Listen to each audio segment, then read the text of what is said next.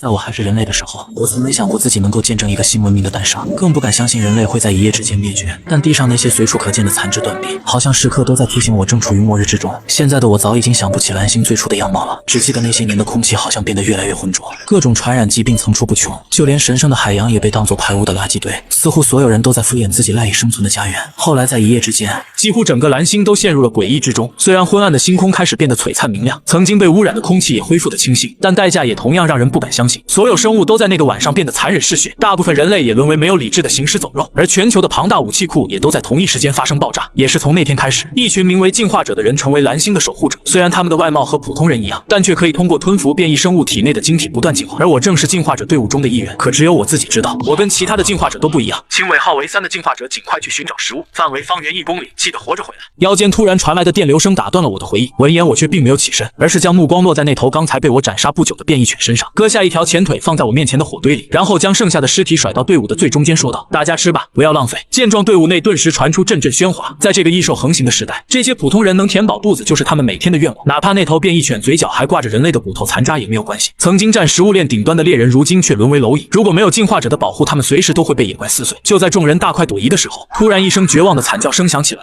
可是在场的所有人却好像早已习以为常，只是不约而同地躲在火堆后面堵住自己的耳朵。大家都知道又是外出捕猎的进化者牺牲了，也都知道凶手是谁，或许是能咬碎的钢铁的变异老鼠，又或者是吸人脊髓的变异蚊子。这些生物在野外实在太多，面对这样的场景，所有人都只能安静地听着，因为在黑暗中去陌生的地方等于找死。我们现在的队伍足足有1万人，但进化者的数量却仅仅不到500，相当于1名进化者保要护近百。这也证明了进化者是多么稀有，也证明了异兽的实力到底有多强大。一晚上的时间，我只休息了2个小时，期间杀死了10多只妄图冲击队伍的变异生物。随着朝阳缓缓升起，我们带着队伍继续朝南部的精灵出发，去那个苏省地界最大的聚集地。据说那里有军队和有很多进化者，还有被称之为华夏行圣的舟山。经历了数年的末日灾变，华夏却诞生出被称之为7圣的绝顶强者。虽然现在的网络早已瘫痪，但还是可以维持简单联络的。前不久，进化者被明确划分出了等级，分别为刚刚吞服晶体的普通人进化者，在之上则是拥有破坏城市力量的地级强者，最顶层的则是非天级强者，那是能以凡人之躯比肩神明的存在。而华夏7圣就是7位天级强者。此时我们距离精灵聚集地还有100多公里的路程，和平年代几个小时的路程，放在如今却至少要走上好几天。因为潜伏在暗处的异兽简直不计其数。更让人头疼的是，此刻在距离队伍长龙的数里外，正有一大群游荡的丧尸在缓缓接近我们。很明显，他们闻到了活物的味道。这些丧尸速度虽然不快，却力大无比，并且血液中含有强腐蚀的剧毒，一旦触碰到，即便进化者也会皮肤溃烂，最终神智消失，变得跟他们一样。可就在我和其他队员打算背水一战的时候，那些丧尸却突然顿在了原地，紧接着地面忽然剧烈震动起来，队伍中一株巨大的血色藤蔓从地底升腾，伴随着一阵阵哀嚎，所有被抓住的幸存者被碾成血水，浇灌在藤蔓扎根的土里，沦为肥料。见状，队伍中的进化者也全部向后方逃离，因为这株变异藤蔓的实力已经达到了地级程度，根本就不是普通的人级强者能够应对的。不知过了多久，那株藤蔓才吃饱喝足后缩回了地下。就在众人绝望之际，我腰间的对讲机突然再一次响了起来：“大家原地休整，行圣将亲自来迎接你们。”听到这个消息，无数人忍不住开始欢呼。对如今的幸存者来说，天级强者就如同神明一般的存在。没过多久，高空上一个强壮的男子出现在众人眼前，2米多高的他手中握着一柄开山巨斧，屹立于高空，俯视着众生。地上的所有人都呆呆望着这一幕，这是他们第一次看到传说中的天级强者。而舟山面对仰望，却一句话都没说，只是将手中的巨斧高高扬起。随着那巨斧被缓缓挥动，瞬间一股强大的气浪掀起无尽灰尘，吹得数万人张不开眼睛。等到烟尘散尽，出现在所有人眼前的是舟山扛着巨斧的霸气身姿，以及一个填满藤蔓碎片和绿色液体的巨大坑洞。数百名进化者联手都难以降服的异兽，在舟山的面前竟然撑不过一个呼吸。见状，所有人都不由得倒吸一口凉气。难道这就是非天级强者的实力吗？有了舟山的保护，数万人的队伍仅在1天后便安全抵达了精灵。可当我看到这里的真实样貌后，直接被惊呆了。我在和平年代的时候曾经来过这里，那时的精灵景色优美，群山富饶，被大家的称为第2个天堂。而此时一眼看过去，却宛如了一座死城。除了能看到四周围墙上的热武器之外，就只剩下墙脚下那无数游荡的丧尸。可当我进入内部，却再一次惊掉了下来。整个城市竟然被改造成了一个机械空间，各种生产业的工厂应有尽有，好像墙外的末世从未发生过一样。进入精灵内部后，幸存者和进化者被要求分开列队，普通的幸存者没有选择的余地，而进化者则是可以选择去留。没过多久，一个身穿深色军服的年轻男子朝着我们走了过来。随着他的接近，我只感到一股压力油然而生，其他的进化者也都是惧怕又羡慕地看着他。我叫冯红，行营万夫长。闻言，所有人都惊呆了，这怎么可能？要知道，在行营的在册幸存者有50万，而达到地级的万夫长仅仅有不到100，并且对于数百万幸存者来说，行胜不常见。在这里，万夫长就是天，更何况眼前这个男人看上去也才不到30岁，能达到这个高度，简直就是恐怖如斯。现在我要问一遍，你们们当中有谁不愿意加入行营？现在可以离开，但我要提醒你们，加入行营不仅可以得到安全保障，还可以把你们的亲人接到精灵，更可以得到行圣传授的战技。行圣的战技是暴风斩一，一斩之下世界上能挡住的没几个，你们应该也见识过了。听到战技这两个字，许多原本打算离开的进化者都犹豫了，陆陆续续回到原本队伍中，而真正决定离开的只有不足50人，我自然就是其中的一个。行营虽然强大，却必须接受管束，其他人没当过兵，不愿意加入实属正常。而我选择离开的原因，仅仅是因为直觉驱使，直觉告诉我这个地方将会万劫不复。随着冯红大手一挥，很快我与其他50名进化者被带出了精灵。可当我还没走出多远，便立刻被那些聚集在城外的黑市商人团团围住。兄弟，要武器吗？锋利的战刀，坚硬的长枪，我这里应有尽有。有地图吗？随着我的话音落下，一个贼眉鼠眼的男人立刻凑了过来。他先是目光凶厉地扫了周围一圈同行，随后小心翼翼地从怀里取出一份地图。兄弟，这份地图呈会10颗晶体。闻言，我不由得眉毛一挑，说道：10颗？想钱想疯了吧？你知不知道1颗能量晶体就可以让普通人进化？我最多能出3颗。兄弟，看你这么爽快的份上，送你个东西，不用谢。话还没说完，他就把一粒圆形药丸塞到我手中，转身离开了。还没等我反应过来，就已经消失。而我看着手中的物品，却是笑出了声。这东西我之前见过，是提取变异植物的精华制作的伟哥，如果拿出去卖，绝不止3颗晶体。虽然很珍贵，但对我来说没有任何用处。随手把壮阳药扔掉后，我便向外城走去。可是没过一会儿，天空上突然出现数十道带着火焰的流星划破天空，其中一个很明显落在了精灵聚集地南方，而且距离我的位置没多远。我下意识地向身后看看去，一个蔓延千米的巨大坑洞赫然映入眼，在最下方还有一个冒着白烟的白色圆球。随着一声轻响，一个身穿白色战甲的年轻人从那圆球里缓缓走出。他从飞船内取出一柄短刀，又取出一块类似腕表的东西戴在手腕上。正当我疑惑之时，那年轻人却是先开口和我说话：“你是这颗星球的土著，看到主人还不跪下？”然后他随手一刀斩过。见状，我下意识地弯腰避开，颇为狼狈地逃离10数米才躲开了攻击。而我身后那座厂房则是瞬间化为废墟。更离谱的是，那道斩击竟然直接切开了地面，战力才8，垃圾！等一下，8的战力不可能躲过我一刀。说着，他诧异看向我：“你专修肉体，有点意思。这个星球竟然还有炼体的生物。”闻言，我顿时觉得不可思议：“你是外星人吧？”年轻人皱眉道：“对你们这些土著来说可以这么称呼，不过我们更喜欢你们称呼我们为上人。行了，告诉我你是不是专修肉体，还真是有意思。我听不懂你在说什么。自己只修炼肉体这个秘密已经保守了几10年，竟然被他一眼就看穿了。”就在我懵逼之时，只见他眼中寒芒闪烁，死死地盯着我，嘴角露出一抹轻蔑的微笑：“攻击我，让我看看你的实力。”闻言，我下意识地握紧了拳头。“你确定？”年轻人冷笑：“我亚斯塔还不至于被你这个土著击伤，即便你可以隐藏战力，我也会让你知道什么叫绝望的差距。”下一刻，我急速冲向亚斯塔，手中铁棍刀锋横扫，切开空气，奔着亚斯塔脖颈就砍了过去。可是全部都被他轻松躲过。他大笑着说道：“我欣赏你，给你个机会成为我的奴隶，我可以带你离开这颗星球，让你见识不一样的星空。”我看着亚斯塔沉浸在高人一等的自傲之中，目光突然一寒，右掌急速抖动，空气肉眼可见的形成波纹被抓在掌中，紧接着一掌狠狠拍在他的心口。亚斯塔白色的轻甲瞬间碎裂，一口鲜血喷出倒飞出去。“你不是土著，你来自星空。”闻言，我嘴角不由得上扬，要怪就怪你看出来的太晚了。随着砰的一声巨响，亚斯塔再次被我一掌拍中心口。在他被击中后1秒，突然一副金色的战甲将他全身覆盖，只可惜已经晚了，他的心脏已经完全粉碎，瘦弱的身体砸落在坑洞内的宇宙飞船上，血液顺着飞船外壳流了下来。这个秘密现在还不能泄露，除非我死了。虽然只是出了2招，但我的情况也好不到哪去。如果不是为了击杀亚斯塔，我不会冒着手臂废掉的风险施展波动掌。现在身体已经到了超负荷的状态。想到这里，我拖着疲惫的身躯走到亚斯塔尸体旁，却看到他身上的战甲竟然融进了一枚戒指里。但是这并不是我真正想要的东西。扫视了一番过后，我直接切断了亚斯塔右手的第2根指节，随后一枚晶片自血液内掉落而出。我之所以没通过吸收能量晶体成为进化者，就是为了等这个东西。素体诀，超级强者以自身能量凝聚而成的晶片，任何人融于身体便可以刺激细胞冲刷身体，可直接吸收宇宙能量修炼，这也是宇宙公认的最有效的修炼方法。至于吞服吸收能量晶体修炼，只是下等修炼方法，无法用身体直接吸收宇宙能量，不仅需要寻找能量晶体，还很难突破之号。我确实来自星空，为了在蓝星身份合法化，无奈把自己彻彻底底摆在普通人的身份。而今这颗星球已经荒废，我也没必要顾忌什么了。可就在我准备离开这个是非之地的时候，突然的一道阴影将阳光遮盖，原本的高温天气骤降到零下几十度。不等我做出反应，就只感到一股强大的威压让我无法动弹。紧接着耳边传来一道熟悉的声音，正是7圣之一的行圣周山。只见他身披战甲，手持巨斧悬浮在高空之上，虽然嘴角上扬，但眼神却冰冷到足以人感到窒息。好一个英雄少年，你最好给我解释一下，你为什么要杀他？从我第一次见你就看出你与其他进化者不同，现在看来果然没错。说吧，你到底是谁？陆隐想了想，淡淡到宇宙飞船降落，里面一个人要杀我，但他或许是因为受到的撞击太严重，不是我对手，被我反杀了。周山目光盯着陆隐，随后看向女子，也不着急去查看飞船，露出一丝笑容。好久不见，3大学女只来了你一个。女子弯腰行礼，学女赵宇，见过行圣。陆隐惊讶看向女子，学女？他听过北方长白山洛圣蓝营麾下强者，学女怎么会出现在精灵？自从灾变后，我们就没有见过，没想到再见已物是人非。周山感慨道。赵宇恭敬道：洛圣让我向您表示祝贺，行营之霸苏省，恭喜行圣。周山苦笑，有什么好恭喜的？我再怎么也比不上洛圣，上三圣有多强我清楚，不说别人，你就比我手下所有万夫长都强。赵宇笑道：行圣过奖了，我刚刚还拜给你手下这位万夫长，他可是真的很强。周山诧异，指着陆颖，他我不认识。赵宇惊讶，他不是您麾下万夫长？周山听明白了，赵宇败给了陆颖，他惊诧地望着陆颖，这个人居然打败了雪女，看不出来。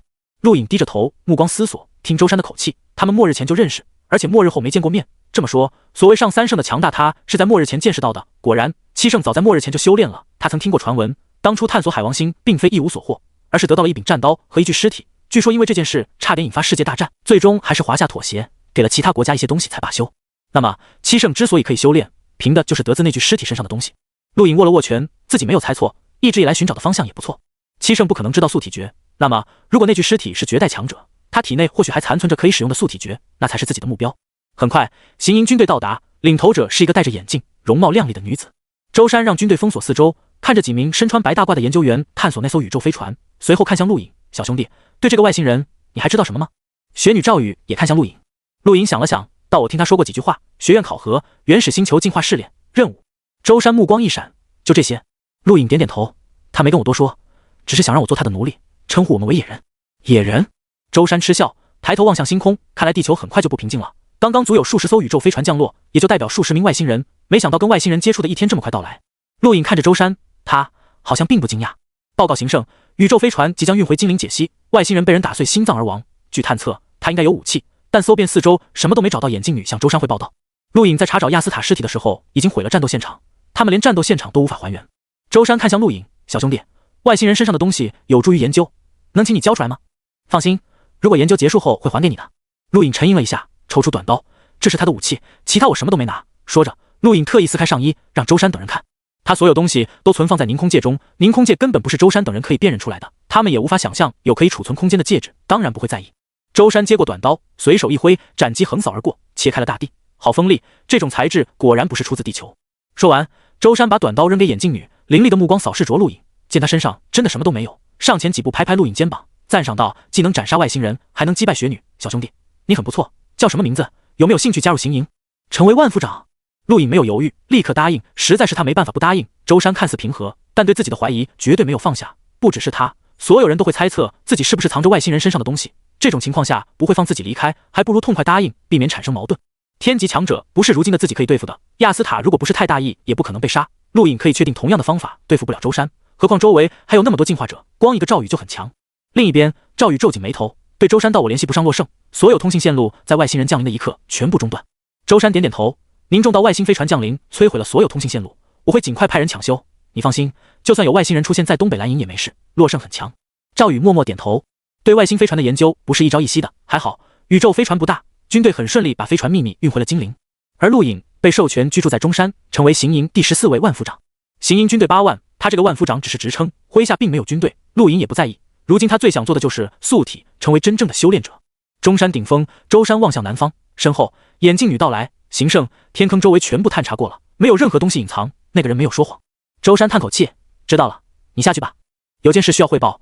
我们在天坑周围发现战斗痕迹被掩盖，这个陆颖或许不像表面那么简单，他的实力可能很强。眼镜女郑重说道。周山笑道：我知道，他右掌和腿部都有伤，在那种情况下还能击败雪女，其真正实力冠绝地级，否则也杀不了外星人。何况他似乎没有吸收过能量晶体，这个人很有意思，需要对他全面监控吗？眼镜女问道。周山摇头，没必要，人类这个时候应该尽量团结，何况就算他隐藏实力又如何，区区地级翻不了天。是。中山行营万夫长军帐内，陆颖盘膝坐在床上，放缓呼吸，10分钟后睁眼，目光清明，从凝空界中取出素体诀，目光炙热，咬破食指，血液涌出。陆颖把素体诀按在受伤的食指上，顿时素体诀缓缓融入指尖，很快消失不见。陆颖期盼地等待着，不过片刻，剧烈疼痛自指尖蔓延，随后蔓延到全身。陆颖目光凌厉，强忍着疼痛，紧咬牙关。疼痛如潮水般涌来，仿佛将他身体撕开，体内所有细胞在重新组合、洗炼、体表、血管蠕动。陆颖感觉整个人在被火烤，被一只看不见的大手碾压，这是绝代强者的力量，所有素体绝都出自绝代强者之手。这一刻，陆颖真切感受到了这股力量的伟大。噗！陆颖一口血喷出，看向虚空的双目越加明亮了几分，体表无数杂质被清理而出，随后被能量焚烧，使得他四周空气扭曲。不知道过了多久，陆颖再次一口血喷出，体外气浪四射，掀翻营帐，扩散到方圆数百米，营帐外的监视器都蹦碎，树木被层层掀翻。这个动静引起行营关注，立刻有2名万夫长冲向陆颖这边，其中一人正是冯红，另一个是名女子。容貌妩媚，眼中尽是好奇之色。2名万夫长出现在陆颖居住的营帐废墟外，看向内部，可是新任万夫长陆颖。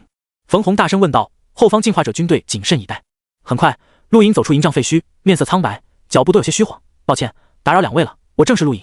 冯洪跟妩媚女子惊讶看着陆颖：“你怎么这么虚弱？”陆颖苦涩一笑，之前看过行胜施展战绩，有些手痒，也想试一试，但失败了，自己也受了些伤。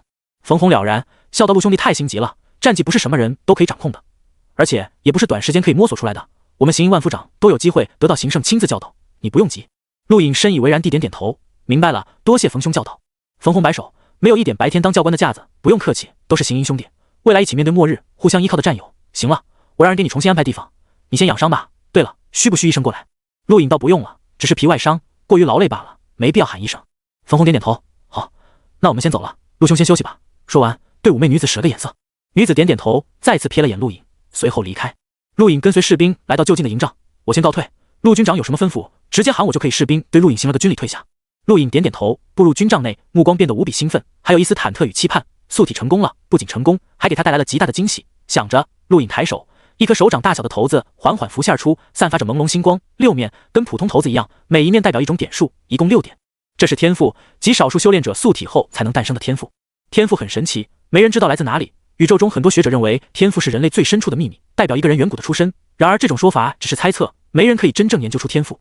陆颖并不关心天赋的来源，他关心的是天赋本身。没来到地球前，他听闻过无数次天赋的强大，每一个拥有天赋的修炼者都是奇才，被宇宙各大势力招揽。其中最出名的事件便是任何天赋修炼者都可以直接加入宇宙青年评议会。陆颖目光炙热地看着骰子，虽然自己的天赋有点怎么说呢，古怪，但用途才是最重要的。看着漂浮于虚空的骰子，陆颖轻轻一点，骰子急速旋转，随后缓慢停止，6个面开始变化，其中5个面的点数直接消失，只留下1个面的点数，恰好是1点。陆颖盯着1点，脑中莫名出现用途，可以随即取得任何人凝空界中的任何一件东西。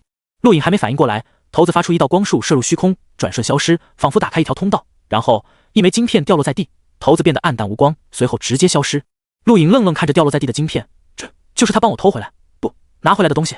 陆颖拿起晶片看了看，随后从凝空界中取出亚斯塔的个人终端，插入晶片，前方一道光幕浮现，出现3个大字：天星宫。陆颖呆滞地望着屏幕闪现人影、宇宙、星云、掌印，足足过了半个小时，原本插入个人终端的晶片自动销毁，这才惊醒了陆颖。陆颖震撼，他知道自己得到不得了的东西了。天星功是一门吸收星能修炼的功法，模仿星辰运转，理论上每模仿一颗星辰运转，吸收星能的速度便加快1分。这本天星功虽然只是初级，却蕴含了模仿8颗星辰运转的方法，也就是说，只要陆颖修炼成功，他吸收星能的速度将提高8倍。8倍，何等恐怖的效率！而在天星功内还蕴含一套战技，名为天星掌，长出星辰线，绝顶强大。陆颖收起个人终端，目光兴奋。天星功他听都没听说过，但绝对无比恐怖，拥有如此强大的功法，或许是来自内宇宙。陆颖强压下激动，他没想到自己的运气如此逆天。按理说，骰子摇到1点，随即能得到战技功法的比例相当小，哪怕这玩意给他偷回一条内裤，他都不意外。居然第一次就得到天星功这种逆天的功法，这套功法足以成就他的未来。可惜只是初级。陆颖摇头失笑，自己想太多了。这种功法肯定是某个强大势力的镇宗之宝，不可能全套刻录在晶片上，保存方式异常严密。销毁的晶片显然是刚刚刻录的，应该是偷自某个倒霉蛋。想要得到全套功法，太难太难。陆颖不再多想，走出营帐，找了棵树躺上去，抬头望天，回忆天星功修炼方法：星辰运转吗？自己以后估计要永远露宿星空了。与此同时，庞大的宇宙深处，一座擎天飓风缓缓漂浮，围绕数十颗星辰，最上方烈焰燃烧，从远处看仿佛烟头，每过几秒钟都会熄灭一次，随后再度燃烧，冲天硝烟燃遍星空苍穹，仿佛给黑暗的宇宙缠绕上白色的丝带。飓风内一声大吼，传遍宇宙：你说什么？臭小子，功法不见了！你是不是又送给那个臭娘们了？你给我滚过来！黑暗宇宙中，一个年轻男子委屈逃出，捂着屁股，相当狼狈。老爹，你别冤枉我，我没有，真的不见了，见鬼啊！臭小子，你当老爹是白痴吗？谁能在老子眼皮底下偷东西，给老子滚过来！不要啊，老爹，真的见鬼了！一夜的时间，陆颖什么都没研究出来，略显疲惫地步入中山内部。中山内部空间最上层，巨大的会议室内坐了不少人，最上首位置空着。陆颖步入会议室，所有人都看向他，目光有好奇，有友好，有质疑，总之什么目光都有。陆兄，坐着冯红看到陆颖第一时间开口。陆颖很自然坐到他旁边，另一边是昨晚见过的妩媚女子，而在陆颖斜对面是见过一面的眼镜女。这里坐着的大多是万夫长，还有一些研究员。没一块，周山步入会议室，目光扫视，在陆颖身上顿了一下，闪过一丝疑惑，随后坐在最上首，笑道：我给各位介绍一下，陆颖，新任万夫长。陆颖起身对周围人点点头，再次坐下。介绍陆颖只是流程，接下来会议商讨各类事情，陆颖完全不想听，直到半个小时后会议才结束。所有人离去，周山单独把陆颖留了下来。陆颖，昨天我还以为你没有吸收过能量晶体修炼，本来想跟你探讨一下，看来你昨天是能量使用枯竭了。周山看着陆颖试探道。陆颖点点头，严肃道：行胜，那个外星人很强，尽管受了重伤，却不是那么容易对付的。我也是耗费所有能量才击杀他，看得出来他是天级强者，亏你能杀他。周山笑道。陆颖笑了笑，没有回话。听说你昨天来过行营，没有同意留下，为什么？周山问道，看着陆颖。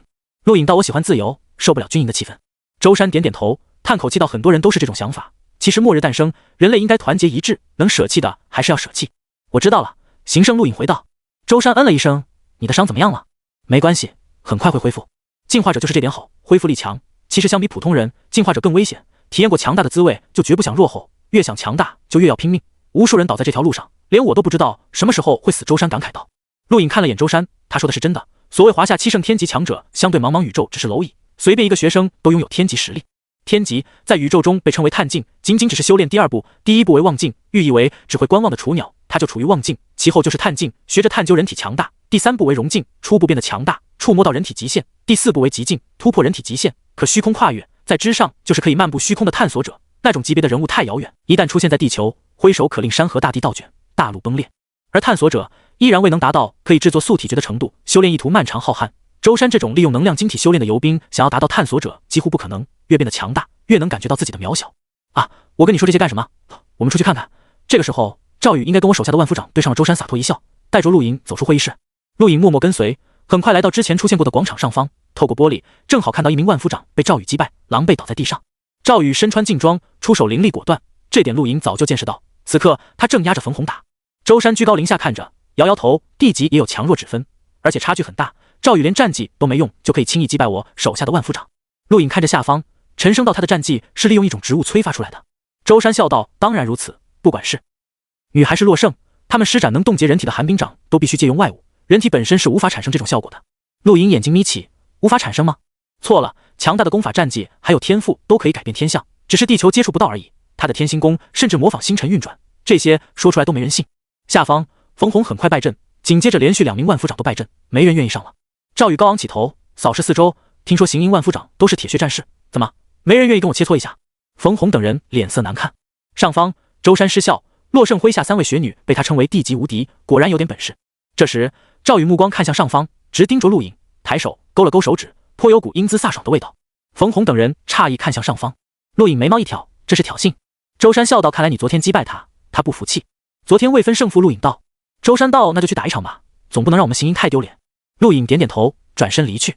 广场内，周围数百进化者议论纷纷，很多进化者崇敬地看着赵宇，一个女子能打的行营万夫长不敢出战，绝对的偶像。赵宇见陆颖下来，深吸口气，目光凛然。昨天一战他确实不服气，原本占据上风，却被莫名其妙的击败，他很想再见识一下那种战绩。远处，冯红等人看着缓缓走来的陆颖，不禁开口：陆兄，小心，这女人可以施展战技寒冰掌，很厉害。陆颖点点头，一步步走向赵宇，请。赵宇目光战意盎然，一跃而起，抬手不知道从哪抽出匕首，跟在天坑旁一样上来就抢攻，匕首撕裂空气，反射着寒芒。陆颖轻松闪避。昨天的他跟今天的他完全不同了，昨天他只是身体强壮的普通人，而今天他是修炼者，达到了望境的修炼者。陆颖闪避的游刃有余，却让冯红等人捏了把汗。赵宇的攻速越来越快，甚至匕首上都带有寒气，令空气出现白色，气温骤降。广场地面蹦碎，赵宇甩动匕首，如旋风一般封锁陆颖四面八方，一缕缕气劲四射，洞穿墙壁，压迫的不少进化者呼吸困难。陆颖紧盯着赵宇，突然抬手，身形交错而过，风轻云淡，手中是一把散发着寒气的匕首。所有人不敢呼吸，静静望着场中。那里，赵宇呆住了，他手中空空如也，匕首被抢了。冯红等人惊讶，随后振奋，好样的陆兄，陆兄厉害。陆颖转身面朝赵宇，手中匕首翻飞，随手仍还给赵宇，还要继续吗？赵宇盯着陆颖，你怎么做到的？陆颖耸耸肩，眼力、手速缺一不可。废话，所有人脑中冒出这个词。赵宇复杂到您了，能毫发无伤抢走我的匕首，地级之中应该无人是你对手，你很强。陆颖失笑，这些人眼界太低，他们这些连正规战绩都没有的望境雏鸟，放在宇宙各大学院根本就是垫底，哪有资格说这种话？不过赵宇说的却是对的，陆颖自信望境中应该没有人是自己的对手。赵宇颇为失落地收起匕首，这时他才发现陆颖与昨天不同。你昨天能量枯竭了？陆颖没有解释，转身走向外面，他要出去转转，荒山那里没有自己想找的东西，或许藏在其他方位。赵宇眼看着陆颖离开，他很想问昨天那种战绩的事，但战绩是关个人隐私，他没能问出口。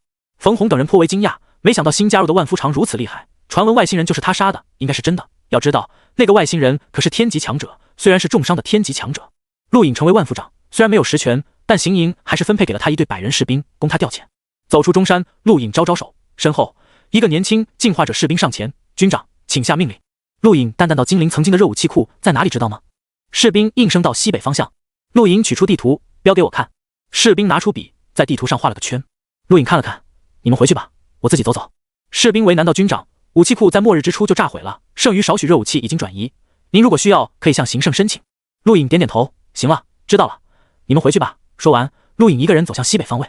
这些士兵是行营派给他的，一方面供他调遣，另一方面也存在监视的意思。陆颖没打算隐藏踪迹，他要寻找的东西藏得非常严密，盲目找下去没用，只能打草惊蛇。而如今自己光明正大寻找，以自己地级的实力，不会引起太大忌惮，说不定可以找到。陆颖猜的没错，他刚一走，就有人向周山汇报。周山目光一凝，武器库，他找那个地方干什么？眼镜女走来，推了推眼镜，武器库已经毁掉，他找的应该不是热武器，但具体想找什么我不清楚。随他吧，我们这没什么秘密。周山一笑，也不在意。精灵以中山为中心，向外辐射，越接近中山，地理位置越好，也越安全。这座城市早已没有了和平年代的规划，大街上、花坛内，甚至河道中都有人居住，盲目恐惧地过着一天又一天。与之相反，有的人过得非常开心，心里道德底线崩塌，想做什么就做什么。一路走来，陆颖看到不少进化者欺辱幸存者，就算行营士兵想管也来不及。这就是这个世界的状态。对地球来说，如今的一切都是茫然的，但陆颖知道，这是进化，一个文明朝另一个文明进化，代价将会相当大。天空阴沉，很快下起了大雨，冲刷地面，红色血水顺着雨水蔓延，混杂着各种垃圾。陆颖找了个看起来还算干净的餐馆坐下，餐馆门口蹲满了幸存者，每当餐馆抬出食物垃圾，就会被疯抢。滚滚滚，离远点，记住，把桶洗干净了还回来，不然下次换拨人清洗餐馆。服务员大声喝骂，明显是一个进化者。陆颖看着这一幕，随便点了2个菜，在这种时候还能经营餐馆，这家餐馆背景肯定相当大，至少没人敢闹事。行营士兵每隔2分钟在门口巡逻，显然也是特殊关照过的。您的菜，请慢用。服务员把3盘菜端给陆颖，头也不回的离去。陆颖吃了一口，眉头皱起，不好吃，但比起老鼠肉、变异犬肉好了太多。他取出地图，一边看一边吃。吃了没一会，10几道人影走进餐馆。餐馆老板看到来人，眼前一亮：“康少，快请进。康少，外面那么大雨，你想吃什么？我们送去啊。”那个被称为康少的男子嗯了一声，坐在距离陆颖不远的桌子旁，瞥了眼陆颖，没在意，敲了敲桌面，带过来。砰的一声，一道人影被摔在地上，砸坏了板凳，浑身颤抖的看着康少：“对不起，康少，我不知道那是您的东西，如果知道借我10个胆子也不敢偷啊，对不起康少，您饶了我一次吧。”康少冷笑：“饶了你？那我怎么带下面的兄弟？你知不知道，那个东西是我送给我叔叔的，你现在搞丢了1颗，给你2个选择，要么30颗能量晶体，要么死，你选一个。”人影绝望：“康少，我真不知道那是您的东西啊，求求您放过我吧，我愿意给你当狗，您放了我吧。”康少一拍桌面，掏出一把枪顶在人影脑袋上，没有晶体，那就拜拜了。人影目光收缩，绝望呐喊，忽然看到不远处的陆颖，抬手指过去：“他，那东西我给他了。”所有人转头看向陆颖，陆颖放下水杯，没有说话。从进门他就看见了，那个被打得很惨的，正是卖给他地图的贼眉鼠眼的进化者。当初3颗晶体买了一份地图，那家伙还送给他1颗壮阳药。当时他就觉得奇怪，壮阳药可是很贵的，如今看来他是偷得，就是偷得这个康少的。康少凝视了陆颖一会，一脚踹向贼眉鼠眼的进化者：“徐三，你敢耍我？随便找个人就想糊弄我？”徐三急忙呐喊：“真的，就是他给我买过地图，你看桌上那份地图就是我卖给他的，右下角有标记。”康少等人看过去，陆颖自己也瞥了眼地图，果然有标记。康少等人拎着徐三围了过来：“兄弟，拿了不该拿的，是不是应该吐出来？”滚！陆颖淡淡回了一句。康少脸色一变，周围10几名进化者大怒，好大的脾气，知道在精灵聚集地康少代表什么吗？小子胆挺大。说着，立刻有人动手抓向陆颖。陆颖随手射出筷子，直接刺穿数名进化者手臂，最后钉在墙上，墙壁顿时裂开，同时血液洒在桌面上，惨嚎声响起。康少脸色一白，急忙后退，周围进化者也都齐齐后退。餐馆老板大惊，直接躲了出去。康少用枪指着陆颖：“我叔叔可是行营万夫长，你别乱来，把东西交出来，什么都好说。”扔了。陆颖淡淡道。康少显然不信，再说一遍：“东西交出来，不然我让你知道什么叫绝望。地级强者不是你能得罪的。”陆颖突然很好奇，看着康少：“你叔叔既然是地级强者，为什么要壮阳药？”康少脸皮抽了抽，怒极：“你敢污蔑我叔叔，找死！老五，立刻联系我叔叔，他也不傻，知道枪械对付不了陆颖。”陆颖凌厉的目光扫向被打得半死的徐三，他想错了，这个康少要的不是壮阳药，而是别的东西。这家伙祸水东引，自己背锅了。躺在地上的徐三见陆颖目光看来，立刻低下头，不敢看去。陆颖笑了笑，不在意，背不背锅他无所谓。如今他好奇的是能让万夫长在意的东西。地球经历进化，诞生了很多好东西，这也是吸引宇宙不少院校学生来试炼的原因之一。或许这个万夫长真得到了什么。没一块，一名中年男子走进餐馆，挥手驱散所有行营士兵，目光看向餐馆内。叔叔，你来了！康少大喜，枪抬得更高了。陆颖看去，熟人正是被赵宇击败的万夫长之一，好像叫什么康大风。康大风对康少点点头，东西找到了。康少很力道找到了，被那小子拿走了。说着，康少指向陆颖。康大风顺着康少目光看去，看到陆颖的一刻，脸色巨变。刚刚两人才见过，雪女赵宇的厉害他记忆犹新。然而那么厉害的赵宇，面对陆颖毫无还手之力，这让康大风非常羡慕。正想着怎么向陆颖学习几招，没想到这回就碰上了。原来是陆兄康大风殷勤地走到陆颖身前，笑眯眯客气道。陆颖淡笑地看着康大风，这要巧，康兄来吃饭。康大风到这家餐馆是李兄开的，我们时常会过来聚聚。今天的事我要向陆兄赔罪，还望陆兄不要怪罪我侄儿，他还小不懂事。所有人呆呆看着这一幕，这算什么？碰到硬茬子了。陆颖笑道没事，开玩笑而已。康大风立刻严厉地瞪向康少，还不来给陆兄赔罪？康少不傻，连忙堆起笑脸，弯腰，态度极为恭敬，是我有眼不识泰山，还请陆军长不要怪罪。陆颖摆摆手，没事。康大风摆手让康少等人出去，然后跟陆颖又说了几句话便离开了。这个时候不适合多说，不过临走前那个徐三被陆颖留了下来。在康大风等人离开后，餐馆老板亲自给陆颖去上水，同时端上几盘很精美的小菜，说是免费赠送。餐馆外，康少不解，叔叔为什么对那个人那么客气？他也是万夫长。康大风小声道，记住以后遇到他礼貌点，这个人很强。叔叔你不也是万夫长吗？再强能强到哪里去？康少嘟囔道。康大风瞪了他一眼，闭嘴，告诉你，这个人比你叔叔我强出几倍。放眼金陵，除了邢胜，没人可以稳赢他，或许就连最强万夫长李洪亮都不是他对手。康少张大嘴，呆呆回头看了眼餐馆，然后快速跑开了。他知道自己今天跟死神擦边而过。餐馆内，陆颖目光冷冽地盯着徐三，你胆子挺大，敢冤枉我。徐三觉得自己很倒霉，偷东西偷到康少头上不说，冤枉人还是个更牛逼的，连万夫长都那么礼敬。他觉得自己已经废了，上天都抛弃他了。康大风要的东西是什么？陆颖随意问道。一种红色晶体，我卖了。徐三苦涩道，软瘫在地。陆颖目光一闪，红色晶体，是不是有点烫？徐三惊讶，你怎么知道？陆颖知道那是什么了，火焰晶体是一种密封火焰能量的晶体，触之可产生火焰，很多火焰战技都需要用到的东西，效果跟赵宇施展寒冰掌一样，属于施展战技的外物。这种东西在宇宙是硬通货，在地球自然更珍贵，怪不得康大风那么紧张。知道产自哪里吗？陆颖问道。徐三摇头，不知道。陆颖失笑，也就是说，你冤枉了我，平白给我树了一个敌人，到最后我却什么好处都得不到，是不是这个意思？徐三脸色灰白，只能惶恐道歉，对不起，对不起。陆颖把玩筷子，你觉得这根筷子能不能射穿你的喉咙？我们试试吧。徐三目光恐惧，他没忘记刚刚那几名进化者被射穿手臂的一幕，急忙求饶，头都磕肿了。陆颖摇摇头，他只是吓唬吓唬他，有时候人在末日神经太紧绷了不好。喝了口水，他要离开了。徐三见陆颖起身，以为他要对自己出手，末日人命如草芥，他毫不怀疑会被杀了泄愤，急忙道，大人，我可以帮你做事，帮你做很多事，求你不要杀我。陆颖抬脚走向餐馆外，没理他。当陆颖越过徐三身旁的时候，这个进化者恐惧达到极限，真以为自己会被杀。他看过太多高高在上的强者杀戮的一幕，咬牙急道，大人，我有特殊能力，我可以帮到你。陆颖陡然停住，诧异看去，你说什么？特殊能力？徐三脸色惨白，低声道，我的眼睛可以看到很远的地方，比常人远好几倍，就因为这样，我才能偷到不少好东西。陆颖惊奇，蹲下身盯着徐三双目，只见此人双目瞳孔隐隐分散，双瞳。陆颖真的惊讶了，这是天赋，宇宙无数修炼者才能诞生一个的天赋修炼者。还有人知道你的特别吗？陆颖皱眉问道。徐三摇摇头，低声道，我不想让人以为我是怪物，谁都没告诉，你是第一个。陆颖嘴角扬起，名字？徐三。好，徐三，从今天起你就跟着我，我带你进行营。陆颖淡淡道。徐三恐惧抬头，你要解剖我吗？陆颖失笑，我不会，但别人也许会，所以你的特殊绝对不能暴露，知道吗？徐三迷茫点头。未踏足星空，永远不理解天赋的重要。宇宙青年平易会愿意直接让天赋修炼者加入，这是无数人梦寐以求都达不到的，可见其艰难。对陆颖来说，徐三是个宝贝，未来肯定很有用，哪怕卖了也能值不少钱。徐三是地头蛇，在他的带领下，几天时间，陆颖跑遍了精灵，包括曾经毁掉的武器库，但想要寻找的东西一点线索都没有。老大，这里就是精灵仅次于中山的高峰。徐三对陆颖说道。陆颖嗯了一声，看看哪些地方军队比较集中，除了中山。徐三点点头，放眼望去，双目瞳孔涣散，越发明亮。过了好一会，徐三苦笑，老大，我眼睛是比常人看得远，但也没远到可以看清整个精灵的程度。陆颖淡淡道，多练习总能进步。徐三无语，睁大了眼睛看。老大，你看天边是不是有个人飞过来？徐三突然大喊，指着东方高空。陆颖抬头，目光诧异，真有人飞来，而且绝不是地球人，跟亚斯塔一样来自星空。来人飞行速度很快，直接降临到精灵上空，深吸口气，一声大吼，狂暴的力量下压，顿时宛如暴风般的能量席卷精灵。同一时间，精灵聚集地响起警报声，无数人抬头，震撼看着屹立于天空的人影。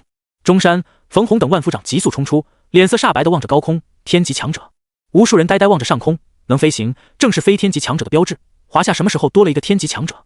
高空，奥顿俯视着精灵聚集地，目光傲然，跟亚斯塔一样，或者说所有来自宇宙的人都把地球人当作野人。尊敬的天级强者，为什么对精灵聚集地出手？这里是行圣保护的区域。中山内传出声音，虽然是质问，但语气颇为恭敬。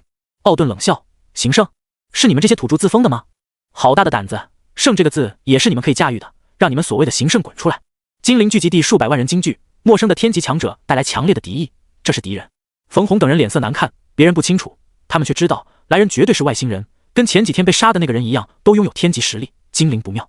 一声大喝，周山扛着3米巨斧腾空而起，面朝奥顿，脸色凝重：我就是行圣周山！无数人欢呼：行圣周山就是精灵的保护神！奥顿冷傲：我的来历想必你也猜到了，给你一个机会为我服务，未来我或许可以带你走出地球，跨入星空。周山眼睛眯起：你的来历我并不清楚。奥顿嗤笑：区区土著还敢跟我耍心眼？亚斯塔降落的位置就在这一段，别告诉我你没见过他。告诉你，学院排名我比他高得多，跟着我比跟着他有前途。周山握紧巨斧：我们是地球人，不是土著。奥顿嘴角弯起，看来还不服气，我就让你知道土著跟我们这些上人的差距。说完，一把剑突兀出现，直接刺向周山。所有人都没想到奥顿说出手就出手，周山都没料到，但周山反应很快，战斗经验极其丰富，巨斧斧柄上扬荡开长剑，顺势360度旋转由下而上斩去。奥顿一惊，好快的反应能力，他不由对周山重视了几分，长剑激荡，将巨斧一击挡住，身体却被震飞100米，双手发麻。剑与斧击撞的气浪呈弧形斩向聚集地内，顿时大地被切割出长达100米的裂痕，不少人被波及，惊惧逃散。好大的力气！奥顿惊讶。周山手持巨斧狠狠斩向奥顿，奥顿冷笑，体外能量波涛汹涌，长剑横荡，这一击稳稳挡住了周山巨斧。周山目光一凝，眼睛眯起，再次攻击。你想把我压到这片聚集地外？无所谓，我会让你心服口服。说完，奥顿长剑与巨斧再次击撞，身体被巨大的力量压迫后退，直接飞出了精灵聚集地上空。刚刚交手尽管短暂，但却震撼了无数人。人类竟然可以腾飞在空中作战，每一招都足以劈开大地，这是神的力量吧？冯洪等人目光担忧，外星人敢降落地球必有准备，他们担心周山。另一座山峰上，徐三阵战，他还是第一次看到天级强者大战，大开眼界。陆颖望向城外，听着隐隐传来的轰鸣声，眉头紧皱。每个降临的学生都有戒指战甲，可以防御天级强者攻击，这让奥顿立于不败之地。他自以为必胜，但周山可是华夏7圣，这7个人绝对得到海王星那具尸体的传承，哪怕传承再少，也不是奥顿可以轻视的。能屹立海王星，证明那具尸体拥有漫步星空的力量，这种人的底蕴深不可测。陆颖可以小看地球所有进化者，但绝不敢小看华夏7圣，他们7个人可是在末日前就修炼了。几天前看到亚斯塔尸体和宇宙飞船的时候，周山可并没有太惊讶。陆颖对这一幕观察得很仔细，奥顿未必能胜。没多久，金陵城外传出震天轰鸣，无数气劲翻飞射入天空，撕裂云层，随后恢复平静。很快，周山腾飞高空，样子虽然有点苍白，但并没有受什么伤，高高扬起巨斧，紧随着的是精灵数百万幸存者的欢呼声。你待在这，陆颖吩咐了一句，随后冲向城外。周山与奥顿战斗地点并不远，就在城外20多公里处。当陆颖赶到的时候，看到的是化作废墟的大地和成片燃烧的高楼，地面一道道斩痕清晰可见，延绵向远方。四周原本存在的丧尸和变异兽早已逃跑或者化为粉尘。陆颖蹲下来触摸斩痕，上面还有丝丝凌厉的气劲，这是周山战绩的力量。那天斩杀变异藤蔓根本不是他的全力，这才是全力。不远处，白色碎片反光，陆颖捡起，目光一凝，这是戒指战甲的碎片。奥顿败得很惨，连戒指战甲都碎了，不知道死没死，应该没死，不然周山肯定把他的尸体带回精灵。陆颖重新评估华夏7圣的力量，上3圣什么实力他不知道，但周山或许拥有探境巅峰的战力，能斩碎戒指战甲就是证据。远处传来吵杂声，应该是其他万夫长到了。陆颖不想跟他们照面，直接离开。当天晚上，中山、徐三被打发走，陆颖再次来到军帐外大树上，抬头望天。末日净化了地球空气，让他能看到更多的星星。几天了，他一直在修炼天星功，模仿星辰运转，哪有那么容易？陆颖原本没有丝毫头绪，但今天触摸到了周山的斩痕，隐约感受到他与奥顿一战的力量，心有所感，双目紧盯着夜空。随着时间越长，耳边杂音渐渐消失，瞳孔所见其他星辰也都渐渐消失，只剩一颗月亮散发明亮的光芒。这束光芒照亮了夜空，也照亮了陆颖，使得他眼中再无他物。陆颖不自觉抬手，空气产生波纹，能量仿佛肉眼可见般被他吸入身体。掌中一颗星辰朦胧闪耀，那是月亮在围绕手掌旋转，长出星辰线，这是天星掌。陆颖身体一晃，清醒了，震撼看着掌中那颗星辰。此刻他可以感受到这颗星辰的力量有多恐怖，尽管没有对比，但陆颖总觉得自己这一掌或许能让周山都惊骇。陆颖随手消散星辰，感受着体内蓬勃的星能，这是他吸收的能量，不受能量晶体限制，随时随地吸收，而且比亚斯塔那些人吸收速度快了1倍，这就是天星功，他终于入门了。在陆颖驱散掌中星辰的一刻，周山突然睁眼，这一瞬间他感到一丝心悸，但紧接着便又什么都感觉不到，错觉吗？看来今天战斗太累了。第二天，陆颖接到通知，行胜舟山亲自下令让他支援北方前线。北方前线是金陵打通前往北方京城的战场，舟山一直想要连通金陵与京城，再与其他6省连通，联手收复华夏，想法没错，但太过艰难，仅仅一条小路就耗费了几个月，连1/10的路程都没打通，通讯线路早就断了。前线对舟山很重要，不管多艰难，他的重心都放在前线。行营14位万夫长尽办在前线，可见舟山想要连通京城的决心。此次前往前线的是陆颖、康大风和罗云。罗云就是那个样貌很是妩媚的万夫长，他对陆颖一直很好奇。带领1万军队，陆颖等人走出金陵，向着北方出发。与其说支援前线，不如说修线路更确切。罗云疲惫道：“上万军队已经走了一天，很少休息，难怪罗云会抱怨。路途颠簸，时不时还要修车，加上铺平路面，行进速度并不快。”另一辆装甲车内，陆颖闭目养神，不时抬头看天空，看着刺目的阳光，不知道能不能把太阳的运转轨迹模拟出来。一旦成功，他吸收星能的速度将会提高2倍。如今他感觉自己距离探镜不远了。不过想要模拟太阳并不容易，或许应该先从地球入手，不一定要看星空，寻找和平年代星系图视频也可以。模拟星辰运转，寻找的是那种银河宇宙运转的感觉。陆颖要不间断尝试。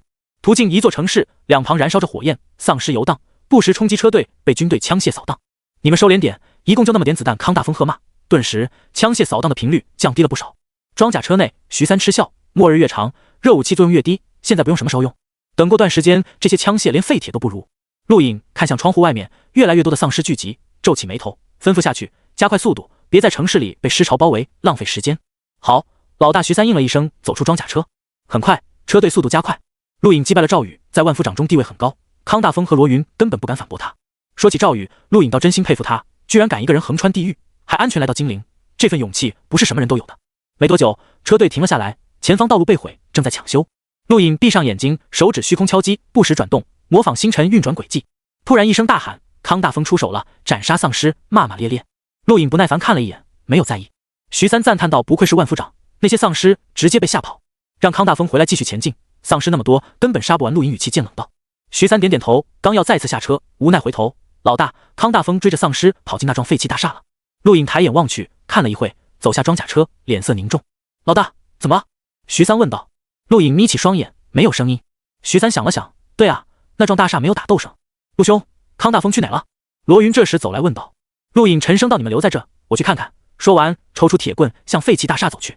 亚斯塔那柄短刀还在金陵，陆颖压根没指望行营会还给自己，也拒绝了舟山给自己的钢刀，接着用铁棍。废弃大厦外围燃烧着火焰，即便在阳光下都显得异常阴森。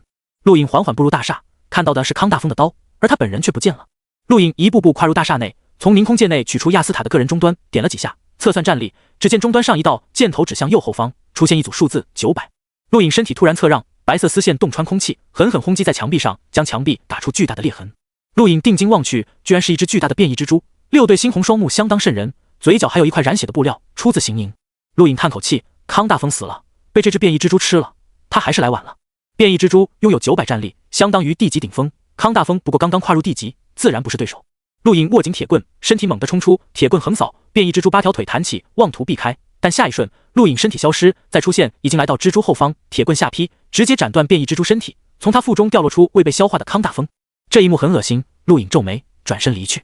回到车队后，陆颖让徐三宣布，任何人不准擅自离开车队，违者逐出行营。康大风真死了？罗云震撼。陆颖淡淡道：“你可以去大厦看看，身体还没被消化，依稀能辨认出来。”罗云脸色泛白，堂堂万夫长说死就死了，连声响动都没有。如果不是陆颖出手，康大风都被蜘蛛消化了，这就是残酷的末日，万夫长也无法自保。徐三也脸色泛白，立刻上了装甲车，决定死也不离开陆颖半步。罗云也登上了陆颖的装甲车，不打算离开。陆颖无语，只要不离开车队就没事。罗云白了陆颖一眼，说得轻巧，鬼知道世界上还有什么变异生物，还是在你这边安全点。陆颖不再理会罗云，下令车队继续前进。老大，要向金陵汇报吗？毕竟万夫长死亡不是小事。徐三问道。陆颖淡淡道：“不着急，等到了前线再说，我们也未必能活着到达前线。”此话一出，吓得徐三脸更白了。罗云舔了舔嘴唇，下意识靠近陆颖：“没那么惨吧？我们应该可以安全到达前线。”徐三自我安慰道。陆颖看着窗外，车队缓缓前进。不过话说回来，康大风太倒霉了，居然追到了那幢大厦，不然也不会死。徐三喃喃自语，他觉得只有多说话才能有安全感。说者无心，听者有意，他的话让陆颖陡然抬头：“你说什么？再说一遍。”徐三愣愣道：“我说康大风太倒霉了，居然追到了那幢大厦，不然也不会死。”陆颖目光闪烁，追丧尸大厦不对，丧尸虽然没有意识，但却有本能，可以避开危险。那只变异蜘蛛显然相当危险，丧尸不应该接近，却还是逃进了那幢大厦。为什么？末日半年多，陆颖经历过多次危险，对丧尸也很了解，哪怕惧怕康大风，也不可能逃往更危险的生物附近。难道是故意引诱？陆莹眼睛眯起，希望自己多虑了。经历过康大风一事，所有人神经更加紧绷。1天后，车队停在废弃收费站旁，他们的任务开始了。这段线路被损坏，必须维修。报告，5里外发现战斗，有5名进化者遭遇变异兽围攻，1名士兵汇报道。陆颖让人救援。半个小时后，5名进化者被带来，5名男子个个狼狈不堪，衣衫褴褛，而且看样子还饿着肚子。陆颖没有让人给他们食物，敢独自来到野外猎杀变异兽，就要有死亡的心理准备。陆颖不是圣人，军队内的食物也不是白来的，实在不行，遍地的变异老鼠也可以吃。5名进化者被隔离在收费站外，眼馋地看着军队开火。没一会，1名进化者要求见陆颖。陆颖站在收费站屋顶上，望着四周。下方，那名进化者脸色灰白道：“这位大人，能不能请您给我们一点食物？我们可以用情报交换。”陆颖看向那名进化者，说：“说了您就会给我们食物。”进化者期盼道。陆颖冷声道：“你在跟我讨价还价？”进化者脸色一变，恐惧道：“不敢，不敢。”说着，进化者继续道：“其实我们是带足了食物出来的，但昨天被抢走了，是被一个身穿银白色战甲的天级强者抢走了。”陆颖目光一闪，继续说。进化者咽了咽口水，嗓子有些发干，但还是继续道：“我们精灵周边天级强者只有行胜舟山大人一位，但那个人能飞行，我猜是因为那身战甲。那个人从我们这里抢走食物后，本来要杀我们灭口的，但却好像神经病一样自说自话，兴奋地朝东方飞去。”陆颖知道这几个人碰到奥顿了，自说自话，是个人终端联络才对。难道他跟其他降落的学生联系上了？这可不妙，舟山能打退奥顿已经很不容易，如果还有其他学生出手，舟山未必能撑住。给他们发点吃的，陆颖命令了一句，坐了下来，仰望星空。自己到底在担心些什么？精灵吗？还是那些幸存者？自己始终是外人，并不是地球本土人。说穿了，自己跟亚斯塔那些人一样，但生活在地球上的日子却让自己渐渐接受了这个新的身份。自己只有2年半的记忆，以前的记忆一片空白，而在仅有的2年半记忆中，大半都是地球的。地球可以算是自己的家。陆颖深呼吸口气，可惜自己不是绝强者，救不了地球，不过却可以在力所能及的范围内救一些人。想着，陆颖接通舟山联络器，把关于奥顿的猜测告诉他。舟山凝重道：“我知道了，尽快修复线路。我要知道其他人怎么样了。那群学生不简单。”陆颖挂断联络器。其他人？另外6圣吗？希望刘少哥别死，不然我找谁报仇呢？陆颖寒声喃喃自语。今天夜里，天空被乌云遮盖，没有星光。陆颖颇为失望，睡在装甲车内。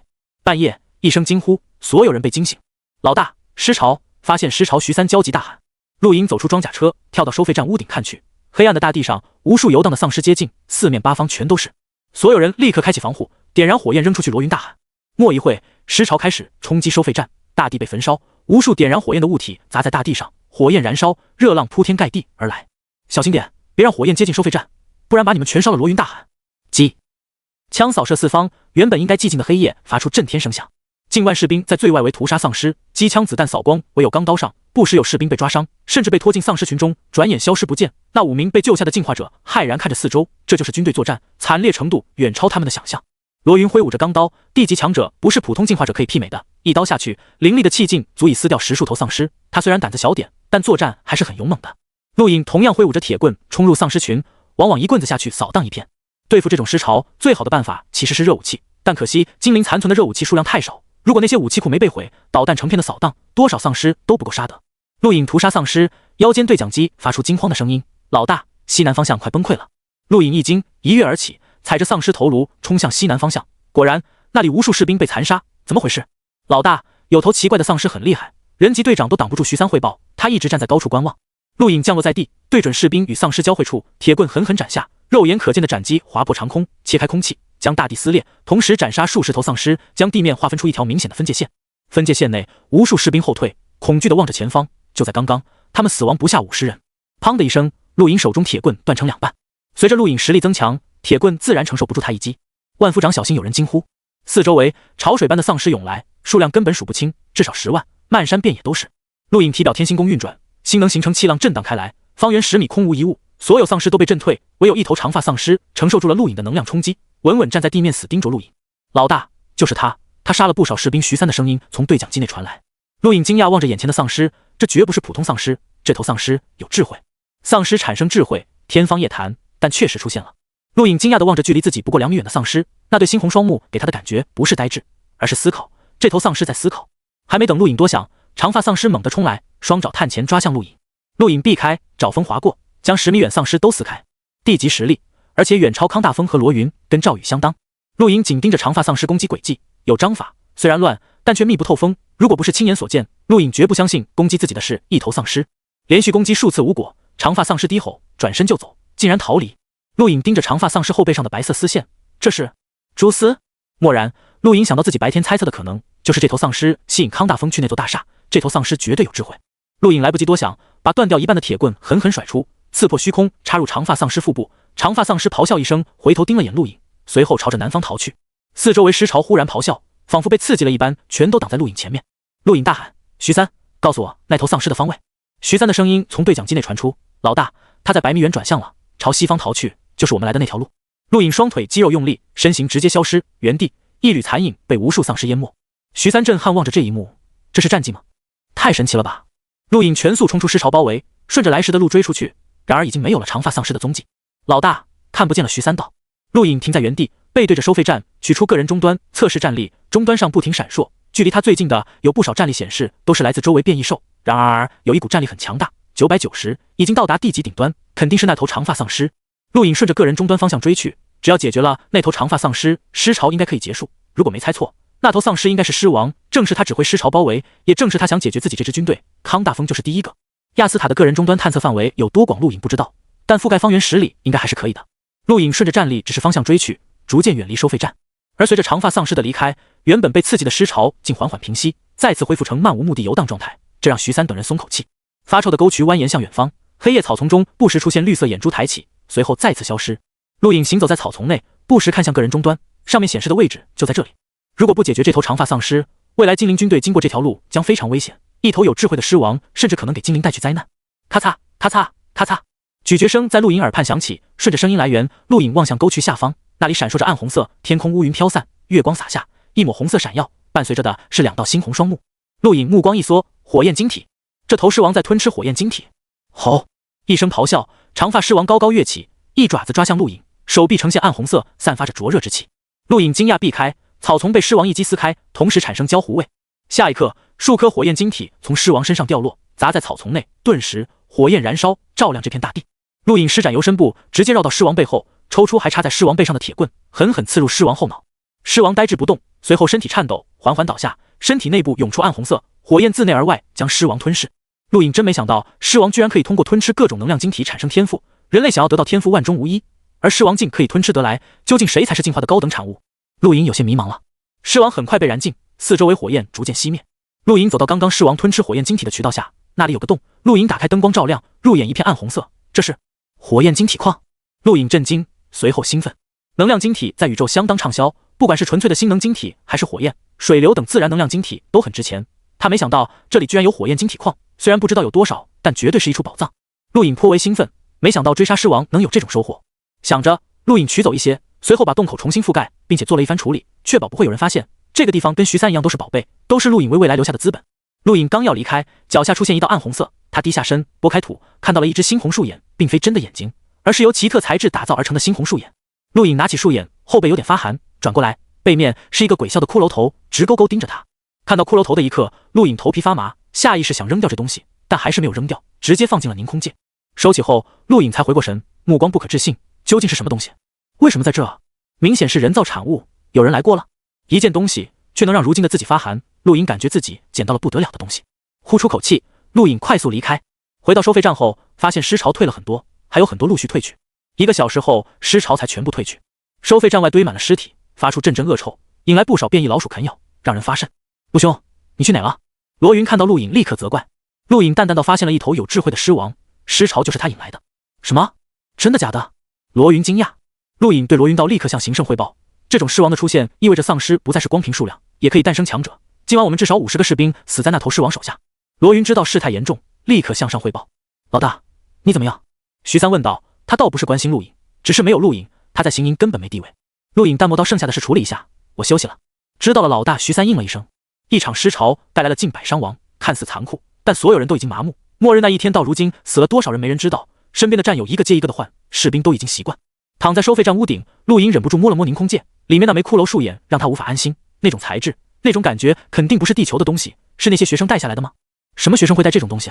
罗云跃上屋顶，妩媚的脸庞很是疲惫，坐在陆颖身侧。行胜让我们尽快跟前线联系上，最好能连通京城线路，向京城汇报这件事。陆颖失笑，京城或许早就知道了吧。为什么这么说？罗云惊讶问道。陆颖摇摇头，不知道，猜测而已。精灵能出现尸王，其他地方也能出现。罗云抱着膝盖，呆呆望着远处，黑暗的夜空深不见底。抬头，唯有月光照亮这片天，但很快又被乌云遮盖。你说，地球什么时候能恢复和平？罗云喃喃问道。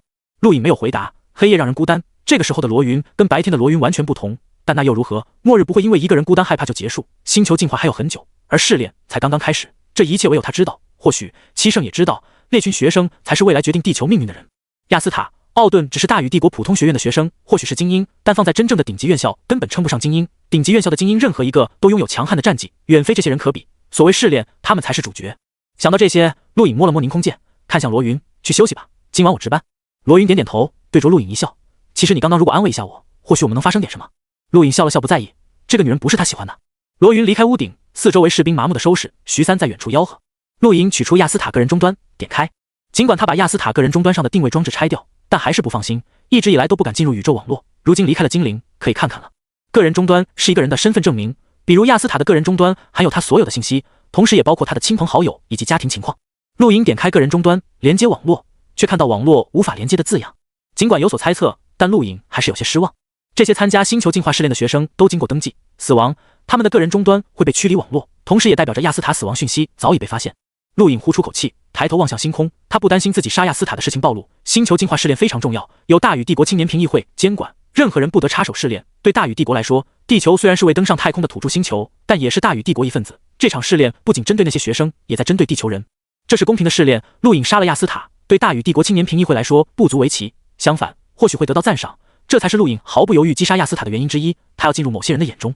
任何进入地球的学生，除了彼此联系，都无法跟地球外取得联系，只能看，不能说。这就是试炼，铁血试炼，死亡很平常。陆颖看着个人终端屏幕，没什么有效信息。最终，他在角落发现亚斯塔保存的几条通知。亚斯塔同学，如果未能在3个月内完成任务，评议会将会放入第2批试炼学员，请努力。宇宙青年评议会裁定取消大禹帝国青年评议会，重组时间待定。宇宙青年评议会裁定星空第10院进入外宇宙苍蓝疆域，祝各位五运昌隆。一共3条通知被保存，其中2条涉及宇宙青年评议会。陆颖惊讶望着屏幕，他没想到大禹帝国青年评议会居然被取消了，更没想到星空第10院将出现在苍蓝疆域。星空战院是宇宙最顶级学府，一共10院，除了第9院在外宇宙无尽疆域，其余9院都在内宇宙。然而此次第10院将出现在苍蓝疆域，这片疆域包含了大禹帝国。陆颖关闭屏幕，目光闪烁，这条信息含金量太大了。星空战院对宇宙无数年轻人有着致命的吸引力，原本跟自己无关，距离太遥远了，但如今星空第10院却在这个关头进入苍蓝疆域，说没有想法是不可能的。想要进入星空第10院，除了本身资质过人、战力强大，还要有过得去的历练。眼前就有一个历练，地球进化试炼。怪不得这次前来试炼的人那么多，亚斯塔应该也是冲着这个消息才来的。陆颖感觉不妙，一来他不知道亚斯塔所谓的任务是什么，二来如果3个月内没有学生完成任务，那么第2批试炼的学生会降临。在星空第10院即将出现的关头，很多人都想得到历练，增加自身资历，包括那些强族和名门子弟。地球进化试炼无疑很吸引人，第2批试炼的学生或许将给地球带来无比的残酷。陆颖有些着急了，连第1批试炼学生都至少是探镜，那么第2批或许有更强者到来，自己的实力未必能自保。想到这些，陆颖就有些烦躁，必须在3个月内达到探镜，否则自己就会沦为蝼蚁。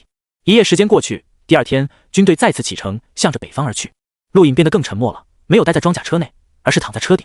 湖北、武城、华夏中心地带此刻聚集了超过1000万幸存者，即便如此，每天还有无数人赶来，皆因为此地存在7圣之一光圣刘少哥。末日降临，武城四周出现一批怪异的矿石，蕴含光的矿石，这种矿石裂开即可出现光。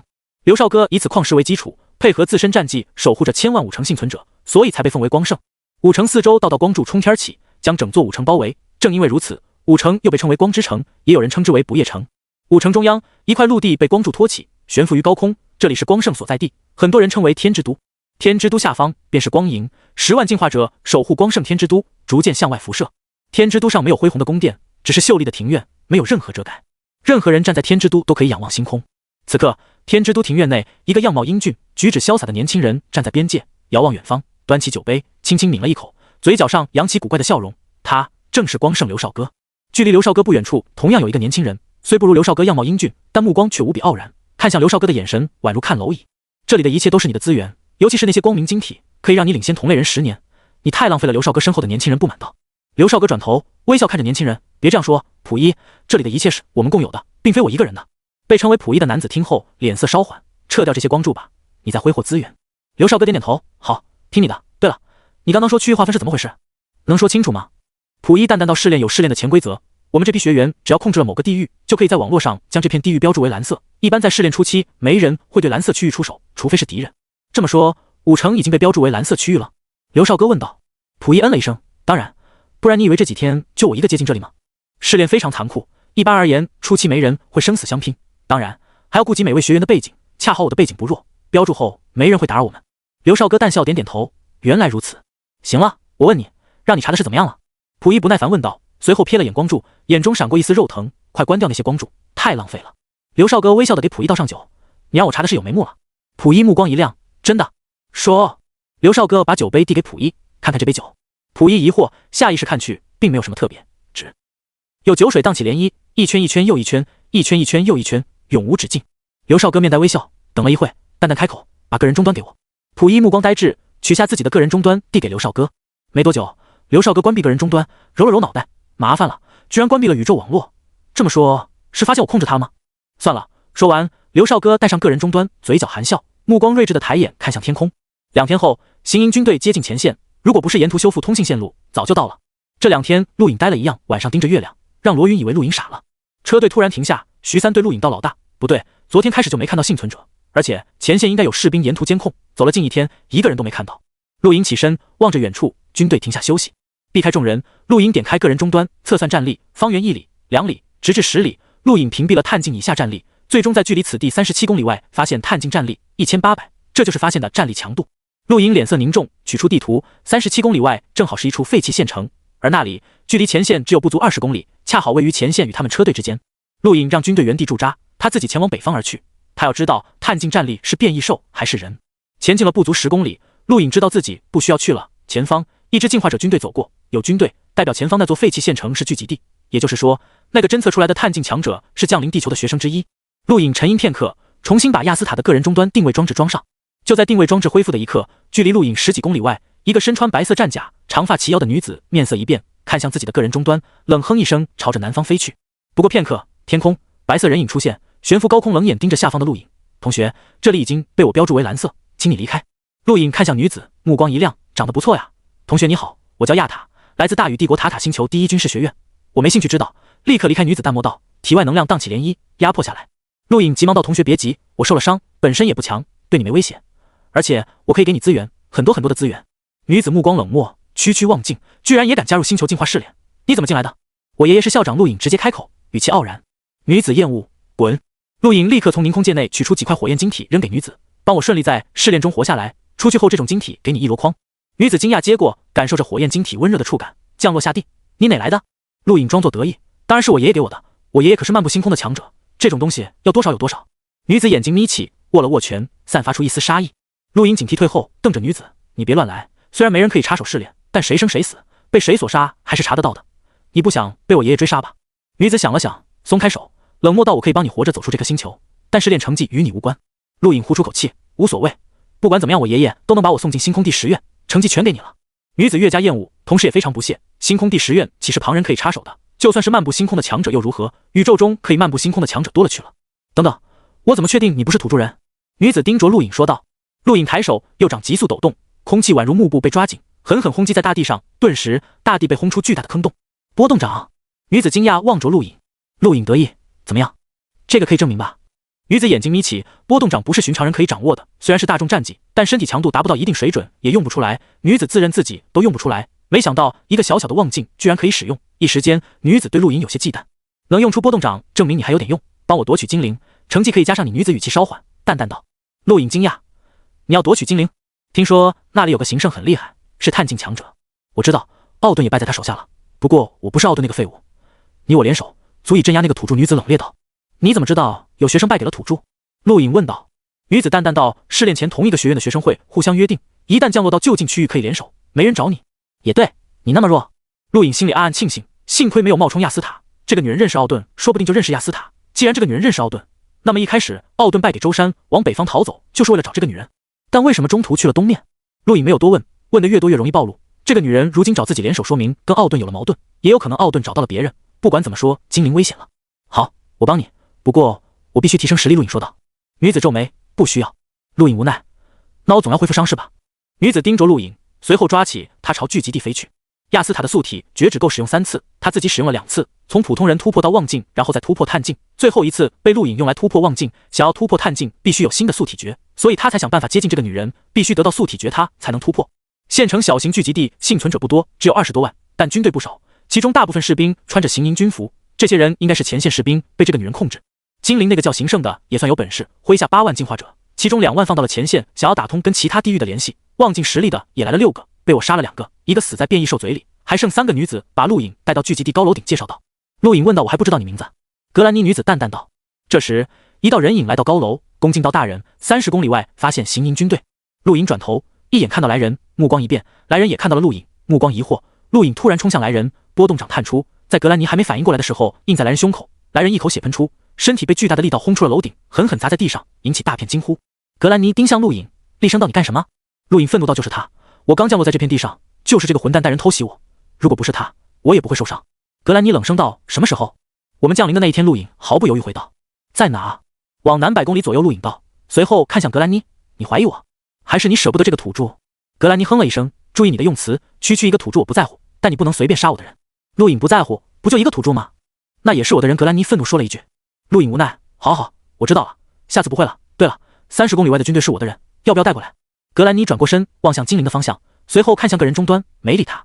陆影看向楼底，呼出口气，此人名叫李洪亮。亚斯塔被杀那一刻，他也在，看过陆影，知道陆影是地球人，甚至杀了亚斯塔。如果陆影不出手，刚刚李洪亮把他认出来就麻烦了。这个女人不是亚斯塔，陆影可以感觉出她的实力超过亚斯塔，自己未必能偷袭成功，还是等等吧。前线已经没有了，格兰妮的存在让行营前线崩溃，士兵要么被收编，要么逃离，九死一生。而精灵那边从今天早上开始就联系不上，这让陆影有些烦心。他把罗云、徐三等近万进化者士兵带到了聚集地，严厉警告了投靠格兰妮的剩余2个万夫长。当天晚上再次找上格兰妮。什么？找我借星能晶体？格兰妮惊讶看着陆影，怪异道。陆影点点头，放心，借我多少？等回去后10倍偿还。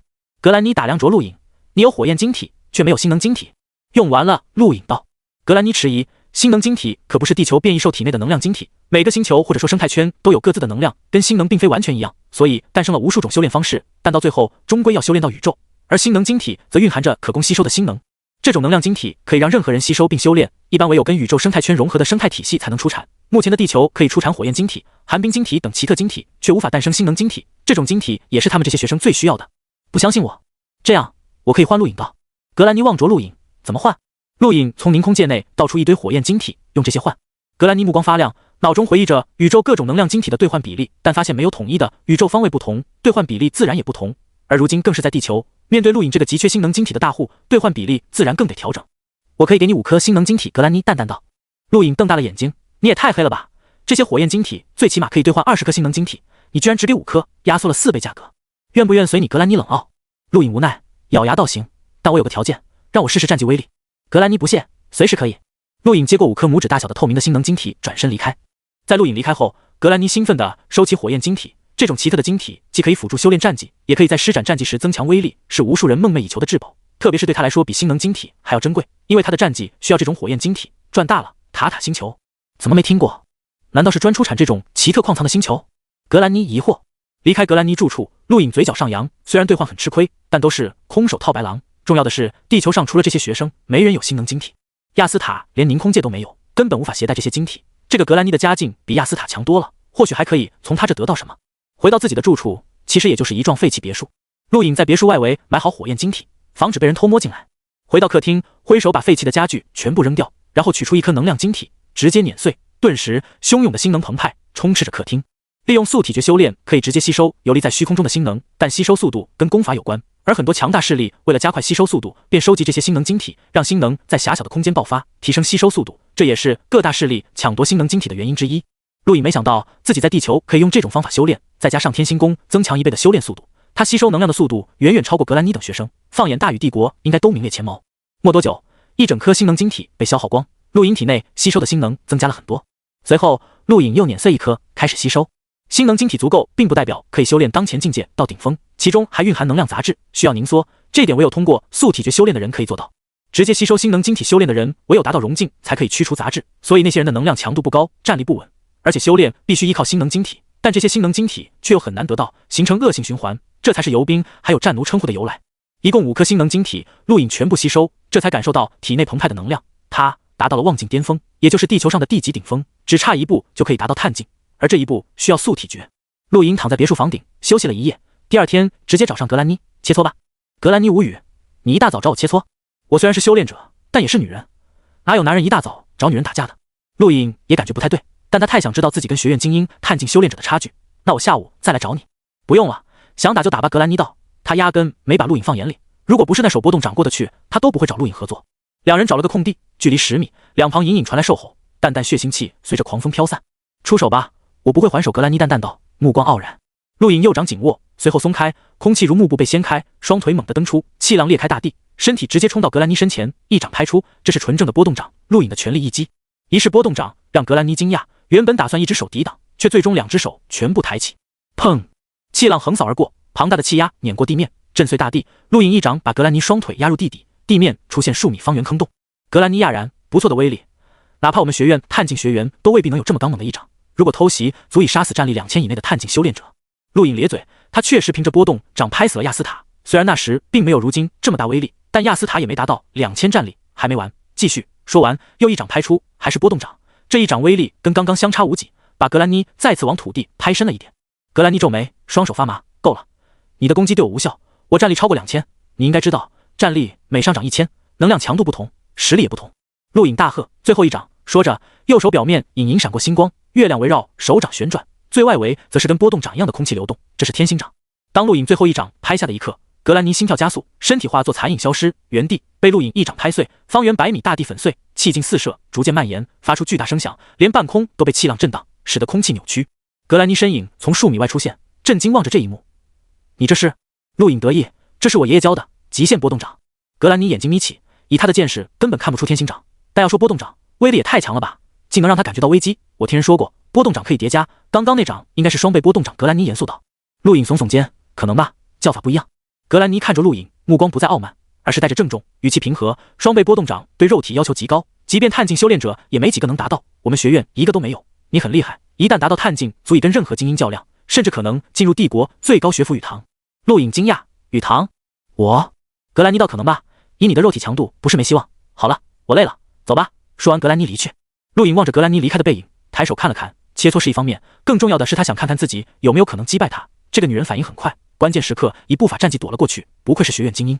不过自己也不差，在她躲开的一刻，天星掌威力收缩了。如果这个女人以为刚刚是自己的全部实力，那可要让她失望了。精灵无法联系，陆颖让罗云等人待在聚集地。格兰妮对罗云等人不在乎，也省得陆颖解释。不过待了2天，罗云找上了陆颖。陆兄，我们要在这里待到什么时候？罗云问道，目光盯着陆颖。他从2个前线万夫长口中得知这里是前线补给站，但他总感觉不对劲，这里的人经常说有天级强者，哪来的天级强者？陆颖回道，不要多问，过几天给你们答复。罗云还想再问，但突然脸色一变，望着高空。陆颖回头望去，格兰妮神色焦急地降落。走，奥顿他们去精灵了。陆颖一惊，抓住格兰妮手臂，被他带起飞向精灵。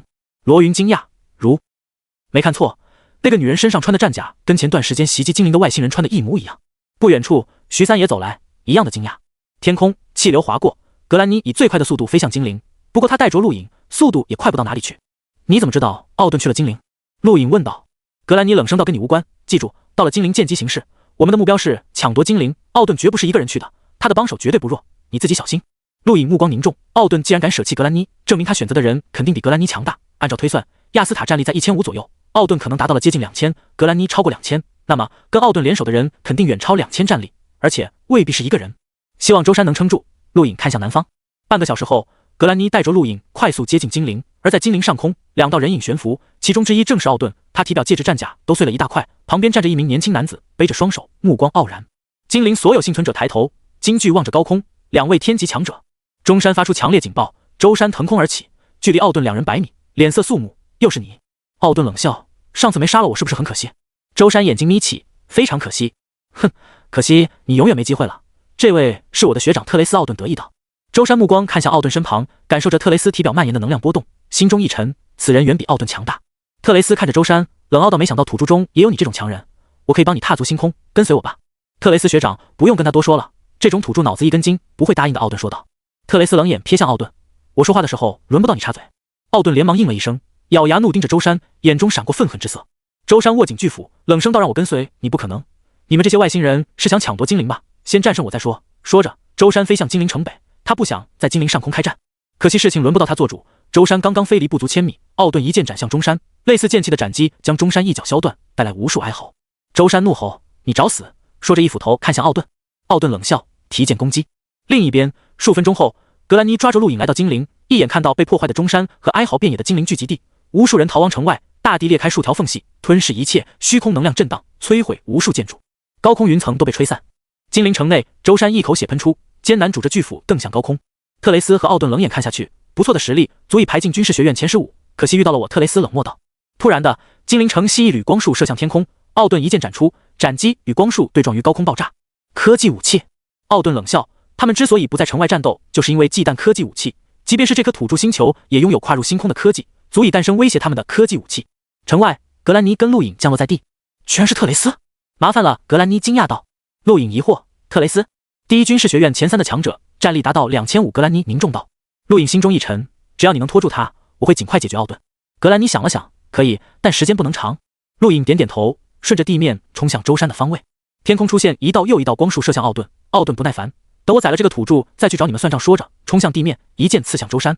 周山咬牙倒提，巨斧荡开，与奥顿硬拼。论实力，他自认可以跟特雷斯一战，但多了一个奥顿，胜负立刻见分晓。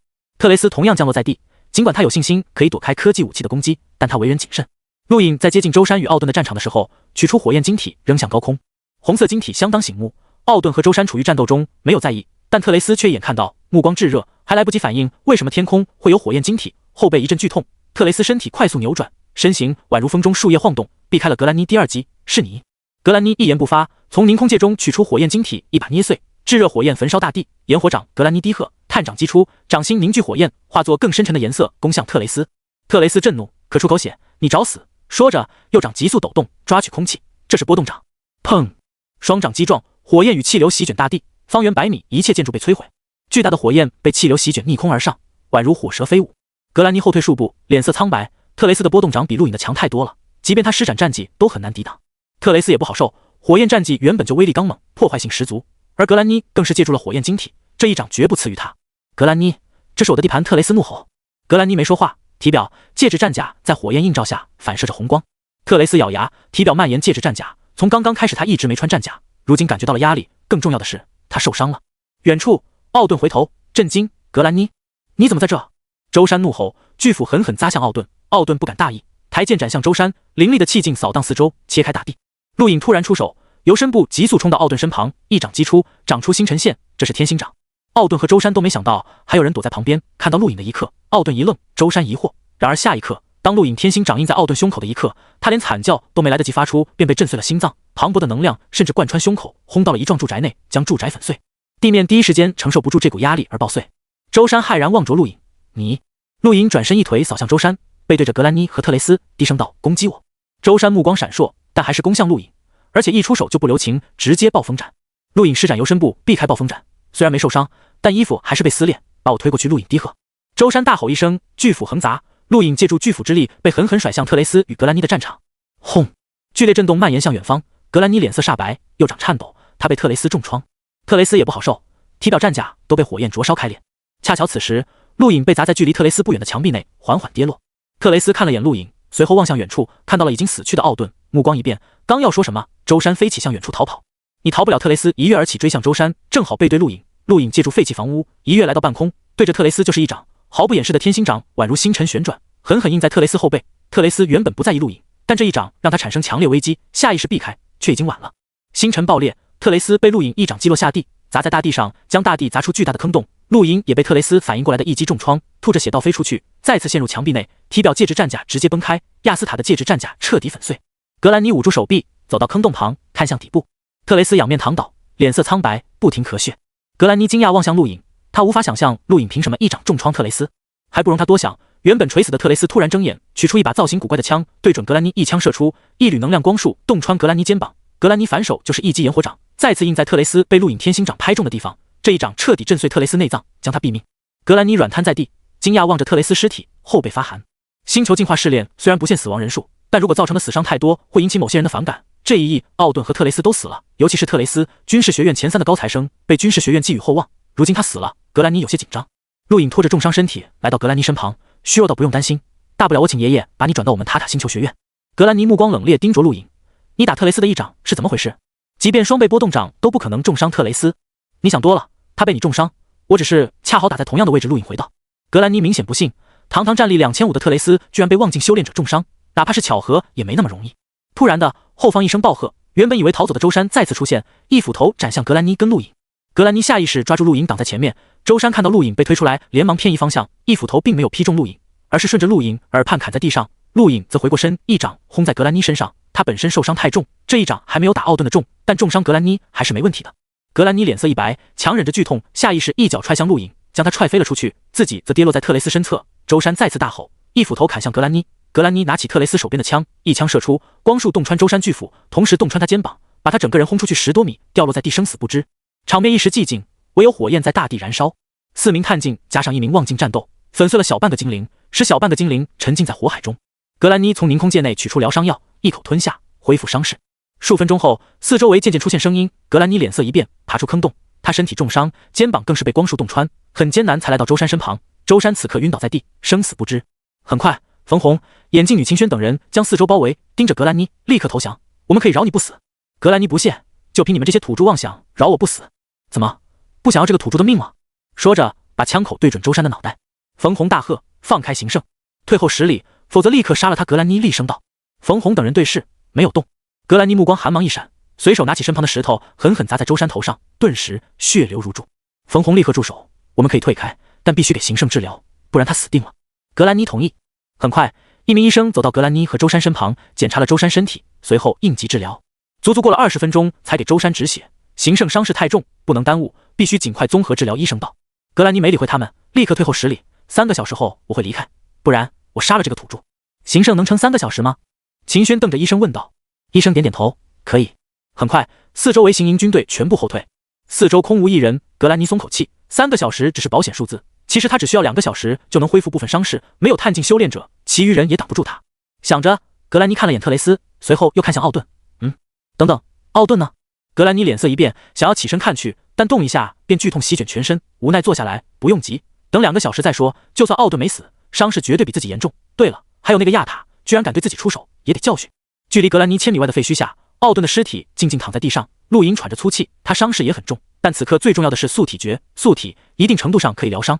观察了一会，陆颖削断奥顿5根手指，才找到素体诀晶片。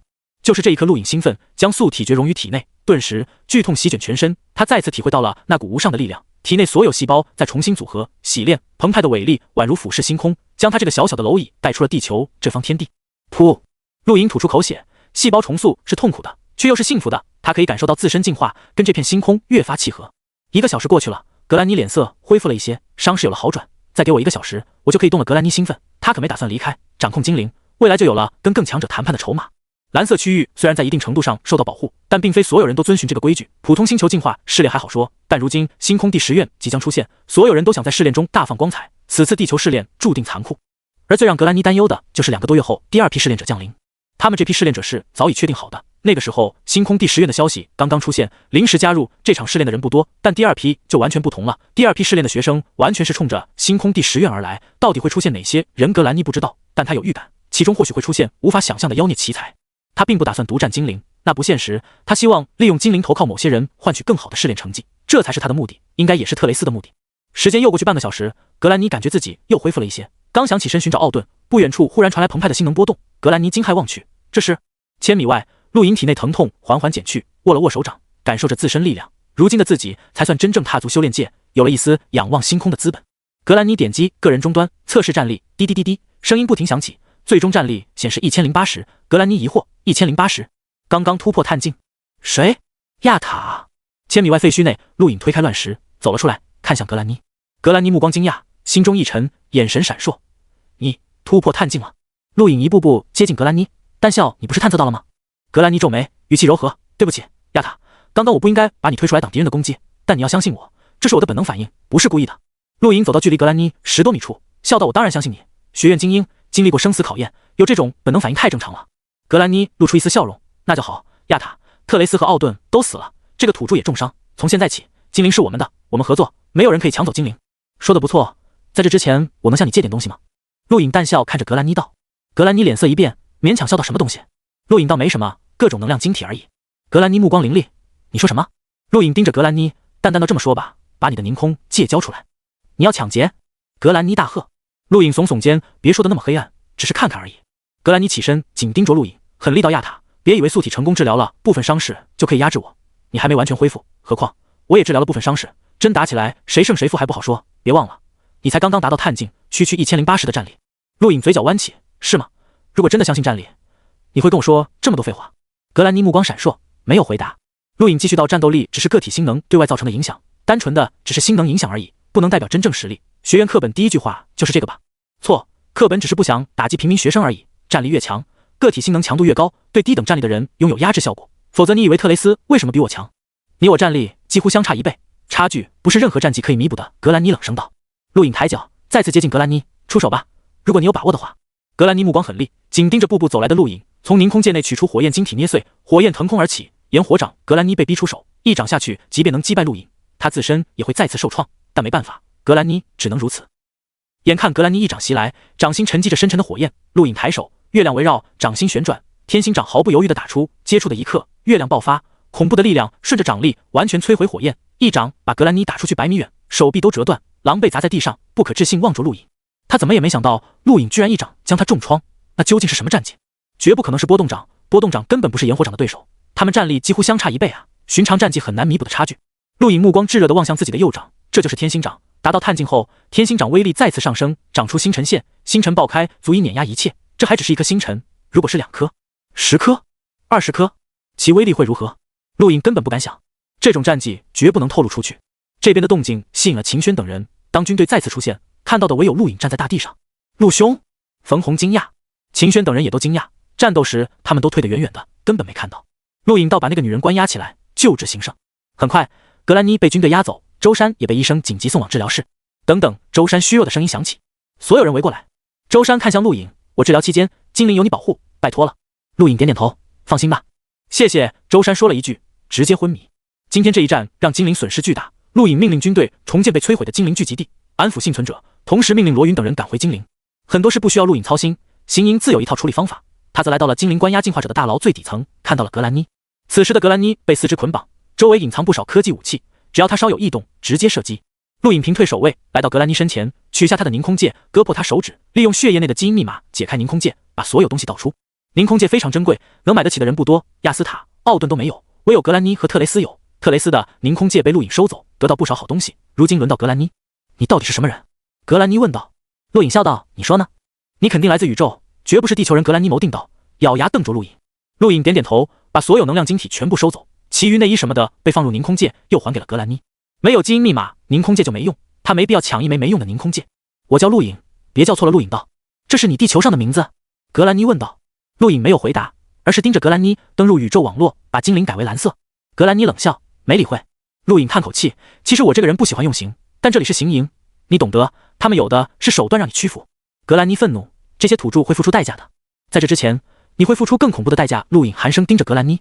格兰妮与陆颖对视，最终还是屈服，说到底他只是学生，面对地球人可以高傲、冷酷，甚至残忍，但那是来自身份的差异，一旦抹去这种差异，他与普通学生无异。格兰妮当着陆颖的面把宇宙网络中地球地图上精灵改为了蓝色。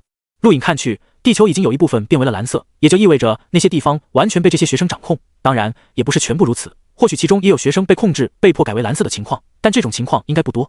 华夏部分区域变为蓝色，欧洲、美洲包括非洲都有区域变为蓝色，其中最让陆颖关心的是湖北，那里居然也变为了蓝色。陆颖沉思，刘少哥屈服了吗？还是被杀？我问你，降临的学生中有哪些强者？陆颖盯着格兰妮问道。格兰妮摇头，我不知道，星球进化试炼室大与帝国开展，来自各大院校，我只知道帝国第一军事学院的情况，特雷斯应该算是很强的，其余人我真不知道。陆颖没有逼问，说到底真正的考验在2个多月后，第一批学生他都有信心应对。如今所有人都在忙碌，陆颖亲自走出精灵，斩杀由个人终端探测到的天级变异兽，直到5天后，忙碌才告一段落。陆颖召开会议，所有万夫长都参加，包括刚刚从前线聚集地赶回来的罗云。此次回来，徐三对陆颖是彻底服气了，才加入行营没多久就代替行胜地位，他觉得未来前途一片光明。而陆颖看徐三也越发赞赏，徐三因为得到他的支持，已经跨入地级，也就是望境，只要达到探境，他就很值钱了。因为陆颖的赞赏，徐三充满了干劲，暗暗下决心必须尽快变强。他越有干劲，陆颖就越赞赏，一切朝着美好的未来发展。会议上没有人对陆颖不服气，敢插手天级战场本身就说明问题，更何况如今陆颖已经坦白，他达到了天级，那是行胜的实力，更不是万夫长敢挑衅的。至于投靠格兰妮的那2个万夫长，陆颖剥夺了他们的职务，将他们贬入军中，戴罪立功。如今最重要的是放弃前线，全力扩充精灵聚集地。陆颖看着剩余8位万夫长说道：“有人迟疑，打通前往京城的通道是行胜制定的基本策略，如果放弃，不太好吧？”眼镜女秦轩看着陆颖，沉声道：“我同意。以目前精灵的力量，根本不足以连通其他地域，安内才能对外。”紧接着，冯红等人也都同意。陆颖起身，就这么决定，行营所有士兵全部召回，向西扩展，一步步收复失地。说完，陆颖便离开。临走前淡淡道：“给我找太阳系星空图，越详细越好。”会议上其他人互相对视，没有说话。秦轩看着陆颖离开的背影，目光沉思，他感觉这个人比行胜还要霸道，而且似乎对精灵有染指的欲望。行胜只是让他暂代管理，此人却推翻行胜的策略。虽然他也赞同，但如果行胜醒来会如何？冯红，这段时间你守在行胜身边，寸步不离。秦轩对冯红低声道。冯红疑惑，为什么？秦轩道：“没什么，保护好行胜而已。他担心陆颖对行胜出手，让行胜死亡，自己彻底掌控精灵。”对面，罗云看着两人对话，目光闪烁。赵宇早在几天前便离开，独自前往东北。这个女人的胆魄让陆颖赞赏，但很不明智。行营曾经8万进化者，减去前往前线损失的人手，如今只剩下5万，全部调回精灵后，精灵防御力大增，各大万夫长守护精灵各个方位，让精灵固若金汤。夕阳的余晖渐渐散去，天空一道道光束闪过，消灭飞行变异兽。城墙上，陆颖沉声道：“一旦发现兽潮或者尸潮，可以动用热武器，不要怕浪费。”是2名万夫长应声。突然的，远处一声啼鸣，大地上片片丧尸被撕裂成血水，一只巨大的飞行变异兽低空掠过，朝着精灵冲来。所有人惊慌，攻击，快攻击！陆颖眼睛眯起，一跃而起，手中是奥顿的那柄剑，一剑斩出，碳净能量发挥出的斩击当头压下，将飞行变异兽狠狠压向大地，头颅怪异扭曲，哀鸣出声。陆颖降落，一脚踩在变异兽后背，长剑刺入变异兽脑中，变异兽颤动了2下倒地，彻底死亡。无数人震撼看着这一幕，随后爆发欢呼，不知道谁起的头，高喊引胜。随后无数人高呼引胜。陆颖嘴角扯了扯，胜这个字他可不想担着，连忙阻止众人，但引胜之名逐渐传出。精灵周边丧尸和变异兽不多，基本都被行营肃清。随着陆颖命令发布，行营将主要力量集中向了西方，近半万夫长走上西方前线，开始打通道路。而来到精灵的幸存者也越来越多，进化者自然也越来越多。很快，半个月时间过去，距离第2批试炼学生降临还有不足70天。这半个月，陆颖吸收部分星能晶体，将自身战力提升到了1500，还剩余近半星能晶体。星能晶体主要用途并不是加速吸收提升战力，而是用来锻炼战技和作为强大科技武器的动力源，以及在能量匮乏时加速补充。一般利用素体诀的修炼者很少吸收星能晶体内的能量，战技的锻炼需要能量，而战技才是强者的根本。往往强大的战技可以让人数倍提升实力，表面测出来的战力越高越容易让人忌惮。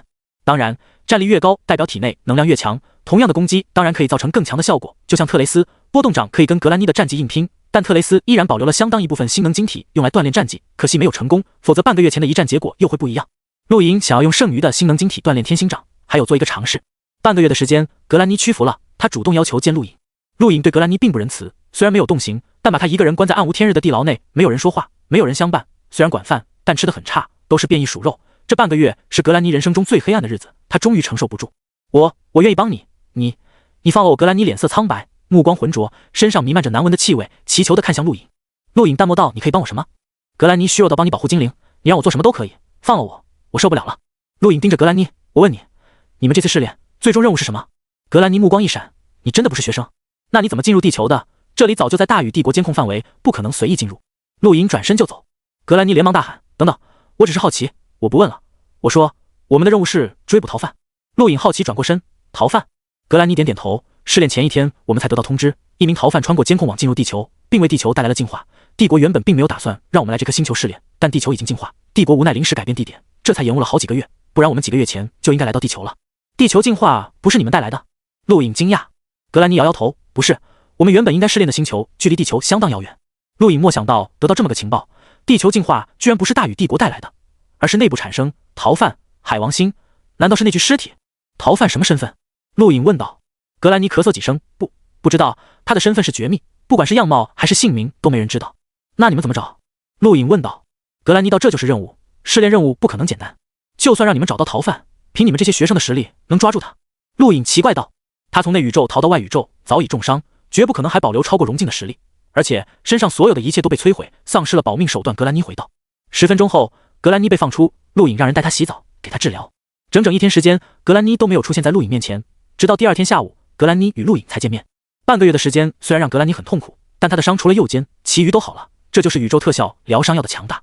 再次见面，陆莹把格兰妮带到中山一处空旷的草地上，除了肩膀，你已经恢复了，怎么样？要不要试试击败我，让我也尝尝被关押的痛苦？格兰妮愤恨盯着陆莹，手上脚上还绑着铁链。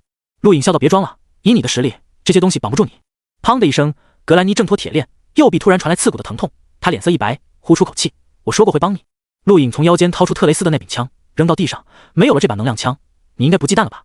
格兰妮诧异看着被陆颖扔在地上的能量枪，这把枪是特雷斯保命的东西，足以对探境强者造成威胁，也是格兰妮忌惮陆颖的原因。而今陆颖居然主动放弃，来吧，你可以尝试击败我，你赢了，精灵就是你的，还可以报仇，多好！陆颖挑衅道。格兰妮目光大放，一甩长发，身形变换冲向陆颖，他要全力出手，哪怕只剩一只手，他自信即便无法轻易击败这个人，也可以打个平手，他可不是探境雏鸟。在接近陆颖的一刻，格兰妮双脚摩擦地面，产生火花，左掌掠过，火花凝缩，炎火掌。陆颖眼看着格兰妮炎火掌攻来，由身部轻易闪避开，随手扔出火焰晶体，那么点火不够，再来。格兰妮惊讶，但没有犹豫，既然出手就全力以赴。火焰晶体碎裂，产生冲天烈焰，格兰妮越过烈焰，左掌转动，火焰仿佛有灵性般被聚拢，随后与掌心诞生更加深沉的烈焰，一掌拍向陆颖。陆颖目光一凛，后退半个身位，抬起右掌，掌出星辰线，对着格兰妮炎火掌拍去。砰！气浪震裂大地，热浪奔腾，烈焰席卷向高空，随后爆发，无数火花绽放，强大的气浪于两人中间爆发。紧接着，格兰妮一口血喷出，身体倒飞出去，狠狠砸在地上，再次吐出口血。陆颖原地未动，连脸色都没有变一下。望境时，他尚且可以凭借天星掌给特雷斯重创，如今与格兰妮同为探境，战力相差也不多，天星掌威力再次增强，一掌之下没把格兰妮打死是他留情。格兰妮软瘫在地，震撼望着陆颖，怎么可能？他知道这个人一掌战绩的强大，刚刚突破探境就击败过他的炎火掌，但那时他还受着伤，无法全力发挥。但刚刚他可是全力发挥了炎火掌，居然连让这个人退一步的资格都没有。周围行营军队快速赶来，被陆颖喝退。陆颖一步步走到格兰妮身前，还想反抗吗？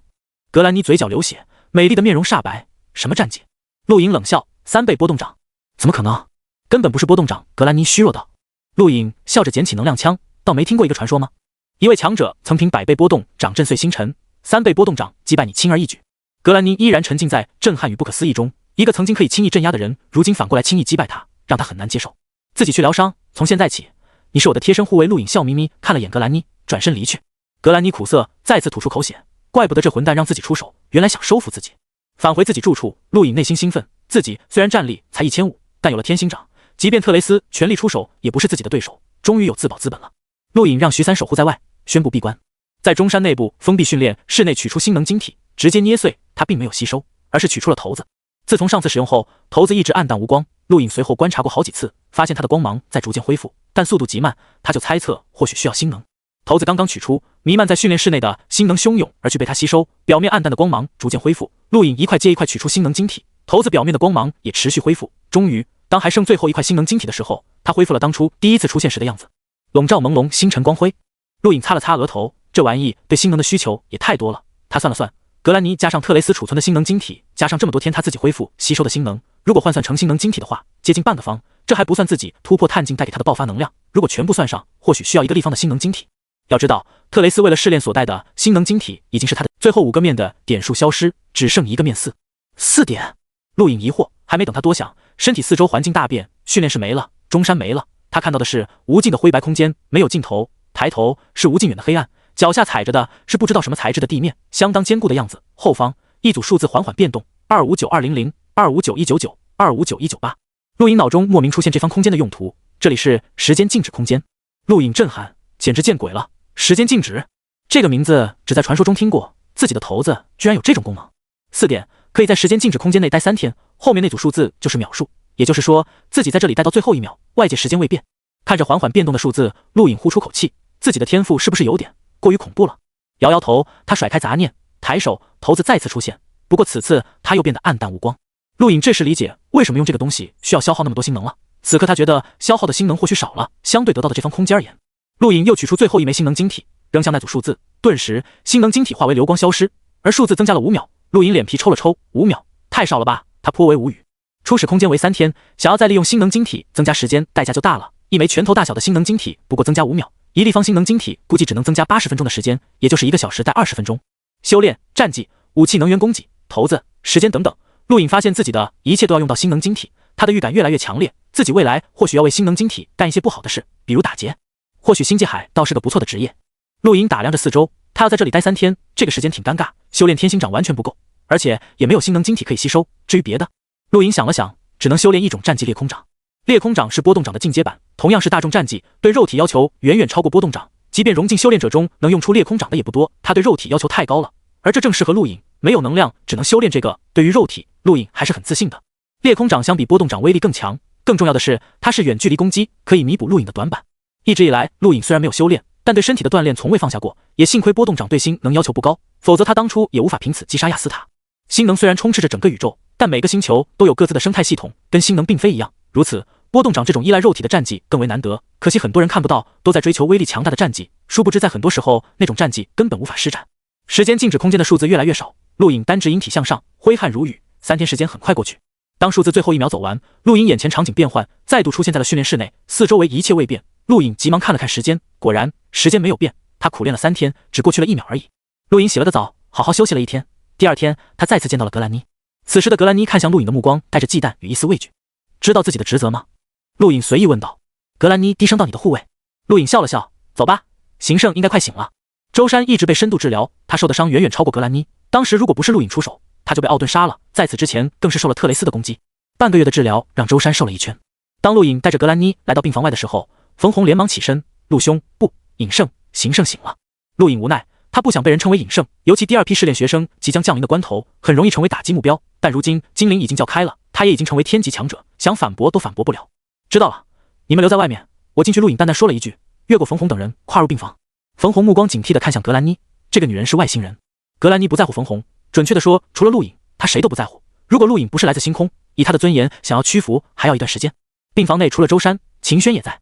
看到陆颖进来的一刻，秦轩目光警惕，隐隐挡在周山前面。陆颖好笑，我跟行胜说说话，不介意吧？秦轩沉吟。秦轩让开，周山虚弱的声音传出。秦轩迟疑，但最终还是让开，站到一旁。陆颖看向他，你先出去。秦轩目光一变，看向周山。周山点点头，让他出去。秦轩不情不愿地离开。抱歉，他太担心我了。周山轻声道，示意陆颖坐。陆颖坐在周山床边，笑道，他怕我伤害你。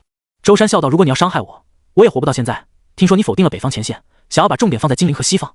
陆颖点点头，起身走到窗台旁，看着乱糟糟的精灵，淡淡到末日半年，丧尸最多，但丧尸除了数量没有太强的攻击性，对进化者伤害不大。变异兽不同，时间越长，变异兽越强，行营战线拉得太长，容易全线崩溃。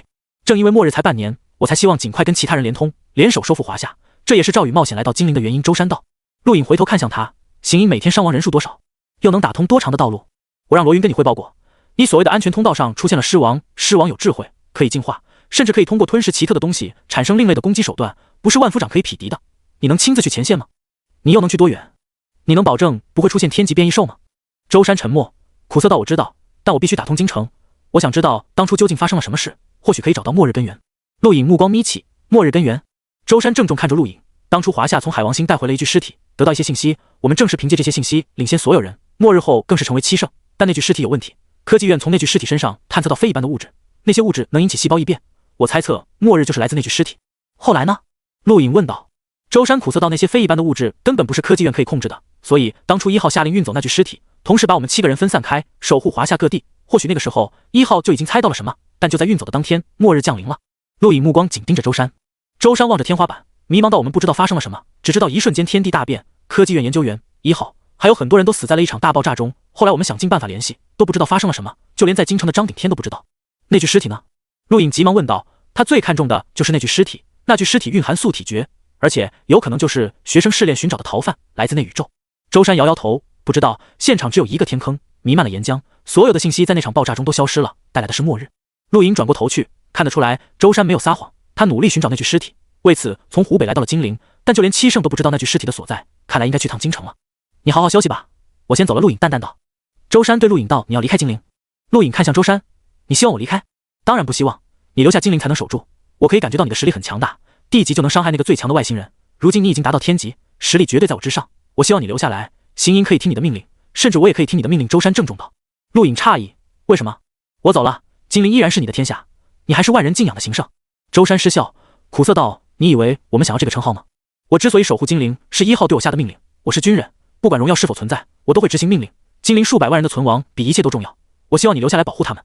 陆颖盯着周山双目，周山毫不示弱地跟他对视。过了好一会，陆颖点点头，我暂时留下。说完，走出病房。周山松口气，望向窗外。半个月前的一役让他刻骨铭心。所谓行胜，不过是蝼蚁而已。数百万人的性命压力太大，他是真心希望陆颖留下来。唯有活着，才有未来。他对陆颖说的一切是绝密，但也是他的诚意。走出病房，秦轩急忙进去。陆颖对冯红点点头，带着格兰妮离开。军人，沉重的名词代表了责任感，这份责任太过重大，陆颖可不想背负。他尊重周山，但不代表会永远留下来帮助他。特雷斯的宿体觉他已经得到手，突破熔境不需要担心，暂时可以留下。不过一旦那具尸体有消息，他会立刻走，没什么比那具尸体更重要。金陵大地，硝烟直冲天际，战斗没有一刻停止。每过几天，西面都有一股兽潮冲击，来得莫名其妙。天空，飞行变异兽成群结队冲向聚集地内。格兰妮腾空飞行，漫天火焰凝缩为炎火掌，震荡天空，火花四射，引起无数人赞叹崇敬。陆颖站在城墙上，望向西方。这几天兽潮来得有点太频繁了，难道出现了强大变异兽？格兰妮，支援西南方！陆颖大喝。天空，格兰妮郁闷，他可是来自星空的骄子，却被如此命令，有心拒绝。但看到陆颖冰冷的双目，格兰妮明智的执行命令，脑中不禁出现几天前的一幕。也就是在看望周山后的第二天，陆颖突然提出切磋，保证不用波动掌，格兰妮这才同意。见鬼的是，这混蛋居然用出了裂空掌，差点一掌把他废掉，气得格兰妮发誓永远不跟他切磋。当然，他也同时震惊于陆颖的强大。如果说波动掌不算太稀奇，那裂空掌就完全不同了。就他知道的同龄人中，能使出裂空掌的只有一个，帝国第一军事学院最强者威洛，陆颖是第二个。轰！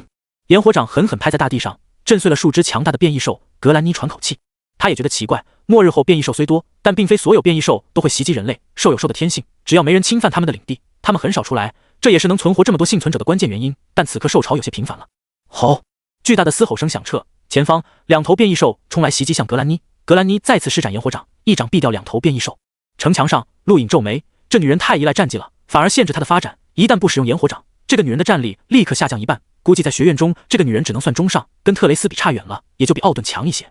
突然，陆颖目光陡睁，怒喝：“住手！”说着，抬掌凌空压下，空气被抓取，形成涟漪荡漾开来，随后宛如气泡轰向格兰妮方向。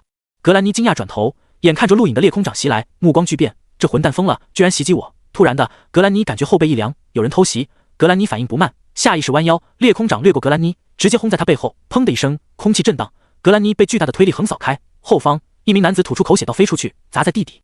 陆颖一跃而起，急速飞向格兰妮，怒目盯着倒在地上的男子，降落在格兰妮身前。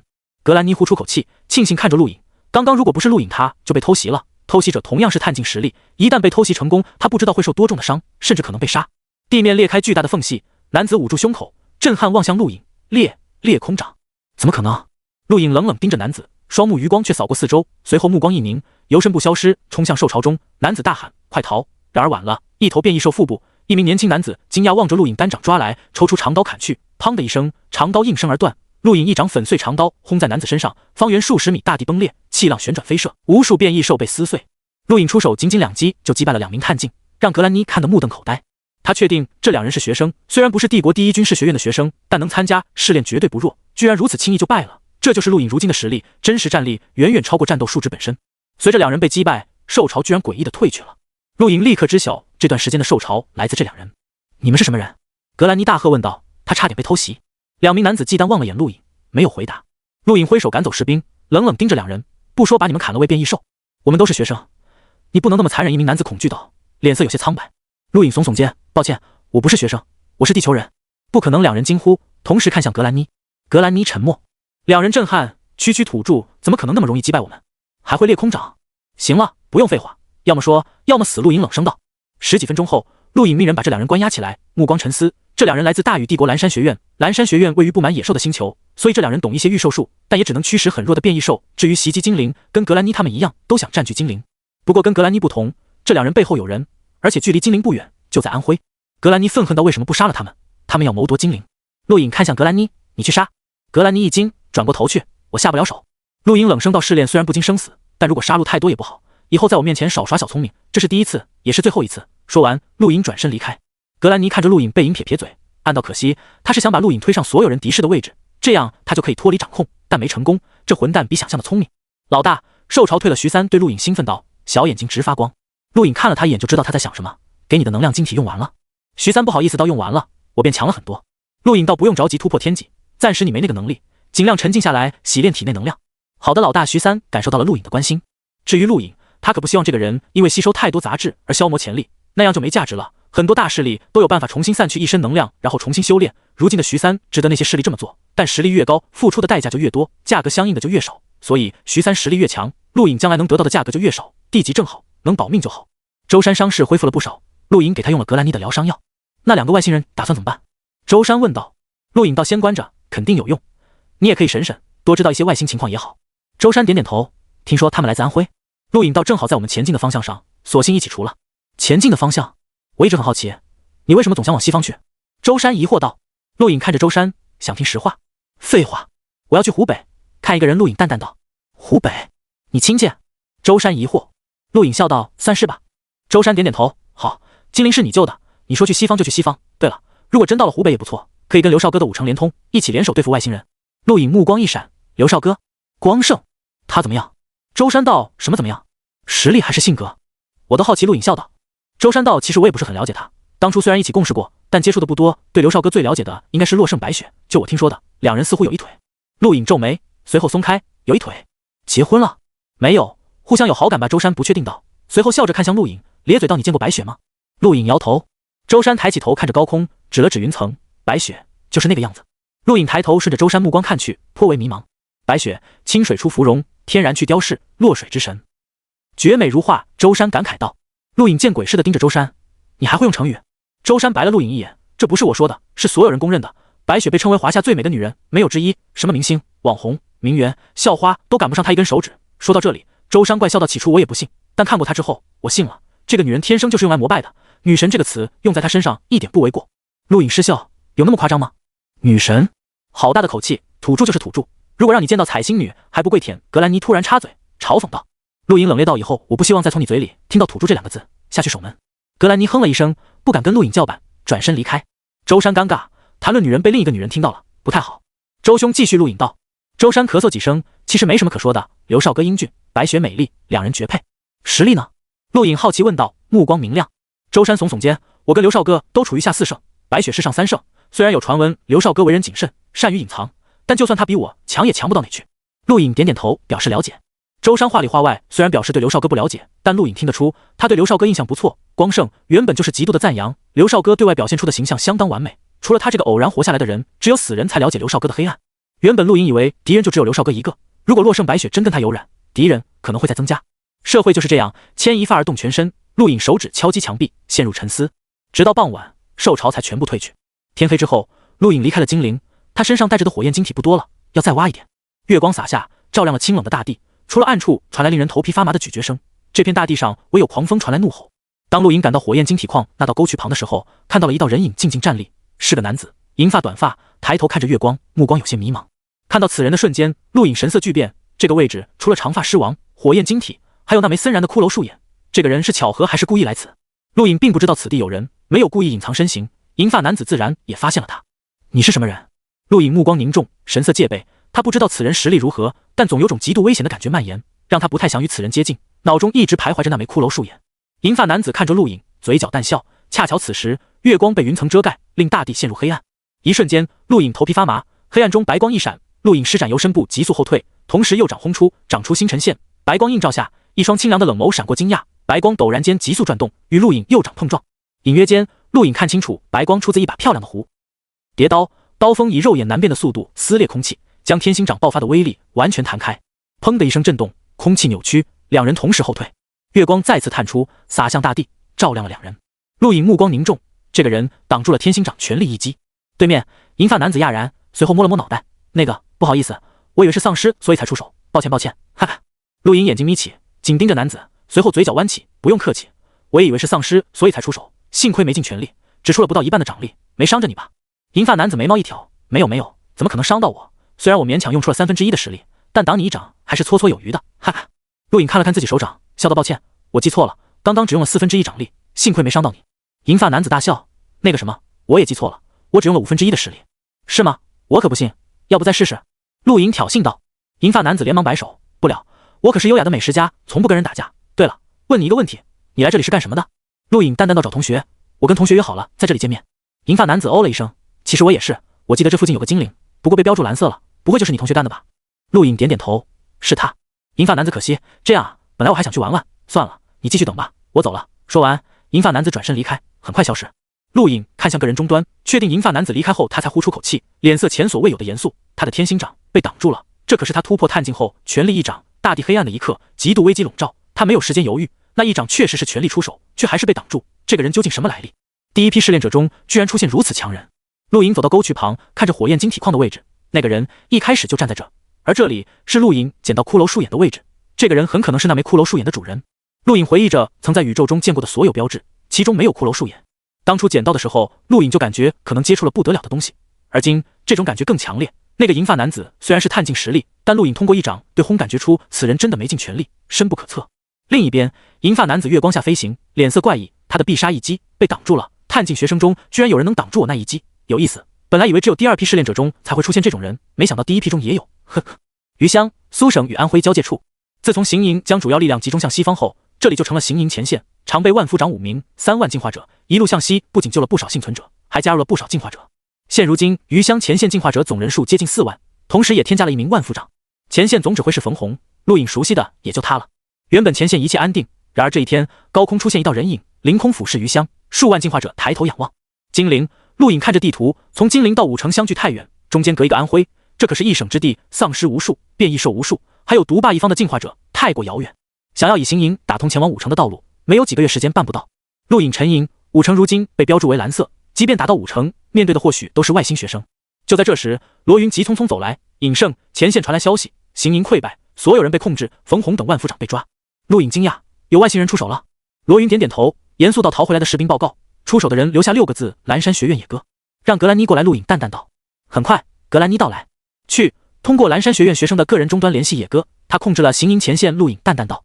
格兰妮点点头，从凝空界内取出那2个学生的个人终端，点了几下，前方一道光幕出现，光幕上是一个年轻人，面带微笑的看着格兰妮。格兰妮小姐，好久不见，没想到我们会在这个场合相遇。鄙人野哥。蓝山学院学生年轻人礼貌道。格兰妮疑惑，你认识我？野哥笑道，帝国第一军事学院出名的精英美女，蓝山学院与你们学院相距不远，当然认识。那2个人来偷袭我也是你安排的？格兰妮冷声道。野哥笑道，当然不是，我只是让他们去附近看看有没有同学。怎么，他们偷袭你了？放心，我会好好教导他们的。不用了，他们已经付出了代价。格兰妮冷漠道。陆颖走到格兰妮身侧，看向野哥。野哥看到陆颖一点也不惊讶，你就是精灵的尹胜，应该也来自星空吧？不然格兰妮不会跟你合作。陆颖淡淡道，我叫亚塔，塔塔星球学院的学生，我爷爷是校长。格兰妮脸皮抽了一下，他讨厌这句话，就因为这句话，他才放松对这混蛋的警惕。野哥愣了一下，你想说明什么？陆颖表现出一丝傲然，我有钱，放了我的人，我可以给你很多资源。野哥大笑，塔塔星球？没听说过，我不管你是谁，找你们只是想合作。合作？陆颖惊讶。野哥凝重到，我在附近发现了狂风晶体矿，可惜被一群变异兽占据，那群变异兽都达到了探境很难对付，我需要帮手。多少？格兰妮问道。野哥摇摇头，不清楚，但保守估计应该有数十立方。格兰妮目光炙热，数十立方的狂风晶体不少了，一般星球上这种晶体最多也就几立方。格兰妮想答应，但话到嘴边没有说出来，而是看向陆颖。陆颖淡淡道，我有钱，不在乎。野哥愣了愣，他没想过有学生会拒绝，这可是数十立方的狂风晶体啊，换成星能晶体最起码上百立方，足以让人把一门战技修炼得相当熟练了，还可以加速修炼到融境，绝对是一笔可观的资源。格兰妮暗暗瞪着陆颖，他想去，不过虽然我有钱，但没人嫌钱多。行，我们过2天找你，但我行营的人你一个不准动。陆颖话题一转说道。野哥点点头，可以，那我那2个学弟也带来吧，人多好办事。陆颖同意。格兰妮立刻挂断屏幕。这个野哥就是那2个人说的跟特雷斯一个层次的强者？陆颖问道。格兰妮嗯了一声，他的名字我听过，蓝山学院前3的强者，甚至可能比特雷斯还厉害。家境怎么样？陆颖问道。格兰妮一怔，家境？我不知道。陆颖目光闪烁，他去可不是为了狂风晶体，这种晶体再多也无法在地球兑换成星能晶体，最后或许都会落在大禹帝国手上，他现在缺的是星能晶体，这个野哥身上应该有一些。从金陵到余乡并不远，陆颖让格兰妮倒提着那2个蓝山学院的学生，不过飞行半天就到达。余乡数万进化者被困在营地，武器被收缴，四周围是另一群进化者监视。陆颖看到了冯红，可怜的万夫长被吊在树上。整个营地传来一股强大的能量波动，当陆颖和格兰妮到达的时候，这股能量扫荡开来，天空一阵震荡。陆颖知道这是野哥的下马威，同时也想试试自己的实力。其实这种下马威不仅无用，还会暴露自身实力。野哥的这股能量波动很强大，甚至超出了特雷斯一丝，但陆颖并不在意，只会叫的狗不咬人，唯有银发男子那种动辄毙命的手段才令人胆寒。格兰妮上前，体外能量震荡，将野哥的能量波动挡住，令空气一阵扭曲，大地无形中出现一条裂缝，正好划分营地与陆颖等人。冯红等几名万夫长抬头看到陆颖，目光羞愧。陆颖没有在意他们，而是看着缓缓腾空的男子，正是野哥。啪啪啪！不愧是军事学院之花，格兰妮同学的实力让人惊叹，野哥赞扬道，目光毫不掩饰的贪婪。格兰妮哼了一声，这就是蓝山学院的待客之道。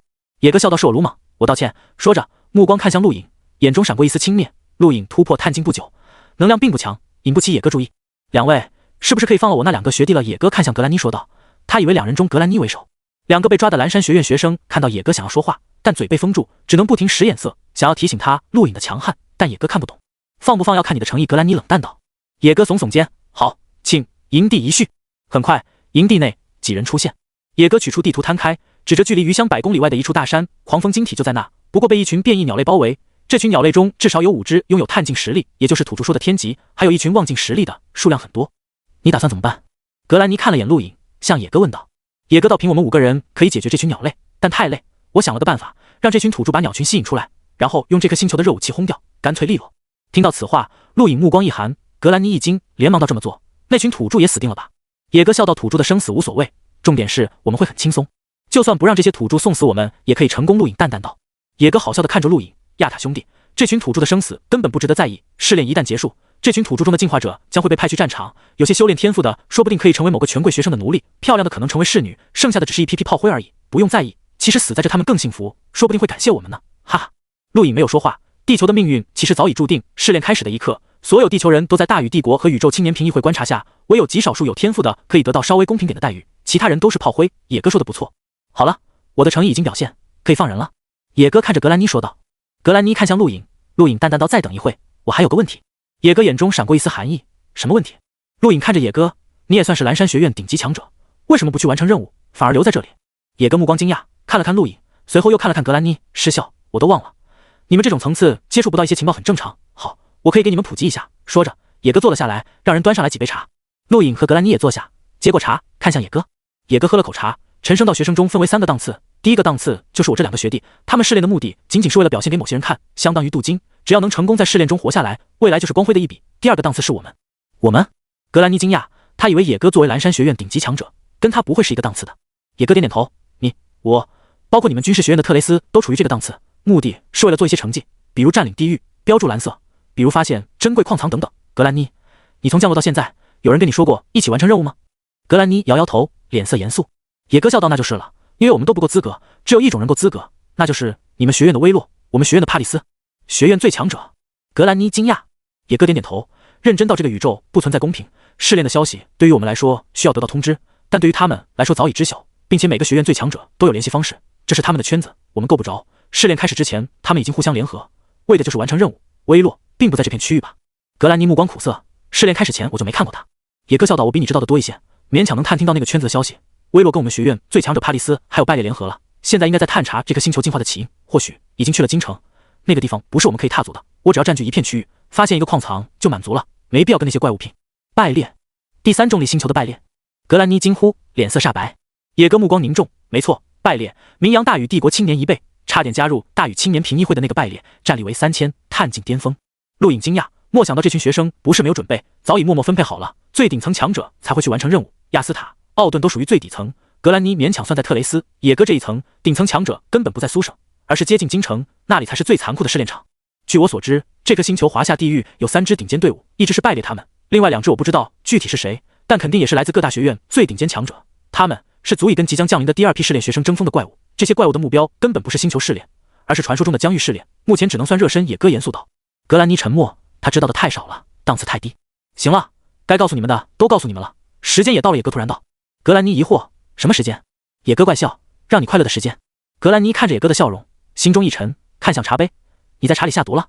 当然没有，下毒没那么容易，个人终端一定程度上可以探测物质成分，我下的是好东西，强攻散。野哥从凝空界中取出一个水晶瓶，上面有3片颜色碧绿的叶子。格兰妮惊呼，3叶草公司的药剂，什么是强攻散？野哥得意，你可以驱动体内能量试试。陆颖一手按在格兰妮肩上，不要妄动。说完看向野哥，强攻散是给融境强者使用，能在瞬间操控体内所有性能爆发强大力量的药剂，探境使用会因为性能不足而枯竭，更会被反噬受重伤，我没说错吧？野哥诧异，你居然知道？对了，你刚刚说你爷爷是校长，看来有点家底。陆颖目光冷冽，融境以下修炼者服用了强攻散就不能调动性能，你花那么大代价消耗强攻散到底想干什么？野哥收起水晶瓶，傲然道，精灵是个不错的地方，在这个国家有独特的地位，占据了精灵，这份成绩可以让我更加光辉夺目。何况说到这里，野哥贪婪的目光打量着格兰妮，我早就想尝尝帝国军事学院美女的滋味。格兰妮后退，脸色苍白，愤怒到卑鄙。野哥笑到卑鄙，怎么能这么说呢？我给你吃的是补药，怪只怪你续不受补。角落处，那两个蓝山学院的学生不停扭动，发出响声。野哥目光扫过去，皱眉道：没用的东西，还要我救你们？说完一甩手，劲风撕开那2名学生的铁链。两人急忙大喊：学长小心！野哥转头，目光一缩，腹部强烈的冲击伴随着剧烈挤压，将他整个人轰出了军营，直接砸在军营后的废田里。陆影一跃而出，抬手，空气荡起涟漪，随着单掌下压，恐怖的气浪轰击大地。野哥倒在地上，再次被轰击，他勉强抬起双手抵挡，但依然被轰入地底，双臂断裂，一口血仰天喷出，直接晕倒。陆影降落在地，冷漠看着野哥，波动掌和裂空掌只需要肉体力量便可以发出，无需动用心能。军营外，无数进化者包围而来，震撼望着半死不活的野哥，动也不敢动。陆影冷冷扫了他们一眼，随后目光看向那2个蓝山学院的学生，两人面色发白，很老实的待在原地没动。格兰妮松口气，同时也更震撼。尽管他知道裂空掌的强大，但没想到竟然碾压野哥。陆影光凭肉体力量就足以跟个大学院前3的强者一战，进步太快了。我问你们，狂风晶体是真是假？陆影看向那2个学生问道。来之前他问过，两人回答跟野哥一样，但此刻陆影不相信了。两人对视一眼，小声道：狂风晶体确实存在，但变异鸟群不好惹，那里有一只巨大的可能达到融境的怪鸟，我们一个同学就死在那只怪鸟爪下。格兰妮愤恨瞪了眼野哥，融境强者他可不想招惹。再过半个小时，体内药效就会散掉，到时候带着这几人回精灵。陆影对格兰妮说道。说完走出军营。冯红等几个万夫长已经等在外面，一群进化者被控制，他们来自安徽，正是野哥控制的人。这群进化者并没有因为野哥死亡伤心，反而松口气。野哥对他们的统治完全来源于实力，放了他们，愿意加入行营的留下，不愿意的让他们离开。陆影说道。冯红点点头，立刻安排下去。没一块，冯红回来低声道：对不起，尹胜，还要您来救我们。陆影笑道：对方是天级强者，没办法，跟我说说周边清理的怎么样了。是，从金陵到余乡这段丧尸几乎都清理干净，也清理了一批变异兽，但无法全部清理，变异兽很强，我们只能把一些变异兽地盘画在地图上以示警告。再往西就是安徽，那个天级强者就是从西面来的。冯红汇报。陆影听了一会，打发走了冯红。他发现自己搞错了方向，那次热武器轰炸城市，他看到了刘天歌双眸蕴含着强烈的野心。学生没有降临之前，刘天歌并不了解星空，他的野心只能针对这片大地，但如今随着学生出现的越来越频繁，他了解了星空的情况，目光还会局限在地球吗？陆影可以确定，刘天歌这种人不会轻易屈服于别人。5成被标注为蓝色，9成可能跟精灵一样。他镇压了学生，了解了星空的一切，对华夏或者说对地球，他肯定没有太多欲望。他的野心会转移到星空，而自己却还想着利用行营打击他的5成，实在太狭隘了。行营想要通过安徽到达湖北5成，耗时太久不说，牺牲也肯定很大。而且那个时候一切都变了，第2批试炼者降临，带来了极大的变数，一切不可能朝着自己所想的方向前进。刘天歌甚至未必能撑得住第2批试炼者的进攻。陆影呼出口气，目光望向西方，他决定暂时放下对刘天歌的仇恨，将重点放到那具尸体上。他要完成任务，学生的任务也可以是地球人的任务。一旦他完成任务，再加上曾经的布局，想要进入星空第10院不是没有可能。半小时后，格兰妮拖着野哥3人走出，那2个学生再次被捆绑，野哥更惨，被陆影震伤了5脏6腑，动一下都困难。陆影毫不客气地取下野哥的凝空剑，利用他的血脉密码解开，将所有东西倒出。野哥只是学生，并没有太多好东西，只有几块狂风晶体，一些不知名的药剂和数十块星能晶体。陆影把有用的东西全收起来，走回精灵。格兰妮点点头，顺从地跟着陆影离开。精灵周边降临的大多是大禹帝国第1军事学院和蓝山战院的学生，要么死了，要么被抓，还有一个被陆影收复。在第2批试炼者出现前，精灵应该不会有问题。陆影唯一担心的就是银发男子，那个人让陆影第一次体会到森寒的危机，也是第一个完全挡住天星掌的人，实力远远超过野哥和特雷斯。陆影试探过格兰妮认不认识那个人，格兰妮一片迷茫。精灵，陆影正式向舟山提出要前往京城。为什么要去京城？末日降临，所有地方都一样。舟山不解道。陆影没有说关于任务的事，只是道我要寻找末日真相，还有那具尸体。舟山摇摇头，没必要。那场大爆炸让京城外方圆数十里化为尘埃。爆炸后虽然末日降临，但也有人第一时间赶去现场调查，什么都没查到。你认为过了这么久去那里调查还有用吗？陆影沉声道，不管有没有用我都要去。舟山叹口气，复杂的望向金陵城外。你要去我没办法阻拦，但我希望如果你没有调查出什么，可以回到金陵。陆影点点头，我会的。舟山从怀中取出一张证件，这是我在国家军队挂名的证件，也是我的信物。当初七圣有约定，见此如见本人。你带着他去京城找张顶天，让他帮你。张顶天，七圣之一。陆影疑惑，他对七圣并不了解，末日通信断断续续，而且他的注意力都放在刘天歌身上。如果不是来金陵，他甚至不知道行圣名叫舟山。至于京城那位七圣，他只知道叫刀圣。提到张顶天，舟山脸上出现莫名神采。陆影，我知道你现在很强，可以镇压外星人，但我还是要跟你说一句，不要小看七圣，不要以我的实力衡量七圣，尤其是上三圣。张顶天就是上三圣之一，公认的七圣之首。陆影惊讶，七圣之首，这可不是一般的称呼。舟山郑重到自从那具尸体被带回地球后，华夏秘密选择了无数人妄图接受一些传承，最终成功的就是七圣。而张鼎天是七圣公认的最强，他的刀可以镇压一切。那些学生是很强，但我绝不相信同级中有人可以击败张鼎天，即便眼高于顶的洛圣白雪都不会自比张鼎天。很多人称他为刀圣，其实全名是黄刀华圣，他是华圣。听着舟山的话，陆颖脑中莫名出现一柄刀和一个霸气的男人，一人一刀镇压京城。你跟他比如何？陆颖问道，他想有个直观的对比。舟山苦笑，竖起一根手指，除了上三圣，其他人面对他只有一刀。陆颖目光一变，一刀击败舟山，绝对恐怖。舟山的真正实力超过奥顿和格兰妮，可以跟特雷斯一战。也就是说，张鼎天可以一刀击败特雷斯这种层次的人，按照野哥的说法，他应该是各大学院最强者那个档次。地球居然还有这种人。陆颖自认施展裂空掌或者天星掌也可以一招击败舟山，那么自己跟张鼎天谁强谁弱？接过舟山证件，陆颖郑重收好。舟山卖了他一个人情，希望他将来回到精灵，陆颖却注定让他失望。他的未来在星空。距离第二批试炼者降临还有2个月，陆颖希望能在2个月内找到那具尸体确认身份，他的时间比较急。什么？让我跟你去京城？不可能！格兰妮惊呼，立刻拒绝。陆颖冷声道：“你没有拒绝的权利。”格兰妮急道：“你没听野哥说吗？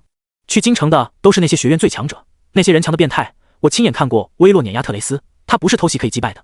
我说了，你没有拒绝的权利。”陆颖道。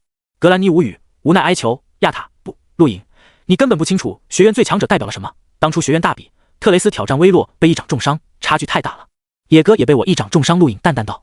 格兰妮想反驳，但突然发现好像也是，他一直把自己定位在特雷斯之下的层次，连带着无形中也拉低了对陆颖战力的评价。但如今回想起来，眼前貌似也是个变态，忘尽重伤特雷斯，无法调动心能的情况下重伤野哥。格兰妮后退几步，打量着陆颖，他忽然觉得眼前这家伙或许真的可以媲美学院最强者。陆颖从没有对格兰妮用出全力，格兰妮根本不了解陆颖的真正战力，不过即便是表现出来的一些，也足以让他惊叹。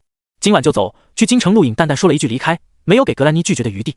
格兰妮无奈，宇宙星空疆域无尽，学院无数，即便大禹帝国也有很多学院，所谓试炼任务根本不是他这种层次可以接触的。然而此刻却被逼着走向了另一个圈子，那个号称最强者的圈子。河北广袤的大山中，血色如狼烟直冲天际，将山涧染成了红色，血水覆盖了河流，刺鼻的腥气吸引越来越多的变异兽，转瞬哀嚎遍野，被杀戮一空。溪流被染成了红色，一个身材矮小的男子站在河水中冲刷身体，后背数道伤痕早已结疤，结实的肌肉鼓起。岸边一男一女静静打量着他，败劣，再让你玩下去，这片大山就没有变异兽了。矮小男子瞥了眼岸边，冷声道：“有2只融进变异兽，我没有招惹，回去前宰了。”女子淡淡道：“是时候去这个国家的京城了，那里找到逃犯的机会最大。这颗星球从海王星带来的尸体，很可能就是逃犯。”矮小男子败劣眼中闪过一丝寒芒。威洛，另外2支队伍在哪？岸边男子正是帝国第1军事学院最强者威洛，而女子是蓝山学院最强者帕里斯。这3人就是野哥知道的精英。威洛回到按照方位推测，古蕾斯他们在草原，也就是京城北方，厄德他们在山西，都距离京城不远。败劣走上岸，体外能量震荡，身体瞬间干燥。走吧，去京城。3人离开，背后是无数死亡的变异兽尸骸，其中不少天级变异兽。华夏北方一望无际的草原在狂风吹拂下摇曳，从高空看宛如绿色的波浪在阳光下挥舞，异常美丽。草原上一个女子举高双手，大口呼吸，太清新了，这就是草原的味道。不远处一个皮肤为绿色2米高的男子瞥了女子一眼，瓮声瓮气到一股的大粪味，还好闻，有病。巴拉罗，你说什么？女子耳间听到了，立刻怒目而视。绿皮肤男子巴拉罗连忙笑道：“没什么，好闻，好闻。”女子得意，算你识相，走吧，去京城。听说这颗星球的人从原始星球得到了一具尸体，应该是逃犯。好，巴拉罗应了一声，抬起头，前方延绵无尽远的草丛突兀分开，仿佛有灵性般避让。山西2名裹着黑袍的人缓缓行走，前方是无尽的黄土，不时有怪异狰狞的变异兽从黄土中冲出，随后又消失不见。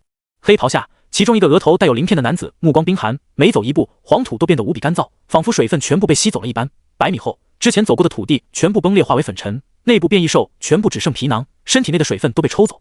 我不喜欢这个地方，当初就应该降落在大海。没办法，想完成任务必须来京城。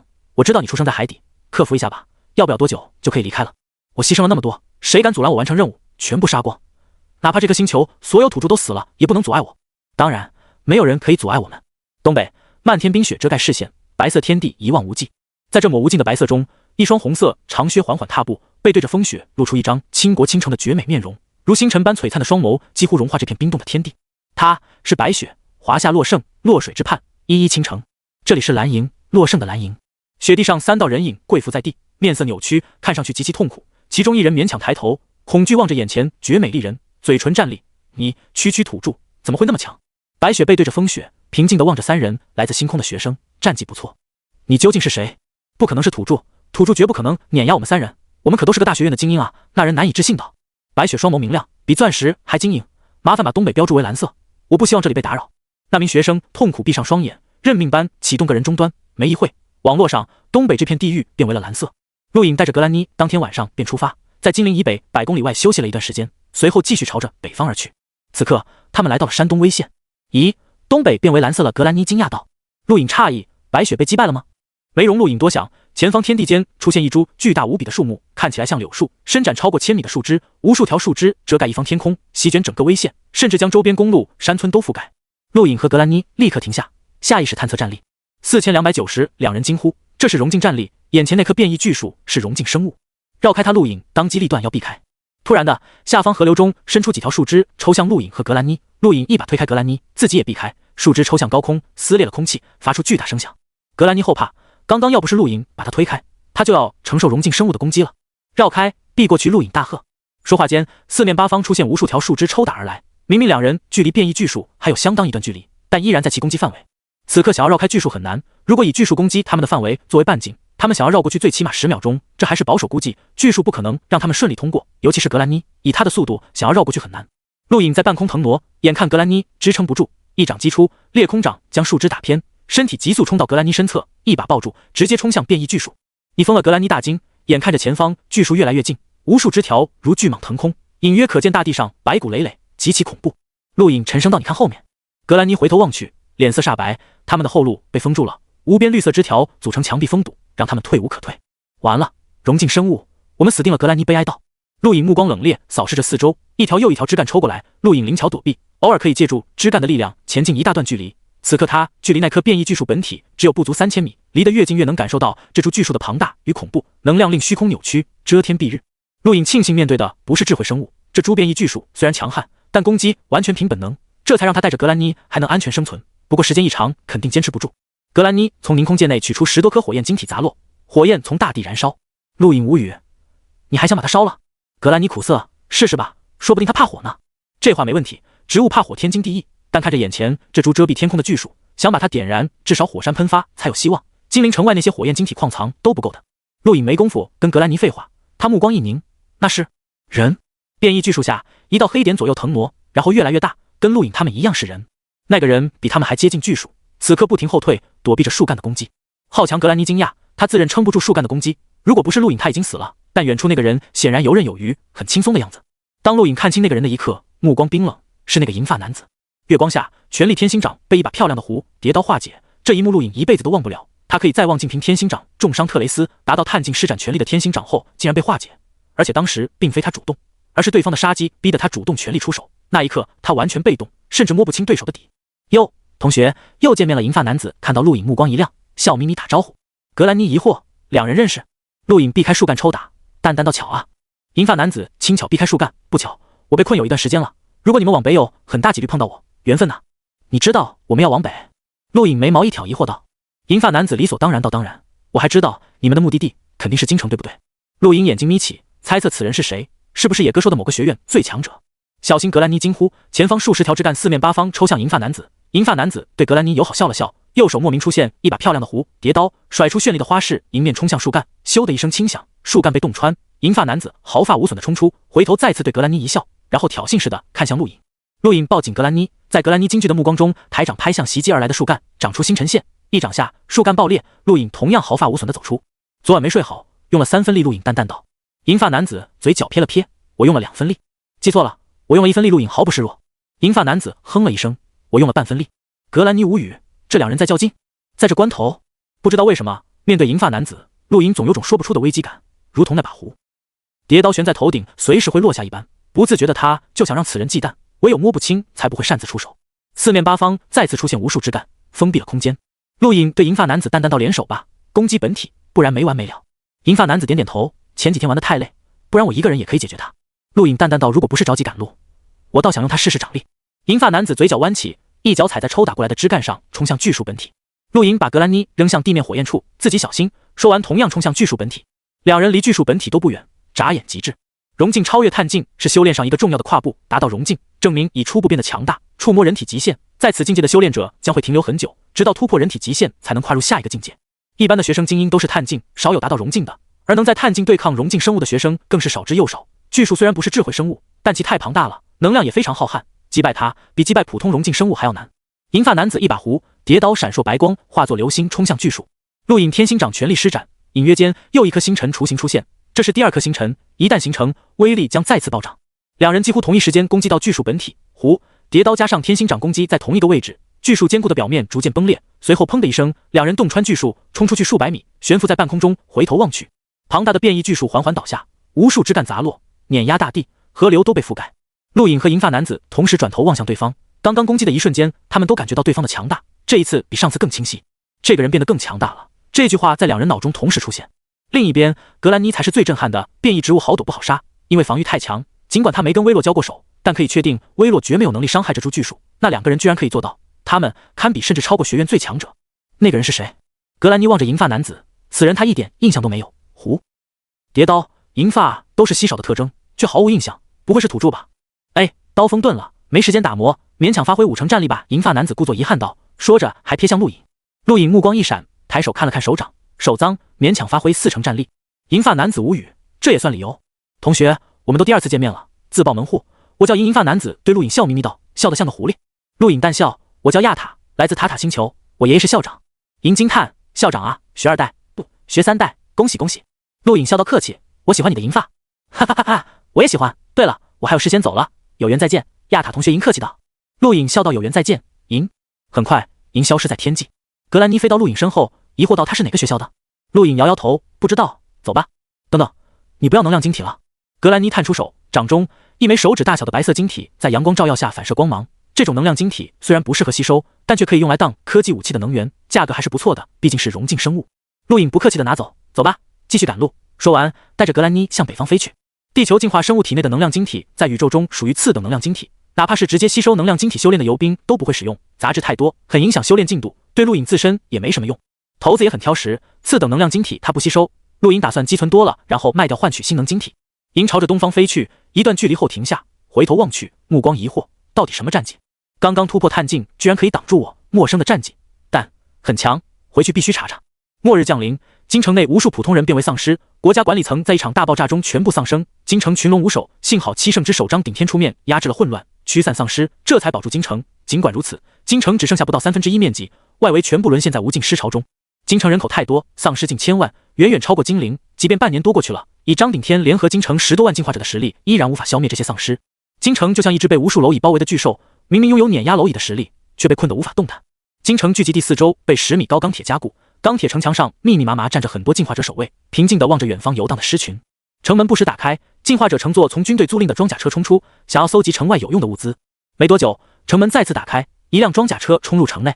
钢铁城墙上，一名百夫长奇怪，那辆装甲车不是刚出去吗？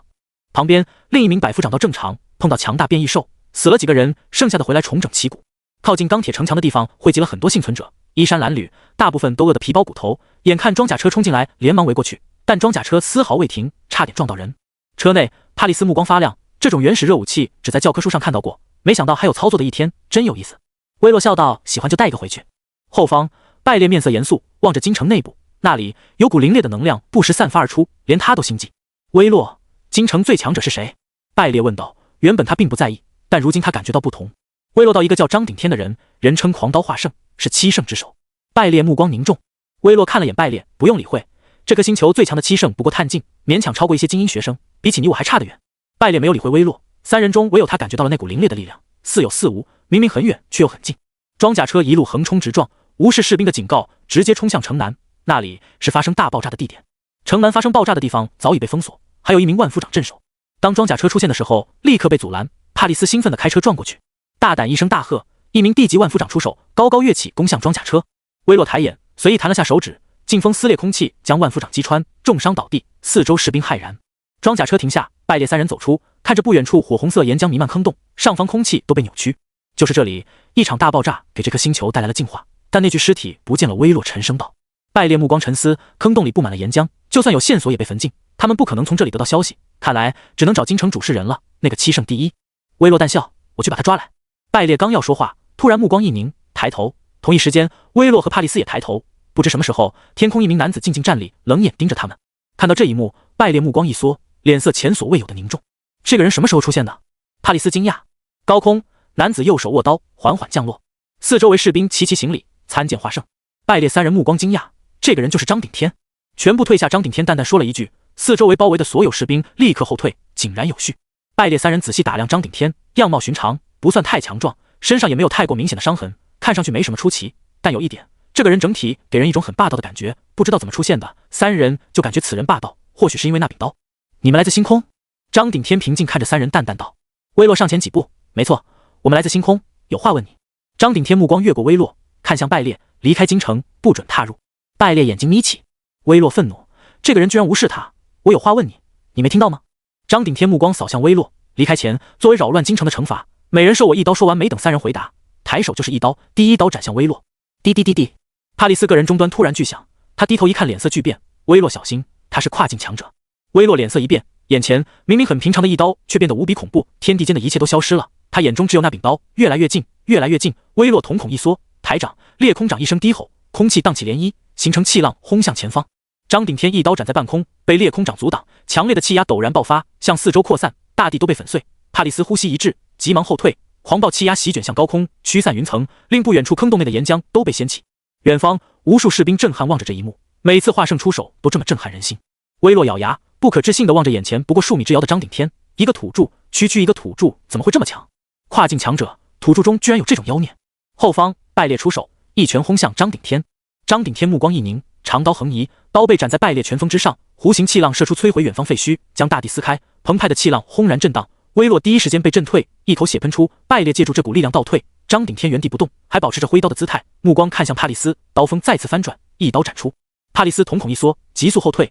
他没想到被拜列和威洛联手攻击的土著居然还有余力攻向他，等他反应过来时已经晚了，斩击掠过，在帕利斯腹部留下一道巨大的血痕，血液顺着衣服滴落大地，剧痛席卷神经。帕利斯不自觉半膝跪地，额头冷汗直冒。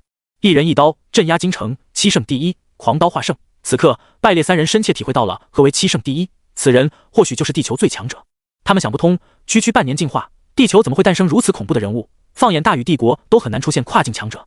所谓跨境，便是能以当前境界展露出更高一层境界战力的强者。个人终端设定相当严格，即便达到当前境界巅峰战力，借助战技都未必能展露出更高一层境界的战力数值。就像拜列，他的战斗数值为3000，碳境顶峰，但即便他施展战技，拥有跟融境生物战斗的力量，战斗数值都不可能达到3001。这就像一堵墙，隔绝了碳境与融境。唯有一种人可以打碎这堵墙，那便是跨境强者。明明是碳境实力，却可以展露出融境战斗力，这种人被称为妖孽。刚刚张顶天抬刀的一刻，他的战力数值为3200，融境战力数值。走！拜列低喝，直接腾空飞向京城外。威洛和帕利斯强忍着伤势同时离去。张顶天没有追击，平静地望着三人离开。这三人都不弱，前段时间也有外星学生来到京城捣乱，但没一个能在他一刀下活命。他已经斩杀了5名学生，这三人居然都可以接他一刀，上3圣的战力。尤其那个小矮子与他一刀不分上下，非常厉害。华圣一辆辆装甲车出现，其中一辆车内走出一名身穿职业装、样貌美丽的年轻女子，来到张顶天身旁，担忧道。张顶天淡淡道传令下去，严查陌生进化者，遇到像学生的进化者立刻汇报，不要主动出手。刚刚跟你交手的是那批星空学生？女子问道。张顶天看着女子，不要多想，没人是我对手。女子目光崇敬，点点头，对军队下令，做事雷厉风行。京城外，三人降落，帕利斯愤怒低吼，一个土著，他伤了我，居然伤了我，我要他死，立刻要他死。威洛擦了下嘴角血渍，土著中居然有跨境强者，不可思议。拜列沉声道，不用在意，战斗数值是最不可靠的侦测手段，胜负还取决于个人和战绩。威洛眉头紧皱望着京城，不可靠。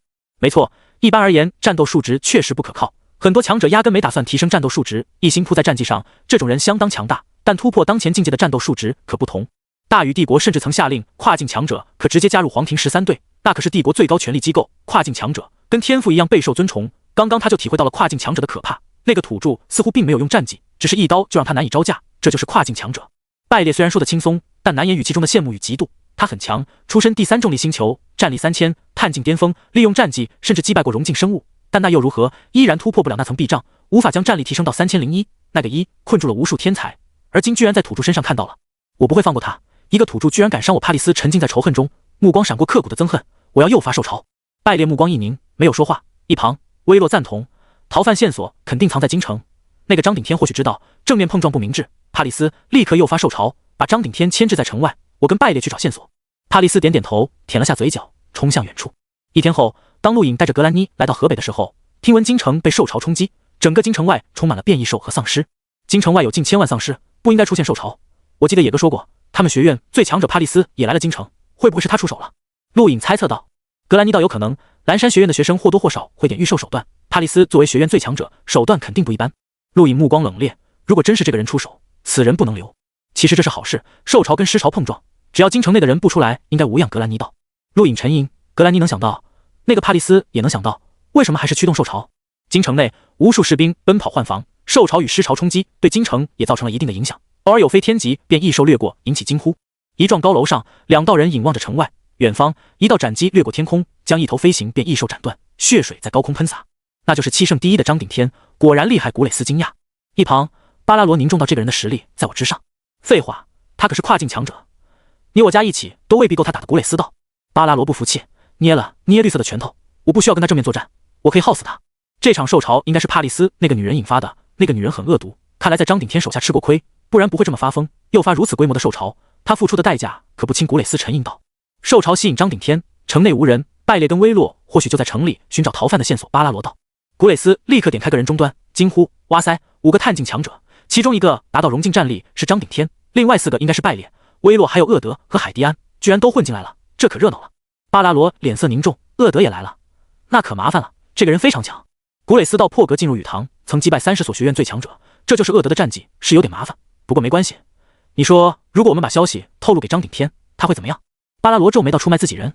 古蕾斯翻了翻白眼，哪有自己人，我们是竞争对手，而且在帝国看来，我们跟地球人都是试炼者，不存在背叛。巴拉罗点点头，我可以驱动植物帮忙顶住兽潮，让张顶天腾出手。就这么愉快地决定了。古蕾斯大喜。另一边，2个裹着黑袍的人影站在一幢废弃酒店内。厄德，我感觉到了巴拉罗的气息，他的植物气息很浓郁。其中一个黑袍人开口道，嘴角弯起残忍的弧度。另一个黑袍人厄德沉声道，城里加上我们共有7个探境修炼者，还有城外的帕里斯，这里聚集了8个探境，麻烦点，不过不算太难杀，唯一的麻烦就是张顶天，土著中居然有跨境强者，不可思议。张顶天交给我，我想试试所谓的跨境强者到底怎么样。黑袍人兴奋，抬头，双目闪烁绿色光芒。钢铁城墙上，张顶天脸色沉重，远方浩瀚的尸潮与兽潮搏杀，宛如血肉磨盘，每一秒都有生物死亡，血气冲天。丧尸很弱，在变异兽爪下可以被轻松撕裂，但丧尸的毒性却很强，这领变异兽损失也不小。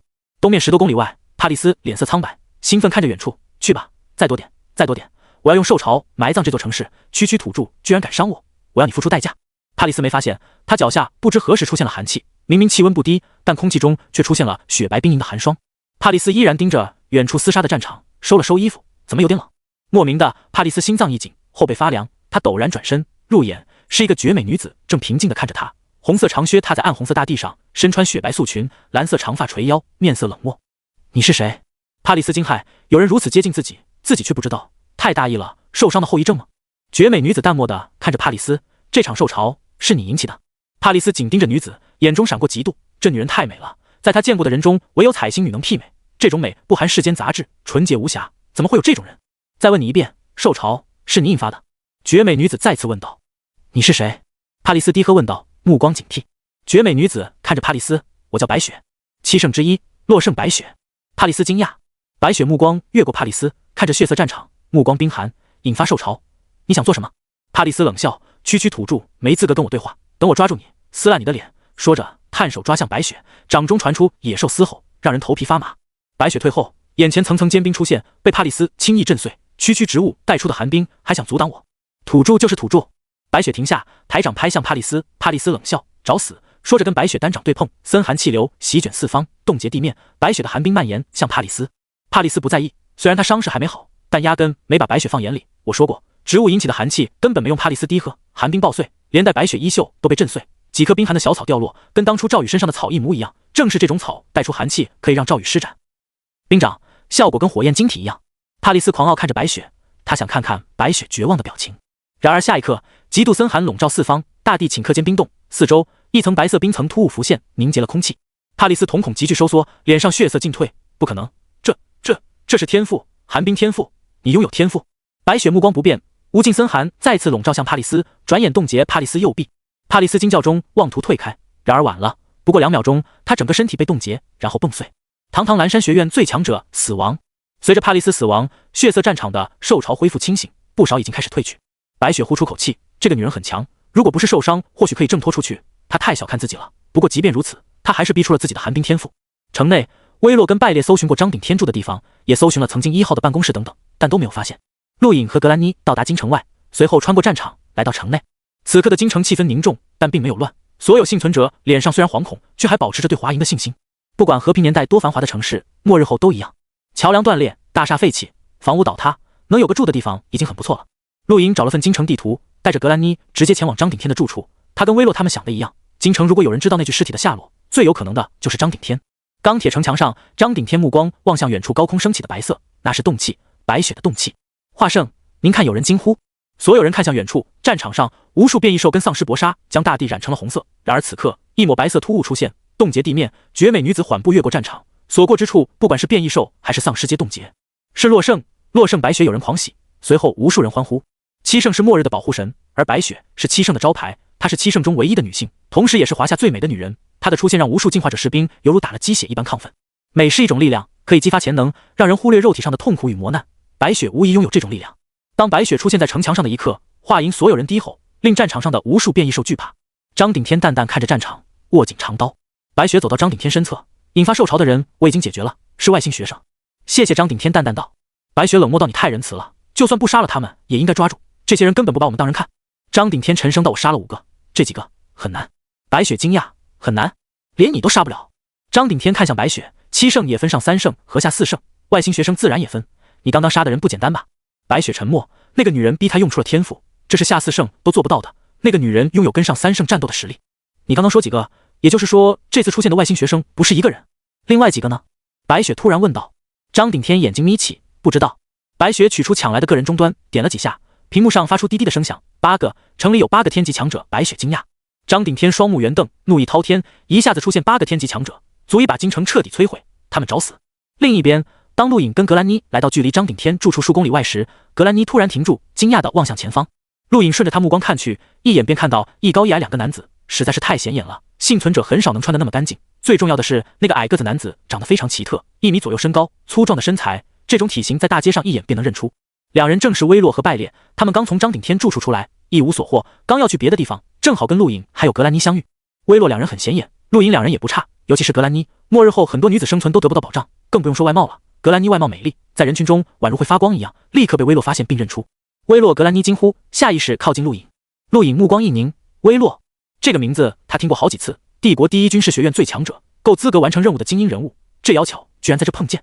威洛看着格兰妮也颇为惊讶，京城是调查任务的必经之地，格兰妮出现难道也想完成任务？威洛不禁失笑，目光看向陆颖，眼中闪过一丝轻蔑。通过星能他可以感觉出陆颖不过刚刚突破，垃圾而已。你认识？拜列沉声问道。威洛答到同一个学院的。带着吧，我们缺人手。拜列沉声道。威洛点点头，对格兰妮低喝，过来，跟着我们。格兰妮眼中闪过一丝惧意，望向陆颖。试炼针对所有人，除非朋友亲属，否则就是敌人，哪怕同一个学院的都是敌人。对格兰妮来说，陆颖虽然控制他，但没给他生命危险。威洛不同，来自星空的人更加心狠手辣。我让你过来，没听见吗？威洛大喝，吸引了不少人注意。拜列皱眉，小声点。威洛冷眼盯着格兰妮，目光冰寒。陆颖上前几步，淡淡看向威洛，你在跟谁说话？很吵，知不知道？威洛怔了一下，大概没想到陆颖敢这么说，不禁冷笑，我不知道你是哪个学院的学生，不过今天你可以除名了。说着单掌下压，空气震荡，平地一阵涟漪压向四周，不少幸存者还没反应过来就被震开。陆颖眉毛一挑，裂空掌。看着他同样单手下压，随后一掌击出。与此同时，威洛也一掌击出。两道一模一样的攻击在半空击撞，所有人只听一声轰响，空气四散，无数劲风撞碎墙壁，甚至碾压桥梁，对撞之地大地崩裂，气流席卷而上，随后在100米高空四散。威洛惊讶望着陆颖，你居然可以施展裂空掌？陆颖目光淡然，他听格兰妮说过威洛可以施展裂空掌，他不惊讶，他惊讶的是威洛的裂空掌似乎有点弱，因为此刻威洛右掌在发颤，这是强行施展裂空掌的后果。拜列同样惊讶望着陆颖，裂空掌可不是什么人都可以用的，这个人不比威洛差。同一时间，钢铁城墙上，张顶天和白雪同时望向城内，一跃而起，目光冰寒。白雪眼中杀意弥漫，天级强者在城内动手造成的灾难是巨大的，这些学生完全不顾地球人死活，必须格杀。城内，格兰妮惊呼，张顶天来了，旁边还有一股探镜力量。陆颖不在意，对面，拜列则皱眉，速战速决，张顶天来了。威洛眼睛眯起，体表覆盖戒指战甲，一跃冲向陆颖，一腿抽出，寻常人根本看不到他的攻击速度。陆颖抬腿一脚踹在威洛小腿上，地面崩裂下沉，气浪排开，威洛低吼，体外星能爆发，碾压向陆颖。大地在站立，他要用纯粹的星能决胜负。陆颖冷笑，他体内星能肯定没有威洛多，但他吸收星能的速度却是威洛的2倍，就算比消耗他也不怕。格兰妮急速后退，这股心能对轰他不想承受。远处，败裂目光一冷，冲向格兰妮，抬手抓去。格兰妮咬牙捏碎数颗火焰晶体，澎湃的火焰在大地燃烧。炎火掌一声低喝，格兰妮掌心火焰凝聚，拍向败裂。败裂目光冷傲，动作未变。格兰妮的炎火掌被败裂一掌拍散，差距太大。格兰妮的火焰对败裂来说太柔弱。陆颖眼看着格兰妮被败裂抓住，右掌轰出，空气肉眼可见，形成冲击波轰向败裂。败裂转身一拳将裂空掌震碎。微洛，走！微洛大笑，身形晃动向远方冲去，速度再次提高。陆颖哼了一声，游身步直接冲向微洛，抬掌掌出星辰线。微洛目光一变，莫名一股危机感涌来，紧盯着陆颖一掌，毫不犹豫避开。可惜天星掌并不是那么容易避开的，星辰运转原本就含有庞大的吸力，以陆颖右掌为中心，这方天地内的所有一切都犹如星辰被吸收。败裂震惊，陆颖这一掌连他都骇然。砰！一声巨响，微洛最后关头施展的裂空掌被彻底粉碎，他的身体如同流星被狠狠砸入大地内，将断裂的桥梁再次粉碎。大地被砸出巨大的坑洞，坑洞内微洛猛吐出口血，不可置信望向陆颖。他没想过自己会被人一掌击伤，那一掌太刚猛，戒指战甲都粉碎了。格兰妮震惊，微洛可是学院最强者，居然被一掌重创，不可思议！敢在城内战斗，你们找死！一声大吼自远处传来，紧接着是凌厉的斩击跨越天空当头落下，目标直指败裂。败裂甩开格兰妮，自己也避开，斩击切割大地，荡起无数凌厉劲风。败裂第一时间穿上戒指战甲，凝重望向张顶天。高空，张顶天扫视下方，目光越过败裂和格兰妮，看到了站在地上的陆颖和坑洞内明显受伤的微洛，心中一沉。他跟败裂还有微洛交过手，两人都很强，如今一个被重伤，又出现陌生人，那个人显然就是打伤微洛的人，这个人更强。棘手了，这一刻连张顶天都冒出这个想法。更重要的是，这里才4个，还有4个天级强者没有冒头。嗨嗨！微洛捂住身体，自坑洞内走出，忌惮看着陆颖走到败裂身侧，局势不利。败裂眼睛眯起，深呼吸口气，面色变得平静。未必，三方混战，想办法自己走。说完，陡然冲向格兰妮，在所有人没反应过来的时候，一把将格兰妮甩向张顶天。张顶天下意识抬刀斩去，格兰妮骇然，面色煞白。陆颖腾空推开格兰妮，迎着张顶天斩击一掌击出，裂空掌震荡斩击，与高空对碰，空气扭曲，体会着庞大的对撞之力，陆颖被迫降落，脚步深深踩进地底。震惊，这就是张顶天的力量。败裂把格兰妮甩出去后直接离开，微洛也一样，一个张顶天已经很难对付，再加上莫名其妙的敌人，他们尽管自负，但不傻。不过他们不傻，张顶天也不傻，给了格兰妮一刀后，毫不犹豫又给了败裂一刀，2刀几乎没有时间间隔。败裂刚走没几步就遭遇斩击，连忙避开，脸色难看。我们不想打，让我们走。张顶天身体猛地冲向败裂，一个也别想走。说完抬刀斩去，近距离一刀的压迫让败裂怒极，重拳。败裂低吼，右拳握紧，层层涟漪排开空气，一拳轰出。轰！大地震颤，重拳是败裂的战绩。他原本以为这一拳足以震伤张顶天，但结果让他惊骇。张顶天不仅没被震伤，反而更凶猛地压上，将败裂直接压入地底，气浪宛如海啸席卷向四方，方圆1000米彻底毁灭。微洛无奈出手，裂空掌轰向张顶天。张顶天反手一刀撕开裂空掌，长刀再次横斩向败裂，他一人独占2人。陆颖刚想出手攻击微洛，脚底不知何时出现了坚冰。不远处，格兰妮双腿被冻结，白雪从他身后走出，冷冷盯着陆颖，不要妄动。陆颖看向白雪，眼中闪过惊艳之色，居然有这么美的女人。你是洛圣白雪？陆颖猜测。白雪冷声道，看来你们这些外星学生调查得很清楚。陆颖淡淡道，周山告诉我的，他说你的美能让人一眼认出来。白雪目光冰寒，你动了周山？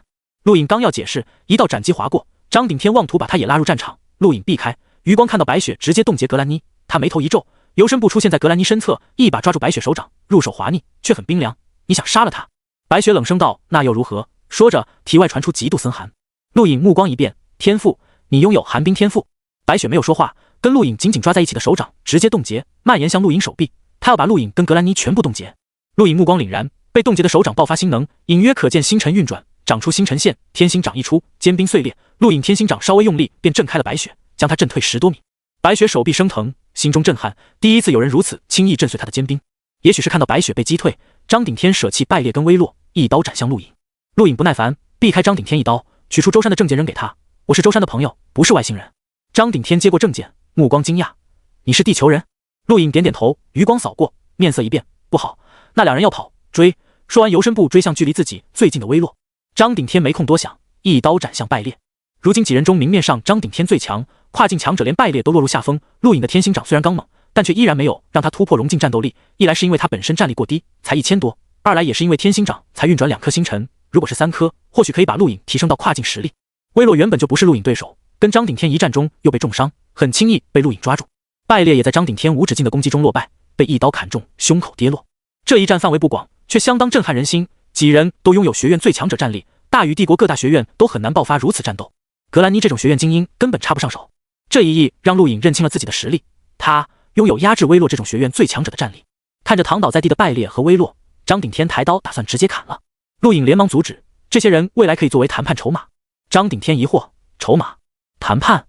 陆颖点点头，凝重道：你应该知道，这些学生来地球的目的就是试炼，试炼虽然不经生死，但这些敢参加试炼的学生背景都不简单，牵扯很广，我们可以用他们的命跟大禹帝国高层谈判。白雪双眸看着陆颖，冷声道：用他们的命换地球自由。陆颖点点头，星球进化说的好听是提升人类自身，实际上却是大禹帝国征兵的方式。地球进化者只要没被看中，都会被送去战场，无论是大禹帝国和其他帝国的战场，还是人类域外战场，都远比试炼残酷无数倍。在那里，即便漫步星空的强者都未必能生存，这些学生可以让地球多几个活下来的人。张顶天沉默，收起长刀。白雪冷冽的目光闪过一丝悲哀。原本他们以为地球是宇宙唯一的智慧生命，但自从在海王星发现一具尸体后，一切都变了。地球仅仅是在大禹帝国监控下的一颗原始星球，能探索太空又如何？不过刚刚学会走路而已，一切都在监控下。而今更是面临最恐怖的末日，不是变异兽和丧尸，而是大禹帝国。试炼结束，不知道有多少人被送去战场，即便7圣这种存在，或许也只是高级一点的士兵而已。格兰妮惊讶望着陆颖，他没想到这个人居然有这种打算，何止是与虎谋皮，敢跟大禹帝国高层谈判。自从帝国成立以来，从未听过有土著敢向帝国提要求，这是作死。但不得不承认，或许有用。别人格兰妮不清楚，但威洛背景不小，他的家族甚至有人在皇庭13队任职。嘿嘿，你想得太简单了。大禹帝国铁血治军闻名宇宙，不会接受土著的威胁。败劣嘲讽道。陆颖望向他，这点不用你操心，好好活着，你们都是筹码。败劣不屑一笑，这些土著根本不清楚大禹帝国的情况。白雪疑惑看着陆颖，利用学生威胁大禹帝国或许有用，但这么一来，这个人就会站在风口浪尖，绝不可能被大禹帝国所容。他有什么倚仗吗？没有人会为别人无私奉献。白雪对陆颖暗暗警惕。轰！北方突然传来巨响，张顶天望向北方，脸色一变。科技院不好！说完急速冲向北方。就在这时，天空中2道人影飞向西方。败劣望着高空，咬牙切齿。厄德、海迪安。张顶天腾飞高空，一眼看到飞往西方的2人，同时另一个方向也有2人腾空飞向西方，紧跟在厄德2人身后。张顶天双目冰寒，体外能量爆发，形成肉眼可见的波纹扩散，长刀抬起，震动高空的能量同时消失。而长刀这一刻令无数人头皮发麻，一股发自内心的凌厉之气升腾，仿佛要将这片天地斩断。高空云层无形中撕裂，天地一片肃静。陆颖震动，战绩不对，这是最强一刀。西方厄德几人回头面色一变，张顶天隐藏了实力，这一刀让人惊骇，虽然不是战绩，却极为接近。不要犹豫，快走！厄德低喝。不远处古蕾斯和巴拉罗震惊，这个土著要逆天了，快跑！张顶天双目闪过一丝寒芒，长刀猛地斩出，在京城无数人惊骇的目光中，横跨京城的巨大斩击掠向西方，天空被切割开来，空气扭曲，凌厉的气劲让所有人产生幻觉，这片高空仿佛被斩断了。厄德、海迪安、古蕾斯、巴拉罗4人同时回身硬顶斩击，不过一瞬间，斩击被撕裂，化作5道气浪，消失于长空。厄德脸色凝重，目光不敢置信。海迪安黑袍被撕开，露出布满鳞片的上身，嘴角一抹血渍在阳光下刺眼。古蕾斯喘着粗气，惊讶望着张顶天。巴拉罗最惨，吐出口血，原本就绿色的皮肤更绿，体表甚至有一丝裂痕。走！厄德再次低喝，朝着西方冲去。海迪安不甘看了眼张顶天，同样向着西方飞去。古蕾斯和巴拉罗一句话未说，紧紧追在厄德2人身后。张顶天屹立高空，霸气外放，一人一刀让四方肃静，无数人崇敬欢呼。格兰妮呆掉了，土著中居然有这么强的人，跨境强者，绝对是跨境强者。这个怪物，放眼大禹帝国探境学生中，能跟他媲美的或许都少之又少。陆颖眼睛眯起，张顶天这一击让陆颖心潮澎湃，不知道自己运转3颗星辰的天行长有多强，能不能击败张顶天。白雪呼出口气，露出一丝笑容，不愧是7圣之首。败劣和威洛震撼，这就是跨境强者，他们太小看张顶天了，早知道他有这种实力，2人绝不会在京城动手。张顶天转身朝着北方飞去，那里是京城科技院，华夏最重要的地方之一。陆颖和白雪急忙追去，格兰妮也抓着败劣2人追去。科技院在京城北方，当初海王星带回来的尸体就交由科技院保管，但不知道什么原因需要转移。转移的一刻，华夏管理高层包括1号都在场，唯有他们有权限下令，但却发生了大爆炸，导致末日。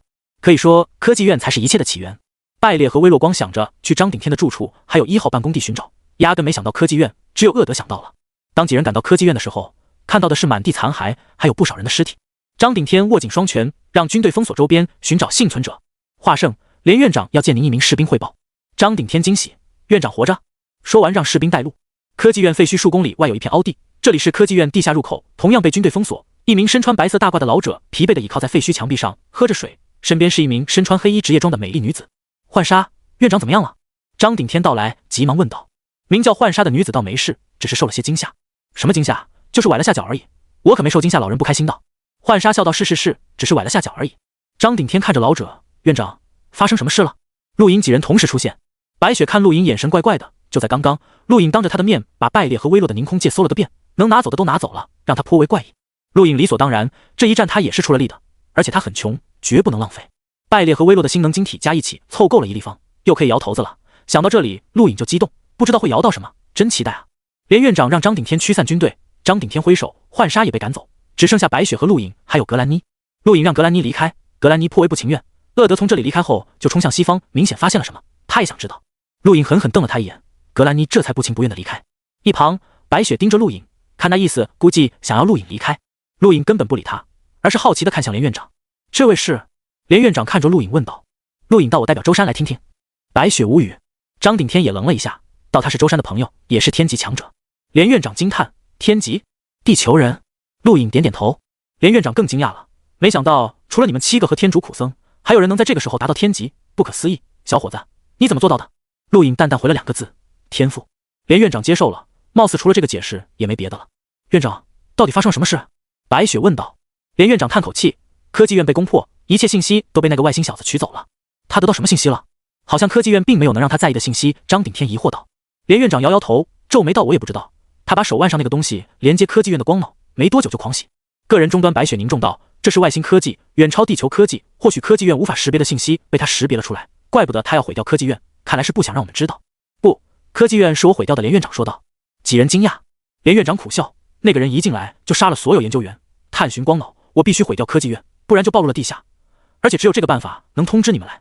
陆颖敬佩，老头好胆魄，也不怕把自己埋了。张顶天皱眉：科技院被毁，所有信息都付之一炬，我们想找他们报仇都找不到。连院长摇摇头：谁说信息没了？如果科技院被毁，信息就没了，我这个院长当了还有什么意思？说着，在张顶天几人目光中打开地底，科技院所有信息地底都有备份，外星科技你们应该有吧？试试吧，或许也能分析出什么。张顶天、白雪还有陆颖立刻下去。没多久，几人看着个人终端弹射出的光幕，面色震撼。光幕中播放的是半年多前那场大爆炸，在科技院光幕中，那场大爆炸没什么特别，一切都被毁了，但在个人终端分析下，爆炸中一道黑影冲向西方，转瞬即逝。这一幕除了个人终端，地球科技根本解析不出来，因为黑影速度太快。张顶天3人面色凝重，连院长震惊：这个黑影是什么东西？人？陆颖淡淡到半年多前，我记得7圣还没有达到天级吧？这个速度跟天级相当，如果没猜错，应该是那具尸体，原地只有那具尸体有这个可能。连院长惊讶：你的意思是，那根本不是尸体，那个人没死？陆颖点点头，利用能量覆盖己身，让身体一切机能停止运作，跟死了没两样。地球科技分辨不出来很正常，看来没错了，这具尸体就是学生试炼任务中的逃犯。几人寂静无声，盯着光幕。陆颖看向连院长：那个，我问一下，当初你们为什么要转移那具尸体？周山跟我说是控制不了什么物质。连院长看了眼张顶天和白雪，到我们分析出那具尸体身上有奇特的物质，这种物质一旦爆发，后果无法估计，我们确实无法控制，必须转移。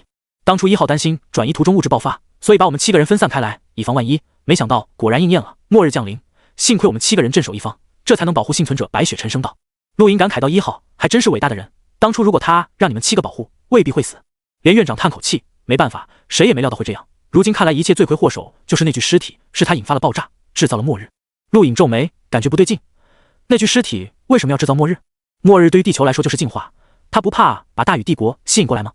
当初研究尸体的时候，我们科技院在他的皮肤组织里安置了纳米追踪器，我看看能不能找到位置信息。连院长说着，不停捣鼓光脑。过了一会，打开世界地图，惊喜到找到了追踪信号最后消失的地方，在这里。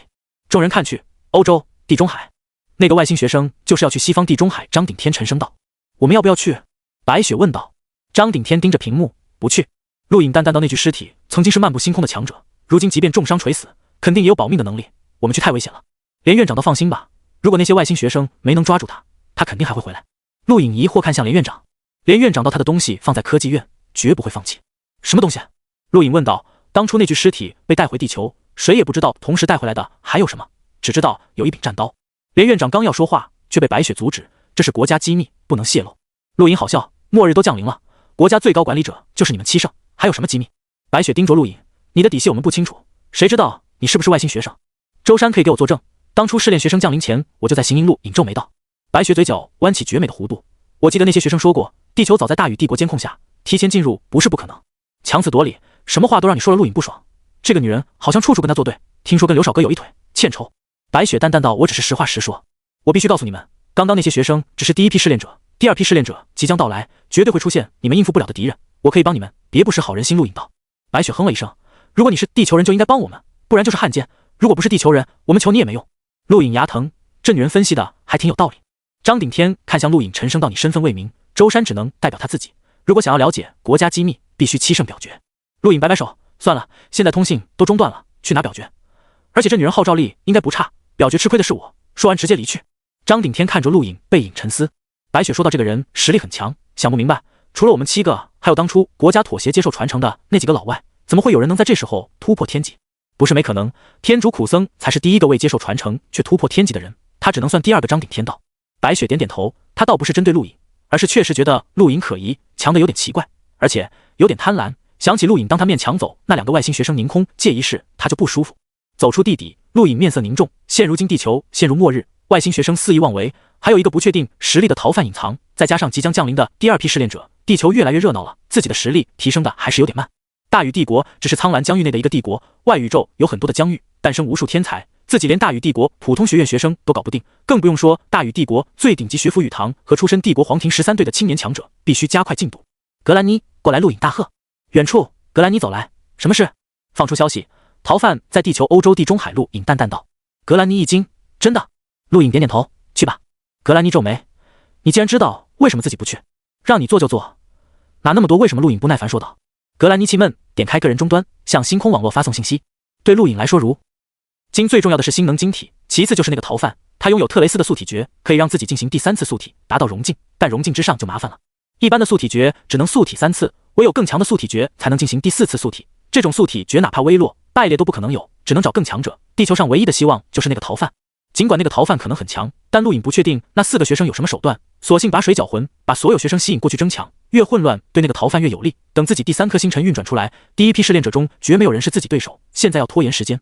京城一处僻静的宅院中，陆隐关闭门窗，在四周铺洒火焰晶体，然后回到房中，张开手，骰子缓缓浮现。骰子表面光芒暗淡，还没有恢复，如果没有星能晶体，想要恢复到可以使用，时间较长，他不想等。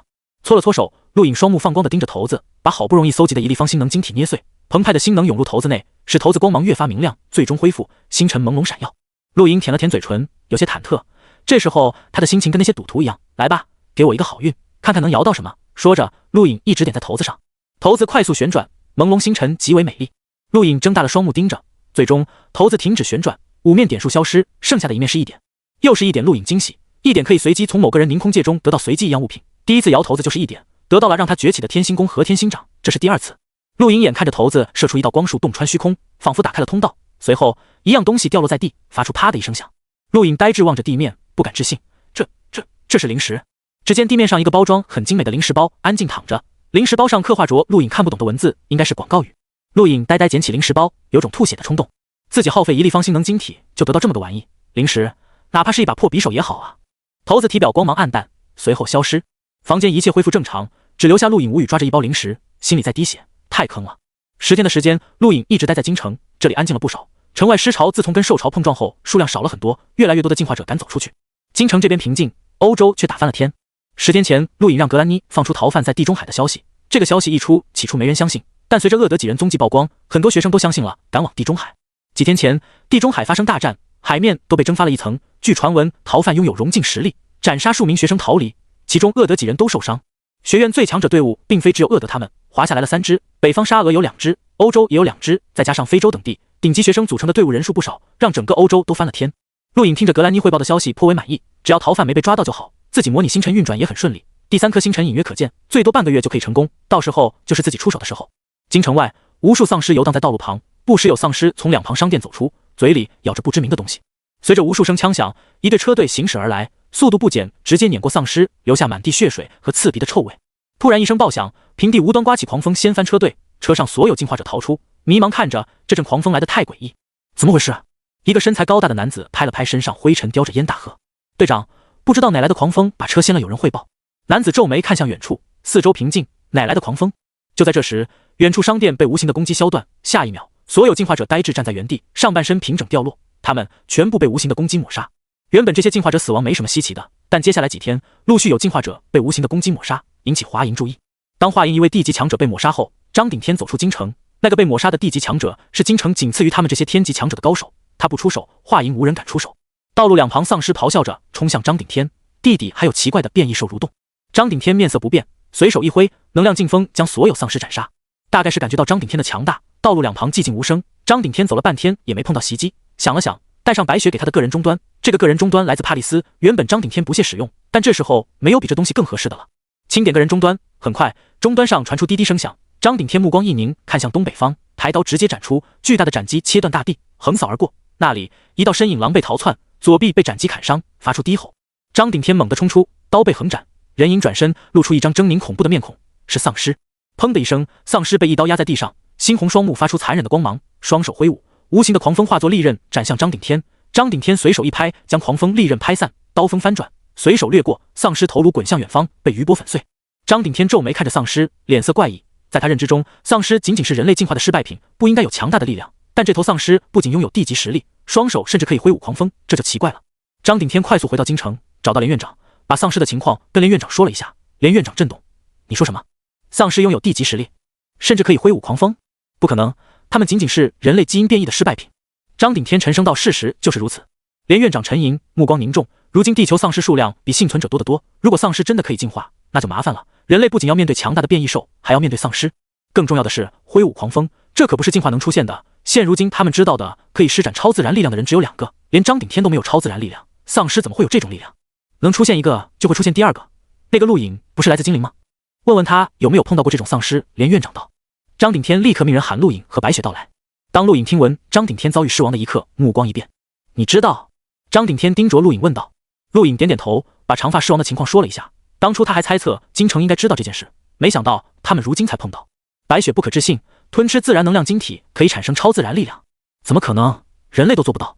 陆影沉声道：“我看到的就是这一幕，没必要骗你们。”连院长脸色严肃，看着3人。其实我们一直认为丧尸是人类进化失败的产物，事实证明大多数丧尸就是如此，只能游荡，战斗力很弱，只能对普通人产生威胁。但反过来想，如果丧尸并非失败，而是另一条进化之路，是不是就合理了？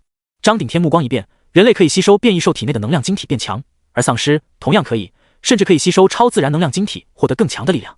连院长凝重到从来没人见过丧尸吞服能量晶体，一头变异兽往往可以轻松撕裂很多丧尸，即便重伤也可以轻易逃跑，所以丧尸无法得到能量晶体，也不可能有人愿意把辛苦得到的能量晶体给丧尸，所以这种可能性从一开始就被排除了。但不否认有些运气极好的丧尸能得到能量晶体，如果真的存在这种可能，地球将会大变。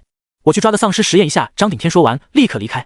没一会，张顶天把一头丧尸扔在地上，随手将一颗能量晶体甩入丧尸嘴中。几人盯着丧尸看，过了好一会，丧尸没有反应。张顶天和白雪暗暗松口气。陆影淡淡到一头说明不了问题，再抓一些试试。张顶天点点头，命人抓捕丧尸。半个小时后，一共50多头丧尸被捆绑送来。张顶天将50多枚能量晶体挨个投入他们嘴中。吼！突然，一头丧尸低吼，面色痛苦，猩红双目死盯着张顶天。体表若有若无的能量将他皮肤撕开，随后砰的一声，整个身体爆裂。除了这头丧尸，其余丧尸没有任何变化。连院长震惊看着这一幕，能量晶体对个别丧尸有反应，出现反应证明这条进化之路可行。陆影看着地面碎肉，脑中突然出现银，还有那枚猩红树眼，现在想起来都头皮发麻，根本不敢拿出来。这件事必须严格保密，绝不能被某些人知道。白雪冷声道。说完看向陆影。陆影淡淡道：看来星球进化没有想象中那么简单，丧尸居然也是进化的一员，会不会也够资格参与试炼？丧尸没有智慧。白雪道。陆影失笑：没有智慧？不见得。张顶天立刻下令城外所有人全部回城，他决定用仅存的热武器轰炸丧尸，丧尸不可能再变成人。如今知道他们有可能进化，就不能留，尤其是可以吞服超自然能量晶体，获得强大力量，这一点不能容忍。连院长赞同，丧尸基数太大了，哪怕上万丧尸中出现一个可以成功进化的，也非常恐怖，那种超自然力量非普通人可以对抗。看白雪就知道了。实际上，如果不是寒冰天赋，他未必是帕里斯的对手。正因为寒冰天赋，他轻易击杀了帕里斯，控制格兰妮，这就是天赋的可怕。当天晚上，京城外发出震天轰鸣。陆影抬头看去，一枚枚导弹砸落在城外，肆意横扫大地。丧尸不可怕，可怕的是数量，这是所有人的共识。而热武器是对付数量最好的办法。轰炸不过持续2分钟便结束。陆影奇怪，京城不至于只剩这么点热武器吧？正当陆影决定继续仰望星空的时候，天空一道人影飞向陆影住处。陆影目光看去，惊讶发现居然是白雪。这个美丽不像话的女人一直看自己不顺眼，大晚上找自己干什么？陆影看着月光下动人倩影接近，他绝不介意给刘少哥戴个绿帽子。白雪降落在陆影住的地方，看到陆影的一刻微不可察，松口气。陆影奇怪，有事？格兰妮从房间内走出，怪异看着白雪。白雪淡淡道没事，路过。陆隐无语，你确定？白雪沉吟，随后淡淡道：热武器发射人员全部死亡，所有热武器被破坏，无法动用。陆隐一惊，什么人做的？白雪盯着陆隐，没有说话。陆隐好笑，原来你冲过来是想证明我的不在场证据，希望不是你做的，否则我们不会放过你。白雪冷声道。陆隐奇怪，你好像对我很戒备，为什么？白雪没有回答，转身就要离开。等等，来了就想走，没那么容易吧？陆隐脚步轻点，出现在白雪身侧，探手抓向白雪头发。白雪目光冰寒，体表散发极寒冻气，扫向陆隐。陆隐右掌震动荡开冻气，继续抓向白雪。白雪眼前蓦然浮现一层坚冰，在月光下反射光芒。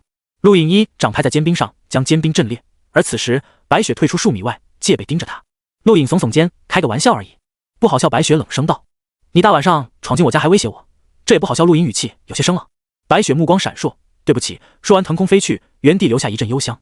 陆隐看着高空，到底什么人毁了热武器？不想尸潮被轰炸吗？格兰妮惊叹望着白雪离开的背影，赞叹到：“每次看到她，我都觉得惊艳。这个女人不愧被周山形容为落水之神，单论样貌，她足以媲美彩星女了。”彩星女？陆隐疑惑。格兰妮仰望星空，憧憬到彩星女是星空最美的女人之一，传闻她可以漫步星空，经常出现在试炼之地，只为寻找有缘人，也有传说她可以卜算未来。遥望过去，她是星空无数人的梦。陆隐无语，你是女的，她也是你的梦？格兰妮白了眼陆隐，她是我偶像，听说她出自那宇宙绝顶强大神秘的宗门，那个宗门随便出来一个弟子都可以横扫大禹帝国年轻一倍，而彩星女更是登上了星空战榜。她说到这里，格兰妮顿住，撇撇嘴，跟你说你也不懂，算了，睡觉。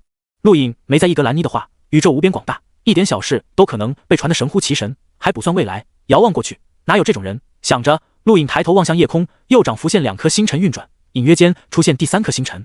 热武器轰炸尸潮暂时停止。陆隐不知道张顶天他们怎么处理的，他也不关心。看了看个人终端，距离第2批试炼者降临还剩40天左右，快了。华营10万进化者分批出城，在张顶天命令下，他们不需要面对变异兽，只为了斩杀丧尸。这个任务并不难，对于进化者来说，丧尸比变异兽好杀太多了。钢铁城墙上，张顶天和白雪站立。就算清空京城周边丧尸，也不过沧海一粟。白雪看着浩浩荡荡走出的华营军队，无奈道。张顶天沉声道：“总比什么都不做好。我已经命人去了金陵、湖北等地，把情况转告他们，让他们全力出手，灭掉丧尸，防止出现不可控因素。”提到湖北，白雪目光一闪，他还好吗？张顶天看向白雪，淡淡道：“不知道。”白雪沉默。对丧尸的清理还算顺利，10万华营进化者每天可以灭掉近200万丧尸，不过数天时间，京城外就空荡了不少，无数丧尸被屠杀焚烧，整个京城周边浓烟滚滚，发出刺鼻的味道。京城西面，热武器发射地，张顶天再次来到了这里。他这几天一直在调查凶手，但没有找到。凶手杀人手法干净利落，一刀毙命，整个发射营地500多人死亡时间加起来不过1分钟，杀人速度极快。你说会不会是那个陆隐干的？远处，白雪问道。你不是亲眼证实过了吗？张顶天沉声道，目光扫视地面。白雪抿了抿嘴，最好尽快跟精灵取得联系。这个陆隐身份神秘，我总觉得他是外星学生。张顶天看向白雪，是又如何？这个世界可以区分敌我，无需区分种族。地球已经没有区分种族的资格了。白雪目光暗淡，没有说话。张顶天转身向内部走去，刚打开大门，一抹白光闪耀，以极快的速度滑向张顶天脖颈。张顶天目光一缩，千钧一发之际转身避开。尽管如此，脖颈处还是被划出一道血口。白光下，银发男子嘴角弯起邪魅的弧度，叠刀再次刺向张顶天。张顶天抽出长刀挡在身前，叠刀以诡异的弧度避过长刀，临近张顶天双目。这一刀是要废掉张顶天的眼睛。眼看蝴蝶刀临近，张顶天不仅没有闭眼，反而迎面而上，体表能量轰然爆发，让蝶刀延缓了瞬间，长刀横斩，巨大的斩击形成肉眼可见的刀气，将营地一刀两断，甚至斩裂了大地。银发男子退后赞叹，不愧是7圣第一，有缘再见。说完猛地冲向远处，妄图逃离。张顶天回身一刀斩去，却惊愕发现银发男子冲向了白雪，他这一刀硬生生止住。白雪单手对准银发男子，寒气笼罩天空，坚冰自虚空蔓延，他要冰封这片天地。银发男子嗤笑，手中蝶刀轻易撕开坚冰，一刀刺向白雪脖颈，白雪竟无法抵挡，眼睁睁看着一刀袭来。关键时刻，陆隐施展由身步出现在白雪眼前，抬掌一掌轰出。银发男子惊讶，蝶刀转向陆隐，白光与天星掌再次交锋，虚空震荡，星辰爆碎，恐怖的波动将白雪震开，大地瞬间崩裂，无数气劲四射，烟尘笼罩一片大地。很快，当烟尘散尽，原地只剩下陆隐一人，银发男子消失不见。袭杀过程很快，从张顶天受伤到银发男子离开不超过10秒，四周围军队还没反应过来，一切都已经结束。白雪目光震撼，刚刚一瞬间，她体会到了死亡的感觉。那柄漂亮的蝶刀轻易撕开她的防御，那抹寒芒是真的会杀了她。自从成就7圣之位，她还没体验过如此危机。陆隐走出浅坑，看向白雪，没事吧？白雪摇摇头，目光复杂，谢谢。陆颖转过头看向张顶天：“你受伤了？”张顶天摸了摸脖颈，不碍事。四周围军队这时才出现，震惊发现张顶天居然受伤了。那可是张顶天7胜第一，居然会受伤，这让所有人都无法置信。你怎么会来这？张顶天问道，疑惑地看着陆颖。陆颖看了看自己手掌，好奇，我也想知道凶手是谁。张顶天淡淡道，就是那个人。我知道。陆颖回了一声，看了眼张顶天脖颈处的伤痕，眉头一皱。因刺杀张顶天的过程他看到了，不可否认张顶天确实很厉害，没有步法战绩，却能在赢那么近距离刺杀下抽身而退。陆颖自认当时如果是自己，也不会做得比张顶天更好了。现在陆颖最想知道的就是赢到底怎么隐藏气息的。寻常学生可以隐藏气息屏蔽个人终端探测，但张顶天距离那么近都没发现他，这就很恐怖了。可以说刚刚那种刺杀能活下来的没几个。那个人为什么刺杀你？白雪疑惑道。张顶天眼睛眯起，不清楚，我跟他没照过面，想来只有一种可能，他不希望尸潮被屠杀。陆颖心中一沉，今天这场刺杀证实了他之前的猜测，赢跟尸亡有关。他不关心任务，却在乎尸亡，无法理解这个人让人捉摸不透。张顶天虽然猜到了一些，但无法知道更多，仅凭一场刺杀得不到有用的情报。传令下去，24小时不分昼夜剿灭尸潮。张顶天忽然下令，赢这种人是没办法抓捕的。张顶天封锁了被刺杀的消息，只是对尸潮的围剿更加激烈了，连很多没有加入华营的进化者都被强制征集出城剿灭丧尸。很快又过去了一段时间，距离第二批试炼者降临还剩1个月。这段时间欧洲打得火热，但逃犯踪迹全无。就在距离第二批试炼者降临还剩整整1个月时间的一刻，陆颖左手个人终端传出滴滴声响，一封邮件强行接收。各位同学，安全期已过，试炼正式开始。从现在起，个人终端位置无法关闭，将同步公布在星空网络地图上，请各位同学尽快完成任务。祝各位五运昌隆。一封邮件让试炼变得更残酷。第一批试炼者已经降落2个月，这2个月是所谓的安全期，只要愿意，所有人都可以收敛战力隐蔽起来，或者偷偷挖掘珍贵矿藏药草换取成绩。但安全期一过，所有人位置将会清晰标明，除非扔掉个人终端。陆颖呼出口气，仰望星空，这才是试炼，没有人可以隐藏。2个月既是给学生的安全期，也是给地球人的机会，让地球人可以抢夺试炼学生的资源，这就是公平，宇宙所谓的公平。亚斯塔死亡的一刻，他的个人终端无法连接到星空网络，但此刻星空网络给亚斯塔个人终端建立了局域网，这个局域网就是地球模型。第一批试炼者所有人位置在地球上都显示了出来，人还不少。陆颖喃喃自语，当初他在精灵看到的几十颗流星不过是一部分，整个亚洲试炼学生多达100人，还有欧洲、非洲、美洲等地，就连南极洲那种地方都有学生存在。目前人数最多的就是欧洲，足有100多人聚集在很小的一片地方，就是地中海附近。这时局域网地图最上方出现一行字：地球天竺苦僧击败海迪安。陆颖惊讶，连战绩都公告了吗？同一时间，众多试炼学生震惊，海迪安不是弱者，是学院最强者，居然败给了地球土著，这让不少学生震动，尤其像格兰妮这种档次的更是无法想象。对他们来说，学院最强者几乎是不可战胜的。然而真正的试炼刚开始就有人败了，这让他们对试炼升起了前所未有的重视。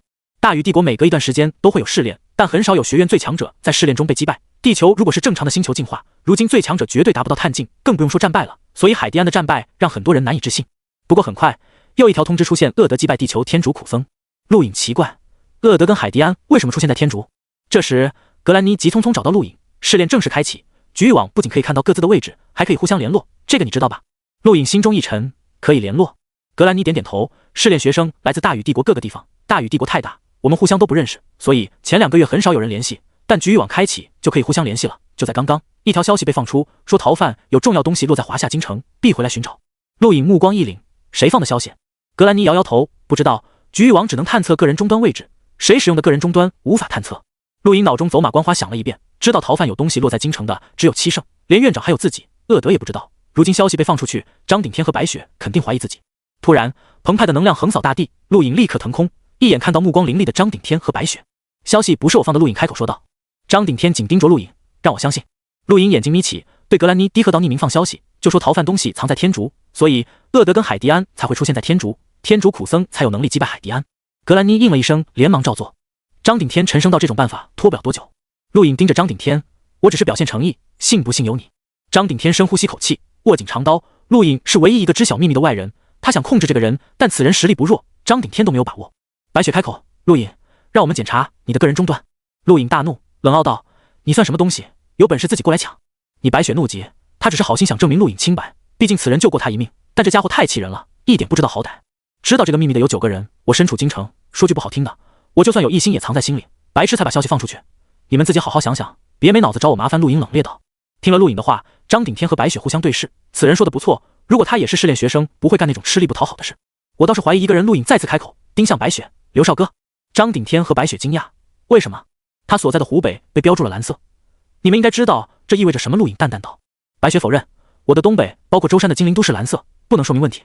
陆颖看向白雪，你是上3圣，拥有击杀试炼学生的实力，精灵也是因为我才得救，不然就被学生控制了。刘少哥是下4圣之一，跟舟山差不多，他哪来的实力反抗那些学生？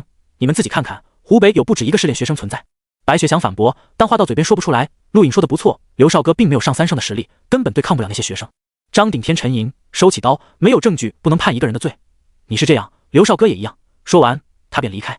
白雪看了眼陆颖，带着复杂目光离去。格兰妮来到陆颖身侧，疑惑道：“真的是那个刘少哥放的消息？我怎么知道？”陆颖随意道。格兰妮眨了眨眼，那你刚刚说的那么肯定？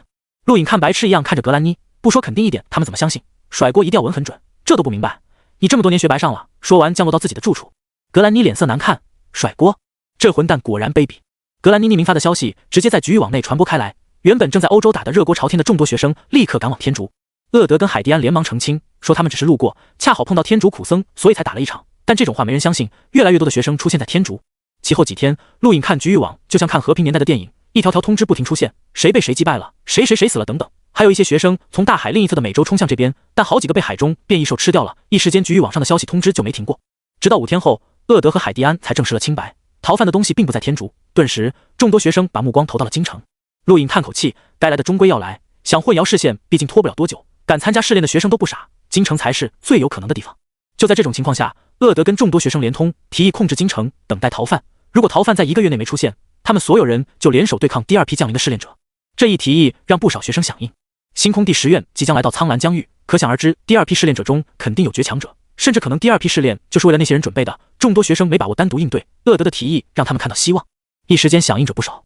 京城，张顶天和白雪脸色难看，他们也得知了消息，知道不好，接下来大半个月，京城将成为战场。张顶天是很强，但再强也有限度，何况他缺少战绩，陷入围攻肯定无法保护京城。白雪更不用说，哪怕集合7圣，面对众多学生也是螳臂当车。陆颖得知消息的一刻，同样脸色难看。这场试炼中，他的身份是地球人，如果任由京城被控制，他想要达成的效果将会大减。而且那个逃犯他可不打算放过，还有逃犯遗留的东西。总之，京城很重要。陆颖，我们快走吧，京城肯定挡不住。格兰妮对陆颖急道。陆颖目光沉思，现如今地球顶尖战力是张顶天和厄德这种等级，张顶天还比厄德强出1线。而接下来众多学生围攻京城，厄德等级的强者绝不止1、2个，想要破局必须超过这个等级。唯一的办法就是提升战斗力，至少要把自己的战斗力提升到跟厄德一个层次，才能弥补能量强度差距，才能用天心掌碾压他们。想着，陆颖对格兰妮沉声道：“你留在京城，过几天我回来。”说完飞向高空。格兰妮咬牙，他才不傻，留在京城等死吗？陆颖刚要飞离京城，就被白雪拦下。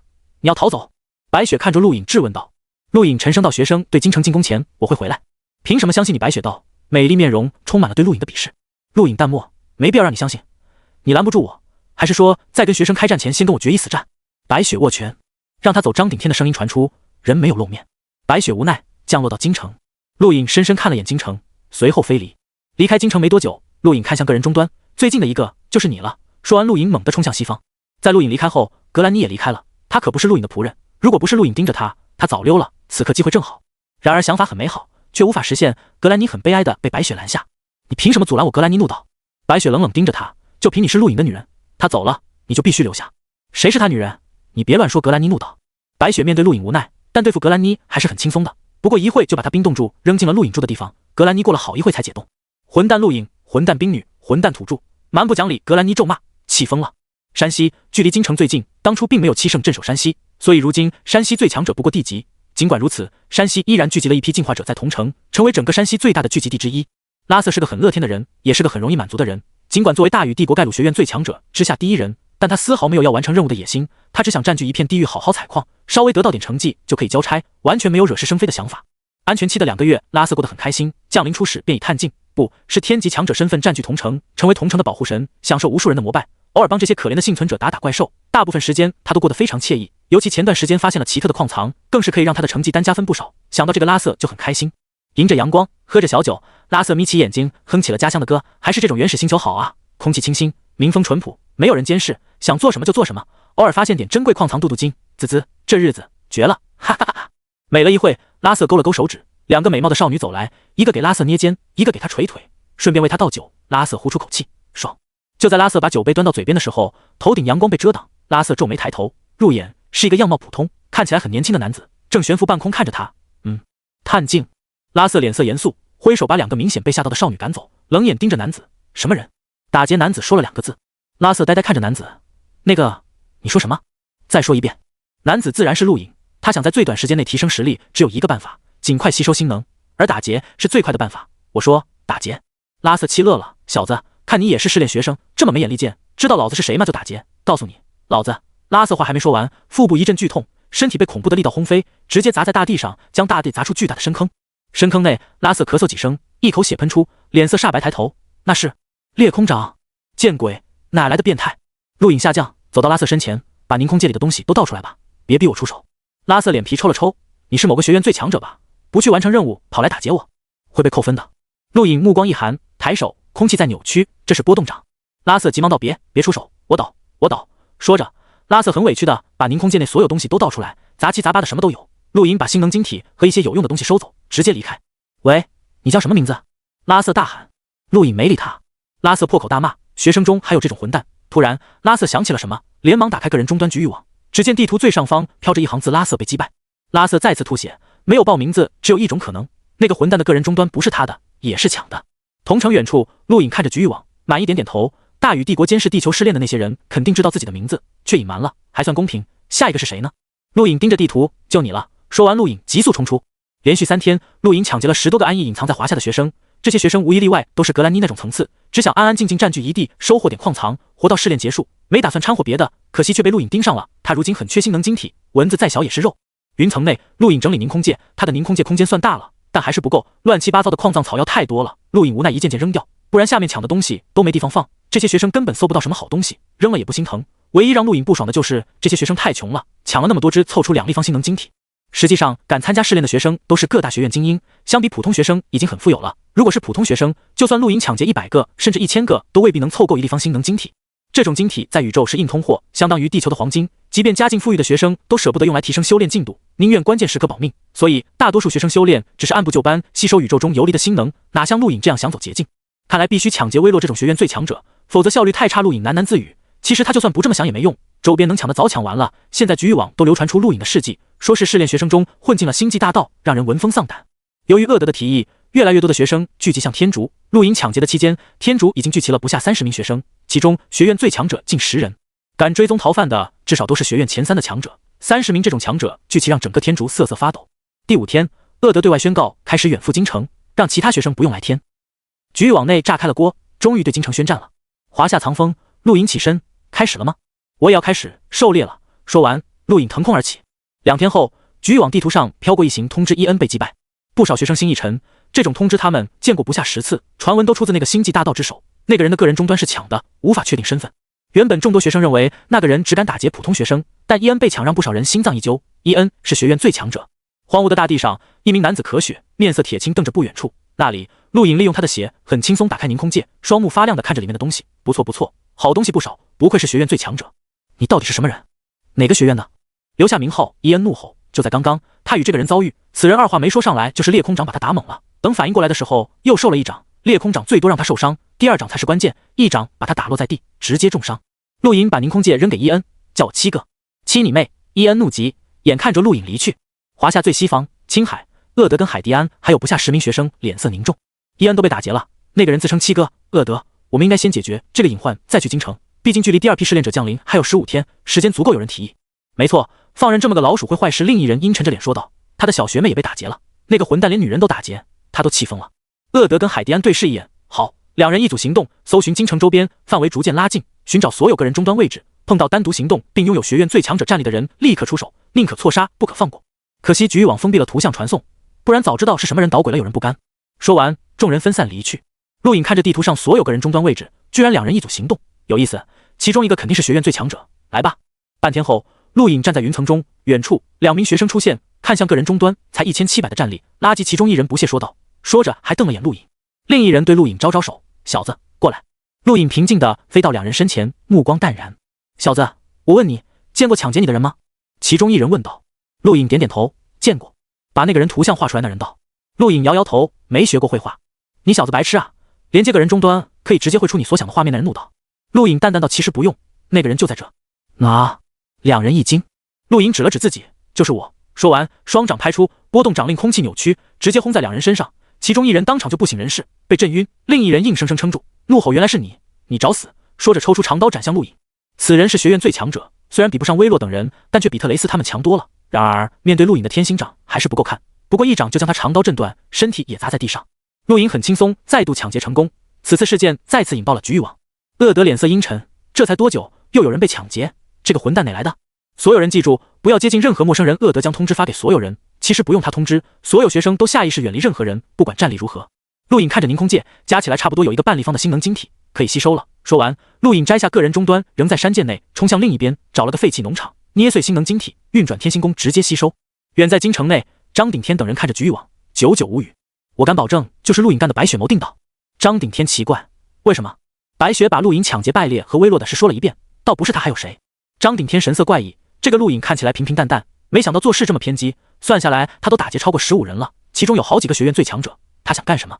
白雪能猜到是陆颖，格兰妮自然也能猜到，相比张顶天等人，格兰妮震撼更大。想起第一次见陆颖时，那家伙才望境，面对自己都不够看，没想到这么快就力压众多学院最强者，这家伙真是变态。陆颖悠哉的在农场内吸收星能，厄德等学生已经找疯了，他们找了5天，一点线索都没有，最终在山涧内找到一个无主的个人终端。继续找，7天内找不到就算了，直接去京城，还有10天第2批试炼者就要降临，计划绝不能出错。厄德阴沉道。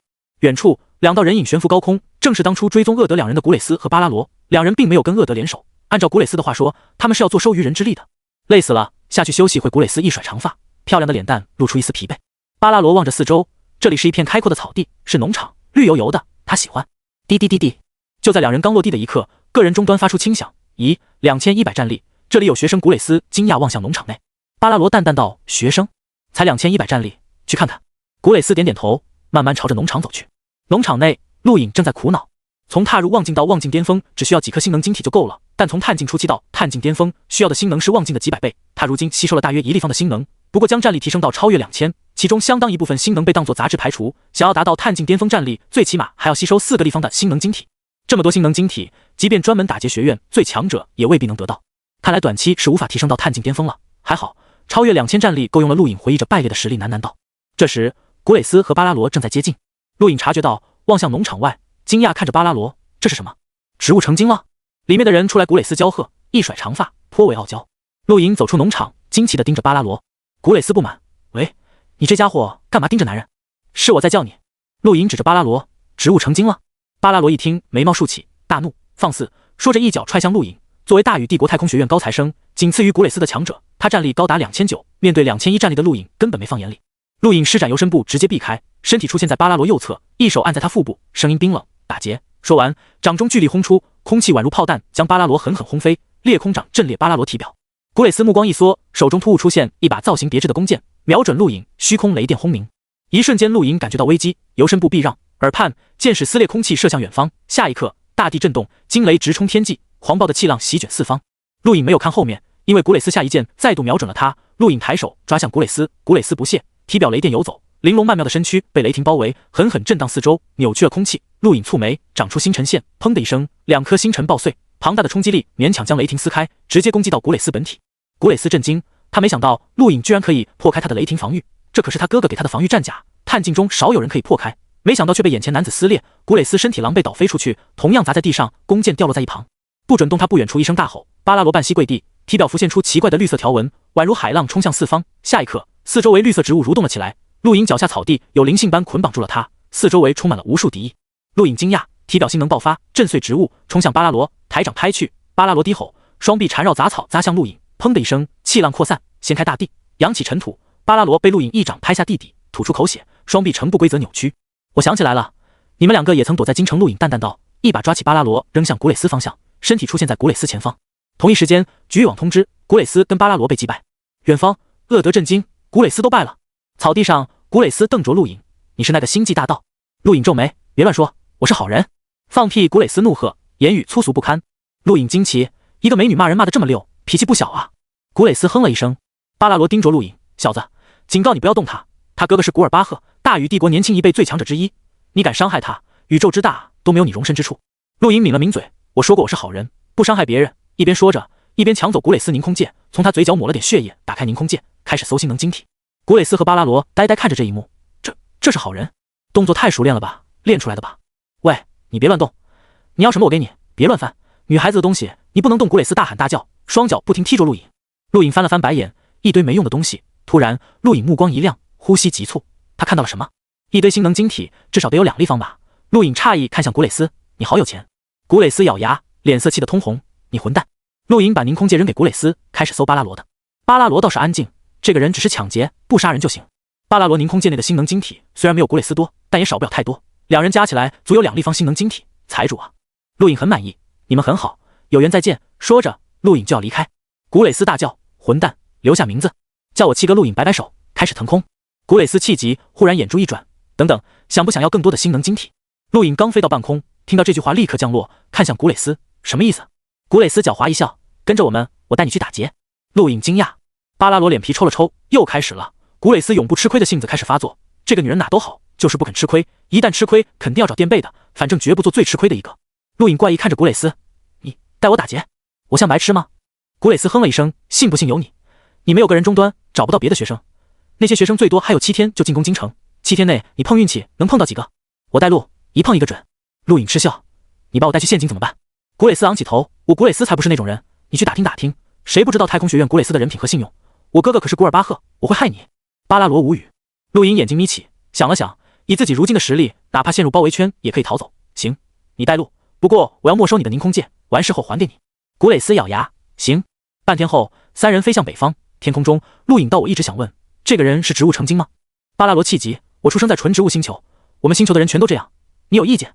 陆颖惊奇：“宇宙真是宏大，什么人都有。”巴拉罗转过头去：“这混蛋说话像骂人。”古蕾丝翻了翻白眼：“这有什么？败类你也见过了，他们第3重力星球最高的才1.6米，正常1.2米，他算高富帅了。还有的星球的人体表覆盖鳞片，有的长4只手，有的足有几10米高，等等，奇形怪状多了去了。你不是星空学生？”巴拉罗忽然道，狐疑看着陆颖。陆颖道：“当然不是，我是地球人。”古蕾丝和巴拉罗瞪大了眼睛，内心无比屈辱，他们被一个土著打劫了。半个小时后，古蕾丝兴奋到来了2个学生。陆颖激动，瞥了眼古蕾丝，这女人比自己还激动。喂，混蛋，说说怎么分配？听了古蕾丝的话，陆颖眉毛一挑，似笑非笑的看着他：“你想分配？”古蕾丝眉毛一扬：“你不想分配？”两人互相对视。巴拉罗拉了拉古蕾丝，低声道：“我们不能被看见，不然传到学院，你哥哥脸上不好看。”古蕾丝点点头，对陆颖道：“你自己玩吧，我们躲起来。”说完，跟巴拉罗藏了起来。陆颖没反对，他还不放心这两人在身边，藏起来正好。远处2道人影缓缓出现。10分钟后，局域网传出通知，又有2人被击败。时隔5天，原本众多学生以为星空大道收手了，没想到又出现了，而且毫无预兆。古蕾丝激动看着陆颖：“快，抢了多少？分赃。”陆颖看着古蕾丝：“你确定？”古蕾丝盯着陆颖：“难道你不会无节操的想独吞吧？”陆颖想了想，甩给古蕾丝一块星能晶体：“拿去吧。”古蕾丝气急，直接砸向陆颖：“混蛋，小气！”陆颖笑了笑：“是你自己不要的，怪不得我。他早看出来这女人性格有问题，帮他打劫是因为他自己不爽，就算不给他星能晶体，他也照样帮忙，除非他能把东西从自己手里反抢回去。”陆颖一点也不担心他撂挑子不干。有了古蕾丝这个内奸帮忙，陆颖的抢劫之路相当顺畅，几天时间抢了好几波人，硬生生凑够了5立方星能晶体，连古蕾丝看了都眼红。距离第2批试炼者降临还有4天时间，陆颖遭遇了自末日后第一次真正的危机。他被包围了，足足7名学生，其中学院最强者就有3人。废弃县城超市顶楼，陆颖扫视着几人。古蕾丝通过个人终端发现这里只有2人，但却突然出现7人，另外5人都没有带个人终端，跟他一样隐藏了。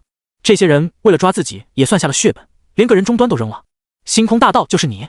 不过2001战力，看来你战绩很厉害了。一个样貌粗犷的学生厉声道，他是学院最强者之一。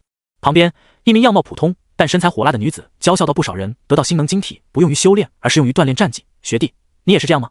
告诉学姐，你的战绩是什么好不好？”陆颖看着女子，嘴角弯起，想知道。来试试。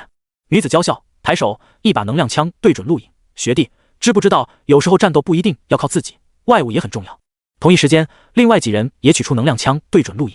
这种能量枪可以伤害到探境强者，当初特雷斯临死前就一枪洞穿格兰妮肩膀，威力不弱。陆颖眼睛盯着周围几人，突然从凝空界内取出一把火焰晶体砸在地上，冲天烈焰焚烧大楼，遮蔽视线。几人同时开枪，陆颖凭着游身步臂让开，随手再次甩出几颗其他超自然能量晶体。寒冰、狂风裹挟着火焰将四周笼罩，白色雾气蒸发，让所有人视线被遮蔽。这些晶体都是来自那些被抢的学生，如今被陆颖用来遮蔽视线。游身步被陆颖施展的极快，原地只留下残影，而他本人出现在一名学院最强者身前，天心掌毫不犹豫拍出，那名学生身上的戒指战甲瞬间崩裂，身体被打落下地。紧接着陆颖身体旋转，裂空掌顺着周身向四周轰击，庞大的力量碾碎楼层，震散了虚空。剩余6名学生中4人被重创，还剩2名学院最强者撕开裂空掌攻向陆颖。陆颖目光凛冽，双手轰出，两只手掌同时出现星辰，一掌拍向一人，轰！原地彻底轰碎，三人垂直下降，碾压大地，废弃超市被轰成两半。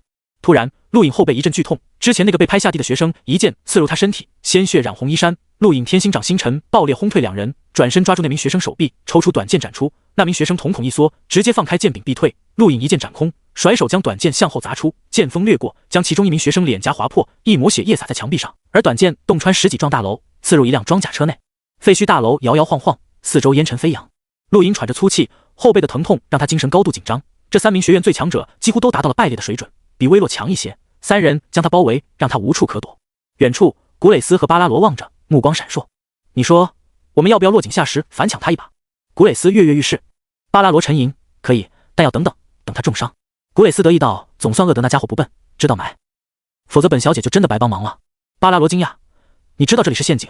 笨蛋，当然不知道，但厄德只要不傻，肯定会想办法设陷阱。我可以带着混蛋打劫，厄德同样可以利用我反过来埋伏他。大家都不傻吗？古蕾斯白了巴拉罗一眼道，3个媲美败裂的学院最强者，这种境况，即便厄德自己都很难逃走。这家伙完蛋了。西西古蕾斯笑得很开心，也很解气。7个围攻者，真正能给陆颖带来威胁的只有3人。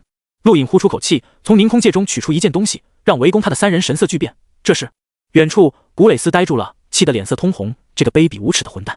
陆颖嘴角含笑，身上穿着一件秀气的戒指战甲，闪烁着雷霆。没错，这是古蕾斯的战甲，据说是他哥哥给他防身的。他的凝空界被陆颖收走，这玩意自然也被抢走，包括那把造型别致的弓箭。古蕾斯的战甲身材粗壮的男子大怒，瞪着陆颖：“你敢抢古蕾斯？你疯了！他哥哥可是古尔巴赫。”陆颖冷笑：“我管他是谁，抢劫还分对象，你脑子抽了！”说着一掌拍出，裂空掌狠狠轰在粗壮男子身上，男子咬牙硬抗，身体被轰退10多米，撞碎了超市柱子。一瞬间，超市完全崩溃，无数落石砸下。蹦的一声，陆颖跟几人冲出废墟，其中一人捏碎晶体，狂风澎湃，化作青色利刃斩向陆颖。陆颖迎着青色利刃冲去，体表雷霆闪烁，青色利刃对他完全不起作用。陆颖越过青色利刃，出现在男子身前，一式天星掌将他狠狠打落在地。这一掌让此人差点把5脏6腑吐出来，直接晕厥。另外2人一见不对，立刻退走。陆颖身穿的战甲根本不是他们可以破防的，当初陆颖自己也是全力施展天星掌才破了雷霆防御。7人围攻，2人逃走，5人落败。当这个战绩在局域网被公开的一刻，所有学生沉默了，包括厄德。他自认是第一批试炼者中最强的，但也很难达到这个战绩。顿时，所有联合的学生收到厄德通知，放弃对星空大道的追杀，3天后进攻京城。陆颖随意坐在地上，目光瞪向远处，出来。古蕾斯和巴拉罗震撼望着陆颖，这个人今日一战成名，土著中的最强者，是拥有跨境战力的张顶天。当初一刀将包括厄德在内的他们4人震退，那股战力让古蕾斯心颤。而今陆颖的实力同样让他震惊，一掌重创学院最强者，究竟是什么战绩？陆颖把疗伤药扔给古蕾斯，你帮我涂。古蕾斯目光一瞪，指了指自己，你说什么？让我帮你涂药？很难理解吗？陆颖淡淡道。古蕾斯愤怒，你做梦！本小姐冰清玉洁，还从没碰过男人身体，你居然敢亵渎我！陆颖冷冷盯着他，别以为我不知道你怎么想的。刚刚如果战败，你就不会这么客气了吧？立刻帮我涂药。我来吧，巴拉罗道。陆颖哼了一声，不行，你手脏。巴拉罗气急。陆颖目光冰冷地盯着古蕾斯，再说一遍，帮我涂药。古蕾斯紧咬着牙，一字一句道：行，你记着，这笔账总有一天我会跟你算。说完，把药膏抹在手上，按在陆颖背后。一阵清凉涌来，陆颖呼出口气。这种3叶草公司出产的疗伤药，效果就是好，很快结疤。古蕾斯小手柔软无骨，加上冰凉的药膏，让陆颖着实享受了一番。看向古蕾斯的目光也柔和了一些。哼，起来，继续打劫。古蕾斯道。陆颖抬手把凝空戒扔给古蕾斯，不打劫了，够了，你自己玩去吧。古蕾斯急到不行，厄德还没出现呢，必须打劫他。陆颖笑了笑，没理他。那些人以前是没怎么把他放眼里，认为一个学院最强者足以对付，但现在一出现就是7个，再打劫绝对还会碰到这种阵容，傻子才去。陆颖把5名学生的凝空戒翻个了遍，又找到2立方星能晶体，对古蕾斯摆摆手，腾飞而起。古蕾斯忽然大喊：混蛋，我的战甲，我的弓箭，先借我用用，以后还。陆颖的声音越来越远，直到听不到。原地，古蕾斯气得直跺脚，战甲和弓箭都是他哥哥给他防身的，正是凭借战甲和弓箭他才能让厄德忌惮，如今都被抢了，那个混蛋，无耻卑鄙的小人。京城，张顶天几人也看到了局域网上的战绩，白雪震撼，那些来自星空的学生都是天级，而敢于完成任务的至少都是学院前3的强者，其中近半是学院最强者。他亲眼见识过学院最强者的实力，如今居然一下子败了7个，这个陆颖几天不见，怎么变这么强了？张顶天突然抬头看向京城南方，难得露出一丝笑容，老朋友来了。白雪目光一亮，这是舟山。2人连忙飞向京城南方，却又忽然在半途停止，望向北方，又来一个老朋友，看来京城这趟浑水他们都想趟。白雪惊喜，吴胜也来了，太好了。张顶天深呼吸口气，他们不该来的7胜共4个，加上陆颖，5人对抗数十名试炼学生，真是势力悬殊的对决。远方，陆颖找了个偏僻山村，四周安置好火焰晶体，取出一大把星能晶体，直接碾碎。顿时，澎湃的星能涌动，陆颖运转天星功开始吸收。京城西方，厄德等10多名学生出现，所有人调整好状态，3天后正式进攻京城。我们的对手不是守护京城的土著，而是即将出现的第2批试炼者。按照规矩，第2批试炼者中，即便出现融境强者，也会被封印力量，只能发挥探境实力。尽管如此，也不是寻常人可以对抗的。各位做好准备吧。所有学生肃穆。大禹帝国星球试炼很少出现第2批试炼者，这次纯粹是因为星空第10院很多不显山不露水的妖孽为了成绩临时参加试炼，这就是第2批试炼的原因。其中一部分来到了地球，而他们即将面临的就会有这种妖孽。越来越多的学生接近京城。华夏南方，大海上出现10多名学生疲惫的降落，终于到达华夏了。厄德那家伙组织人手想抢夺逃犯的东西，我们也出手，不能让他占先。东方、北方同样有一批批学生出现，华夏风起云涌。当第3天太阳照亮大地的一刻，张顶天站在钢铁城墙上，凝重望着远方，一批黑影出现。同一时间，远方，陆颖睁开双目，3天时间，他吸收了5立方星能晶体，并将杂质排出体外。如今体内充满了沸腾的星能，比他之前强了很多，这就是能量压制。体内星能吸收的越多，能量强度越高。如今的自己绝对达到探境巅峰，换算成战力的话，应该是3000。这些天，陆颖共抢劫了7立方星能晶体，用掉5立方。陆颖看着眼前剩余的2立方星能晶体，实在受不住诱惑，取出骰子，搓了搓手，来吧，赌一把，希望这次不要再抽中一点了，太坑了，想偷点好东西几乎不可能。说着，捏碎1立方星能晶体，骰子暗淡的表面迅速变化，最终化为星光闪耀。陆颖咽了咽口水，伸出手指，轻轻点在骰子上，骰子迅速转动。陆颖目不转睛盯着，眼睛瞪到最大，最终骰子5个面消失，只剩下1个面2点。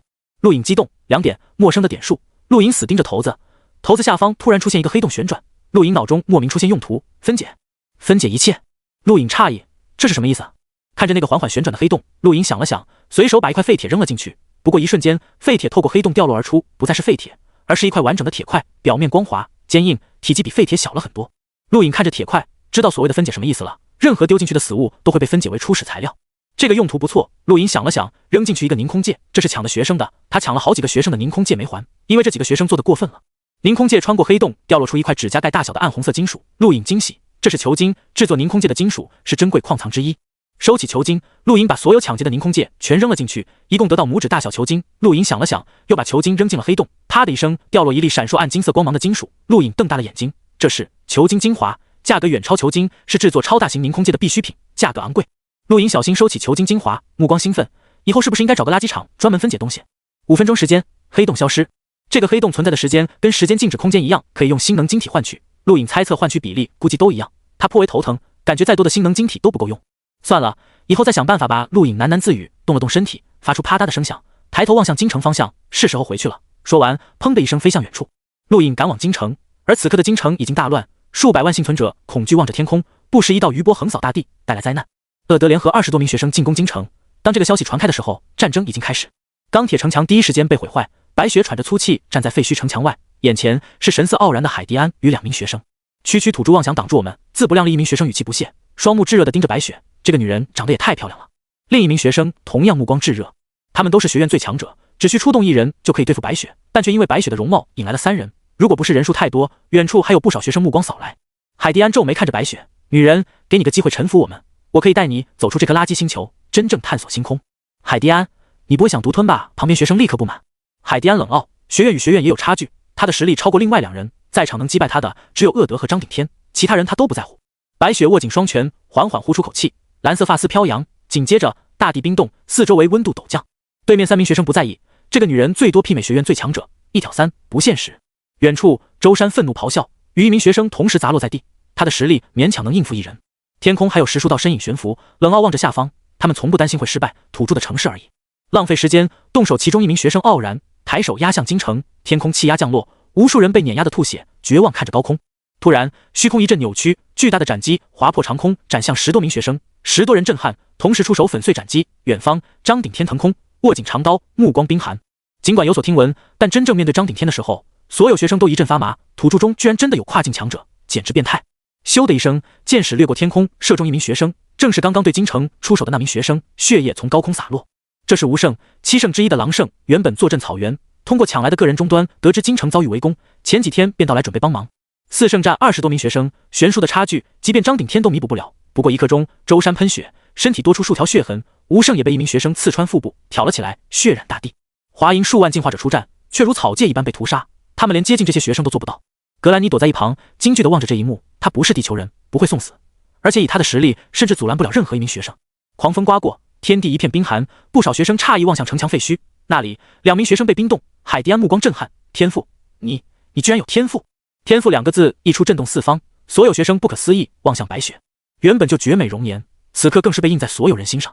白雪嘴角嫣红，血渍顺着下巴滴落在地，剧烈喘息，每呼吸一口都喷出寒气。他已经到极限了，这些怪物根本打不死。白雪的天赋没几个人知道，即便7圣都不全知道，他隐藏得很好。然而面对海迪安这群学生，他无能为力，只能暴露。下一瞬，所有学生贪婪地盯着白雪。一个天赋修炼者的重要性，所有人都明白。只要为身后势力抓到一名天赋修炼者，他们的地位将急剧攀升。那名枪挑无胜的学生随手甩开无胜，大笑一声，冲向白雪。正打算斩杀周山的学生也咧嘴一笑，冲了过去。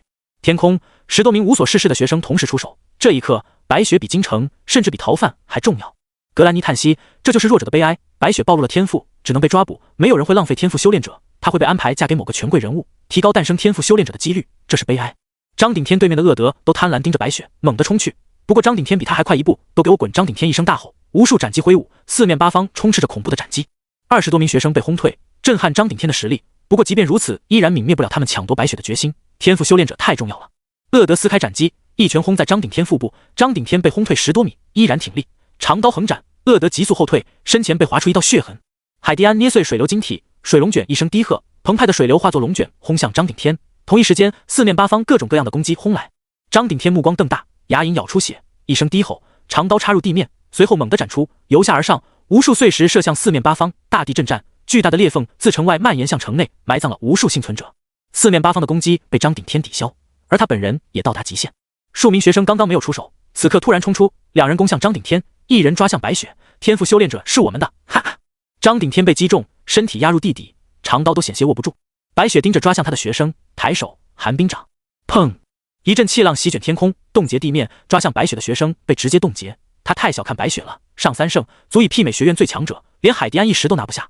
鄂德眼看张鼎天被重创，再次冲出，这次他抓向白雪。天赋修炼者不比逃犯的价值差多少，张鼎天这个障碍已经清除了。跟鄂德同时出手的还有2名学生，都是足以媲美海迪安的存在，一共3人同时抓向白雪。此刻即便张鼎天都护不了他。白雪脸色苍白，结束了吗？可惜。一瞬间，白雪眼前出现一个熟悉的背影，砰砰砰，3声巨响，伴随着的是3道狼狈倒飞回去的身影，正是鄂德3人。所有学生不可思议盯着白雪身前突然冒出来的男子，什么人？居然一击击败3名学院最强者！角落处，格兰妮睁大了眼睛，居然回来了。城内，周山惨笑吐出口血。白雪惊愕望着眼前身影，虽不高大，却帮他挡住了风雨。这个人真的回来了，而且似乎变得很强。出现在白雪身前的自然是陆影，他没有个人终端，当然不知道京城被袭击，还好回来的不晚。陆影对白雪道：“我说过我会回来的。”白雪脸色苍白，虚弱到小心，人数太多。陆影点点头，脸色略微凝重，确实人数太多了，自己如今达到探境巅峰，天星掌绝不比张鼎天差，但张鼎天都被打成了死狗，硬拼很艰难。嗨嗨，张鼎天自地底爬出，拄着长刀看了眼陆影，随后凌厉的目光扫向四周，脸色坚毅。陆影把疗伤药扔给张鼎天，治疗吧。张鼎天很粗暴的把疗伤药直接吞了。陆影无语，这是抹在身上的，算了，吞了应该也有效吧，毕竟出自3叶草公司。远处，鄂德3人起身盯着陆影，什么人？陆影没打算跟他废话，直接穿上古蕾斯的战甲，体外雷霆碰撞，溅射火花。海迪安惊讶，这是古蕾斯的战甲，怎么在你这？陆影淡淡道：“他送给我的。”不可能！鄂德和海迪安以及好几名学生同时开口。古蕾斯在大禹帝国名气很大，皆因为他有个护短而且强大的哥哥古尔巴赫。提起这个人，大禹帝国年轻一辈都感到无力，这就是个变态。因为古尔巴赫，没人敢欺负古蕾斯。如果那身战甲真是古蕾斯送给此人的，那就麻烦了。此人跟古蕾斯家族有关系吗？所有学生惊疑不定望着陆影，这个人不会是古蕾斯的男朋友吧？陆影深吸口气，变得森然，自己躲远点，说了一句。陆影直接冲向鄂德，这个人是学生中最强的，也是此次袭击京城的组织者，擒贼先擒王。鄂德还沉浸在对陆影的猜测中，陆影已经攻了过来，鄂德连忙后退。他刚刚体会到了陆影的厉害，不打算硬拼。陆影施展游身步，直接出现在海迪安面前。海迪安诧异，居然攻向他了。水龙卷，海迪安利用水流包裹全身，妄图挡住陆影。陆影冲到他面前，嘴角弯起，然后一掌轰向另一边，那个方位正是鄂德退后的方向。裂空掌，鄂德惊讶，一拳轰出，砰的一声，气浪将周边一切排开。陆影绕过海迪安，再度攻向鄂德。鄂德咬牙，小子，别过分。陆影冷笑，抬掌拍向鄂德。鄂德哼了一声，感受到了危机，握紧右拳，隐约听见威严的兽吼。这就是他的战绩，击败30所学院最强者，破格进入禹堂，名扬大禹帝国的兽王拳，在地球唯有对张鼎天和逃犯用出过，此刻也是被逼到了绝境。长出星辰线，陆隐一式天星掌，3颗星辰闪耀，随后爆裂。第一颗星辰爆裂，厄德目光瞪大，兽王拳被强行停滞。第二颗星辰爆裂，厄德右拳剧痛。当第3颗星辰爆裂，厄德猛地吐血倒飞，右拳粉碎，身体被狠狠砸入大地，扬起漫天烟尘。面对厄德，陆隐的天星掌毫无保留，一掌把他废了。所有人呆滞，那可是厄德破格进入雨堂的强者，所有人中公认的最强者，也是能跟张顶天对攻的存在，居然被一掌废了。张顶天同样震撼，这个人比前段时间强太多了，那一掌他都没把握接下。陆隐看了看自己右掌，第3颗星辰运转而出，似乎出乎预料的强大。天星掌并非简单的星辰爆裂攻击，每一颗星辰爆裂都将伤害叠加，3颗星辰的天星掌远远超过2颗星辰。陆隐曾猜测，当第3颗星辰运转而出，自己可以媲美张顶天，但此刻他知道自己并非媲美，而是超越了张顶天。远处，一名学生震撼望着个人终端3700战力，跨境战力。所有学生头皮发麻，跨境强者绝对是妖孽，唯有宇宙中那些天赋异禀的人才达到过。如今一颗边缘星球居然出现2名跨境强者，不可思议。旁边还有个天赋修炼者，这真的是普通星球吗？格兰妮呆滞了，这混蛋居然变得那么强大。陆隐捏了捏拳头，目光扫过所有学生，咧嘴一笑，猛地冲向其中一名学生。那名学生也是学院最强者行列，眼看陆隐冲来，吓得亡魂大冒，连反抗的想法都没有，立刻逃遁。可惜被陆隐一把抓住肩膀，掌心用力，甚至捏碎戒指战甲，给我老实待着一声低喝。陆隐一拳砸在那名学生额头，直接把他砸晕过去，随后继续冲向别的学生。此刻的场景很怪异，陆隐就像一头狮子冲入羊群，天星掌让他所向无敌，众多学生的攻击对他毫无用处，那身战甲把他保护得死死的，让众多学生无奈。当陆隐打晕8名学生后，所有人一哄而散，不玩了，打又打不动，防也防不住，玩个屁！海迪安第一时间逃跑，不过被始终盯着他的白雪缠住了。滚开！女人海迪安怒吼，她可不想被打晕，不用想也知道那混蛋打晕学生肯定有目的。遥想当初拜烈和威洛几人的下场，海迪安倒吸口凉气，这混蛋不会是想绑架所有试炼学生吧？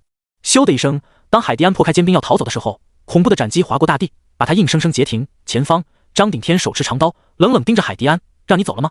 海迪安呆愣了一下，然后后脑勺剧痛，不省人事。白雪收回手，目光略显兴奋，貌似这么做很爽。张顶天愣愣看着白雪，他第一次看到白雪敲闷棍，不得不说陆隐的做法很有煽动性。更远处，古蕾斯和巴拉罗呆呆看着京城，脸皮抽了抽，我眼花了吧？那个无节操的混蛋在抓学生。巴拉罗苦笑，没眼花，他确实在抓捕学生。堂堂试炼学生，星空各大学院的精英像兔子一样被抓，这应该是试炼历史中唯一一次。任何一次试炼，学生都仿佛高高在上的神，可以俯视众生，他们的对手只有他们自己。但如今，所有试炼学生还是其中最强的一批人，被一个个抓捕，如兔子般惶恐，最终逃走了不到5人。当京城恢复平静，除了留下满地废墟外，还有19个被打晕的学生，很悲惨的倒在地上。陆隐擦了擦汗，累死了，总算搞定。逃走的那几个速度很快，步伐战绩完的贼溜，抓不到，算了。这里是19人，加上拜烈和威洛就是21人。咦，舟山把蓝山学院那2个也带来了，那就是23个学生，不少了。陆隐算了算，手上动作不慢，一个个搜刮。张顶天和白雪无语的看着，动作也太熟练了。厄德没晕，他只是重伤，看到这一幕瞪大了眼睛。你就是那个星空大盗？陆隐看了他一眼，别乱说，这是战利品，总不能白打一场。厄德气结。格兰妮这时也出来了，帮陆隐处理战利品。陆隐没有怪他，这女人也是试炼学生，没帮着打京城已经不错了。这一战很累，陆隐即便凭着战甲抵消不少攻击，内脏同样受到震荡，需要休息一下。而张顶天和白雪更不用说了，根本不想动。舟山和吴胜重伤，陆隐让格兰妮给他们处理了一下，然后被华营接回了京城抢救。华营进化者全体出动整理废墟。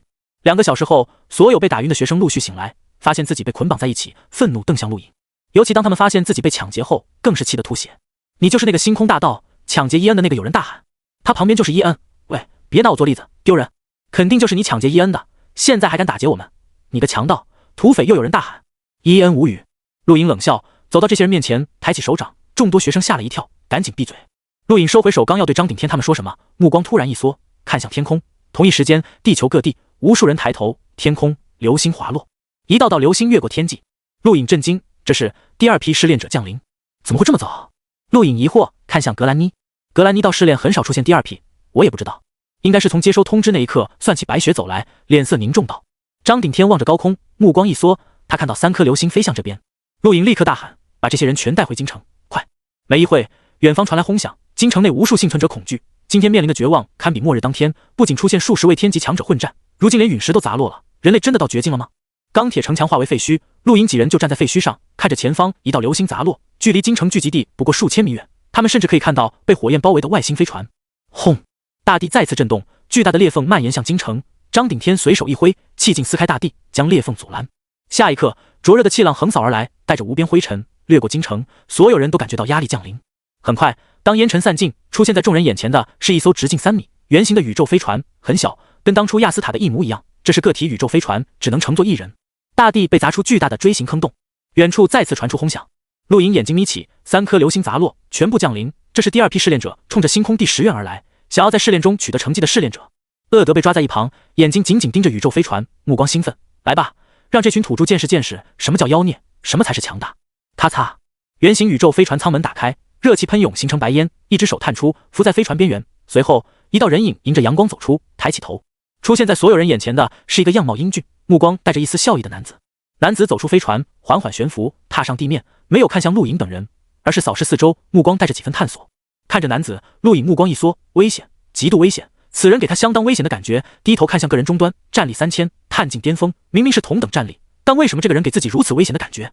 不止陆莹、张鼎天、白雪、格兰妮，包括厄德，在看到男子的一瞬间都感觉极度危险。这个样貌温和的男子仿佛隐藏着令人窒息的压力。他是谁？陆颖拍了下厄德，脑袋问道。厄德呆呆看着男子，摇摇头，迷茫道：“不认识。”陆颖眯起双眼，那个男子到现在都没看过他们，完全没放在眼里吗？这是无形中透露出的高傲，刻印在骨子里，无法形容。这时，远处2道黑点飞来，又来了2人，都是男子，快速降临。看到来人，厄德兴奋：“拉斯学长，我在这里！”拉斯学长！啪的一声，陆颖再次一巴掌拍在厄德头上，喊什么喊？谁来了？厄德瞪着陆颖，凶厉道：“你们的末日来了！拉斯学生可是羽堂高手，你不可能是对手，快放了我！我可以帮你向学长求情。”陆颖看向刚刚到来的2名男子，脸色凝重。羽堂吗？大禹帝国真正精英所在的地方，也可以算是学院，专门培养年轻一辈绝顶高手的地方。京城外，第一个降临的男子依然站在地上，打量着四周。后出现的2名男子凌空俯视陆颖等人，其中一人跨前，傲然看着下方。厄德，你真会给我们羽堂长脸，居然被土著抓了，没用的东西。厄德脸色难看，咬牙盯着男子，低下头。另一个男子摆了摆手，平静看向下方。谁抓了厄德？放人吧，我可以饶他一命。他就是你说的拉斯学长？陆颖问道。厄德兴奋道：“没错，拉斯学长可不是普通的羽堂高手，他的父亲更是大禹帝国财务副大臣西卡。西卡大人为拉斯学长搜罗各种战绩，拉斯学长的实力，即便放眼羽堂，都是同级无敌的，仅次于荣境强者。”陆颖目光一亮，财务副大臣，他家很有钱。厄德一怔，这不是重点吧？陆颖目光炙热地看向拉斯，他非常缺星能晶体，刚刚那些学生为他贡献了8立方星能晶体，远远不够。这个拉斯或许能给他惊喜。至于厄德说的实力，陆颖并不是很在乎。这个拉斯给他的感觉可比第一个出现的男子温和多了，那个人才是绝对的危险。那个人感觉变了。张鼎天突然开口。陆颖转头看向依然站在地上的男子，目光一变，那个人如今给他的感觉很普通，非常普通，就像一个普通人，完全没有刚刚出现时的危险。此人在拉斯他们接近的一刻变了。高空，拉斯眉头一皱，怎么不打算放人吗？还是你们觉得可以侥幸保住这里？拉斯学长，逃犯有东西落在这座城市，只要控制这里，逃犯肯定会来。厄德大喊，自己被击败，以及第2批试炼者降临，彻底断绝了他完成任务的想法，倒不如卖个人情给拉斯，以后也能有靠山。拉斯目光一亮，嘴角含笑，是吗？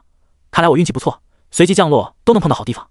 这时，站在拉斯身后的男子看向另一边，目光扫过宇宙飞船，在拉斯耳边低语了几句。拉斯目光看向第一个出现在此地的男子，朋友，我叫拉斯，认识一下吧。地面，男子蹲下身，捡起泥土放在鼻尖闻了闻，血的味道。高空，拉斯脸色沉了下来，朋友，认识一下，我叫拉斯，大禹帝国财务副大臣西卡的儿子。男子起身，抬头看向拉斯，露出淡淡的笑容，夏洛，无名之辈，不敢高攀。拉斯皱眉，夏洛，这个名字他没听过。陆颖对张鼎天道：“不能让他们聊了，一旦达成共识就麻烦了。我去抓拉斯，你盯着夏洛。”张鼎天点点头，握紧长刀。厄德听到了，见鬼一样看向陆颖，抓拉斯，他没疯吧？先不说拉斯的实力，光他的背景就让所有试炼者不敢碰，这家伙绝对疯了。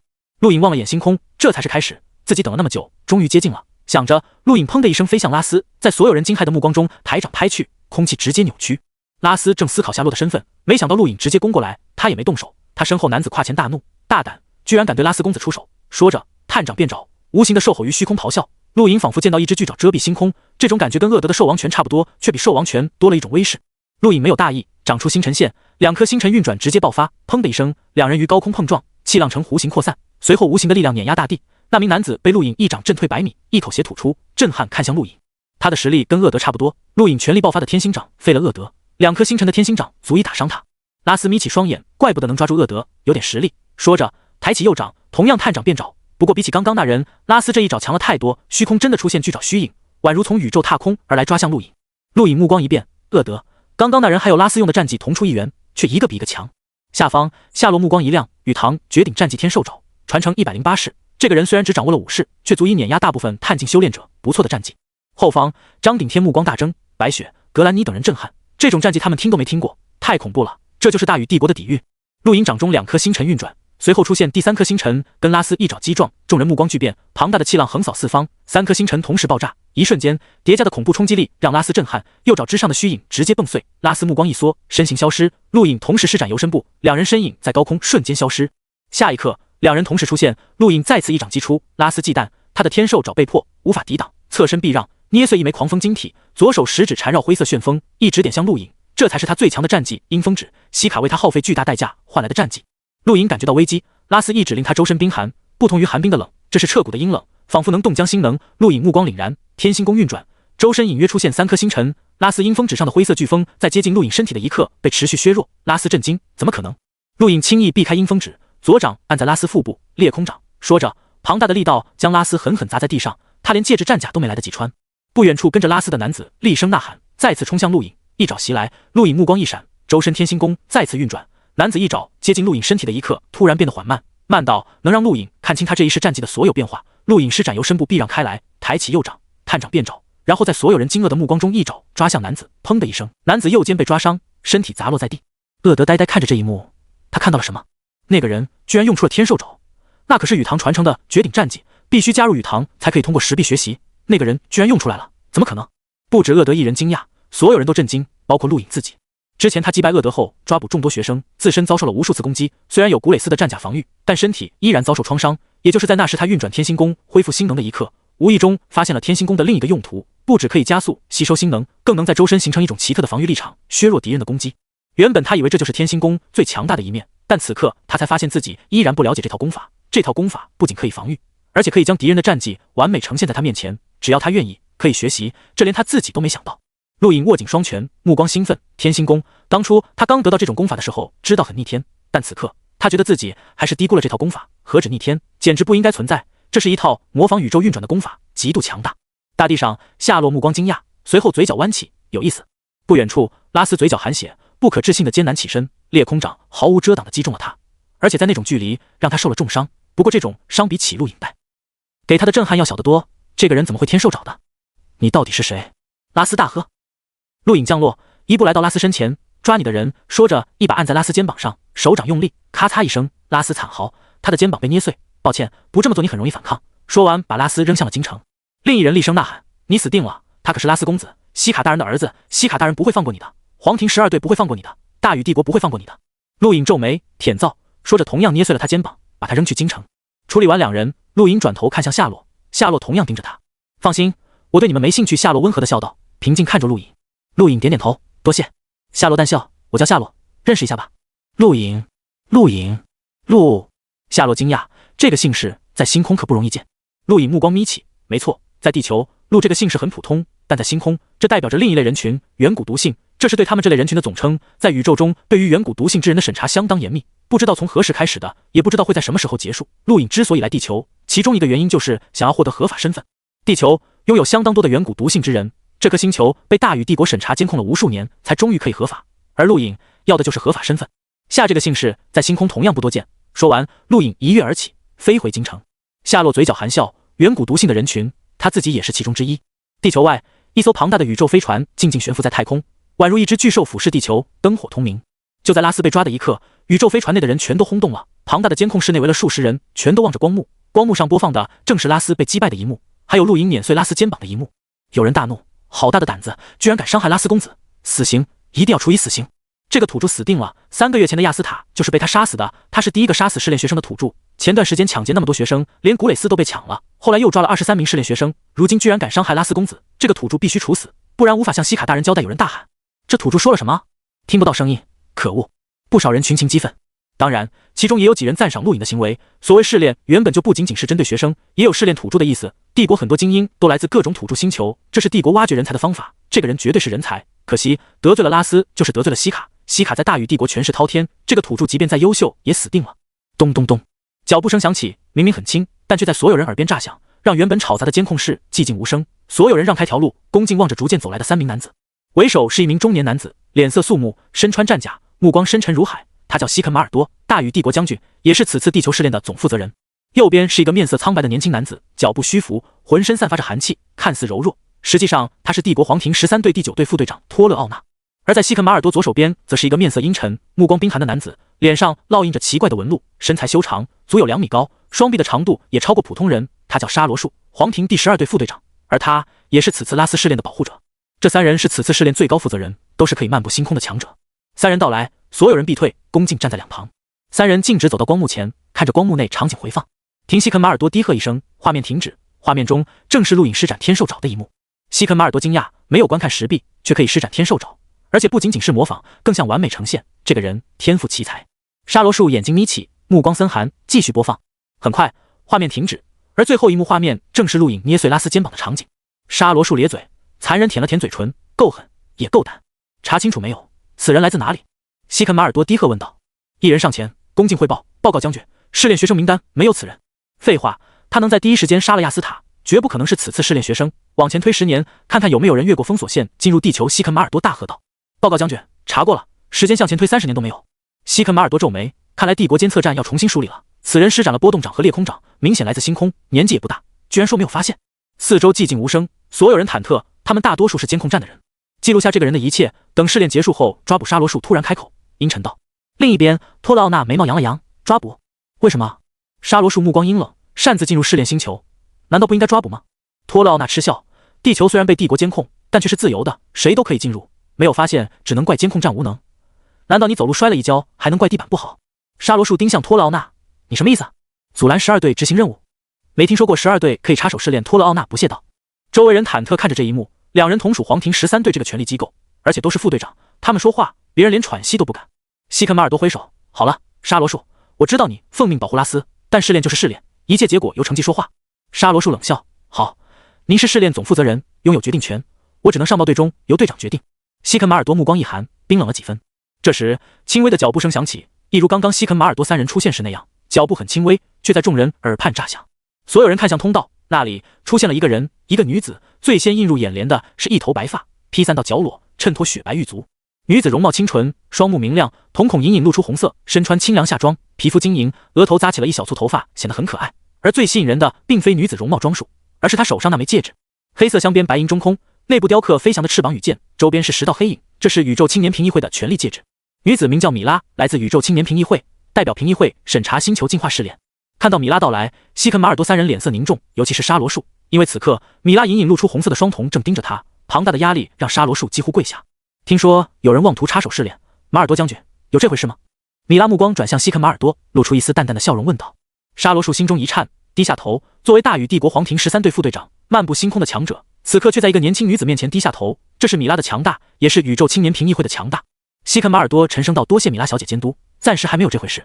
米拉笑道，那就好，其实你们大禹帝国试炼原本不应该我出现，但可惜大禹帝国青年评议会被取缔，我是宣布通知的人，只能责无旁贷，毕竟试炼不能没有青年评议会的人在场，您说呢，马尔多将军？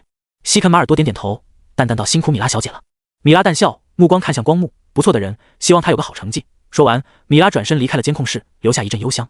当米拉离开后，所有人才大口呼吸，刚刚如山般的压力降临。那个女人太恐怖了，实力绝对超过在场任何一人。她只是学生啊，虽然来自内宇宙，但也只是学生，为什么那么强？托勒奥纳凝重到，米拉，宇宙青年评议会下属成员，星空第6院学生，人称红莲妖宫，没想到那么强大。西肯马尔多呼出口气，没有跟托勒讨论米拉，目光再次看向光幕。这个年轻人被米拉保住了，如果他能表现得再优秀一点，或许能得到米拉的帮助，平步青云，幸运的年轻人。沙罗树目光阴霾，他居然被一个女人唬住了，心中涌出滔天怒气。托勒奥纳看了他一眼，不屑一笑，再生气又如何？他敢对米拉出手吗？先不论实力，米拉背后可是宇宙青年评议会，那里有10个怪物。地球京城外，夏洛走了，没有跟陆莹等人多说什么，自顾自离开，甚至没有飞行，就这么行走在大地，朝着游荡的尸潮走去。陆莹把拉斯跟另一个男子洗劫一空，不得不说，拉斯不愧是财务副大臣的儿子，就是有钱。陆颖在他凝空界内得到了将近12个立方的星能晶体和不少其他各种自然晶体，让格兰妮等人震惊。拉斯愤怒盯着陆颖，软瘫在地：“你死定了！我的一切都被帝国监测站监视，你死定了！我父亲肯定已经知道，试炼结束后你会被审判，我会让你求生不得，求死不能。”陆颖淡笑：“我很期待。”拉斯目光闪烁，土著就是土著，等审判真正降临的一刻，他就知道什么叫绝望。我问你，你一开始施展的战绩是什么？陆颖盯着拉斯问道。拉斯嗤笑：“区区土著居然想打天兽爪的主意，告诉你也无所谓。大禹帝国禹堂传承108式天兽爪，我只掌握了5式，有本事你去禹堂掌握108式，绝对震动星空。你有那本事吗？”陆颖惊叹：“ 108式，你才掌握了5式，资质挺差啊。拉斯愤怒，我可是西卡的儿子，我是天才，就连古尔巴赫那些人都只掌握了不超过1半。你个土著知道什么？那种绝顶战绩根本不是寻常人可以掌握的。你说的是这个录影抬手，探掌变爪，虚空隐隐传出兽吼，庞大的压力释放而出，令碎石崩裂。这一刻，张顶天等人都感觉忌惮。拉斯咬牙，这混蛋居然真的掌握了天兽爪3式。如果刚刚是自己对他施展天兽爪5式，他是不是也可以掌握？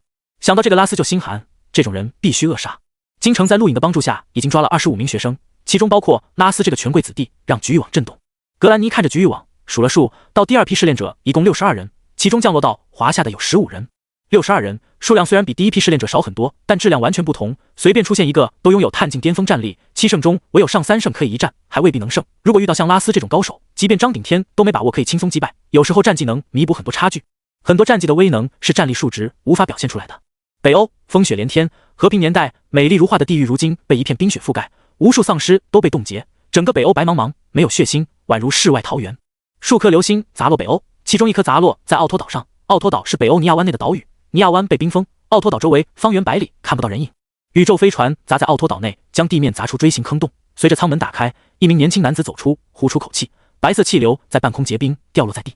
男子咒骂：“见鬼的随机，把老子扔到什么破地方了？这么冷，不会是这颗星球最冷的地方吧？”说着，男子走出，举目望向四周，不停咒骂。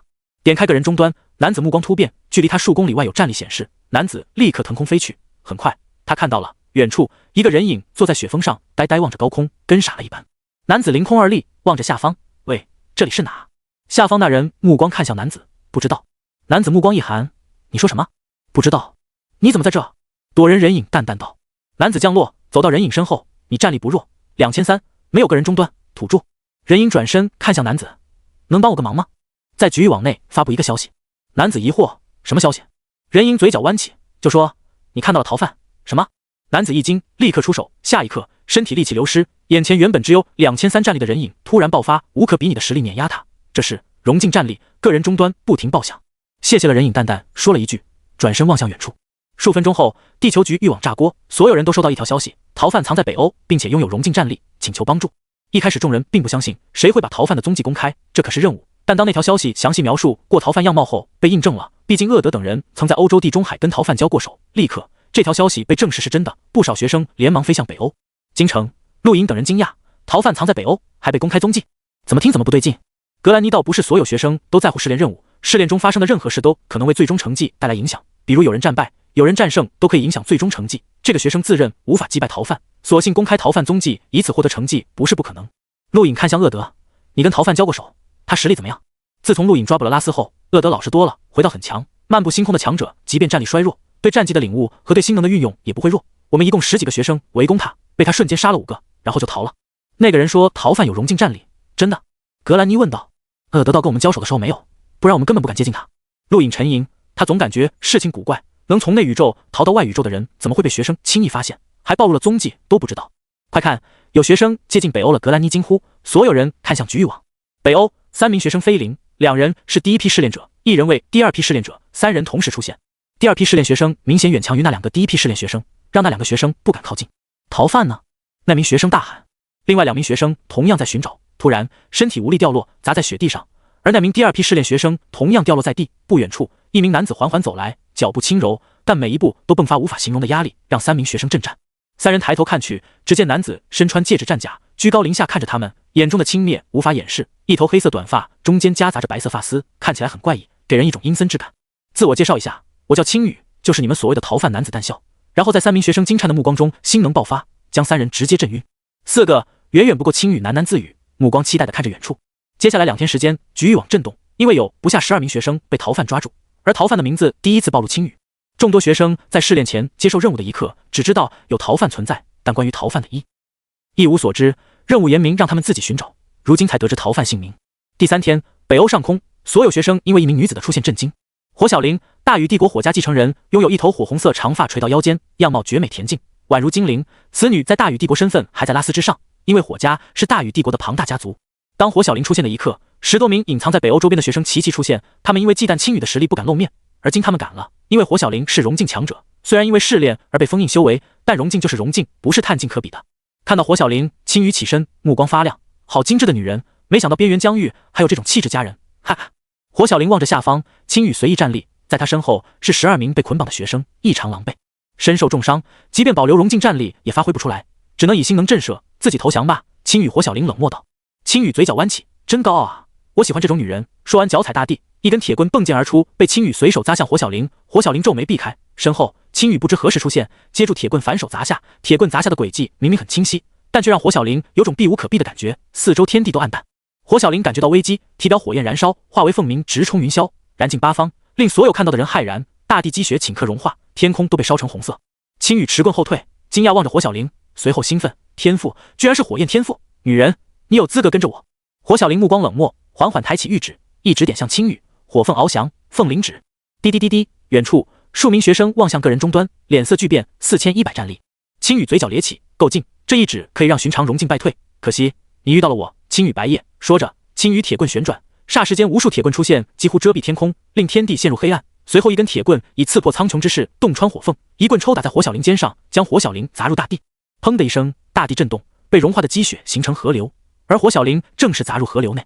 天空，青羽昂首，手持铁棍，目光扫向四周。围观的学生立刻逃走，连火小玲都败了，他们更不敢接近。火小玲可是此次试炼少有的融劲强者。很快，火小玲爬上地面，浑身湿透，脸色苍白地望向缓缓走来的青羽。白夜，这个姓氏，你是那个家族的人？青羽蹲下身，伸出手指勾向火小玲精致的下巴，嘴角含笑。你居然知道，看来也不算孤陋寡闻。知道就应该了解这个姓氏代表了什么。你够资格做我的女人，考虑一下，我会带你离开这片疆域。火小玲拍开青羽的手，捂住肩膀，强忍着疼痛喘息道：“你的通缉令来自内宇宙。如果你真是那个家族的人，谁敢通缉你？”青羽一把抓住火小玲长发，把她提起来，看着火小玲愤怒的目光，冷漠道：“不要激动，突破封印，恢复融劲实力，你就要出局，不想加入星空第10院了。”火小玲心中一沉，体外若有若无的庞大心能衰退。青羽冷笑，看着吧，很快这一切就会结束。说完，把火小玲扔向被捆绑的学生那边。13个了，这个分量貌似挺足。青羽说的不错，火小玲可不仅仅是分量足，而是相当足。在他被抓的一刻，监测站内的西肯马尔多差点亲自杀进地球，不过却被米拉阻止。试炼期间，任何人不得插手，这是宇宙青年评议会的决定。马尔多将军，你是想公然违背青年评议会的决策吗？米拉淡淡看着西肯马尔多说道。西肯马尔多脸色变幻，严肃道：“米拉小姐，还请原谅，但火小玲是火青山队长的女儿，不能出事。”米拉眼睛眯起，我知道，那又如何？她可以自行突破封印，如今下场是她自己的选择。西肯马尔多深呼吸口气，看着米拉，两人互相对视。最终，西肯马尔多放弃，在宇宙青年评议会面前，不要说火青山，哪怕大禹帝国都不值一提。被他们覆灭的强大势力可不是1-2个，大禹帝国不想步后尘。米拉目光越过西肯马尔多，看向屏幕，尤其是青羽，刚刚的战绩好眼熟。局域网已经播放了火小玲被抓的消息，顿时，原本兴冲冲赶往北欧的众多学生立刻停止脚步，逐渐汇合。京城，鄂德震惊，火小玲居然都被抓了，我们怎么完成任务？陆影疑惑，火小玲很厉害。鄂德点点头，凝重到论战斗力，火小玲应该是此次试炼学生中最强的，因为她拥有融劲实力。陆影目光一变，融劲，不仅融劲，火小玲还拥有天赋火焰。她的父亲是大禹帝国皇庭13队第5队队长火青山，一个可以在星空狩猎，战力足以称爆普通个人终端的超强者。在这种强者教导下，火小玲是大禹帝国年轻一辈的绝对精英。没想到连他都败了。鄂德继续道，只有鄂德、格兰妮这些学生才震惊火小玲被抓的消息。对陆影来说虽然惊讶，但离他有些远了。如今他的重心放在逐渐接近的几名学生身上。没一会，3名学生出现在京城外，都是第2批试炼者，虽不是来自宇堂，但也是一些强大星球的精英，足以媲美甚至超过鄂德。但可惜在陆影的手下都没能逃走，全部被抓。他已经抓了28人，不少了。这时又有2人来到京城外，正是一直躲在边上的古蕾斯和巴拉罗。张顶天刚想出手，被陆影阻止。你们来干嘛？你的战甲等试炼结束会还给你的。陆影大声道。古蕾斯嘴角扯了扯，勉强对陆影露出一丝笑容。我要加入你们。陆影奇怪，什么？加入我们？什么意思？字面意思，我想加入你们。古蕾斯说道，昂起头，一副我加入你们，你们应该很荣幸的样子。陆影目光沉吟，我们凭什么收留你？古蕾斯大怒，什么收留？会不会说话？我说跟你们合作。凭什么？陆影毫不客气回道。古蕾斯咬牙，青羽实力达到融境，1-2个学生根本对付不了，他的东西在京城，注定会回来，我们联手一起对付他。陆影想了想，这女人说的有理，那个青羽貌似很难对付，如果真回到京城就麻烦了，人多一些有保障。行，进来吧，不过我警告你不要打什么歪主意，不然把你绑了。古蕾斯哼了一声，带着巴拉罗进入京城。他确实没打其他主意，青羽带给所有学生的压力太大了，唯有联合才能对抗，这也是完成任务唯一的出路。北欧那边众多学生也已经联合，他当然不能单打独斗，与其跟那些学生合作平分成绩，还不如跟土著合作，获益最大。京城外围，夏洛并没有走远，而是行走在尸潮中。怪异的是，尸潮对他没有攻击，好像没感觉到他一般。在这里3天，夏洛神色不变， 3天时间，他都跟丧尸在一起，似乎在观察什么。过了好一会，夏洛站在原地叹口气，果然可以感受到他们的气息，真是哪里都有他们，麻烦啊！京城南方不知道多远的地方，一个身穿绿色衣袍、有着绿色长发的美丽女子缓缓飞向北方。女子一身绿色，连长靴都是绿色，上面刻印着精美的花纹，整个人给人一种清新的气息。当天晚上，厄德被扔回了大牢，取而代之的是那位拉斯公子。这个人的身份真不简单，陆陆续续有学生联系陆颖，表示愿意付出代价换取他，不过都被陆颖拒绝了。这位拉斯公子的价值可不是那些资源晶体能比的。拉斯被粗暴地扔在地上，不远处是华银进化者在建防御城墙。古蕾斯，你怎么也在这？拉斯惊讶望着不远处女子惊呼。古蕾斯笑眯眯看着拉斯，不好意思啊，拉斯学长，我也被抓了。拉斯怒极，死丫头睁眼说瞎话，这样子哪像被抓了？等等，这伙人背后是你主导的，怪不得敢帮我，你好大的胆子，别以为有你哥哥护着就没事，我父亲可是西卡。古蕾斯眨了眨无辜的大眼睛，拉斯学长别冤枉我，我可没本事主导他们，不信你问问别人，我也被他打劫过。拉斯压根不信，他才不信区区土著敢对他出手。虽然那个土著的实力出乎预料的强，但那又如何？没有一定的背景，天赋再好也是蝼蚁。又有学生接近格兰妮惊呼，陆颖等人全部看向远处，一道人影快速接近，最终悬浮在京城上空，俯视着陆颖等人。看到来人，拉斯大喜，莫诺学长，是莫诺学长，学长，我在这里。古蕾斯脸色一变，怎么是他？他居然也来了。陆颖好奇，你认识他？古蕾斯凝重到莫诺，与唐精英强者，曾经跟我哥争锋，虽然如今已经不被我哥放眼里，但却是与唐少数的荣进学生之一。听到荣进，众人心中一沉，第二批试炼学生中肯定有荣进强者，火小玲是一个。原本众人以为荣进强者很难碰到，没想到居然出现在这里。莫诺低头扫视京城，看到了拉斯，目光一亮，他来的目的就是为了拉斯。拉斯的父亲是西卡，只要救了拉斯，他就能搭上西卡的大船，未来在大禹帝国就无忧了。土著放了拉斯公子！莫诺大喝，气浪震散云层，当头压下，让无数幸存者恐惧。拉斯大喜，陆颖眉头一皱就要出手，荣进又如何？被封印修为的荣进未必比得上他。就在这时，张顶天走出，目光沉着，这场交给我。陆颖目光一闪，自从他几天前救了众人后，张顶天就很少出手，有学生来都是陆颖击败抓捕。格兰妮、古蕾斯等人注意力都放在陆颖身上，就连厄德等人都快忘了张顶天。他可是跨境强者，7胜第一，有他的骄傲。京城原本是他守护的地方，却被别人保护着。张顶天忍了很久，如今伤势恢复，迫切想要一战。白雪担忧地看着张顶天，这些外星学生战绩诡辩，对力量的运用远远超过他们。寻常学生张顶天可以碾压，但如今面对的可是绝顶强者。拉斯不屑，如果是陆颖上还有看头，区区一个土著妄想挑战荣进强者，哪怕荣进强者被封印了修为，也不是寻常探境可以比拟的，区区土著而已。陆颖点点头，自己小心。张顶天目光一凛，提起长刀腾空，直面莫诺。古蕾斯目光发亮，拉斯他们不知道，他们这些第一批试炼学生却知道，当初华夏给他们最大威胁的可不是陆颖，而是这个7胜第一少有的跨境强者，一人一刀镇守京城，连他都避退锋芒。莫诺高傲看着腾空而起的张顶天，土著滚开，说着随手一挥，澎湃的星能横扫，不像普通探境修炼者那般力量分散，而是凝聚向一个方向，这是无意识的控制，也可以看出荣进强者对星能的运用早已得心应手。张顶天目光坚定，抬刀横斩，顺着长刀斩击挥舞而出，撕开星能，直接掠向莫诺。原本对张顶天不在乎的莫诺脸色一变，抬手一爪探前将斩击粉碎。有意思，区区土著居然拥有媲美普通羽堂成员的实力，不对，是稍微超过普通羽堂成员。你跨境强者。面对莫诺越发惊讶的神色，张顶天抬刀又是斩击，不过却被莫诺粉碎。张顶天拥有跨境战力，强于厄德，足以跟拉斯一战，但面对莫诺这个被封印修为的荣进强者，他的攻击造不成效果。莫诺是真正的荣进强者，即便被封印修为，无法发挥荣进实力，他对星能的运用和战绩还在，不是张顶天可以匹敌的。砰的一声，莫诺探掌变爪，巨响敲击在刀锋上，将刀锋震出一丝裂缝，力道顺着长刀蔓延到张顶天手臂，将他手臂上的衣袖全部粉碎。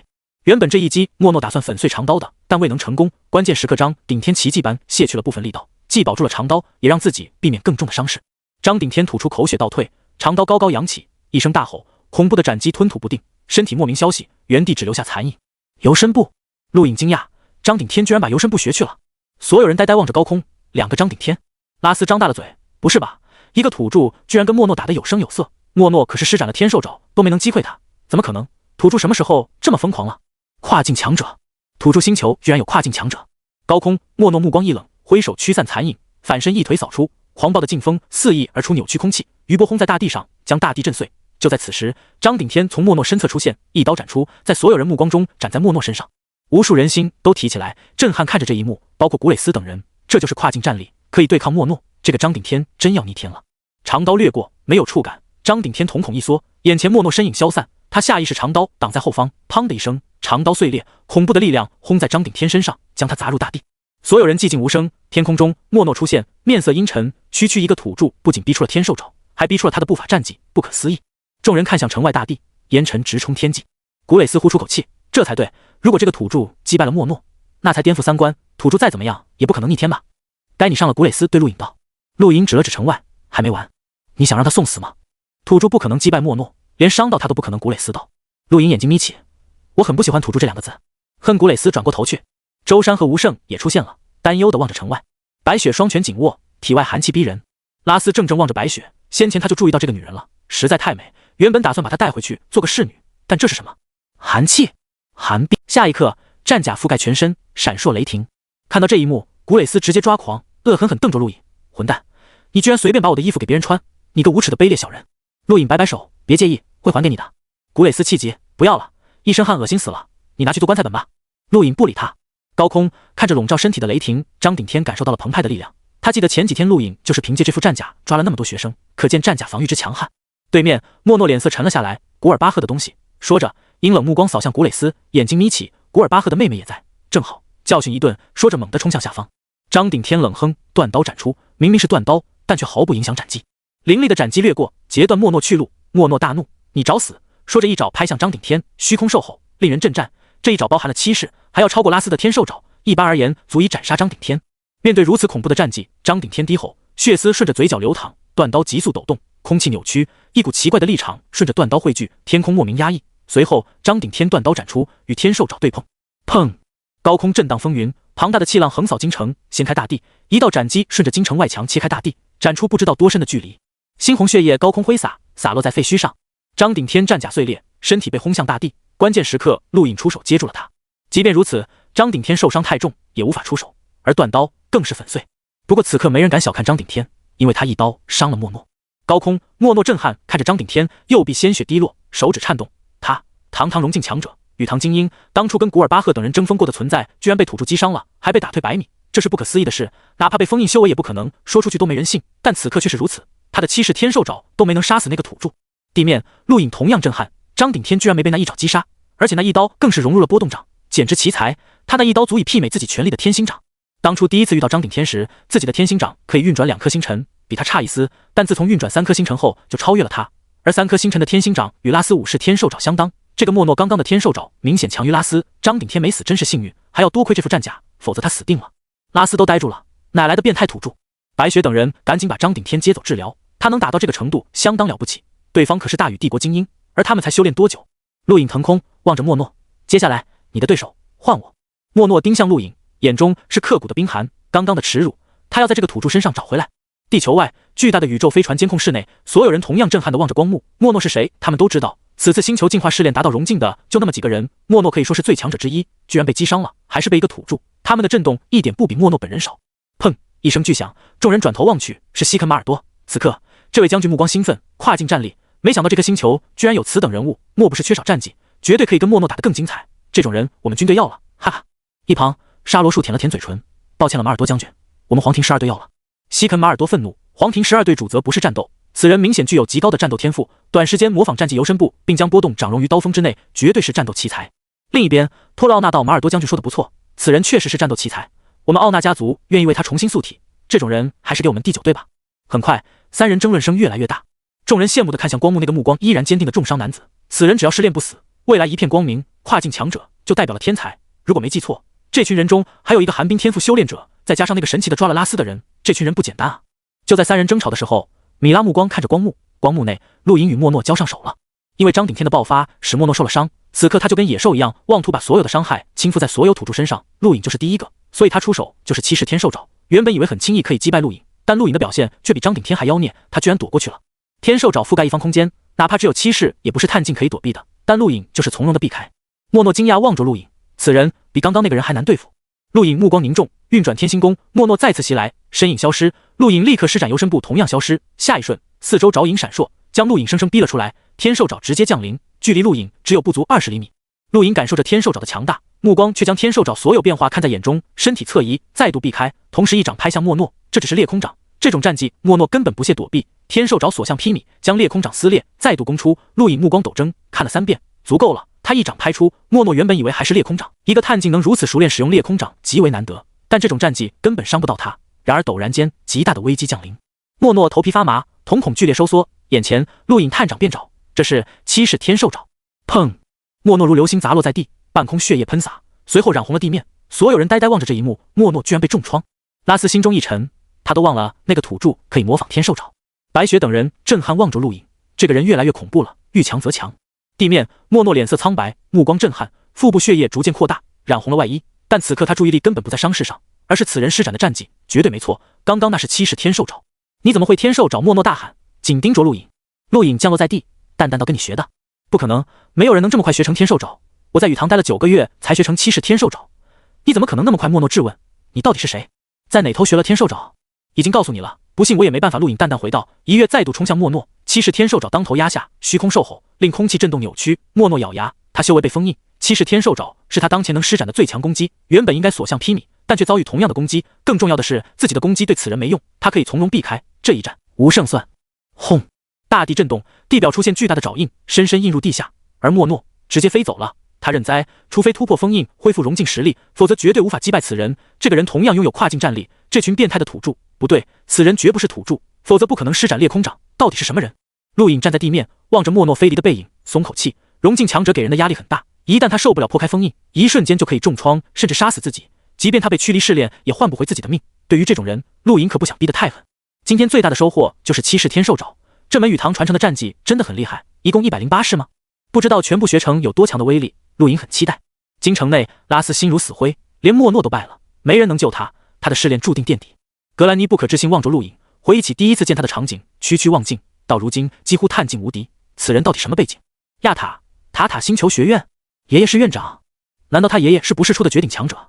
莫诺在试炼学生中名气很大，当莫诺败走京城的消息在局域网传出，震动了所有学生。所有学生第一反应就是不相信，但局域网不会撒谎。紧接着，古蕾斯证实了此事，让众多学生对守卫京城的这股力量彻底重视。现如今出现的融境强者是火小玲和莫诺，两人居然都败了，此次试炼相当不简单。没过多久，又有数名学生被青羽抓住。陆隐算了算，17个，那个逃犯抓走了17个学生。白雪疑惑看着他，你算这个干什么？陆隐脸色不太好看，他在抢人头。众人无语。陆隐深呼吸口气，这家伙不笨，跟我们想到一起了，想用学生换取某些妥协。可惜我们两方性质不同，他是逃犯，我们只是土著，他注定会被审判，就算抓再多学生也没用。那不就行了，跟你又无关。古蕾斯眨了眨眼说道。陆隐看向他，他多抓一个学生，我们就少抓一个，未来谈判的资本就少一个。古蕾斯瞪大了眼睛，你还真想利用学生跟帝国谈判？这是不可能的。陆隐理所当然道没什么不可能，敢参加试炼的学生都是精英，对帝国来说很重要。古蕾斯嗤笑，你知道帝国有多少学生参加试炼吗？告诉你，这颗星球只是众多试炼星球中的一个，哪怕所有试炼学生都死了，对帝国都没影响。你觉得帝国会为了这些学生向土著妥协？做梦去吧。听了古蕾斯的话，白雪、舟山几人目光一变，大禹帝国太大了，学生也太多，学院不计其数，地球试炼的学生只是很小的一部分，妄图跟帝国谈判确实不可能。那可不一定。陆隐说道，一把抓过拉斯，这个人的身份足够我们得到些承诺。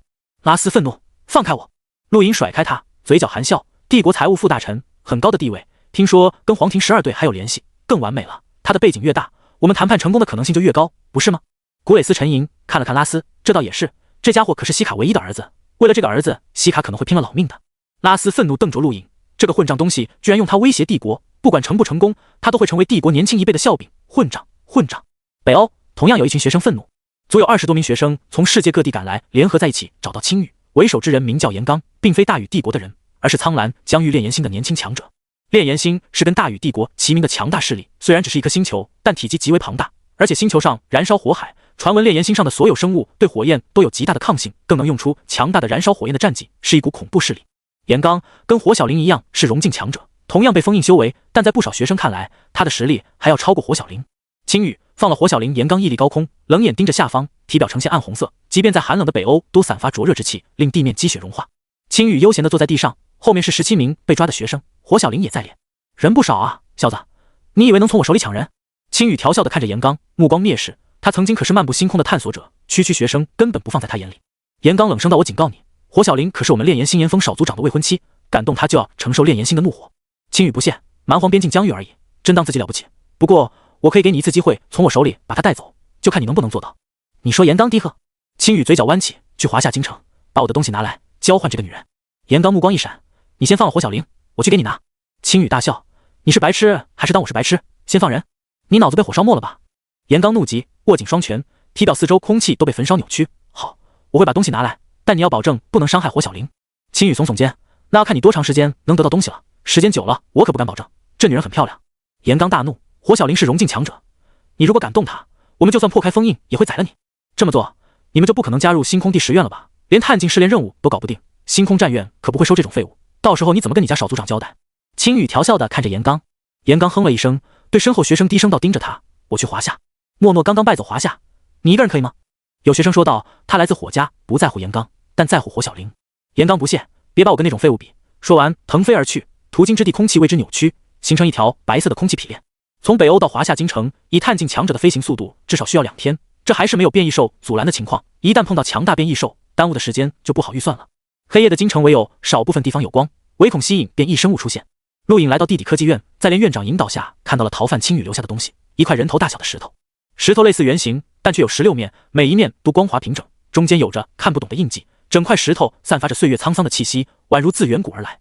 陆颖身旁站着白雪，此次陆颖可以看到这块石头还是白雪提议的，当初他强烈反对让陆颖接触逃犯遗留的东西，说是要七圣同意才可，但此刻没那个必要了，整个京城都在陆颖保护下。陆颖惊奇地看着平稳放置在玻璃罩内的石头，只是块石头，但感觉很不一般。连院长道，你猜这块石头的岁月是多少？陆颖摇摇头。连院长惊叹道，无法测定。无法测定？陆颖惊讶，以地球如今的科技，无法测出一块石头的时间，有些不可思议。连院长道，这块石头岁月太长，经历过无法探测的变化，它的岁月痕迹持续变换，根本测不出来。对于它，我们也研究了很多次，但研究不出任何东西。白雪道，据我们这段时间掌握的情报看，逃犯青羽从宇宙深处逃到这里，距离相当漫长，即便如此还是被通缉，还没有任何信息流传。只有一个可能，他携带的东西太贵重，应该就是这块石头。当初他被你们从海王星带回地球，除了这块石头还有什么？陆颖问道。白雪看向连院长，连院长道，一柄战刀，数十颗晶体，其实就是星能晶体，还有一枚晶片，其中包括修炼方法，不过损坏较多，大部分已经无法读取。战刀刚刚送给张顶天了，至于星能晶体，早就被我们吸收修炼。末日之初，我们已经很接近天级，也就是探境。白雪接口道。陆颖看向石头，这么说，这块石头和那柄战刀就是青羽唯一留在这里的2件东西。战刀我们研究过了，材质非常坚硬，远超地球上任何金属，包括变异金属。至于这块石头，没有头绪，什么都研究不出来。连院长道。陆颖淡淡道，能让我研究一下吗？连院长不在意，随你。白雪迟疑了一下，也点点头。如果没有陆颖，京城都保不住，更不用说这块石头了，反正他们也搞不懂这块石头。很快，连院长跟白雪离开，这里只剩陆颖一人。陆颖看着石头，缓缓取出，摸在手中，入手冰凉刺骨，却没什么别的特别。看了一会，陆颖什么都看不出，放回石头就要离开。陡然间，他目光一凛，由身部施展，探手抓向拐角处，一道黑影暴露而出，惊讶望着陆颖，抬手，冰冷气息蔓延，陆颖眼睛眯起，探掌变爪，天兽爪击出，黑影惊呼，急忙避让。陆颖施展的只是一式天兽爪，威力不强，黑影轻易避开，暴露在灯光下，竟然是一个女子，样貌美丽，气质却冰冷，正冷漠看着他。你是什么人？有什么目的？陆颖问道。这个女子肯定是学生，而且实力不低，但比不上莫诺，应该跟拉斯差不多。女子冷傲道，我叫珍妮奥娜，来自奥纳家族，你应该听过。陆颖皱眉，没听过，说出你的目的。珍妮奥娜眼中冷色一闪，大胆，居然敢这么对我说话。陆颖不爽，这女人跟拉斯一样，优越感十足，奥纳家族一听就不简单，但他也不在乎，不管你是什么人，既然来了就别走了。说着冲向珍妮奥娜。珍妮奥娜一惊，她可是知道眼前男子击退了莫诺，她自认不是对手。住手，我可是奥纳家族的人，我父亲是雪山奥纳，我叔叔是皇庭13队第9队队长，你不要自误。陆颖一把抓住珍妮奥娜，这女人也没怎么反抗，愤怒瞪着陆颖，再警告你一遍，我可不是拉斯能比的，我们奥纳家族足以影响帝国决策，别自误。陆颖目光一变，突然放开珍妮奥娜，身体急速冲向石头。同一时间，一道人影急速接近石头，妄图抢走石头，不过却被陆颖阻拦。陆颖一把抓住男人手臂，入手丝滑，抬眼，又是个女人。第二个出现的女子一身绿衣，宛如精灵，见自己手臂被陆颖抓住，哼了一声，翻身一脚踹向他。陆颖手掌用力，想要强行把女子身体扭转化解攻击，但惊骇发现自己居然拖不动女子，这个女人的力气大得有点惊人。无奈，陆颖放开女子，避开她一脚，左手天兽爪击出，3式天兽爪足以击败厄德那种层次的强者，不过对女子毫无用处。绿衣女子抬拳直接砸出，天兽爪被砸得粉碎，余力甚至轰向陆颖。陆颖大惊，好大的力气！运转天星功，看到女子一拳诸多变化，这不是一拳，而是一瞬间打出了10拳。陆颖目光凝重，好不容易避开绿衣女子拳风，戒备盯着她。绿衣女子惊讶望着陆颖，你躲过去了？陆颖皱紧眉头，这个女人好强，绝不次于莫诺，不，比莫诺更强。刚刚那一拳不比7式天兽爪差，看样子这只是他随意一拳，哪来的如此恐怖的强者？目标是那块石头。正当陆颖要说什么的时候，黑暗处又一道人影出现，这些人都可以隐藏星能，避开个人终端战力探测，都是极强的高手。第三个出现的人让陆颖心中一沉，夏洛，当初带给他强烈危机感的人，那种危机感让陆颖印象深刻，就像第一次月光下碰到银的感觉。狭小的地下空间，4人对峙，两男两女。珍妮奥娜目光惊讶，她没发现另外2人隐藏，而绿衣女子也惊讶地望向夏洛，她没发现这个人什么时候隐藏的。你们的目标都是这块石头？陆颖沉声问道。珍妮奥娜跟绿衣女子没说话，夏洛温和笑道：没错，陆颖，你知道这块石头的来历吗？陆颖目光一闪，不知道。夏洛笑道：那我们可以谈一谈了。这块石头是宇宙某一个强族的传承之物，传闻可以从中得到那个强族的战绩。青羽之所以被通缉，就因为这块石头。你并不知道石头的用途，那么我们可以一起探索，我告诉你方法，如何？绿衣女子惊讶看着夏洛，你知道方法？夏洛笑道：知道一些。这块石头任何人带走都没用，除了那个强族血脉族人，其他人无法探索这块石头。这也是那个强族为什么没有亲自出手的原因，否则整个苍蓝疆域都要倒霉，所以你们没必要争抢。绿衣女子看向陆颖，你怎么说？陆颖扫视3人，除了珍妮奥娜，另外2个他都没把握击败，京城所有高手加起来都拦不住他们。好，一起探索，不过你们不能带走这块石头。夏洛笑着点头，没问题，不止我们，你如果有朋友想探索也可以，方法很简单，滴血液可以让石头开启，至于能不能接收传承就看我们自己了。我可以告诉你们，几乎不可能成功。陆颖看了眼夏洛，立刻联系白雪和张顶天，很快2人出现，连周山和吴胜都来了。珍妮奥娜皱眉，傲然望着这些人。张顶天几人戒备盯着他们，3个高手，其中2个不次于莫诺，一旦开战，对京城来说是灾难。大家不用戒备，我对你们没敌意，只是一起探索一下这块石头而已。那么从我做起，开始吧。说着，夏洛做了个请的手势。陆颖把石头扔出，夏洛随手划出一滴血落在石头其中一面，顿时石头悬浮于高空，吸收了血液。莫名的，所有人感觉压力降临，眼前似乎看到了无数战绩闪过，更在一瞬间体会到了无法形容的阴冷恐怖气息。夏洛盘膝坐地，抬头望着石头，目光沉思。绿衣女子第2个开始，血液被吸收进入石头表面后也坐下，目光深邃地看着石头。石头16面，众人围成一圈，全部开始。陆颖在开始前看了眼夏洛，他可以确定，如果自己此时出手，绝对讨不了好。这些人看似没防备，但肯定有各自的防御手段。不再多想，陆颖划出血液滴入石头其中一面，看着血液被吸收，眼前突然出现一只贯穿苍穹的拳头，跨越远古时空而来攻向他。噗！吴胜一口血喷出，脸色苍白，他失败了。紧接着周山同样失败，仿佛是连锁反应。白雪、珍妮奥娜、张顶天一个接一个失败，个个面色苍白，震撼望向石头。陆颖眼前拳头越来越近，越来越近，他看到了星空，看到了无边黑暗，更好像看到了时间长河，无数人死于一拳之下。这一拳令白天化为了黑夜。陆颖下意识运转天星功，紧咬牙关，咬破了嘴唇，袭击而来的拳头速度越来越慢。他逐渐看清了，拳头虽然覆盖星空，令白天黑夜倒转，但并非无处可躲。等等，为什么要躲？陆颖目光陡睁，体表3颗星辰运转，突兀的第4颗星辰模糊浮现。他这段时间一直观察星辰图，在面临拳头压迫的一刻，第4颗星辰勉强出现虚影。随着星辰爆裂，眼前拳头在即将攻击到他的一刹那消失，而他本人仿佛穿越了无尽距离，来到一座长廊外。无尽的黑暗笼罩四方，看不到距离，所能看到的只有一条充斥着古老气息、弥漫着血腥之气的长廊。陆颖无法形容眼前看到的长廊，没有任何光源，但整条长廊都清晰可见。明明看得见，但下一刻再望去又变了。这是一条可以变化的长廊，整条长廊呈现暗红色，两旁石壁刻印着看不懂的壁画，其中的人物图像发不出半点声音，但给陆颖的感觉却好像在嚎叫、呐喊。墙壁仿佛可以滴血，鼻尖闻到的尽是血腥之气。无边的黑暗空间，只有这条长廊。陆颖脚下踩着的正是长廊地面，退一步，他便融入无边黑暗之中。陆颖皱紧眉头，抬脚向前走去。长廊入口有一方石板，与整条长廊融为一体。石板上刻印着一排排名字，而这些名字大多以白夜二字结尾。白夜是姓氏，代表了某种传承。联想起夏洛说的宇宙强族，陆颖知道那块石头应该是这个所谓的白夜一族的传承之物。石板最上方刻印着一个名字：真武夜王。看到这个名字的一刹那，陆颖目光似乎越过无边空间，看到了一个屹立星空、霸气无双的男子。不过一刹那，陆颖清醒，目光震撼，仅仅一个名字就可以让自己失神。真武夜王，夜王，白夜，此人究竟是谁？强忍着心中的震撼，陆颖目光转移，看向长廊内部，抬脚，再次一脚跨出，这一脚进入了长廊。同一时间，宇宙深处，一块古老的大陆中央，冲天石碑看不见高度，仿如刺破苍穹，散发着恐怖威势，令星辰战栗。石碑中段，两颗发光的石头围绕石碑缓缓转动。最下方，几道人影静静矗立，身上布满了灰尘，不仔细看还以为是雕塑。就在陆颖踏入长廊的一刻，石碑底层出现了他的图像，很模糊，根本看不清。又有新的族人进去了，不知道能到达哪种高度。现在的族人越来越不像话，天赋越来越差。不用管这些，天赋再差也是我白夜一族的人，我白夜一族出去的任何人都可以碾压无数天才。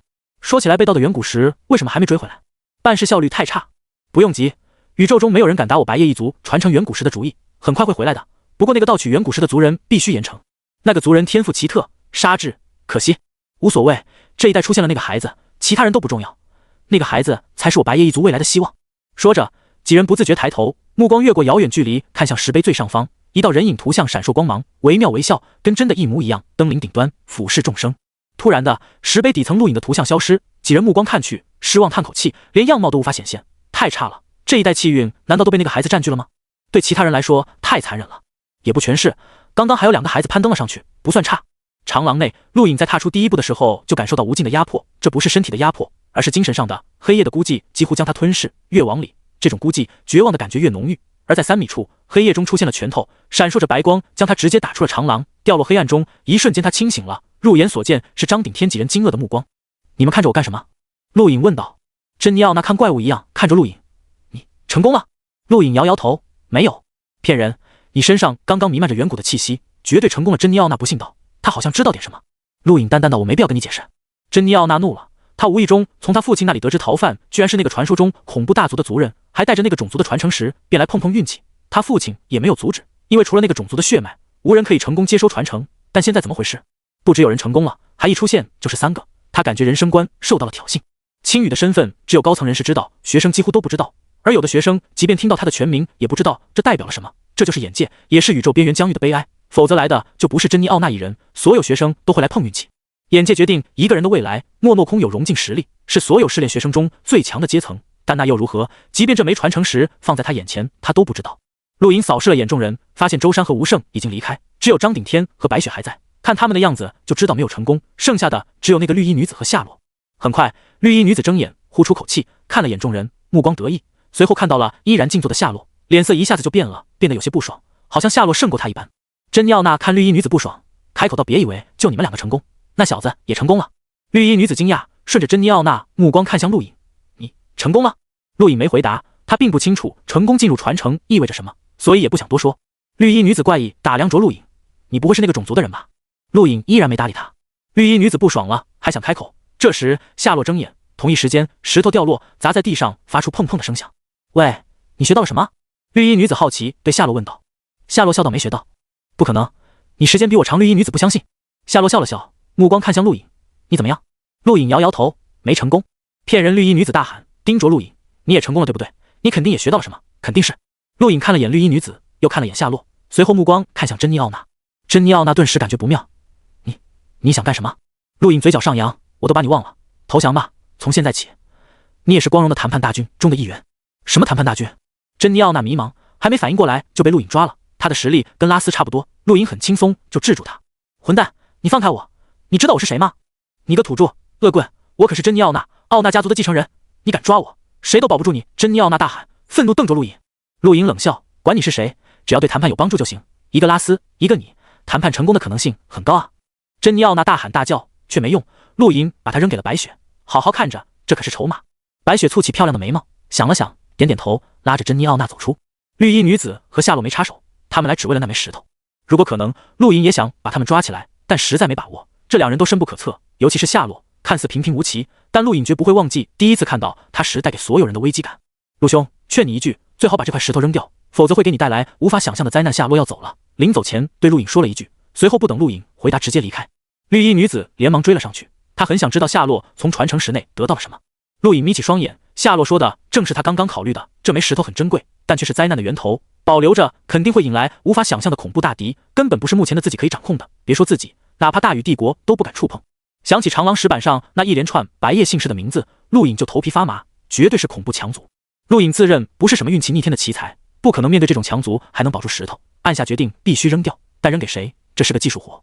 京城外，10多名学生突然联合在一起，打算冲入城内。他们都是为了珍妮奥娜而来。奥娜家族可比拉斯的家族强多了，珍妮奥娜那么久不出来，这些学生等不及了。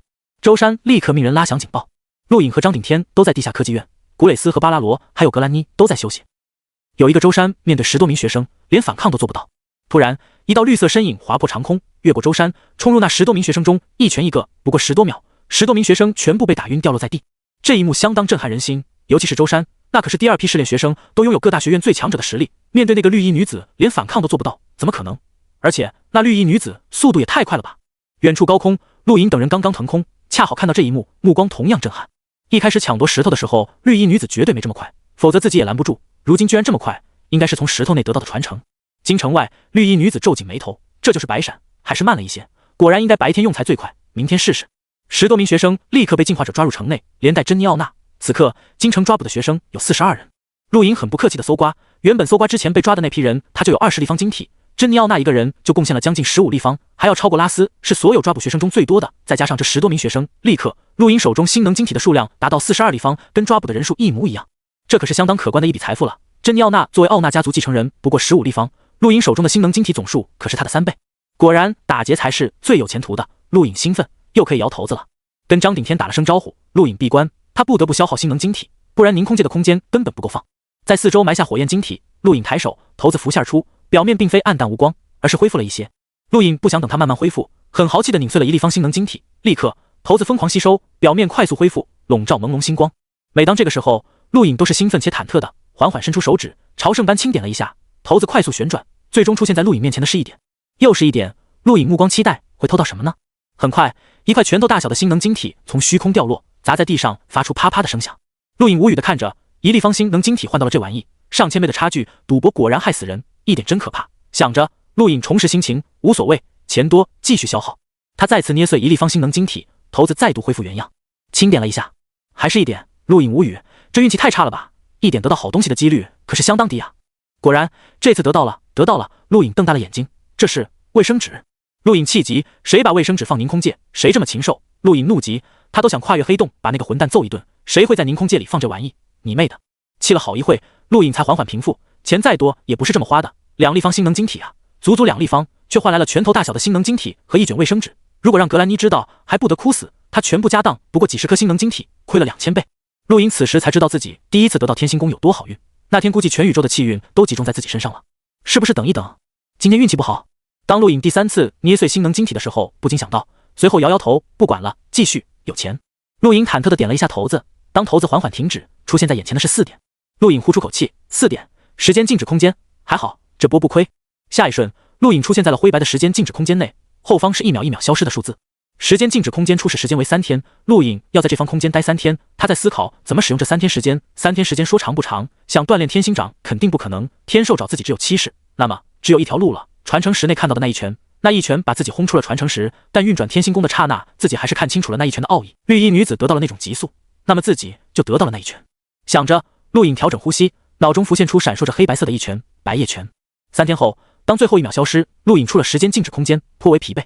灰白空间内，时间虽然静止，但身体的疲惫却没有消失。陆颖随便吃了点东西，休息了一夜。第2天早上他才醒来，继续。陆颖低喝一声，捏碎星能晶体，恢复骰子。这是第4次摇骰子，当手指点在骰子上的一刻，陆颖大脑一阵晕眩，摇摇头没有在意。骰子缓缓停止旋转，出现在眼前的是2点，2点可以分解物品。正好他这段时间抢了不少东西，直接分解了一批，得到一些奇怪的金属材料，他也不认识。当分解漩涡消失后，再次捏碎星能晶体，手指点在骰子上，大脑晕眩更重，眼前突然出现恍惚。陆颖目光一变，他想起来了，骰子是自己的天赋，天赋不可能无止境的使用，就像星能，总有耗尽的一刻。当天赋过度使用，会令大脑处于沉眠状态。陆颖身体一晃，差点倒地，自己不知不觉到了极限。5次摇5次就是极限。他使劲晃了晃脑袋，看向骰子，第5次出现在陆颖眼前的是从未出现过的5点。骰子一共6点，陆颖摇到过1点、2点、4点，如今是5点。看着5点，陆颖脑中莫名出现这个点数的用途：天赋借用。所谓天赋借用，便是摇到5点后，可以将触碰之人的天赋借用到骰子内，可以让自己使用。使用1次后消失，条件就是必须在10秒内触碰到想要借用天赋的那个天赋修炼者，否则10秒钟一过，功能消失。陆颖一看时间，已经过去2秒了，急忙冲出房间。整个京城天赋修炼者只有1人，便是白雪。陆颖毫不犹豫地冲向京城钢铁城墙废墟处，白雪就在那。半空中，陆颖身体摇晃，5次骰子让他精神被极限消耗，必须休息。而白雪距离他还有100米远。当时间还剩最后1秒的时候，陆颖一手按在白雪肩膀，重重呼出口气。城墙废墟上，格兰妮、古蕾斯、巴拉罗还有周山愣愣望着这一幕，什么情况？白雪也呆住了，看向陆颖。陆颖手还放在白雪肩上，见周围人目光怪异，连忙收回手，不好意思，认错人了。说完立刻离开。城墙废墟上一片寂静，众人还没反应过来。格兰妮无语，这借口太烂了吧？话说这混蛋为什么突然伸手？想占便宜？这大白天的，而且怎么毫无预兆？神经病吧？不止格兰妮这么想，其他人也一样，尤其是古蕾斯。刚刚陆颖要表白，我们是不是打扰他了？巴拉罗认真道，应该是。白雪脸色涨红，绝美面庞一瞬间连格兰妮都迷住了。这个女人的美让星空失色。京城内，陆颖砰的一声砸在自己住的地方，直接睡去。他到极限了。而在陆颖睡过去没多久，京城内谣言四起，听说了吗？尹胜向洛胜表白了，还被拒绝了，喝得烂醉如泥，现在都不敢出现。不对吧？我怎么听说尹胜压根没敢表白，被洛胜迷得神魂颠倒，话都不敢说就溜了？你们都错了，我表哥的大姨夫的弟弟的邻居亲眼看到尹胜亲了洛胜一口，还向洛胜求婚了，连婚戒都买好了。滚一边去！这时候到哪买婚戒？当天下午，张顶天找到了白雪，听说没有的事，他认错人了。白雪立刻低喝，他自然知道张顶天要说什么。张顶天怔了一下，那就好，说完离开。白雪愤怒，陆颖那个混蛋肯定是存心报复，当初自己阻止他看青羽留下的东西，这混蛋忍到现在才报复，太混账了。他很想找陆颖理论，但这种时候越见他越说不清，还不定还会传出什么谣言，白雪唯有忍了。第二天下午，一道人影降临京城，空气扭曲，庞大的星能横扫天空，威压整个京城。张顶天等人立刻冲出，看向高空，来人正是严刚，立刻把青羽留在京城的东西交出来。严刚大喝，冷漠地俯视众人。张顶天握紧长刀腾空，你是谁？严刚，来自炼岩星。严刚高傲冷漠，不屑看着张顶天。下方，古磊斯惊呼，炼岩星。白雪疑惑，炼岩星怎么了？古磊斯凝重道，炼岩星是苍蓝疆域庞大势力之一，跟大禹帝国齐名。这颗星球被火焰焚烧，星球上的人都很强，尤其是火焰战技无与伦比。格兰妮沉声道，寻常火焰战技对他们也没用，他们的皮肤常年被火焰炙烤，早已变异。能出现在大禹帝国的炼岩星人，至少都是融境强者，这个严刚肯定也是，他肯定比莫诺强。古磊斯凝重道。白雪抬头望着张顶天，目光担忧，敌人一个比一个强，想要东西让青羽自己来取。张顶天沉声道，握紧战刀，这柄刀就是青羽的，他的刀被莫诺摧毁，而这柄刀就是他的武器。严刚冷笑，蝼蚁般的东西也配跟我说话？说着随手一挥，星能伴随着灼热轰向张顶天。张顶天目光睁大，施展游身步冲向严刚，一刀斩出，刀身急速抖动，融入了波动掌的变化。他正是凭借这一刀伤了莫诺。张顶天这一刀很强，他原本就是跨境强者，再加上融入战技的一刀，连严刚都惊讶了。只见严刚双手互撞，火焰突兀涌出，化作长枪，一枪刺向张顶天。刀与枪击撞，火焰如流星砸落京城，引发恐慌，焚烧大地，天空空气被排开，气浪震散四方。随着一声巨响，张顶天始终敌不过严刚，被一枪扫下去，重重砸在地上。高空，严刚惊叹望着张顶天，能在我一枪下不死，探境中少有人能做到，你很不错，可以跟着我。白雪、周山等人愤怒看向严刚，这些试炼学生对地球人永远都是一副高高在上的样子，让地球人跟随他们还说得跟施舍一样，这是赤裸裸的弱肉强食。格兰妮惊讶，火焰天赋？古磊斯沉声道，不是，炼岩星人的皮肤发生了变异，可以通过高温产生火焰，其实也算是另类的天赋，这个人真的很强。陆颖还在沉睡，众人面对严刚无能为力。严刚冷傲，火焰长枪直指下方，再说一遍，交出东西，否则让你全部化为焦炭。张顶天可血，把石头交给他。众人悲哀。古磊斯眉毛一挑，石头？什么石头？就在这时，一道绿色身影自远处腾空，身形一闪消失，再出现已经来到严刚背后。你很不错，让我试试白闪。什么？严刚目光一缩，他没反应过来。砰！所有人震撼望着京城外大地上的坑洞，刚刚还傲视众生的严刚此刻跟死狗一样被打落在地。高空，绿衣女子兴奋握紧了拳，喃喃自语，不知道说些什么。严刚愤怒咆哮，双目瞪得通红，盯向高空。贱人，我要宰了你！说完猛地冲出，体表火焰漫天，化作类似战甲的形态守护自身，火焰长枪洞穿空气，刺向绿衣女子。绿衣女子兴奋，来得好，说着没见他做什么，身体突兀消失。随后严刚一口血喷出，整个人被无形的攻击打中，腰都弯了起来，身体再次砸入地底。绿衣女子身影出现，得意地望着下方。众人震撼，这差距有点大。这次不止旁人看出来了，严刚自己也感觉出来差距很大。他爬出深坑，震撼望着高空绿衣女子，你是什么人？绿衣女子昂起头，露露梅比斯。听到这个名字，严刚、古磊斯、格兰妮等人都震动。梅比斯？那个梅比斯？严刚惊呼。露露梅比斯嘴角扬起，宇宙还有第二个梅比斯吗？张顶天、白雪等人疑惑，梅比斯什么意思啊？严刚体外火焰消散，深深看着梅比斯，语气一时间恭敬了太多。这里是你的地方。露露梅比斯没回答，而是对严刚勾了勾手指，继续，我还想试试白闪的威力。严刚苦笑，我来不是打架的，火家继承人火小玲被青羽抓住，青羽有条件，必须把他留在京城的东西还给他，才能放了火小玲。露露梅比斯皱眉，关我什么事？你不打了？严刚平静站着，完全没有想打的欲望，态度跟刚开始出现完全不同。露露梅比斯无趣，撇了撇嘴，直接冲向城内。看着露露梅比斯离开，严刚腾空，语气顿时冷冽了几分。我刚刚说的话，你们听见没有？主事人是谁？叫出来跟我谈。周山立刻前往城内寻找陆颖。那块石头是京城的，决定权其实应该掌握在张顶天手里，但陆颖明显获得某些传承，他不能私自做主给别人，必须跟陆颖商量。虽然不愿意承认，但如今整个京城，陆颖才是最大的保护者。格兰妮、梅比斯是什么？白雪忽然问道。格兰妮跟古磊斯两人对视一眼，凝重到宇宙范围无限大，诞生了无数帝国，无数庞大的势力，这些势力各自有各自的交易货币法则。而唯一能全宇宙发行通用货币的银行就叫梅比斯银行。梅比斯银行遍布全宇宙，发行统一货币，是无比庞大且古老的经济主宰者。不用多说，光全宇宙唯一发行统一货币这几个字就已经足以让人知晓何为梅比斯。相对于全宇宙，地球只是非常渺小的星球，即便如此，地球上也有很多银行，不存在唯一发行地球通用货币的银行，而梅比斯银行居然可以做到全宇宙发行通用货币，这是何等恐怖的影响力！怪不得狂傲的岩刚都不敢放肆。那个女人如果真是梅比斯银行的人，她的来头会远远超过火小玲、拉斯、珍妮奥娜这些人。京城内，陆莹躺在地上，闭着双眼，眉头紧皱，全身被汗水湿透，双拳紧握。梦中，他看到一根雪白玉指碾碎虚空，跨越时间降临，蔓延过无数星辰，越来越接近，越来越接近。陆颖突然大，如果真是这个梅比斯，那个女人的来头就太恐怖了。很快，陆颖到来，严刚已经等得不耐烦，没有露露梅比斯在，他的态度再次狂傲。陆颖看到了严刚，不过没搭理他，而是扫了眼白雪。他记得自己沉睡前似乎做过什么事。白雪脸色不太好，既是因为严刚，也是因为陆颖。城里的谣言越来越多，他无法阻止，暗自生气。露露梅比斯呢？陆颖向格兰妮问道。格兰妮回城里了。陆颖点点头，看向张顶天：“你受伤了？”张顶天沉声道：“这个人很强，来自炼炎星。”陆颖眉毛一挑：“炼炎星？没听说过。”他来到苍兰疆域后就直奔地球，对苍兰疆域的情况不算了解。不远处，严刚目光冷了下来：“主事人是哪个？出来说话。”陆颖回头看向严刚：“你有什么事？”严刚怒极反笑：“你在无视我？”陆颖嘴角扬起：“是又怎么样？”严刚目光陡睁，体表温度升高，扭曲空气，不过似乎想到了什么，忌惮扫了眼城内，呼出口气，淡淡道：“别废话，把青羽的东西给我。”凭什么？陆颖反问，语气一点都不好。刚刚睡醒的人很多都这个状态。严刚眼中闪过杀机，放肆！你知道我是谁吗？不知道，也不需要知道。陆颖淡淡道。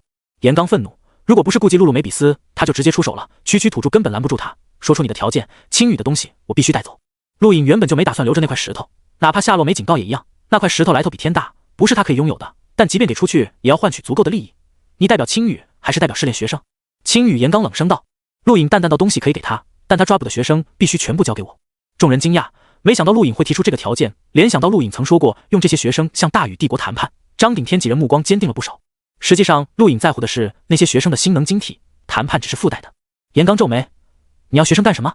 对了，你们这里好像也抓了不少学生，其中是不是有珍妮奥娜？如今很多学生自己摘除了个人终端，信息自然无法出现在局域网上，而陆颖的个人终端没有名字，所以有些战报无法公布。好像有这么个人。”陆颖回道：“放了他！”严刚沉声大喝。陆颖嗤笑：“你算什么东西？”严刚怒目圆瞪：“太放肆！”说着双掌击撞，产生火焰，一跃冲向陆颖。炼炎星人脾气原本就火爆，压抑到现在已经很不错了，如今因为陆颖一句话再次出手，众人如临大敌。陆颖右拳紧握，拳头四周光线扭曲，站在大地上一拳轰出，正冲向陆颖的严刚目光巨变，明明是白天，但这一拳却让严刚看到了黑夜，看到了白天与黑夜转换，身体莫名疼痛，仿佛经历着某种矛盾。他低吼一声，火焰化作长枪一枪刺出，气浪碾压大地。随着一声巨响，严刚倒飞而出，火焰长枪被消泯，在高空再次倒退数步。陆颖也退后一步，凝重望着严刚，这个人果然很强，还要超过莫诺，绝对是被封印修为的融境强者。刚刚那招白夜拳可是白夜一族的传承战技，论威力还要超过3颗星辰的天星掌和7式天兽肘，居然被此人挡住了，而且没受伤，此人战力不可小视。陆颖惊讶，严刚更是震惊，区区探境竟给他带来了危机感，最后关头施展全力。如果此人攻击再强大一些，他不知道自己会不会破开封印。这个土著很强。张顶天眼睛眯起，他跟严刚交过手，知道严刚的恐怖，陆颖居然可以击退他，实力跟初次见面相差太多了，这个人进步相当快。陆颖的实力获得严刚尊重，严刚降落了一些，郑重看着陆颖。珍妮奥娜是大禹帝国奥纳家族的传人，你抓他会给自己带来天大的麻烦。这颗星球毕竟是大禹帝国的，奥纳家族有1万种方法灭绝这颗星球上的人类，自己想清楚。陆颖淡淡道：“我很清楚，不用多说，想要东西让青羽把被抓的学生交给我，不然没得谈。”严刚无奈点头：“好，我联系青羽。”说完点开个人终端。就在严刚联系青羽的时候，露露梅比斯忽然出现，吓了众人一跳。我就知道你获得了传承，刚刚那一拳很不错，我们切磋一下。露露梅比斯兴奋盯着陆颖说道。陆颖淡笑：“我拒绝。”露露梅比斯眨了眨眼：“拒绝？为什么？强者就应该多切磋才能进步。”“我不是强者。”陆颖淡淡道。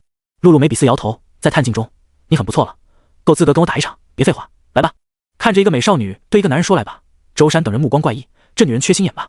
陆颖头疼，他真不想跟这个女人打，这女人力气太大，挨上一拳可不好受。再加上从那块石头里获得的速度，陆颖敢保证一旦切磋，自己只有被动挨打的份，很难捉到她。她可不喜欢找虐。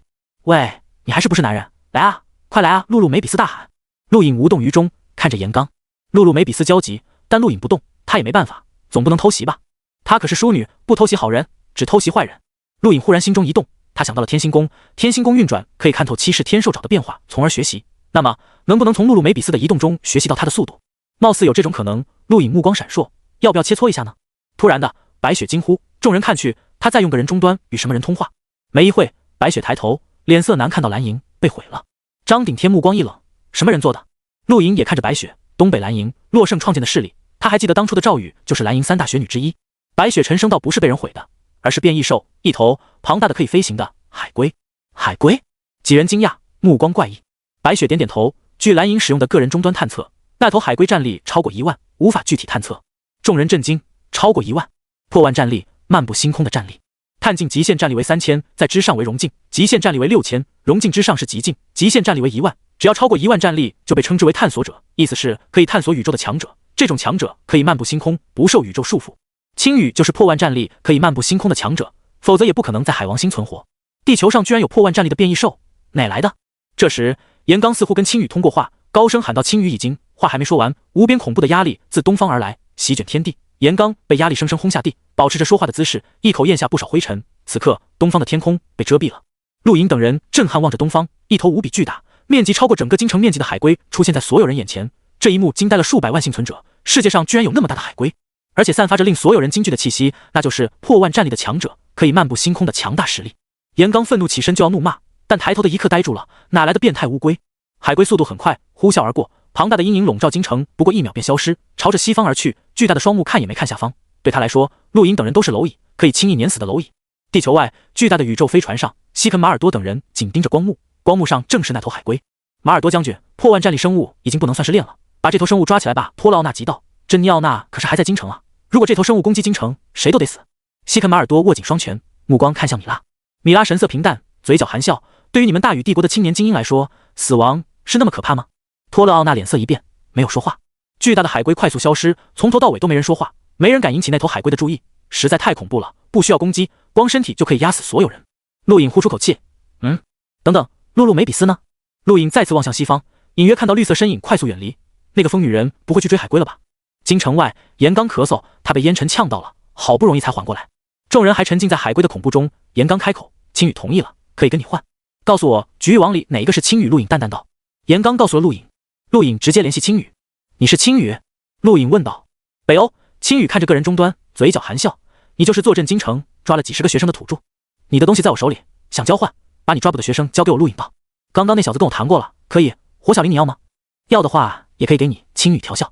陆颖眼睛眯起，他知道严刚之所以替青羽跑腿，就是为了火小玲。他已经有了拉斯、珍妮奥娜，不一定要火小玲，不然严刚非拼命不可。火小玲无所谓，不过你那里学生的数量太少。青羽目光一闪，小子，之所以交换，是因为我不想跑腿，不然你以为就凭你们几个能挡住我？当然挡不住，你可是还保留着融境实力。不过你能逃，我们也可以带着那块石头藏起来，时间一长，试炼任务失败，大禹帝国亲自出手抓捕你，你能挡得住？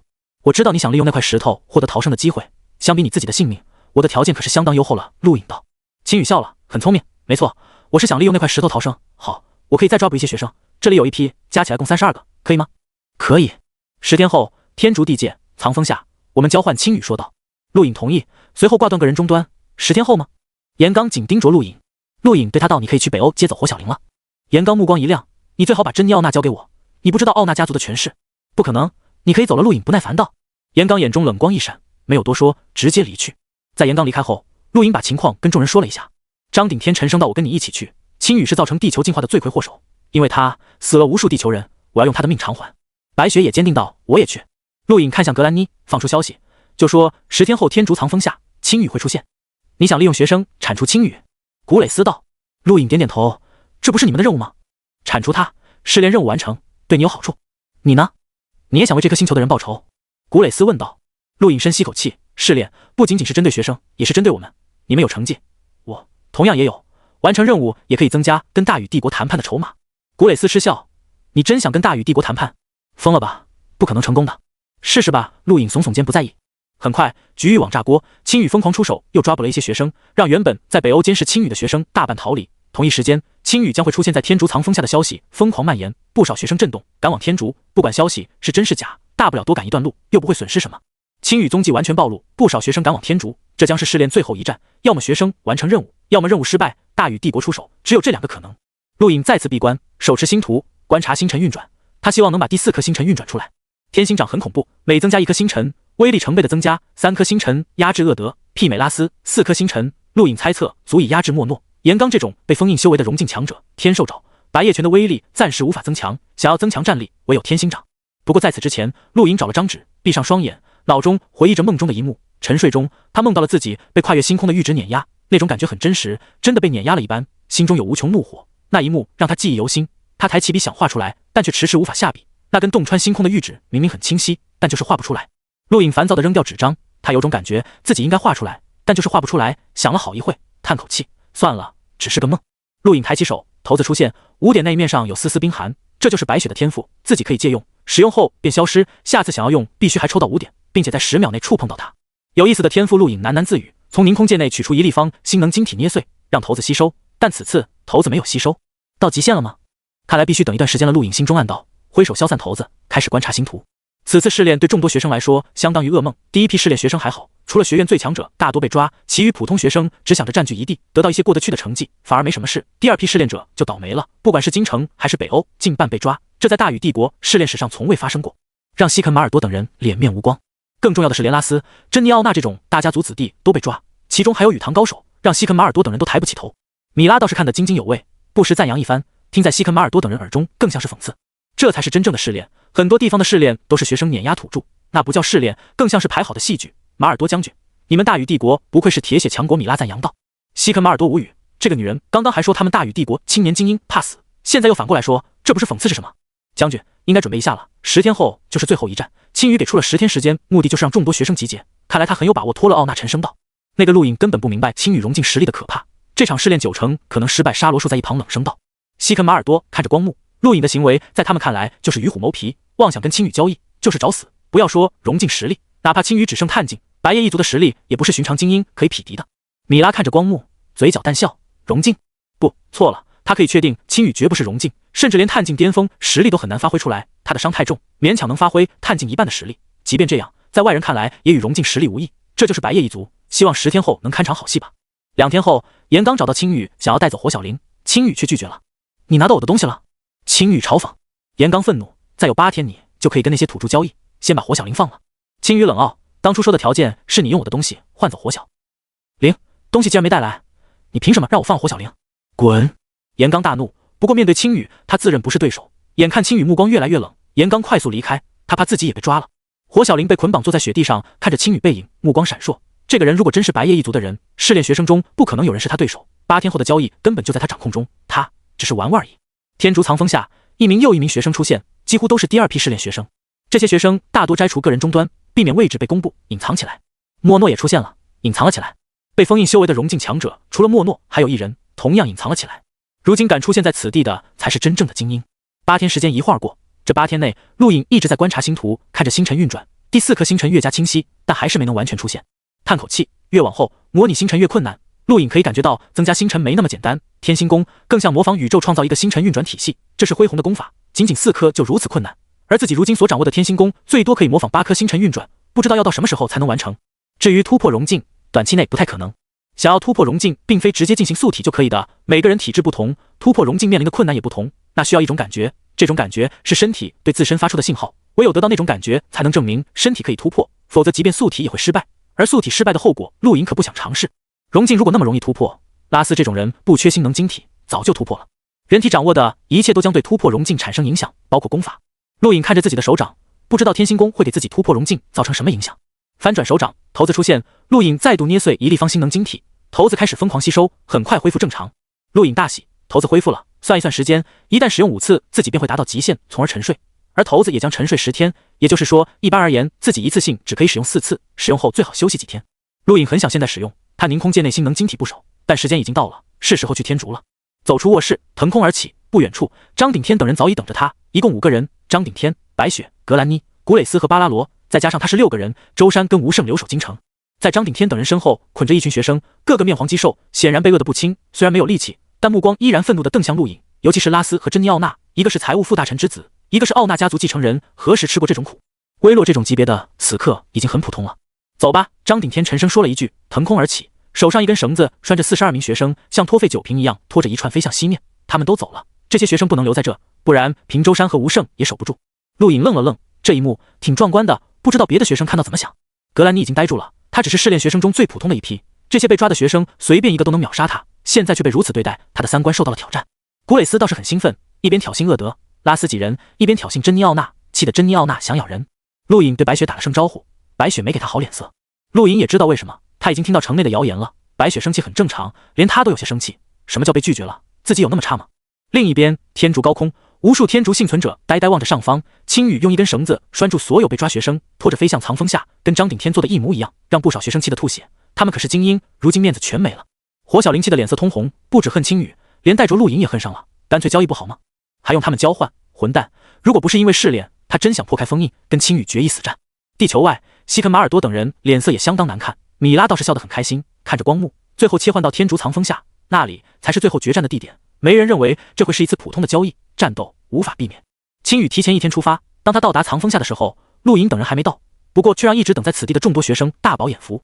一直高高在上的精英学生居然被人如此侮辱，其中还有火小玲，不少学生幸灾乐祸。严刚愤怒的直发颤，火小玲可是炼炎星少主的未婚妻，这一幕打的不是火小玲的脸，而是炼炎星少主的脸。青羽把众多学生随意扔在地上，打了个哈欠，看向不远处高耸入云的藏峰，面色悠闲，一点也看不出是被通缉的逃犯。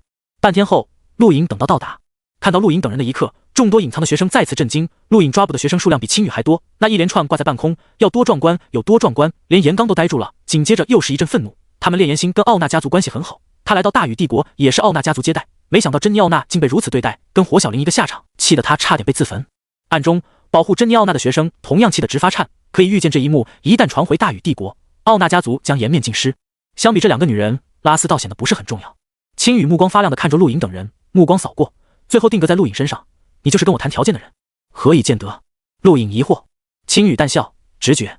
陆颖一挥手，张顶天把42名学生扔在地上，恰好跟青羽捆绑的32人相距不远，双方互相对视，颇为尴尬。尤其是火小玲和珍妮奥娜，火家跟奥纳家关系不怎么好，但却是同一层次，两人自小就认识，没想到会在这种情况下见面。学生全部给你，一共32人，我的东西呢？青羽背着双手看向陆颖，陆颖取出那块石头，随意扔给青羽。青羽接过，看着16面远古石，目光闪过一丝炙热，随后诧异看向陆颖，你就不想知道这东西的用途？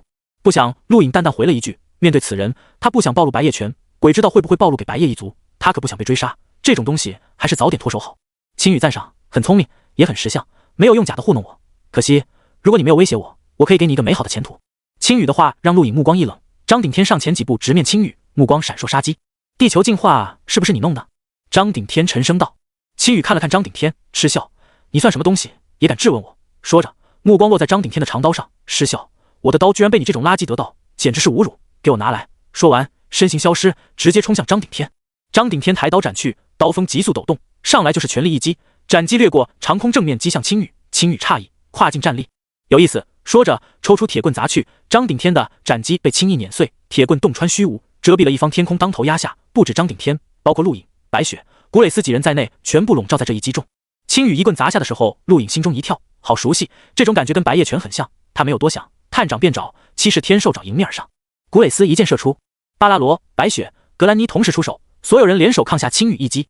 轰的一声，众人被击退，白雪、格兰妮、古蕾斯和巴拉罗同时吐血。青羽攻击太凌厉，他们太勉强了。张顶天也后退10多步，每一步都在地上留下清晰的脚印，唯有陆颖后腿踩入大地，将青羽一棍挡住，身体承受难以想象的压力。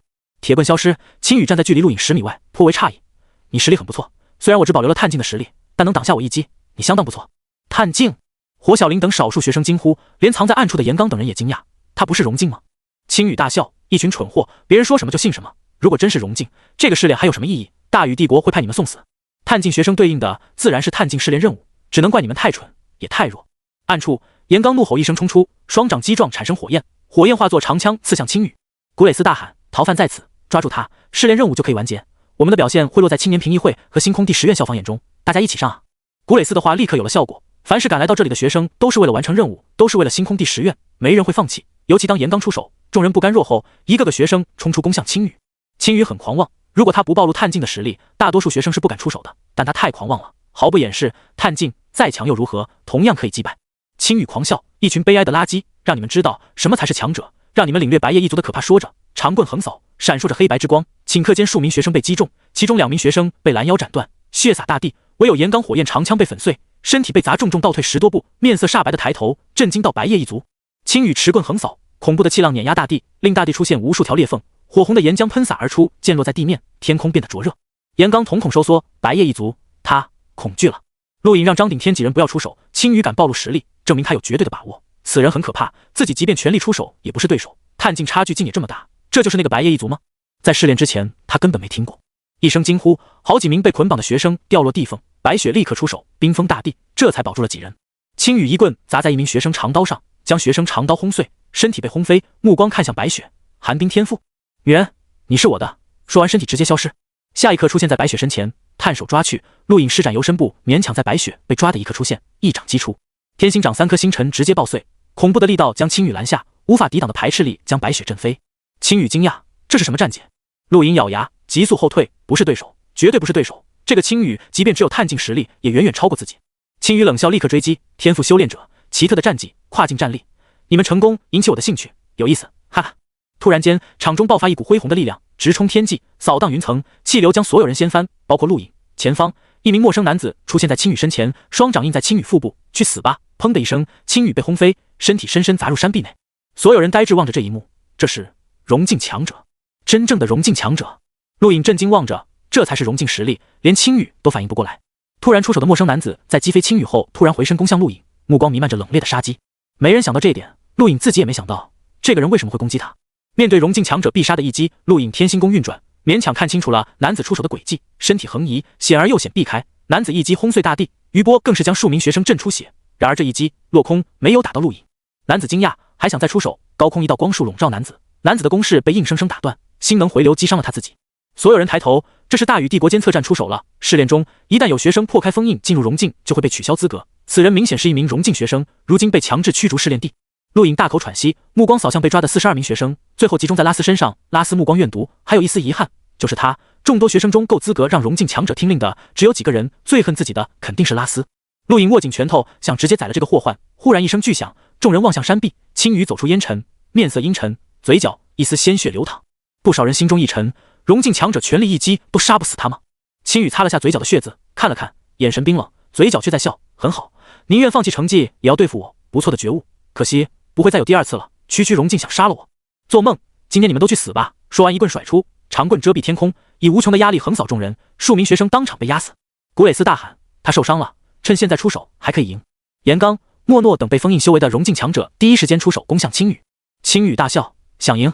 我让你们哭！说着单手一挥，远处大地掀翻，露出被捆绑的3个人影。所有人停止出手，看着那3人，目光迷茫。唯有张顶天和白雪神色巨变。王佑同战，刘少哥。陆隐同样惊讶望着那3人，此3人都是华夏7圣，尤其是王佑为上3圣之一，怎么会在这？还有刘少哥居然也被抓了。青羽咧嘴，残忍一笑，看向陆隐，区区蝼蚁也敢跟我讲条件？你真以为我提出10天是为了让这些废物集结？我是为了抓他们，任何敢跟我讲条件的人都必须死，死前我会让你经历痛苦，不止他们3个，你们华夏的京城、金陵、武城等地都在经历受潮，这颗星球的末日也是我带来的，那又如何？你们能奈我何？现在后悔吧！说完，单手一挥，凌厉的劲风扫过，掉落3颗人头。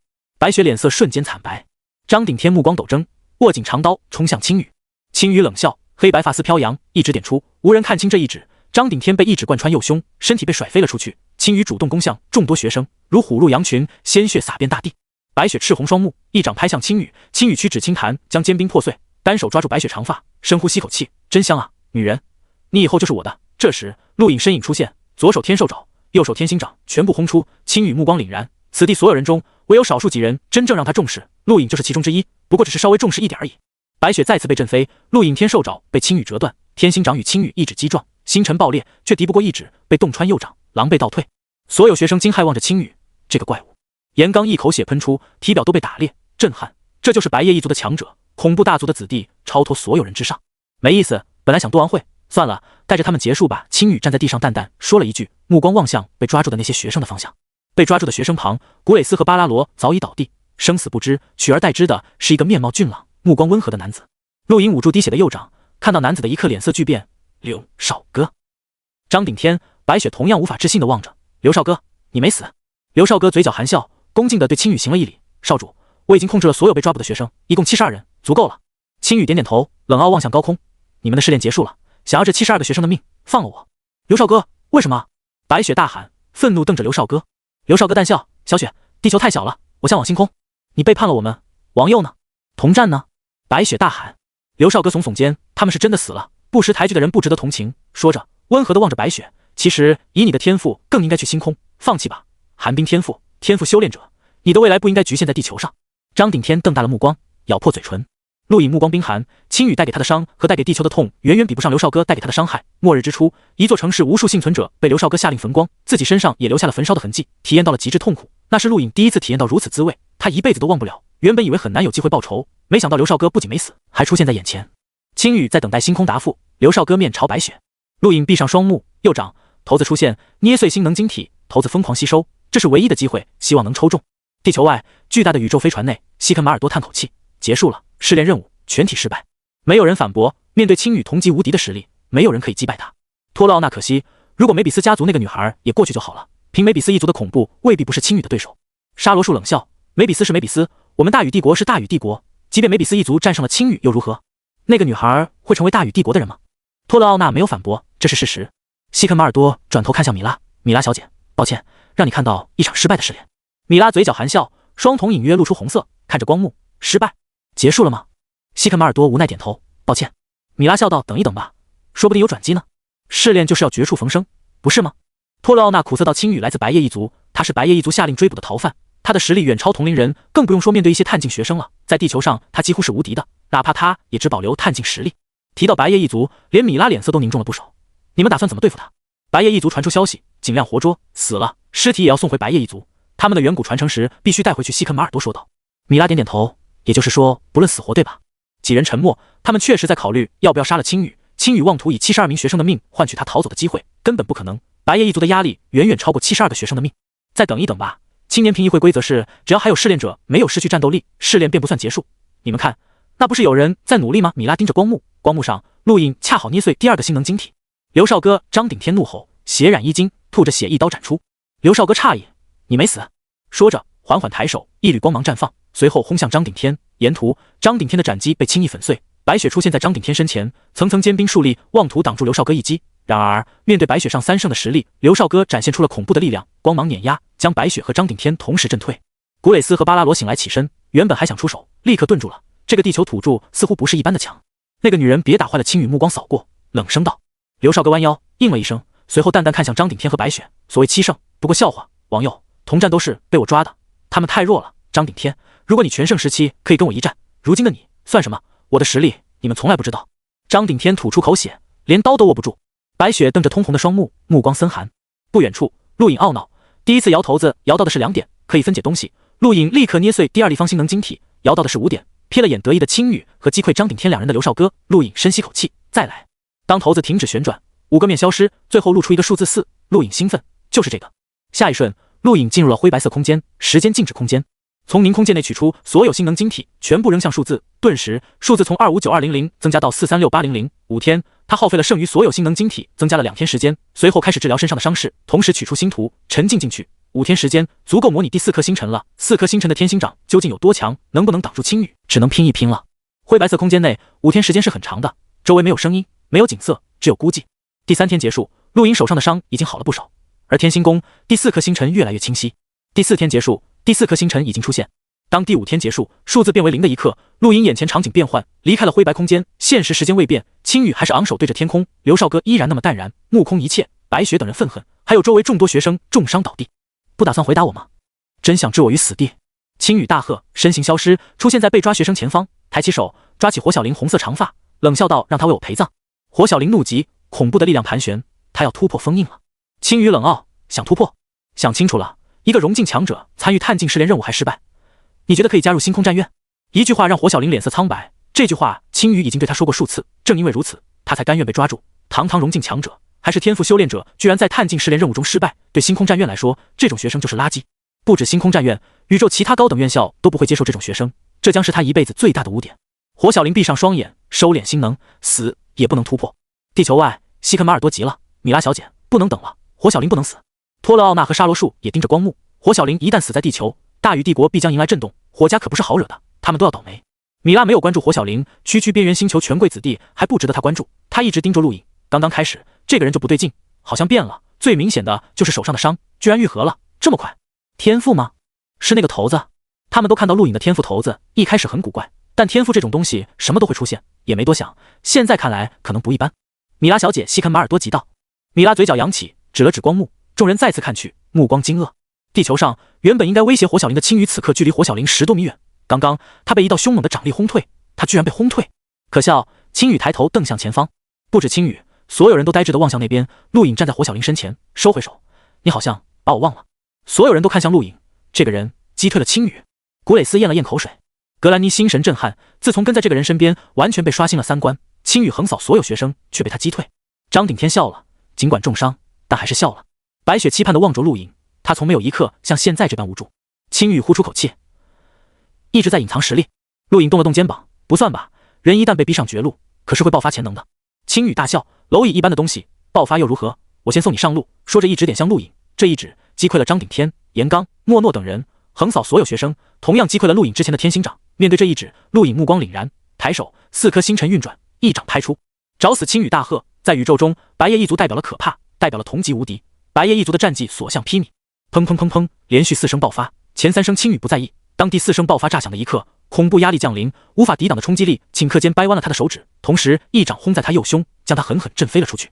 气浪喷涌，碾碎大地，互撞的力道宛如龙卷风横扫高空，所有人一瞬间失聪，眼前一片灰茫茫，烟尘漫天。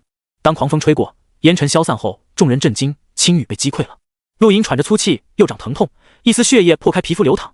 对面青羽脸色苍白，咬牙瞪着陆颖，他的右指粉碎，整个人愤怒的颤抖。你那是什么战绩？陆颖呼出口气，杀你的战绩。说着施展游身步冲向青羽，抬起手掌，再次一掌拍出，他要杀了青羽。其他人不了解，青羽作为恐怖大族的人，更能体会天星掌的恐怖，这个人未来或许会给他带来麻烦。青羽怒吼，蝼蚁，让你体会到白夜一族的强大。砰！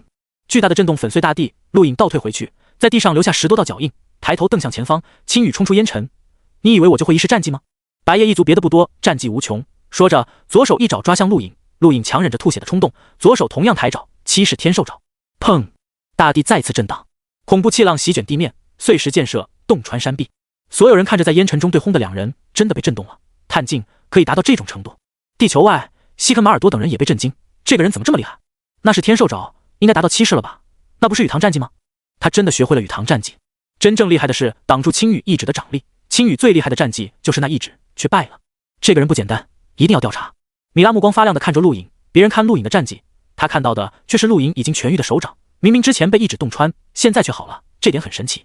一声声震动仿佛在众人心间炸响，让众多学生骇然失色。轰的一声，2道人影同时后退。青羽喘着粗气瞪着陆颖，陆颖双手颤抖，他在时间静止空间不止治疗了伤势，还让自己体能恢复了不少，等于休息了5天再跟青羽打。即便如此，还是很难击败他，连4颗星辰的天星掌都无法重创他。这个人真的很恐怖，不愧是可以漫步星空的强者，即便融进强者，也未必能以身体承受自己全力一掌。少主，让我替您教训他！刘少哥突然冲向陆颖，光芒在掌中闪耀。张顶天怒喝。陆颖瞥了一眼，左手抬起天兽爪，一爪虚空兽吼，碾碎光芒，直接击中刘少哥，将刘少哥轰飞了出去，砸在地上。青羽冷喝：废物，我的战斗是你可以插手的吗？刘少哥咳血，虚弱到对不起少主。陆颖诧异，刚刚那一击他是打算宰了刘少哥的，居然没死，而且还能说话，实力比想象中还要强。没想到边缘星球居然能碰到你这种人，探镜之中有此等实力，放在那宇宙你也算优秀了。青羽沉声道。陆颖捏了捏拳头，我的实力还不需要你评判。青羽咧嘴，我见识过太多天才陨落，太多强者死在我白夜一族手下，你今天也逃不了。别指望大禹帝国可以救你们，任何一场试炼都有青年评议会监督，除非你们所有人丧失战斗力任务失败，否则这场试炼依然持续，而我会在你丧失战斗力的一刻宰了你。说完，青羽体表浮现一层汹涌的星能，并没有完全释放，而是包裹体表，逐渐下移，最终将双腿缠绕，宛如脚踩云层。去死吧！说着，青羽身体消失，再出现已经到达陆颖眼前，左手一指点出，这是极速白夜一族的步法战绩，一瞬间的速度，连严刚等人都看不清。青羽打算一击杀了陆颖。陆颖呼吸中运转天星宫，4颗星辰环绕。当青羽一指跨入星辰范围的一刻，他的动作，陆颖看见了。天星宫范围很小，但却仿佛星辰。青羽一指看似跨越的是方寸之地，但在陆颖眼中很遥远，远到足够他看清青羽的攻势。就跟当初拉斯、莫诺等人施展天兽爪一样，青羽一指变化被陆颖尽收眼底。陆颖紧盯着袭击而来的一指，身体侧让下蹲，天星掌从不可思议的角度击出，不仅避让了青羽一指，还击中青羽。这一击真的出乎青羽预料，他原以为施展步法战绩后10拿9稳的一招被破，让他措手不及。最关键的是，陆颖这一式天星掌击中的是之前那个破开封印的融进学生击中的地方。原本青羽就已经被打伤，同样的地方再次被击中，就像压垮骆驼的最后一根草，彻底重创青羽。把他整个人压入地底，大地呈锥形碎裂，发出剧烈声响，岩浆自四周冲天而起，焚烧空气。现场鸦雀无声，唯有岩浆咆哮。在众人眼中，刚刚的攻势只是一瞬间，青羽消失再出现，已经被陆隐打入地底，就这么简单。但唯有陆隐才知道那一瞬间的凶险，换作旁人，哪怕火小玲破入溶境，都未必能躲开青羽刚刚的一击，除非像露露梅比斯掌握极速才可以避开。陆隐虽然没有掌握极速，但他的天星功却是所有极速的克星。刘少哥目光闪烁，看着大地，众人都看着大地，看向那道被埋入地底的身影。他死了没有？陆隐站在坑洞旁，感受着岩浆的热度，喘息着。如今的局面是青羽自找的，他太大意了，以为自己肯定会被击中，否则不可能被打得这么重。唯一可惜的是，自己无法学习他那种急速。白夜一族战绩带有独特的感受，跟他们的名字一般，白与夜，感受不到那种韵律，即便看尽变化也没用。陆隐原本以为自己可以凭借天星功学到星空各种战绩，如今看来不可能了，有些战绩必须在特定的环境内才可以学习。锥形坑洞内，地表开裂，在所有人震撼的目光中，双目赤红瞪向陆隐。蝼蚁，你真的惹怒我了。陆隐眉头紧皱，真难查，不愧是漫步星空的强者，即便修为被封印，肉身也很难击败。承受融境强者和自己全力一击，居然还没死，而且恢复速度极快，这样打下去自己输定了。不管你用什么办法，都无法击败我。蝼蚁，绝望吧！青羽低吼，冲向陆隐。陆隐神色一动，忽然望向远处正观望这一战的学生，快速冲去。青羽咳血，但还是强忍着伤势追击陆隐。你逃不掉！陆隐快速冲向观望的学生这边，吓得不少学生逃离。这混蛋要祸水东引，快逃，别被追上！有学生大喊。所有学生快速溜走。陆隐不在乎其他人，就认准一个人，莫诺。这个被封印修为的融境强者，死死追在他后面。莫诺脸色煞白，你要干什么？陆隐施展游身步，冲到莫诺身侧，一拳砸在他肚子上。莫诺之前被青羽打伤，跑不过陆隐，又无法反抗，被陆隐硬塞了一管药剂，随后狠狠砸向青羽。走你！你这混蛋，给我吃了什么？莫诺惊恐大喊。强攻伞！陆隐说了一句，头也不回的逃走。莫诺脸色巨变，强攻伞是融境强者增强攻击的药剂，对融境强者没什么危害，但对探镜就不同了，容易被反噬重伤。陆隐，我去你妹的！你个卑鄙无耻的小人！莫诺大吼。体表恐怖星能爆发，直接破开封印，跨入融境。眼前青羽杀来，两人面对面。莫诺下意识天兽爪轰出，探镜的他只能施展7式天兽爪，而融境可以施展10式天兽爪。10式天兽爪让青羽瞳孔一缩，他妄图施展急速逃走，然而天兽爪覆盖方圆100米，一爪子把他轰入地底，一口血喷出，再次砸在地上。同一时间，一道光束将莫诺驱赶。陆隐，老子跟你没完！莫诺大吼。陆隐没工法理他，冲向地表一掌拍下，趁你病要你命。面对青羽这种拥有漫步星空实力肉体的强者，陆隐只能拼尽全力攻击，连续5道天星掌全都拍在之前重创的位置，把青羽狠狠压入山脉之中，烟尘漫天，整座山脉一分为二。陆隐喘着粗气，再次抬手，他的星能消耗完了，但还有波动掌，还有裂空掌。陆隐毫不犹豫，连续施展攻击，全部攻击到青羽身上。青羽张嘴，大口血喷出，眼看着陆隐充满杀意的目光，他咬牙怒吼：可恨啊！伤势让我无法施展天赋，只有探镜实力。住手！你敢杀我？我是夜王，我是觉醒的夜王，没人敢杀我！陆隐抬起右掌，最后一击天星掌，去死吧！说着，天星掌拍下，在所有人目光中，这一掌在距离青羽身体1厘米处停止。陆隐手腕被抓，两人身侧不知何时出现了一个中年男子，正惊骇地望向青羽。你刚刚说什么？青羽再次吐血，咧嘴大笑。我是夜王，夜王。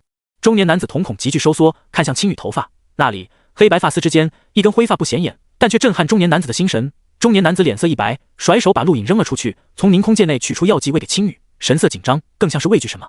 同时，锥形坑洞旁，托勒奥纳和沙罗树出现，同样震撼地望着青羽发丝间的灰发，那是夜王的标志，白夜王族。夜王，任何一个夜王都是白夜族的逆鳞，触碰者屠灭星空。之前，青羽只是白夜一族普通族人，而今他是夜王，即便在白夜一族中，他都拥有至高无上的地位。这种人，大禹帝国不，苍兰疆域不敢动。陆隐眼睛眯起，同样取出疗伤药服用，整个身体被透支，皮肤都开裂，肉体承受不住刚刚那阵凶猛的攻击。原本以为可以杀死青羽，顺利获得他的素体诀，但没想到大禹帝国插手。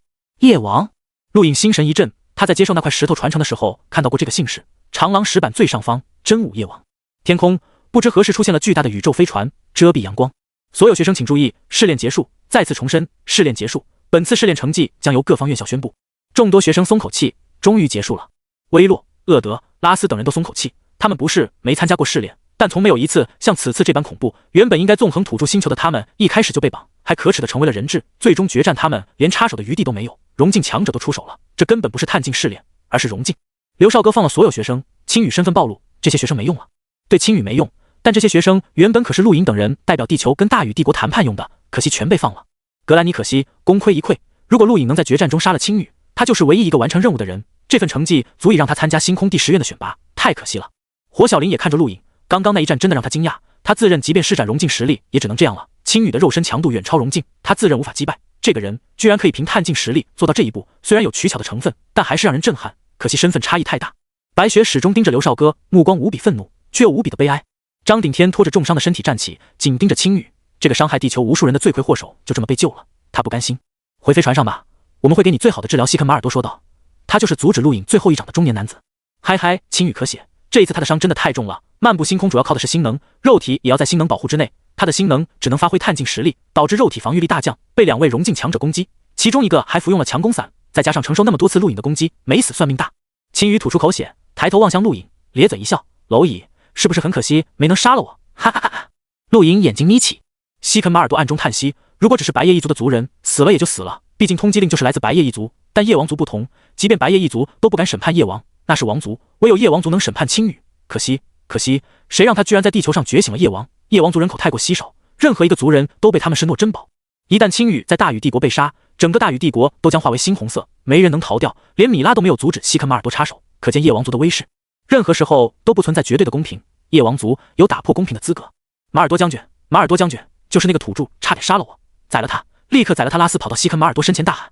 西肯马尔多甩手一巴掌把拉斯拍地下，闭嘴！沙罗树出现在拉斯身前，居高临下看了一眼，随后望向青羽，恭敬笑道：这些土著需要我为您清除掉吗？一句话让陆影、张顶天等人戒备，愤怒地盯向沙罗树。西肯马尔多也看向青羽，托勒奥纳同样如此。如今这里所有人中青羽地位最高，从他成为夜王的那一刻起。刘少哥默默走到青羽身后，恭敬站立。青羽拇指擦了擦嘴角，看着手指上的猩红色，抬眼看向陆影：不用，等着，要不了多久我会再来，到时候这颗星球就不用存在了，所有人都得死。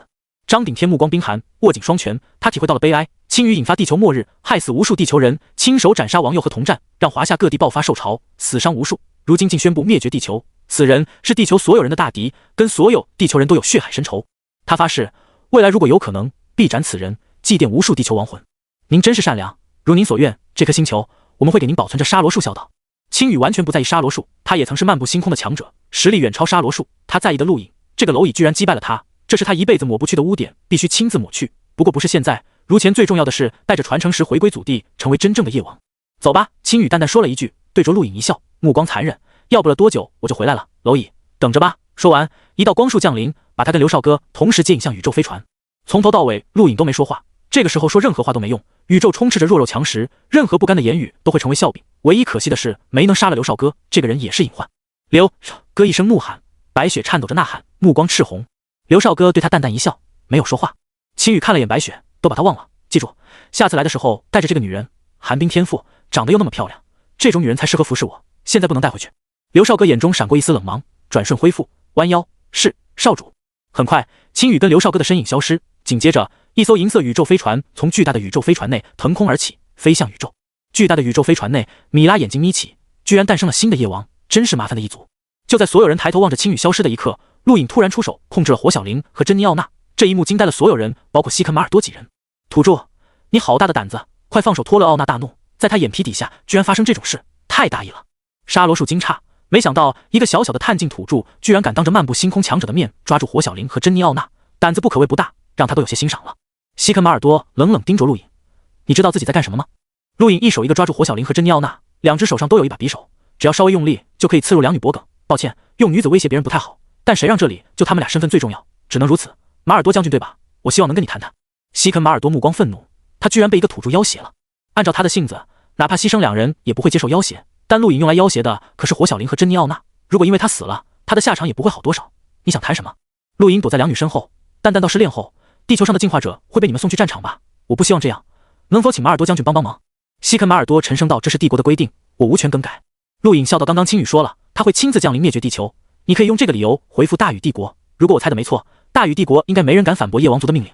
西肯马尔多恼怒，小伙子，不要侮辱大禹帝国，我们只是不想跟夜王族交恶。你提的条件我会如实向上汇报，但在此之前放了你手上的人质。我长得很傻吗？陆影不屑道。西肯马尔多没说话，托勒奥纳道，小子，别自误，凭你在试炼中的表现足够加入帝国语堂，你不会被地球拖累。不止你，你身边那几个地球人都可以加入语堂，这是大禹帝国对你们的优待。如果你在威胁帝国，这份优待将消失，你会体验到真正的绝望。看来这两人的身份还是不够，让你那么多废话。陆影淡淡道。你托勒奥纳怒极。火小玲愤怒回眸盯着陆影，放了我，我可以帮你求情。我也是，快放了我，不要碰我珍妮奥娜急道。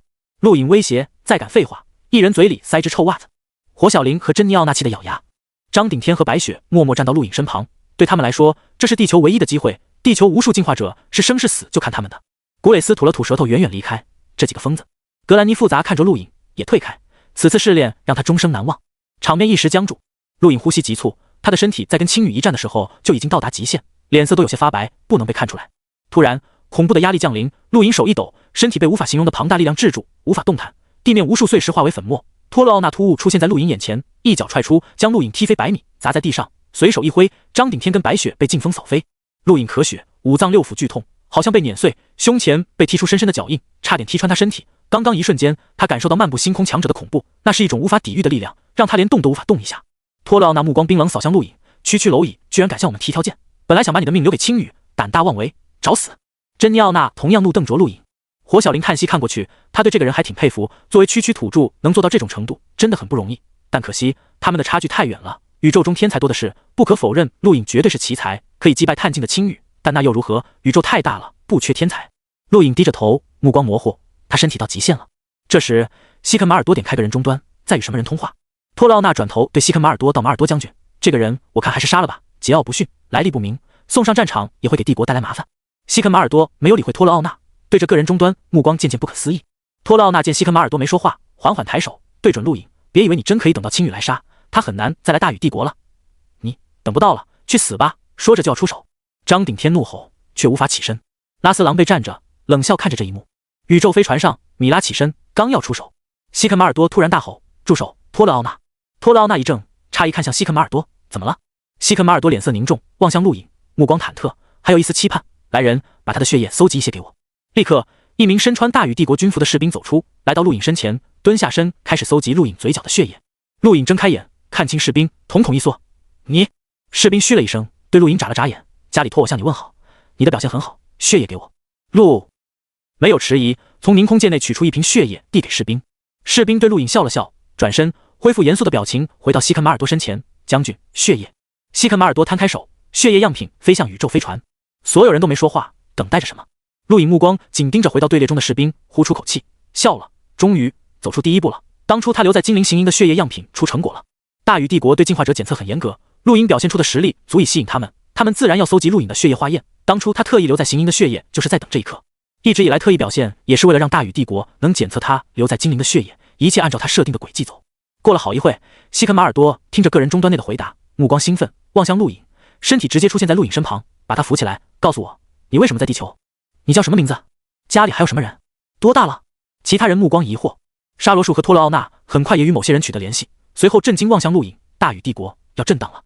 宇宙飞船内，米拉诧异看着屏幕上显示的数据，你们确定？这也太巧了吧！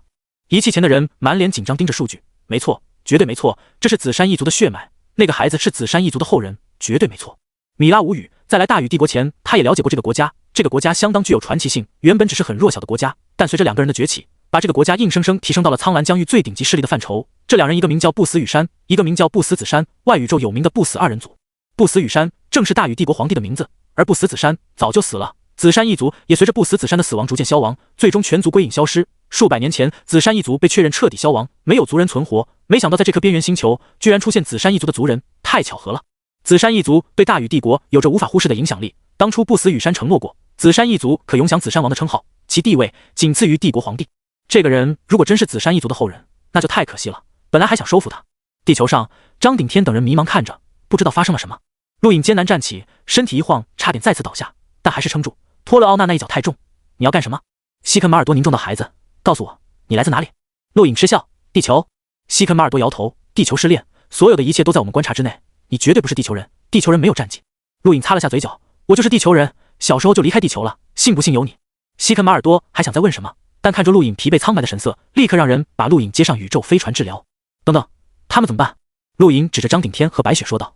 西肯马尔多道，放心，帝国不会动地球，地球的一切保持原样。不仅如此，我们还可以派人帮助地球清理强大的变异兽。说到这里，西肯马尔多大喝，来人！一队士兵立刻上前，足有数百人，全都是探镜，其中还有融境强者。这些士兵都是利用各自星球能量晶体修炼，没使用素体诀，是帝国最底层修炼者，能修炼到融境已经到顶。立刻分散出去保护华夏，还有地球其他城市聚集地，尤其是兽潮爆发的城市，立刻出发！西肯马尔多大喝，是。将军数百士兵腾空而起，飞往各地。看到这一幕，张顶天和白雪这才松口气，没有人阻止，包括托勒奥纳和沙罗树。陆隐的身份已经被证实，甚至已经传送到帝国，紫杉一族后人不是他们可以为难的。大禹帝国皇帝不死羽山在位已有800年，以他的实力，至少能活1000年。800年的铁血统治让大禹帝国为他一人号令，莫敢不从。其中有一条铁则，紫杉一族永享紫杉王位。这个王位或许没有实权，但地位极高，他们只是皇庭13队副队长，论地位远远比不上紫杉王，更不用说为难了。陆隐被送上了宇宙飞船，而此时飞船内所有人谨慎以待。当陆隐出现的第一时间，立刻安排救治，态度极为谨慎。看到这一幕，陆隐放心的晕了过去。试炼结束，所有学生即将被安排送回自己学院。此次试炼失败了，所有学生心情都不好，探镜学生也就罢了，火小林等人脸色更难看。融进实力参与探镜试炼还失败，这个记录让他们想加入星空战院的梦想几乎破裂。还有一点，大多数学生没有在意，火小林这种层次的学生却盯着的正是即将重组的大禹帝国青年评议会。青年评议会权力极大，监督试炼，插手学院教育，甚至可以拥有自己的军队，是一股无法忽视的力量。他们都想成为青年评议会的成员，但此次试炼的污点让他们加入的可能性大大降低，气氛有些沉闷。唯有张顶天和白雪庆幸发生了很多事，有悲哀，有绝望，但最终地球还是保住了。他们感谢陆隐，没有陆隐，他们两人即便获救，地球无数进化者也将被送往战场，十死无生。拉斯不甘地看向宇宙飞船，他很想宰了陆隐，但却被沙罗树警告不得放肆，这让拉斯无比憋屈。岩刚跟托勒奥纳交谈后也异常憋屈，原以为很轻松的试炼，到最后他居然成了陪衬，连最终一战都没资格参与，还让火小林被陆隐威胁，这让他回去无法交代。可惜对付不了陆隐，甚至受到了托勒奥纳的警告。至于厄德、威洛这些人，对陆隐连敌意都不敢露。他们不知道紫杉一族的事，但却从西肯马尔多的态度看出问题。这个陆隐以后少惹为妙，地球也不能惹。一个跨境战力，一个寒冰天赋，鬼知道还有什么。突然的，宇宙飞船发出警报，西肯马尔多几人望向北方，巨大的黑影接近。所有学生望去，呆滞张大嘴。好大的乌龟！有学生惊呼。张顶天等人目光惊讶，那是飞天乌龟，摧毁了东北蓝营，在京城出现过。岩刚脸色铁青，就是这只乌龟让他吃了把土。西肯马尔多、托勒奥纳和沙罗树同时腾空，第一时间释放出恐怖星能，激荡风云，令天地变色。他们3个都是漫步星空的探索者，那头乌龟同样也是探索者实力的变异兽，这么短时间居然出现了，这颗星球真让人意外。托勒奥纳感慨道。西肯马尔多脸色凝重，这头乌龟不简单，不弱。看着眼前3个小不点挡路，乌龟巨大的眼眸平静，毫不在意，缓缓张嘴，对面3人就要出嘴。突然的，乌龟的头上出现一个女子，小龟，不要调皮，他们是好人，不能打。西肯马尔多3人惊讶望向女子，露露梅比斯。乌龟的头上，露露梅比斯对3人打了声招呼，好久不见了，你们好吗？3人无语，好久，1个月都不到吧。露露小姐，这头乌龟。西肯马尔多疑惑，同时也震惊，一个探境学生征服了探索者境的乌龟，搞笑。露露梅比斯立刻警惕，他是我的，以后都是我的。西肯马尔多勉强一笑，是，他是您的，只是冒昧问一句，您是怎么收服的？露露梅比斯嘴角扬起，古怪笑道，这是我们梅比斯一族的秘密，来，我告诉你。听了这话，西肯马尔多连忙摆手，不用了不用了，既然是您一族的秘密，我哪方便听。那个试炼结束了，您看。露露梅比斯可惜，这么快？逃犯呢？抓住了吗？局域网一点消息都没有，凡是来到此地的学生都把个人终端扔了，防止暴露信息，局域网自然没消息。托勒奥纳把发生在这里的事说了一遍，露露梅比斯听后脸色一变，夜王？你是说那个白夜一族的逃犯觉醒成为了夜王？3人点头。露露梅比斯惊叹，这可好玩了，怪不得你们不敢杀他，还要救他，明明是公平试炼。西肯马尔多尴尬，确实最后一刻陆隐其实可以杀了青玉，但最终却被他破坏了。此次试炼他们才是不守规矩的人，可惜如果我早来一步就好了。夜王啊，能亲手扼杀一个刚觉醒的夜王多有成就感，族里肯定会表扬我的。露露梅比斯可惜道。3人没有插话，白夜一族、梅比斯一族都不是大禹帝国可以招惹的。算了，错过就错过了，追也追不上。试炼结束了，我也该走了。小龟就跟在飞船后面没问题吧？露露梅比斯看向西肯马尔多说道。西肯马尔多笑道，当然没问题，可以让飞船牵引他，只是空间跳跃的时候怕他承受不住压力。没关系，小龟很厉害的。露露梅比斯完全不在意，跳到乌龟耳旁说了什么，巨大的乌龟很顺从的腾空而起，然后静静趴在飞船下方闭眼休息。相对于宇宙飞船，乌龟还是小了一些，但也小不了多少，让人震撼。露露梅比斯进入了飞船内，他现在对陆隐相当感兴趣，差点杀了一个刚觉醒的夜王，这种事绝对震动内宇宙，却发生在一个探境土著身上。明明记得之前他没这个实力，好有趣。对于地球人来说，大禹帝国试炼的消息遥不可及，他们只知道末日诞生，然后出现强者替他们守护聚集地，到底发生了什么，除了有限的几人，无人知晓。一个又一个学生被接引上了宇宙飞船，此次试炼学生237人，最后活着回到飞船的只有150人，也就是说一次试炼死了87名学生。当数据报到西肯马尔多尔中的时候，他面色平静，这个死亡率不算高，任何一次试炼都有50%的死亡率，只要控制在50%以内就可以，当然适当的超过也没人过问，除非某些权贵子弟死亡。格兰妮那种层次的学生有不少兴高采烈，他们原本就只打算占据一地，混一个活着回来就可以，但那些学院最强者尤其是第二批试炼学生，心情就非常不爽了，一个个绷着脸，要多难看有多难看。地球人中，张顶天和白雪破格加入大禹帝国，两人一个跨境战力，一个拥有天赋，都可直接加入黄庭13队。周山、吴胜也都被允许加入大禹帝国，但两人拒绝了，想要继续守在地球。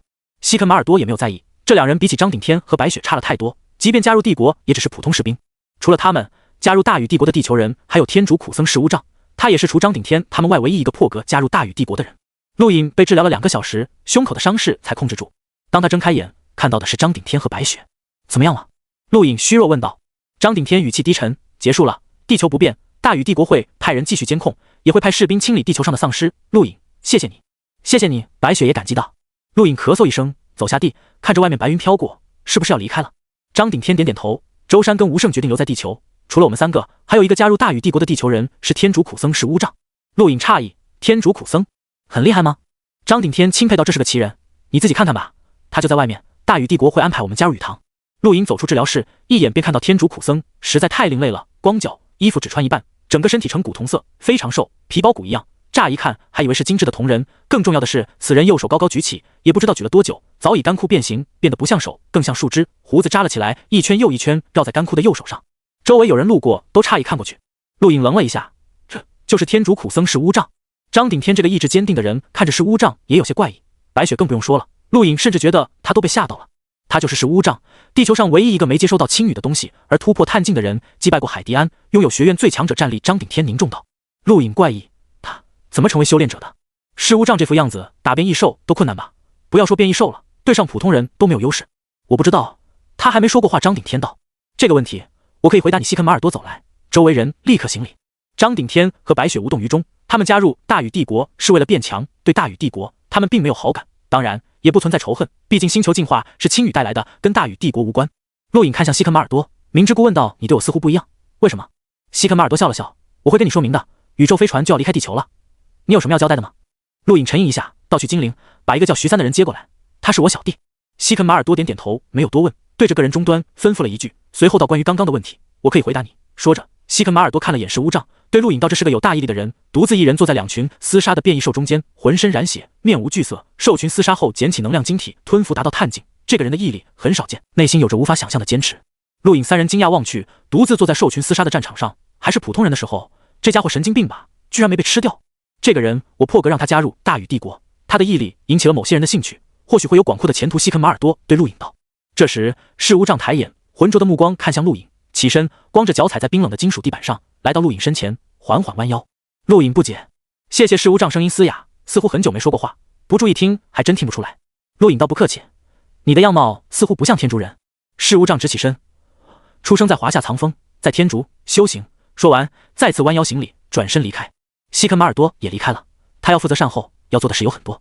走吧，我们参观参观，这可是大禹帝国超大型飞船，一艘飞船的价值堪比一颗生态星球。陆隐道，我不去了，这里有重力室，还有小型图书馆，我要去看看。张顶天淡淡道，说完便离开。陆隐看向白雪，这个女人美得惊心动魄，看着真舒服。白雪还没从刘少哥一事中恢复过来，对陆隐说了声抱歉，也离开了。陆隐无奈，2个闷葫芦，还不如把释无障留下。那家伙的造型特唬人，一般人还真不敢对他出手，带出去有面。这艘超大型宇宙飞船名为毅力号，是专门运输试炼学生的宇宙飞船，范围超过京城聚集地，所有设施一应俱全，光重力室就有超过100间，搭载的个人宇宙飞船超过300艘，所有试炼学生的个人宇宙飞船都被回收安置在毅力号上。毅力号分训练区、机械区、生活区、观测区、操作区等等，陆隐如今就在生活区，而且是最顶层，独人独院，甚至配备了游泳池、医疗部等等。这种规模的住所，整个毅力号上只有3处，他就占据了1处，住得比沙罗树都好。其他学生都住在下一层，数百个房间，每个房间也很大，但跟陆隐的住处一比就是天差地别。陆隐走到下一层，住在这里的基本都是学生，工作人员住在另一边，士兵则住在最下层。生活区被透明金属层层环绕，陆隐试了一下，相当坚硬。这种金属只有漫步星空的强者可以打碎，以你的实力，即便想留下一丝痕迹都不可能。不远处，夏洛带着温和的笑容缓缓接近，淡笑地看着陆隐。陆隐回头，奇怪到天竺一战怎么没看见你？夏洛笑道，没兴趣。陆隐眉毛一挑，作为试炼学生，以你的实力居然会对试炼任务不感兴趣，我真的很好奇。夏洛走到陆隐身侧，透过金属看向外面云层，隐约看见巨大的乌龟尾巴来回扫动。试炼只要达到目的就行，没必要纠结任务。说到这里，夏洛转头看向陆隐，恭喜你击败了青羽，这份战绩足以让大禹帝国对你刮目相看。陆隐耸耸肩，取巧而已，凭我根本击败不了他。这个宇宙不存在取巧，胜就是胜。陆兄，你知道打败一个夜王族人意味着什么吗？夏洛淡笑道。陆隐摇摇头。夏洛目光深深望向外面，意味着你进入了白夜一族的视线，除非你不去那宇宙，只要去了，白夜一族就会盯上你。陆隐动了动肩膀，也就是说我麻烦了。夏洛失笑，也不全是，说不定他们会招揽你也不一定。不过有一点你做得很对，没有暴露白夜一族的战绩，否则你的命就不在了。陆隐眼睛眯起，跟青羽一战中，他即便再艰难也没有暴露白夜拳，就是因为这点，白夜一族的传承战绩绝不可能外泄，一旦暴露，不止白夜一族，宇宙中其他势力或许都会来找他，想办法套取获得白夜族战绩的方法，这才是大麻烦。洛鲁梅比斯有梅比斯一族做后盾，哪怕白夜一族都无可奈何。那么这个夏洛呢？想到这里，陆隐认真看向夏洛，我很好奇，你得到了什么？夏洛笑道鸡肋而已。这时拐角一道人影缓缓走来，陆隐和夏洛同时看去，看到的是一头银色短发。真巧啊，两位银笑眯眯打招呼，很自来熟的样子。陆隐心中一跳，又来了，莫名的危机感。不知道为什么，每次面对银，他都有那种感觉，哪怕如今的实力远远超过精灵月夜下那一刻也一样。夏洛脸色难得认真了一下，随后转身离开，没有跟银多说。陆隐诧异，银接近陆隐，在距离他3米远处停止。听说你试炼中差点杀了青羽，恭喜啊！陆隐嘴角弯起，客气，青羽很不错，勉强逼出我5成的实力。银笑得更灿烂了，其实我跟青羽交过手，他勉强能逼出我3成实力。陆隐翻了翻白眼，这家伙还是那么无耻。走了，以后有缘再见。说完，银从陆隐身后走过，没走几步，突然顿住，道或许，要不了多久，我们就会再见面。星空战院，陆隐淡淡道。银笑了笑，摆了摆手离开。陆隐呼出口气，一个比一个古怪。地球所有试炼学生中，夏洛、银、露露、梅比斯这3人才是让他最忌惮的，因为他根本不知道这3人的实力底线。严刚、莫诺这些人都是融境强者，被封印修为，他们3个呢？陆隐真的不知道，也看不出来。想到莫诺，陆隐不禁有些不好意思，强行喂药让他替自己给了青羽一击，那一击才是让青羽战败的关键一击，没有他，自己绝不可能战胜青羽，那是恩人啊，只是那个人对自己可能没什么好印象。看了没一会，陆隐也走了，他要到处转转。超大型宇宙飞船没那么容易见到，整个大宇帝国这种超大型宇宙飞船都没多少，一般修炼者能使用个人宇宙飞船遨游宇宙已经不错了。这一层虽然没有顶层那么设施完善，但也有很多让陆隐感兴趣的，比如酒吧。学生压力大，试炼前要放松，试炼后狂欢，酒吧是最热闹的地方。陆隐一脚踏进酒吧，迎面跟一个人撞上。操你！被撞的学生后退2步，抬头就要破口大骂，与陆隐对视，立刻闭嘴，脸上露出一丝比哭还难看的笑容。这不是陆大哥吗？陆大哥里面请，里面宽敞。陆隐疑惑看着眼前学生，不好意思，我们认识。被撞的学生嘴角抽了抽，勉强笑道：“那个，我是被您抓的42名学生中的一个。”陆隐哦了一声，毫无愧疚地步入酒吧。那名学生松口气，连忙离开。他可不想跟这个瘟神待在一起，这家伙可是所有学生的公敌。宇宙飞船上的酒吧跟地球的酒吧一样喧闹，充斥着歌舞。不同的是，这里没有情色，也没有药物，都是学生狂欢。陆隐随便找了个角落点了杯酒，边喝边看着四周。酒吧很大，里面不只有学生，也有不当班的工作人员，更有一些军官，什么年纪的都有。四周围光幕播放着不少战斗场景，也有大禹帝国的新闻和歌曲。陆隐看得头疼，太乱了。不远处，10几名学生高举酒杯，祝贺学长找到罕见的变异金属，此次试炼成绩冠绝学院。祝贺学长，祝贺学长，多谢各位学弟。我早就说过，试炼任务不简单。海迪安那个蠢货还往上冲，最后连青羽的头发都没碰到，还被土著抓了。哈哈，学长，不止这样，他还被什么天竺苦僧击败了，最后还是靠厄德给他找回场子。哈哈，这种出生在海底的蠢货怎么能跟我们比？脑子不好使，这次试炼他算是完了。另一边同样有人在庆祝，都是一些达不到学院最强层次的学生。本次试炼，他们反倒收获不小。这些人志向不大，压根没打算进入星空第10院，完成既定目标就是胜利。小人物的自我安慰，陆隐失笑，喝了口酒。砰的一声，酒吧大门被轰开，所有人望去。门口，厄德跟海迪安缓缓步入。顷刻间，所有人不说话了。他们有自知之明，因为最强的那批学生不在，他们才敢叫嚣。如今那批学生缓缓出现，他们一句话都不敢说。紧随着厄德跟海迪安后面进来的是珍妮奥娜，这个女人一脸的不爽。不少学生赶紧离开，唯恐被刁难。你们滚！海迪安径直走到刚刚庆祝的那批学生眼前大喝。那批学生面色愤怒，却还是乖乖起身让座。厄德跟海迪安2个人占据10几个人的地方，面色沉闷。珍妮奥娜去了2楼，那里有包间。喂，同学，让一让吧。陆隐正喝酒，耳边一道声音响起，他怪异看去，正是被海迪安轰走的那批人。你们在跟我说话？陆隐指了指自己问道。一个高大的学生不爽到少废话，滚！陆隐失笑，目光越过这些学生，看向海迪安跟厄德。喂，那边2个，你们占了人家位置，人家现在找我麻烦，帮忙解决一下。那10几名学生愣了愣，这个人跟海迪安他们认识。不远处，厄德跟海迪安见鬼似的看着陆隐，怔了一下，眼看陆隐目光越来越不好，立刻对那10几名学生大喝：你们滚，别打扰别人喝酒，有没有素质？陆隐大笑。那10几名学生中，一个被称为学长的男子脸色阴沉，盯着海迪安。海迪安，别太过分，我们喝酒关你什么事？海迪安起身，目光冰冷。那10几名学生尽管惧怕，但还是没有再退，因为不少人看了过来，他们宁可被揍，也不能没勇气面对。谁那么吵，想打架滚出去2楼一个包间内。拉斯突然走出，居高临下看去，看到拉斯，不少学生噤若寒蝉，连音乐都停了。拉斯身后是莫诺，此刻他已经恢复融进实力，让不少人产生压力。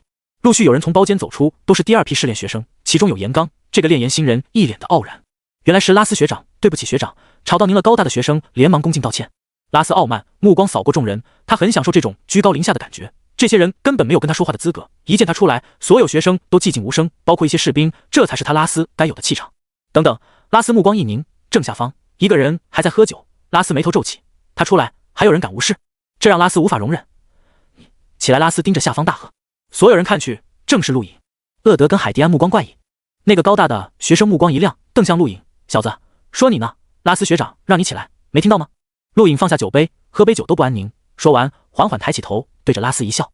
顿时，拉斯脸黑了，不止他，莫诺、严刚，包括他们身后一些学生脸都黑了。这混蛋怎么在这？不远处，珍妮奥娜也看到了陆颖，先是一愣，随后愤怒：“这个敢威胁他的混蛋，这不是拉斯吗？怎么才一会没见，想我了？”陆颖淡笑着打招呼。拉斯脸皮抽了抽：“你伤好了？多谢关心，好的差不多了，有何赐教？”陆颖拿起酒杯，再次喝了一口，问道。拉斯眼睛眯起，闪烁寒芒。他身后，莫诺浑身颤抖，那是气的。陆颖正好看到莫诺，目光一亮：“同学，原来你也在这，不好意思啊，拿你当挡箭牌了。话说回来，你的天兽爪威力不错，没有你，我还真拿青羽没办法。”莫诺怒极，拳头紧握，咬牙切齿：“陆颖，陆颖，你别太嚣张！”不远处，珍妮奥娜突然大喊，目光瞪过来。陆颖诧异看向珍妮奥娜：“嚣张？没有吧？对了，我一直有个问题，听说你跟火小玲是对头，怎么人家是融镜，你还是探镜？”珍妮奥娜气得咬牙：“混蛋！”此刻，那10几名学生已经吓傻了，原以为是个小角色，没想到却惹到了怪物。陆颖这个名字他们听过，此次试炼大部分学生的噩梦，差点杀了逃犯青羽的人。拉斯那些他们无法高攀的人都是这个人的战利品。更重要的是，传闻他是紫杉一族的后人，这种怪物怎么让他们碰上了？这时，一个士兵进入酒吧，来到陆颖身前，低声说了什么。陆颖放下酒杯，对珍妮奥娜等人淡淡一笑，起身离开酒吧。拉斯等人愤怒瞪着陆颖离开的背影，有心想教训他，但他们不敢，一旦出手，被镇压的肯定是他们。陆颖的身份比较可怕。徐三被带来了，那个士兵就是来告诉陆颖这个消息的。对于自己的小弟，陆颖还是比较看重的。天赋修炼者很稀少，进入地球试炼的所有学生中，只有一个火小玲被确认拥有天赋，地球人中也只有白雪被确认有寒冰天赋，可见其稀少程度。连青羽都没展露过天赋，陆颖不知道他有没有，但天赋在宇宙绝对是奇才的标志。徐三的天赋是陆颖看中的，未来肯定会很有用。刚走出酒吧，迎面一队士兵经过，陆颖看着其中一人，目光闪烁，随后缓缓向前走去，与那队士兵擦肩而过的一瞬，一句话传入他耳中：“家里让你想办法加入即将重组的大禹帝国青年评议会。”这句话只有陆颖听到，其他人都没听到。很快，那队士兵经过拐角离开。陆颖抬头，目光发亮：“大禹帝国青年评议会吗？这可不简单，但不是没可能。紫杉一族的身份也只是身份，并没有权利，而青年评议会才是权力的象征。素体诀只有年轻人可以使用，一旦身体年龄过了界限，就无法承受素体诀，所以一些有修炼天赋的年轻人战力蜕变非常快，有些人变得非常恐怖。而青年评议会就是掌管年轻一辈审判、教育、试炼等各种权限的组织。不管是大禹帝国还是哪里，青年评议会都是特权组织。大禹帝国紫杉一族在帝国内有地位，但除了大禹帝国毫无用处。然而青年评议会成员无论内外宇宙都是一种身份。青年评议会成员的筛选大禹帝国插不上手，他想要加入紫杉一族的身份只能起到辅助作用，关键还是看他自己。陆颖回到自己住处没多久，徐三就被带了过来。老大，终于看到你了。看到陆颖的一刻，徐三悲呼，这段时间他算是吃足了苦头。自从陆颖离开精灵后，他就像无根浮萍，因为长得贼眉鼠眼，没人愿意跟他交好，他连个说话的人都没有，包括冯红跟罗云都不太跟他交流。如果不是有地级实力，他在行营都未必能过下去。即便有地级实力，他的实战能力依然很差。还好周山看在陆颖的面子上对他不错，莫安排他去危险的地方。但自从周山离开精灵去了京城后，他的好日子就到头了。所有地级实力的万夫长都各守一方，他也不例外，经常面对强大的变异兽，差点死在那。尤其是不久前爆发的兽潮，如果不是有好几个飞天级强者莫名其妙出现帮助精灵，他真的死了。本来以为这辈子就在精灵聚集地了，没想到转眼就被带到了宇宙新人切片研究。直到看到陆颖，他激动得差点流泪。他之前一直对陆颖戒备，如今在这陌生的地方，陆颖才是他唯一的亲人。他决定死死跟着这个人，一定要死死抓住。陆颖失效，好了，以后你继续跟着我，我会让人给你开个房间，安心的住下吧。徐三惊叫：“老大，我跟你一起住吧，我不去别的地方。”不行，我不喜欢跟男的一起住。行了，放心，在这里你很安全，会有人保护你的。我在这个地方地位不低。陆颖淡淡道。徐三惊为天人：“老大，这里是外星飞船，地位不低。陆颖可没空跟他解释，让士兵把他带下去，就安排在张顶天隔壁。算上徐三，从地球走出来的一共4人，如果也算上他，那就是5个。5个人加入大禹帝国不算少。历届试炼，土著星球能走出来的，一般不会超过3人，大部分都送去战场。对于大禹帝国学院精英来说，土著星球上所谓的天才实在不值一提，地球已经很不错了，尤其还有个刘少哥进入了内宇宙。1天后，陆颖正沉浸在星途中，毅力号传出一丝震动，紧接着是巨吼，来自那头乌龟。陆颖走到窗前，眼前场景急速后退，转瞬间四周一片漆黑，他们进入了宇宙，窗外是地球美丽的蓝色，那么璀璨。陆颖目光复杂，自己在这颗星球上待了将近2年，有限的记忆中，这颗星球才是自己回忆最多的地方。如今离开，不知道什么时候才会回来。同一时间，张顶天、白雪、徐三和释无障都望着地球美丽的蓝色，他们离开了这里，离开了自己的家乡，不知道还有没有可能回来，或许这一去将是永别。星空浩瀚无垠，却充满了危险，无论来自人还是环境，目前的他们没有自保的能力。张顶天握紧长刀，转身，目光坚定。白雪目光复杂，不知道在想什么。徐三喃喃自语，也不知道在说些什么，眼中满是不舍。其实他不想离开的，但他很聪明，知道自己没有选择，所以就没跟任何人说。释无障最平淡，就这么看着蓝色星球消失在眼前。不知道过了多久，毅力号平稳地穿梭在星空中，陆颖来到了西肯马尔多的指挥室。他既是帝国将军，也是这艘毅力号的舰长。毅力号指挥室位于这艘宇宙飞船最上方，内饰很普通，没有眼花缭乱的各种按钮，只有各种光幕浮现着各种各样的星图。西肯马尔多背着双手看向穿梭的星空，离开地球有什么感觉？陆颖淡淡道：伤感、不舍。西肯马尔多转身看向陆颖，我查过你，但除了地球上的资料，你的一切资料我们都没能查到，能告诉你来自哪里吗？陆颖淡淡道：我失忆了。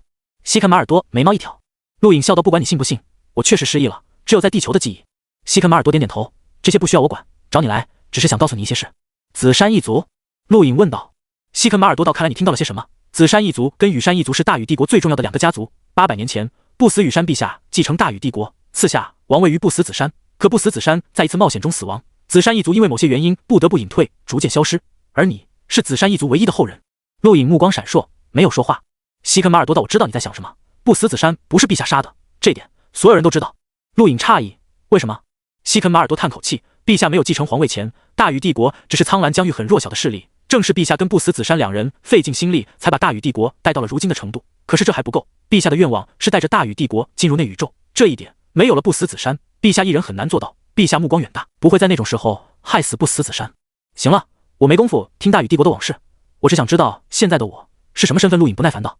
西肯马尔多慎重到：紫山王位继承人，我已经得到陛下亲自下达的命令。陆颖，从你身份被确认的那一刻起，你就是紫山王，我大禹帝国的紫山王。陆颖惊讶，这么容易？不需要经过一系列繁琐的程序？不需要到你们大禹帝国帝都星重新检测？西肯马尔多摇摇头，没必要。毅力号上的所有数据都跟帝国相连，你的一切都在陛下眼中，陛下已经承认你就是正式的紫山王。等你回到帝都星见过陛下后，所有紫山王应得的一切都会赐给你。陆颖目光发亮，这才是他最喜欢的。为了跟青羽决战，他耗费所有星能晶体，把时间静止空间延长到了5天。试炼中打劫的所有星能晶体都没了，正头疼怎么得到，看来不用发愁了。对了，未来如果你在帝都星有什么事需要帮忙，可以找马尔多家族，我跟家族吩咐过了，尽可能帮你。西肯马尔多说道，随后给陆颖一个个人终端，很普通的个人终端，拿着吧，方便。陆颖看了他一眼，点点头，多谢，如果没什么事，我就走了。西肯马尔多点点头，在陆颖走到门口的时候，忽然道，有个叫米拉的女人，如果你看到她，一定要小心。陆颖嗯了一声，走出指挥室。西肯马尔多的态度让陆颖奇怪，即便他是所谓的紫山王，也最多是个闲散王爷，没有半点实权，还是个探镜年轻人。西肯马尔多没必要对自己那么好，难道他跟紫山一族有关系？同一时间，拉斯见到了沙罗树。什么？那混蛋真是紫山一族后人，而且还被陛下承认继承紫山王位。拉斯不可置信大喊。沙罗树阴沉的双目盯着拉斯，拉斯后背发寒，急忙后退2步，不敢再说话。沙罗树冷冷道，记住，以后别对我大喊大叫，不然我把你舌头割下来。拉斯额头冷汗直冒，连忙道歉。他父亲虽然是财务副大臣，但论权力跟黄庭13队无法比。沙罗树是黄庭12队副队长，实权远远超过他父亲。如果不是他父亲握着部分财政大权，沙罗树根本不会理他。以后见到那个陆颖，给我躲远点。虽然只是个名头，但他如果用这个名头压你，你也得乖乖受着。沙罗树冷声道。拉斯连忙应是。沙罗树冷哼，目光看向黑暗的宇宙。紫山王，就看你能做多久了。一旦闹出麻烦，帝国也会大乱。另一边，珍妮奥娜也很生气，为什么这样？外姓王爷可不是开玩笑的，就凭他一个土著，凭什么继承？托勒奥娜苦笑，大小姐，别生气了，这件事已经确定，队长传话让你以后离那个人远点。凭什么？紫山王了不起吗？珍妮奥娜不满道。托勒奥娜无奈，他很想告诉珍妮奥娜某些事，但又不敢说，那种事一旦说出来，这丫头绝对会暴走。算了，让族长跟他说吧。连续2天，陆颖没走出房间，一直在恢复身体，同时观看星图。第4颗星辰爆发的威力几乎是3颗星辰的2倍。陆颖很期待第5颗星辰出现。如果跟青羽决战的时候出现5颗星辰，根本不需要融进强者帮忙，自己就可以碾压青羽。可惜的是，天星宫只是初级，最多模拟8颗星辰。一旦自己到达融进，或许天星掌的效果就会降低。尤其跟那些天才交手，那些人都有强大的战绩，天星掌会越来越跟不上。可惜，你每天看星图，跟功法有关。悦耳的声音在后面响起，随之而来的是一阵幽香。陆颖目光巨变，陡然转身，入眼是一个容貌清纯、白发披散到脚裸的美女，额头一小簇头发扎起，正饶有兴趣地看着自己。你是谁？陆颖没有妄动，面对这个女人，他第一反应就是无法力敌。这个女人可以悄无声息接近自己而不被发现，甚至连天星宫都没有反应，绝对可怕。我叫米拉。白发美女淡笑，双瞳盯着陆颖，隐约看见一抹红色。米拉，陆颖心中一动，想起2天前西肯马尔多对自己说的话，让自己小心这个女人。你找我有事？米拉笑了笑，越过陆颖，白发飘扬，缓缓坐下，洁白光泽的右腿翘到左腿上，赤着脚，圆润可爱的脚趾动了动，指甲盖涂抹妖艳的红色，盯着陆颖。能告诉我你为什么每天看星图吗？陆颖看着米拉，目光凝重，淡淡到失忆了，找回家的路。米拉右手卷着白发，把玩着，知道我是谁吗？陆颖摇摇头。米拉淡淡道，我来自内宇宙，是宇宙青年评议会的人。陆颖瞳孔一缩，宇宙青年评议会，恐怖的组织，理论上可以审判全宇宙所有年轻一辈，合法拥有军队，大宇帝国青年评议会就是他的下属组织。你们大宇帝国青年评议会就是我宣布解散的。这么说，了解了。米拉继续道。陆颖深呼吸口气，跟我有什么关系？米拉起身，缓步走到陆颖身前，抬起手，食指托着陆颖下巴，浑身散发出令人迷醉的气息。我欣赏你，可以引荐你加入外宇宙青年评议会，条件是你必须加入星空第10院，而且做出点成绩给我看。陆颖盯着米拉双瞳，那抹红色越发明显。这个女人让他浑身燥热，充满了吸引力，却又弥漫着看不见甚至感受不到的危机。这种危机让他浑身冰凉。为什么是我？米拉嘴角扬起美艳的弧度，勾魂夺魄，尤其是双瞳，让陆颖都有种沉迷进去的冲动。你的天赋很奇特，能告诉我有什么用吗？陆颖后退几步，就因为我的天赋？米拉收回手，任何天赋修炼者都可直接加入宇宙青年评议会，这是实爵的承诺。但宇宙青年评议会范围太大了，大宇帝国青年评议会也是其中之一。一般的天赋修炼者只能加入这种层次，唯有非一般的天赋强者可直接加入宇宙青年评议会。你觉得自己属于哪一种？陆颖从没想过要凭借天赋加入青年评议会，他的天赋无法见人，不是太差，而是太强了。骰子6点，摇到任何一点都震撼人心。如果有可能，他不想暴露，但却在跟青羽一战中被看到。西肯马尔多没有多问，但肯定有所猜测，这个女人是第一个问出来的。我的天赋可加快疗伤进度，其他没什么用。陆颖说道。听到陆颖的天赋用途，米拉目光闪烁，随后一笑，很普通。需要我引荐你加入大宇帝国青年评议会吗？或者说答应我的条件，完成了，我直接引荐你加入外宇宙青年评议会。我答应你的条件，你就是我的引荐人了。陆颖问道。米拉慵懒道，没错，我是你的引荐人，前提是你能做到，不只是加入星空第10院，更要做出点让我引以为豪的事，让我这个红莲妖宫引以为豪的事。说完，米拉再次对陆颖一笑，给了他一连串号码，转身离开。陆颖眯起双眼，红莲妖宫。对了，你保护那颗土著星球的做法是对的，未来说不定还能诞生类似张顶天、刘少哥那种人才，好好珍惜吧。米拉离开前说道。陆颖一惊，张顶天他明白，可为什么单独提起刘少哥？对于刘少哥，陆颖只是可惜没能杀了他。难道米拉发现了什么？陆颖立刻离开，前往监控室。监控室不是什么人都可以踏足的，不过陆颖畅通无阻，他的身份让他在这艘毅力号上仅次于露露、梅比斯和米拉，连西肯马尔多在身份上也比不上他。调出天竺一战所有影像，陆颖命令道，毫不客气。监控室内的人先是一愣，随后听令。同一时间，西肯马尔多、托勒奥纳还有沙罗树都接到传信，陆颖出现在监控室。西肯马尔多诧异，但没有多管，他早就吩咐过，只要不过分，陆颖可以做任何他想做的事。仔细看着光幕影像，陆颖就盯着刘少哥，逐渐的，他目光从惊讶变为忌惮。光幕中正在播放他一击天兽爪击退刘少哥的一幕，这一幕原本应该很寻常，但如果把视线调到攻击之前，就会发现刘少哥端倪。刘少哥是故意被自己打伤的，以他的实力，并非没有还手之力，但却没跟自己动手，而且好像故意受伤一样。为什么？刘少哥投靠青羽，青羽在决战中受伤，如果刘少哥一点伤都没有，让青羽怎么看他？即便被骂愚蠢，他也要表现出自己的忠诚，哪怕硬生生承受自己有可能杀他的一击，也要表现出来。这就是刘少哥。陆颖目光忌惮，这个人对别人狠，对自己更狠，这才是棘手的人。怪不得米拉赞赏刘少哥，这个人心思缜密，能忍别人所不能忍，不会出挑，也不会甘于寂寞，任何一次出手都恰到好处，该受伤就受伤。此人的心智远远超过张顶天和白雪。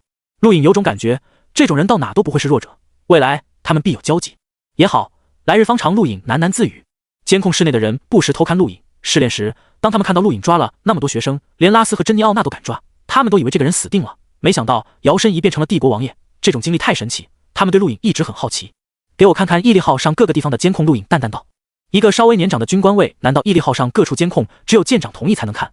陆颖再次道：“不要让我说第二遍，我以紫山王的身份命令你。”那名军官迟疑片刻，咬牙道：“播放！”立刻，四周围光幕多了起来，场景不停切换。陆颖嘴角含笑，他对监控没兴趣，只是想试试所谓的紫山王到底有没有用。如今看来，这个紫山王的称号比自己想象中还要有用。正当陆颖打算离开的时候，光幕上出现了徐三的踪迹，他正在挨揍。陆颖目光一寒，转身就走。生活区2层，几个学生紧紧抓住徐三：“你只是一个土著，别以为登上毅力号就可以跟我们平等，土著就是土著，永远是垃圾，知道吗？”威洛大喝，双目闪烁杀机。徐三脸上青一块紫一块，没说话。威洛哼了一声，走。徐三咳嗽，低着头不敢反抗。周围不时有学生路过，嘲讽地看了一眼，没有理会。一般试炼星球加入帝国的人都会遇到这种事，很正常。威洛并没有太过分，顾及陆颖的面子，他也不敢过分，只是看不顺眼揍一顿而已。突然的，前方一道人影挡住去路。威洛抬头看到是张顶天。滚开！威洛低喝。张顶天抽出长刀，直指威洛，道歉。威洛目光一变，随后大笑：“乡巴佬，知道这是什么地方吗？敢动武器，你找死啊！”说着，一队士兵出现，把张顶天包围，立刻放下武器，飞船上禁止战斗。张顶天冷声道：“他们刚刚动手，你们为什么不阻止？”再说一遍，立刻放下武器！士兵大喝。徐三连忙跑到张顶天身侧：“我没事，让他们走吧。”张顶天眼睛眯起，更加握紧长刀。越来越多的学生看热闹，其中相当一部分学生兴奋不已，他们都是在地球被抓的倒霉蛋，看到地球人倒霉，他们当然高兴。这时，夏洛出现，身体突兀穿过人群，出现在威洛身前，抬腿，膝盖猛地撞上威洛肚子，威洛惨叫一声，张嘴干呕了一下，整个身体痛苦蜷缩起来。这一幕让所有人惊讶，包括张顶天。夏洛转身淡笑看着张顶天：“如何？”张顶天收回刀：“谢谢。”夏洛看向士兵：“合理范围内出手，各位可以离开了。”众多士兵深深看了眼夏洛，随后警告地盯了眼张顶天便离去。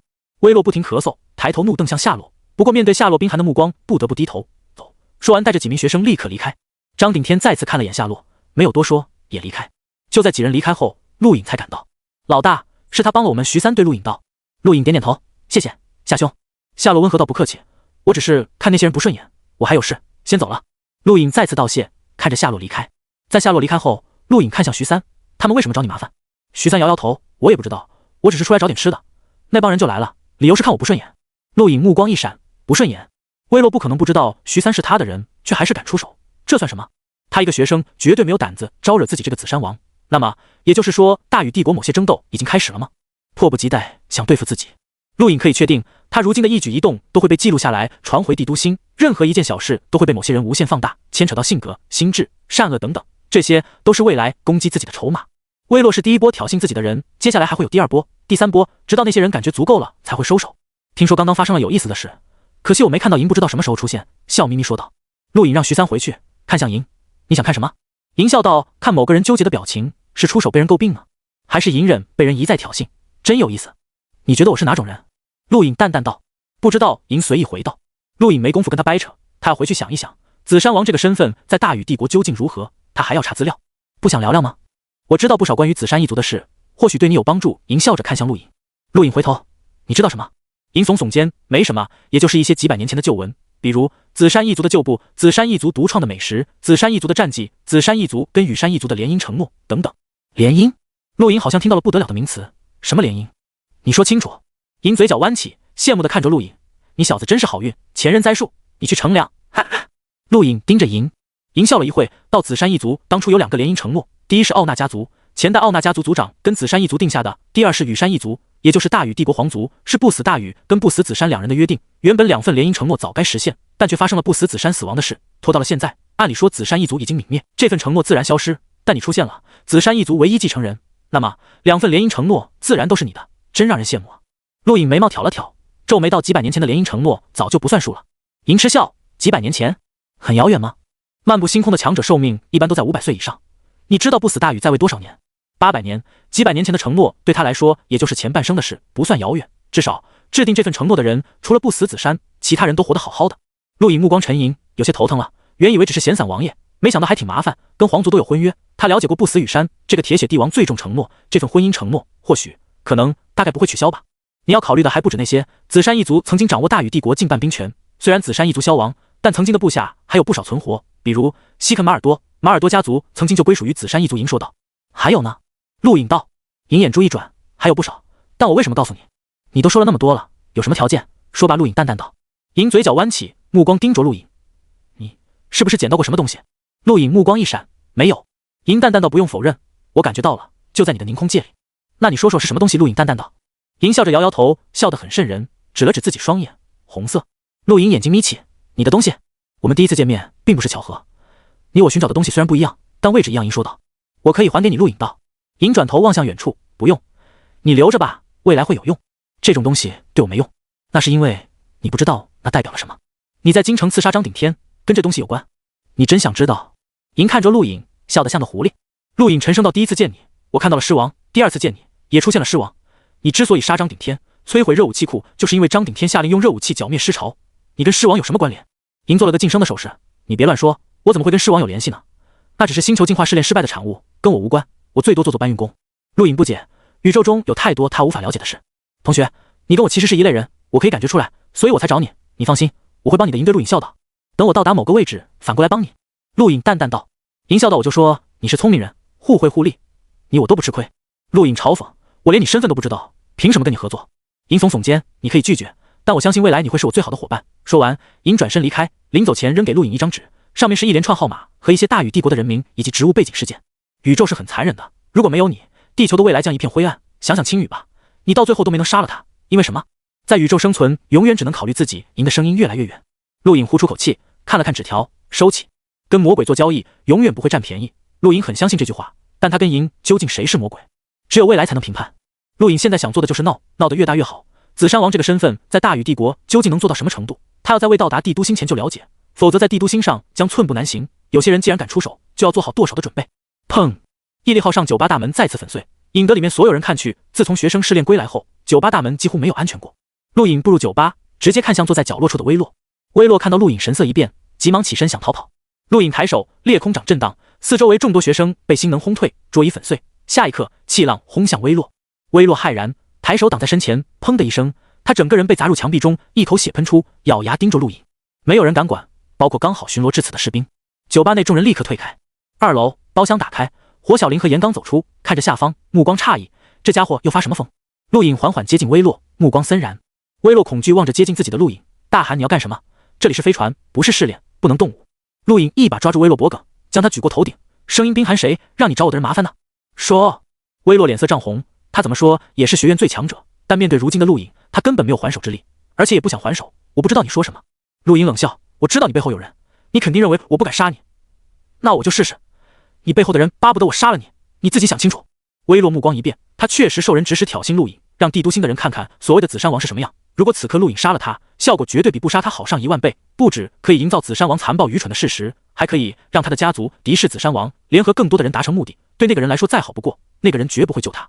薇洛想通，立刻道：我说是拉斯让我挑衅你的。陆颖随手甩开薇洛，离开酒吧。严刚看着陆颖消失的背影，嗤笑，愚蠢，明显有人在算计他，还敢闹，这个人自大了。火小玲目光闪烁，点开个人终端，不知道在联系谁。与此同时，西肯马尔多、托勒奥纳和沙罗树都收到消息。什么？他去找拉斯了？快阻止他！西肯马尔多怒喝，心中憋闷，愚蠢，太愚蠢了，怎么能在这个时候做这种事？沙罗树冷笑，比想象中还差，是被封为紫山王膨胀了吗？可怜的乡巴佬。托勒奥纳失望摇头，大小姐绝不能嫁给这种人。不管别人怎么想，陆莹已经来到拉斯房间外，屈指轻弹击碎角落监控，随后一脚踹出。拉斯好像就在等他，不屑一笑，表面上态度恭敬到不知道紫山王驾临有什么吩咐。陆颖二话没说，上前就是一脚。拉斯没想到陆颖这么疯狂，下意识避让，不过却遭遇陆颖的天兽爪。7式天兽爪威力超过拉斯的5式天兽爪，拉斯避无可避，身体被直接轰击到房间外，重重砸在飞船金属框架上，可出口血，抬头怒吼：土著，你敢伤我！陆颖探手抓向拉斯，拉斯大吼，从凝空界内取出能量枪射击，陆颖轻易避过。这种能量枪虽然可以对碳镜造成伤害，但也只是针对普通碳镜强者。陆颖如今的战力是跨境，足以媲美融境强者。眼看陆颖越来越接近，拉斯目光巨变，快救我！就在陆颖要攻击到拉斯的一刻，莫诺出现，砰的一声，气浪飞溅，陆颖后退10多步，凝重望向对方，而莫诺也退后数步，死盯着陆颖。这时军队到来，西肯马尔多、沙罗树和托勒奥纳都到来。马尔多将军，他要杀我，他要杀我！拉斯大喊，愤怒指责陆颖。西肯马尔多无奈看向陆颖，为什么杀他？陆颖冷冷盯着拉斯，我没有。拉斯怒吼，那么多人看着，你敢否认？陆颖不屑，证据。拉斯等人抬头望向监控，却发现监控早已粉碎。拉斯立刻要取下个人终端，他在得知陆颖来的一刻已经录制，就是为了证据，好为后面的人服务。然而此刻他脸色苍白，个人终端不知何时也粉碎了。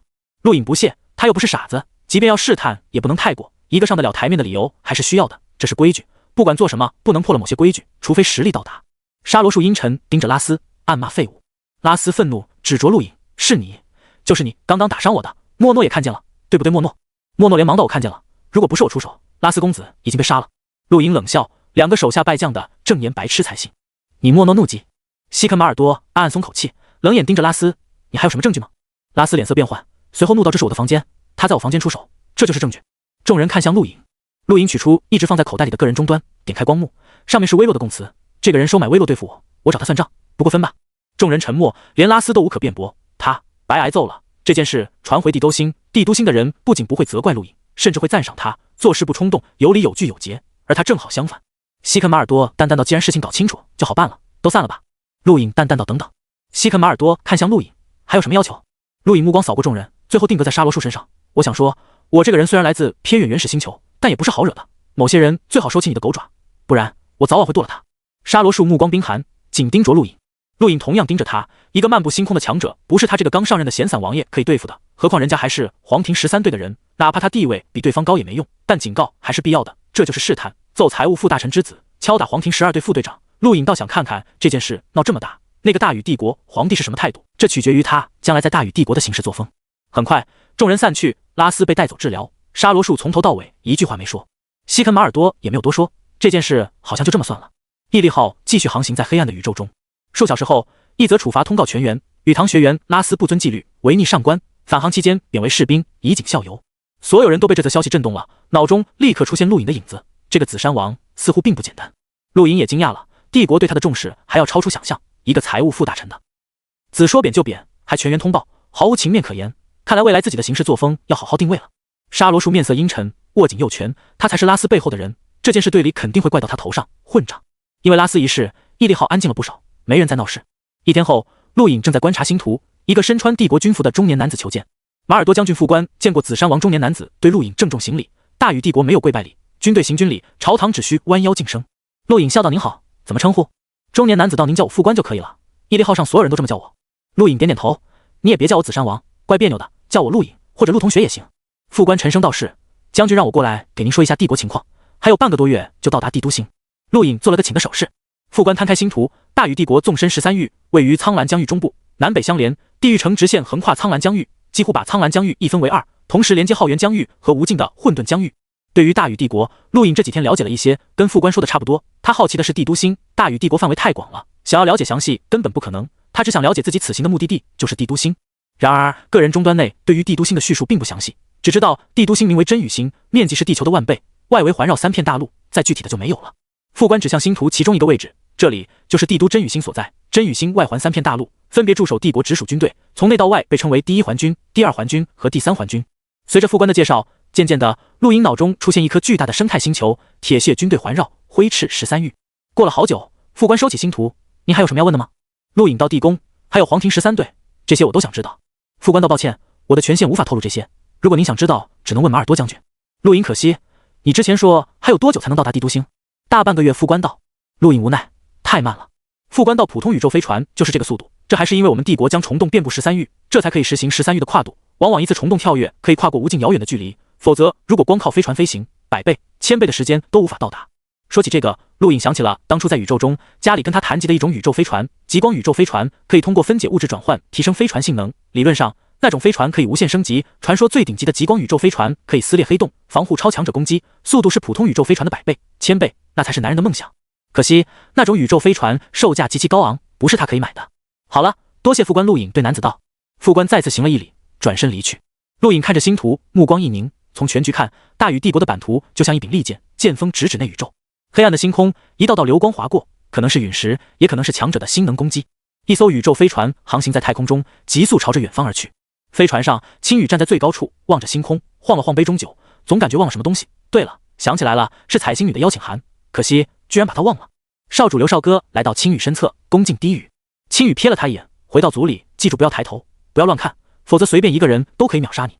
是。少主刘少哥态度极其恭敬，当然也不能任人欺辱，你毕竟是我带的人，我可是夜王青羽昂首道。刘少哥连忙应是。青羽很满意刘少哥的态度，就因为这个态度，他才愿意带着这个土著。不过此人的姓氏比较麻烦，远古毒姓，还好那颗土著星球被大禹帝国监控那么久，也算合法身份。说起来，我还应该感谢你，不是你，我无法从沉睡中醒来。刘少阁目光一闪，是少主您身怀气运，觉醒夜王，未来必将属于您的。青羽嘴角上扬，说得好，哈哈，等我正式继承夜王名号，我会再去那颗土著星球宰了那帮废物，那个时候你也算衣锦还乡了。多谢少主。刘少阁头更低了，但是目光却比星辰明亮。毅力号到达格玛西空间站，请同学带好随身物品，有序降落。陆颖站在窗前望着下方，格玛西空间站距离太阳系已经很遥远了，而这里是毅力号第一次进行虫洞跳跃的地方。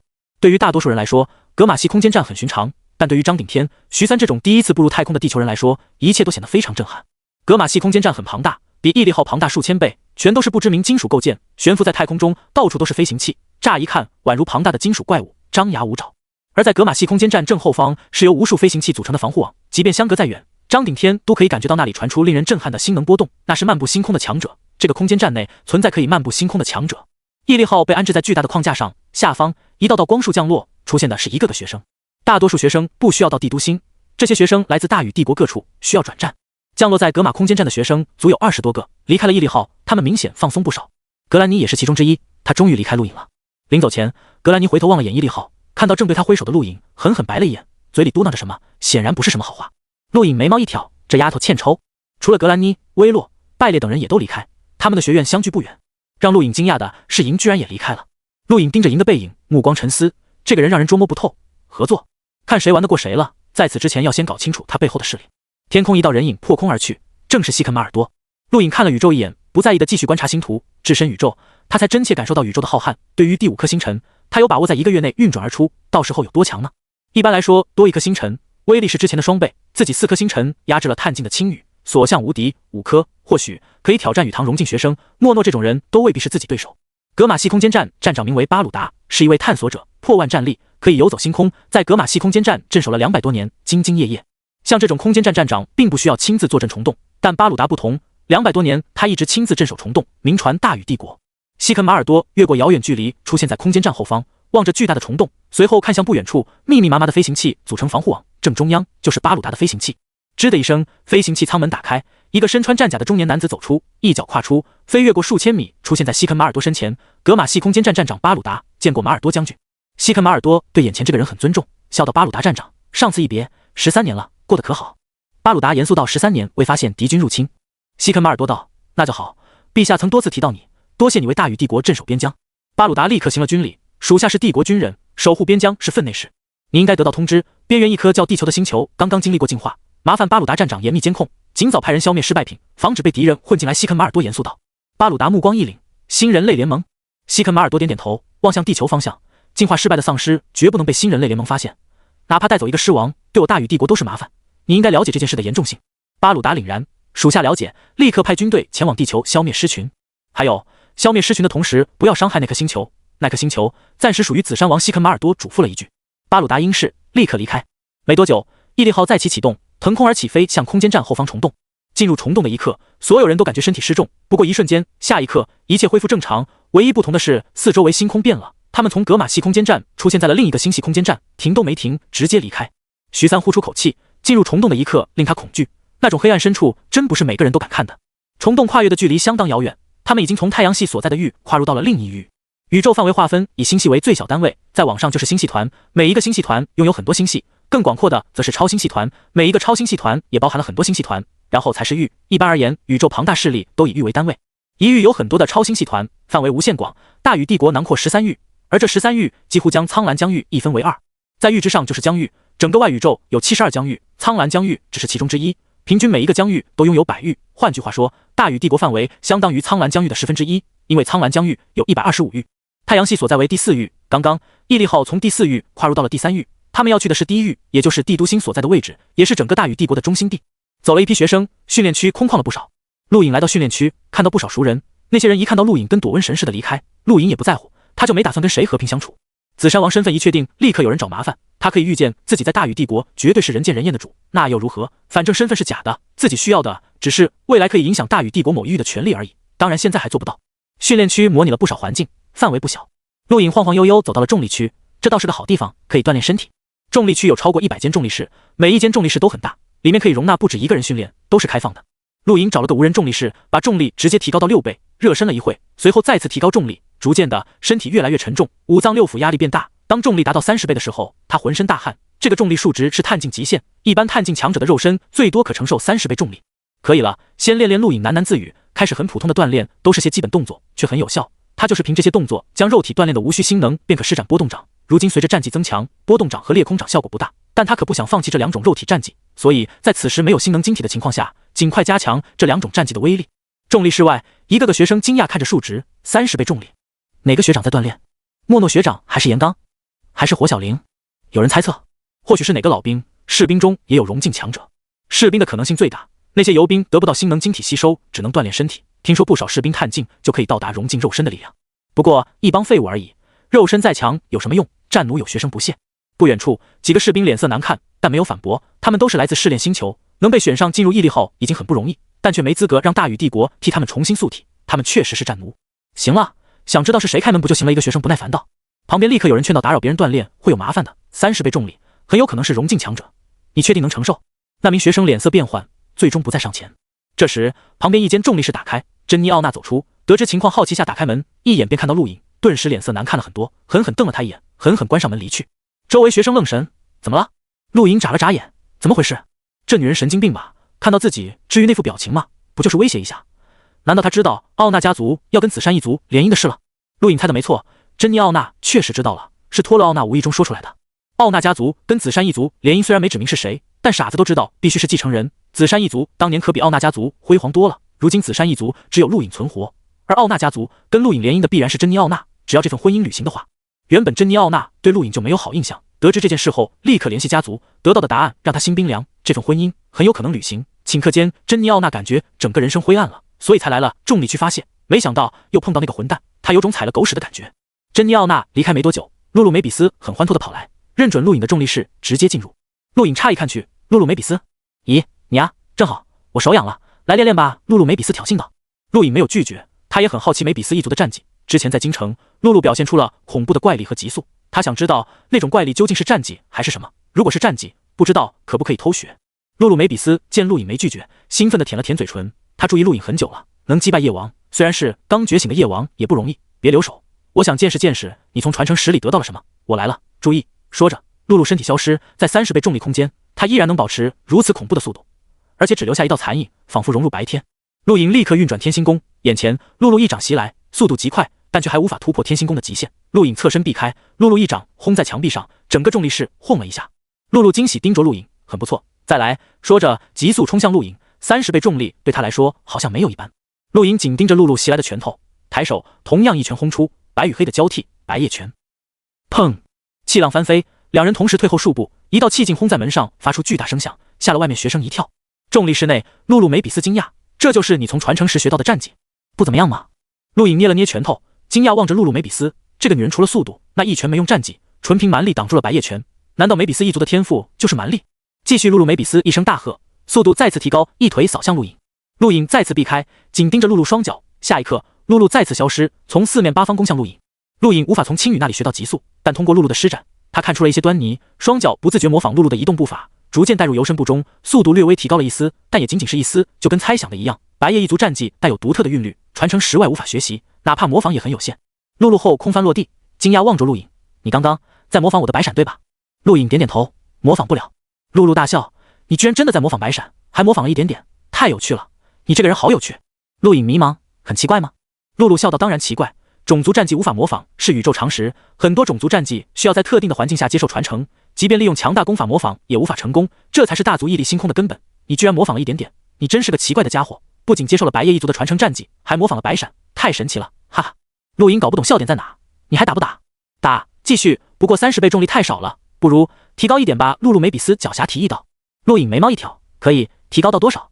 露露梅比斯想了想，伸出4根手指。陆颖眼睛眯起，40倍吗？真够狠的。他相信即便拉斯这种与唐探境精英都无法承受40倍重力，这女人是在试探他。很快重力室调到了40倍，顿时陆颖身体一沉，双腿如灌了铅般，恐怖的压力几乎让他无法出声，这是融进肉身才可以承受的重力，他勉强撑得住。对面露露梅比斯脸色有些难看，目光倔强盯着陆颖，伸手勾了勾。陆颖怪异：“是不是也很难承受？”露露梅比斯咬牙：“当然没有。”陆颖无语，他看出来了，这丫头在强撑，感情她也很难承受40倍重力，亏他装得跟没事人一样。这时重力室门打开，夏洛走进来，笑道：“加我一个怎么样？”露露眉笔丝撇撇嘴，荣静的不要脸。夏洛失笑：“我不用战绩，而且不主动攻击。”陆颖耸耸肩：“无所谓，反正是锻炼，开始吧。”说着跟露露约定好一般，同时攻向夏洛。夏洛轻松闪避，40倍重力对他而言并不难，他可是荣境强者，躲避两人的攻击很轻松。打了好一会，两人连手都没碰到夏洛衣角。露露急了：“喂，你是来嘲讽我们的吗？”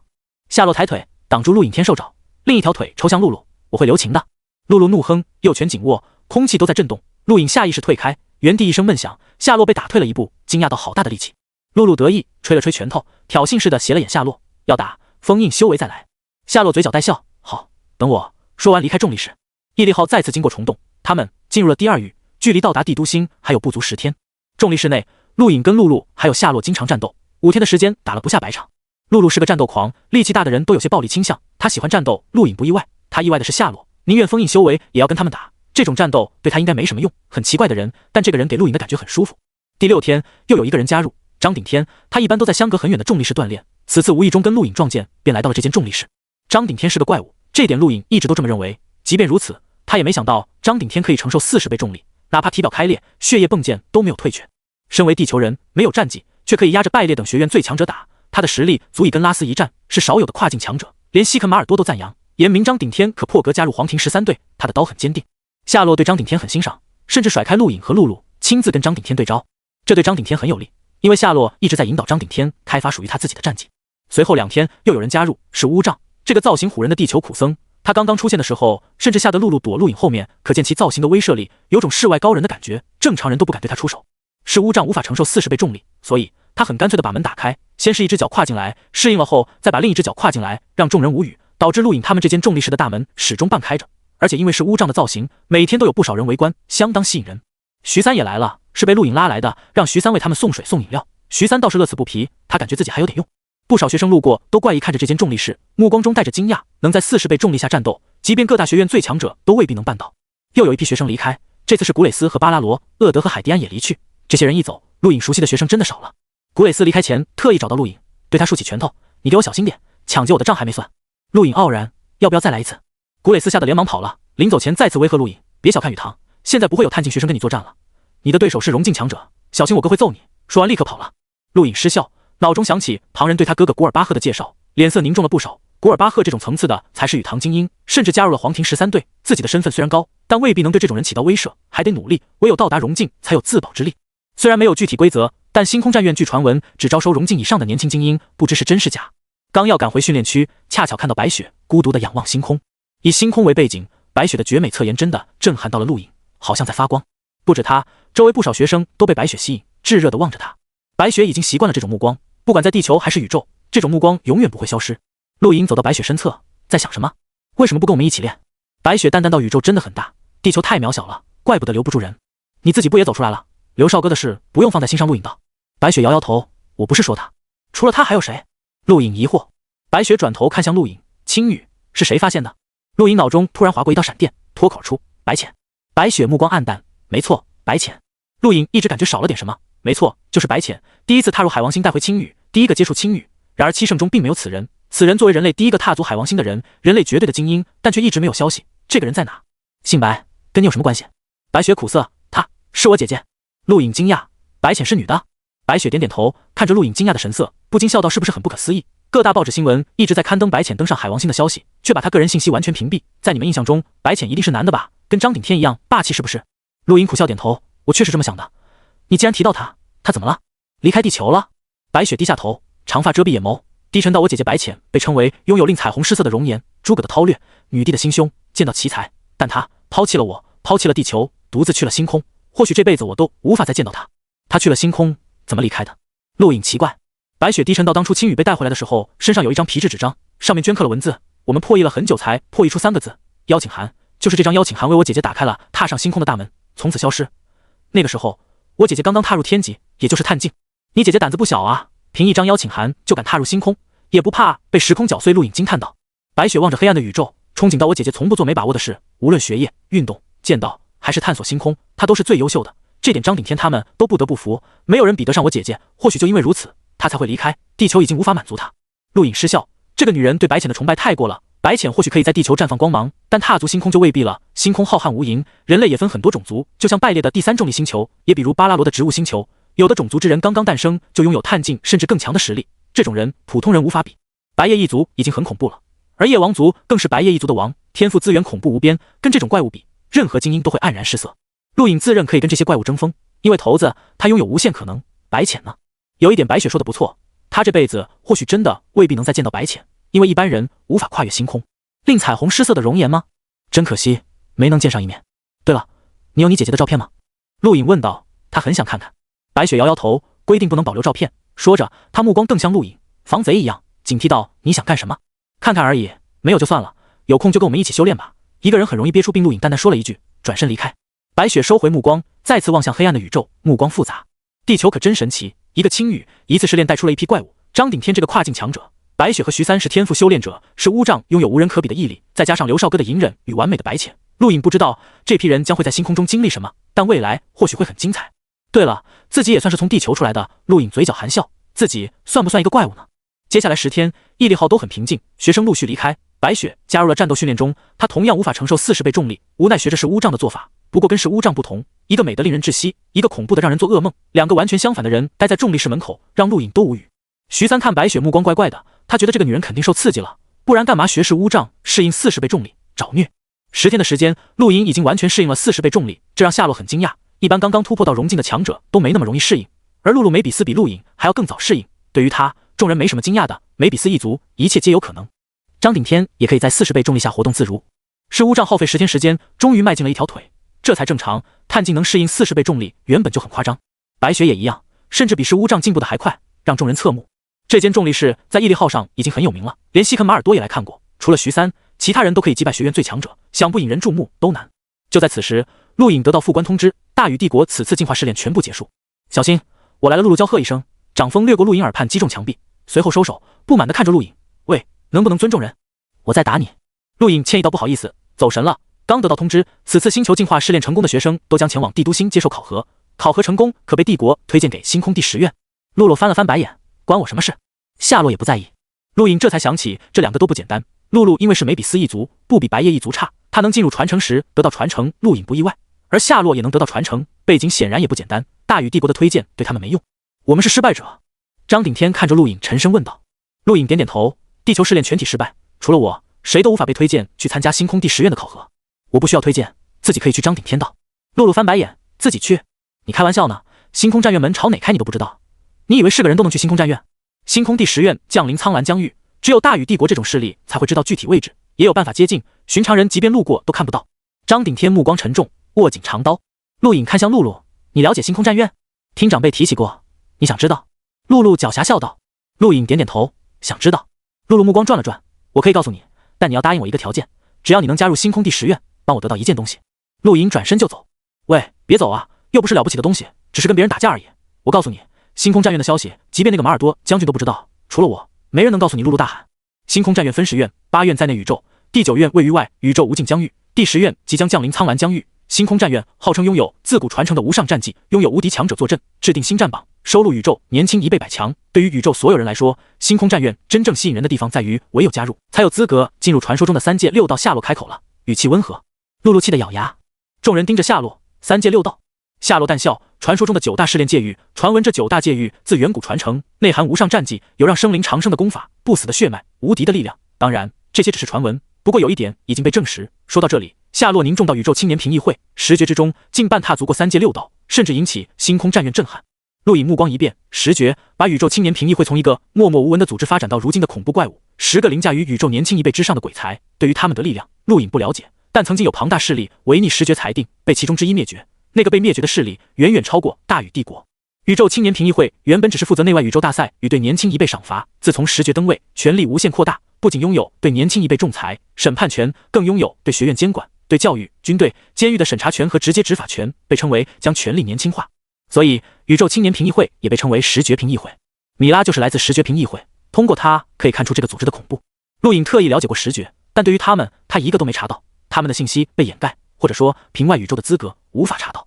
露露哼了一声，那10个变态确实有人踏足过3界6道，但不是所有人都从里面得到什么，不过有一点确实是真的，那就是任何敢于在三阶六道试炼的学生出来后，都会变得比以前更强。星空战院就像守护三阶六道的大门，这才是吸引无数人想要加入的原因。陆颖看向露露，你知道10诀是哪10个吗？露露和夏洛看了眼陆颖，都不说话。不知道。陆颖问道。露露耸耸肩，不知道。陆颖看向夏洛，夏洛摇摇头，别问我，我也不知道，我们都不够资格知道。即便大禹帝国的皇帝不死羽山都未必知道，那10个人高高在上，任何新闻媒体都不敢触碰。陆颖失望，遥想曾经看过的新闻，10诀裁定都只有10个黑影，他真的不够资格知道。毅力号上只有一个人知道，米拉，这个来自10诀评议会的女人，但陆颖确定她不仅不会告诉自己，甚至可能会对自己产生恶感。蛤蟆吞天，志向远大，目光却很狭隘，去问他得不偿失。当毅力号再次震动后，飞船上传来通知，即将到达帝都星。陆颖透过窗外看到一艘又一艘飞船掠过，明显感觉到这里的繁华，这就是大禹帝国第一域帝都星所在。莫一会，陆颖看到远方巨大的星球，外面环绕3片大陆，恢宏壮观，不时有恐怖的星能波动传来，宇宙飞船组成的舰队延绵不知道多远。那就是帝都真宇星。此刻还待在毅力号上的学生没几个了，都是拉斯、火小林这种权贵子弟。眼看帝都星临近，拉斯兴奋，点开个人终端，学长，拜托了，这个仇我一定要报。人家可是紫山王，打了他的面子，得罪的可是紫山王一脉。拉斯不屑，学长，明人不说暗话，紫山王一脉早就凋零，其中还有不少人投靠了我父亲，真正能支持他的又有几个？陛下只是碍于当年的承诺，才给了他紫山王位，真以为紫山王位可以永久坐下去？他不死，太子和二皇子都不安宁。你忘了皇庭第13队队长了？拉斯怔了一下，笑道：那个女人只是为了紫山一族的名声和宝藏，她死了，那个女人说不定还会感谢我们。个人终端另一头沉默了一会，好，我可以帮你教训她，不过最多让她丢脸，我不可能帮你们杀了她，那是找死。拉斯呼出口气，残忍一笑，当然，谢谢学长了。说完挂断个人终端，抬头望着近在咫尺的帝都星。陆颖，真以为紫山王的位置那么好坐，捧得越高，摔得越痛的道理，看来你不懂。就在毅力号即将到达帝都星的一刻，帝都星地宫之内，数十名朝臣恭敬站立，仰望前方那道充满威严的身影，他就是不死羽山，大禹帝国的皇帝，在位800年，将大禹帝国从当初弱小国家发展到如今横跨13域，连内宇宙都听闻的铁血帝王。不死羽山是一个传奇，年轻时曾达到过星战榜前10，震动整个宇宙，野心勃勃闯荡内宇宙，不过却遭遇暗算，黯然退回苍蓝疆域。即便如此，还是把大禹帝国带上了如今的程度。以不死羽山狩猎者的实力，足以存活1000年。但此刻，原本应该伟岸的身影，除了威严，剩下的只是迟暮昭昭。他在快速苍老。大禹帝国科技先进，却奉行远古朝臣制度，代表各域的大臣肃穆而立。前方是最高权力组织皇庭13队的队长。相比统一着装、威严肃穆的朝臣，皇庭13队队长怪异多了，一个个奇装异服，有2米高、眼睛泛白的，有火红头发的，还有光头瞎子等等，什么人都有，给人一种乌合之众的感觉。看似随意，但这些人都强大的恐怖，代表大禹帝国最高战力。最前面则是2道人影，一个是帝国二皇子杜克羽山，双手插在口袋内，嘴里嚼着什么，一副心不在焉的样子；另一个正常多了，面带微笑，双目不时闪过威严，仔细看跟不死羽山极为相像，他就是多兰羽山，大禹帝国太子。跟浩元疆域建交的事就商量到这，接下来正想提一个人，陆隐不死羽山淡淡开口，威严双目扫过所有人，闪过一丝疲惫。听到这个名字，所有人心中一震。前段时间这个名字第一次出现便震惊朝堂，皆因为这个名字代表了一个家族，一个早已没落却震撼人心的家族——紫山一族。太子多兰羽山立刻上前恭敬到父皇，陆隐王帝即将到达，需要臣迎接吗？不死羽山摆摆手，朕已经让布隆森去迎接了，以他的身份足以代表皇室。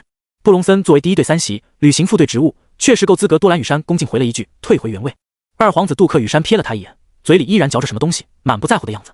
不死羽山咳嗽几声，朕当年跟不死紫山兄弟相称，偌大的帝国不只是朕一个人打下来的，还有不死紫山的功劳。如今紫山一族泯灭，唯有陆隐一个人存活，实在可怜。朕早已下令，陆隐可继承紫山王位，享受外姓王尊荣，各位亲家务必以亲王之礼相待。遵陛下谕令，所有人齐声应和。不死羽山点点头，再次咳嗽几声。这时，一个外貌苍老的男子走出，陛下，老臣有个问题，不知当不当问。不死羽山笑到朝堂之上尽可发言。当年紫山一族曾与皇族有联姻之约，不知如今这份约定可还生效？男子朗声问道。所有人抬头望向不死羽山，这一刻，连几个皇庭13队队长以及心不在焉的杜克羽山都望向不死羽山。不死羽山目光眯起，这个问题很难回答。否认，皇家颜面不存；承认，他无法做到。如今皇室待嫁公主只有1人，五公主温蒂羽山，皇室最小的公主不足30岁。温蒂羽山的婚姻问题，谁也无法做主。因为她不是普通公主，师承内宇宙万剑山。更恐怖的是，她是星战榜前20，整个外宇宙少有的可以跨入星战榜前列的超强者，苍蓝疆域的骄傲，外宇宙的骄傲，被称为不死羽山第2。论地位，放眼外宇宙，即便不死羽山都无法跟如今的温蒂羽山相比，更不用说对她的婚姻做主了。不是不愿意，而是没能力。不死羽山突然急剧咳嗽，立刻几名治疗人员冲出给他注射药剂，没一会，咳嗽减缓了很多。传令，朝会暂停，等陆隐来了再开始。毅力号缓缓降落在真宇星空间站，随着一道道光束落下，陆颖等人终于踏上真宇星的大地。放眼望去，一片繁华，无数先进的科技应用于生活，不知名金属制造的桥梁将整座城市连接起来。天空飞行器划过道道白线，转瞬消失。陆颖伸了伸懒腰，感受着真宇星的重力，跟地球差不多，空气倒是非常清新，尤其星能澎湃，远远超过地球。真宇星比地球大了万倍，在这片浩瀚的大陆上，不知道居住着多少人，多少奇特的种族。徐三呆滞望着四周，这就是监控地球的外星文明，无论是科技还是修炼，都不是地球可比的，根本没有可比性。张顶天、白雪和石无障很平静，他们早就看过图书馆对于各种科技文明的介绍，没有太惊讶。相反，真宇星的科技看起来还有点落后。毅力号恢复平静，一队队士兵降落。很快，西肯马尔多、沙罗树和托勒奥纳也出现。米拉不知道什么时候离开了飞船。此时，远处军队突然包围而来。张顶天眉头一皱，不对劲，这些军队气氛严肃，还带有一丝杀机。他出身军队，对这种气息很敏感，这是进攻的前奏。小心张顶天低喝。陆颖也感觉不对，周围军队看他们的眼神带有警惕。毅力号周边被封锁，一道道无形的科技武器锁定众人，尤其锁定西肯马尔多。西肯马尔多脸色凝重，望着高空缓缓降落的男子布隆森，你什么意思啊？所有人望着这一幕。被称为布隆森的男子，明显也是可以漫步星空的强者。这类强者在极境之上，被称为探索者。只要战力破万，便是探索者，也就是可以漫步星空的强者。而战力达到5万，被称为巡航者；战力破10万，被称为狩猎者。大禹帝国的皇帝不死羽山便是狩猎者，整个大禹帝国狩猎者寥寥无几。西肯马尔多是探索者，沙罗树和托勒奥纳都是探索者，而那个布隆森同样也是探索者。布隆森取出一张逮捕令，奉陛下之令捉拿西肯马尔多，罪名勾结异族叛国。所有人哗然，跟随西肯马尔多的士兵都震惊，叛国，这可是死罪。陆颖也惊讶，叛国。沙罗树跟托勒奥纳对视一眼，他们也茫然。作为黄庭13队副队长，居然没能提前得到消息，显然被封锁了。这是针对西肯马尔多的封锁，能做到这一点的唯有不死羽山。难道西肯马尔多真的叛国了？西肯马尔多皱眉盯着逮捕令，脸色煞白，这是真的？为什么？我没有叛国，陛下为什么要抓我？布隆森目光冷冽，挥手，一队士兵将西肯马尔多抓捕。西肯马尔多没有反抗，只是盯着布隆森。布隆森上前走到西肯马尔多眼前，冷声道：地球进化试炼，27头狮王逃离，巴鲁达叛国，炸毁格玛西空间站。西肯马尔多瞳孔陡然一缩，你说什么？布隆森点击个人终端，一道光幕出现，上面是一幅影像，正是西肯马尔多跟巴鲁达交谈时的画面。你是最后一个见过巴鲁达的人，也是地球进化试炼的负责人，帝国有理由相信你与异族勾结，带走狮王。说完大喝一声，带走。西肯马尔多脸色灰白，作为探索者，他没有一丝反抗，任由军队押走。所有人看着西肯马尔多被押走的背影，寂静无声。堂堂漫步星空的强者，帝国将军就这么完了。陆颖目光盯着西肯马尔多背影，他还记得宣布自己是紫山王的那一刻，这个人让自己遇到什么事可以找他，没想到世事无常，他居然是如此下场。布隆森对沙罗树跟托勒奥纳点点头，随后径直走到陆颖身前，缓缓行礼。黄庭13队第1队3系布隆森见过紫山王。陆颖收回目光，看向布隆森，淡淡道：免礼。多谢紫山王。布隆森应了一句，继续道：陛下让微臣迎接紫山王去地宫。王爷这边请。我朋友呢？陆颖问道。布隆森到帝国会有安排，请王爷放心。陆颖点点头，让徐三跟着他，看了眼张顶天3人，随后走向空间站外。徐三胆颤心惊跟着，一步都不敢离开陆颖身边。陆路梅比斯无趣，一个人跑开了。夏洛漫步空间站，很悠闲的样子，没人管他们。拉斯嫉妒地看着陆颖的背影，身后跟着莫诺和厄德几人，他们都是羽堂高手，羽堂就在第1环，抬头便可看到。火小玲、珍妮奥娜等权贵陆续被接走，张顶天3人跟拉斯几人一起被带走，他们要去羽堂接受重新塑体，这是大禹帝国给他们的奖励。寻常人即便通过试炼都没有这份奖励，主要还是因为张顶天3人的天赋。大禹帝国之所以强大，就是在不断吸收新鲜血液。真宇星空间站很大，没走多远，一架飞行器停在陆颖2人身前。王爷，请。陆颖带着徐三登上飞行器，布隆森悬浮身旁，随着飞行器一声轰鸣，急速冲向远方。徐三好奇打量着飞行器，尤其是光幕位置，路线早已设定好，这是智能驾驶。布隆森将军对吧？能不能问你个问题？陆颖客气道。布隆森体外星能将空气排开，听到陆颖的话，恭敬道：王爷请问。我听到你刚刚说27头狮王，什么意思啊？布隆森目光一凛，王爷所在的星球进化，诞生了身体强壮的进化者和失败的丧尸，其中丧尸之中有一种狮王，可吞服自然能量晶体，获得强大力量。这种狮王在宇宙有一个联盟，叫做新人类联盟，他们自诩新人类，代表人类真正的进化方向，全都由狮王构成，危害极大。陆颖目光一闪，瞬间想到了长发狮王和张顶天斩杀的狮王。天赋在人类中非常稀有，但狮王却可以通过吞吃自然能量晶体获得，也就是说那个新人类联盟成员都拥有天赋，怪不得大禹帝国这么在意。这是天赋狮王组成的联盟，危害自然大，跟人类是完全相反的2个物种了。地球试炼放跑了27头狮王，很严重吗？陆颖问道。布隆森沉吟了一下，只有2个字：死罪。一般来说，试炼结束都必须立刻清理狮群，防止诞生狮王被新人类联盟带走。但此次西肯马尔多却没有这么做，巴鲁达还叛逃，所以帝国才定他勾结异族。布隆森又说了一段。陆颖点点头，没有再多问。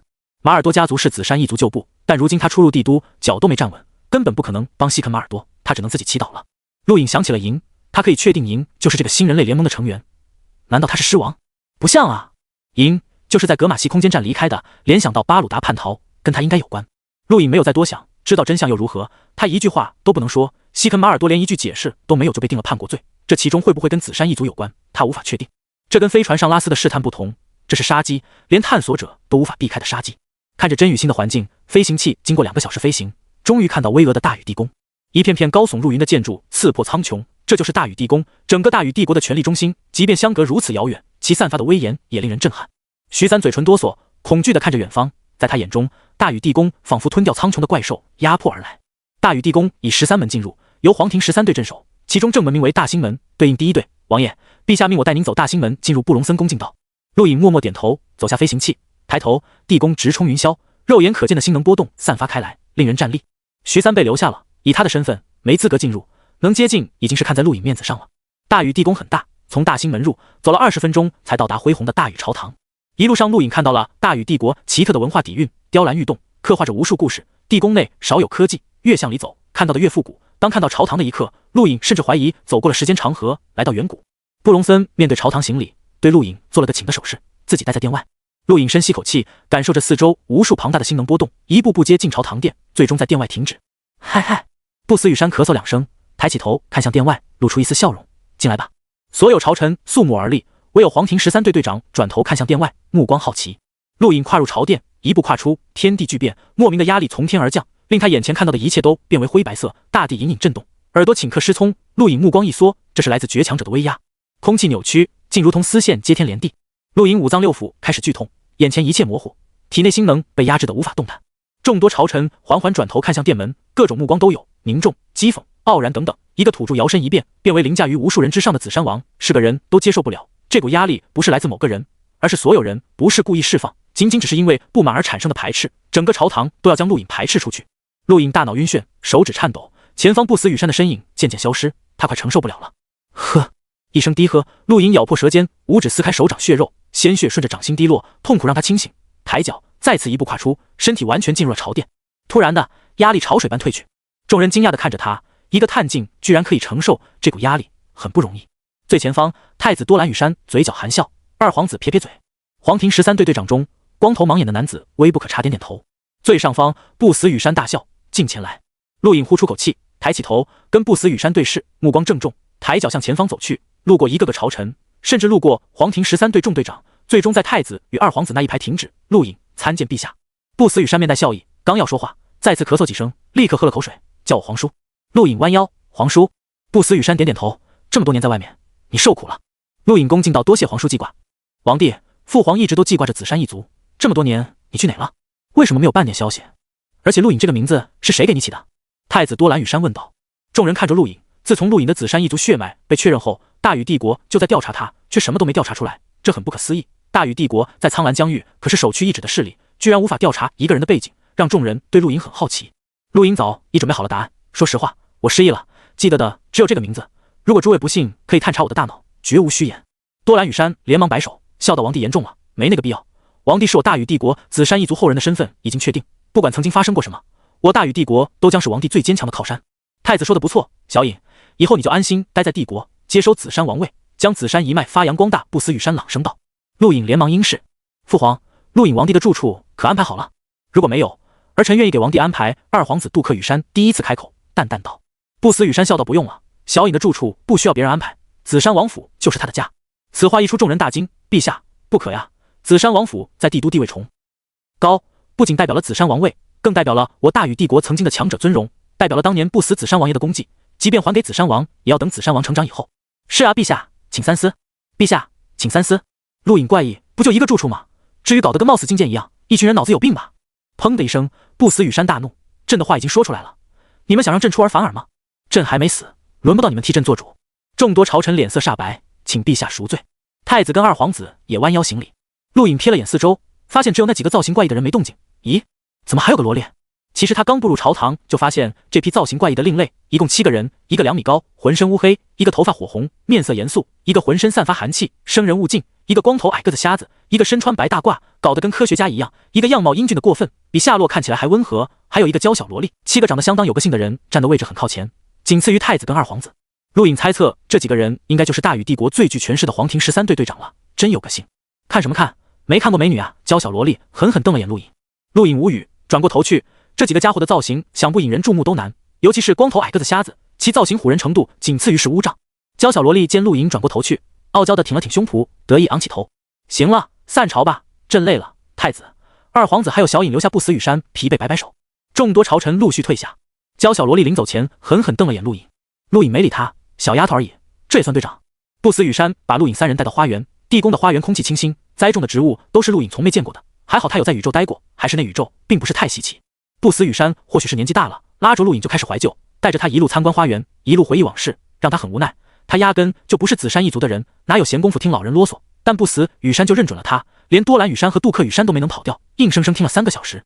当不死羽山累了结束的一刻，陆颖都有点腿发软。累了吧？抱歉，人老了就喜欢回忆往事。不死羽山摇摇头笑道，把点心推到陆颖身前，尝尝吧，这是不死紫山最喜欢的点心。陆颖点点头，尝了一口，味道倒是不错。不死羽山刚要说话，看了眼多兰羽山和杜克羽山，你们还在啊？回去吧，朕要跟小颖单独聊聊。陆颖差点一口喷出来，这是耍人的吧？人家陪听3个小时，感情不死羽山压根没在意。多兰羽山和杜克羽山似乎习惯了，恭敬行礼，然后退下。大禹帝国烦心事太多，只有这里才能让朕安静一会。遥想当年，朕跟不死紫山闯荡宇宙，谁人不知不死2人组的称号？可惜，他竟先朕一步离去，朕苟延残喘了几百年，原本以为这辈子再也见不到紫山一族的后人，还好天有眼，把你带来了，小颖，朕很欣慰。临死前还能见到你，不死羽山再次感慨。陆颖只能陪着，陛下实力冠绝宇宙，再活万年也不是问题，没那么容易死。哼，朕的身体自己知道，你不用安慰朕。不死羽山无奈摇头，笑了笑，看着陆颖，地球历练的事朕都看了，你很不错，能击败夜王，哪怕是新觉醒的夜王也相当不容易，同级中很少有人是你对手。你让朕看到了不死紫山年轻时的影子。陆颖惭愧，青羽的实力太强，如果不是同学们联手，光凭我一人无法击败他。不死羽山笑道，那也是你的智慧，那场试炼决战完全由你一手把控，最后更能逼得荣晋学生出手替你攻击，很聪明，只有聪明人才能很好的活下去。陆颖没有说话。飞船上发生的事朕也了解，你放手去做，朕只要再喂1天，保你无事。不死羽山话题一转，忽然道。陆颖连忙退后2步，多谢皇叔。不死羽山点点头，随手取出一枚凝空戒，出来帝都星，什么地方都要用钱，这里有一张每笔4银行的金卡和一些星能晶体，拿去用吧。陆颖没有拒绝，再次道多谢皇叔。不死羽山嗯了一声，你实力太弱，朕已经命令布隆森贴身保护你。行了，朕累了，你下去吧。陆颖原本想拒绝，但看着不死羽山闭上双眼，到嘴的话没能说出，再次行礼，转身离去。堂堂大禹帝国铁血帝王，如今却日暮西山，在位800年，扩张近半领土。说实话，从内心深处，陆颖对这个人很敬佩，但任何扩张都伴随着死亡。等不死羽山死后，历史究竟会如何评价他，陆颖不知道，但他对不死羽山还是挺感激的，这个人对他很照顾。看了看凝空戒，不死羽山给了他20立方晶体，不多，但对于他这种层次的修炼者已经算多了，不知道金卡里有多少钱。在宫女带路下，陆颖离开了花园，布隆森已经等在花园外，看到陆颖的一刻立即上前参见紫山王。陆颖笑道，麻烦布隆森将军了。布隆森肃穆道，保护王爷是属下的职责，请王爷不必客气。陆颖点点头，走向地宫外。布隆森就跟在陆颖身后，保持1米距离，不远也不近。对了，布隆森将军，听说你是黄庭第1队3席，能跟我讲讲黄庭13队吗？陆颖问道。布隆森倒愿意为王爷解惑，顿了一下，他说道，黄庭13队对应地宫13门，进出地宫避过13队，可以说黄庭13队是陛下的盾牌，每一位队长都拥有巡航者战力，冠绝苍蓝疆域，闻名外宇宙。更重要的是，黄庭13队对应大禹帝国13域，13域行政任命近半来自13队，一域之主必是黄庭13队队长。陆颖惊讶，黄庭13队跟帝国13域有关。布隆森回到，陛下任命13域域主便是黄庭13队队长，寻常13域行政主管为对应的左副队长，黄庭13队拥有对相应地域审查监管权。陆颖了然，怪不得说黄庭13队是帝国最具权势的部门，队长个个都是封疆大吏，甚至拥有对行政官员的任免权。不死羽山这是把权力分摊，自己掌控源头，既省事还不用担心叛乱。一般这种治国方法，唯有对中央极具信心才会施行，可见不死羽山对自己有多自信。布隆森给陆颖介绍了一下黄庭13队队长，起初陆颖并没有什么反应，他跟这些人都不认识。但当布隆森说起第13队队长的时候，他惊讶了。什么？刘颖子山？第13队队长名叫刘颖子山？布隆森点点头，是的，刘颖子山队长是第13队队长，如今在第13域处理事务，过段时间便会回来。陆颖皱眉，他也是我紫山一族的。布隆森摇摇头，刘颖队长并非紫山一族，至于为什么以紫山为姓，还请紫山王亲自问他。陆颖目光闪烁，不是紫珊一族，却拥有紫珊的姓氏，这个女人到底什么来路？不死羽山见自己的时候也没说，忘了吗？不知不觉，陆颖带着布隆森来到了大星门，太子多兰羽山正微笑地看着他。陆颖连忙上前，太子殿下为什么在这里？不会是在等我吧？多兰羽山笑道，自然是等王帝。王帝出来帝都星，王兄没什么好送的，一点见面礼，王帝不要嫌弃。说着，多兰羽山给了陆颖一枚凝空剑。陆颖目光一亮，没好意思当面看，收起来客气道，王兄太客气了，拒绝便是辜负王兄的好意，王帝就收下了，多谢王兄。多兰羽山笑道，王帝豪爽。对了，帝都星很大，王帝行动不便，我已经让人把最新型的飞行器送来，就在大星门外供王帝使用。陆颖再次感谢。多兰羽山没有多说什么，临走前只是吩咐布隆森好好照顾陆颖。皇庭第一队队长是不死羽山本人，左副队长是太子多兰羽山，右副队长是二皇子杜克羽山。布隆森作为第一队三席，从职位上要听从多兰羽山的。看着多兰羽山离开的背影，陆颖看了下凝空剑，心中惊讶，多兰羽山居然送了他50立方星能晶体，比不死羽山送的还多，大方啊，不知道贪污了多少，不禁感慨，太子人真好，不愧是帝国下一任帝王，谦逊温和。布隆森低着头没有说话。陆颖刚走2步，忽然想到了什么，目光激动，甚至有点兴奋，捏了捏拳头，最后带着莫名的微笑走出大星门。大星门外，徐三躲在一旁，双目放光地看着远处那架无比炫目的飞行器，不管是体积还是造型，都远远超过了带他们来的这架，根本没有可比性。那动人的流线，霸道的造型，简直是男人的浪漫。徐三看着飞行器，口水都快流出来了，也不知道是谁的，那么帅的东西一定很贵吧。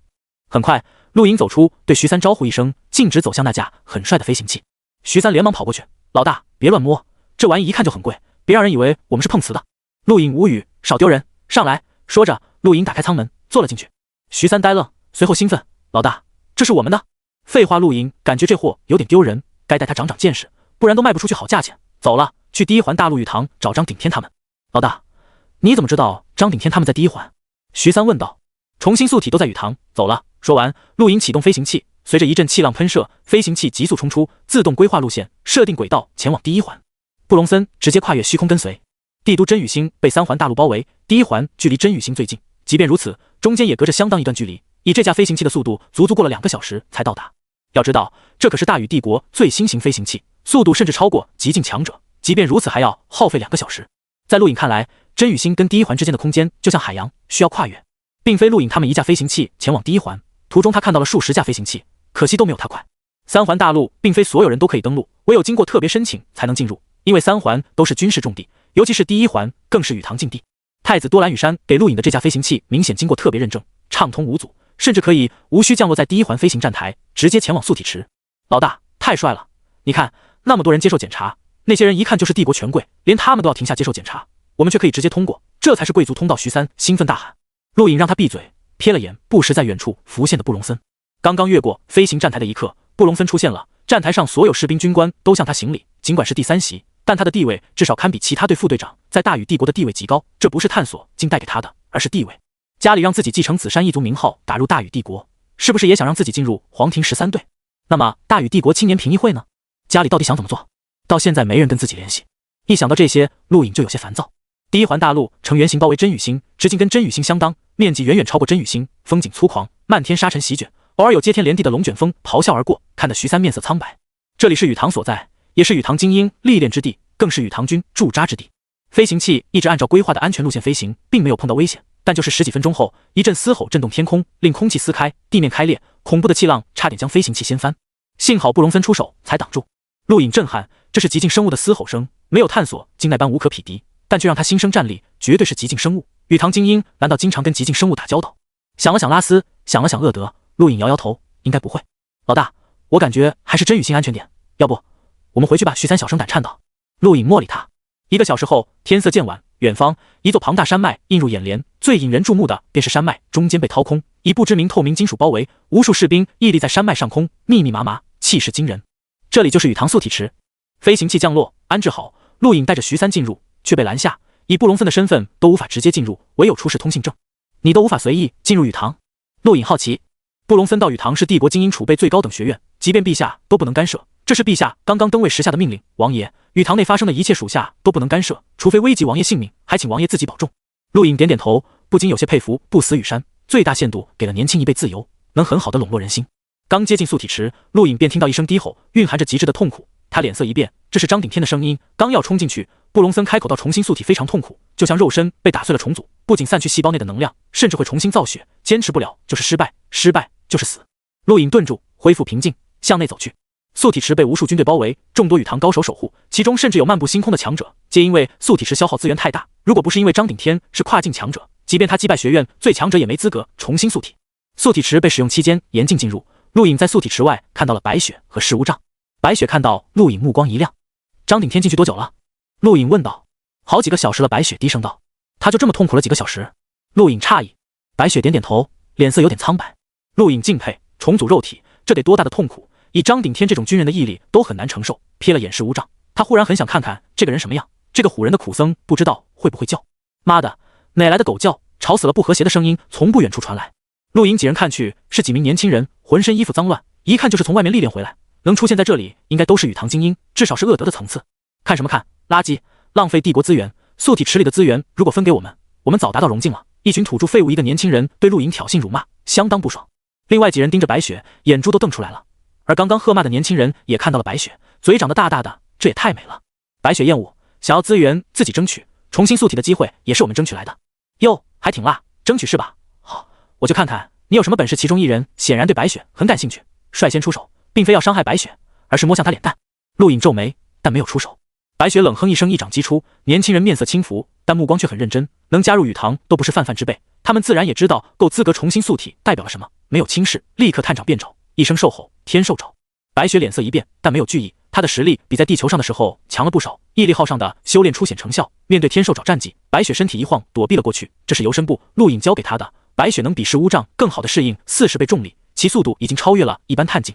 天兽爪狠狠轰在地上，并没有给地面造成太大破坏。而白雪一掌按在年轻人腹部，下一刻坚冰蔓延，年轻人骇然。寒冰天赋，他想也没想，立刻后退，砰的一声，寒冰碎裂。突然的一道人影越过年轻人，一掌拍向白雪。陆颖目光一缩，卑鄙，说着抬掌轰去，掌中赫然是5颗星辰。同一时间，布隆森差点出手，因为来人是荣境强者，但在陆颖出掌的一刻，他停住了。这一瞬间，他感觉陆颖并不比那个袭来的荣境强者差，甚至更强。两只手掌掠过白雪身侧，狠狠对撞到一起，刹那间空气震荡，气浪形成海啸，席卷四方。离得最近的白雪第一时间被推开，紧接着是那几名羽堂学生和石无障他们。庞大的气浪顷刻间被排开，使大地出现一瞬间真空。陆颖看清了来人，一个陌生男子，同时他也看见了来人紧盯着他的凶狠目光。此人目标不是白雪，而是他。恐怖的压力传来，来人是荣境强者，星能威力直接碾压陆颖，庞大的力量增强。陆颖目光一凛，掌中星辰直接引爆。前3颗星辰引爆抵御了来人掌力，第4颗星辰引爆的一刻，来人目光一变，五指弯曲，直接形成天兽爪压下。陆颖低喝，第5颗星辰直接爆开，砰的一声，两人同时后退。弧形气浪四射，令素体池守卫的军队都侧目。陆颖连续倒退5步，对面那个荣境青年倒退7步，面色骇然。不止那个荣境青年，此刻布隆森包括素体池守卫的强者都震惊看向陆颖。一个探境击退荣境，这已经不是简单的跨境战力了，更何况对方还是羽堂精英。白雪也震惊地望着陆颖，他更强了。那几个羽堂男子已经呆住了，提森学长居然输了，怎么可能？提森学长可是我们分堂少有的荣境强者，居然被一个探境击败。听到此话，那个叫提森的荣境青年目光凶厉，再来，说着猛地冲向陆颖，抬手天兽爪击出。陆颖目光眯起，此人的天兽爪还要超过恢复荣境实力的莫诺。羽堂果然强者如云，不愧是大禹帝国精英集中营。不过以自己如今5颗星辰的天星掌，不惧此等强者。他刚要出手，一股庞大的力量横扫而来，掠过众人。这股力量跟提森一样是荣境，但却在一瞬间让陆颖汗毛耸立，脸色大变，不是对手，自己绝不是这股力量的对手。什么人？提森身形陡然顿住，脸色惨白，缓缓转过身，远处一道人影漫步走来。陆颖顺着提森目光看去，是一个年轻男子，年纪应该跟提森差不多，或许还要小一些。但看到此人的一刻，陆颖确定此人就是刚刚那股力量的主人，一个年轻的荣境强者，实力远远超过提森。自己5颗星辰的天星掌可以对付提森，但面对此人，绝不可能是对手。陆颖脸色凝重，这个人是自己目前遇到过的最恐怖的荣境强者。天明堂主提森面色惊惧，恐惧开口：“堂主。”陆颖疑惑，对于羽堂他并不了解，大禹帝国封锁了羽堂信息，当初他曾问过古磊斯他们，但连他们都不清楚，只知道羽堂集中了帝国最强青年1倍，但具体如何划分，有没有排名，他们不知道。提森越来越聪明了，连偷袭都学会了，要不要找个机会偷袭我一下试试，击败我？这个堂主就是你的荣境青年天明。走到众人前方，先是对陆颖友好点点头，随后寒声对提森道。提森面色巨变，连忙开口：“堂主，我不是故意的，只是看到……”话还没说完就被天明打断，事情我看得一清二楚，你的目标并不是那个女孩子，而是紫山王，谁给你的胆子偷袭紫山王？提森没有回答，额头汗珠滴落。天明随手一挥，劲风激荡，化作无形的兽爪轰在提森胸口，将他打飞了，滚出去。另外几个羽堂男人连忙也离开，头都不敢回。陆颖看到天明出手的一刻，心中一跳，那是天兽爪，跟提森他们不同，这个天明将天兽爪修炼得极为精深，一举一动都可以化形为爪，不需要探长，这个人是绝对的高手。羽堂由内部学生自主管理，分5堂，遍布第1环，他就是其中一个堂主，羽堂5大高手之一。天明布隆森在陆颖身后低声介绍。陆颖目光一闪，羽堂5大高手，他记得古蕾斯提过他哥哥是羽堂绝顶高手之一，难道也是堂主？另外4个是谁？陆颖问道。布隆森低声道：休兹、古尔巴赫、洛克昂、火重，再加上眼前的天明，就是羽堂5大堂主，冠绝帝国年轻1倍。陆颖点点头。恰好此时天明处理完提森，转身面向他，歉意道：是我管教不严，紫山王没有受伤吧？天明堂主客气了，我们只是切磋一下。陆颖道：这个天明虽然只是羽堂学生，但作为堂主，在羽堂拥有绝对的权力，不容小觑。天明叹口气，偷袭跟切磋我还是分得清的。这几年羽堂人才凋零，竟出这种丢人的东西。听说此次地球试炼，羽堂的人也丢尽了脸，倒是让紫山王笑话了。陆颖笑到最后一战，还是羽堂高手帮忙才险胜。天明堂主太谦虚了。天明笑了笑，对布隆森客气了几句，随后看向白雪，这位小姐，我代表羽堂学生郑重向你道歉，刚刚的事我通过监控看到了，对不起。白雪性格淡漠，点点头，没有多说什么。陆颖好奇，天明堂主，羽堂传承108式天兽爪，不知我能否学习？天明点点头，当然，紫山王从来到帝都星的一刻就是我羽堂的人，我可以同意让你学习前5式。陆颖皱眉，只有前5式？天明笑道：紫山王有所不知，天兽爪是羽堂绝顶战技，也是大禹帝国顶级战技，寻常人无法学习，加入羽堂只是拥有学习的资格，真正想学必须经过堂主同意，1位堂主同意可以学习前5式，3位堂主同意可以学习前10式，5位堂主同意才可以学习前20式。还有这个规矩，陆颖无奈。一般而言，羽堂探境学生只能学习前5式，天兽爪并不是那么容易学成的，对探境学生来说，5式够用了，唯有达到融境才可以学习前10式，强一些融境精英可以学习前20式。刚刚的提森就学习了前20式，不过他才领悟13式，想完全领悟20式还要很久。天明脾气不错，慢慢解释。陆颖记得拉斯就学会了5式，莫诺估计是10式，提森13式差不多，自己目前通过莫诺学习了7式，一共108式，自己连零头都没学会。天明堂主，不知你学会了多少？白雪突然开口。众人望向天明，陆颖也很好奇，刚刚天明随意施展的天兽爪都远远超过提森，能做到堂主，并且让提森这种人不敢反抗，绝对不简单。天明淡淡一笑，43式。陆颖几人目光一变，恐怖的数据接近1半了，这就是堂主，怪不得远远超过提森等人。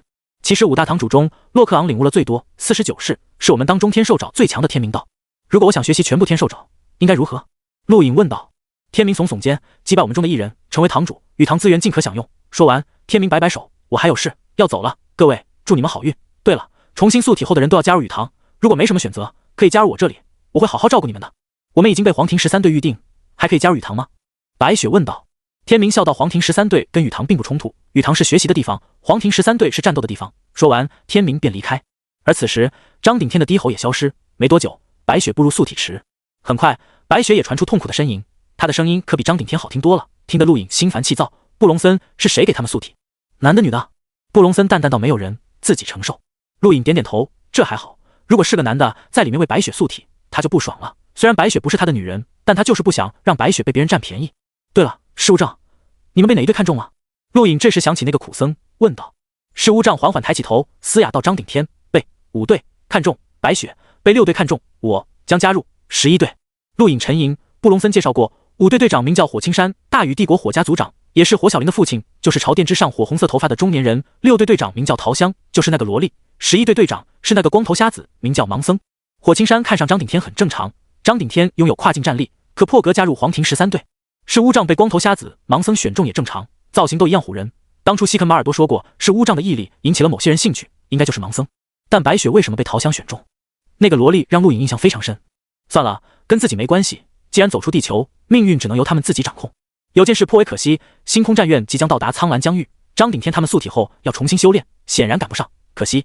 陆颖跟是乌障告别，带着徐三和布隆森返回真羽星。每个人都有每个人的命运，他不好干涉，也没能力干涉，未来能否有交集，就看他们自己了。陆颖3人连夜返回真羽星，在地宫不远处看到了紫山王府。也就是这一刻，陆颖才明白为什么朝殿之上那些大臣如此反对自己入住。真羽星最雄伟的建筑是地宫，没有任何一幢建筑可以堪比地宫的高度，而仅次于地宫的就是紫山王府。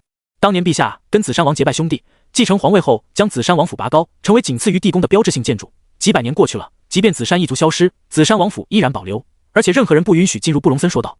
陆颖深呼吸口气，走入府。帝都星极尽繁华，即便黑夜，在无数灯光照耀下依然亮如白昼。对无数人来说，夜生活才刚刚开始。距离地宫不算太远的群山上，数十架飞行器怠速，四周围了无数人欢呼。拉斯，拉斯，拉斯！成百上千人的高喊声淹没山腰。拉斯得意，瞥了眼不远处男子乌凯，这是最后一局，你输了，以后见到我跪地行礼。乌凯咬牙，我不会输，你也别忘了自己的承诺。拉斯不屑，你什么时候赢过我？不过我会遵守承诺。你赢了，我会求我父亲给西克马尔多将军求情，但这种可能性不存在。哈哈！四周围欢呼声更大了。另一边，庞大的庄园内，火小玲无奈被一个小丫头牵着走。姐姐，你答应过小小的，一定要带小小出去玩，不能出尔反尔。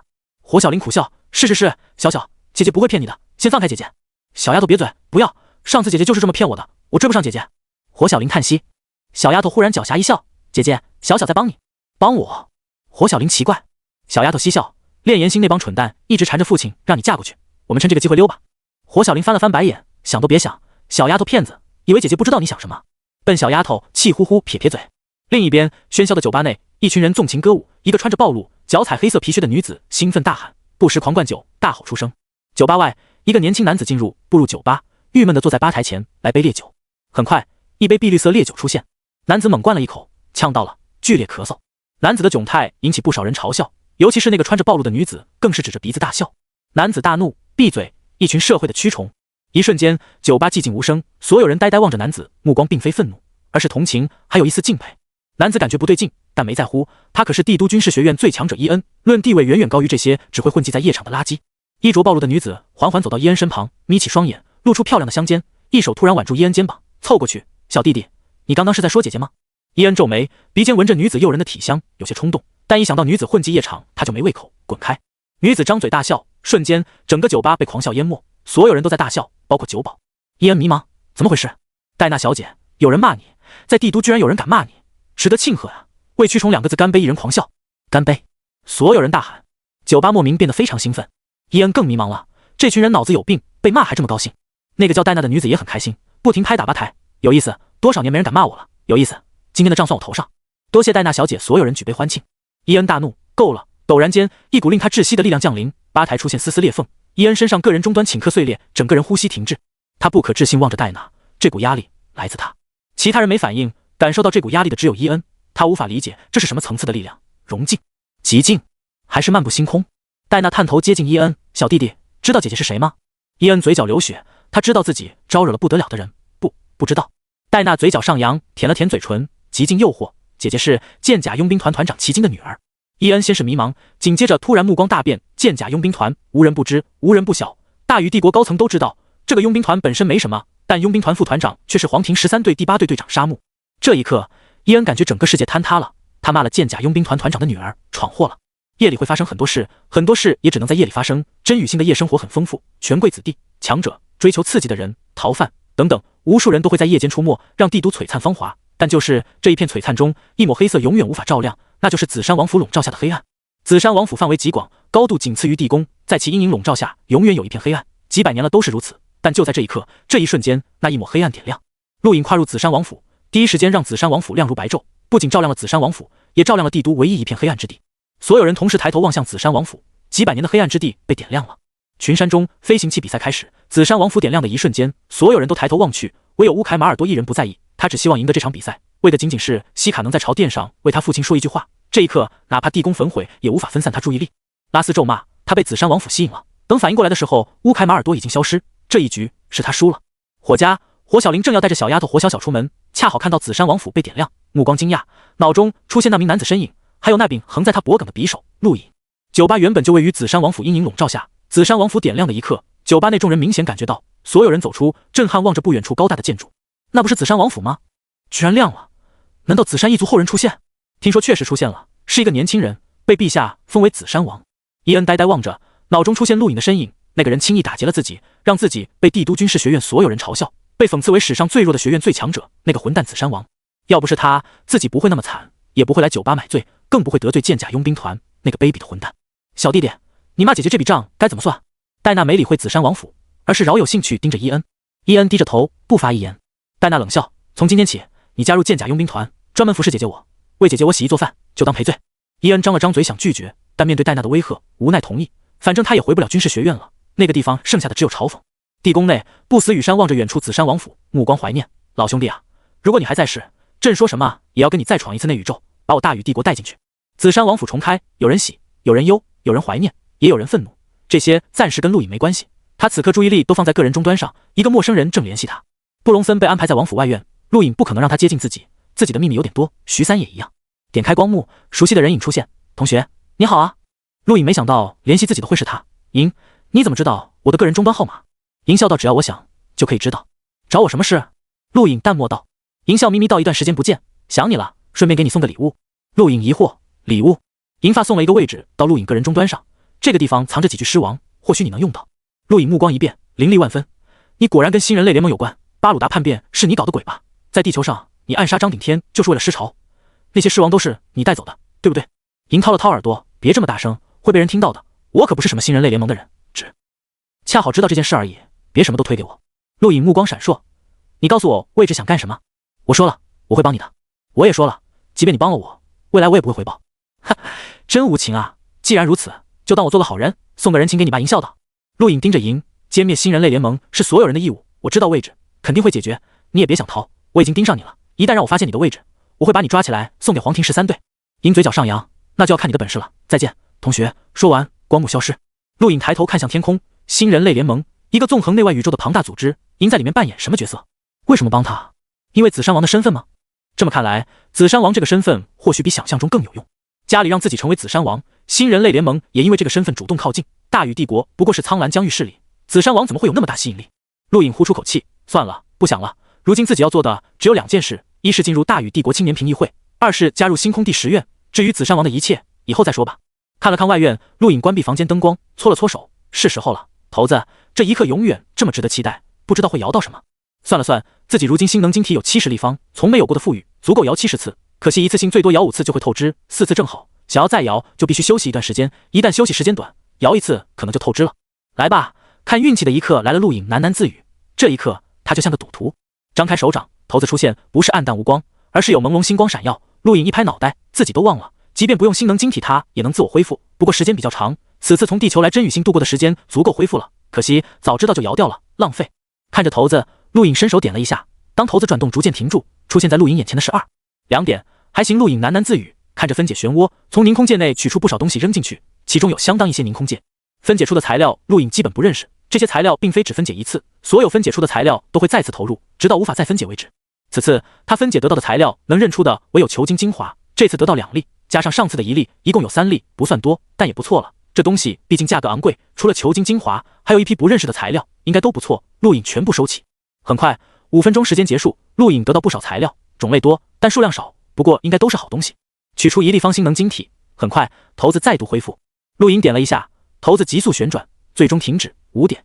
看到5点的一刻，陆颖下意识就想冲出门。5点是天赋借用，必须在10秒内触碰到天赋修炼者，才可以将他的天赋借用过来，但又立刻停住。借谁的？陆颖眨了眨眼，貌似自己找不到任何天赋修炼者。帝都星肯定有天赋修炼者，但自己一个都不认识。陆颖嘴角抽了抽，10秒时间很快过去，浪费了。等等，徐三不就是吗？陆颖无语，自己怎么把他忘了？叹息一声，算了，浪费就浪费吧。陆颖再次取出星能晶体，当骰子第3次停止，出现在他眼前的是从未摇到过的6点。陆颖还没来得及高兴，骰子内传来恐怖的吸力，他体内星能瞬间被吸收。与此同时，凝空界内的星能晶体也快速被吸收，根本无需捏碎，直接化为星能消失在骰子内。陆颖眼前一条空间裂缝出现，然而持续不到1秒钟便消失，四周围一切恢复正常。陆颖大口喘息，怎么回事？看着暗淡无光的骰子，陆颖迷茫，明明抽中6点，但为什么什么反应都没有？自己体内的星能还消失了。他忽然想到什么，连忙查看凝空界，悲哀发现原本那么多的星能晶体也全部消失。不带这样的，这是抢劫吧？陆颖苦涩。骰子有6点，3点未知，其他4点还好，唯独第6点需要恐怖的星能，自己全身上下所有星能加一起，差不多70立方，只能打开一条缝，而且自己连它是什么用途都得不到，太恶心了。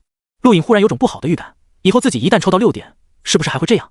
难道6点就是抽取所有星能？不可能，每一点都有用途，只是第6点的用途有些恐怖，目前的自己无法承受。看着暗淡无光的骰子，陆颖叹口气，今天算是完了，自己体内星能都被抽光，只能缓慢恢复，坑人啊！一朝回到解放前，陆颖连修炼的心思都没有，倒头就睡，同时原本设想的计划更加坚定。这一夜，很多人无眠，看着发光的紫山王府，在想着什么。第二天，陆颖一起来便联系张顶天3人，得知他们在雨堂，过几天去黄庭13队报道。陆颖跟他们随便聊了几句，便没有再多言，接下来的路靠他们自己。老大，有人求见徐三，来到陆颖房间外大喊。陆颖走出，什么人？是一个军官，职位还挺大，说是什么都统，叫龙楚。徐三道。陆颖让徐三把人带到会客厅。没多久，一个面貌威武的中年男子踏入紫山王府会客厅，看到陆颖的一刻目光激动，立刻弯腰行礼。第三环军都统龙楚参见紫山王。陆颖抬手扶起龙楚，都统不必如此，请坐。龙楚激动到紫山王，我们终于把您盼回来了。陆颖目光一闪，让徐三出去，看着龙楚，龙都统这句话什么意思？龙楚张嘴刚要说话，下意识扫了眼四周。陆颖笑道：布隆森不在。龙楚松口气，小声道：我原是不死紫山大人麾下小兵，我们很多人都跟随过不死紫山大人，但自从紫山一族消失，我们都被发配去了第三环，原以为这辈子都不可能再见到紫山一族的人，没想到紫山王您出现了，太好了。第三环？陆颖疑惑。龙楚点点头，苦涩道：紫山一族消失，曾经跟随紫山一族的军人大多被发配到了第三环。第三环明面上是帝都防卫军，实际上就是个供权贵子弟镀金的地方。而我们这些紫山一族的老人跟垃圾一样被扔在了第三环，这对我们来说就是酷刑。我们是军人，绝不想承受这种侮辱。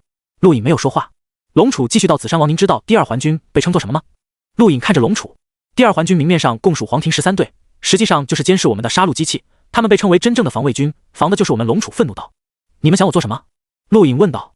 龙楚低声道：重掌紫山一族军权，替我们紫山王军做主。我们是军人，不是陪权贵子弟玩耍的小人，更不是帝国敌人。陆颖苦笑：龙都统，你太看得起我了。你是聪明人，应该明白我如今的形势。说得好听点，我是紫山王；难听点，我就是陛下为了还先祖恩情的棋子。对于陛下来说，给我紫山王位已经给了紫山一族旧部交代，想让我重掌权力，难。王爷不做怎么知道？我们第三环军支持你。龙楚大喊。陆颖压了压手，这件事不急，龙都统还有别的事吗？龙楚呼出口气，坐下。魏难道有一件事希望王爷帮忙？什么事？陆颖看着他问道。龙楚道：西肯马尔多将军同为紫山旧部，却因为地球试炼一事被抓，希望王爷出力救他。他一定是被诬陷的。为什么这么肯定？陆颖皱眉问道。龙楚低沉道：陛下没有给马尔多将军任何辩解的机会，甚至在得知巴鲁达叛逃的一刻立即封锁消息，明显是有人怕节外生枝，向陛下进谗言，迫不及待害死马尔多将军，否则陛下不会那么武断给将军定罪，还请王爷救将军。陆颖手指敲击桌面，目光沉思。龙楚盯着陆颖，目中血丝弥漫，明显一夜没睡，很急躁的样子。过了好一会，陆颖看向龙楚：我知道了，我会立刻求见陛下，尽我所能。龙楚大喜，多谢王爷。陆颖点点头，让徐三送客。看着龙楚离开的背影，陆颖目光森寒，这是第二次了，还敢出手，真以为我是好惹的。赢在毅力号上给了他一张纸条，上面不仅有紫山一族旧部的信息，更有其中某些人叛离的信息。这个龙楚就是叛离者，他是西卡的人。龙楚来的目的很简单，就是逼迫陆颖救西肯马尔多。以陆颖如今的能力，一旦真的出面，绝不会有好结果。不仅不能救了西肯马尔多，还会给不死羽山留下他想尽快整合紫山旧部的印象，让很多人看到他的无知，嘲讽他的盲目。如此一来，他这个紫山王在大禹帝国算毁了，没人会帮一个盲目自大、看不清形势的人。但如果不帮忙，他得罪的将是紫山旧部。陆颖虽然不明白家里让自己当这个紫山王的原因，但紫山王这个身份肯定有用，而紫山旧部这些老人也必将是他未来的帮手，得罪了，未来就不好办了。不管怎么处理，进退两难。西卡好手段。陆颖目光眯起，沉吟片刻，离开紫山王府，前往地宫。很快，紫山王要为西肯马尔多求情一事传遍帝都星，无数人得知消息，面露嘲讽。27头狮王逃离，这是新人类联盟的手笔。陛下当然知道西肯马尔多是无辜的，否则他也不敢回来。但这件事需要替死鬼，不然大禹帝国就要面临内宇宙的压力。新人类联盟是宇宙人类星域的敌人，不比另外几大星域给人类带来的威胁小，陛下都无法承受。这个紫山王居然敢冒头，找死豪华的庄园内，西卡嘲讽。拉斯得意道：这是给陛下找不自在，西肯马尔多不死，陛下就要承受压力。这个陆颖看不清形势，真以为紫山旧部以他为尊，紫山一族早就名存实亡了。西卡摇摇头笑了笑，不是他看不清形势，而是他看不懂紫山王，谁会放眼里？也就太子为了彰显仁义，给他点面子，盲目自大的下场他很快会体会到。说着，西卡看向拉斯，面色一沉：听说你昨晚赛车输给乌凯了？拉斯一怔，讪讪道：以后不会了。西卡冷哼：你答应他什么了？拉斯为难说。西卡低喝。拉斯迟疑道：请您在朝殿上帮西肯马尔多求情。西卡甩手给了拉斯一巴掌，把拉斯打退数米。镊子，这种赌也敢打？朝殿是帝国商议国事的地方，任何一条决议都关乎帝国无数人，岂容你们儿戏？陛下知道让我怎么交代？立刻跪到院里，3天内不准起来。拉斯捂住嘴，脸色难看的跑开。西卡头疼揉了揉脑袋。此刻不止西卡，很多人都嘲讽陆颖的无知。一个粉红色房间内，小萝莉桃香双眼放光的盯着光幕，上面是无数零食，她口水都快滴下来了。敲门声响起，悦耳的声音传来：队长，有消息传来，紫山王陆颖要为西肯马尔多求情。桃香眨了眨眼，好人。门外顿了一下，您说什么？桃香理所当然的我说他是好人，西肯马尔多明显是冤枉的，别人都不敢求情，就他敢。好人，我在殿上对他态度不好，应该找个机会道歉。门外无语。地宫内，不死羽山闭着眼睛，他已经站了2个小时了，没有人敢打扰。过了一会，不死羽山睁开眼，什么事？刚刚到来的宫女恭敬到陛下，紫山王求见。不死羽山淡淡道：让他进来吧。地宫外，陆颖跟随宫女进入，布隆森等在地宫外。陆颖刚走，太子多兰羽山和二皇子杜克羽山同时来到，看着陆颖背影，多兰羽山笑了笑：“二弟，你怎么也来了？”杜克羽山慵懒道：“来看看父皇。大哥你呢？”我也是多兰羽山道。杜克羽山瞥了眼地宫内，那为什么不进去？二弟呢？为什么不进去？多兰羽山反问道。杜克羽山撇撇嘴：“你少对我笑，笑得我恶心。”多兰羽山叹息：“不笑又能怎样？二弟，人活着不要太累，会很辛苦的。”杜克羽山掏了掏耳朵：“这话应该对你自己说，不过有我在后面追着，你想不累都不行。皇位对你真的那么重要？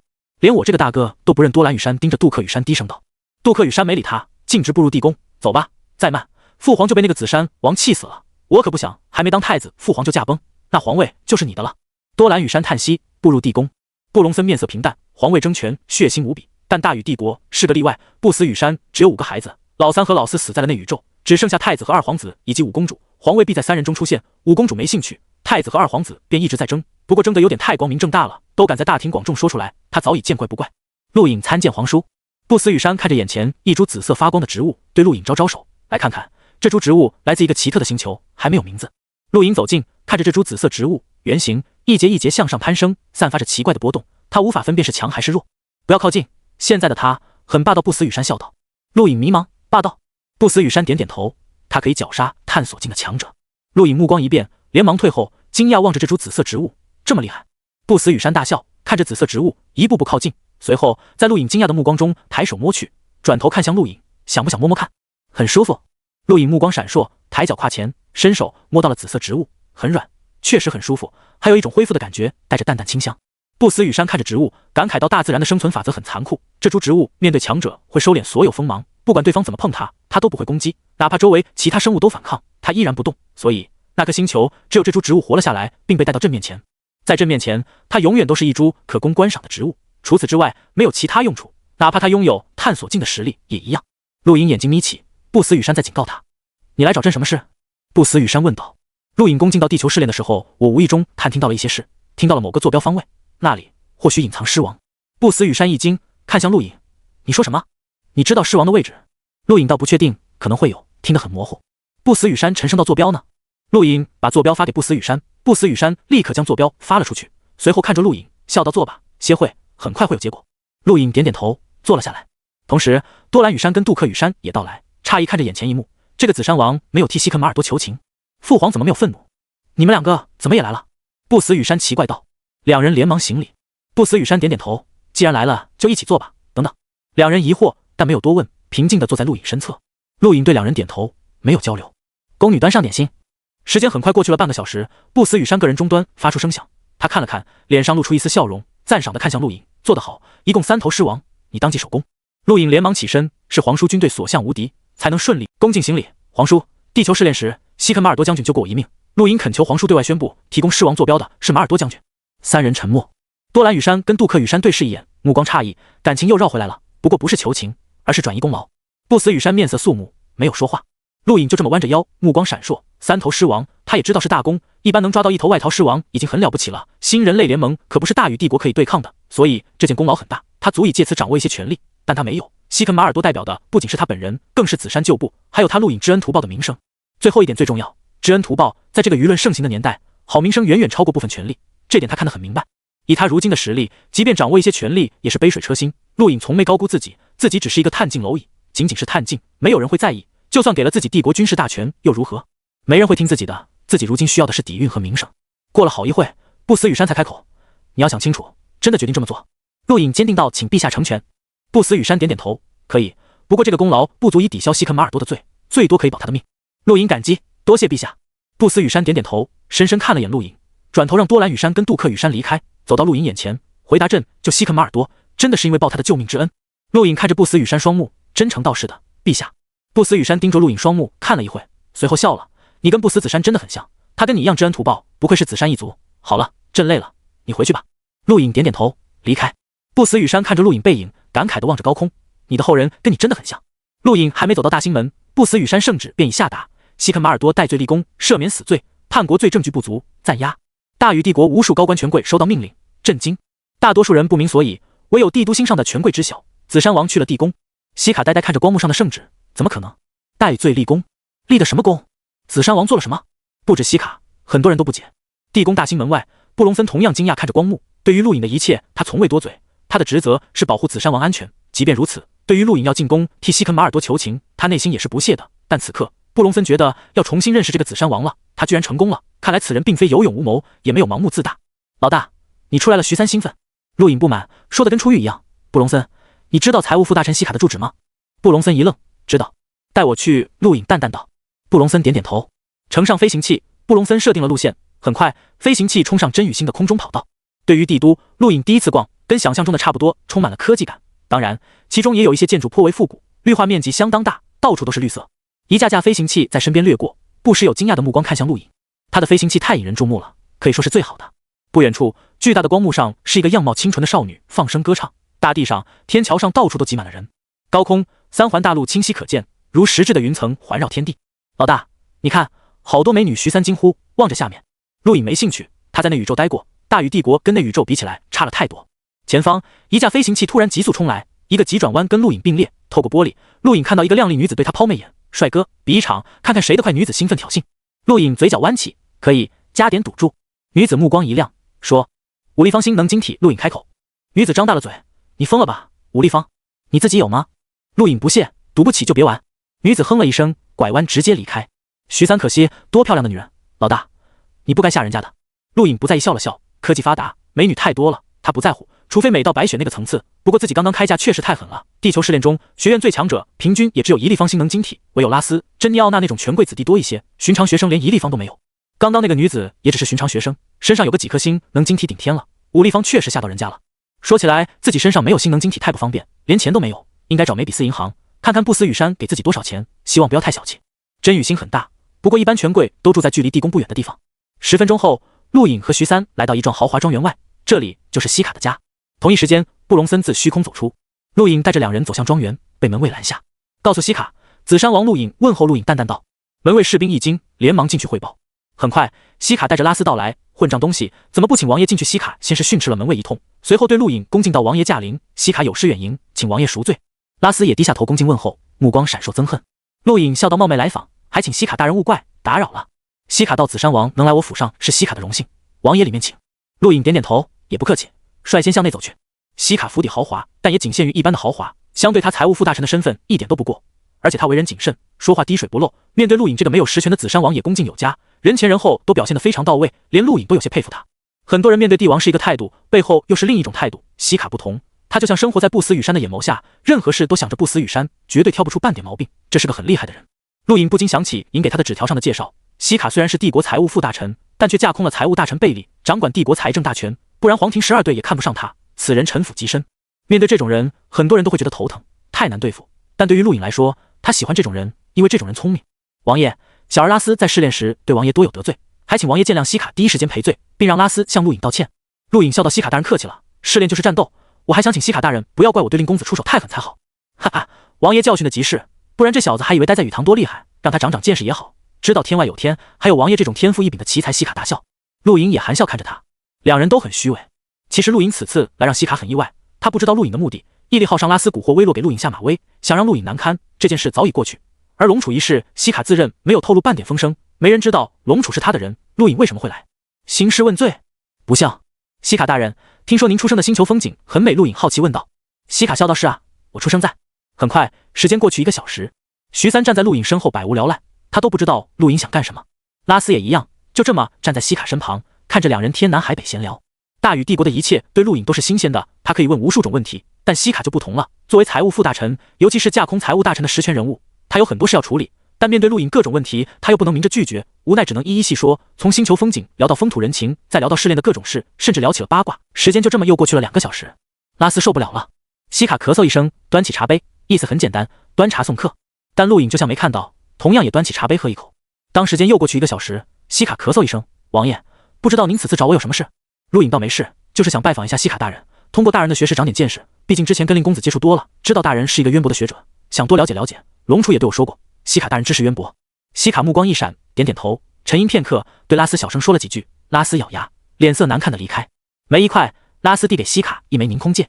西卡对陆隐笑道：王爷初到帝都，很多事不方便出面，可以购置几个佣人帮忙跑腿。我曾受过紫山王府恩惠，小小意思还请王爷笑纳，就当我对紫山王府的敬意。说着，把一枚凝空剑递给陆隐。陆隐惊讶，这怎么好意思？说着，很自然地收下凝空戒。拉斯不谢。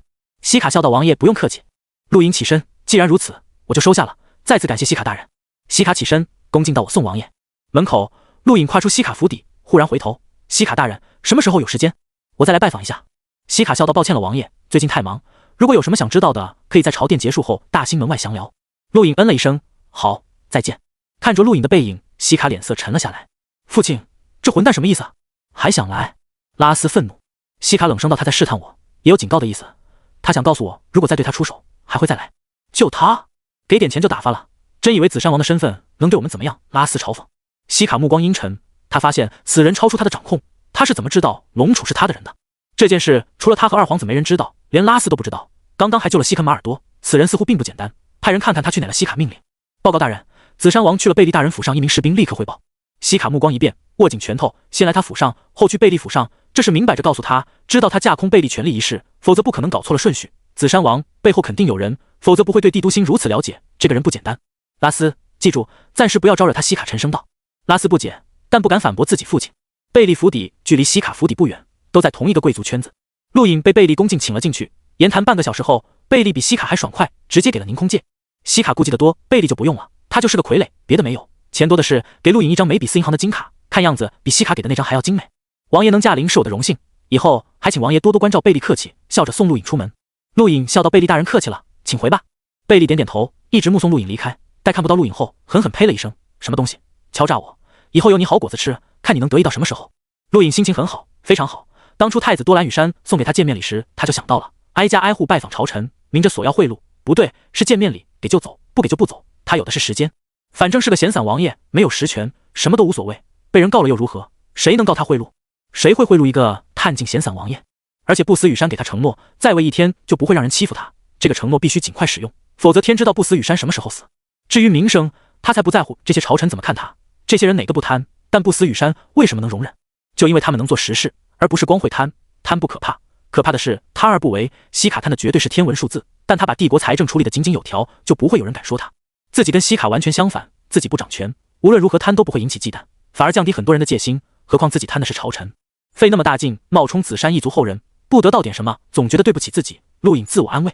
3天的时间，陆颖就在索要贿赂中度过。3天下来，收获颇丰。梅比斯银行金卡得到5张，帝国银行金卡得到12张，星能晶体200立方，看得徐三目瞪口呆，布隆森都脸皮直抽。他第一次看到这么厚颜无耻的人，居然特意登门要钱。陆颖笑的嘴都要咧到耳后根了。3天拜访10几个朝臣，每个朝臣给的都不多，也不敢太多，但加起来还是很不错的。这种事以后应该经常干，不错不错。可惜不少朝臣都闭门谢客，不过不急，以后有的是机会。对了，是时候去梅比斯银行换些钱了，身上没钱，总觉得少了点什么。布隆森设定路线，梅比斯银行。陆颖意气风发，颇有种暴发户的感觉。地宫内好几个朝臣联名告陆颖：“陛下，紫山王仗着身份肆无忌惮，索要行贿，还请陛下做主。”请陛下做主。不死羽山疲惫的喝口茶，慢悠悠道：“你们给他了。”一个朝臣激动到：“没有，陛下，微臣没有见他，微臣没有钱贿赂。”既然没给，怎么知道他在索要贿赂？不死羽山问道。另一个朝臣道：“微臣是听说的，贝利大人、西卡大人，对了，还有格老皮鲁大人都被索要贿赂。听说？我帝国大臣状告紫山王，靠的就是听说。”西卡他们承认了？不死羽山厉声问道。几名朝臣恐惧，不敢再言。西卡等人怎么可能承认？不死羽山喝了口茶，朕知道紫山王拜访过一些朝臣，但据朕所知，那些朝臣给了他一些见面礼。孩子嘛，给些见面礼不过分，你们说呢？是，陛下，不过分。几名大臣不敢再说。不死羽山明摆着帮紫山王。行了，你们退下吧。不死羽山挥挥手，几名大臣连忙离开。不死羽山失笑，点开光幕，上面是地球失恋的一些信息，其中重点标注陆颖抓捕数十名学生，并全部抢劫一事。这么喜欢钱，这可不是紫山一族的行事风格，到底还是少年心性。不死羽山摇摇头，笑了笑，没在意。帝都星梅比斯银行距离地宫同样不远，这些横跨疆域的庞大公司影响力远远超过疆域帝国。不过为了表示对大禹帝国的尊重，梅比斯银行建筑高度并不算夸张，还排不到帝都前5，但没人敢小看这里。能进出梅比斯银行的都是绝对的权贵。相隔老远，陆颖就看到那个标志性的大树建筑。梅比斯银行建筑都以一株大树为原型，树枝上结满了宇宙币，密密麻麻，不下数千万，那是真的宇宙币。有时候风一吹还可能飘落，谁捡到就是谁的。所以一般而言，梅比斯银行周边地价超贵，甚至超过了地宫。每天这里四周都有无数人闲逛，就是希望能捡到宇宙币。梅比斯银行将方圆千里买下，栽种外宇宙看不到的奇花异草，有专门的军队防护，甚至有漫步星空的强者，不时有珍奇异兽跑过。树顶还有专属于梅比斯一族的空间站。总之，这里处处透露出一种超级有钱的感觉。走下飞行器，有专人为陆颖服务，是一名容貌靓丽的少女，态度恭敬。少女给陆颖介绍了一下美比斯银行，并把她带到柜台。陆颖环视四周，正中央是大树的树干，直通顶层，围绕树干分布数十个柜台，并不算忙碌。徐三早已呆滞了，他刚刚从地上捡到一张宇宙币，这里钱可以随便捡的吗？太豪爽了吧！柜台服务完全智能化，刚刚那个靓丽少女站在不远处，手中已经端上饮料，还有各种各样的东西等待陆颖需要。陆颖先是把各个朝臣给他的金卡查看了一遍，总数额只有100多万，换算成大禹帝国羽山币大约有1000多万，10倍比例，不算少，但也不算多。至于不死羽山给他的金卡数额也不多，30万，也就是说他共有宇宙币接近150万。随后又把帝国银行金卡内数额兑换成宇宙币，差不多50万，总共200万宇宙币。陆颖撇撇嘴，太小气了，一般而言，一立方星能晶体可以兑换100万宇宙币，自己身上的宇宙币加起来还不足2立方星能晶体。不过想想也对，朝臣可不敢有太多钱，防止被帝国查到。星能晶体就不一样了，没人能查到，就算查到也可以捏碎销毁证据。亏了，3天时间才得到这么点，看来那些人的钱全都换成星能晶体了，应该想办法再捞一点。陆颖喃喃自语。走出美比斯银行，徐三小心问道：“老大，我们接下来去哪？还去敲诈吗？”陆颖瞪了他一眼，别乱说，那些是见面礼。徐三讪讪笑了笑。陆颖沉吟，要停一下了，现在即便找那些大臣也没用，不会有人再开门，是时候修炼战绩了。这时天空一张宇宙币飘落，被陆颖接在手中。宇宙币是用一种特殊的材料制作，上面以星能晶体丝线绘制奇特的星空图案，看上去非常精美，摸上去也很柔软。陆颖抬头看着巨大的树形建筑，树枝上无数宇宙币飘扬，目光炙热。如果打劫美比斯银行，不知道能得到多少钱。陆颖忽然想起露露美比斯，不知道他在不在这里。回到紫山王府，陆颖告诉布隆森自己要闭关5天，任何人不能打扰。布隆森莫名松口气，不折腾了。是，王爷。老大，我怎么办？徐三问道，期盼地看着陆颖。陆颖随手给了徐三一张帝国银行金卡，置办一些家具，自己看着办，不要修炼。徐三尽管疑惑为什么陆颖不允许他修炼，但没有多问。陆颖思考，徐三的天赋到底要不要向帝国汇报？汇报了，他就可以得到重新塑体的机会，但同样的，他就不属于自己。但不汇报，难道自己一直养着他吗？总不能一直不让他修炼。这时，陆颖又想起自己之前抽到5点浪费了，徐三也拥有天赋，同样可以借用，可惜当时把他忘了。也怪自己一直把注意力集中在白雪身上，只记得有个自然天赋，把其他2种天赋忘了。目前宇宙把天赋分为3种：自然天赋、生灵天赋和奇异天赋。自然天赋顾名思义，便是掌握自然力量，寒冰、火焰等等，包括宇宙中一些自然现象。传闻有人曾觉醒黑洞天赋，一时无敌。生灵天赋便是与生物有关，宇宙之大，诞生无数种生物，也传闻有人觉醒星空凤凰天赋，燃烧宇宙苍穹。奇异天赋包罗万象，眼睛、耳朵、人身体的五官都在此列，还有陆颖自己觉醒的头子等等。总之，一切无法解释的天赋都在此列。徐三的天赋便是奇异天赋的一种。3种天赋说不清孰强孰弱，任何一种天赋用得好，足以称霸一方。这也是宇宙青年评议会愿意让天赋修炼者直接加入的原因。天赋修炼者100万中无一，潜力巨大。陆颖原本打算把徐三卖给强大的势力，但想想太亏了，自己带着他都来到大禹帝国，白白放过一个天赋修炼者，有些不甘。钱有的是办法得到，天赋修炼者就不同了。而且徐三一旦跟外界接触多了，也能了解到天赋修炼者的重要性。想着，陆颖发信息给不死羽山，把徐三的情况告诉他。没多久，一条消息传来，不死羽山同意让徐三重新塑体并加入禹堂，同时黄庭第7队表示想要徐三加入。陆颖沉吟，黄庭第7队，布隆森介绍过，第7队队长名为巴特森，武器是上古时代的火枪，非常古老的武器。他看上了徐三的天赋。老大，有人要带我走。这时，徐三联系陆颖，发出惊呼。陆颖淡淡的，我把你的情况告诉帝国了，你跟张顶天他们一样去塑体吧，未来能走到哪一步，看你自己了。紫山王府外，徐三小心咽了咽口水，对着个人终端道：老大，重新塑体，我不敢，他可不会忘记张顶天痛苦的一幕。陆颖失笑，谁让你在遇见我之前就已经吸收能量晶体了？不过如果不这样，你也无法觉醒天赋。好了，就这样，自己努力吧，未来你的成就未必比不上张顶天他们。说完，陆颖挂断个人终端。地球出来的所有人都有了各自的归宿，未来如何看他们自己，而自己也要尽快变强了。星空第10院随时降临，以自己如今的实力，想加入太难。紫山王府有练功室，更有练功场，范围很大，可惜只有陆颖一个人。练功场有重力室，陆颖习惯性把重力调到40倍，直接捏碎1立方星能晶体，开始修炼白夜拳和天兽爪。唯有通过星能修炼战绩，才有更好的效果。大部分人没那么奢侈，对于如今的陆颖来说，这都不是事。一连7天，陆颖没有出过紫山王府一步，不少人猜测他是被陛下训斥了。7天后，真宇星外第2环，黄庭13队驻地。张顶天到来，抬头望向前方，一个大大的5字映入眼帘，这里就是第5队。张顶天验明身份，被带入5队驻地，感受着四周无数澎湃的力量，每一道都足以轻易碾压他。张顶天目光坚定。大禹帝国最具权势部门就是黄庭13队，这里集中了帝国无数强者。13队正式队员至少都拥有融进战力，每一队都有数名漫步星空的强者，队长更是代表帝国最巅峰武力的巡航者。第5队队长火青山，一个跟随过不死羽山闯荡内宇宙的绝强者，火家族长火小林的父亲。张顶天被带到巨大的火山下，随着震天轰鸣，岩浆如烟花在高空绽放，随后砸落在地，融化地面。张顶天动也没动，眼看着一滩岩浆当头砸来，一旦被砸到，他必将被融化成灰烬。就在岩浆即将触碰到他的一刻，突兀消失，四周围高温急速衰退，仿佛被更恐怖的力量吸收。你来自地球。巨大的声浪裹挟高温降临，张顶天被压迫，体表皮肤被焚烧，目光却没有丝毫惧意。是，我来自地球。为什么走出来？变强。张顶天坚定道：你会死。若比死可悲。张顶天感受到了压力，不禁大吼，双腿几乎承受不住，衣服都被焚烧。从此刻起，你加入5队，是我火青山的人。张顶天听完这句话，再也承受不住，一口血喷出，倒地。火山内部，中年男子睁开眼望着张顶天，火红头发比岩浆还炙热。他正是陆隐在朝殿上看到的队长之一，相比朝殿之上的普通，此刻他才是真正的火青山，比岩浆还灼热的男人。同样在第2环，遥远的距离外是黄庭6队驻地，白雪被带了进去。6队跟5队完全不同，里面大多是女子，环境优美，开满了各种各样粉红色的树木，遍地花香。白雪没想到6队是这个样子，惊奇地打量四周。没一会，桃香带着一个身材高挑的女子走出，女子距离桃香数米远。你就是白雪，紫山王的朋友。桃香在距离白雪10米外站定，悬浮半空，好奇看着白雪。白雪连忙行礼，是。桃香满意点头，果然好美。好，从现在起你就是我6队的人，记住，谁欺负你报我的名字，伟大的桃香。白雪怪异，这就是6队队长？一个萝莉？不是吧？他有种上贼船的感觉。怎么，不愿意？桃香不满，声音从白雪身后传出。白雪瞳孔一缩，陡然转头，随后又看了看刚刚的方位，眼前那个桃香身影还在，后面又多了一个桃香，这是速度。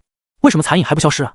桃香狡黠一笑，看到了吧，我的速度连空间都反应不过来，现在才消失。白雪怔怔望着刚刚的方位，那里的桃香残影缓缓消失，她不解，但知道能做到这一点相当恐怖。参见队长。桃香得意。更遥远的地方，同样为第2环，11队驻地正发生诡异的一幕，队长盲僧与世乌杖相对坐，两人一句话没说，就这么静静对视，静静对视。不少人偷眼看去，有种见鬼的感觉。两人造型一个比一个唬人，尤其是乌杖，他们跟随盲僧多年，第一次看到造型上完败盲僧的人，那只已经干枯的手臂太牛逼了，这得举多少年？还是第2环，7队驻地，徐三胆颤心惊打量四周，太恐怖了，老大，我不想在这，带我走吧。时隔7天，天色渐晚，陆隐离开紫山王府，修炼要劳逸结合，是时候出去走走了。他发现一直困在重力式修炼对战绩效果不大，尤其是白夜拳这种延续一个种族的战绩，需要的不仅仅是修炼，更像是感悟，白与夜的交替。紫山王府不远处有一间酒吧，不大，但很精致。陆隐走入其中，耳畔听到的尽是狂欢声与呐喊声，一个个年轻男女纵情歌舞。没走几步，陆隐退出，他不喜欢太喧嚣的氛围。走出酒吧，陆隐正不知道去哪，一个男子接近，对陆隐弯腰行礼：“王爷，我们主子请您品酒。”陆隐顺着男子目光看去，距离酒吧数里外一座露天小酒馆桌旁，二皇子杜克羽山对着他遥遥举杯。陆隐惊讶：“真巧啊！”好，露天小酒馆相比酒吧简陋太多了，寒风阵阵。杜克羽山一个人喝着酒，吃着菜，没人说，谁也不敢相信堂堂帝国二皇子会在这种地方。王兄好雅兴，陆隐打招呼，径直坐到杜克羽山对面，也不客气，给自己倒了杯酒。杜克羽山淡笑，没想到出来喝酒还能碰到王帝，不喜欢酒吧？陆隐摇摇头，太吵，还是这里舒服，煮酒寒风，百味小菜。我还怕王帝嫌弃，这间酒馆的老板是从土著星球偷渡来的，没什么本事，但煮酒是一绝。王帝可以尝尝。杜克羽山跟陆隐干杯，喝了一口，陆隐抿了抿嘴，说实话，他并不懂品酒，但这杯酒下肚不辣不燥，感觉很不错，有种生津止喝的感觉。明明是温热的酒，却带有一股凉意，直冲脑门，好酒。杜克羽山笑了笑，再次给陆隐斟满。王帝不嫌弃就好。王兄怎么有雅兴在此喝酒？陆隐问道。杜克羽山摇摇头，累。陆隐诧异，没有说话。杜克羽山喝了口酒，抢皇位，太累。嗨嗨，陆隐差点把酒喷出来，惊讶望着杜克羽山，这话太直白了吧？杜克羽山大笑，怎么，第一次听到？陆隐失笑，确实第一次听到。王兄真豪爽。杜克羽山嘴角上扬，不止对你，我对很多人说过，甚至对父皇也说过。陆隐惊讶，大帝国争皇位这么直白吗？他在地球待了1年多，也了解一些历史，皇位争夺历来残酷，波云诡谲不断，但从没遇到过像杜克羽山这样直接说出来的，这得多大的心脏？大禹帝国很庞大，皇室亲族13队、禹堂、守卫军等等，所有人都在盯着皇位，都在盯着我们。目前够资格争夺皇位的有4人，大哥距离最近，但总有人不希望他登基，所以很多人支持我，比如西卡，同样也有人支持五妹，可惜五妹志不在大禹帝国。杜克羽山淡淡道：“4个人，还有一个是谁？”陆隐好奇，他只知道太子多兰羽山，眼前的杜克羽山和五公主温蒂羽山，哪来的第4个？杜克羽山望着陆隐，你听了杜克羽山的话，陆隐心中一颤，惊讶：“我？”杜克羽山点点头，没错，第4个就是你，你有资格成为大禹帝国的帝王。陆隐眨了眨眼，王兄别开玩笑，我只是闲散王爷，又不是羽山一族的人，怎么可能有资格？王兄不要乱说。杜克羽山含笑盯着陆隐，我没有乱说，你知道当初不死二人组闯到那宇宙前，我父皇对不死紫珊说过一句什么话？顿了一下，缓缓道：此次我们不死，帝国你我各一半，大禹帝国既是羽山一族的，也是你紫珊一族的。陆隐眯起双眼，跟杜克羽山对视，随后笑了笑，夹了口菜，味道不错。杜克羽山收回目光，好吃就多吃一点，下面人不懂事，我替他们向王帝道歉。陆隐知道他说的是西卡，也不在意。王兄，星空第10院什么时候降临？有确切消息吗？杜克羽山摇摇头，我没有。整个大禹帝国能得到消息的只有一个人，五妹，也就是你名义上的未婚妻。陆隐翻了翻白眼，他了解过这个五公主温帝羽山，未婚妻，人家压根不会正眼看他，人家连大禹帝国都不放在眼里。咚的一声，一枚凝空戒被扔在桌上。杜克羽山起身，作为王兄，这是见面礼，王帝不要嫌弃，先走了。陆隐目光一亮，这才是好东西，相信杜克羽山出手不会差。杜克羽山笑了笑，刚要离开，忽然道传闻紫珊一族有宝藏，王帝不妨找找看，说不定有意外收获。说完，身形直接消失。陆隐单手拿着凝空戒，目光闪烁，宝藏？杜克羽山什么意思？让自己找？开玩笑，不死羽山对宝藏只字未提，显然不想他人染指，自己还去找，不是找死吗？这是想坑自己一把，真以为自己贪财？这些皇室子弟没事挖坑的毛病真不少。吃着小菜，陆隐看了一下凝空戒，目光一亮，里面有一枚戒指战甲。杜克出手至少应该是融进战甲，好东西，出手倒是挺大方，就是太阴暗了一点。不过没想到紫珊一族居然也有继承皇位的资格，西卡打压自己是因为这个？不可能，即便有资格也不代表可以成功。面对太子和二皇子，自己拿什么争？人家在帝国经营数百年，没人会把自己放眼里，那西卡为什么一直针对自己？难道是因为紫珊一族？杜克代替西卡向自己道歉，明显之前的行为是西卡自作主张，还是说西卡背后不仅仅是杜克？布隆森陆隐淡淡开口。后方一道人影走出虚空，正是布隆森。王爷，紫珊一族的宝藏你听过吗？陆隐问道。布隆森沉声道，听说几百年前的事了，近些年已经没人提及。西卡这个人你了解吗？他跟紫珊一族是否有旧约？陆隐再次问道。布隆森摇摇头，不了解。陆隐沉吟，大禹帝国的水有点深，尤其不死羽山越发老迈，传闻旧伤复发，估计活不了多久。这场皇位之争会如何落下帷幕？不过这些跟自己暂时无关，那个时候自己或许在星空战院。坐了一会，陆隐离开酒馆，回到紫珊王府。王府内藏书不少，但没有战绩，应该被紫珊一族带走了。陆隐重点寻找关于突破融境的书籍。融境是修炼者的转折点，从一个人的融境可以看出此人未来成就如何。这句话在很多书上都有介绍，但陆隐不明白什么意思。他所知道的变强之路就是境界与战绩，除此之外还有什么？布隆森，你去过那宇宙吗？陆隐问道。布隆森摇摇头，没有。陆隐可惜，那宇宙之强远远超过外宇宙，他曾在那宇宙待过，但一直都困在一个地方，对那宇宙没什么了解，对融境更是一无所知。难道去问不死羽山？陆隐摇摇头，人家是皇帝，哪怕对自己稍微照顾点，也不会任由自己什么事都找他。太子多兰羽山看似温和，实际上跟杜克羽山一样，充满了心机手段。除了这些人，还有谁？米拉，这个人还是别联系的好，联系多了，价值就下降了。王爷在考虑如何突破融境？布隆森问道，他很少主动开口。陆隐摇摇头，突破融境顺其自然，我在考虑融境之强的根本。布隆森沉吟，在大禹帝国，强者根本就是战绩，但属下曾听闻，那宇宙流传一种名为战气的力量，极端强大。陆隐目光一亮，战气，他听过，好战者必有气节，是为战气，发自于人，出乎本心，来源于人体之根本，可攻可守，可破开极限，可碾压苍穹，可撕裂星空。这是一种无法理解的力量，任何人都可以有，但不是谁都可以激发的。他在那宇宙听过数次，记忆犹深，可惜外宇宙并没有修炼战气的方法，这种方法即便那宇宙都是机密，保密程度还要高于素体诀。布隆森能听到战气，显然跟他的身份有关，但也仅限于此，对于战气他一无所知。陆隐仰望星空，看着三环大陆，目光一闪，自己怎么把他忘了？天兽爪，想学习前20式天兽爪，必须五大堂主同意。想着，陆隐打开个人终端，想联系古蕾斯，请他帮忙让古尔巴赫同意自己学习天兽爪，但又然停住，想想古蕾斯那个性子，他觉得还是算了，那丫头不给自己捣乱就不错了。无奈，陆隐唯有主动以羽堂成员身份向五大堂主发出请求，学习前20式天兽爪。天明第一个同意，当初在素体池他就同意了，这个人挺好说话。第二个同意的是洛克昂，第三个同意的是火仲。火仲是火家人，陆隐没想到他会同意，他还以为因为火小玲一事，火家会敌视自己。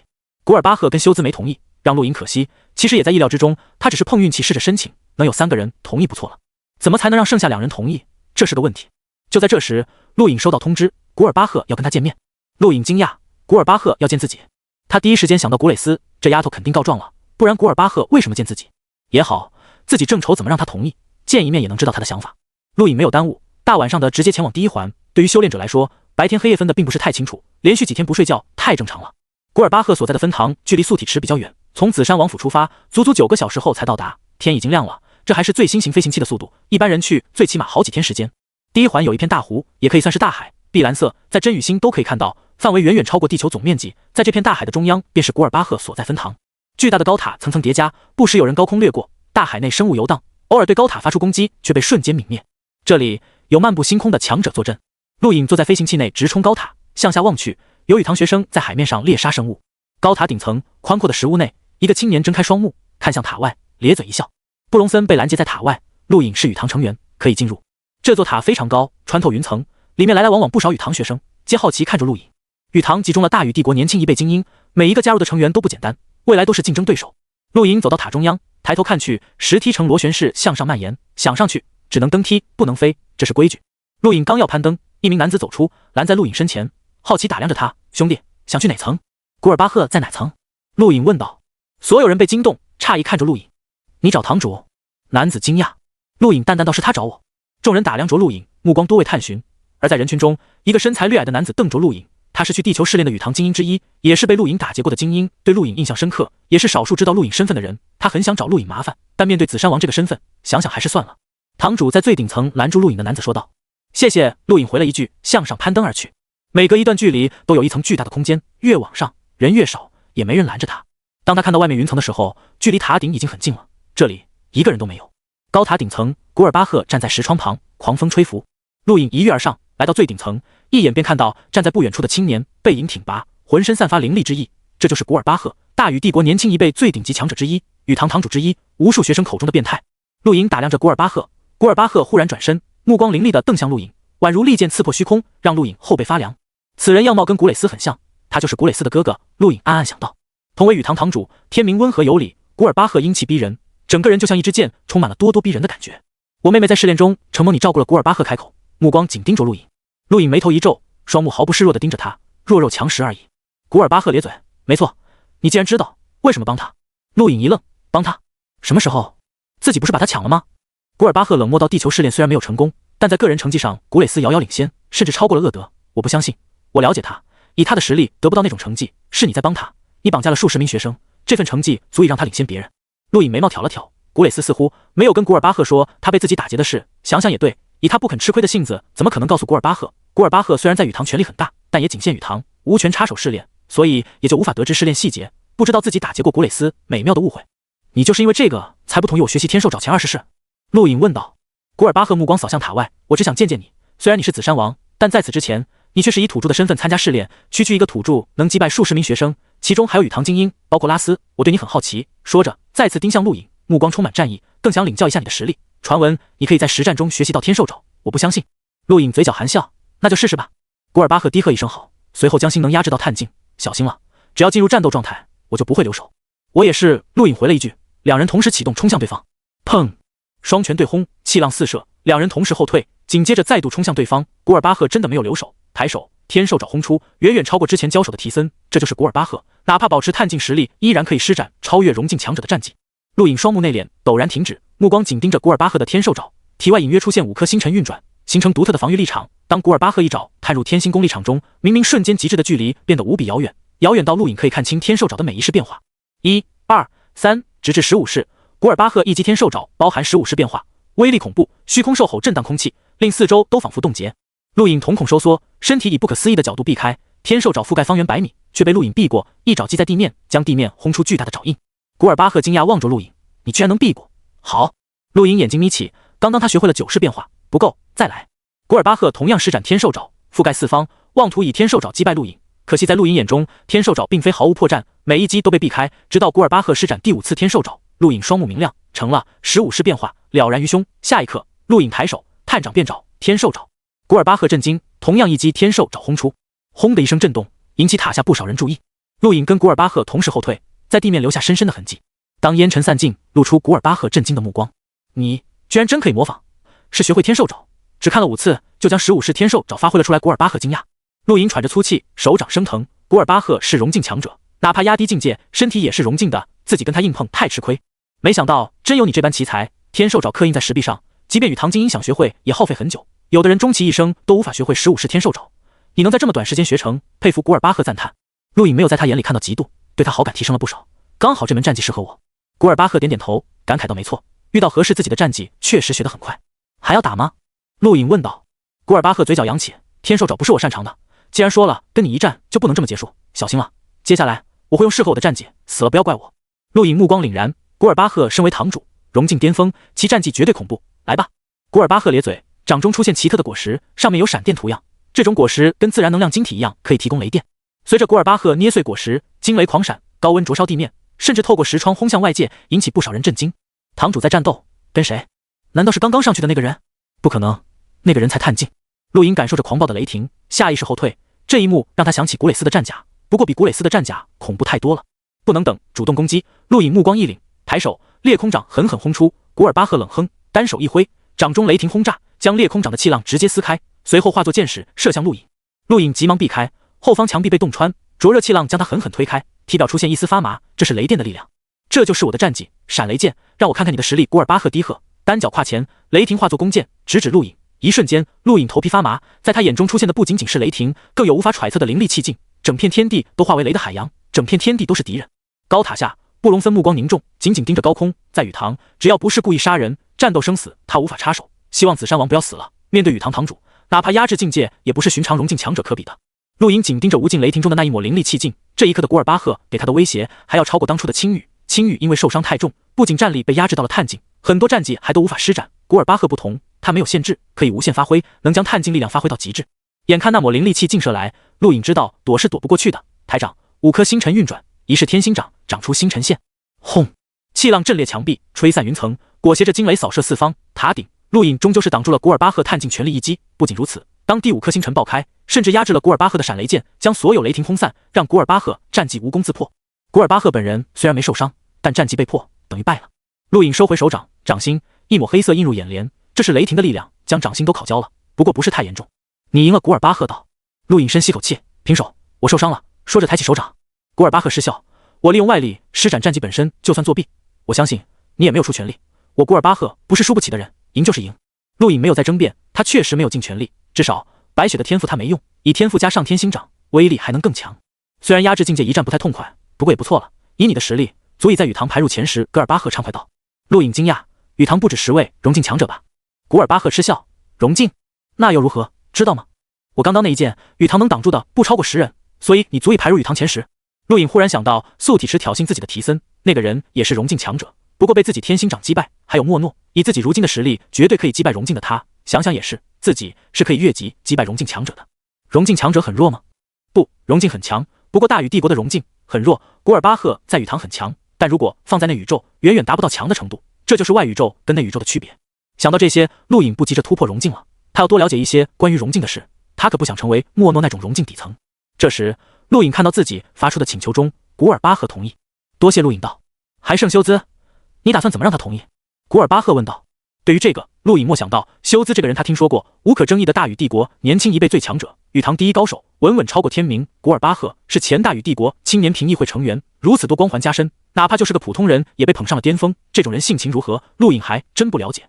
古尔巴赫笑了笑，我好人做到底，帮你一把，不过你已经学会了15式，多5式区别不是太大，付出的却不小，你想清楚了？陆颖好奇，那要看付出什么？古尔巴赫讶然，我还以为你会义无反顾。陆颖耸耸肩，就像你说的，多5式少5式区别不大，如果付出跟收获不成正比，那就没必要了。古尔巴赫打量了一番陆颖，实在话，我碰到过很多人，面对强大的战绩，个个悍不畏死，尤其是雨堂精英，谁阻止跟谁拼命，你这么现实的少有。陆颖笑了笑，如果可以让他学习全部天兽爪，他愿意付出很多，但仅仅20式确实没必要，他又不是全指望天兽爪战斗，自己的重心在天星掌。其实他更希望古尔巴赫施展20式天兽爪让他看，但他知道这个要求有点过分，没人喜欢被别人偷学自己的战绩，哪怕是大众战绩，就像没人喜欢被别人探寻自己的隐私一样。古尔巴赫已经了解自己战斗中学习天兽爪的能力，那他就不可能再用天兽爪跟自己作战。古尔巴赫打开个人终端，光幕弹出，出现一个青年，目光冷冽，背负红色战刀，上身赤裸，充满了密密麻麻的伤痕。这个人就是修兹。相比古尔巴赫，修兹看起来很平凡，但就是这么个人，稳稳压住大禹帝国无数青年，成为最强者。什么事？修兹声音沙哑，语气淡漠。古尔巴赫道：我败了。修兹眼中金光一闪，败给谁？陆颖，就是那个紫山王。古尔巴赫道。修兹目光沉吟，他是探境，我就是用探境实力败给他，而且我施展了15式天兽爪，全被他学了去，完美呈现。古尔巴赫道。修兹沉默，依我看，探境之中他已经无敌了，反正雨堂找不到人是他对手，整体实力足以排入羽堂前10，一旦突破荣境，或许会威胁5大堂主之位。你觉得呢？古尔巴赫道。休兹看着古尔巴赫，他在哪？刚走。怎么？你要见他？我要跟他一战，探镜。古尔巴赫道，人家未必有时间，你知道的，人家是紫山王，不是寻常羽堂学生，不归属任何一堂。休兹目光凌厉，跟他说，我可以答应让他学习天兽找钱20式，只要他敢应战。古尔巴赫想了想，行吧，我找他。休兹二话没说，直接关闭光幕。古尔巴赫转头看向陆颖，笑道，搞定，怎么样？这个代价敢不敢付？陆颖嘴角扬起，眼中闪过一丝兴奋，跟帝国最强交手是我的荣幸。什么时候？古尔巴赫刚想说什么，两人个人终端同时发出声响，这是有重要通知才会出现的声响，无法关闭，强制接受，就像当初星空第10院那个消息一样。陆颖跟古尔巴赫同时看向个人终端，过了一会，两人抬头，惊愕对视。帝国五公主温蒂羽山加入外宇宙青年评议会，成为决策议员，同时兼任大宇帝国青年评议会议员，全权负责帝国议员选拔。要出大事了！古尔巴赫沉声道。与此同时，帝国无数人收到消息，得知温蒂羽山加入外宇宙青年评议会，同时负责帝国青年评议会一事，大部分人兴奋欢呼，帝国终于有人在外宇宙说上话。但同时也有不少人叹息，那些人都是了解温蒂羽山的人，包括不死羽山。地宫不死羽山叹口气，苦笑，麻烦了。太子府多兰羽山呆呆看着光幕，随后发出跟不死羽山一样的感慨，以王辈的性情，帝国有人能入眼吗？杜克羽山大笑，这可有意思了，看来接下来帝国热闹了。不少人发出感慨。第一环高塔顶层，陆颖疑惑，你怎么这个表情？温蒂羽山加入外宇宙青年评议会不是好事吗？而且还由他负责帝国青年评议会。古尔巴赫苦笑，你了解五公主吗？陆颖摇摇头，完全不了解，只听过这个女人在内宇宙混得很好，而且眼高于顶，连大宇帝国都瞧不上，谁都管不了。温蒂公主她，古尔巴赫话还没说完，又一条消息通知，大宇帝国缺乏有效人才，评议会暂停招募，由外宇宙青年评议会议员接管，人员很快到达真宇星。陆颖呆呆看着，这什么意思啊？看到了吧，这就是温蒂公主，帝国年轻一辈无一人入她眼，包括我们5个堂主，在她眼里，我们连进入评议会的资格都没有，所以帝国压根没有青年评议会，直接被接管。古尔巴赫无奈道。陆颖第一次感受到温蒂羽山的霸道，一个女人决定了一切，这个决定任何人都无法违背，包括不死羽山。自己跟她貌似有婚约，想起这个，陆颖就感觉后背凉飕飕的，这女人不会用发通知这种手段毁约吧？虽然自己是假冒的，但也太丢人了，希望不要。这女人到底多强？连你们都看不上？陆颖问道。古尔巴赫目光复杂，低沉道，你应该知道他是黄庭13队第2队队长。陆颖点点头，他听布隆森说过，他是自己打上去的。古尔巴赫敬佩的说了一句。陆颖目光一变，什么？自己打上去的？古尔巴赫点点头，目光敬仰，怎么样，是不是很不可思议？但这是事实，黄庭13队有规矩，只要队员击败队长就可以取而代之，而他击败了上任队长，成为新的队长，那是他第一次从内宇宙出来做的第一件事，从此以后没人知道他有多强，因为帝国再无人值得他出手。陆颖震撼，心中涌起无边荒诞之感。黄庭13队队长都是巡航境强者，换句话说，都是战力超5万的强者，那个女人居然也达到了这种程度，怎么可能？古尔巴赫这几个堂主不过荣境，距离巡航境有着无边遥远的距离，可以说是鸿沟，怪不得那个女人瞧不上帝国年轻一辈，那个女人是从无边宇宙脱颖而出的奇才。星战榜前20啊，恐怖的力量足以横扫苍蓝疆域，即便老一辈强者都匍匐，整个大宇帝国能稳胜他的都没几人，他足以俯视我们。古尔巴赫感慨。这时光幕再度亮起，是休兹、古尔巴赫跟陆颖一战言后，我想试试外宇宙青年评议会成员有多强。古尔巴赫点点头，我也想试试，能被温蒂公主看上眼，想来绝对不弱。你好好调整状态，我们大宇帝国不能被看扁了。休兹关闭光幕，古尔巴赫看向陆颖，你回去吧，你跟休兹一战要等一段时间了，至少等外宇宙青年评议会成员来了之后再说。陆颖嗯了一声离开，内心有些复杂，自己的未婚妻强势的有点过分。温蒂羽山一事不管在大宇帝国引起多大轰动，对外来说总归是好事，至少她是大宇帝国的公主。或许也正是因为温蒂羽山强势崛起，火家突然拒绝炼炎星联姻的要求。不死羽山陛下，我炼炎星炎风少主与火家大小姐的婚事是早已定上日程的，火家如今突然反悔，是瞧不起我炼炎星吗？严刚站在朝殿之上愤怒咆哮，一众朝臣目光淡然。前方太子多兰羽山开口，大宇帝国跟炼炎星一向交好，能联姻自然再好不过，但这是火家自己的决定，帝国不好插手。严刚咬牙，太子殿下的意思是帝国不管了？是无法管，毕竟这只是家务事，炎风少主与火小玲的婚事并非陛下裁定，更不是关乎邦交大事，结果如何全凭你们双方自己做主。多兰羽山淡笑道。严刚目光瞪向站在多兰羽山下手的火红色头发男子，此人就是火青山，黄庭第5队队长。相比在第2环考验张鼎天时候的霸气炙热，此时的他更像个普通人。火青山目光淡然，我从来就没答应过把小玲嫁到炼炎星，是你们少主自说自话，跟我无关。严刚握紧双拳，感受到奇耻大辱，炼炎星何曾遭受如此屈辱？不过面对大宇帝国，他唯有忍了，尤其是温蒂羽山进入外宇宙青年评议会，跟大宇帝国为敌，实在不明智。想到这里，严刚抬头看向不死羽山，恭敬行礼，陛下，既然火家擅改婚约，炼炎星无话可说，在下唯有代替少主承受屈辱。不死羽山疲惫到小家伙说话不要太冲动，没有屈辱，只是年轻人的恋爱观不同而已。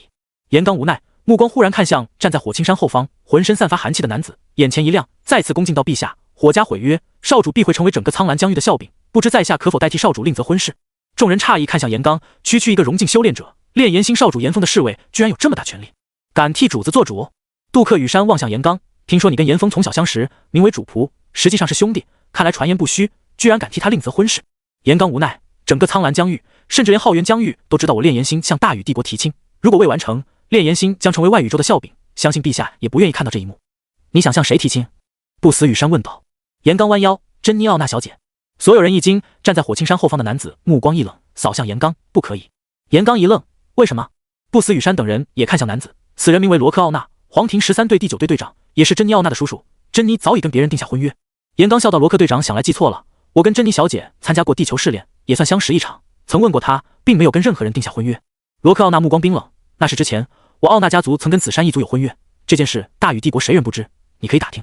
严刚不禁看向不死羽山，不死羽山看了眼罗克奥纳，随后点点头，没错。严刚皱眉，陛下，据我所知，珍妮小姐并不想嫁给紫杉王，他们之间甚至有仇怨，婚姻大事岂容他做主？罗克奥纳冷喝。严刚愤怒，但无奈既然如此，在下了解了这件事，在下会如实禀报首领还有少主。少主刚刚听闻温蒂公主加入外宇宙青年评议会，内心向往，不日也将前去参加评选，未来或许有机会跟温蒂公主共事，到时候再商讨此事吧。此话一出，众人暗惊，炼炎星少主严峰拥有参加外宇宙青年评议会的资格吗？他们真不知道，如果是真的，那就麻烦了。等等，忽然间所有人反应过来，炼炎星的目标不会一直都是温蒂公主吧？火小玲和珍妮奥娜都是幌子，为的就是让大禹帝国反悔，从而降低追求温蒂公主的难度。大禹帝国已经拒绝火小玲和珍妮奥娜嫁到炼炎星，一旦严峰追求到温蒂羽山，大禹帝国很难再拒绝。越想越有可能，不少人看向不死羽山，不死羽山倒是淡然，没什么表示。严刚还是那样一脸憋愤的表情。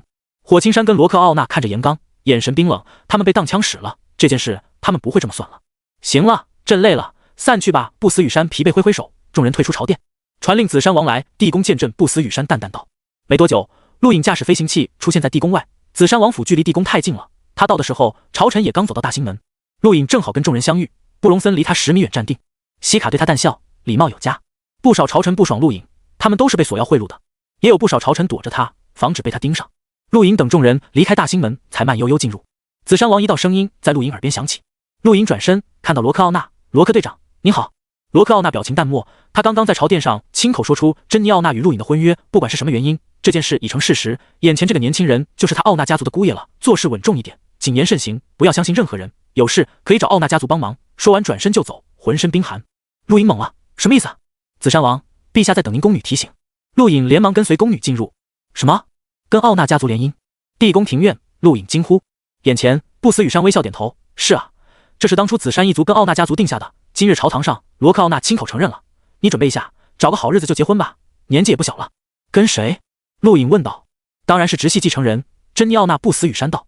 陆颖脑中立刻出现一个自大的女人，还有她被自己绑起来的一幕，还有最后跟青羽决战后威胁西肯马尔多等人的一幕。那个女人恨死自己了吧？记得在飞船上她对自己就没好脸色，跟她结婚，后半辈子完了。陆颖脸色为难，陛下能不能不结婚？不死羽山看着陆颖，好奇，你有心上人？陆颖下意识摇头，但立刻又点头，有了。不死羽山失笑，那就忘了吧，这是罗克奥纳亲口提出来的，拒绝奥纳家族脸面无光，也会让炼炎星笑话。陆颖无奈，那个其实我不喜欢珍妮奥娜。人的感情无法持续一辈子，尤其是修炼者，数百年寿命，情感持续不了多久，两个人一起过日子罢了，不要多想。不死羽山淡淡道。陆颖纠结，在考虑怎么回绝。不死羽山突然想到了什么，上身前轻盯着陆颖，小颖，你跟我说实话，是不是对温蒂有想法？陆颖眨了眨眼，没回答。不死羽山以为自己猜对了，颇为头疼的捂着脑袋。朕当年答应过紫杉王兄，羽山一族跟紫杉一族有婚约，而且必须是嫡系传人。你跟温蒂确实有婚约，这没错，朕承认。但朕做不了温蒂的主，你想得到他必须自己争取，朕只能保证不反对。陆颖低着头。不死羽山叹口气，小颖，不是朕打击你，温蒂他即便放眼内宇宙都是绝对强大的。你应该听过星战榜，由星空战院统计全宇宙年轻一辈天才排名的榜单，温蒂进入前20，也就是说整个宇宙年轻一辈中能跟他媲美的不超过20人，他的实力连朕都不能小看。朕可以告诉你，绝没有用他联姻稳固大禹帝国的心思，但他本人眼高于顶，朕无法左右。你想得到他，至少进入星战榜前50，否则绝没有可能。陆颖抬头，坚定道：皇叔，我有信心。不死羽山失笑，有信心是好事，既然如此，奥纳家族那边朕会帮你说，不过不是拒绝，而是延迟，最多3年。3年后，如果你没能追到温蒂，必须乖乖跟珍妮结婚，如何？陆莹点头，郑重道3年就3年，我有信心3年时间让温蒂公主刮目相看。不死羽山点点头，看着陆颖离去，刮目相看。少年心性，温蒂是那宇宙万剑山的传人，可不是我大禹帝国培养的，否则没那么强。你想进入他眼中，何止困难，根本不可能。也罢，3年时间足够收敛心性。走出地宫庭院，陆颖呼出口气，还好，利用温蒂羽山挡住了婚约。3年？开玩笑，自己又不是真的紫山王，3年后或许早已不在大禹帝国，谁管你婚约？陆颖前脚离开地宫，后脚他想迎娶五公主温蒂羽山的消息便传出，引起无数人嘲讽。温蒂羽山的强大不是寻常人可以理解的，那可是黄庭13队队长，击败了巡航境强者的人，那宇宙庞大势力传人，大禹帝国年轻一辈无人可入他眼，如此人物连修兹、古尔巴赫他们都不敢妄想，却传出陆颖想得到他，无异于痴人说梦。一时间，此事沦为整个帝都星的笑柄。奥纳家族书房内，族长雪山奥纳猛地一拍桌子，区区炼炎星小辈竟敢利用我奥纳家族，这笔账我早晚讨回来。罗克奥纳淡漠坐着，沉声道：珍妮好像很喜欢炎风，喜欢又如何？炼炎星那种环境不适合我奥纳家族生存，何况一旦跟炼炎星联姻，我奥纳家族在大禹帝国如何自处？雪山奥纳道。这时罗克奥纳个人终端传来信息，他看了一眼，眉头紧皱，眼中闪过一丝不喜。怎么了？雪山奥纳问道。罗克奥纳沉声：紫山王想娶温蒂公主。雪山奥纳嗤笑，不知天高地厚，修兹那些人都没胆子说这种话，就凭他，怎么他还瞧不上珍妮？珍妮在地球试炼被他击败，完败。罗克奥纳道。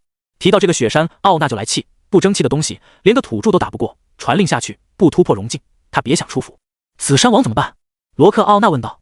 雪山奥纳沉吟片刻，道：你在朝殿已经承认这门婚约就不能反悔，皇族与紫山一族也有婚约，我们两方都合理，没人会因为这件事嘲讽我奥纳家族。不过这个紫山王有点膨胀了，几天前居然公然索贿，应该敲打一下，不然未来进家门还不知道怎么闹腾。没多久，珍妮奥纳被人从酒吧抓回家，托勒奥纳苦笑地看着她：小姐，抱歉，从今天起不突破融境你不能出门。珍妮奥纳瞪着托勒奥纳：我听说叔叔在朝殿上把我嫁给陆颖那个混蛋了，对不对？而且那个混蛋还不想娶我，想娶温蒂公主。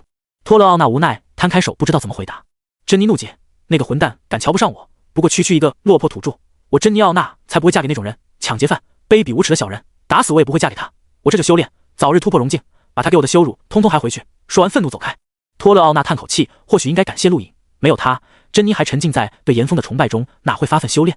想起那个敢直面他们、威胁他们的年轻人，托勒奥纳都有一丝敬佩。不是每个土著都敢向帝国提条件的，尤其是对方还是漫步星空的强者。可惜人的天赋生来注定，他即便再有天赋，也仅限于大禹帝国。温蒂公主可是宇宙公认的天才，即便炎风都不是他可以媲美的。陆颖没想到，因为婚姻一事，各方反应那么大。虽然大多是嘲讽，但也有些人是真心期盼。比如第三环军中的某些人，尽管没有接触陆颖，但对他一直很关注。帝国大牢中，西肯马尔多被光牢束缚，眼前一个年轻人痛苦地看着他，正是他的儿子乌凯马尔多。想娶温蒂公主太难了，西肯马尔多叹息。乌凯马尔多道，如果真的娶到，估计会震撼外宇宙。不是震撼外宇宙，是震撼整个星空。温蒂公主星战榜排名前20，万剑山传人，宇宙闻名，她的一切都被无数人盯着。当初紫山王被封的一刻，就已经有人在打探她的一切。紫山一族跟羽山一族的婚约不是秘密，此刻紫山王如此高调，估计无数星空都在议论这件事。西肯马尔多道：父亲，那我们怎么办？紫山王救了您一命。乌凯马尔多道。西肯马尔多瞪了他一眼，这种话以后不要说，回去吧，什么都不要做，以后也不准跟拉斯那些人打交道。乌凯马尔多点点头。黑暗的宇宙深处，一道流光急速冲出，是一艘中型宇宙飞船，呈银白色，船体上刻印着飞翔的翅膀与箭图样的花纹，周边是10道黑影，这是宇宙青年评议会的图案，这10道黑影代表了10诀。飞船内数十人战战兢兢，恐惧站立，前方是一个身高接近3米的大汉，正用一根手指引体向上，汗水顺着脸颊滴落，已将地面滴湿了一大片，坚硬的地面甚至被意志压裂，逐渐蔓延。不远处一道数值缓缓闪烁，那是重力数值，此刻显示着150。大汉突然目光一凛，手指弯曲，轻松翻身而起。一旁的侍女立刻捏碎水流晶体，冲刷大汉身体。你们是说大禹帝国那个紫山王公然要娶温蒂一员？大汉擦着身体，不在意问道。数十人低下头。是的，消息从大禹帝国传出，不死羽山没有反对。大汉冷笑：好大的狗胆，蛮荒土著妄想吞天。巴泽尔大人，土著虽小，却很恶心。这件事如果传到不忧大人耳中，结果就不太好了。一人站出小声道。大汉巴泽尔瞥了那人一眼，说的没错。那你说应该怎么办？那人建议到封锁消息，同时想办法除掉那个土著。巴泽尔扔掉毛巾，看着那人一步步接近，说得好，还有呢。温蒂议员是不会在意土著的生死的，我们不仅要杀了那个土著，还要做的像一场意外，一场让那个土著遗臭万年的意外，让温蒂议员对他的家乡产生厌恶。那人继续道。巴泽尔走到那人眼前，抬起手放在那人肩膀上，你说的不错，不过你想过没有，什么事能逃过温蒂议员的眼睛？这件事如果让他以为是布优大人让我们做的，你让布优大人的脸往哪放？那人脸色唰的一下惨白，急忙澄清，但却晚了。巴泽尔手掌用力，一声砰响，之前还好好站着的活人顷刻化为血水，将地面染红，血腥气弥漫整个空间。所有人更加恐惧，低着头不敢动。这时脚步声传来，一个年轻人缓缓来到，身材消瘦，脸色苍白。巴泽尔大哥不用生气，那个土著是探镜，我也是，就让我为大哥解忧吧。切磋死亡这种事很正常，相信没人会怪我。巴泽尔擦了擦手，那就拜托你了，鬼火。数天后，陆颖正在紫山王府观看星空图，布隆森传音，王爷，黄庭13队6队队长陶香前来拜访。陆颖抬头惊讶，陶香？他怎么会来？他跟这个萝莉好像没有交集，不对，第一次到帝都朝殿时，这个萝莉瞪过自己，不会是来报复的吧？没时间多想，陆颖刚来到前厅，就看见一个小萝莉带着超级大美女转悠，那个大美女竟然是白雪。咦，陆颖你来了！陶香惊喜，一瞬间出现在陆颖身前，扑闪着大眼睛打量着他。陆颖上前，陶香队长，您好。陶香连忙退后，别靠近。陆颖奇怪，看了看自己，怎么了？白雪解释，队长不喜欢跟比他高的人站一起。陆颖愣了一下，看向陶香，小萝莉只有1.2米的身高，这身高想找个比他矮的还挺难，怪不得白雪离他也有好几米远。紫山王府真大啊，还那么高，我喜欢。陶香打量着四周道。陆颖笑道，喜欢可以住这。真的？陶香惊喜，他就喜欢高的地方，很享受俯视的感觉。陆颖点头，真的。对了，陶香队长找我有事。陶香嗯了一声，面对陆颖，郑重道，我要向你道歉。道歉？为什么？陆颖疑惑。陶香扰了扰头发，朝殿上不该吓你的，对不起。说着郑重的弯腰道歉。陆颖被吓了一跳，赶紧避开，这可是黄庭第6队队长，巡航境的超强者，在整个大禹帝国都能排入前20，面见不死羽山都不用行礼的主，居然向他鞠躬，他可承受不起。然而陆颖避无可避，四周忽然出现好几个陶香，齐齐鞠躬。陆颖目光一缩，这是分身？不对，是速度，极限的速度。道歉完毕，陶香对着陆颖嘻嘻一笑就要走。当初布隆森给陆颖介绍陶香的时候说过他知错就改，没有心机，当时还不信，没想到是真的。小萝莉完全没有队长的架子，亏他能坐上那个位置。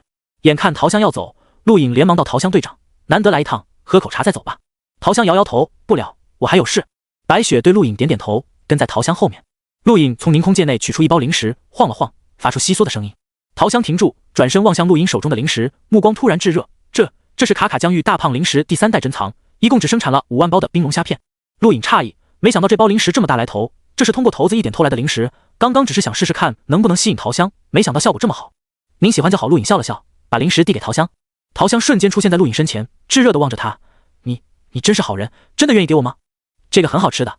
陆颖笑道，当然愿意，可惜我只有1包，不太够。够了，太够了，当初我连1包都没买到，谢谢你，陆颖，你真是大好人。陶香萝莉明显语无伦次，好像学到了什么绝世战技一样。陆颖无语，这种人怎么当上队长的？年纪应该不大吧？站在不远处的白雪惊愕看着陆颖。陶香虽然没有心机，但并不是什么人都可以接近的，越没有心机的人看人越准，也越有原则。他跟随陶香这些天，就没见他对谁这么热情过。陆颖，从现在起我们是朋友了。陶香眨着水灵灵的大眼睛看着陆颖，而此时他距离陆颖很近。陆颖不知道怎么回话，只能道，以后有好吃的零食我都给你。陶香目光发亮，谢谢，但我不能白要你的东西。你有什么要我帮忙的吗？先说好，我打不过温蒂，别想让我帮你绑人。陆颖眉毛一挑，这是对自己有多了解啊？知道自己曾绑过人，还对自己的事如此了解。果然能当上队长都不是傻瓜。这个萝莉明显特意调查过自己，真把她当小女孩萌就倒大霉了。不用了，过门是客，招待你是应该的。而且你不是说了吗？我们是朋友，不用计较。陆颖笑道，这可不行，我不喜欢欠人东西。陶香紧紧抱着零食，咬着食指想了想，眼前一亮。对了，你有没有想学的战绩？我可以教你。陆颖刚要拒绝，心中一动，您刚当的是步法战绩吧？速度好快。陶香得意，那当然，那可是我们黄庭13队步法战绩空闪。黄庭13队的战绩？陆颖疑惑。陶香道，黄庭13队、雨堂还有皇族都有各自的战绩，其实都是陛下从内宇宙得到的。空闪是我们黄庭13队独有的步法战绩，能将速度发挥到极致，延缓空间，欺骗空间。你想学吗？我可以教你。这不是黄庭13队的战绩吗？我可以学。陆颖惊讶。陶香点点头，因为你也是黄庭13队的人。我？黄庭13队？陆颖指了指自己什么时候加入黄庭13队了？不是雨堂吗？陶香笑道，羽山皇族和紫山一族默认为雨堂和黄庭13队成员，你的编制应该在第1队，具体我不知道，但肯定可以学空闪，怎么样？要不要学习？求之不得，只要不违反原则，不让你为难。陆颖道。陶香嬉笑，不会为难，来吧，我教你。说完一手抓住陆颖右臂，两人身体直接消失，转瞬出现在数米外，仔细体会空闪的奥义。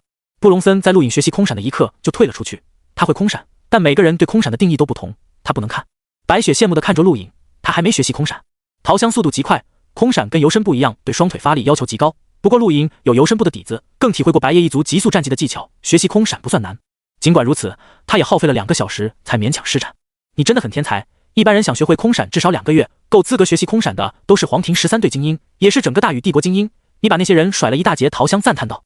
陆颖呼出口气，露出兴奋的笑容。攻击他有天星掌、白夜拳和天兽爪，防御有天星弓，缺的就是急速。空闪弥补了这一空白。陶香，谢谢你。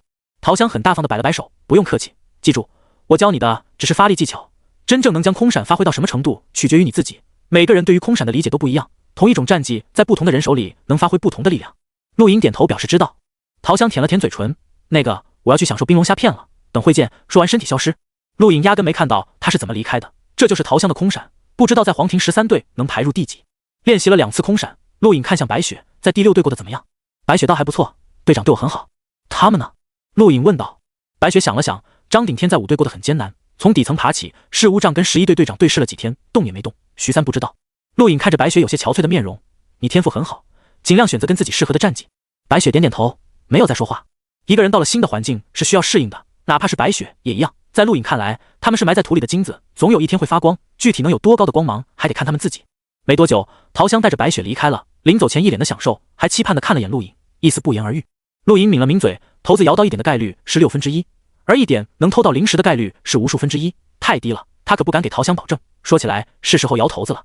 摊开掌心，捏碎星能晶体，骰子恢复朦胧星光。陆颖深呼吸口气，每次摇骰子都很紧张。如今3点未知，6点需要消耗恐怖的星能，他最不想摇到的就是6点，但最期待的也是6点。上次耗费数十立方都只勉强开了条空间裂缝，如今自己可带着200立方，应该够了吧？想着，陆颖一指点出，骰子快速旋转，最终停止1点。啪的一声，一张黑色金卡掉落。陆颖大喜，金卡战绩。他连忙捡起，却失望发现是梅比斯银行金卡。银行金卡一般都有基因认证，当然也有无需认证可直接取款的，但不多。这张明显被认证过，右上角刻着2个字妖股。妖股名字还是什么？陆颖疑惑，没在意。黑色金卡还是梅比斯银行的，相当不简单，至少他从没听过梅比斯银行有黑色金卡，最高应该是金色才对。不管这张金卡是真是假，对陆颖来说都没用，根本取不出来。他随手收起，再次捏碎星能晶体，抬手一指点在骰子上，看着骰子缓缓旋转，最终停止4点。下一刻，陆颖进入了灰白时间静止空间。还不错，既然如此，就练练空闪。陆颖喃喃自语，缓缓下蹲，小腿处星能波涛冲动。下一刻，身体急速冲出，他要利用空闪弥补速度的空白。2天后，陆颖喘着粗气，捏着小腿肌肉，自己如今的速度已经超越了游身步，但距离露露还有很长的距离，光这样锻炼效果不大，如果能有重力空间就好了。陆颖思索，这片空间连时间都可以延长，会不会也可以出现重力？想着，他取出1立方星能晶体，捏碎，脑中想着重力。下一刻，1立方星能消失，身体沉重了一些，这是1倍重力。陆颖兴奋，果然可以，这方空间是虚拟的，什么都可以自己创造，只要付出星能就可以。太好了，1立方星能晶体换算成1倍重力，40倍重力就是40立方星能晶体，太多了。如果不是索贿，他都不知道自己哪天能凑齐这么多星能晶体。咬咬牙，陆颖捏碎40立方星能晶体，顿时沉重的压力降临，这是40倍重力空间，熟悉的感觉回来了。已经利用40立星能方创造了这方空间，总不能只使用1天。陆颖再次下狠心，捏碎90立方星能晶体，顿时时间增加了5天，加上原本还剩的1天，也就是6天。6天时间修炼空闪，不知道可以修炼到什么程度。谁能像自己那么奢侈，修炼战技直接耗费100多立方星能晶体？陆颖暗暗心痛，动作却不慢，在40倍重力空间下奔跑，同时回忆白夜一族急速战技，尝试融入技巧。砰的一声，身体摔倒，小腿都肿胀了起来，太心急了。空闪还没完全领悟，就想融入别的技巧，还好受的伤不算严重。取出药膏抹上，没多久再次锻炼。对于别人来说，时间仅仅过去了1秒，而对于陆颖来说，他不间断的修炼了8天，还是在40倍重力下。当走出灰白空间的一刻，陆颖直接睡了过去，他太累了。2天后，外宇宙青年评议会成员到达，大禹帝国不少朝臣都看着远方降临的银色飞船，目光肃然。外宇宙青年评议会是10绝评议会下属组织，如果说10绝评议会集中了全宇宙最顶尖青年1倍天才强者，那外宇宙青年评议会就集中了外宇宙顶尖青年1倍天才，凡可以加入的，要么天赋奇才，要么绝顶强大，在年轻1倍中未逢敌手。大禹帝国年轻1倍最强者修兹连触碰外宇宙青年评议会的资格都没有，可见里面集中了何等人物，也唯有温地羽山这种宇宙文明的强者可以加入。帝国无数人都好奇，能从外宇宙青年评议会出来的都是什么人。很快，飞船降落，空间站外，太子多兰羽山等候多时。作为一国太子，亲自出面迎接已经很给面子了，也足以说明大禹帝国对外宇宙青年评议会的重视。从飞船内走出数十人，为首是一个身高3米的壮汉，外表成熟，正是巴泽尔。巴泽尔身旁跟着面色苍白的男子鬼火，另一边则是数名极境强者，都很年轻。多兰羽山脸色凝重地看着越来越接近的巴泽尔，心中震撼。凡是能加入青年评议会的，都是40岁以下的修炼者。宇宙中，人类平均寿命150岁，40岁是一个分界线，40岁以下都可以划分为年轻一辈，40岁以上则不在此列，还有一些特殊种族不在此列。眼前那个男子虽然成熟，但能加入评议会，证明不到40岁，却已经拥有漫步星空的实力。这就是外宇宙青年评议会，这就是外宇宙级的天才。当初他达到探索境的时候，早已超过了40岁。我叫巴泽尔，外宇宙青年评议会下属议员。大汉巴泽尔走到多兰羽山身前，沉声道。多兰羽山笑道：“欢迎来到大宇帝国，巴泽尔议员，陛下在朝殿等你们。”巴泽尔点点头，请。多兰羽山做了个请的手势，请。没多久，朝殿之上，巴泽尔等人到来。今天是个特殊的日子，所有朝臣都到了，连陆颖都被喊来了，还有其他一些皇室闲散人员。不死羽山对外宇宙青年评议会的人很重视，不过唯独没有黄庭13队的众队长。巴泽尔带着鬼火和2名极境男子进入朝殿，并没有向不死羽山行礼，只是礼貌性的问候。没有人在意，对方毕竟不是大宇帝国的人，甚至不是苍蓝疆域的人，身份也极高，能对他们客气，还是看在温蒂羽山的面子上。巴泽尔奉命代替温蒂羽山监督大宇帝国对于年轻一辈的试炼与教育，自然要见到帝国最出名的羽堂精英。没多久，所有人移步教场，那里羽堂数百人早已等候，唯有5大堂主不在。不死羽山神态疲惫，让太子多兰羽山招待巴泽尔几人，他离开休息了。没有了不死羽山坐镇，很多人都放松了不少。太子，我从小就听说过苍蓝疆域不死2人组的传说，传闻不死羽山陛下曾在那宇宙星战榜闯入过前20，让人敬佩。巴泽尔道。多兰羽山笑道：“都是陈年旧事了，如今代替我父皇闯荡那宇宙的是温蒂，他在评议会过得还好吧？”巴泽尔笑道：“温蒂议员不是我可以随便议论的，抱歉。”多兰羽山笑了笑，也不在意。这就是你们大宇帝国的精英？太弱了吧！不和谐的声音响起，来自巴泽尔身侧那名极境男子。多兰羽山神色不变，掠过巴泽尔，看向羽堂众人。巴泽尔低喝：“住嘴！我们评议会只负责审查，不负责训练。”是，大人。那名极境男子低沉应了一声。陆颖站在一旁朝臣中，看着羽堂众人，其中不少熟人，拉斯、诺诺他们都在，张顶天他们倒是不在。大块头很厉害的样子，陶香不知道从哪冒出来，出现在陆颖身旁，惊讶道。陆颖吓了一跳：“你怎么来了？”“来看看，听说出现了了不得的人。”陶香道。“陛下没通知你们吗？”陆颖奇怪。陶香摇摇头：“没有。”陆颖目光一闪，没有说话。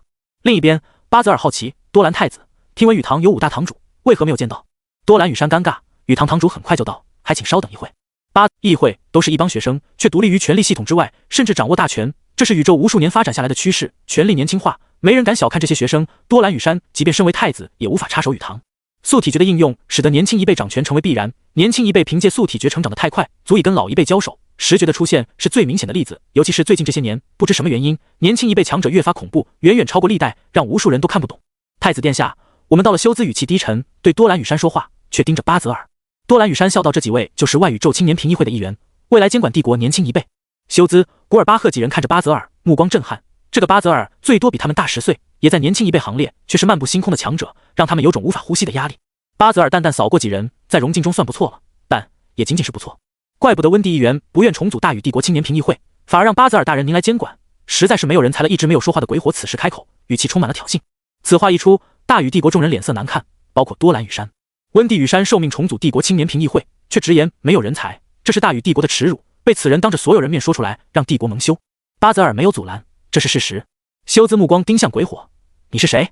鬼火苍白的脸庞冷笑：“鬼火，外宇宙青年评议会下属议员。”修兹目光震撼，其他人都震惊，这个鬼火不过探境，却加入了外宇宙青年评议会，绝对恐怖。至少修兹作为大宇帝国年轻一辈最强者都没资格。这不是说修兹不是鬼火的对手，而是天赋，此人绝对拥有恐怖的天赋。看你们样子不相信，你们几个都是荣境，我可以跟你们玩玩，不需要压制境界。鬼火冷傲。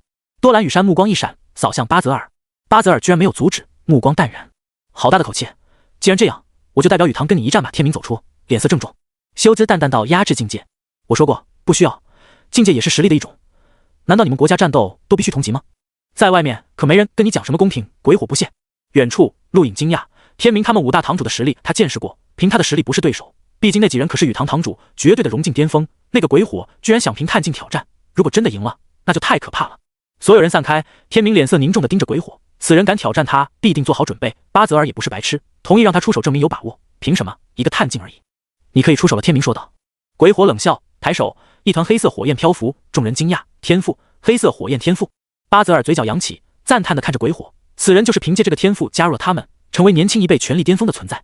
呼的一声，黑色火焰形成锁链甩向天明，沿途灼烧虚空，令空气扭曲。天明没有贸然接触，抬手，探掌变爪，一出手就是20式天兽爪。虚空一声兽吼，天兽爪掠过火焰铁链，狠狠砸在地上，大地尘土飞扬。所有人紧盯着场中。只见天明一脸惊愕，他的攻击无效。对面鬼火甩动着黑色火焰锁链再次砸向天明，锁链震裂大地，妄图封锁天明四方空间。天明身体急速冲向鬼火，一掌击出三重劲，连续3声爆响，同样的力道叠加3次攻击，原地一阵气浪扫过，压力令雨堂精英齐齐退后，骇然看向场中。这就是天明的实力，一人足以压制整个雨堂精英。可惜原本应该被攻击到的鬼火毫发无损，站在原地傲然看着天明，手中还燃烧着黑色火焰锁链。所有人震撼望着这一幕，雨堂堂主天明居然攻击不到那个人。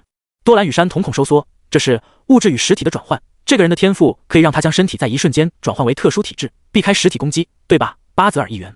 巴泽尔惊叹，不愧是多兰太子，没错，鬼火的火焰被称为虚无之火，能让他将自身燃烧殆尽，然后重新组合，虽然时间很短，却足以避开实体攻击。好天赋，怪不得能以探镜加入外宇宙青年评议会，此等天赋，当探镜无敌。多兰羽山震撼道。另一边，陶香也做出了相同的解释，并继续到一些绝顶强大的天赋修炼者能将自身天赋开发的非常恐怖，虚虚实实，可以随意转换，甚至代替日月星辰、自然灾害。这个鬼火远远达不到那种程度，但他天赋的特殊性决定此人未来不可限量。宇宙真是神奇，什么人都有。陆莹眼睛眯起，暗暗想到，虚实转换吗？倒是跟那个人很像，不过那个人凭借的不是天赋的特殊性，而是开发，真正开发到了极端恐怖的程度。这个鬼火还差得远，但在探镜这一领域，这个人很难被击败，怪不得敢越级挑战雨堂堂主，这种天赋几乎不败。天明站在场中，平静看着鬼火。鬼火得意，怎么认输了？天明无奈，我无法击败你，但你也无法击败我，你的攻击不足以伤害我。鬼火脸色一沉，天明说的不错，他天赋再强也最多做到不败，想赢他还达不到那种程度。好了，鬼火能跟雨堂堂主打平，很值得骄傲了。巴泽尔高声道。鬼火不甘，巴泽尔大哥，听说大禹帝国有一位强大的探镜修炼者，可以越级挑战，不知道我能不能跟那位强者交手，好让我学习学习。众人愣神，不少人下意识看向陆颖。多兰羽山目光一变，扫了眼陆颖，看向巴泽尔。巴泽尔议员，你们远道而来也累了，父皇命我准备了宴会，请吧。巴泽尔淡笑，多兰太子客气了，不用急。听说贵国紫山王探镜无敌，不如出来跟鬼火切磋一下如何？鬼火也想学习怎么才能做到探镜无敌。鬼火傲然，目光看向陆颖，充满了挑衅。桃香龇牙，这家伙好讨厌，你还是不要去了，他是不败的。陆颖目光闪烁，这几个家伙点名找他，显然在找麻烦。他们原本没有交集，只有一个可能，温地羽山，自己要娶温地羽山的消息传出去了，不死羽山真会给自己找事。多兰羽山还想推辞，陆颖已经走了出来。不管怎么说，别人都在家门口挑衅，不管胜负都要有勇气一战，否则以后别想抬头。修兹几人看着陆颖，目光沉思。天明小声对他道：注意避开他的攻击，不要逞强，他攻击单一。陆颖点点头，直面鬼火，我就是紫山王陆颖，你想学习如何成为探镜无敌，我可以教你，免费。鬼火嘴角扬起，好啊，你就教教我吧。说完，手中黑色火焰形成锁链悬浮半空，随后甩出攻向陆颖。黑色火焰带来的不仅是炙热，还有无法形容的虚无感，陆颖不敢触碰，急忙避开，大地被抽裂，火花四溅。陆颖随手一掌拍出，裂空掌压缩空气，狠狠轰向鬼火。面对这种攻击，鬼火甚至不愿避开，同样抬手一掌拍出，将裂空掌粉碎。巴泽尔冷笑，鬼火能进外宇宙青年评议会，可不止凭借天赋，即便没有天赋，他的实力也绝对不容小觑，天赋只是让他有了向更强者挑战的资本而已。陆颖没想到鬼火如此强悍，轻易粉碎他的裂空掌。刚刚面对天明时，他攻击单一，看来都是装的，为的就是对付自己。四周围黑色火焰悬空，范围越来越大，逐渐笼罩四方空间。紫山王，这就是你所谓的探镜无敌？让人失望啊！鬼火大笑。陆颖不在意，只施展了游身步躲避。鬼火的火焰笼罩空间越来越大，以游身步的速度渐渐被压缩范围。不少人担忧看着，如果陆颖战败，大禹帝国也将沦为笑柄。雨堂精英中，拉斯冷笑，他才不在乎什么名声，只要陆颖败了就好，越丢脸越好。古尔巴赫目光奇异，紧盯着陆颖，身侧修兹目光低沉，这就是他的实力，这种实力能击败你，看看再说吧。古尔巴赫没有多言，只是淡淡道。眼看周围黑色火焰全部覆盖，上方甚至都被遮蔽，陆颖目光一凛，小腿发力，身体瞬间消失，出现在鬼火眼前，原地残影还存在。众人惊讶，巴泽尔目光一变，这种速度探镜中能达到的少有，怪不得被称为探镜无敌。可惜他面对的是无法被击败的鬼火。修兹和古尔巴赫几人惊讶对视，空闪，陆颖居然掌握了。多兰羽山也目光一亮，好熟练的空闪。陶香握了握拳头，大喊加油。鬼火不在意，你就只会逃吗？看看上方，你无处可躲。说完，弥漫上空的黑色火焰轰然压下，就像一片黑云轰向整个教场，所有人退后。陆颖再次施展空闪消失，这次他没有躲避，而是直面黑色火焰，体表寒气涌动，化作坚冰，直接冲入火焰中。对付火当然得用冰，他借用的白雪的天赋施展了出来，这是他第一次施展，虽说不熟悉，但短暂防御一下还是可以的。鬼火不知道陆颖在哪，但巴泽尔等人却看到了，尤其看到陆颖体表覆盖的冰层，暗自震惊，寒冰天赋。多兰羽山惊讶，他记得在西肯马尔多的汇报中，陆颖的天赋是类似骰子的东西，怎么会是寒冰天赋？普通的寒冰无法抵挡黑色火焰，不过却帮助陆颖穿透了火焰，出现在教场上空，身形闪烁下出现在一口大钟旁，一脚踢出，大钟发出震响，钟体被陆颖狠狠砸向鬼火所在处，当头压下。因为黑色火焰，鬼火根本看不清四周，他也不在意，自信陆颖伤不到他。但当大钟落地，他才知道不妙，眼前一片黑暗，不是因为火焰，而是他自己被钟封住了。鬼火被一口大钟罩住，就像关在小黑屋的老鼠，无论如何都逃不走。教场的钟可是用特殊材料制作的，能防御极境强者攻击，地面也没那么容易破坏，越往下越坚硬。以探镜实力，想把地面打穿逃离，至少需要3个小时。所有人呆呆看着，这也行？大钟发出轰隆声响，鬼火在里面想尽办法逃离，却根本没用。陆颖降落在钟上，随意敲了敲，还不错，真硬。作弊！你这是作弊！巴泽尔身旁一名极境修炼者愤怒大喊。陆颖诧异：你们不是说战斗无需公平吗？哪来的作弊？你那名极境修炼者怒极。巴泽尔伸手拦住，盯着陆颖，说的没错，战斗就是战斗，无所谓公平。他既然向你挑战，输了就是输了，绝无怨言。我青年评议会不是输不起。多兰与山道巴泽尔一员，只是一场切磋，没必要分输赢。何况鬼火并没有输，最迟3个小时他就能逃出来。巴泽尔沉声道：逃出来又如何？以紫山王的速度，鬼火赢不了，我王弟也赢不了鬼火。这场算平局如何？多兰与山笑道。布泽尔没有拒绝，也没有同意，只是深深看了眼陆颖，听着大钟巨响，眉头一皱，随手一挥，教场大地轰然炸裂，正好在钟的正下方，所有人都感觉劲风扑面，宛如刀锋，感受到了巴泽尔的强大。鬼火从地底冲出，愤怒瞪着陆颖，卑鄙，有本事正大光明一战，使手段算什么本事？这就是你们大禹帝国的作战方式吗？陆颖好笑地看着他，战斗多变，不仅要有实力，还要有脑子。开始前我就说过会教你，免费的。鬼火怒极，原本就苍白的脸色更加苍白。鬼火，回来！巴泽尔怒喝。鬼火咬牙不甘，巴泽尔大哥，让我再跟他打。我说，回来！一声巨响，巴泽尔身形一瞬间仿佛变成了恐怖暴熊，厉吼震天撼地，令教场开裂，天空云层蒸发，空间不稳。所有人头皮发麻，震撼望着巴泽尔。陆颖瞳孔一缩，好强的压力，一瞬间他感觉此人带给他的压力远远超过当初的西肯马尔多几人。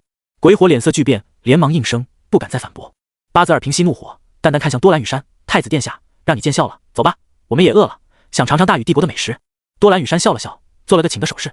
众人看着巴泽尔等人离去，不禁松口气。外宇宙青年评议会带给他们的压力极大，一个探镜居然让禹堂堂主无可奈何。如果不是陆颖挽回一局，他们大禹帝国真会被全宇宙嘲笑。陶香出现在陆颖身旁，好样的，朋友。陆颖脸色凝重，知道那个巴泽尔是什么人吗？看样子年纪不大，跟我是同辈人。陶香摇摇头，我不知道。说着，目光扫过众大臣，盯着一人，抬手一指，你过来。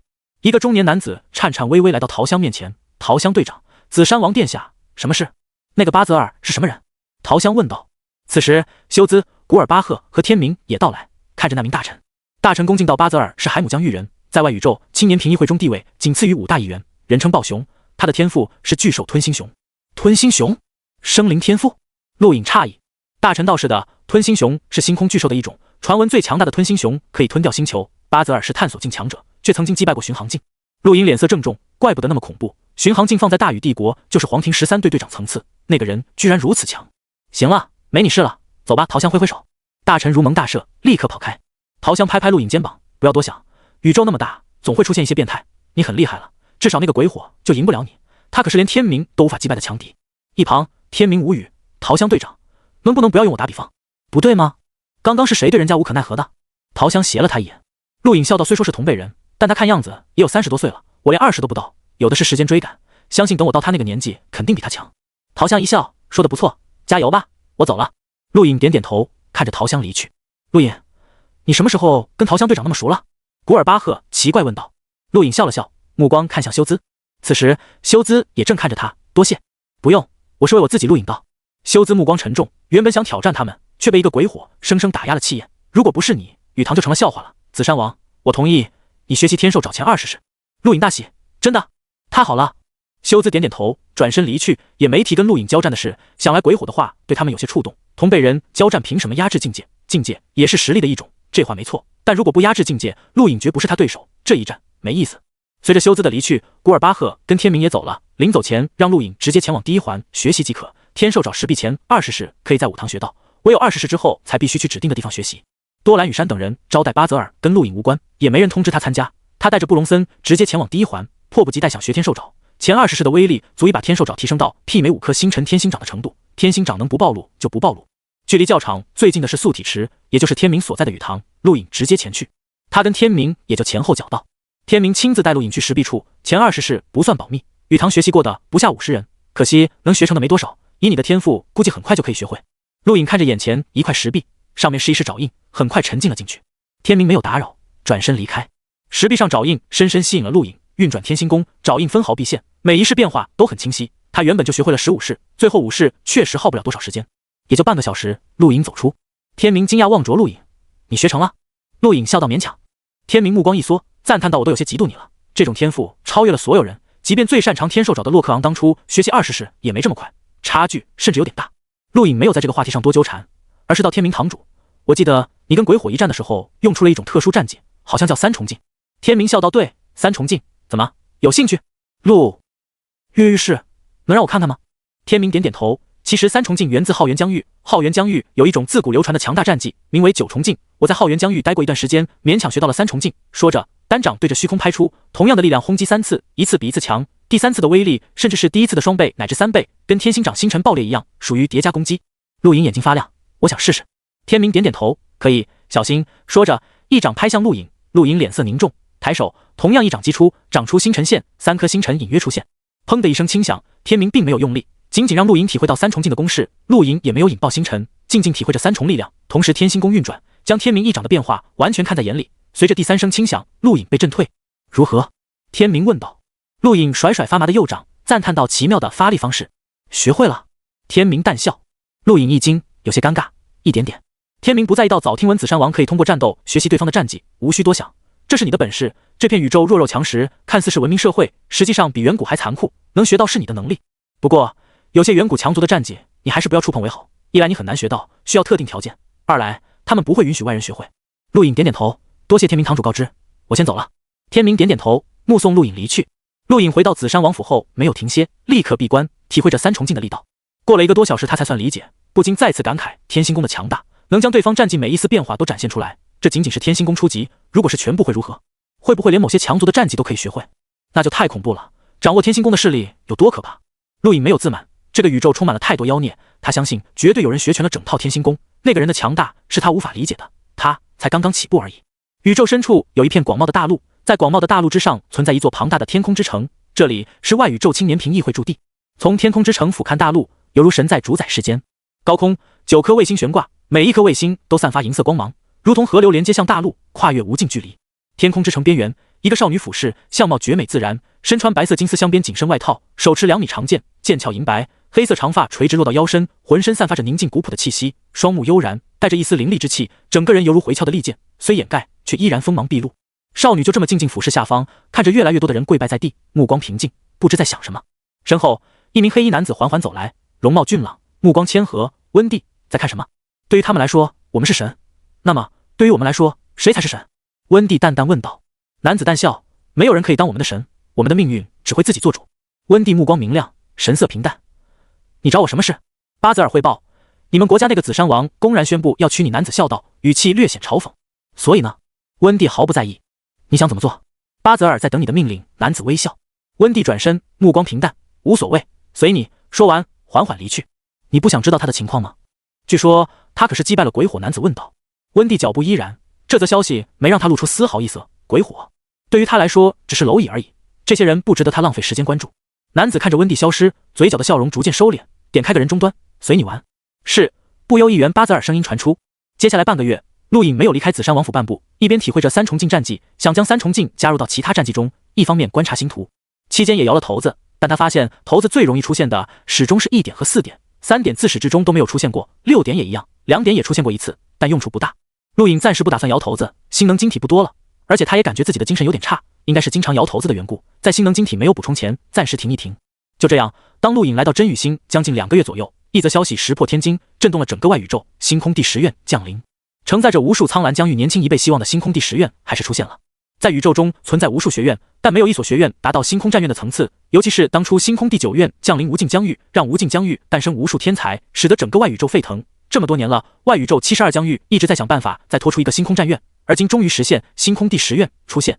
星空战院是以什么形式出现，又是如何进入的，没人知道，唯有一些超强者能得到消息，比如大禹帝国的不死羽山、炼炎星之主炎无咎等人。也就在这一天，不死羽山通告全国，5日后由黄庭13对3队队长绝狼、5队队长火青山、9队队长罗克奥纳，还有太子多兰羽山带领学生前往星空第10院。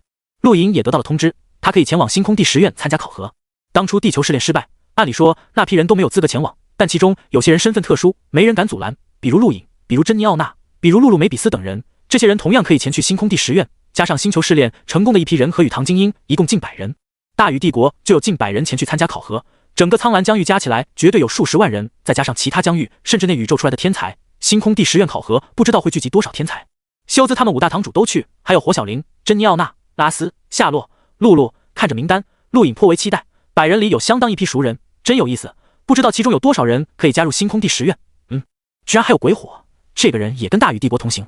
此时陆颖想到了米拉，那个妖媚的女人，红莲妖宫，唯有加入星空第10院，并且在第10院内做出让他引以为豪的事，他就可以引荐自己加入外宇宙青年评议会。陆颖相信他有这个能力，毕竟他来自10绝评议会。家里让自己加入大禹帝国青年评议会，如果自己加入外宇宙青年评议会，会不会让他们惊掉下巴？陆颖很期待。这时一则通知传来，陆颖看了一眼，面露异色，巴泽尔居然邀请我参加宴会。滴滴滴滴，古尔巴赫联系陆颖，陆颖点开光幕，巴泽尔邀请你了。古尔巴赫看到陆颖立刻问道。陆颖点点头，也邀请你了。准确的说是邀请所有前去星空第10院考核的学生，你去不去？赫尔巴赫问道。陆颖纠结，从鬼火的态度上他知道外宇宙青年评议会这帮人不待见自己，估计跟温蒂羽山有关，这个时候参加他们的宴会是自找麻烦。陆颖最好一起去，巴泽尔身为外宇宙青年评议会一员，肯定知道不少关于星空战院的事。古尔巴赫认真道。陆颖目光一闪，没错，好，我会去的。古尔巴赫点点头，关闭光幕。当天晚上，帝都星大禹酒店豪华的顶层宴会厅内来了不少学生，相当一批来自权贵家族，包括拉斯、乌凯马尔多等人，还有火小玲、珍妮奥娜都在。当陆颖到达的时候，这里几乎都满了。陆颖第一眼便看到修兹，实在太另类了，别人都穿得整整齐齐，就跟结婚一样。他倒好，平常怎么穿现在还怎么穿，尤其是还赤裸上身，生怕别人不知道他身上伤痕多一样。与修兹形成强烈对比的是拉斯，整个一孔雀开屏，不知道的以为他在相亲。说是宴会，其实就是互相认识一下，毕竟都是要前往星空第10院参加考核的，能互相帮忙最好。陆颖扫视一眼，掠过火小玲那些权贵子弟，来到长桌旁，那里古尔巴赫正努力吃着巨大的肉块。你怎么来了？不结交一些人吗？古尔巴赫吐字不清说道，边说边有肉沫掉出来，吓得对面一个身穿华丽衣袍的少女嫌恶地走了，临走还拍拍手。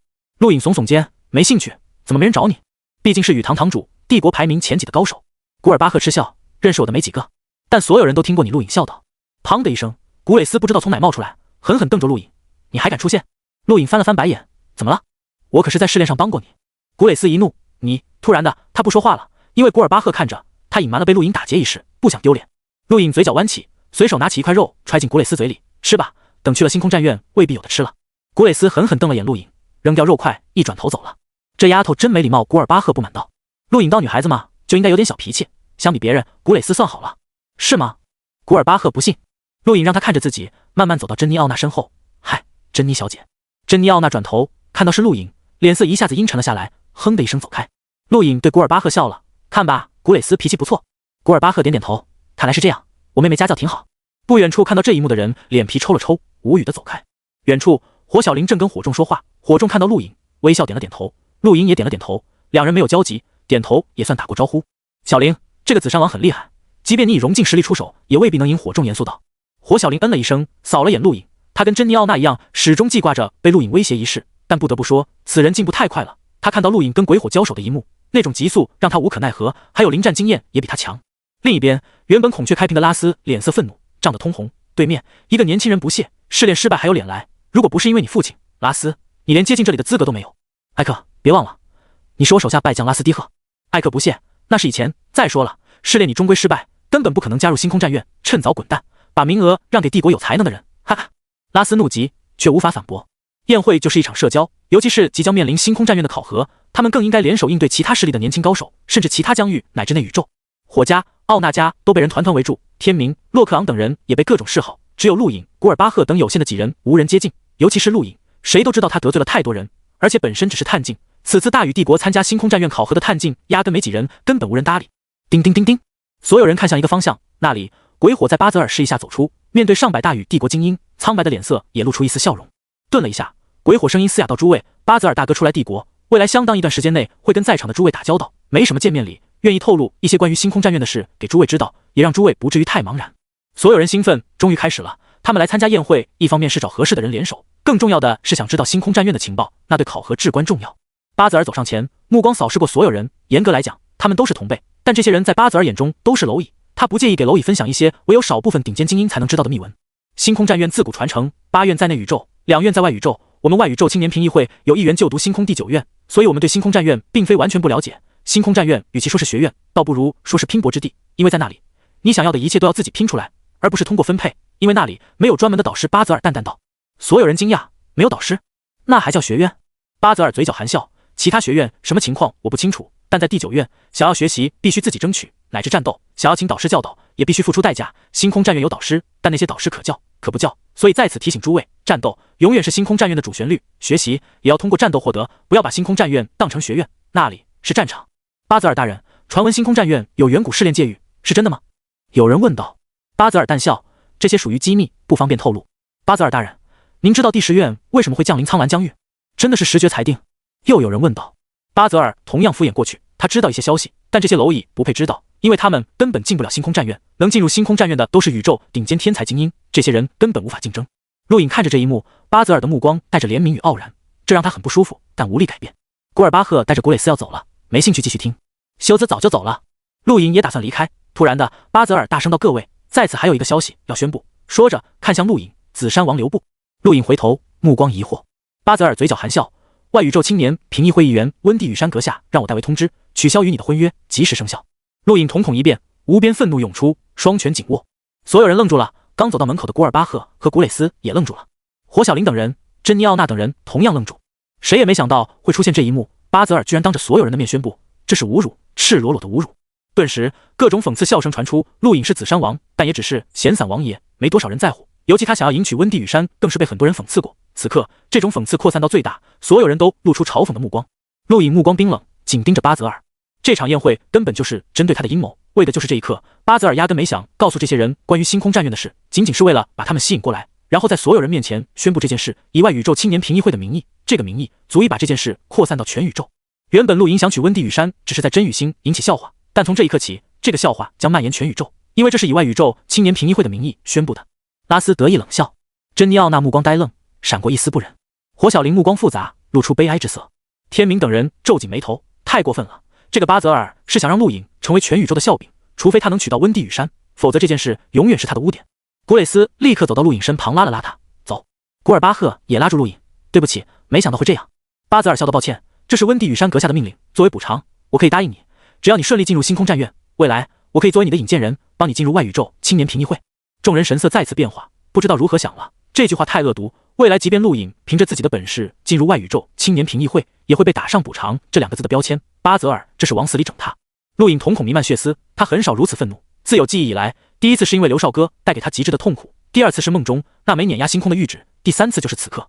古尔巴赫拉住陆颖，低声道，不要冲动，他是探索者。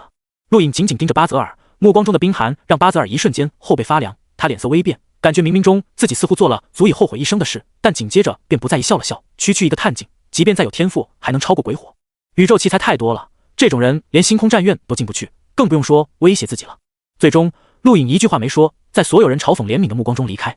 酒店外，古尔巴赫拍了拍陆颖肩膀，抱歉，是我劝你来的，没想到会发生这种事。古蕾斯也看着陆颖，眼中带着一丝担忧。陆颖耸耸肩，笑道，没事，只是取消婚约而已，反正我也没想娶她。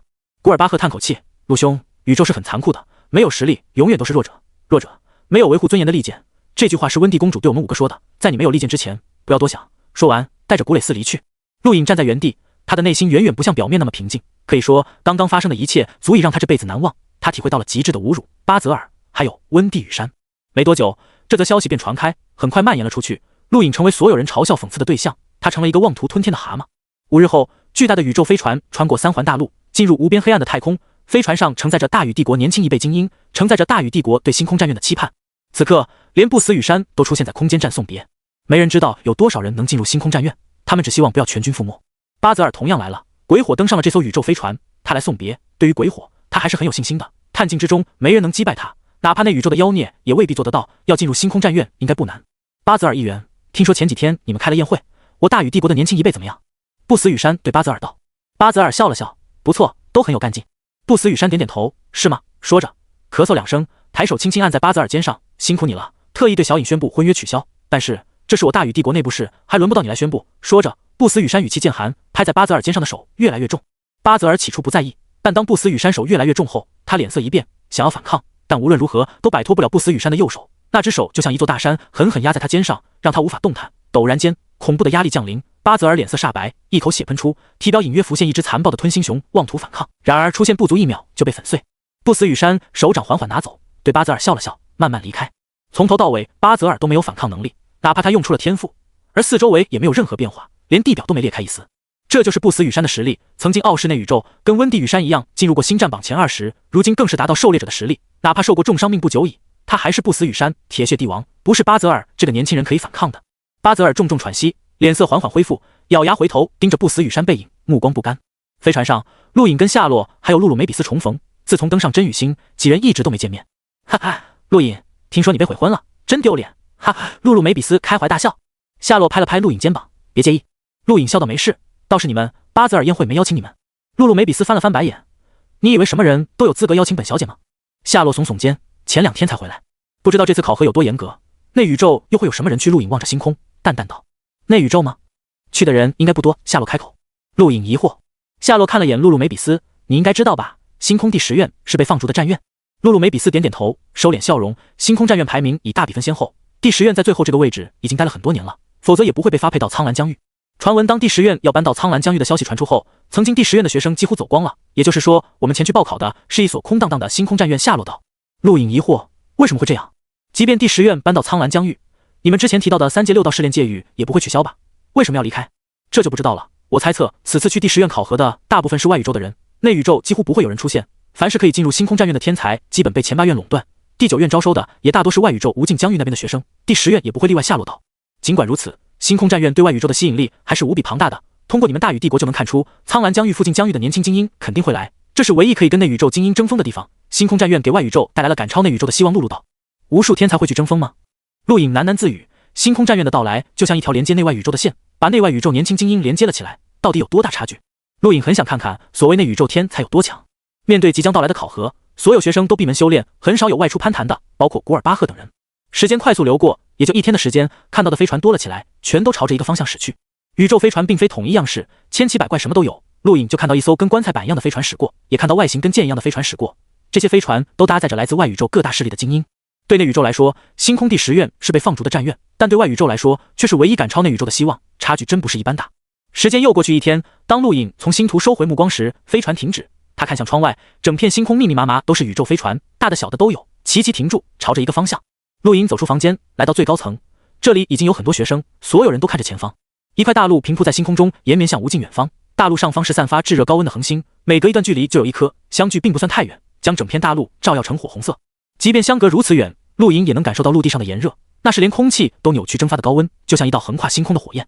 所有学生呆滞看着，这是什么？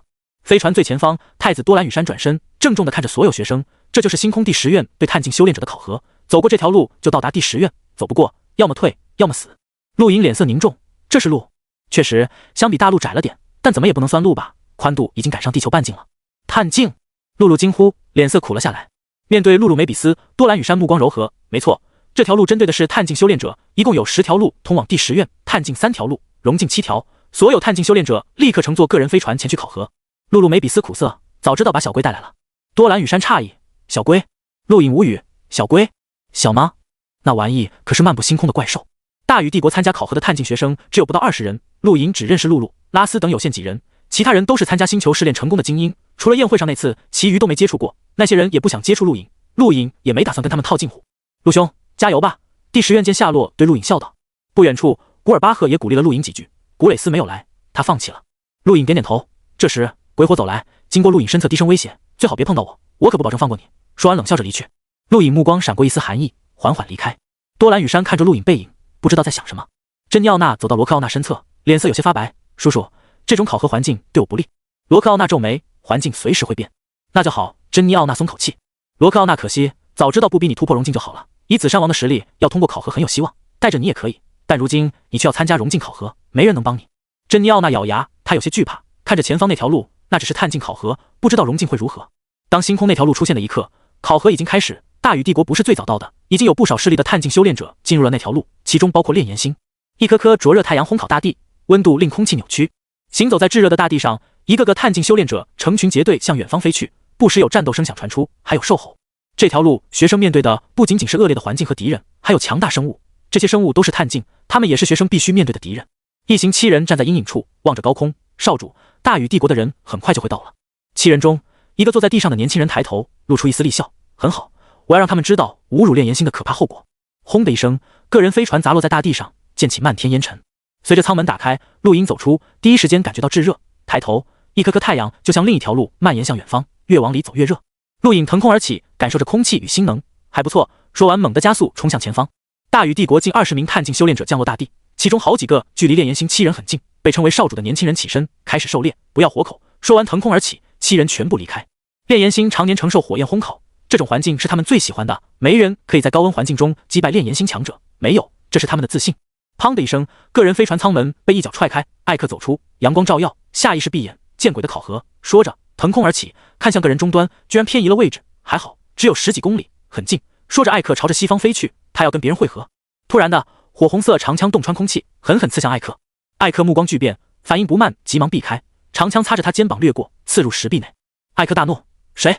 说着，立刻看向个人终端，只见上面显示3000战力，探镜巅峰，能参加星空战院考核的几乎都是3000战力巅峰，战斗数值意义不大。不远处，一个皮肤呈现暗红色的男子飞快冲来，双臂撞击产生火花，随后化作火焰长枪，直接刺向艾克。艾克愤怒，炼炎星的杂碎，说着与男子站在一起。不过半分钟，艾克就被一枪刺穿，腹部都被火焰烤焦。男子冷笑：“大禹帝国毁约，侮辱我们炎峰少主，这就是代价。”说完抽出长枪，艾克的尸体掉落在地。其他好几个地方都发生同样的一幕，炼炎星几人似乎知道大禹帝国降落的时间，凡是在这段时间内降落的人都是他们的敌人。被称为少主的年轻人看着地上逐渐凉透的尸体，呸了一声：“我哥哥受到的侮辱，就由我炎正替他收。”这时又一声轰响，热浪扑面而来，炎正望向西面，残忍一笑，猛地飞去。飞船砸在地上，将地面砸成锥形坑洞。一个年轻人推开舱门，缓缓走出。炎正看到，想也没想，双臂撞击产生火花，火焰长枪刺向年轻人。年轻人抬眼，眼中闪过一丝厉芒，抬手，大荒掌。话音落下，掌心变为暗黄色，与火焰长枪击撞。砰的一声，气浪压迫地面，火焰长枪寸寸碎裂。炎正骇然，瞳孔缩成针尖状，胸口一阵剧痛。年轻人一掌击中炎正，把他轰飞了出去，随后看也不看，腾空飞向远方。炎正吐出血，狠狠砸在凸起的山壁上，再次一口血喷出，脸色惨白，那一掌差点废了他。“你是谁？”炎正大喊，再次咳出口血。年轻人诧异：“没死，我叫孟月，有本事就找我报仇。”说完快速离去。炎正强忍着剧痛蹲下。这时2名炼炎新人到来，大惊：“少主，谁伤了您？”炎正没有回话，取出疗伤药服用。很快又有2名炼炎新人到来，围在炎正身旁。过了好一会，炎正才睁眼，喘着粗气，目光骇然。那一掌不仅粉碎了他的战绩，更令他重创，生机都好像被吸走一般。大慌掌，怎么有点耳熟？去看看那艘飞船有什么特征？炎正虚弱道。一名炼炎新人立刻飞去，不一会回来。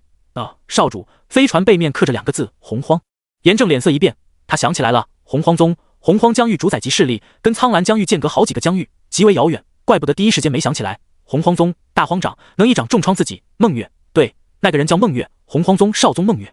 此刻炎正才想起来自己面对的是谁，洪荒宗天才，一个迟迟不肯突破，妄图将探镜开发到极致的疯子。这个人曾受邀加入外宇宙青年评议会，却拒绝了，能以探镜击溃融进天赋修炼者，是个变态，怪不得那么厉害。炎正吐出口气，面对这种人，别说报仇，连见面都要躲着。其他2个呢？怎么只有你们4个？炎正问道。一人迟疑，脸色难看道：“死了。”怎么死的？炎正大怒。一个是被这里的异兽杀死，一个死在大禹帝国修炼者手中。炎正握拳：“谁？不知道，从没见过。”炎正无奈，他想的太简单了，这可是星空第10院试炼，聚集了无数天骄奇才，炼炎星可以在苍兰疆域横行，但面对整个宇宙的天才，他们没有资格。休息一下，这个丑等加入星空战院后再报。几人松口气，不禁庆幸，他们生怕少主年少气盛，那就麻烦了。这里变态可是太多了。另一边，陆影跟露露会合，原本就相距不远。陆影，我们比一下谁先到露露跃跃欲试。陆影看着个人终端，可以，稍等片刻，我要等一个人。露露疑惑，还有人跟我们一起？陆影目光冰冷，我要送他离开。露露没听懂，陆影嘴角弯起，来了。不远处，鬼火慢悠悠飞行，他的天赋注定适应这种环境。突然的，鬼火停住，诧异看着前方，是你？陆影上前，等你很久了。鬼火嗤笑，抱歉，刚刚宰了一个自称炼炎星的废物，正发愁到哪去找你，你居然还敢出现，找死！陆影捏了捏拳头，巴泽尔的账我会找他算，但先从你这收点利息。说完身形直接消失，一个空闪出现在鬼火眼前。鬼火嘲讽：蝼蚁，这里可没有能困住我的东西，让你知道虚无火焰的厉害。说着，体外黑色火焰蔓延，身体直接化为虚无。他的天赋让露露惊讶，虚无之火可以避开实体攻击，这种天赋即便很多融境强者都无可奈何。陆莹冷笑，抬手一拳轰出，白与黑的交替，这是白夜拳。白夜一族纵横宇宙，传承战技，强势无匹，面对无数奇特天赋照样碾压。这就是白夜一族，怎么可能被区区虚无之火难住？白夜族的战技既有实体攻击，也有类似精气神的攻击，白夜交就是对精神攻击的一种。之前陆颖一直不明白白夜拳为什么交替白与夜，直到面对鬼火他才想通，宇宙奇特种族天赋太多了，白夜一族战绩傲视群雄，没有缺点，可以弱，却绝不会无效。白夜拳轰出，鬼火先是不屑，紧接着体会到奇怪的矛盾感，身体仿佛被什么撕裂了一般，眼前看到的既是白天，也是黑夜，白与夜轮转，仿佛时间流逝，他的身体被欺骗，尽管他知道这是假的，但身体无法反抗，极致的疲劳让他连天赋都无法维持，陡然化为实体，脸色煞白。陆颖一手按在鬼火腹部，替我给巴泽尔传话，你的下场未来也是他的下场。说完，单掌下压3倍波动掌，蹦，气浪震散空气，鬼火被陆颖一掌轰向地底，将地面狠狠砸出巨大的坑洞，一口血喷出。还没完，又一股力道在他腹部爆发，坑洞再次扩大，随后又出现一次、3次，三重进，这是3重3倍波动掌。鬼火直接被废了，晕厥过去，不省人事。陆颖屹立高空，看着下方，眼中的寒意稍微消散。这只是利息，巴泽尔未来的下场绝对比此人惨100倍。一旁，露露从头看到尾，这场战斗开始的快，结束的更快。他先是惊讶鬼火的天赋，随后惊讶陆颖的3重3倍波动掌。你又进步了，好厉害的技巧！露露惊讶。陆颖笑了笑，走吧，比比谁先到。好，露露加速。在两人离开后，孟月出现，降落下来，看着鬼火的惨状，扫视着被鬼火碾碎的坑洞，颇为惊讶。3重进波动掌，有意思。同一时间，大禹帝国飞船上，多兰羽山等人收到所有参加考核的学生的现状。融境考核刚刚开始，而探境考核基本已经结束了，因为剩下的只有几个人。一名学生传回消息，遭到炼炎星的追杀，有人汇报。多兰羽山脸色阴沉，炼炎星看来是想跟我大禹帝国开战了。罗克奥纳淡淡道：那倒不至于，严刚替严峰铺了路，让严峰敢大胆地追求温蒂公主。这个时候他们不应该对我们出手，只有一个可能，出手的人对境况不了解，真以为我们毁约，让严峰受到了侮辱。严峰有一个弟弟叫严正，正好是探境，可能就是他出手了。多兰羽山道：要不要跟炼炎星说一声？有人问道。多兰羽山淡淡道：不用了，炼炎星只是小角色，如果连炼炎星这关都跨不过去，根本不可能加入星空战院。这时多兰羽山个人终端传出轻响，他看了一下，脸色一愣，抬头缓缓开口：鬼火败了，重伤垂死。听到此话，火青山和绝狼都诧异看过来，谁干的？罗克奥纳惊讶，他们可是知道鬼火的天赋，将身体化为虚无，这种天赋按理说外宇宙探境中能击败他的几乎没有。较场一战，陆颖凭借那口中才压制了他，否则同样无法击败此人，连天明都做不到。多兰羽山目光奇异，紫山王陆颖，众人惊讶。罗克奥纳皱眉，陆颖能击败鬼火？多兰羽山嘴角上扬，这是从帝国传来的消息，鬼火遇到陆颖的时候特意打开个人终端录制，估计是想把这一战传出去，但却被陆颖轻易击败，重伤垂死。巴泽尔已经气疯了。罗克奥纳惊叹。火青山目光明亮，外宇宙青年评议会虽然权力极大，但也仅限于年轻1倍。巴泽尔太嚣张了，也太看不起我大禹帝国。紫山王这一战正好打压他的气焰。罗克奥纳感慨道。多兰羽山淡笑，可不仅仅是巴泽尔，巴泽尔只是条狗，他背后有着青年评议会的大人物，那个人才是幕后黑手，妄图通过侮辱陆颖得到妹妹的芳心。可惜这些人都不了解妹妹，她的心很大。此刻大禹帝国，巴泽尔怒吼，鬼火是他送去参加考核的，却被陆颖打得那么惨，把他脸都丢尽了，该死，真该死。巴泽尔低吼。探境之路上，陆颖和露露速度都很快，露露有白闪，陆颖有控闪，甚至融入了白闪的部分技巧，速度并不比露露慢，让露露惊讶。一路上两人看到不少年轻人飞往远方，也看到无数异兽咆哮，这条路充满了危机，除了异兽还有奇特的植物，唯独没有水流，水都被蒸干了。两人飞了2个小时才停下休息。陆颖看向个人终端测试战力，发现四周围密密麻麻都是3000战力，保守估计我们四周至少数千人参加考核。陆颖略显疲惫道。露露揉着小腿，很正常，你们大禹帝国都派了上百人，整个外宇宙就算有1万人考核都不稀奇，不过真正能来参加考核的只有苍蓝疆域附近的疆域，每条探境之路都应该有几10万人吧。陆颖啧舌，3条探境之路就是近100万考生，也就是说近100万探境修炼者，相当于地球一座城市的人口了，组成军队足以横扫太阳系了吧。我一直很好奇，你为什么永远是一身绿衣？陆颖问道。露露白了眼陆颖，梅比斯一族都身穿绿衣，你有意见？陆颖看着露露，目光奇异，你是不是很有钱？露露眼珠一转，狡黠一笑，对啊，你想借？可以，3分利。陆颖无语，我刚刚在想，我们是不是太着急了？数10万人考核，前面竞争肯定很激烈，后面来的人也会越来越多。露露沉吟道。陆颖也想到了，第10院出现在苍蓝疆域，他们算是最快到达的，那么附近疆域的人呢？考核没规定时间，越往后人数越多，他们急着往前冲，等于为后人铺路。一场考核不可能这么简单，前面肯定有麻烦。我不想为别人做嫁衣，等等吧，休息几天。陆颖思考了一会说道。露露点点头，好。四周围环境以山脉为主，光秃秃的，地面灼热。陆隐站在一座枯山上，遥望四方，天空不时有人群掠过，不知道其他人怎么样了。时间很快过去了20几个小时，陆隐和陆路正躲在枯山下休息，天地忽然变暗，高空那些太阳光芒同时暗淡，紧接着大地进入寒冬，极寒的气流扫过，从天而降，一瞬间，曾经炙热的地面变得冰凉。陆路惊呼：改变天象，超强者出手了，不愧是星空战院。陆隐抬头，震撼望着高空，那一连串的太阳同时被冰封，无尽寒气就是从星空垂落，银河落九天，这就是绝强者的手段，根本不是他能想象的。如果从遥远的星空看，整条路就像一根冰棒，星空中无数人震撼望着，10条路同时被冰封，极寒的气流垂直扫荡10条路，对星空没有丝毫影响。多兰与山几人咽了咽口水，这种手段他们无法想象，已经超越了他们的认知。漫步星空的强者，从最低的探索者到巡航者，再到狩猎者，大禹帝国都有，但这些人也做不到这一步，这是超越狩猎者的恐怖存在的手段。以战力而论，超过了10万战力。火青山目光炙热，他可以毁掉1条路，却做不到冰封10条路，这才是他一直追求的力量极限。这一辈的年轻人太幸运了，有机会进入星空战院，见识到超越外宇宙层次的力量，实在太幸运了。令星空暗淡，冰封太阳，这种力量让所有人只能震撼，除此之外别无他想，他们距离这种力量太遥远。陆隐感受着大地散发的寒气，倒吸口凉气，人居然可以做到这种地步。别看了，你想不明白的，就算是漫步星空的强者都想不明白，力量层次不同。陆路撇嘴道。陆隐目光炙热，这条路是被创造出来的吧？鬼知道，或许是拆了一个星系组合而成，谁知道呢？陆路随意道。陆隐看向陆路，你们梅比斯一族存在这种强者吗？陆路翻了翻白眼，不知道，不想说。即便陆路不说，陆隐也能猜到，没有此等强者坐镇，梅比斯一族凭什么主宰经济？抬头望天，黑夜的寒风让人不自觉产生孤寂的感觉。陆隐目光悠然，他没什么可怀念的，他失去了记忆，如今唯一值得思念的只有地球，那颗星球算是他的故乡吧，也不知道怎么样了。不知道过了多久，背靠冰冷的山壁，陆隐默默数着700多个了。这段时间有700多人从头顶飞过，这只是他周围探境之路的宽度相当于地球半径，保守估计这段时间应该过去了10多万人。差不多了，陆隐起身，走吧。陆洛嗯了一声，握了握拳。突然的，前方一个黑点快速接近，朝着他们飞来。两人没动，看着黑点接近，是一个年轻男子。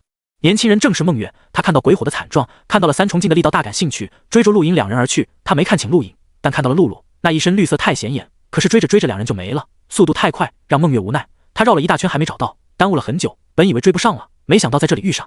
降落在矮山上，孟月盯着陆隐，取出鬼火照片，这个人是你击败的？陆隐眉头一皱，关你什么事？孟月目光兴奋，来，我们打一场。陆隐眼睛眯起，你想为他报仇？孟月不在意道，跟他无关，我对你的战绩很感兴趣。3重镜应该是浩元疆域9重门的战绩，你把3重镜融入波动掌，我想试试威力。没兴趣。陆隐语气平淡，他可不想耗费力气跟一个无关紧要的人打架。孟月没有再说话，而是直接出手冲向陆隐，一腿扫出，腿锋凌厉，带着一丝刚猛之气。陆隐直接一个空闪避开，语气冷漠，你想打架去找别人，现在是考核，没工夫陪你玩，那可由不得你。说着，孟月抬掌，一掌拍向陆隐，他自问速度赶不上此人，唯有用大荒掌出其不意攻击，与此人直接一击定胜负。他追求的是探境极限，任何探境强者他都想一战。陆隐感受着大荒掌的力量，体内生机都仿佛被抽走一般，知道威力不弱，同样抬手，眼中闪过一丝亮光，既然找死，可就不客气了。砰！两人同时全力出手。大荒掌作为洪荒疆域主宰势力洪荒宗的传承战技，威力极强，举世无匹。而陆隐把天星掌运转到5颗星，曾击败过禹堂融境强者提森，被古尔巴赫称为足以排入禹堂前10。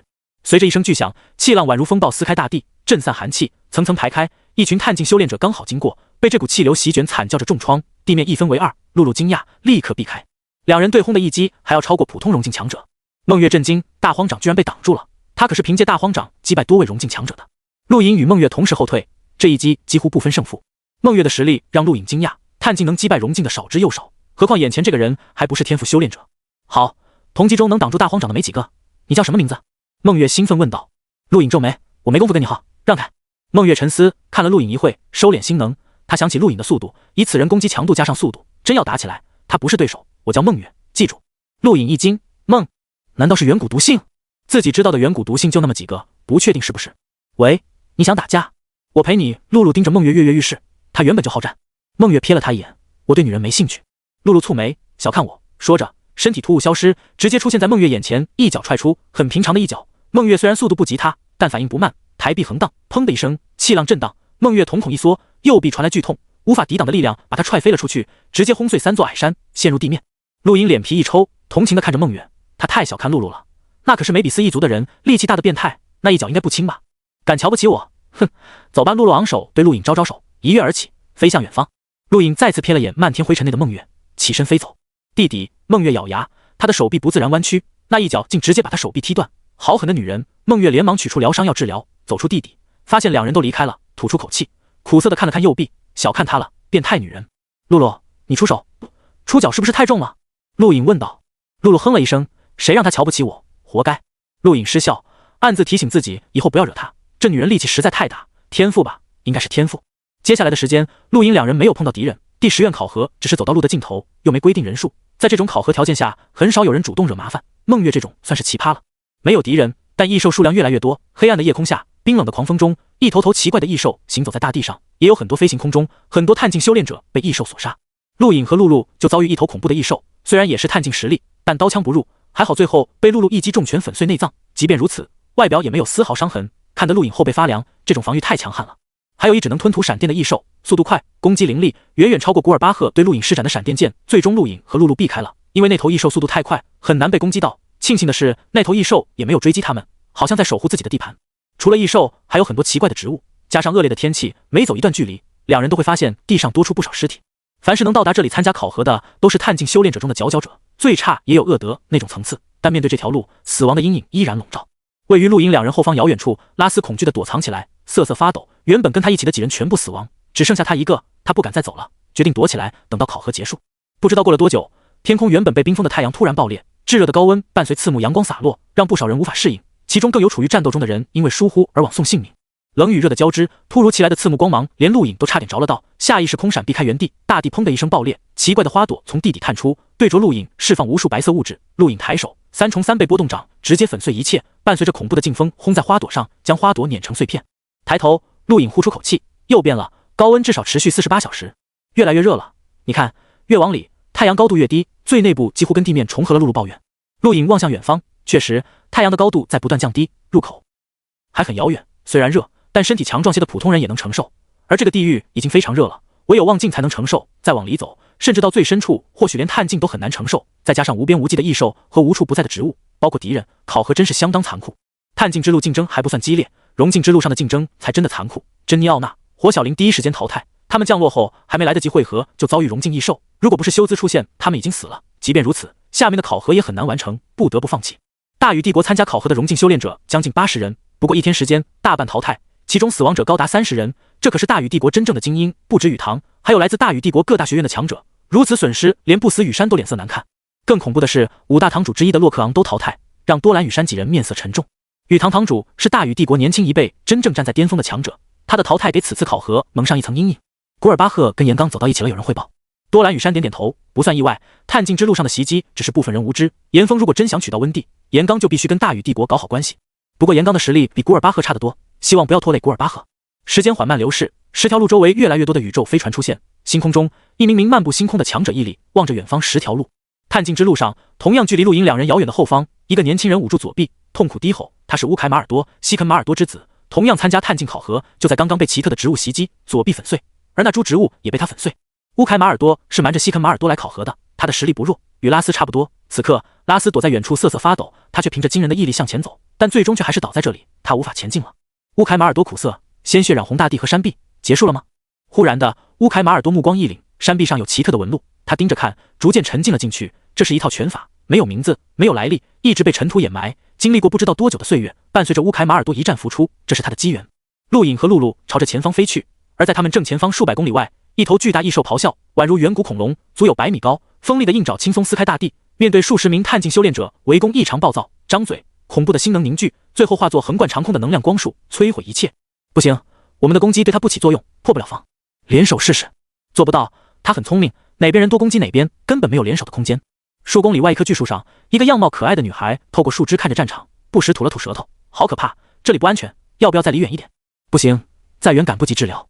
当陆颖和露露到达这片战场的时候，探境修炼者增加到了近100人，全都围攻异兽。两人看着异兽，目光惊讶，这头异兽相当不简单，无论防御速度还是战斗经验都超过那批人。而且你看出来没有，他的攻击隐隐有战绩的影子。陆颖凝重道。露露嗯了一声，捏了捏拳头，看样子就知道很难打，这批人跟他死磕干嘛？陆颖目光扫视战场，最后凝向异兽脚底，不管战况如何，那头异兽始终没有踩到他脚底那片凸起的土壤内，那里有东西。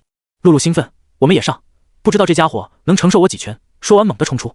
陆颖本来想再等等看，他估计暗处强者不会少，肯定也在等机会，但露露已经冲出去了，他他不能眼看着露露一个人上，无奈也冲过去，暗中留心四周。近百探镜围攻一头有探镜实力的异兽，听起来很不可思议，但确实发生了。尤其当异兽避开露露一拳，露露真的兴奋了。这头异兽能感知到危险。吼！异兽咆哮，巨大的尾巴甩过，露露轻松避开。10多名探镜修炼者被抽中，其中近半身体断裂，直接死亡，另外一些也重伤飞出。陆颖惊讶，好凶猛的攻击，绝不次于5颗星辰的天星掌。人类与异兽最大的不同就是想象力，人类更懂得创造，异兽凭的是身体和天赋。相同条件下，异兽远比人类强大，因为异兽完全适应自然进化，人类却想着改变自然，在无法改变自然前，人类很难击败异兽。如果想要改变，唯有天赋和战绩。露露大叫一声好，身体消失，出现在异兽后背，抬起右拳轰出，异兽急速转身一口咬下，妄图逼迫露露放弃攻击，但露露原本就没打算攻击，她在给陆颖创造机会。陆颖一个空闪出现在异兽头顶，双掌同时击出3重3倍波动掌，20式天兽爪。砰的巨响，陆颖双掌狠狠轰击在异兽头顶，将异兽身体砸入大地，100米高身体被轰倒，很是壮观，气浪宛如海啸排开，将数十名探镜修炼者震退。所有人震撼望着这一幕，那头异兽的强大他们很了解，攻击很难破防不说，还懂得避开危险，如此生物竟被一个人击倒，绝对的强者。露露出现在地面凸起的土壤前，一挥手露出一株发光的小树，上面结了几颗果实，淡黄色，很是诱人。什么东西？露露疑惑。异兽怒吼，使劲晃动脑袋，想爬出地底。陆颖突然大喝：“露露小心！”露露一个摆闪避开，原地一道人影不知何时出现，诧异看了眼露露，抬手抓向那株小树。露露愤怒，一脚踹去，人影不在意左臂横荡。如果孟月在此，一定对这幕很熟悉，他就是这么被重创的。果然，下一刻那道人影横飞出去。露露哼了一声，抓起几颗果实就走。陆颖奇怪，却没多问，腾空而起。他离开后，异兽咆哮着冲出地面。此时10多名隐藏在暗处的探镜修炼者来到小树一侧想夺取，却被异兽一声咆哮震慑，同时避开。取了几颗？陆颖问道。露露随手扔给陆颖5颗果实，一共10颗，一人一半，没多拿点。陆颖疑惑。露露认真到万事留一线，尤其是天才地宝不能绝根，这是我们的族训。陆颖点点头，没有多问。这时周围出现数十人，朋友，你们拿的东西麻烦分出一点。有人阴沉道。陆颖不屑，动手吧，速战速决。说完身体消失，露露同时消失。下一刻，一道道人影下饺子一样从天砸落，都是被2人击败的修炼者。远处众多修炼者心惊胆战，暗暗庆幸没有出手，能一击轰倒异兽的人岂是那么简单的，绝对是此次考核最强者之一。远处大树上，娇小的女孩惊叹，好厉害，不知道跟左拉姐姐比怎么样。那么多探镜修炼者还在围攻异兽，不时有人抢走果实，一株小树数十颗果实被采摘了不少。异兽终于爆发了，凝聚星能横扫四方，让所有人逼退。就在此时，天空太阳再度被冰封，寒冷气息扫荡大地，天地再次变得黑暗。陆颖跟露露没停留，立刻离去。而远处大树上那个女孩想了想，也跟了过去。星空战院的考核不简单，如果只是一条充满极端气候和异兽的路，很多人都能通过，尤其是数十人一起的庞大队伍，这显然无法筛选精英。星空中，所有人凝神屏息看着，真正的考核即将到来。极寒气候横扫大地，依然无法阻止众人抢果实。然而很快，众人发现不对，异兽变了，突然变得无比狂躁，攻击肆无忌惮，甚至不再顾及那株小树，一脚碾碎。众多探镜修炼者怒极，下一刻，四面八方传出嘶吼，越来越多，不管是前方还是后方，都有无尽兽吼传播，就像一个信号，大地开始了震动。陆颖脚踩地面，脸色一变，不好，是兽潮，异兽爆发，快躲！2人加速冲向远处一座山峰上，天空不知何时出现成百上千飞行异兽，疯狂攻向2人。不止他们，凡是腾空的修炼者全都在攻击范围。不过一会，血洒天空。陆颖和露露都拥有急速，从容避开攻击，越来越接近山峰。这时，一声惊呼，陆颖转头望去，是一个相貌可爱的女孩，年纪应该不大，也就16岁左右，脸色苍白，摇摇晃晃地躲避攻击。陆颖眉头一皱，你先去。说完一个空闪冲向女孩那边。露露瞥了他一眼，加速冲向山峰。啊！女孩大喊，恐惧望着一头飞行变异兽袭来，关键时刻被陆颖抓住，抱在怀里冲向山峰。女孩喘着粗气，靠着陆颖，小心探头看着四周，越来越多的飞行异兽出现，几乎遮蔽天空。最后关头，陆颖带着女孩降落山峰，跟露露一起躲在凹进去的山洞内，遮蔽洞口。这时，天空彻底被飞行异兽遮蔽，原本就黑暗的大地更加暗淡无光，唯有血色染红地面，到处都是惨叫声。陆颖眯起双目看向外面，这就是星空战院的考核，100万考生，此次兽潮估计能刷掉一大批，太残忍了。面对如此兽潮，能存活的没多少，但同样存活下来的绝对是精英。谢谢女孩小心看着陆颖，低声道，有些忐忑与不安。陆颖看了他一眼，没有说话。露露看了看女孩，又看了看陆颖，目光一亮，原来你喜欢这种类型的。陆颖迷茫，什么？露露嬉笑。女孩脸色一红，小声道，我叫可可，来自玄风堂，你们好。陆颖点点头。露露惊讶，玄风堂？内宇宙玄风堂？可可点头，抿了抿嘴，就像只受伤的小鹿。陆颖看向露露，你知道？露露道当然，玄风堂济世为怀，善于疗伤救人，人数虽少，但在内宇宙口碑非常好，跟三叶草公司一样钻研药物，不过目的不同。三叶草公司主要是赚钱，而他们我就不知道了，感觉更像吃饱了撑的。可可眨了眨眼，没撑，我们在历练。历练救人。陆颖诧异。可可小声嗯了一声，师傅教导，救的人越多，气运越盛，更能长寿。陆颖和露露对视一眼，你师傅把你忽悠得不轻啊！露露忍不住道。可可张了张嘴想说什么，但还是没说出来，目光无意间看到陆颖右臂流血。呀，你受伤了。陆颖看了眼，没事，小伤。可可连忙道，我帮你治疗吧，否则伤口会感染的，宇宙中充满了奇怪的病毒，一不小心会没命的。陆颖眉毛一挑，没那么夸张吧？是真的，任何一道细小的伤口都可能成为日后丧命的根源。可可认真道。陆颖无语，医生都喜欢吓人吗？好吧，你帮我治。可可目光陡然锃亮，跟刚才判若两人。好。看着可可兴奋的神色，陆颖突然有种不好的预感。果然，下一秒，可可手中缓缓浮现出一个巨大的足有3米长的针筒，惊呆了两人。那根针就有1米长，反射寒光，针管内有不知名绿色液体，看起来让人发毛。顿时，陆颖头皮发麻，下意识退后，警惕。你要干嘛？可可抱着针筒，兴奋盯着他。治疗啊，来吧，打1针就好了。陆颖咽了咽口水，急忙拒绝，不用了，我自己可以，不用你治疗。可可急了，我帮你治吧，你治得不彻底，会有后遗症的，各种病变出现就晚了，来吧。陆颖再次退后，坚定道不用，我自己可以。可可惋惜不甘地看了眼陆颖手臂，很是失望。哦，说完，针筒消失。露露这时才反应过来，那是你的天赋。可可再度恢复成胆小可爱的样子，点点头，我的天赋可以治疗伤势的，很管用的，可惜没人愿意让我打1针。陆颖翻白眼，那玩意打1针就完了，直接对穿，白痴才让他打，看上去比刀剑还恐怖得多。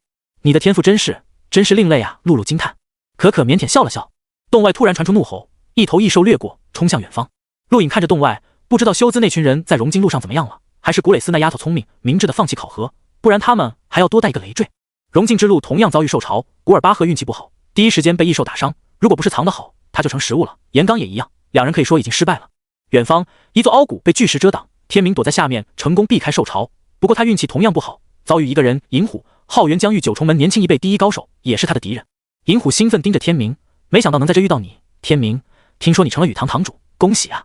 天明脸色严肃，紧盯着银虎，我也没想到会在这里遇到你，当年的仇终于可以报了。银虎嘲讽，报仇？笑话，你只是个被9重门逐出的废物，擅自偷学9重境，可怜禁止领会3重境，还有脸说大禹帝国居然会要你这种废物，我今天帮他们清理掉。说完一掌拍向天明，掌中凝聚深沉强悍的波动，天明目光凛然，同样一掌拍出，气浪震裂大地，地面连续3次碎裂，这是3重境的波动。然而下一刻，天明瞳孔一缩，右掌剧痛，第4重境，你居然领悟了4重境！银虎狂笑，你这种废物永远理解不了我。4重，今天我让你绝望。说着，又一股恐怖力道降临，这是第5重。天明右掌折断，被银虎第5重力道轰在腹部，吐血倒飞出去，狠狠砸在山壁上。银虎站在原地，冷傲看着他，当年的你是废物，今天你还是废物，我送你上路。天明吐出口血，左手抬起，探掌变爪，虚空兽吼，方圆100米被天兽爪笼罩，一股森然杀机降落，同一时间粉碎凹谷上空的巨石和地面。银虎被天明43式天兽爪震撼，还没来得及阻挡，一头头异兽掉落，全部被天兽爪攻击笼罩。轰！大地晃动，烟尘垂直升空，10多头异兽化为血浆，银虎外衣撕裂，右肩4道血痕清晰可见，他被天兽爪伤到了。抬头，眼前早已没有了天明踪迹，你逃不了！银虎怒吼，一跃而起。然而还没等降落，阴影笼罩，毛茸茸的巨爪横扫，将银虎洞穿，身体化为碎末爆裂，只剩一颗头颅掉落在凹谷内。最后一眼看到的是躲藏在废墟山壁下重伤的天明。天明看着银虎不甘的目光，只剩一颗头颅依然瞪着他，他惨笑，仇报了，但考核也到此为止，至于能不能活下去，就看天意。兽潮持续了1天的时间，这一天对参加考核的修炼者来说是地狱，永无止境的异兽随会冒出来取他们性命。异兽跟他们都是同境界战力，面对无数异兽，再强的人也得避开。他们亲眼看着朋友、亲人、战友死亡，就如同末日，自己只能躲在角落瑟瑟发抖。当兽潮结束后，高空太阳解封，炙热的高温再次烘烤大地。此刻活下来的人都觉得这股炙热是多么的温暖，取代了冷冽杀机的寒冬。陆颖3人走出山洞，鼻尖呼吸到的不只有高温气息，还有那浓得化不开的血腥气。这股血气，附近死了数千生物。可可嗅了嗅，脸色发白道：看着山峰下很多人尸体都残缺不全，一个考核而已，如同炼狱。这让陆颖想起地球进化试炼，进化的刹那，多少地球人变为丧尸，又有多少人死在变异兽口中。参加试炼的学生也死亡了很多。对宇宙强者来说，生命不可贵，他们更在乎实力。这个宇宙永远是弱肉强食的。这个时候，再高的温度也驱散不了某些人内心的冰寒。就像拉斯，他已经彻底恐惧了，勉强在兽口逃生。他现在只想回到大禹帝国。不想参加考核的人高喊3声我放弃。愚者承受3次攻击，死活不论。一道惊雷般的声音于虚空炸响，回荡在整条路上，不止探镜路，包括荣镜路，甚至星空都回荡着这道声音。听到的人脸色一变，3次无法躲避的攻击吗？陆颖抬头，3次攻击。可可惧怕都快哭出来了。我放弃，我放弃，我放弃！一声呐喊，就在陆营几人脚下，山峰中段，一个年轻人大喊，唯恐别人听不到。很快，又有人大喊：“我放弃！我放弃！我放弃！我放弃！我放弃！我放弃！”声音越来越远，很多人放弃了，也有人不愿放弃。参加考核的都是各方精英，其中不乏意志坚定者，就像山峰下一名男子，右腿都瘸了，依然没有放弃，目光那么炙热。可可，你不放弃？露露问道。可可害怕看了眼高空，随后摇摇头，不想放弃。师傅说玄风堂没有孬种。陆颖瞥了他一眼，他突然对可可的师傅很感兴趣，这种话都说得出来。那个人腿断了，我去帮他治疗吧。可可看着山峰下男子，跃跃欲试道。你会吓到他的？露露开口。可可无辜，我想帮他。放过他吧。陆颖也开口。可可委屈。没多久，大地寂静无声，陆颖跟露露同时闪开，可可迷茫，两人也没解释。民众望着高空，这是考核，没人可以帮谁。既然做好了准备，就要独自面对即将到来的攻击。陆颖深呼吸口气，莫名的一股危机出现，虚空一道无形的攻击降临，当头砸下，他一个空闪避开，无形攻击砸在山峰上，将山峰贯穿。同一时间，露露和可可也遭遇无形攻击，露露轻易避开，可可没有躲避，他取出针筒顶在头上，无形攻击狠狠砸落，把他整个人轰入地底数米。陆颖和露露立刻看去，完好无损，那个针筒帮他挡住了攻击。他们三人过去了，其他人也在同一时间遭遇攻击，那个短腿男子被直接轰杀，星空战院毫不留情，周围数十道无形攻击降落。陆颖打开个人终端，发现一个个战力消失。第一次攻击，所有想继续考核的人都体会到了星空战院的恐怖，那是不顾死亡的攻击，寻常人根本扛不住。荣境之路上也是如此，大禹帝国除了修兹和夏洛，其余人全部失败。我放弃，我放弃，我放弃！有人大喊。第一次攻击尚且如此，接下来2次攻击只会越来越强，不少人开口放弃。探境之路很长，但终有尽头。第一批参加考核的修炼者中，已经有人来到尽头，他们甚至看到了远方那道接天连地的光束，只要踏入那道光束，便可通过考核。而这里高温几乎将地面融化，数名探境修炼者口干舌燥地躲在山壁阴影下，不时取出水狂灌，但不一会又口渴。我不会放弃，我不会放弃，我要进入星空战院，一定要进去！一名女子喃喃自语，坚定地望着远方光束，眼中渐渐露出希望。走到这一步，谁都不想放弃，他们距离尽头最近，哪怕接下来2道攻击会要他们的命，他们也不想放弃。就在此时，又一道攻击自虚空降临，女子急忙闪避，她的速度虽不及陆颖跟露露，但却也不慢，远远超过当初陆颖施展的游身步，第一次攻击就被她躲开。然而这第2道攻击，她却无法避开，惨叫一声，硬生生承受，身体被砸入地底。远处还有10多名修炼者遭遇同样下场，竟无一人能闪避。女子咳嗽一声，缓缓腾空，还剩1道攻击，她望向路的尽头，瞳孔突然一缩，一道人影不知何时出现在尽头，是名男子，看似寻常，但其身体隐隐在发光，产生炙热，宛如降落在大地的太阳，傲然俯视众生。男子外衣没有丝毫破损，就这么背负双手，静静扫视过来，掠过女子，掠过很多人。女子只觉身体一热，目光骇然，那个人远远比她强大，是谁？星空战院的人吗？肯定是，不然不会没受到攻击。她不相信有人可以避开第2道攻击。距离探境之路遥远的地方，陆颖和露露再次避开第2道攻击，不过此次没有第一次那般容易，第3道攻击绝对避不开了。另一边，可可还是顶着针筒，那架势应该打算一直顶下去，硬抗3道攻击。说起来，那个针筒坚硬的超乎想象，2道攻击都没伤到一丝，针筒那么坚硬，那根针肯定也是那么硬的针鬼才愿意碰。这丫头这辈子都找不到愿意接受她治疗的人了。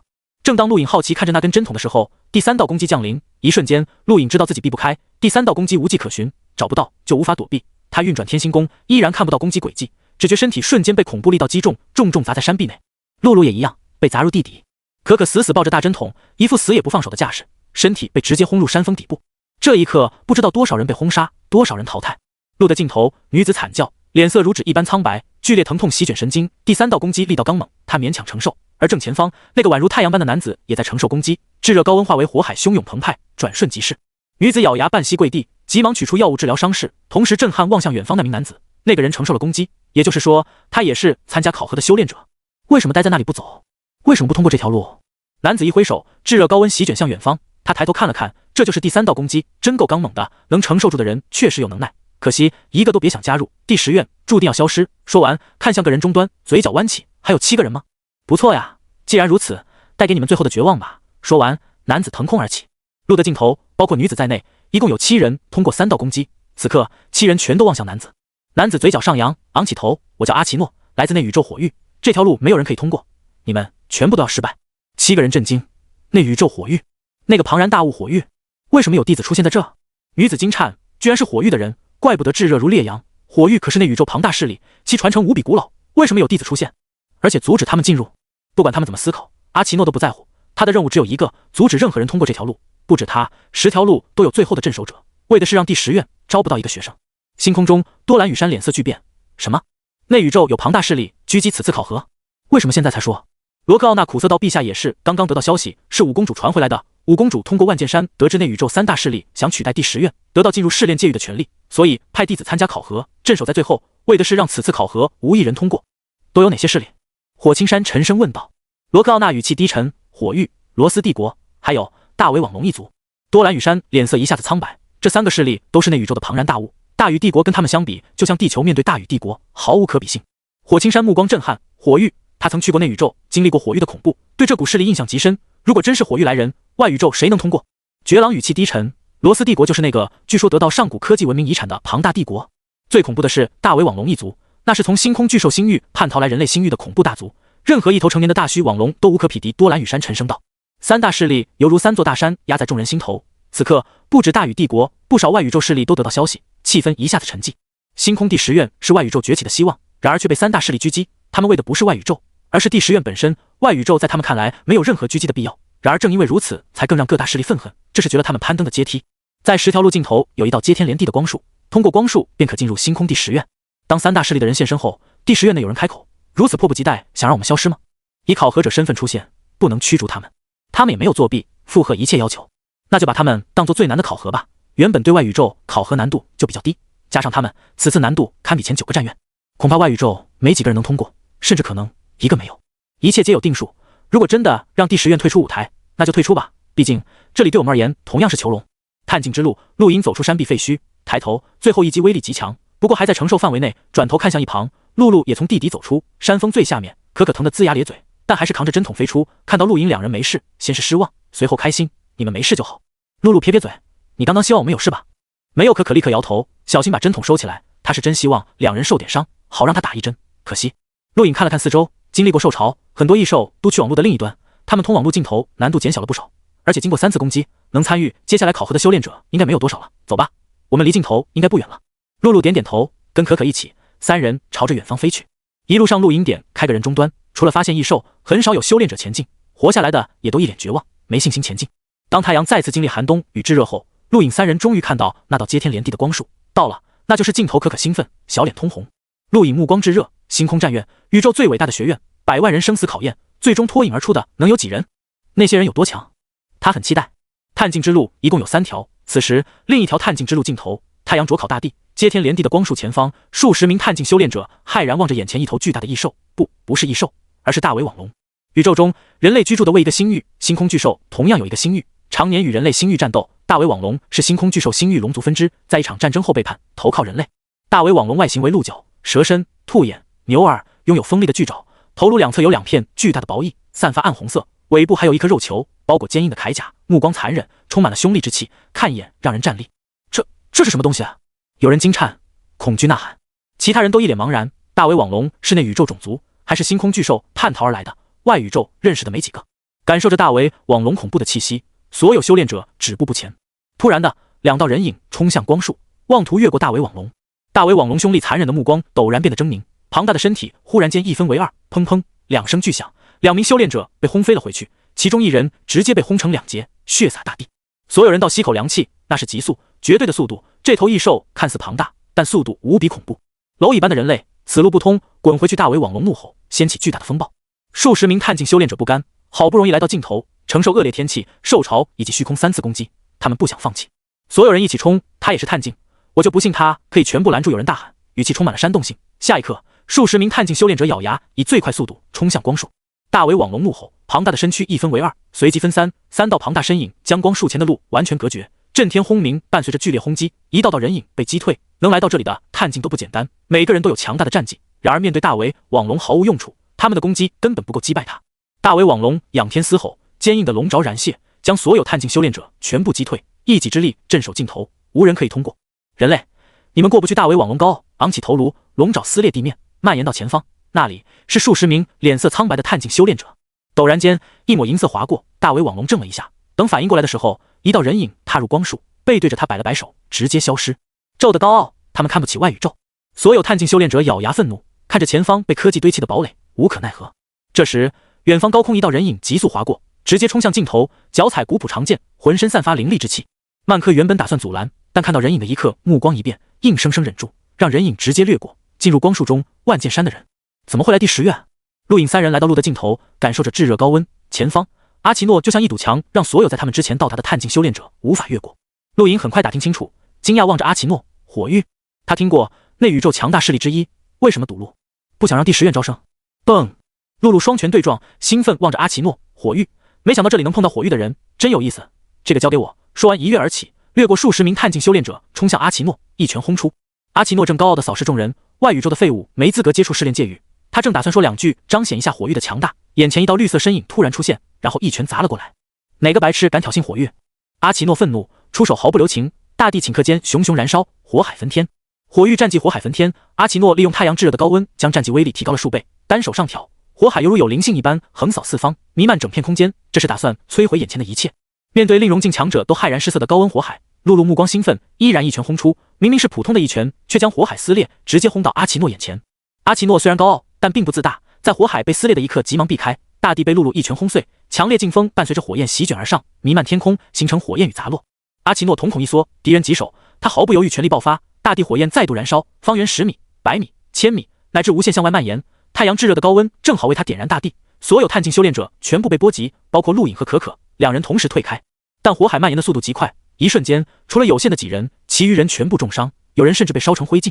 露露目光平静，感受着汹涌澎湃的火海，抬起右拳，还是一拳砸落。在他的理念中，似乎就没有一拳办不到的事。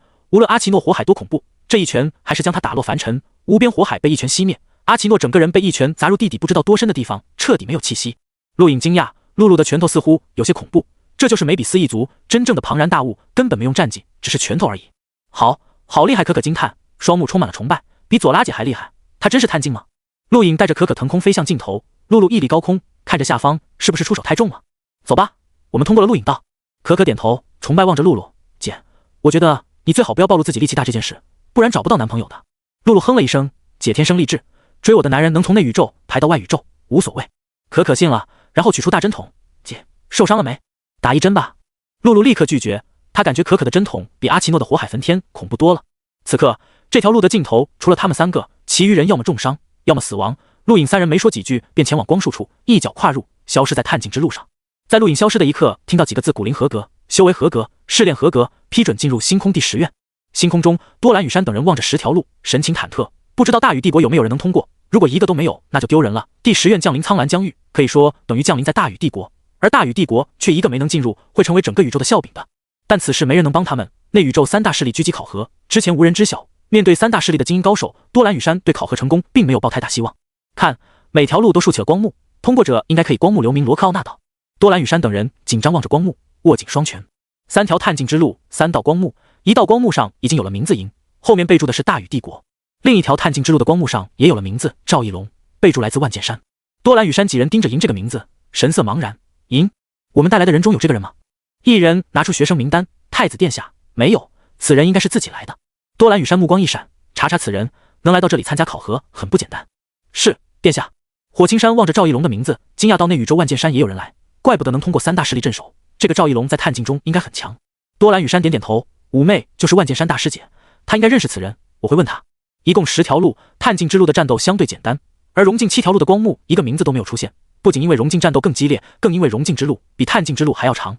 最后一条探境之路的光幕出现，多兰与山等人盯着那里，大禹帝国所有探境修炼者就是走的这条路。光幕上出现第一个名字，露露梅比斯，备注直接是梅比斯银行。众人不意外，梅比斯一族是绝对的庞然大物，还要超过那3大势力，能突破封锁并不难。第二个名字出现，可可，备注为玄风堂。居然还有玄风堂的人，内宇宙对第10院看来并非完全不在乎。罗克奥纳惊讶道。这时第3个名字出现，陆颖，备注大禹帝国。看到陆颖名字的一刻，多兰与山几人大喜。陆颖是纯粹的大禹帝国的人，还是紫山王？他的通过让大禹帝国不会面上无光。银虽然也备注为大禹帝国，但此人有点神秘，远不及陆颖带来的惊喜。罗克奥纳赞叹点头，能进入第10院，这个紫山王配得上奥纳家族，哪怕是闲散王爷，凭他星空战院学生的身份也足够了，足以掩盖被温蒂公主退婚一事的耻辱。火青山望着陆颖的名字，目光闪烁，不知道在想什么。绝狼一直很沉默，此刻也只是瞥了眼陆颖的名字。多兰与山兴奋大笑，立刻联系帝国，他要把这个好消息传回去。太子殿下，等等吧，等融境之路的结果再说。火青山阻止。多兰与山一拍脑袋，也对，等等，是我太心急了，抱歉。对宇宙各大势力来说，探境只是起步，融境才是修炼之路的开始。一个人在融境上的强弱，足以决定他的一生。星空战院招生有明确的境界要求，最低探境，最高融境，超过融境，在他们看来就没有可塑性，可见融境的重要。对帝国来说，有融境修炼者考入星空战院才是最大的惊喜。探境之路尽头的光束就像空间传送，把陆影三人传送到了一座青石板平台上。平台不大，长满了青苔。陆影三人刚落地，便听到了雨滴声，抬头入眼望去是高耸入云的奇特植物与淹没天地的雨水。这是一处被雨水笼罩的森林深处，脚下是青石平台，天上下着雨，在地面流淌成河，不知道流向哪里。天地呈现暗青色，有朦胧之感。陆影转身望向四周，忽然看到一张熟悉的笑脸。莹，陆影惊讶。不远处，莹抬手打了声招呼：“好久不见，同学。”陆影没想到会在这里看到他，他比自己还要早一步通过考核。另一边同样有一道人影静静站立，望着雨水，背负古朴长剑，整个人散发凌厉之气，连雨水都被切割开来。看到这个人的一刻，陆影陡然感到一股压力。此人实力绝对强大，万剑山的人。可可惊呼，盯着那个站立的男子。陆影惊讶，万剑山不就是温地羽山所在的庞大势力？那里也有人来了吗？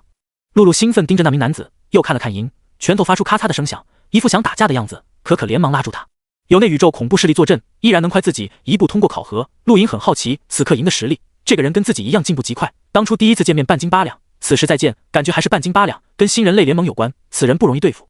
那名万剑山的男子一直盯着雨水，没在意陆影他们。陆影瞥了眼银，没打算叙旧，自顾自扫视四周，但入眼所见除了暗青色的天空和碧绿的森林，便什么都没有，还有这仿佛永无至今的雨水。融境之路比探境路长不少，但即便再长，也有强者到达尽头。一行5名融境强者兴奋地看着远方光束，终于到了。孟兄，接下来就是最难的，我们要面对内宇宙强大精英的阻拦。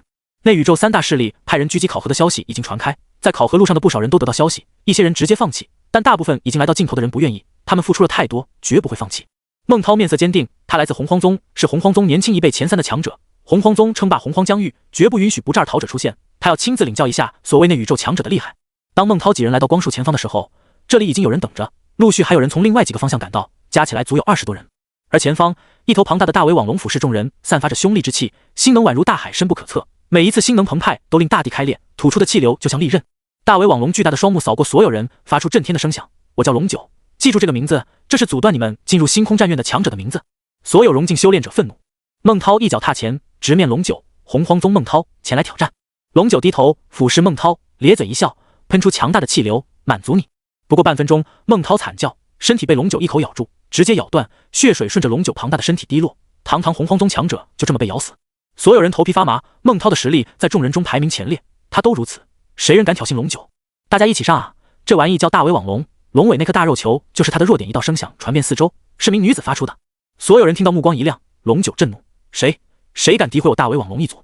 下一刻，20多名融境强者齐出手，这是他们唯一的机会，单挑没人敢说可以赢过龙九。龙九怒极，巨大双目死命寻找出生的人，专挑女子下手。好几名女子被他重伤，也有好几人突破龙九封锁，直冲光束。龙九低吼，施展急速，巨大的身躯一分为2，随后化为3，最终化为5道残影漫步天空，将光束前方堵得滴水不漏。所有融境强者骇然，这种急速太可怕了，这就是内宇宙的强大生物。龙九一爪子将一人拍飞，陡然间感觉危机降临，来自尾部，有人拥有威胁他的战力。龙九转头愤怒咆哮，虚空一枚银针刺入龙九尾部肉球中，一瞬间龙九哀嚎。那人没有说错，尾部肉球确实是大尾网龙一族的弱点，在内宇宙很多势力都知道，但真正能破开肉球防御伤害到大须网龙本体的同级强者很少很少，他没想到能在外宇宙碰到。银针虽然伤害到了龙九尾部的肉球，但并没有太大伤害，不过对于攻击者来说足够了，他没打算真的击败龙九，只是要突破封锁。趁着龙九被伤到的瞬间，一名女子冲入光束，手中一枚银针闪闪发光。龙九暴怒，把所有怒气全都发泄在其他人身上。低语青石平台上，陆影望着远方雨水，听着雨声，心越来越平静。他隐隐感觉这场雨不简单。露露同样沉浸在雨水中，望着远方。就在此时，一道人影降临，几人看去，目光惊讶。来人是名男子，样貌普通，穿着普通，看上去很平凡，但唯独那头黑发让人无法转移视线，实在太黑了，毫无光泽，不，甚至可以说吸收了附近光线，让黑发看上去宛如黑洞。衬托的男子相当诡异。男子没理会众人，静静站在原地，一动未动。几乎同一时间，又一道人影降临，是个女子。呀，左拉姐！可可惊喜大喊。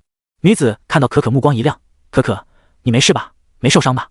可可摇摇头，兴奋盯着左拉：“左拉姐，你呢？没事吧？有哪里受伤吗？”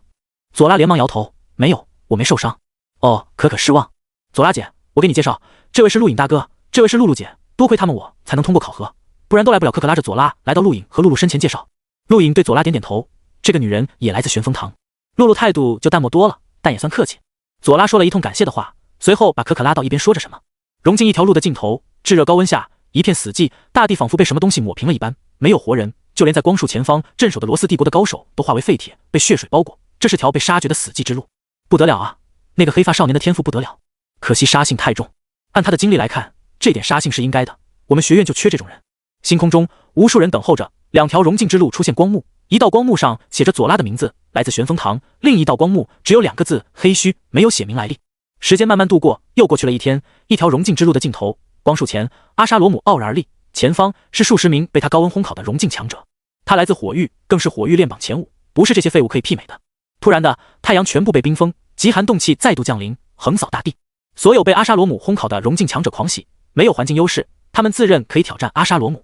然而，当阿沙罗姆体表蔓延出炙热火焰的一刻，所有人再次绝望。这是天赋，这个内宇宙精英拥有火焰天赋，配合火域战绩简直无敌，无人可以抗衡。阿沙罗姆很喜欢看这些人从希望到绝望的表情，这就是他们瞧不起外宇宙的原因，那里只出产弱者。突然的，阿沙罗姆火焰外走来一道倩影，曼妙的身姿在火焰烘烤下形成极具诱惑的舞蹈，不少人被吸引，定睛看去，看到的是一张绝美面容和暗红色瞳孔，还有那飘逸的白发，如雪一般无瑕的白。不少人咽了咽口水，呆呆看着绝美女子，赤裸双足踏着火焰，与阿沙罗姆交错而过，缓缓走入那道光束内。待女子消失，众人才反应过来，阿沙罗姆没有阻拦。阿沙罗姆定定站在原地，在看到女子一瞬间，他认出来了，米雪儿。称红莲妖女，是石觉平议院红莲妖宫米拉的妹妹，这个人不能惹。等了一天，终于有新人降临青石平台，看到米雪儿降临的一刻，所有人都被吸引，包括一直静静观雨的万剑山男子和那黑发男子。米雪儿太诱人了，无论是样貌装束，还是那抹无形中流露的气质，都让人沉迷，连身为女子的可可都眼冒金星。陆影定定看着米雪儿，好像看到米雪儿的一刻，他以为看到了米拉，同样的诱人绝美，同样的白发，还有那双暗红色瞳孔。米雪儿外表火辣诱人，但表情淡漠，扫了眼，众人便不在意，看向远方。没人上去攀谈，能通过考核的都是意志坚定之辈，轻易不会被美色所迷。在米雪儿出现后没多久，又一人降临，孟月跟陆影走同一条路的洪荒宗少宗。陆影那条路镇守的阿奇诺被露露一拳打死了，只要能走到路的尽头，都可以通过考核。可惜目前只有孟月一人，之前那批人都被阿奇诺的攻击波及重伤失败。孟月直勾勾盯着陆影，随后又看向露露，目光忌惮，没有说话，自顾自走到一旁。时间再次流逝，此刻等得最焦急的就是多兰羽山等人。大禹帝国所有融进修炼者走的那条路还无人通过，寒冷的夜色代表的不仅是环境，更是心境。修兹等人此刻体会到的就是无尽的寒冬。前方一个半人半机械的男子放下手臂，脚底是10多名融进强者，这些人联手硬闯，却倒在男子脚下。我说过，你们过不去，内宇宙跟外宇宙的差距犹如天地鸿沟。男子淡淡说道，语气生硬，夹杂着机械的味道。数十名融进修炼者骇然，那个半人半机械的怪物每次攻击都在融进范围，但其叠加的恐怖威力却令他们战力根本不是一个级别的。修兹咬牙抬脚走出，作为大禹帝国年轻一辈第一高手，也是唯一一个走到尽头的人，他不能后退，死也要进入第10院，让温蒂公主不再小看他们。机械男子目光扫向修兹，目光不耐，出来就是死。说完，抬手一枪射出，一连串光线以诡异的角度攻向修兹。修兹低吼，抬起血色战刀狠狠砍出，绚烂的斩击划破长空，压向四方，气浪自身后蔓延，令那数十名融进强者惊讶，此人实力不低。然而修兹最强的斩击却被光线轻易撕裂，一道接一道光线凝聚形成让众人无法抵御的恐怖力量，不仅撕裂斩击，更来到修兹身前，目标赫然是他的心脏。修兹怒吼，血色战刀横荡，却连1秒钟都没撑住便断裂。一瞬间，他感觉到了来自那个男子的强大力量，无可抵御，那个人的强悍远超他想象。正当所有人以为修兹必死的一刻，光线突兀消失，所有人呆滞望着修兹，没死。修兹抬头望向半人半机械的男子，瞳孔陡然一缩，在男子身后还站着一人，面带微笑，目光柔和。这个人修兹认识，来自大禹帝国融进强者之一，但不是禹堂的人。他看过一次，并没有多问，但此刻却是此人救了自己。你是谁？半人半机械男子声音冰寒。夏洛，抱歉，请你让我们过去。可以。夏洛对着修兹点点头，转身朝着光束走去。修兹目光复杂，那个来自内宇宙的强者被威吓了，被这个夏洛镇住了。此人来自大禹帝国。所有人看着夏洛跟修兹缓缓走向光束，自始至终，那个半人半机械男子都没有回头，双目却冰寒。刚刚一瞬间，他感觉到死亡的酷寒，下意识将攻击消失，全力戒备。他可以确定，那个人拥有让自己死亡的实力。外宇宙怎么会有如此可怕的人？我叫瓦尔，夏洛，记住我的名字，我会在星空战院找到你的。半人半机械的男子突然回头大吼，他不甘心自己被威胁，连出手的勇气都没有。夏洛嘴角含笑，一步踏入光束内。修兹深吸口气，闭上双眼，同样一步踏入光束。这一次他是被人带进去的，下一次他要从第10院光荣的走出来。同一时间，多兰羽山等人惊喜地发现修兹的名字出现在光幕内，同时夏洛的名字也在。2个大禹帝国修炼者足以让无数人嫉妒。哈哈哈哈！修兹通过了，不愧是我大禹帝国年轻一辈第一高手多兰羽山大喜。火青山等人也点点头，能通过内宇宙强者镇守通过考核，看来修兹的实力长进很大。那个下落是什么人？罗克奥纳奇怪。众人摇头，多兰羽山命人调出档案。什么？绝密？众人惊讶，连我都没权利查看，只能回去问父皇的多兰羽山郑重说了一句，随后笑道：此次考核，我大禹帝国是最大的赢家，足足4个人通过，足以举国欢庆。不要太开心，内宇宙3大势力没有狙击成功，而我大禹帝国有4人通过，肯定会让他们不满。绝狼沉声道。火青山目光一寒，那又如何？我大禹帝国以武镇国，无惧战争。遥远之外的大禹帝国帝都星确实如多兰羽山猜测陷入了狂喜，不死羽山下令大赦天下，减免赋税，更是将气氛推向了高峰。不过有一人极其愤怒，正是巴泽尔。陆营考核通过意味着短期内他无法找这个人麻烦，尤其他还进入了星空战院。他并不了解星空战院，但即便听闻也知道那里非同一般，此人未来或许真有威胁自己的能力。想起鬼火的凄惨，巴泽尔脸色难看，一掌拍碎地面。真羽星地宫内，不死羽山脸上带着未收敛的笑意，看着前方光幕。光幕内是一名女子，样貌绝美，神色恬静，目光悠然。父皇，您不该让人进入第10院。不死羽山喝了口茶，外宇宙跟内宇宙差距太大了，总要想办法缩小。无法缩小？您曾闯过内宇宙，应该知道这里的恐怖。您真以为派几个小鬼加入第10院就可以弥补差距？他们只会看清自己有多渺小。女子淡漠道，她正是大禹帝国五公主温蒂羽山。不死羽山盯着温蒂羽山，小五，你太高傲了。宇宙运转自有其规律，星空颠覆，一招强，一招弱，没人知道什么时候这片天就会变。父皇老了，没办法护佑帝国，你也不愿意回来，只能拼一把，或许未来就在这几个年轻人身上。温蒂羽山目光依然那么冷漠，或者说不在乎。随您吧，大禹帝国只是宇宙中的一粒尘埃，您一定要紧抓着尘埃，我也没办法。但我还是得提醒您一句，星空战院并不是那些人的登天梯，他们会看清自己有多渺小，曾经说的话有多可笑。说完，温蒂羽山挂断光幕。不死羽山看着光幕消失的空气，叹口气，他何尝不知道那宇宙的残酷，但不走出这口枯井，井下的蛤蟆永远不知道天有多大。蛤蟆吞天，可笑却可敬。雨一直在下，不大也不小，溅落在青石板上。陆颖诧异看着不远处两人，夏洛、修兹。夏洛对陆颖笑了笑，没有意外。修兹则扫视众人，在场一共11人，6个探镜，只有5个荣镜，除去他自己跟夏洛，只有3个荣镜通过考核。修兹目光定格在黑须身上，这个人给他无法形容的危机感。不远处，银浅笑地看向夏洛，夏洛恰好也看过去，两人对视。银依然保持笑容，夏洛目光却不再温和，而是带着一丝凌厉。恰好在两人中间，一道人影降临，新的通过者。陆颖看去，目光一缩，他看到了黑白色头发，这是白夜一族的标志。此刻，不止陆颖，众人都被新出现的男子吸引。白夜一族，凡是内宇宙修炼者无人不识，那头黑白色头发太过显眼。男子目光傲然，扫视周围一圈，只是在米雪儿身上稍作停留，露出一丝惊艳。就在此时，一道声音在虚空响彻，考核结束，12人通过，恭喜各位。话音落下，星空中一条探镜之路光幕上多出一个名字，正好在赵一龙名字正下方，灰白夜。陆颖收回看向白夜一族男子的目光，看向天空，没有人，声音从高空传来，四面八方都有。远处暗青色雨幕接天连地，偶尔有雾气升腾。祝贺各位考入星空第10院，学院特意准备5份礼物，藏在雨水之中，找到者就可拥有。众人目光一亮，星空第10院的礼物应该不简单。陆颖目光扫向雨水，礼物藏在雨水中，什么意思啊？12人，12个想法，全都看向雨水。天空雨水一直在下，放眼望去一片空荡荡，没有礼物的踪迹。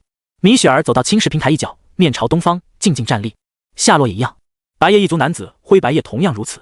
他只是探镜，但没人会把他当探镜来看。渐渐的，12人都各自朝着一个方向盯着雨水，感受着什么。雨是寻常的雨，这是陆颖的感觉。伸手，雨水滴落掌中，溅起水花，很普通。第10院想让他们在雨水中感悟到什么？然而面对这种天象，他一筹莫展。没多久，一道道澎湃的星能爆发，随后收敛，来自米雪儿几人。他们发现了什么？陆颖眉头一皱，瞥了眼露露，发现他目光发亮，似乎有所感悟，又瞥了眼夏洛。这个人目光永远那么温和，看不出什么。陆颖深吸口气，不能这么下去，会落后的。想着，陆颖目光坚定，他其实并不想用天星宫，这里毕竟是星空战院，可能会被认出来，但没办法，一步落后，步步落后。下一刻，陆颖运转天星宫，6颗星辰环绕，这是他这么多天的成果。6颗星辰的天星掌，不知道能不能跟全盛时期的古尔巴赫硬拼，即便不如，也不会差太多。雨幕中，一双历经沧桑的瞳孔睁开，透过无边距离看到了陆颖，目光惊讶，这是那种功法？外宇宙竟然有人获得，有意思，真有意思。自从众人进入这片雨幕大地，个人终端一切联系便断绝。他们不知道第10院考核在外界引起多大轰动，他们已经在这片雨幕下待了3天。3天时间，陆颖一直盯着雨滴，透过天星宫，他看到了不一样的东西。雨水在帮他洗去星能杂质，隐约间，他在雨水中看到人影闪动，看到了星能的爆发，看到了种种无法理解而又不可思议的现象。耳畔传来的低语声让他心境通明，看到的是雨水，感受到的却是自己踏入修炼之路后的种种。正当陆颖沉浸在雨声中时，米雪儿睁眼，星能再次爆发，此次爆发的星能将雨水排开，化作一道气浪轰向前方，仿佛雨幕被撕开一条缝隙。米雪儿目光发亮，一脚跨出，出现在雨幕中，探手抓去，掌中出现一张晶片。其他人惊讶望着米雪儿，她得到了第一份礼物。陆莹紧盯着米雪儿体表星能，又看了看自己，她知道问题出在哪了。米雪儿的星能形成了实质，可以排开雨水，而自己的星能有形无实，雨水直接穿过，根本排不开这片雨幕。礼物就在眼前，并没有隐藏，就看谁可以得到，这是对众人星能的考验。陆颖深吸口气，调动体内星能，感受雨滴，必须将星能化为实质，才可以撕开雨幕。看似简单，实则困难。米雪儿之后没多久，下落伸手，掌中星能延伸，在雨幕中将一枚晶片接引而出，面带微笑。灰白叶眉头紧皱，眼中闪过寒芒。雨幕深处，沧桑双目扫过米雪儿和夏洛，露出一丝赞赏。星能是一切修炼的基础，同样的战绩，星能不同，威力天差地别。平庸者重量，强者重质，能在3天内将星能实质化，尽管曾经注重这方面修炼，也不容易，算是天才。下一步万变之境，达到者可称之为奇才。又过去1天，灰白叶突然睁眼，一手抓向雨幕，很霸道的撕开雨幕，取出一枚晶片，目光傲然。几乎在同一时间，露露也取到了晶片，挑衅似的瞪了眼灰白叶。灰白叶眉毛一挑，眼中闪过一丝不喜，外宇宙的蝼蚁凭什么跟他对视？露露就是看不惯白叶一族，对着灰白叶竖了竖拳头。灰白叶眼睛眯起，女人，你想找死？露露嗤笑，区白叶一族。灰白叶目光一惊，你是谁？露露梅比斯。露露傲然。灰白叶惊讶，不再言语。梅比斯一族的恐怖他知道。米雪儿他们得到了4份礼物，没有急着离开，而是依然站在雨中，望着雨景。这个地方很神奇，能洗涤心灵。陆颖一直透过天星宫对星能进行梳理，同时看着雨景，他模仿雨滴，妄图将星能液化，但失败了。也想过将星能雾化，同样失败。不管是液体还是雾气，都已经超脱寻常力量的范畴，力量无形，将之变为有形就是超脱。等等，陆颖突然想起了什么，自己修炼的是天星宫，原理是模仿星辰运转，而星辰是哪里来的？就是星能形成的啊，就是实质。陆颖懊恼，太笨了，居然没想到星辰，自己从一开始修炼的就是实质化的星能。陆颖睁眼，探手向前方抓去，掌中一颗星辰撕开雨幕，他看到了第5枚晶片，刚要拿到，陡然间灵力气劲袭来，化作剑，1柄、2柄、3柄，3柄剑形成品字形，凌空刺出。陆颖掌中星辰爆发，与3柄剑对轰，事发突然，他只模拟了一颗星辰，根本无法阻挡3柄剑形成的压迫，立刻收回手。而最后那枚晶片被一个男子拿在手中，正是万剑山的男子赵翼龙。陆颖看向赵翼龙，赵翼龙却不在意他，而是打量着晶片。朋友突然出手，不太地道。陆颖冷声道。赵翼龙瞥了他一眼，你可以来抢。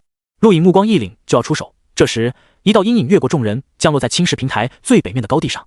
所有人看去，那是一个男子，背对着众人，澎湃星能化作实质，突然横扫而过，让众人惊讶。这是极境。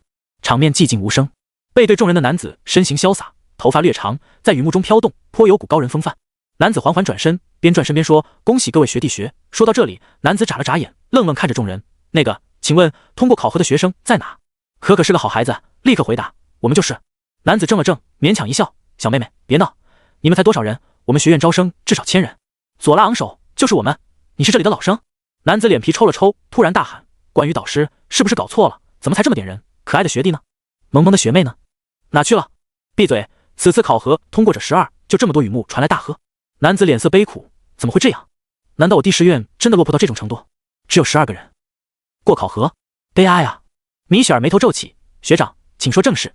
男子叹息，一副被打击到的样子，目光掠过众人，突然定格在米雪儿脸上，随后就移不开眼睛，目光发亮，一瞬间出现在他眼前，非常绅士的弯腰，我叫大炮，这位学妹，请问芳名？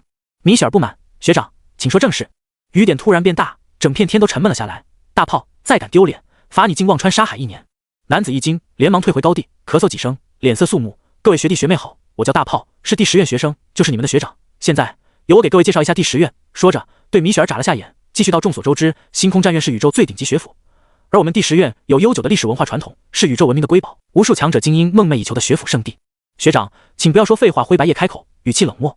大炮不爽盯了他一眼，学弟学长说话不要插嘴，要懂礼貌。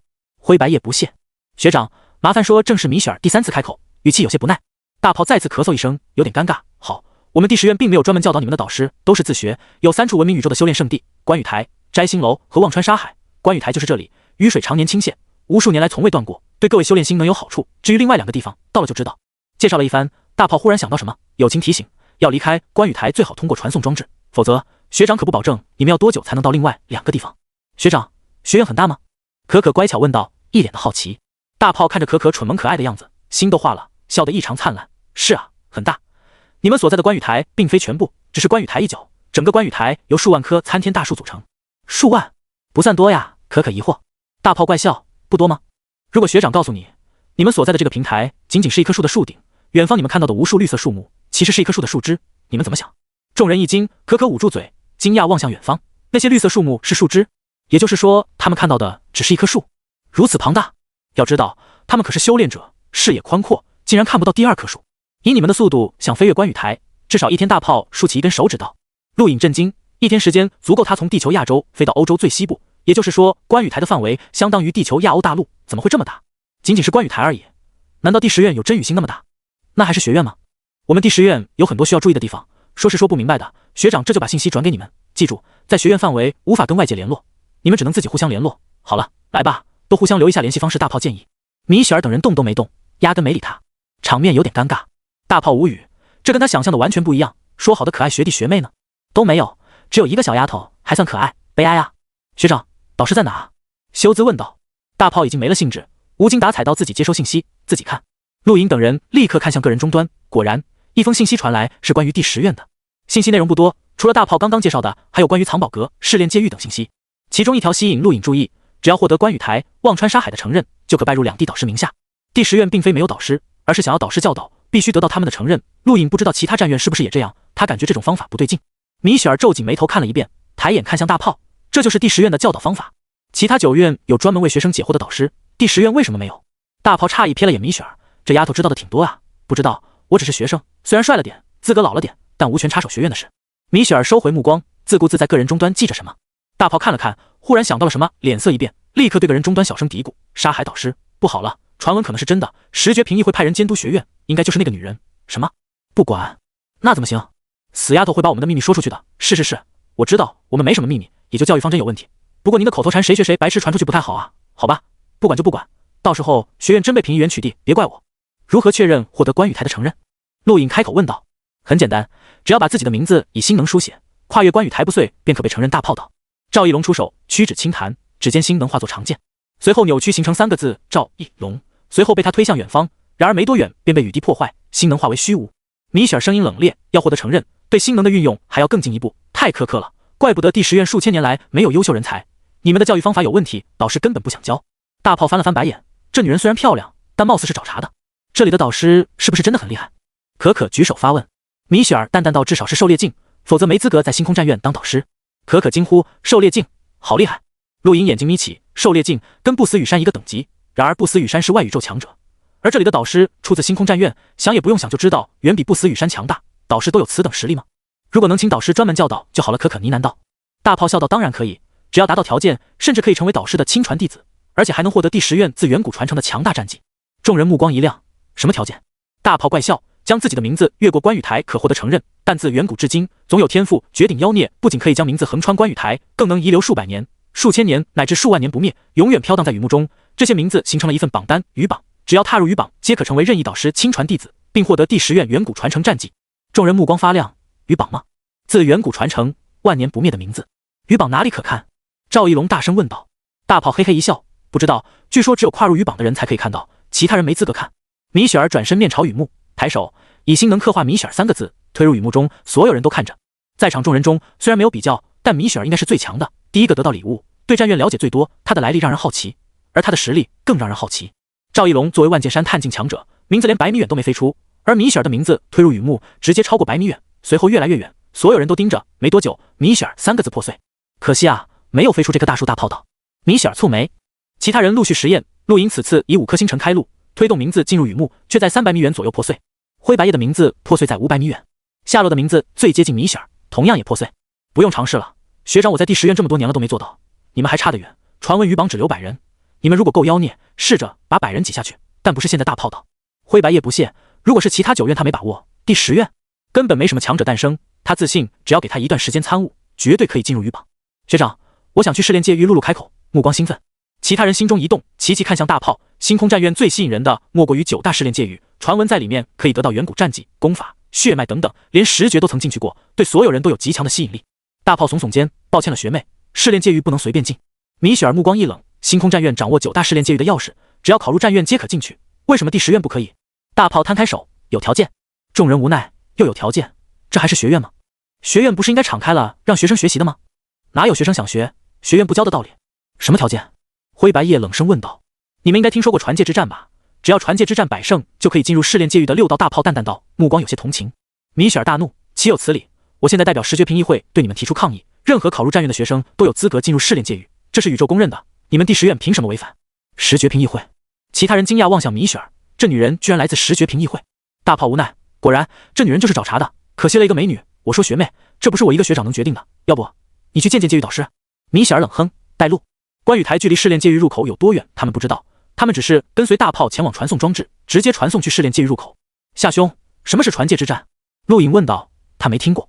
夏洛组织一下语言，修兹、梦月都看了过来。怎么说呢？宇宙很神奇，诞生了很多奇怪的东西，其中有一种石头叫传戒石，只要触碰就可以将你本人完美复制到一个空间中，与同时触碰传戒石的人交战，这就是传戒之战。匹配？陆颖惊讶，他在地球见过100年前的游戏介绍，其中就有匹配战一说。夏洛摇摇头，匹配是根据双方条件寻找对等的对手，而传戒之战不是，你可能碰到任何强者，或许只有望境，或许是漫步星空的强者，没有公平，而且传戒石极其稀少，只掌握在宇宙强大学院、种族和势力手中，所以传戒之战的任何对手都是绝对的精英，以我们目前的层次，应该算是传戒之战最低等的。陆颖惊讶，还有这种事？按夏洛说的，够资格拥有传戒石的绝对是恐怖势力，其中不乏白夜一族、梅比斯一族这种豪强，也有星空前9院，实力也不等，但探镜应该是最弱的了，怪不得米雪儿愤怒，他们的层次相对那些人太低，想要百胜何等艰难。那可不是战胜厄德、拉斯那种人，而是真正的宇宙妖孽精英，那些人任何一个都很难在同级找到对手，战胜他们难如登天。一时间陆颖有了压力，他依稀看到前方出现无数强大的天骄妖孽，那些人未来是他的对手。眼前一闪，陆颖离开了暗青色雨幕的观雨台，出现在一片草地上，枯黄色的草铺满大地，在微风下摇曳，迎着奇怪的黄昏色散发淡淡光芒，鼻尖闻到清新宜人的气息。这里就是试炼界域入口，也是传戒石所在，各位，界域导师就在那株中空的大树内，你们去吧。回见大炮摆了摆手，直接离开。不远处，一株巨大的树木如弯月躺在地上，表面枯萎，无数条裂缝蔓延，大树相当高，甚至穿透云层，而内部早就没了，形成一片独立的森林。米雪儿第一个朝干枯的大树冲去，其他人紧随其后。当众人踏上这株大树的一刻，立刻被远处一枚散发强光的石头吸引。石头漂浮在半空中，垂落朦胧雾气，使里面场景无法被看清。那就是传戒石吧，真是神奇的东西。夏洛感慨，他也是第一次见。在传戒石不远处坐着一位老者，须眉白发，面貌慈善，浑身没有半点心能透露，看上去就像普通老人。米雪儿降落在老者身前，微微行礼，十绝评议会下属议员米雪儿见过界域导师。陆颖等人立刻跟上，同时行礼，唯有那个一头黑发的黑须和灰白夜无动于衷，看也不看老者。老者睁开双眼，似乎太久没说话，刚要说什么，忍不住咳嗽2声，浑浊的目光缓缓清晰，看到了众人，目光扫过所有人，最后凝聚在米雪儿身上。同学，抱歉了，人老了，耳朵不中用，麻烦你再说一遍。米雪儿再次到十绝评议会下属议员米雪儿见过界域导师。老者迷茫，十什么评议会？十绝评议会？十绝什么？米雪儿蹙眉，说了好几遍，老者终于理清，十绝评议会。米雪儿松口气，点点头，郑重道：导师，我来自十绝评议会，受议员令监督第10院，请问导师，为什么第10院学生进入试炼界域需要通过百胜传戒之战？同学，你说什么？麻烦你再说一遍。老者身体微微前倾，很努力地说道，表情非常认真。米雪儿怔了一下，无奈上前几步，大声道：导师，我来自十绝评议会，受议员令监督第10院，请问导师，为什么第10院学生进入试炼界域需要通过百胜传戒之战？老者愣神片刻，指着传戒石，那就是传戒石。同学，你要进入传戒之战？米雪儿无语，露露大笑，陆莹也好笑。米雪儿回头恶狠狠瞪了眼两人，随后无奈看着老者，都不知道怎么办才好。这老头真听不见还是假的？不过看起来真有可能听不见。米雪儿无奈，转身朝着传戒石走去。而此时，灰白夜已经跨入了传戒石范围，不远处赵一龙一直盯着。谁进去了？米雪儿朝着赵一龙问道。白夜一族的赵一龙冷漠回答。米雪儿看着传戒石下的雾气，静静等待。陆莹几人也来到，他们都想尝试一下传戒之战。一枚传戒石每次只能一个人使用，而第10院只有1枚传戒石。很快，灰白夜走出，脸色难看。怎么样？失败了吧？露露幸灾乐祸。灰白夜哼了一声。灰白夜0胜1败突如其来的巨大声音吓了众人一跳，所有人转头看去，正是老者。灰白夜脸色难看，老东西针对他，居然把战败的成绩报出来。米雪儿脸色不太好，老头肯定是装的，声音那么大，还能准确叫出别人名字，谁信他听不见？老东西。陆莹越看老者越怪异，他有种感觉，老家伙不像表面那么慈眉善目，有点腹黑啊。赵一龙一脚跨入传戒石范围，同样没多久，脸色难看的走出。赵一龙0胜1败，老者大喊。米雪儿对着老者哼了一声，跨入传戒石范围。米雪儿时间稍微长点，不过长得有限，很快也出来。米雪儿1胜1败。米雪儿刚走出，灰白夜又要继续进去，原本想进去的是左拉，喂，白夜一族的小子，退后，没轮到你。灰白夜不屑，你进去也是浪费资源。说完，直接就要跨入传戒石范围。佐拉愤怒，抬手就要攻击，然而没等他出手，灰白夜就被无形攻击压在地上。所有人立刻转头看向老者，老者淡淡到不能插队啊，同学。灰白夜怒极，但镇压他的攻击无形无实，就像不存在一般，连反抗都做不到。米雪儿震动，老家伙深藏不露，至少是漫步星空的强者。这种强者怎么可能耳朵不好使？分明装傻。他决定等出去后立刻上报十绝评议会，取缔第10院，由其他战院取代。佐拉进入了传戒石范围，很快，佐拉0胜1败，老者大喊。佐拉无奈，咬牙狠狠瞪了眼老者。紧接着，佐拉进去的是夏洛，面色淡然。他的进入让米雪儿在意，此人是继他之后第2个得到关羽台礼物的人。很快，夏洛走出，摊开手。夏洛0胜1败，老者大喊。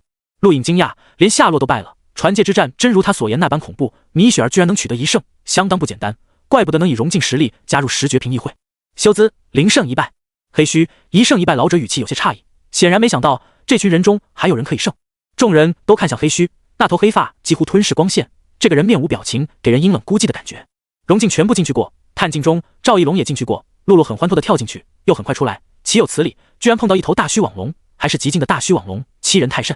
露露梅比斯0胜1败，老者大喊，目光在露露身上稍微停留，随后转移开。孟月0胜1败，可可0胜1败，所有人都试过，只剩下陆颖跟赢。赢微笑的看着陆颖，做了个请的手势。陆颖也不客气，一脚跨入传戒石范围。传戒石内外感觉不同，就像进入了另一片天地。当陆颖走到传戒石正下方的时候，抬手触碰，眼前天旋地转，转瞬出现在一座火山口上，四周围都是喷发的岩浆。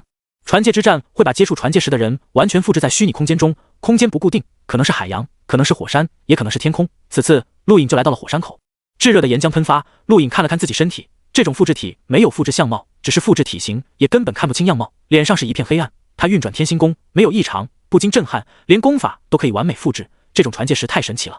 而且这具身体对于四周的触感跟真实的没两样。他蹲下身摸了摸火山岩石，滚烫，连承受能力都跟本体一模一样。突然的，前方一道人影出现，伴随而来的是铺天盖地的恐怖压力，令虚空扭曲，火山直接崩裂。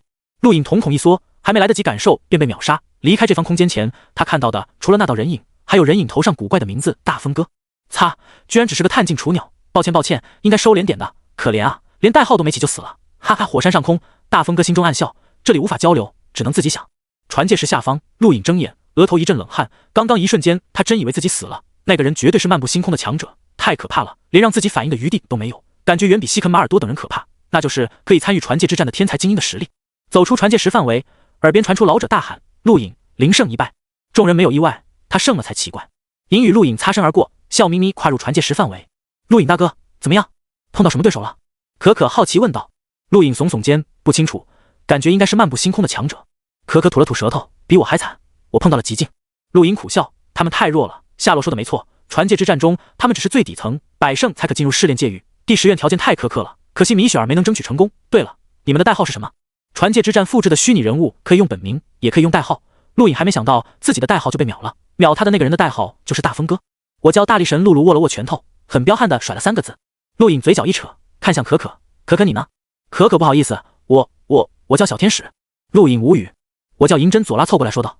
孟月走过来盯着陆颖，记住，我叫荒凉，如果在传戒之战内碰到你，我不会留手。都说了传戒石只有1枚，我们碰不到的。陆颖道。这时银微笑的走出，标准的狐狸笑，看上去很开心。众人以为他胜了，谁知老者大喊，银0胜1败。至此12人全部试过传戒之战，除了米雪儿和黑须取得1胜，其他人全败。传戒之战面对的不仅有高于他们境界的强者，而且个个都是绝顶精英，天赋奇才，宇宙何其大。陆颖此时才感觉到大禹帝国太小了，在大禹帝国以他探镜实力足以跟禹堂融镜媲美，尤其运转第6颗星辰后，他自信可以跟古尔巴赫这种堂主拼一拼，但面对传戒之战的对手，他没有把握，包括同级对手。或许在传戒之战中，他还有可能碰到同样学习天心功的强者。灰白夜再次踏入了传戒石范围，他要继续开战，其他人也大多如此。传戒之战对于众人来说是新鲜的，都想试一试。连续好几轮，陆颖也进去了，他给自己起了个代号叫七哥，不知道为什么，他就觉得自己应该排行第7。几轮的传戒之战，他运气很差，碰到2个极境，一个探索者境，还有一个融境，即便是融境那个对手，也将他轻易击败。第5次走出传戒石范围，陆颖听着老者大喊，陆颖0胜5败。他自顾自走到不远处，决定短时间不进去了，这么打没用，那些参与传戒之战的人根本不会给你反应时间，他们要的是胜数，对提升实力没有太大帮助。陆颖算看清楚了，传戒之战就是检验自身实力的标杆。同学，吃点东西。远处银微笑的举起烤肉，撒过一把调味粉，喷香扑鼻。可可、左拉还有露露都已经在那边吃起来了。陆莹也不客气，走过去拿起一块烤肉就咬，不得不说真好吃。银大哥，你厨艺真好，可可大赞。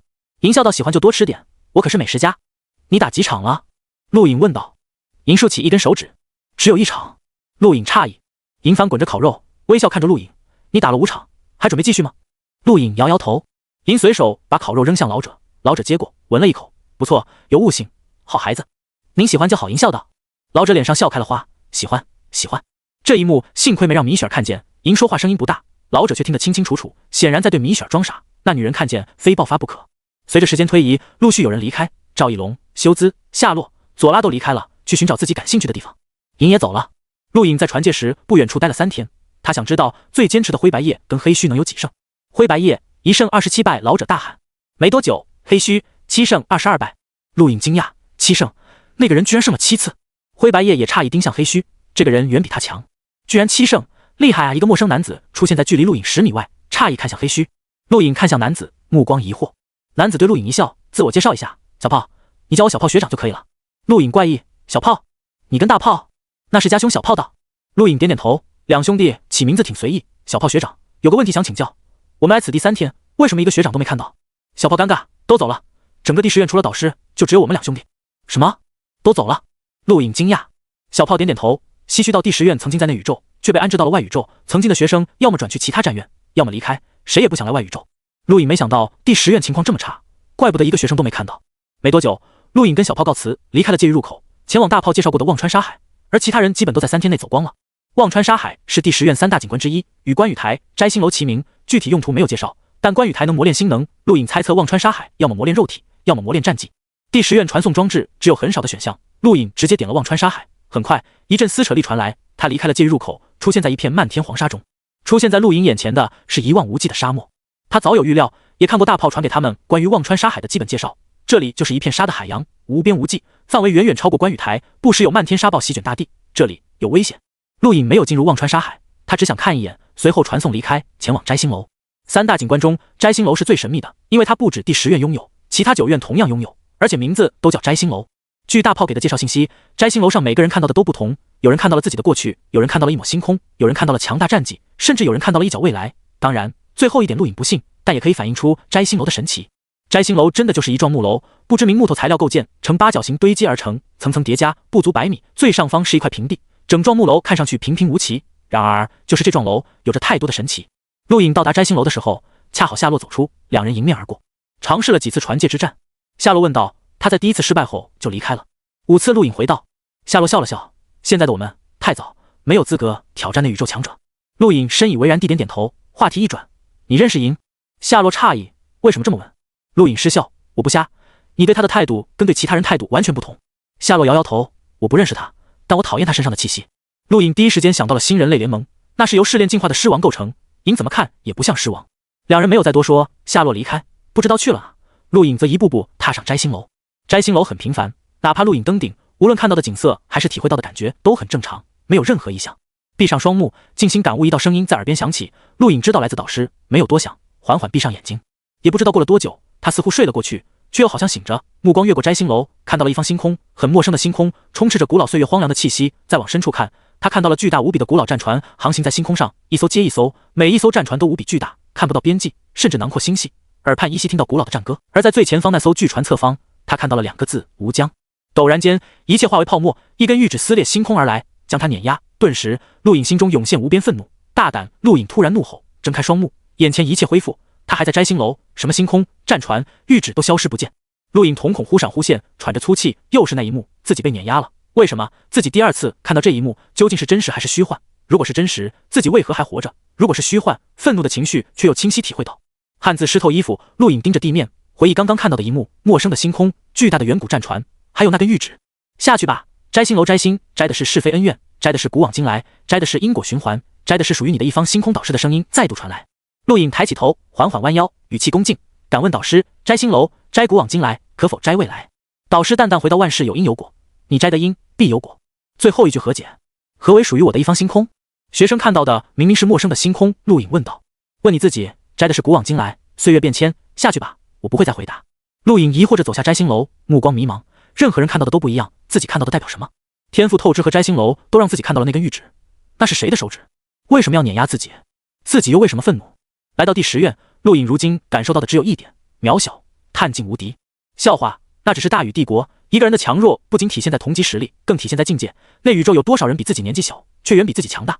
什么同级无敌，什么公平一战都是假的。巴泽尔就曾说过，没人会自封境界战斗，境界也是实力的一种，传界之战同样如此。他打了5次就没碰到探镜，强者领域不信奉所谓的公平，要的就是碾压。陆颖永远也不会忘记温地羽山带给自己的屈辱，他甚至都没有亲自出面，那是从高处俯视，看都不看自己一眼的不屑。沉吟一会，陆颖抬头走入传送装置，直接选择观雨台，他要从观雨台起步。考核通过，直接到达观雨台，这是第10院的安排，必有用意，那里或许是一切的起始。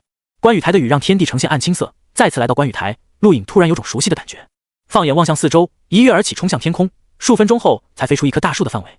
从高空看去，不禁有点震撼。大炮说的没错，每一株巨树顶部都有青石平台，一棵棵大到不可思议的树组成了第10院观雨台。陆颖找了个离传送装置2个小时路程的青石平台，直接盘膝而坐，静静望着雨水滴下。大禹帝国真雨星第2环大陆之上，张顶天一刀斩出，斩击跨越天空，将一只飞行异兽斩落。好，你恢复到探镜实力了。不远处，一名男子喝彩。张顶天面色沉静，抬头望向高空，看到了第1环大陆和真雨星，而更远处看到了星空。陆颖这个时候应该在第10院吧？张兄，我们切磋一下，看看你跨境战力有多强。男子走到张顶天身前，兴奋道。而在遥远的星空，一艘巨大的飞船上，徐三憋闷地望着窗外，看着越来越远的真雨星，欲哭无泪。他要离开了，去第7遇见队长巴特森，不知道什么时候才能回到真雨星。老大，我想你。第10院观雨台青石平台上，陆颖坐了5天，5天时间他一动未动，就这么看着雨水。雨水从一开始的水滴到如今，在他眼中已不再是水，而是连接天与地的帷幕。看水不是水，不知不觉他体内星能模仿雨水，形成了实质，在他身体4周变换，下起了雨。转眼又过去10天，他在观雨台静坐了15天，就这么静静看着，星能确实产生变化，陆颖可以感受到，但太慢了。他可以确定，如果自己在这里静坐1年，对星能的掌控绝对远超如今，但自己等不了那么久。陆颖自认自己不是个有耐心的人，要不然当初也不会为了星能晶体抢劫那些试炼者，得想想办法。呼出口气，他动了动四肢，好久没摇头子了，是时候摇一波，但星能晶体太少，摇了太亏。就在他思考的时候，暗青色天空突然震响，雨滴竟停滞了下来，庞大到难以想象的压迫力横扫而过，陆颖一瞬间被压趴在地，吐出口血，肉眼可见的恐怖星能宛如狂风席卷，瞬间将陆颖所在的大树碾碎，直接碾压向他。陆颖瞳孔急剧收缩，要死了，无法反抗。院长助手一声大喝，就在陆颖感觉自己要被碾压成血水的一刻，恐怖力量消失，天空一个衣衫褴褛的老者狂笑走过，你们挑起的战争自食苦果，哈哈哈哈！你们挑起的战争。陆颖呆呆望着高空疯癫老者跑过，大脑发胀，直接晕了过去。在他晕倒的刹那，后背一道道玄奥符文闪现，形成锁形，发出光芒，随后消失。一个中年男子走出虚空，来到陆颖身后，惊讶望向他，刚刚的是封印？这孩子身体被人下了封印？什么封印？怎么从未见过？咦，连几道都看不出来，破不了，有意思。疯癫老者摧毁数十棵巨树，消失不见。陆颖比较倒霉，他就是其中之一。如果不是关羽导师出手，他就死了。过了1天1夜，他才醒来，头好疼。陆颖睁眼，目光模糊，手背上雨点滴落，带着一丝凉意。这里是观雨台，自己怎么了？你醒了。沧桑的声音在身后响起。陆颖转头看到一个中年男子，很普通，但这个声音他听过，就是那个关羽导师。您是导师？陆颖问道，声音很嘶哑。中年男子望着陆颖，目光奇异。我叫关羽，你可以叫我关羽导师。是。关羽导师。陆颖恭敬。关羽导师看着他，记得发生什么事吗？陆颖皱紧眉头，想了想，脸色一变，看向四周，看到了被摧毁的数十棵巨树，延绵无尽远，有个疯老头。关羽导师叹口气，忘了吧。陆颖点点头，没有多问。在晕过去前，他依稀听到院长2个字，那老头该不会就是第10院院长吧？关羽导师抬手扔给陆颖一张晶片，淡淡道，送你了。陆颖接过，目光一亮，这应该是米雪儿他们拿到的礼物，自己居然也有了，应该是封口费吧，也有可能是补偿。陆颖正想问什么，眼前关羽导师已经消失。他颇为失望，把晶片插入个人终端，目光发亮的看着光幕，上面记载了关于星能的一些介绍，明确介绍了星能诸多变化。看到这个，陆颖才知道自己接下来应该走什么路。这种东西每个学生都应该有吧？陆颖喃喃自语，第10院教育方法果然有问题。按照晶片上的记载，星能从驱除杂质到形成实体化，再到万变之境，这是一个过程。很多修炼者施展战技都需要借助自然晶体，但只要把星能修炼到万变之境，即可模仿自然现象。陆颖抬起手，星能在掌中凝聚，未用天星功，最多形成一丝实质，还没完全触摸到实体化的境界，更不用说万变之境。而在万变之境之后，还有更深的境界，便是加持自身意志，甚至形成唯我独尊的力量体系。这种体系晶片上只是提了一句，没有具体说明，但唯我独尊4个字把陆颖目光牢牢吸住。星能是一切的基础，自己目前对星能的掌控太粗糙，怪不得所有通过考核的学生全都出现在观雨台。第10院是希望所有学生从观雨台开始修炼，但众人却把重心放在其他地方。光幕消失，晶片碎裂，陆颖抬起头，他也想在观雨台修炼，让心能蜕变，但时间太久了，自己目前最希望的就是获得一批心能晶体。开始摇头子，他很期待从未出现过的3点和将心能吸收殆尽却未能显露能力的6点。认准传送装置方向，陆颖腾空而去。在他远处，关羽导师看着，目光沉思，奇怪，他身上的封印确实没看过，非常高端复杂，绝不是外宇宙的东西，内宇宙都很难有。难道是？第10院除了3大景观，还有一个地方名为藏宝阁，陆颖现在要去的就是这个地方。根据大炮介绍，藏宝阁不仅收藏无数奇珍异宝，还坚持发布试炼任务，让学生获得奖励。陆颖现在就想得到心能晶体，打算去碰碰运气。藏宝阁很大，外表看上去金碧辉煌，倒也对得起这3个字。此刻，藏宝阁门口，灰白叶转身就走，而陆颖正好进来。滚开！灰白叶低喝，不屑地瞥了眼陆颖离去。陆颖眼中闪过一丝寒芒，这家伙欠抽。哟，又来新人了，第7个了。同学，需要点什么？不远处，一个长相瘦小的干瘪老头对着陆颖怪笑。陆颖看去一愣，老头的胡子真有个性，八字胡，随着他的笑容一翘一翘的，还有那双眼睛奸诈狡猾，一看就不是好东西。您是藏宝阁导师？老头嗯了一声，捻了捻八字胡。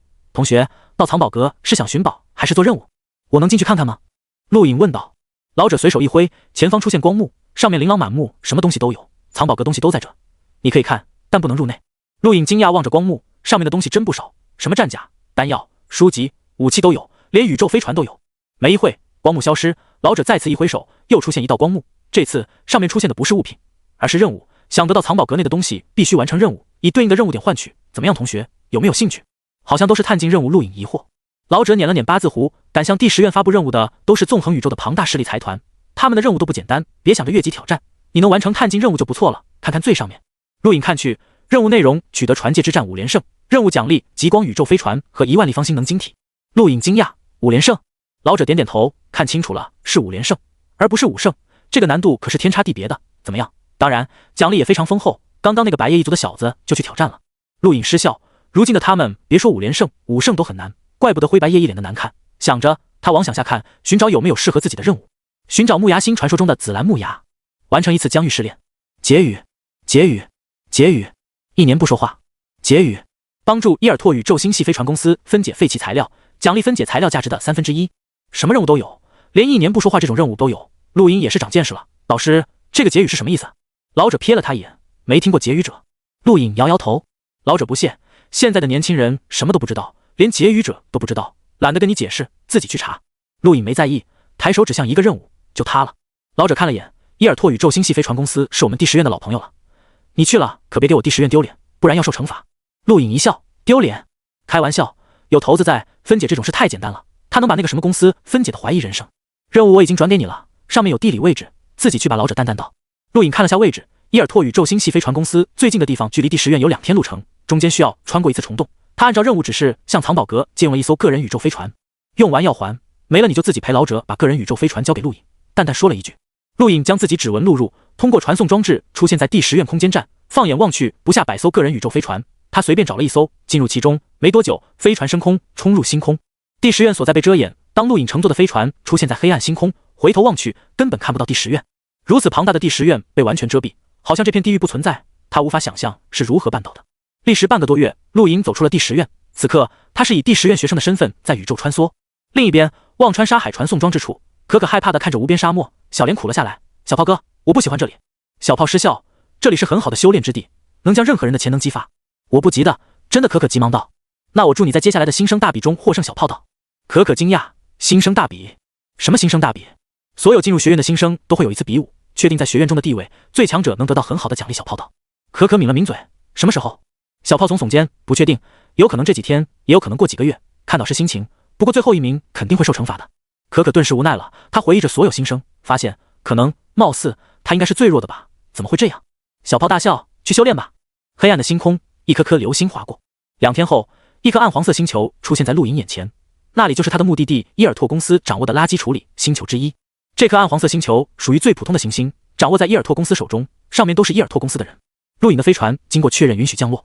当他打开舱门走出，看到了一个身材微胖的中年男子，正微笑地看着他。欢迎这位同学来我们伊尔拓公司，我是公司经理阿克。中年男子立刻上前客气道。陆颖点点头，我叫陆颖。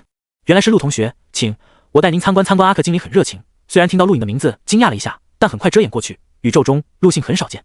陆颖抬头望去，这颗星球的天空呈暗黄色，没有太阳笼罩，上方是厚厚的黄色云层，给人一种压抑的感觉。不用阿克经理，带我去完全任务的地方吧。陆颖直接道。阿克点点头，好，请乘坐飞行器。陆颖跟阿克登上一艘大型飞行器，很快飞行器驶离空间站，朝着远方飞去。陆同学，这颗星球充满了刺激性气体，不适合生存，所以我们伊尔托公司把它买下，专门存放废弃的机械。你看，四周到处都是废弃机械制品，包括废弃的宇宙飞船、飞行器，甚至武器、战甲都有。阿克介绍。陆颖目光平静，这是颗接近死亡的星球，或许曾经也诞生过类似地球的文明，但如今因为各种原因濒临毁灭，只能当作垃圾场用。或许再过几十万年，这颗星球就不存在了。大地干涸，连基本的水资源都没有。不少身穿太空服的人在寻找什么？这些人都是伊尔托公司从蛮荒星球带来的奴隶，为他们寻找稍微有用的东西。这种人太多太多，当初地球如果不是陆颖保护，上面的进化者会被送去战场，普通人就可能跟这些人一样，终日生活在这种废弃星球上，当垃圾虫，直到死亡。陆同学习惯用哪种型号的分解仪？阿克经理问道。宇宙存在太多垃圾，其中相当一部分是人为产物，这些产物虽然废弃，但很多公司会将有用的材料从这些废弃垃圾中分离出来，重新打造。这种方法可以节约成本，也有效地清理宇宙垃圾，而分离材料的仪器就叫分解仪。陆颖这2天查过，修炼者利用星能透过分解仪剥离不同物质，一般而言，对星能掌控的越好，剥离的物质就越多，这也是第10院接受此任务的原因之一，可以锻炼星能。我不需要分解仪，陆颖淡淡道。阿克经理一愣，盯着陆颖，陆同学，您说什么？陆颖皱眉，给我准备安静点的地方，我不需要分解仪。阿克经理目光一闪，点点头，命令飞行器转向。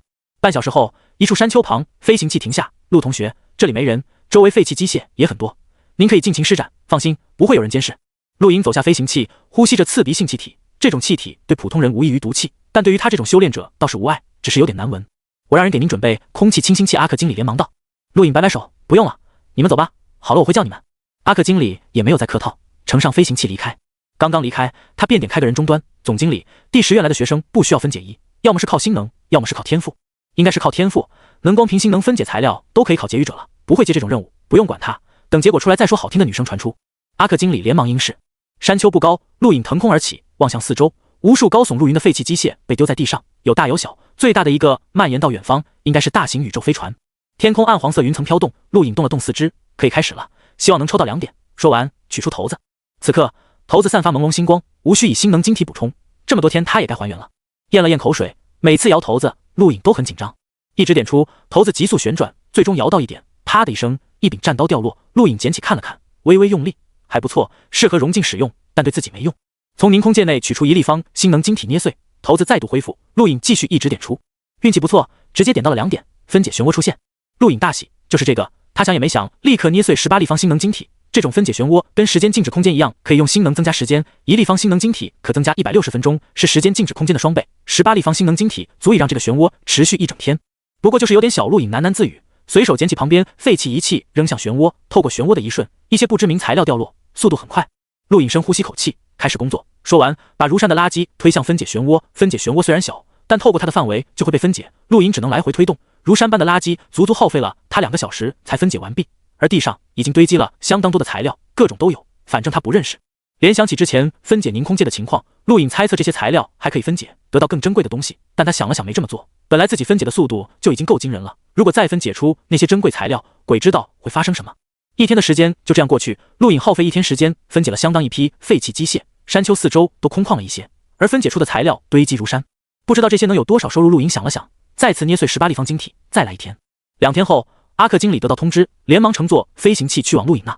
当他看到2座小山般的分解材料的一刻，阿克经理使劲揉了揉眼睛，真的，居然是真的！2天时间居然分解出了那么多，即便极境修炼者利用最有效的分解仪耗时，1个月都分解不出来那么多啊！这效率也太高了吧！一时间，阿克经理看陆颖的眼神像在看上帝。陆颖咳嗽一声，怎么？阿克经理，够吗？阿克经理连忙道，够了够了，您的任务完成了，而且超额完成。陆同学，这些都是你一个人做的？他不得不怀疑，以前也有学生为了完成学院任务，私自带了很多材料过来，就说是分解得到的，其实他们并不在乎。那材料就当收购了，还有的赚，互惠互利。但眼前这些也太多了，到底带了几个凝空界？真的假的？分解能分得这么快？陆颖淡淡道，麻烦帮我算一下酬劳。阿克经理连忙应是，让人给陆颖结算酬劳，同时联系总经理，也就是苍蓝疆域伊尔托公司负责人。不可能，一个学生不可能分得那么快，除非他是劫狱者。好听的女生谋定道。阿克经理道，那我问问。不用问了，应该是假的。劫狱者不在乎这点酬劳，也不会浪费时间做这种事，让那个学生走吧。那任务进度，超额完成。是阿克经理挂断光幕。另一边，陆莹已经得到酬劳，他耗费2天分解了堆积如山的材料，大半不值钱，只是普通坚硬金属，但其中也有值钱的特殊材料，都是按克来卖的。这些材料加起来好几吨，足有100亿宇宙币，所以他最终分得的酬劳为30多亿宇宙币。陆颖算了一下，他这2天分解的废弃机械，如果是完好的，总价绝不低于1000亿宇宙币。伊尔托公司以极低的价格回收，再请他们这些修炼者分解，得到的材料重新制作，成品卖出去又可以得到数百亿，即便刨去支付给他们的钱，也可以赚100亿以上，绝对的暴利。而那些机械维修、保养、培训等等都需要钱，这笔钱同样会支付给伊尔托公司，他们赚的钱源源不绝，怪不得有钱买行星当垃圾场。陆莹感觉自己都眼红了，这个公司到底多有钱？而这个公司仅仅是外宇宙一个公司，跟其他大势力比起来什么都不算，更不用说梅比斯银行了，太有钱了。如果自己能得到梅比斯一族的钱，他可以把时间静止空间无限期开下去。陆同学，这是您的酬劳。阿克经理递给陆颖一张梅比斯一族白色金卡，里面有32亿宇宙币，您可以去就近的梅比斯银行将宇宙币兑换成新金，方便交易和携带。交易？陆颖诧异，阿克经理到内宇宙交易大多以新金结算，宇宙币数字太大，有时候不太方便。32亿宇宙币可以兑换到3200立方新金。陆颖点点头，暗暗兴奋，这份工作太适合自己了，决定了，只要缺钱就来。不对，自己什么时候不缺钱了？等回学院交了任务，看看可以的话再来。看着陆颖略显高兴的神色，阿克疑惑，他们猜测这个学生肯定是自己带了材料应对任务，任务虽然完成了，但那些材料却亏了，他们支付的只有材料价值30%的钱，但这个学生怎么好像还很高兴？学院任务那么重要吗？不应该啊，他们也发布不了太重要的任务。陆同学，您是想继续分解，还是想回学院？如果想继续分解，我们也欢迎，酬劳依旧。阿克试探道。陆颖摇摇头，不用了，走吧，去空间站。阿克点点头，请。路上看着两旁飞驰而过的无数废弃机械，对陆颖来说，这些都是宝贝，可以换钱的宝贝。阿克经理，如果我想来分解材料，是不是随时都可以？陆颖问道。阿克笑道，当然，如果是一般修炼者，除非达到极境，否则必须通过考核，但第10院的学生不需要，何况你已经证明自己了，只要您想来，提前通知我就可以，这是我的私人号码。陆颖记下，说了声谢谢。阿克迟疑，试探到陆同学好像是探境修为，对星能的掌控似乎非常熟练，速度比一般极境强者快了很多啊。陆颖随意道，我的天赋比较适合分解材料。天赋？阿克惊讶，他不确定了，此人到底是假的还是真的？如果真有这种天赋，他们伊尔托公司绝不能错过。宇宙中天赋奇怪的很多，不是没出现过适合当劫狱者的天赋。陆同学，您的天赋属于奇异天赋。陆颖看向阿克经理，阿克经理连忙道歉，抱歉陆同学，我不该多问。陆颖转过头去，算是吧。阿克羡慕道，看来您拥有成为劫狱者的潜质。劫狱者？陆颖心中一动，他忘了查了，阿克经理见过劫狱者。阿克苦笑，您别开我玩笑了，小人哪能见到劫狱者大人，即便我们公司老总也未必能见到，那可是宇宙最顶端的大人物。陆颖点点头，没有说话，看向个人终端，点了几下，出现对劫狱者的介绍。所谓劫狱者，就是拥有对星能完美剥离的人群的尊称。宇宙历经无数年发展，经历过数次破灭，有无数东西残留，很多东西历经远古时光，都会被宇宙各种能量层层包裹，形成类似外壳的保护层，相当于被尘封强行打开，容易将里面的东西毁坏。而且因为宇宙太多神奇现象，有些保护层还有危险，所以必须通过慢慢剥离保护层内的星能，将里面的东西完好取出。解狱者就是剥离星能的人，这是他们的工作。凡是能形成保护层的东西都不简单，否则也无法吸收宇宙星能，这就相当于一个个被尘封的宝物，需要打开，必须劫狱者出面。然而，想要成为劫狱者要求太苛刻，非凡人所能想象，这也造成劫狱者地位之高，令人无法想象。传闻宇宙中很多强大战技、功法，甚至远古时代遗留的科技产物，都是劫狱者剥离出来的。越出现这种传闻，劫狱者地位就越高。陆颖震撼，没想到宇宙中还有这种人群，劫狱者能完美剥离星能。陆同学，空间站到了。阿克道。陆颖走下飞行器，对阿克道，多谢阿克经理款待，我走了。我们应该多谢陆同学的帮忙，请，祝您一路顺风。请。说完，陆颖很快进入他的飞船，寻找就近的梅比斯银行，设定路线。没多久，飞船进入宇宙，消失在阿克等人眼中。一次任务让陆颖赚了3000多星能晶体，比他在大宇帝国赚的总数都多，不愧是能在第10院发布任务的大公司，以大宇帝国的能力都无法在第10院发布任务。而这个伊尔托公司貌似是内宇宙某个大公司的子公司，能在第10院发布任务，应该跟那个大公司有关。距离最近的梅比斯银行需要1天时间可以到。陆颖就这么在飞船中查看劫狱者的信息，不知不觉，飞船降落空间站。各大行星空间站停留飞船是需要收费的，还不便宜，但对如今的陆颖来说，这点钱他也不在乎。降落的这颗行星很大，建筑风格跟大宇帝国真宇星差不多，同样在苍蓝疆域内。陆颖直接找到梅比斯银行，将阿克给的宇宙币全部兑换成了星能晶体，足有3270立方，加上他原本还剩的28立方，也就是说，此刻他身上的星能晶体足有3298立方，绝对的巨款。至于宇宙币，他还剩200万，就是之前在大宇帝国得到的。原本看上去200万宇宙币不少，但跟此次任务相比就太寒酸了。陆颖查了一下最普通的宇宙飞船的价格，最起码100亿起步。他这时才知道不死羽山有多小气，居然只给了他30万宇宙币，太小气了。不过看似赚钱很容易，但那是自己，阿克说过，对星能掌控非常好的极境强者，2个月都未必能赚到自己这么多，而那种极境强者少之又少，需要通过考核。陆颖猜测，这种极境强者对星能的掌控层次至少是实质化，甚至可能万变之境，这种人又有多少呢？赚钱并没有那么容易，自己只是开了挂。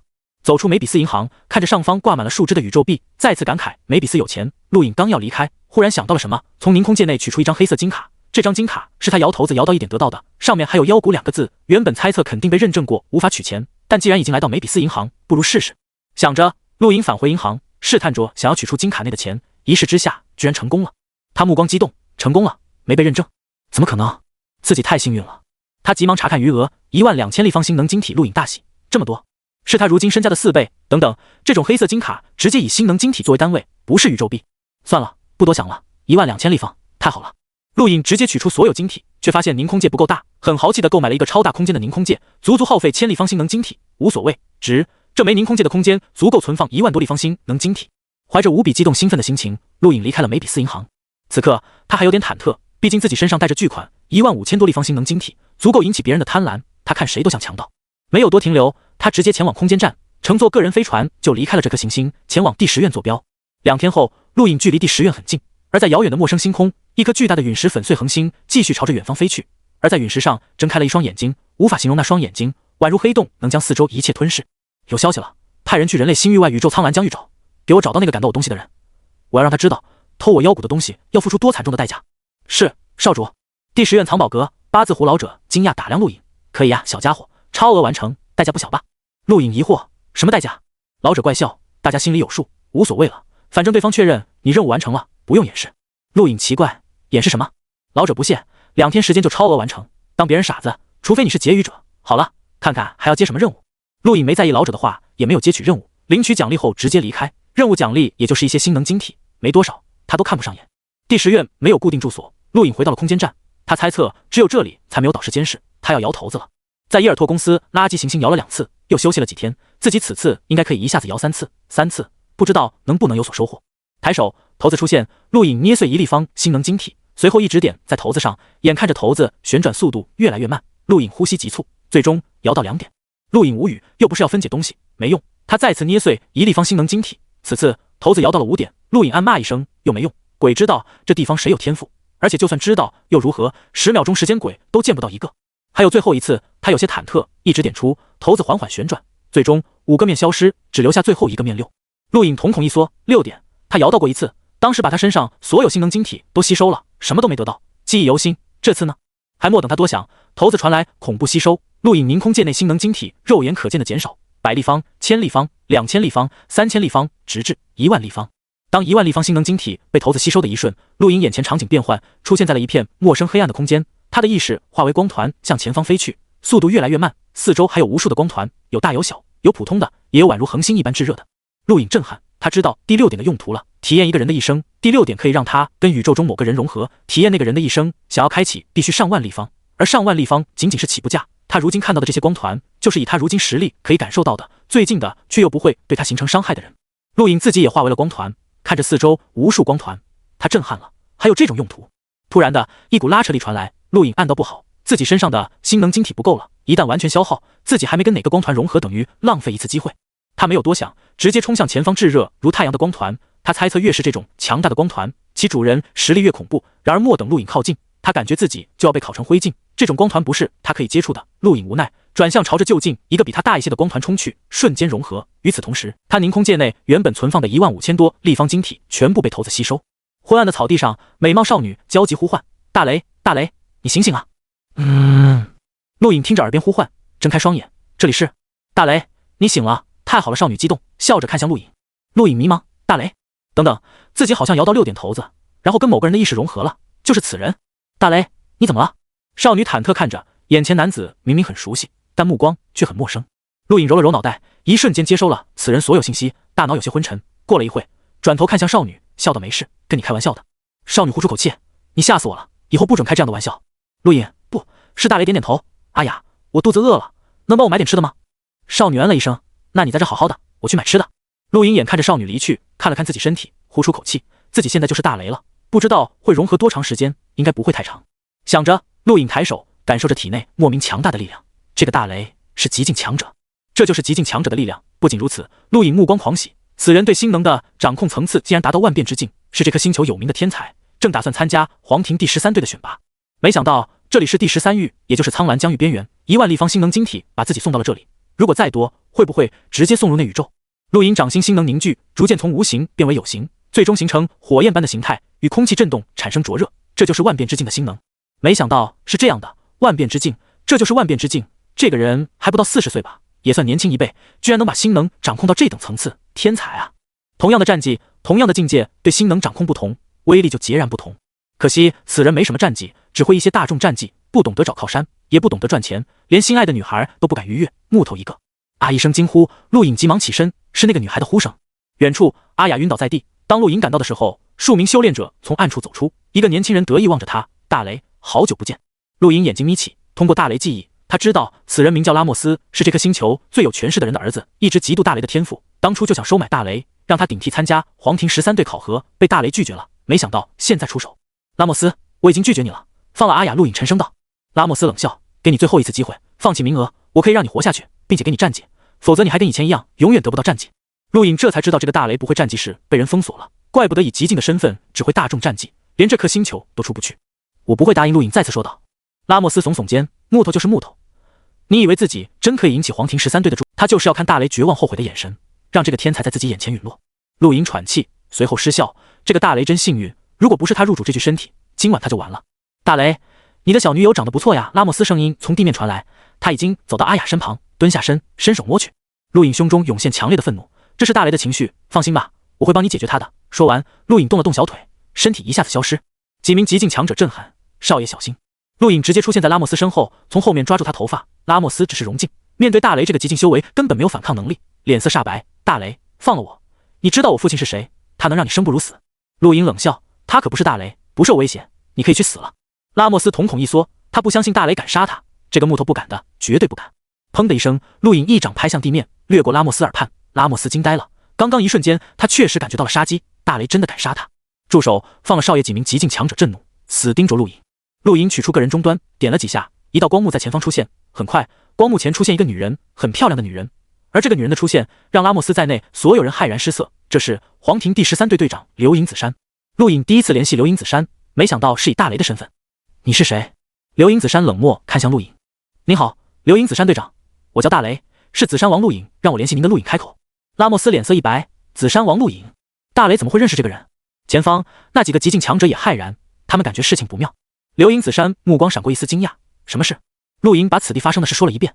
刘影子珊目光扫过拉莫斯几人，知道了，我会处理。说完挂断光幕。陆隐目光闪烁，他之所以联系刘影子珊，不仅因为此地是13域，更因为他想试探这个女人，看看这个女人对他这个子珊王是什么态度。大雷就是最好的试金石，何况大雷一直想考入黄庭13队，一举两得。陆隐放开拉莫斯，目光扫向那几个极境强者。此刻这些人不敢再对他出手，能直接联系到刘影子珊的人不是他们可以招惹的，连拉莫斯的父亲都不能招惹。陆隐抱起阿雅离开，他感觉到了拉扯力。离开前他想送大雷一份礼物。草地上凉风阵阵，阿雅醒了过来，迷茫地看了看四周。大雷。陆隐抱起阿雅，忽然一口吻了下去。阿雅惊呆了。过了好一会，陆隐抬起头，嘴角含笑，阿雅，我爱你。阿雅双目含泪，不敢置信的样子，随后猛地抱住大雷，喜极而泣，我也爱你，大雷。陆隐拍了拍阿雅后背，此刻拉扯力越来越大，逐渐的他感受到了黑暗的星空。他离开了，临走前他帮大雷捅破了最后一层纸，希望两人幸福吧，也算报答大雷让他感受到万变之境星能的真谛，未来肯定还会再见的。转瞬间，陆隐回到了第10院空间站，身体一震，睁开双眼。回来的第一件事就是感受星能，他抬起手，掌中星能化作风，化作水，化作火焰，当然不是真实的，只是模仿，这就是万变之境。很多人施展战技需要借助自然晶体，就像格兰妮，每次施展炎火掌都要捏碎火焰晶体，但掌握了万变之境星能就不需要了，完全可以用星能模仿火焰。陆隐狂喜，自己居然在这么短的时间内掌握了万变之境，太好了！如果光是坐在观雨台修炼，1年都成不了，真要感谢大雷前人栽树，他来乘凉。不知道还剩多少星能晶体，希望不要太少。第6点起步1万星能晶体，陆隐希望还剩个几千，够用就行。但现实让他跌入深渊，一点都没了，一点点都没了。他无语，这消耗也太大了，刚有的巨款，转眼就没了。天生穷命啊！陆隐感慨，苦笑的起身，算了，能用1万多星能晶体换来对星能的掌控，值。观雨台暗青色雨幕连绵不绝。米雪儿完成任务归来后，直接来到了这里。他此次接取任务外出，并非为了任务本身，而是想把第10院的情况向石觉评议会报告。第10院教育方法有问题，米雪儿认为第10院不够资格再掌握进入3界6道的钥匙。然而，10决评议会还需要更长时间的考量，米雪儿唯有回到第10院。她决定掌握更多证据后再向评议会报告。雨滴在青石平台上，水珠洒落在米雪儿赤裸白皙的脚面上，给她带来一丝凉意。望着平静的雨幕，静静体会心能变化。远方一道人影掠过，米雪儿看到了，是一个新生。她不在意，探镜而已。虽然能考入第10院值得赞扬，但这种人类宇宙并不少见。陆影腾空飞过雨幕，原本想落在前方那棵树顶的青石平台上，却发现早已有人，无奈重新寻找一棵树。此次在观雨，陆影看到的与往常完全不同，雨变了，每一丝微妙的变化都被他看得清清楚楚，每一滴雨都仿佛能万变之境。他看到的不再是普通雨幕，而是一滴滴形态万千的微小世界。5天后，陆影抬手，掌中星能化丝，再变化为风、火，随后变为雨，最终变为他的名字被推入雨幕中。巧合的是，同一时间，米雪儿3个字也被推入雨幕。两人相隔一棵大树，看似遥远，实则当两人的名字推入雨幕中的时候，却相距很近，近到两人都看到对方的名字。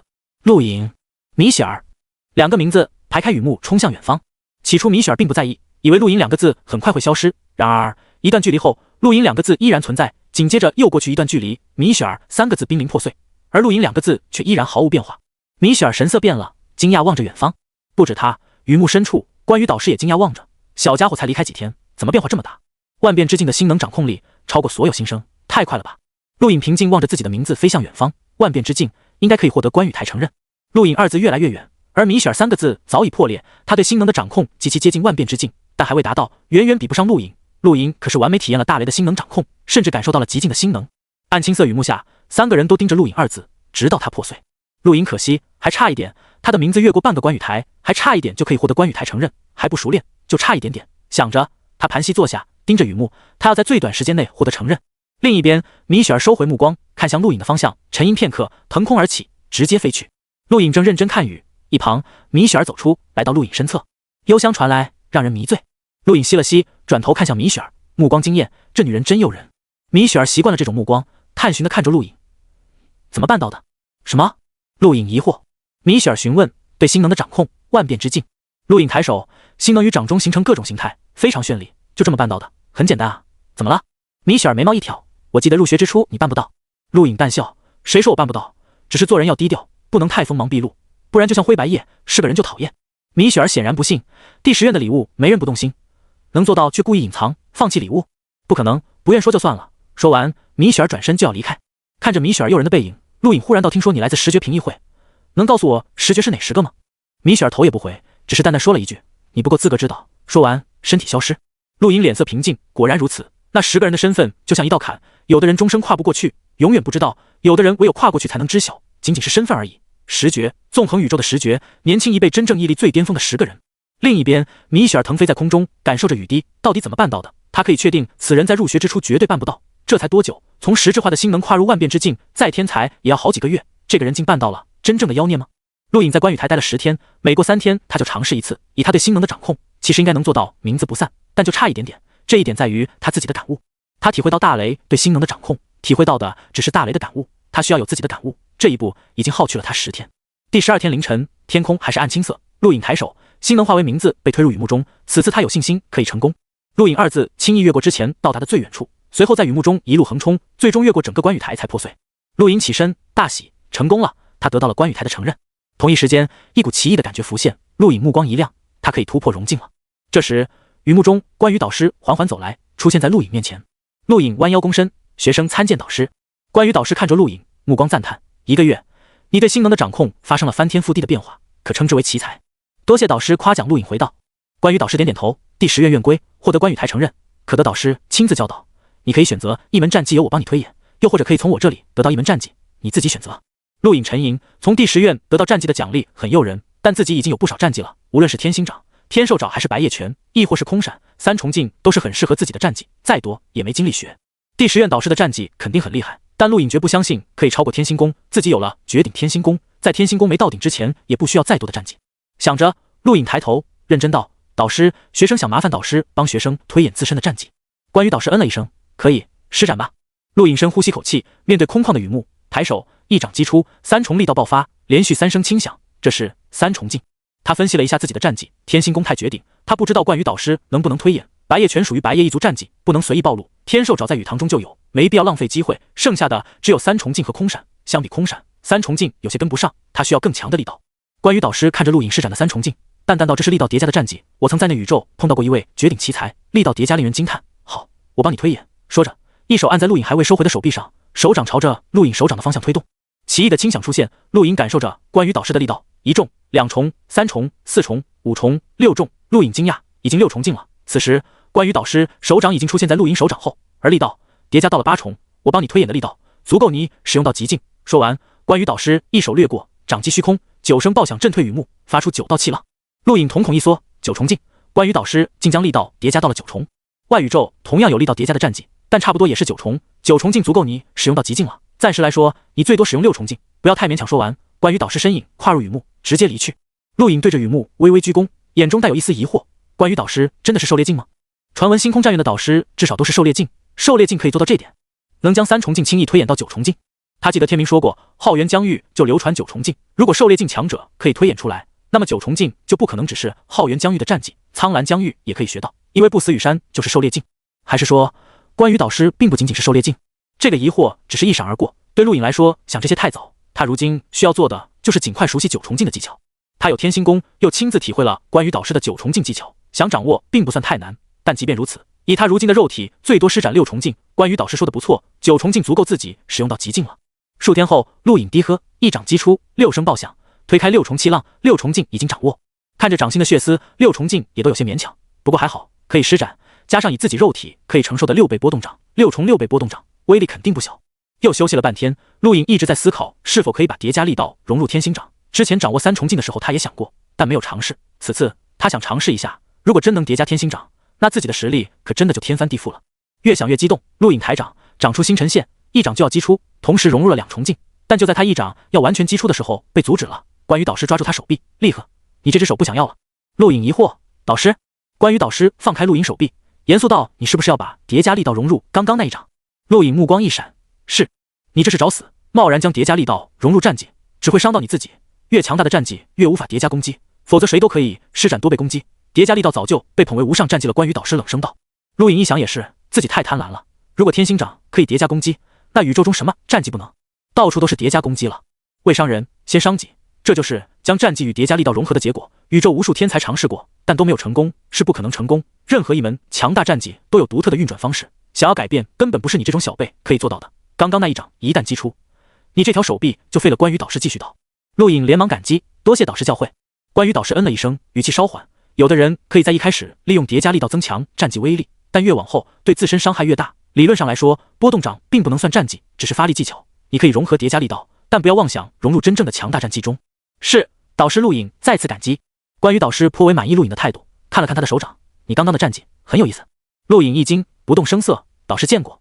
关羽导师瞥了他一眼，没有，但给我的感觉很不一般。你可以运转几颗星辰？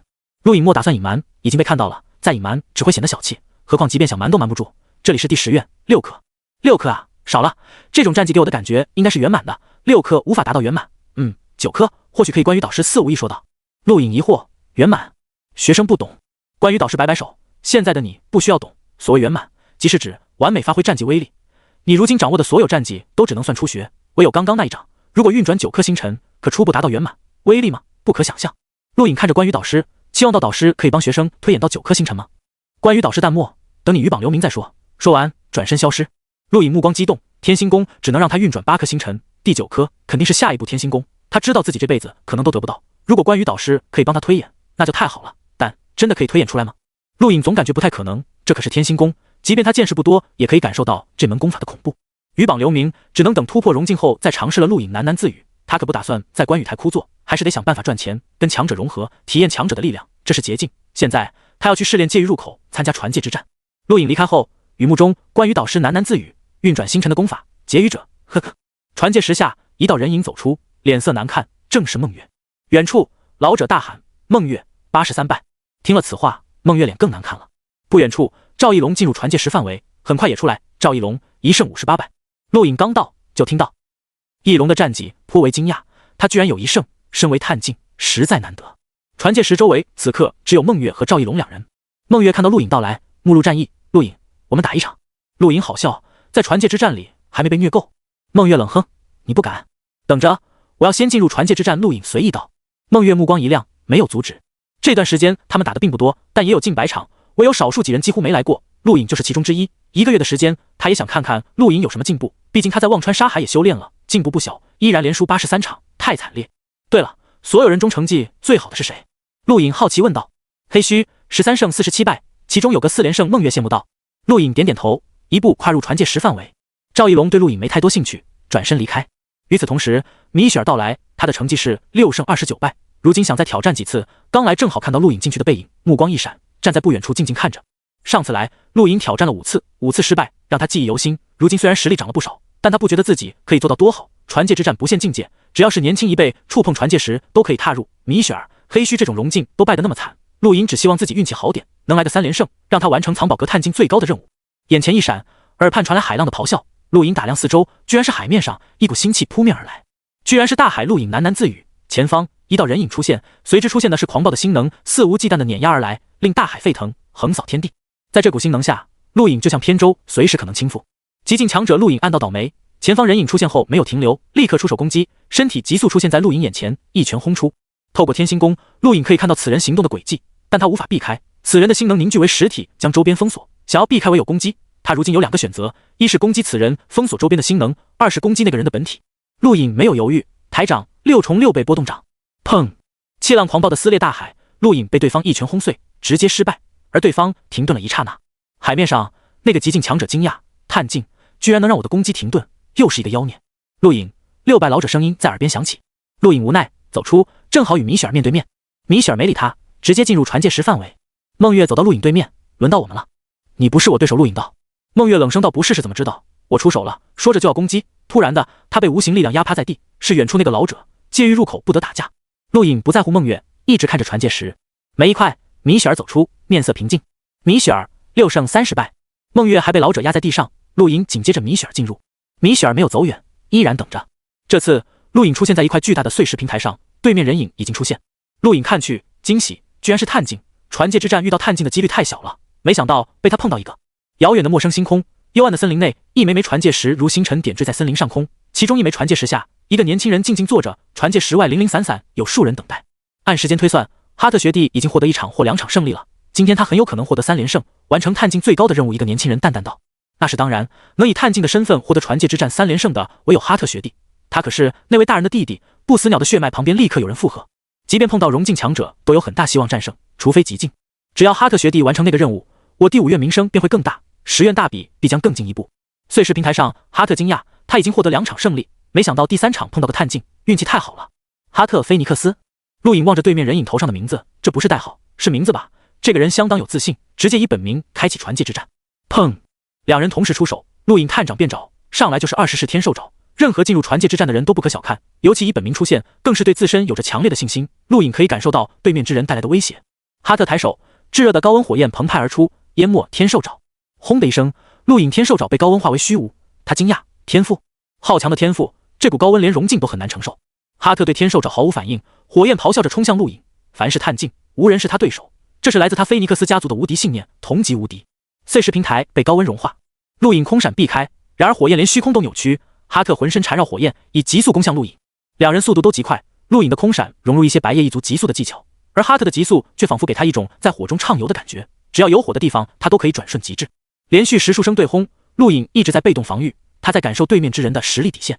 哈特惊讶，这个人居然撑得住，很少有探境能在他火焰中跟他对拼这么久，不过是时候结束了。想着，哈特身形停顿，双掌合击，随后展开，一声啼鸣响彻空间，他的掌中出现了一只火焰幻化的飞鸟，令空气扭曲灼烧，狠狠撞向陆颖。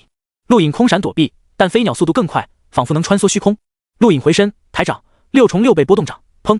灼热气浪冲天起，令空气扭曲，庞大的气压将火焰吹散，连带着令哈特都退后数步，震惊望向不远处。陆颖收回手掌，盯向哈特，这个人很强。哈特目光兴奋，有意思，探境之中居然有人能挡住他的一式战技。陆颖没容哈特多想，此次他主动攻击，空闪出现在哈特眼前，还是6重6倍波动掌，令气压浓缩，扭曲虚空。哈特目光陡睁，掌中火焰提鸣，他是不死鸟家族的人，不死鸟怎么可能那么容易被摧毁？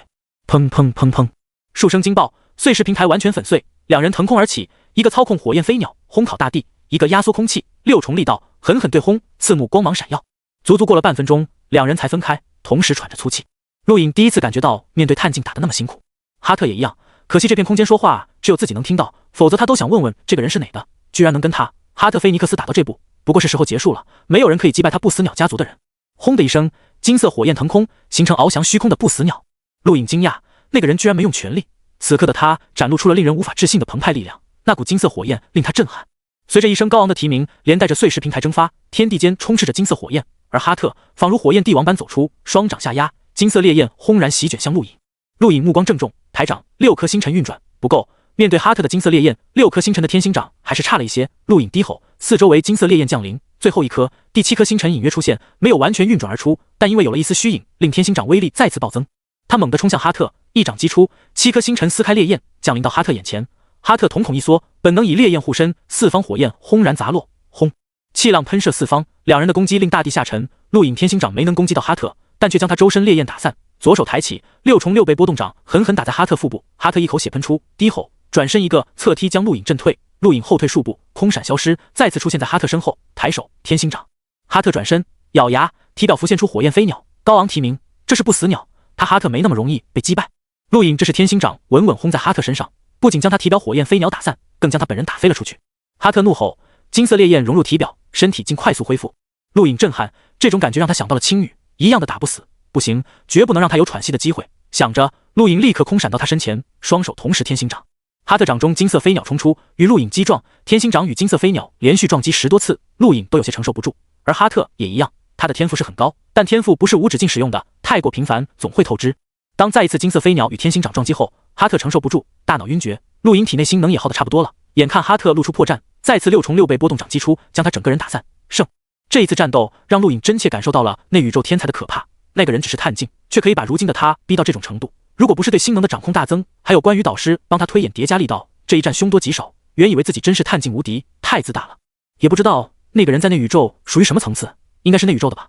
一战而胜，陆颖睁开双眼，看了眼外面，看到了米雪儿探寻的目光，还有梦月惊讶的目光。他这一战耗时比较长，不过还没结束，胜了可以继续，他还要再进去。同一时间，那宇宙第5月那座幽暗的森林内，传戒石下，哈特菲尼克斯起身，脸色极度难看。他败了，居然败在同级强者手中，这是耻辱。他是不死鸟家族的传人，是那个人的弟弟，居然败了。那个人叫七哥，一定要洗刷耻辱。走出传戒石范围，不少人看过来，哈特学弟怎么样？完成3连胜了吧？不用问，哈特学弟肯定完成了。哈特没理会这些人，他要去修炼。那个七哥绝对是10大战院中的人，其他拥有传戒石的大族势力都有明显特征，此人没有，9成是战院中人，学院大比，此人或许会出现，他一定要击败这个人。陆颖再次进入传戒之战的战场，这次是沼泽之地，面前也已经有人。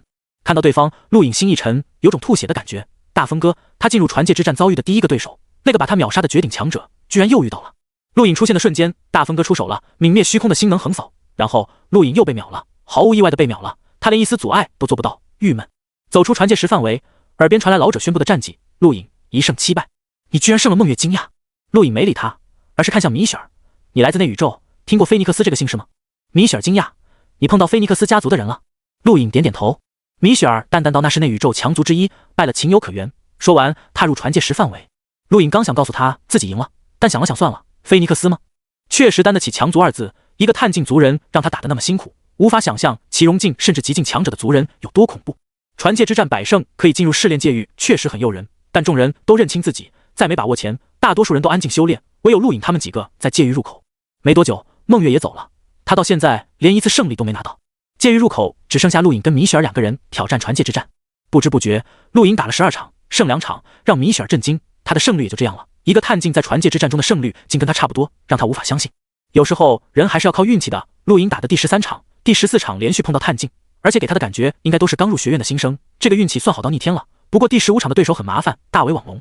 第10院入学考核时，3大势力狙击，其中就有大须网龙，不过陆颖没碰到，他也不认识。此时第15场传戒之战的对手就是大须网龙。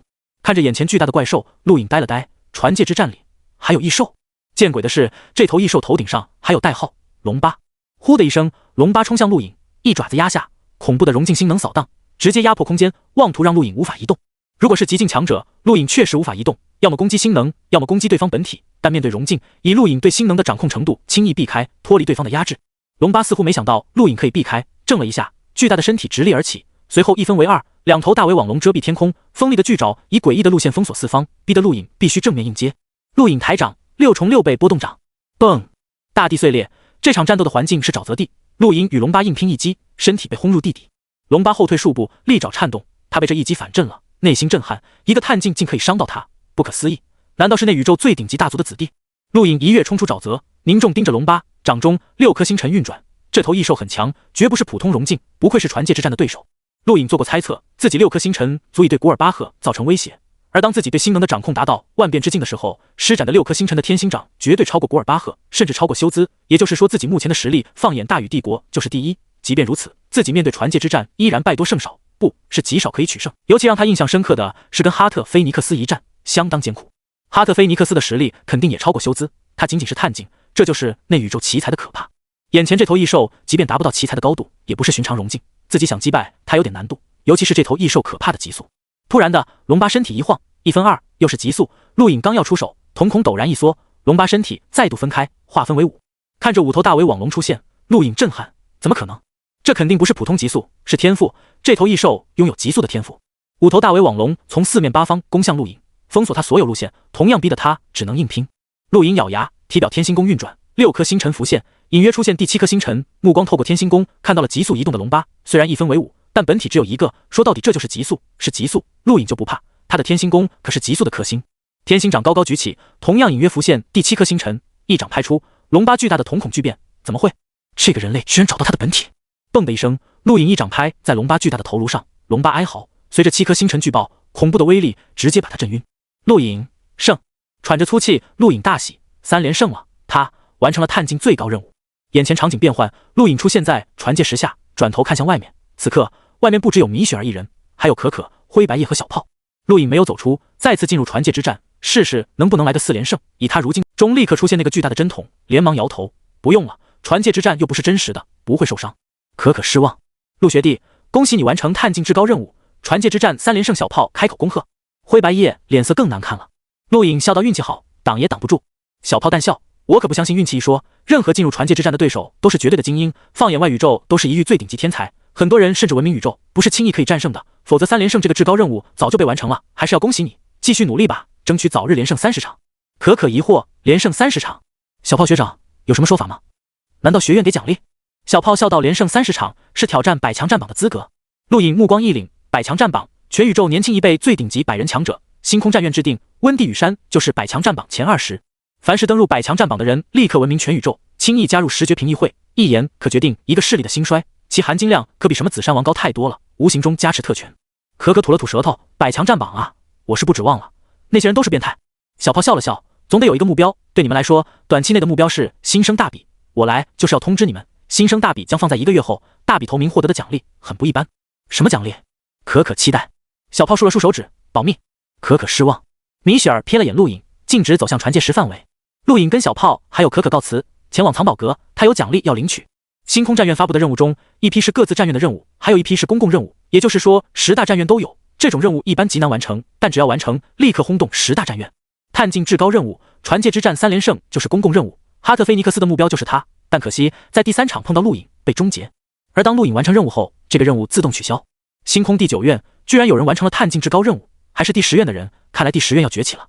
第10院在苍蓝疆域，那种偏僻边缘疆域有天才吗？肯定是那宇宙强族子弟加入。星空第5院，哈特学弟的任务被别人完成了，教陆隐吗？探镜能完成传界之战3连胜，是个人才。可惜是第10院的，必将泯灭众人。星空第1院，探镜至高任务。可笑，这种任务对某些人来说不算太难，那些人不想被关注才没有完成。第10院想通过这种方法扬名，只会显得太狭隘。不要这么说，总要给第10院一些面子，哪怕那只是个被流放之地。不远处，一个绝美女子目光回眸，盯着陆隐2字，随后转身离开。藏宝阁，8字胡老者惊叹打量着陆隐，不时发出滋滋的声音。陆隐被他看得恶寒，导师，奖励可以给我了吗？老者怪笑，小家伙，叫导师多生分，以后叫我才老就可以了。陆隐眉毛一挑，才老？才老满意点头，不错不错，第10院好久没做出什么扬名的事了，小家伙，你是第一个，很不错，哈哈。陆隐谦虚道，运气好。才老摆摆手，运气也是实力的一部分。好了，小家伙，这是你的奖励，继续努力吧，争取多完成几件公共任务，替我们第10院扬名。说完，把一枚凝空戒扔给陆隐。陆隐接过，凝空戒内有1万立方星能晶体，他激动，终于又有钱了，1万立方绝对不少。极光宇宙飞船在空间站，属于你了，小家伙，那可是极光宇宙飞船，喂不饱的白眼狼，自己努力吧。说完，打发走了陆隐。陆隐第一时间来到空间站，找到了一艘极光宇宙飞船，直接认证，认证完毕，这艘飞船只能他自己使用。星空战院内的很多资源都是各大势力赞助，极光宇宙飞船也一样，空间站不止一艘。极光宇宙飞船外表跟普通宇宙飞船差不多，它获得的是个人飞船，直径不过3米。相比普通飞船，极光宇宙飞船多了一个叫能量转换装置的缺口。这种宇宙飞船纯粹以能量构建防护场进行动力与时空跳跃，需要将稀有材料投入能量转换装置内，转换为飞船本身结构。这是极光宇宙飞船公司的中心技术，传闻来自远古科技，涉及到宇宙最微小的颗粒，投入的材料越珍贵强大，飞船升级越快。所以老才说这是喂不饱的白眼狼。这种飞船需要填充无数珍贵材料，相应的，一旦升级，性能远超普通飞船。陆颖查过，极光飞船买到手都是初始级，性能跟普通飞船相当，甚至还比不上普通飞船。因为它为了制造能量转换装置预留了缺口，牺牲部分性能。不过一旦投入海量材料升级，达到耀光级，性能就完全不同了。不仅速度是普通宇宙飞船的10倍，甚至可以防御巡航者的攻击，绝对强大。如果再次升级，可达到黑洞级，速度是普通宇宙飞船的100倍，可以防护狩猎者攻击，撕开宇宙黑洞，是绝顶的出行利器。传闻在之上还有昼光级，具体如何，陆颖就查不到了。极光宇宙飞船对外宣传口号是跳跃与飞行等同，也就是说，普通宇宙飞船需要虫洞跳跃到达远距离，它不需要，两者耗费的时间差不多，可见极光公司的自信。陆颖摸了摸飞船，材料寒冷坚固，好东西啊！这艘极光宇宙飞船售卖价至少500亿宇宙币起步，有了它，自己也算有钱人了吧？暂时没有出门的打算，陆颖离开空间站，前往观雨台，是时候突破融境了。距离传送装置偏远的一棵树顶，青石平台上，陆颖取出素体诀。这张素体诀是特雷斯的，当初精灵一战，特雷斯死亡，陆颖得到了他的素体诀，一直在等待突破融境使用。原本他是想找到海王星上的尸体，得到更好的素体诀，可惜没想到青羽没死，引出了一连串事情。坐在青石平台上，望着暗青色雨幕接天连地，陆颖深吸口气，划破手指，将素体诀按在指尖，突破吧，融境。下一刻，剧痛席卷全身，熟悉的痛苦让陆颖目光发亮，整个身体在承受非人的折磨，细胞在燃烧重组。这一刻，他仿佛看到了星空，看到了无敌强者向他压迫而来，呼吸的每一口气都在感受宇宙，整个身体在适应宇宙，体内原本充斥的星能变得无比稀少，身体在渴望星能，渴望无边的星能灌溉。陆颖目光坚定，他感受着自身的力量越来越强，这是融境的力量，他就要突破了。突然的，上衣撕裂，陆颖后背道符文闪烁，化为锁形，穿透肩胛骨，宛如将他身体锁住。这是曾经出现过的封印。封印出现的一瞬间，陆颖体内素体诀直接崩碎，承受不住来自封印的压力。陆颖不可置信地瞪大眼睛，在素体诀粉碎的一刻，大脑承受震动，几乎晕厥，失败了。雨幕中，关羽导师走出，皱眉盯着陆颖，封印在阻止这孩子突破，是谁下的封印？如此残忍。这时，另一边，衣衫褴褛的老者跨出虚空，一掌按在陆颖后背，恐怖力量扩散，瞬间弥漫整个第10院，乃至弥漫到星空，令周边星辰站立。他在镇压封印，同时另一只手划过虚空，缓缓凝聚为一张新的素体诀，直接融入陆颖体内。陆颖已经接近晕厥，他没想到自己会失败，明明有了突破融境的感觉，为什么会失败？正当他万念俱灰的时候，另一股庞大力量出现，继续压迫他的身体，让他的素体得以继续。细胞在燃烧，血液重造，陆颖咬牙，素体还没有失败。尽管不知道这股新的力量来自哪里，但只要存在，就可以继续素体。陆颖身后，老者目光悠然，宛如星空旋转，右掌猛地发力，一丝裂痕自锁形封印出现，逐渐蔓延，最终砰的一声粉碎。同一时间，整片星空震动。忘川沙海，一个中年男子抬头，目光惊讶。藏宝阁，才老惊疑不定。监狱入口，老者睁开双目，目光沉思。摘星楼，一人抬头。雨幕下，关羽导师震撼。而正在突破融境的陆颖，在封印粉碎的刹那，再次看到了那根碾压虚空的玉指。这一次，他看到了不一样的东西，看到了玉指后无尽遥远的距离，那双璀璨双眸映照诸天星辰，绝美而高贵。与此同时，他的体表展现光芒，他的肉身仿佛重新活了过来。衣衫褴褛的老者静静望着陆颖，目光沉思。关羽导师迟疑，这是远古的封印，很古老的封印，我也只能以蛮力破开，可惜只破开了一道。老者淡淡道。关羽导师目光一变，难道不止一道？老者点点头，抬起头，目光追忆，这种封印似乎曾经见过，但忘了，很古老，很恐怖，居然对一个孩子下这种封印，效果呢？关羽导师好奇。肉身封印封住了这个孩子在肉身上的天赋，把这个孩子从其一族特有的天赋变为了普通人，现在的他才开始展现真正属于他的力量，可惜也仅仅是肉身。老者望向陆颖说道。说完，老者叹口气，下面的封印想要破开很难，上次我发疯差点害了这个孩子，此次就当还债，为他创造的素体诀足以让他再素体一次，只要不再出现那种封印。老者离开了，这次他没有发疯。足足过了1天时间，陆颖突破才结束。睁开眼，看到的雨幕都变了，突破融境让他对于力量的感受再次提升，他不知道自己增强了多少。握了握拳头，陆颖感觉不对，自己的肉身似乎变了，变得更加坚韧，而且力量增强了好多。他以为是刚刚突破的错觉，没有在意，起身突然察觉到体内多出了一张素体诀，惊讶，连忙看向雨幕。关羽导师，您在吗？雨幕中，关羽导师传音，你体内的素体诀可让你再素体一次，去忘川沙海修炼吧，短期内关羽台给不了你太大帮助。陆颖鞠躬感谢，回忆起突破时的事，他记得原本特雷斯的素体诀粉碎了，自己失败了，看来是关羽导师出手救了自己。陆颖庆幸自己考入了第10院，否则没人能帮他。为了感受突破融境的实力，陆颖立刻前往界域入口，传界之战才是检验自身实力最好的平台。灰白叶6胜92败，陆颖刚到界域入口就听到了战绩。灰白叶脸色难看地走出传界10范围，陆颖到达，瞥了他一眼，他进步了，原本3胜72败，一天时间变为6胜92败，进步了不少。米雪儿步入传界10范围，过了好一会才出现，米雪儿13胜56败。陆颖惊讶，他也进步了，看来进步的并非自己一人，其他人都在进步。第10院虽然没有导师专门教导，但不管是关羽台还是忘川沙海，都是很好的修炼之地，还有神秘的摘星楼。陆颖越过米雪儿，缓缓踏入传界10范围，这是他破入融境后的第一站，希望不要遇到漫步星空的变态。眼前场景变换，陆颖出现在一片草地上，微风徐徐，草地清新的气息让人迷醉。眼前一道人影出现，时一出现就对陆颖展开攻击，奇特的紫色粘稠物如蛛网降临，这是天赋。陆颖惊讶，这是奇异天赋。紫色粘稠物封闭虚空，直接砸向陆颖。陆颖右脚跨出，身体空闪消失在原地，下一瞬出现在对面融境强者眼前，抬手6重6倍波动掌，砰的一声，融境强者粉碎，战败。随着那名融境强者战败，布满虚空的紫色粘稠物全部消失。陆颖惊讶望着自己手掌，刚刚施展6重6倍波动掌的时候好轻松，之前每次使用掌心都有种崩裂的感觉，那是肉体很难承受的征兆，但此次使用宛如呼吸般容易，对肉体没有一丝负担，怎么会这样？突破融境让自己的肉身强大这么多吗？还有空闪，速度提高了不止1倍。传界石下方，陆颖睁眼，目光迷茫。他了解过融境，从碳境到融境最大的变化是心能强度，融境可以碾压碳境，其他方面也会提高，但应该不会提高这么夸张。他感觉自己的肉体强得有些奇怪。再来，想着，陆颖继续进入传界之战。眼前又一名融境强者出现。传界之战出现的大多是融境，其次是极境、碳境和漫步星空的强者最少。陆颖看着眼前融境强者，抬手，空气震荡，层层扩散，他直接使用了6重境，对肉身毫无负担，紧接着用出了7重境，还是毫无负担。陆颖目光惊讶，8重境。突然的，对面融境强者冲向他，一腿扫出，身影融入虚空，从侧面出现，无边腿影几乎踢碎了虚空。这是个强者，腿法战绩相当强悍。陆颖直接提升到9重境，一掌拍出，连续9道叠加力道炸响，令虚空仿佛崩裂，传出震动，一掌将眼前融境强者粉碎。陆颖震撼，这就是9重境的恐怖，远远超过6重境，其威力甚至在6颗星辰天星掌之上。要知道，他刚刚并没有使用波动掌，怪不得关羽导师只将叠加力道推演到9重境。任何融境强者能掌握9重境都会很可怕。陆颖再次出现在传界石下，看着自己手掌，陷入沉思。9重境依然不是顶点，自己的肉身还可以承受更强的力道，自己的肉身到底变得多恐怖？深呼吸口气，陆颖目光兴奋，再次进入传界之战。接下来连续4人都是融境强者，没有一人挡得住他，直到第5人是极境强者，代号掌无极。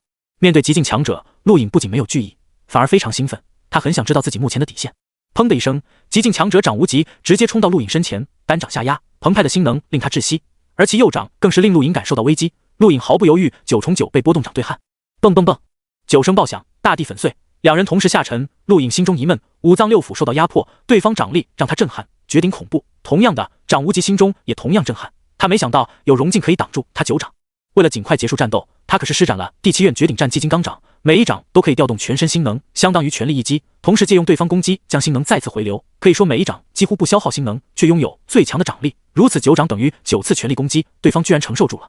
呼的一声，掌无极再次抬起手掌，陆颖心中一跳，空闪避开，原地被轰出巨大深坑，烟尘漫天。陆颖趁着烟尘攻击掌无极后背，然而下一瞬，恐怖的压力突然出现，这是重力，此人竟然有重力天赋。恐怖的100倍重力让陆颖一时未能反应过来，眼前掌无极双掌探出，他身体被强大的力量击中，五脏六腑化为粉末。传界石下，陆颖睁开双目，神情懊恼，没想到此人居然有重力天赋，早知道就不跟他硬拼了，白白输了一场。不过即便不硬拼，陆颖感觉自己也未必是那个人的对手，对方毕竟是极境强者，每一掌威力都相当恐怖，而且星能不见减少，不知道哪来的变态。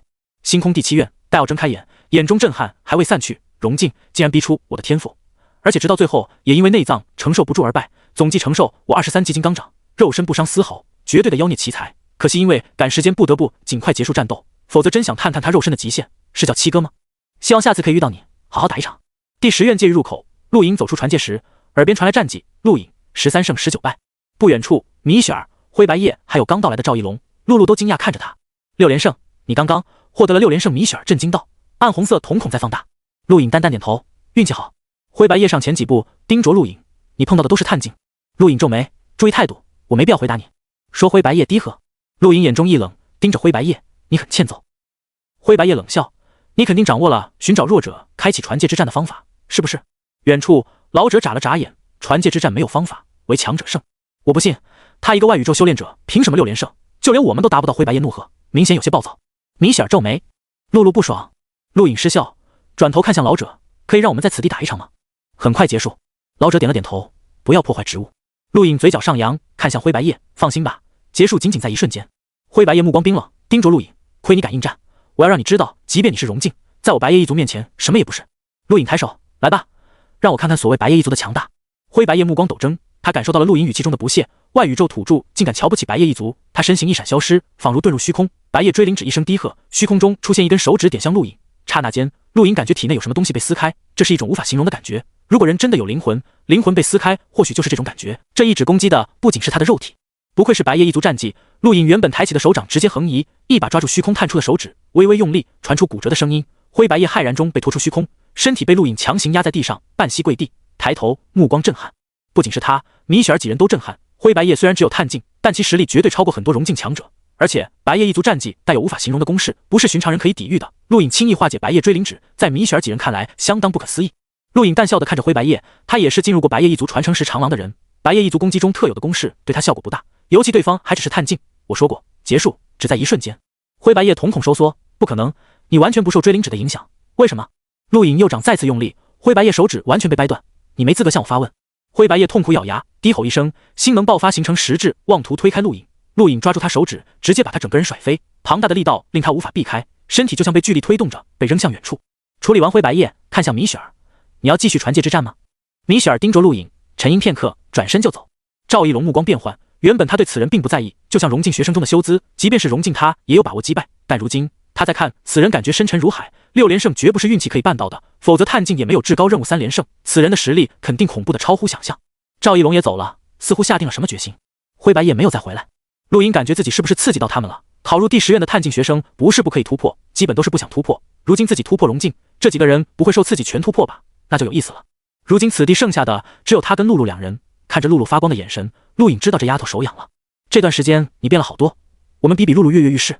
陆隐耸耸肩，这里不让打架，不打架。比力气。露露舔了舔嘴唇，目光挑衅。陆隐心中一动，比力气也好，他也想知道自己力气有多大。行，来吧，怎么比？露露伸出洁白的玉手，很简单，拔河，看谁先动。陆隐觉得有意思，伸出手握住露露洁白的手掌，好软。露露嘴角弯起，开始了。好，开始。陆隐话音落下，2人同时用力，顿时大地一瞬间出现一丝裂痕。2人没用心能，仅仅是力气就让大地承受不住。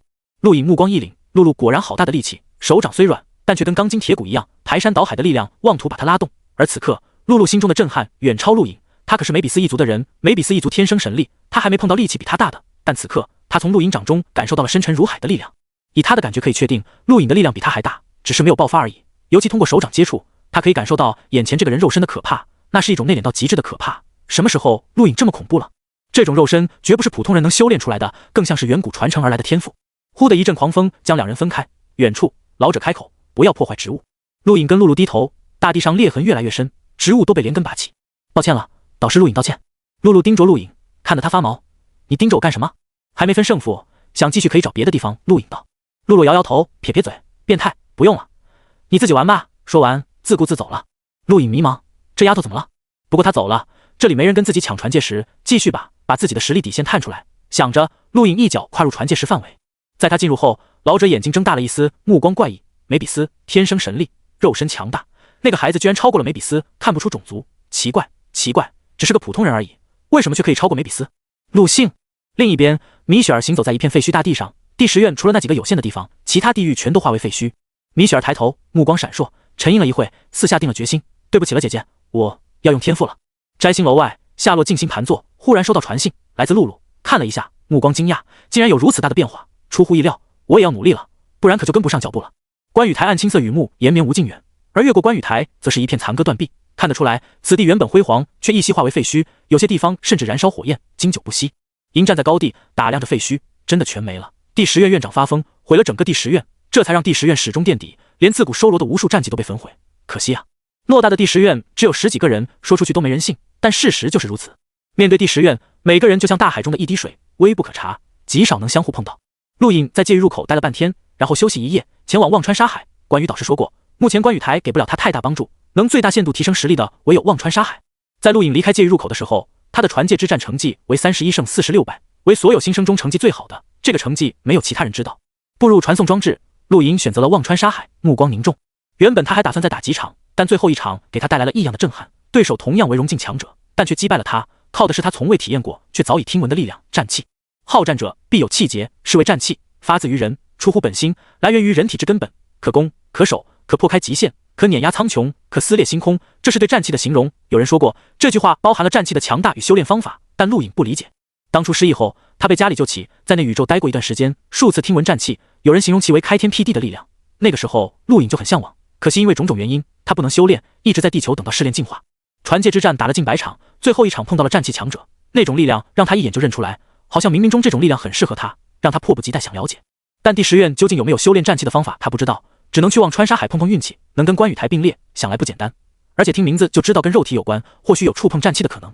这是他第2次来到忘川沙海，第1次只是匆匆看了一眼便去了关羽台，此次陆颖打算留在这里。走出传送装置，脚下踩到的是干燥炙热的沙砾，放眼望去茫茫沙海，无边无际。撕开外衣，陆颖感受着忘川沙海的干燥炎热，蹲下捏了把沙砾，非常坚硬，这不是普通沙砾，稍微用力，连他的肉体都感觉到一丝疼痛。果然是修炼肉身的好地方，陆颖感慨，缓缓走入沙漠深处，身影在炙热阳光下逐渐扭曲，随后消失。还有20多天便是新生大比，所有人都在准备。黑暗的星空中，一艘巨大的宇宙飞船自虫洞跳跃而出，朝着苍蓝疆域飞行。飞船外刻印着深蓝色音符，这是那宇宙灵梦一族的族徽。灵梦族是那宇宙相当出名的一族，族内只有女子，没有男子，被称为女子的国度。凡是灵梦族女子，个个绝美动人。更重要的是，每个人都有震动星空的醉人歌喉。如果说宇宙给人苍凉孤寂之感，灵梦族就在这份苍凉之上画上了动人的音符，让这片宇宙有了一丝柔情。每个灵梦族人都是明星，这是那宇宙公认的。巨大的宇宙飞船内，一个拥有深蓝齐腰长发的绝美女子淡淡开口：“还有多久？”旁边立刻有人回答：“回少族长，最多1个小时就可以到达第10院。”女子露出一丝微笑，照亮星空，希望第10院不要让我失望，可以让我顺利的觉醒战气。少族长，您此次来第10院引起不少人关注，媒体一直在联系族内，想知道您来第10院的目的，他们好发布。女子皱起好看的眉毛，这些媒体真烦，让我片刻不得安宁。少族长是我灵梦族当代最杰出的传人，远超历代，是那宇宙最闪耀的明星，所有人都在乎您的一举一动，无法避免。女子头疼，忽然想到了什么，调皮一笑，告诉他们我要到第10院找我的心上人。此话一出，所有人呆住了，不管是指挥飞船驾驶的，还是观察星图的，都愣愣望着女子。少族长，可不能胡说啊！您这么做会给第10院招祸的，那些追求您的各族强者会把第10院拆了的。立刻有人惊呼。女子眨了眨眼，想了想，好吧，不给他们惹麻烦。那些人真可能去第10院惹祸。那些人虽然很烦，但实力真的冠绝星空，想来第10院也没人挡得住。这样发不出去，就说我去第10院忘川沙海历练，那里可是曾经最出名的修炼圣地之一。周围人这才松口气。是少族长。没人敢小看灵梦族人的影响力，他们在宇宙有无数拥簇，是真正的明星。不管是普通人还是修炼者，亦或是各大势力顶尖的修炼奇才，都有相当一批人迷恋灵梦族人。更不用说灵梦族少族长，他的追求者最差都是一方势力年轻一辈最强者。那些人真要去第10院找麻烦，导师不出手的情况下，第10院绝对会被碾压。然而不管在哪，媒体的力量都是无孔不入的，只要说了就会传开。女子并不知道她的一句戏言会给第10院带来什么。另一边，星空第5院的森林内，一枚传戒石下，哈特菲尼克斯走出，握了握拳头。恭喜哈特学弟完成探境3连胜，恭喜哈特少爷，恭喜！哈特菲尼克斯冷哼，晚了一步，任务已经被别人完成了。周围几人尴尬。对了，哈特少爷，您让我关注的灵梦族西岳少族长最近发布行程，去了第10院的忘川沙海。有人忽然道。哈特菲尼克斯正准备离开，听到此话，目光一亮。第10院，我记得完成探境至高任务的那个人就是第10院的吧？旁边立刻有人道：哈特少爷不必在意，那个人肯定是运气好，碰到的都是刚入学的探境，而哈特少爷您可是击败了荣境强者。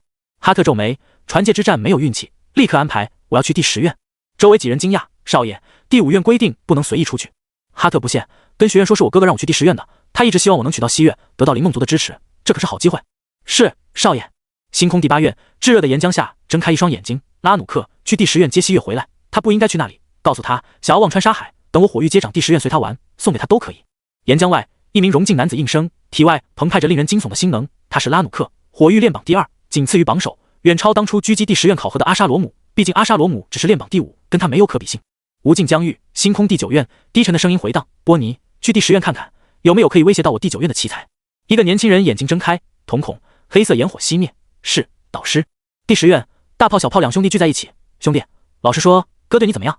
大炮盯着小炮，脸色严肃。小炮想了想，认真回道，不怎么样。大炮嘴角抽了抽，哥以后会对你好的。哥，少说废话，你就是盯上西月的最新单曲了，想让我借钱给你买把小炮警惕的。大炮干笑，兄弟，你也知道，哥这个人没什么别的追求，就是喜欢西月的歌，来吧，借点钱给我。小炮立刻回绝，不借，我也喜欢西月的歌，我也要买。那借歌听听。不可能，西月的歌就像老婆，恕不外借。太小气了，听听又不会死，会很难受，心里过不去。借给哥吧，哥保证不跟你抢遇到的玉主。不借，没得商量。这时，一则通知出现在两人个人终端上，两人同时看去，目光一变，不可置信，西月要来第10月？真的假的？大炮兴奋欢呼，西月要来了。小炮也激动，不停喃喃自语，西月要来了，西月要来了，我要签名，我要合照，我要。突然一声大吼，你们两个立刻迎接客人。大炮小炮连忙应道，是沙海导师。半个小时后，第10院空间站灵梦族宇宙飞船降落。大炮小炮目光兴奋地盯着船舱，他们都是西月的狂热粉丝，没想到居然有一天能看到他本人，做梦都会笑醒。随着舱门打开，一对灵梦族女子士兵走出，紧随其后的是几个面色傲然的年轻人，他们来自第8院，奉命保护西月不受骚扰，为他们背后的主子排除闲杂人等，比如眼前的2个眼睛放光，一看就不是好东西的色棍。你们是谁？10院就没有像样的学生迎接西月少族长吗？一个年轻人不爽道。大炮上前盯着舱门内，没正眼看这几人，随意道，我们就是最像样的西月学妹呢，怎么还不出来？年轻人皱眉，挡在大炮身前，注意你说话的态度，你们仅仅是被驱逐的学院的学生，没资格称西月少族长为学妹。大炮撇撇嘴，不在乎他。年轻人愤怒。这时蓝发齐腰的绝美少女走出，皓齿明眸，双目如同星云，令人沉迷。她正是西月灵梦族少族长，只要没有取缔，10院还是10院，一声学妹是应该的。西月见过学长。大炮和小炮呆滞望着西月，太令人心醉了，宛如星云的容颜，加上湖水流淌般的温婉声音，让他们真的醉了。大炮咳嗽一声，脸色肃穆，西月学妹你好，我叫大炮，你可以叫我炮哥。小炮也上前，西月学妹我叫小炮，你可以叫我小炮哥。周围人齐愣神，炮哥，好猥琐的称呼，这2混蛋不会再调戏西月少族长吧？西月也愣了一下，下意识恼怒，但看着2人兴奋激动的目光，压下愤怒，勉强一笑，差点融化大炮小炮的心。西月还是称呼你们为大炮学长和小炮学长好了。无所谓，西月学妹能不能跟我合张影，顺便拍个小视频？如果能一起吃饭就更完美了。我们大炮话还没说完就被一个中年女子打断，女子样子也很漂亮，看上去40多岁，挡在西月身前，盯着大炮小炮，你们2个不要打扰少族长，少族长此行是为了忘川沙海，其余事一概没空。2人失望。西月目光扫向空间站外，传闻星空第10院因为被驱逐到外宇宙，原本的学生都走了，只剩下2个人，这2人没有学院看得上，所以才留下，应该就是眼前2人，这就是第10院即将被取缔的战院。如果不是因为即将取代第10院的势力中有火域，他也不会这个时候来，一旦火域接掌第10院，他要来就必须面对一个人，比较麻烦。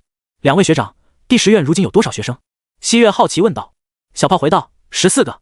西月身后，一个年轻人发出嗤笑，堂堂星空第10院堕落成这样，怪不得外界传闻即将被取缔，只剩下你们这种吊车尾，挂着星空战院的名号也是丢人。小炮眉毛一挑，瞥了眼对面，我们第10院口号是重质不重量，又不是收容所，什么人都要。你说什么？年轻人大怒。西月抬手盯着年轻人，语气微寒，不得对第10院无礼，再这样就给我回去。年轻人低头，目光低沉，是西月少族长。西月转过头看向大炮小炮，麻烦学长带我去向10院的导师见礼。大炮笑道，不必了，我们10院没那么多规矩，沙海导师说了，你可以直接去忘川沙海修炼。西月目光一亮，微微躬身，多谢学长，请带路。2人立刻带路，不过灵梦族随行的人被拦了下来，不是什么人都可以进入星空战院的。西月没有拒绝，只带了那几个第8院学生进入。几人通过传送装置直接来到忘川沙海，巧合的是刚刚出现，正好看到一男一女2人站在沙漠上，女子显然正要进去，而男子则刚好出来。女子正是米雪儿，男子则是修兹。他入学之初经历过传界之战的打击后，立刻来到了忘川沙海，一直待到现在，在此期间对外界发生的事一概不知，此刻觉得有些进步，打算再次进行传界之战。西月几人的出现吸引了米雪儿和修兹的注意，2人没想到在这里会遇到其他人。西月目光越过修兹，看到了米雪儿，目光一闪，淡笑，没想到会在这里看到红莲妖女，幸会。米雪儿盯着西月，想起了什么，我也没想到会在这里看到大名鼎鼎的灵梦族少族长西月。听说你加入了10绝评议会，有个强势的姐姐，真好。西月嬉笑，语气充满了调侃，还有一丝不满。米雪儿淡漠，你不服气？西月浅笑，雪儿姐姐哪里话，就算不服气又如何？没人能违背10绝评议会的裁定。米雪儿没有说话，与西月对视。大炮小炮对视，2人这是有故事啊，应该是第一次见面，却针锋相对。西月少族长，要我帮你教训他们吗？一个年轻人低声道。西月冷哼，教训他？看清楚，她可是红莲妖女。红莲妖女？几人迷茫，其中一人忽然反应了过来，脸色一变，忌惮地扫了眼米雪儿，不再说话。修兹径直走到传送装置前，麻烦让路。西月扫了他一眼，很普通，不值得关注。第10院也就一个米雪儿值得注意了，想着跨出传送装置，他身后几个年轻人中，一人故意挡在修兹身前，傲然看着他。他正是刚刚被西月呵斥的人，内心对第10院充满了不爽，很想找个机会羞辱一下这个在他看来早应该取缔的学院。同时，他也是火域的人。大炮小炮走出传送装置，看到了修兹被人挑衅，没有多言。修炼意图从来没有平坦，如果连战斗都不敢，就没必要修炼了。这里是第10院，不管如何，遇到挑衅绝不能退。西月回头看了一眼，不在意，目光依然盯着米雪儿。这个女人抢了他进入10绝评议会的名额，就因为有个好姐姐。修兹与那个年轻人面对面，目光低沉，让开。年轻人不屑，走近2步，算你们这些蝼蚁运气好，居然越过了阻碍考入第10院。我不知道阻挡你的是谁，记住，我来自火域。修兹目光一凛，火域第10院考核狙击他们的3大势力之一，也是最敌视第10院的势力，妄图取代第10院掌控3界6道的钥匙。那又如何？修兹语气深沉。年轻人目光寒芒一闪，左肩轰然撞向修兹，修兹握拳，半步不退，两人就在传送装置内碰撞，发出低沉的闷响。修兹退后2步，而那个年轻人则跨前1步，不屑一笑，走出传送装置。修兹同样一脚跨出，抬手按在年轻人肩膀上，那个年轻人体表星能轰然爆发，化为火焰形态，令空气变得炙热。修兹右手握住刀柄，血红色战刀闪烁寒芒，一触即发。就在这时，小炮走来，一手点开修兹的手掌，随手按在年轻人肩膀上，将那个年轻人化为火焰实质的星能强行压制了下去。抱歉了2位，这里不能动手，否则弄坏了传送装置，我们就只能飞出去了。年轻人目光一瞪，星能涌动，妄图再度爆发，但无论如何都摆脱不了小炮的压制，内心震撼。不是说第10院遗留的是2个废物吗？此人绝对有极境实力，不说别的，单论境界就不是废物。莫名的，所有人突然心中一震，转头看去，远处原本对视的西月跟米雪儿变了。西月深蓝色长发飘动，张嘴，悦耳的歌声回荡在忘川沙海的上空，空灵舞动，燥热的空气仿佛形成绝色美人在翩翩起舞，柔和的歌声洗涤众人心灵。明明歌声很唯美，但大炮小炮两人脸色却异常凝重。这是西月的战绩，第8院传承战绩迷幻灵曲。10大战院中，唯有第8院拥有最多的区越战绩，这也是灵梦族选择第8院的原因。这些区越战绩最适合灵梦族，可以发挥旁人无法想象的威力。西月是传界之战30场连胜的强者，米雪儿比他差得远了。哥，阻止！把小炮凝重道。大炮摇摇头，此刻的他不复之前那般嬉笑，目光无比认真。看下去，如果不行，沙海导师也会出手。跟随西月的那几个人面色得意，西月可不仅仅是一个会唱歌的明星，他是灵梦族少族长，灵梦族也是内宇宙强族，没有实力可无法成为少族长。放眼第8院荣境强者中，西月也是最强的人之一。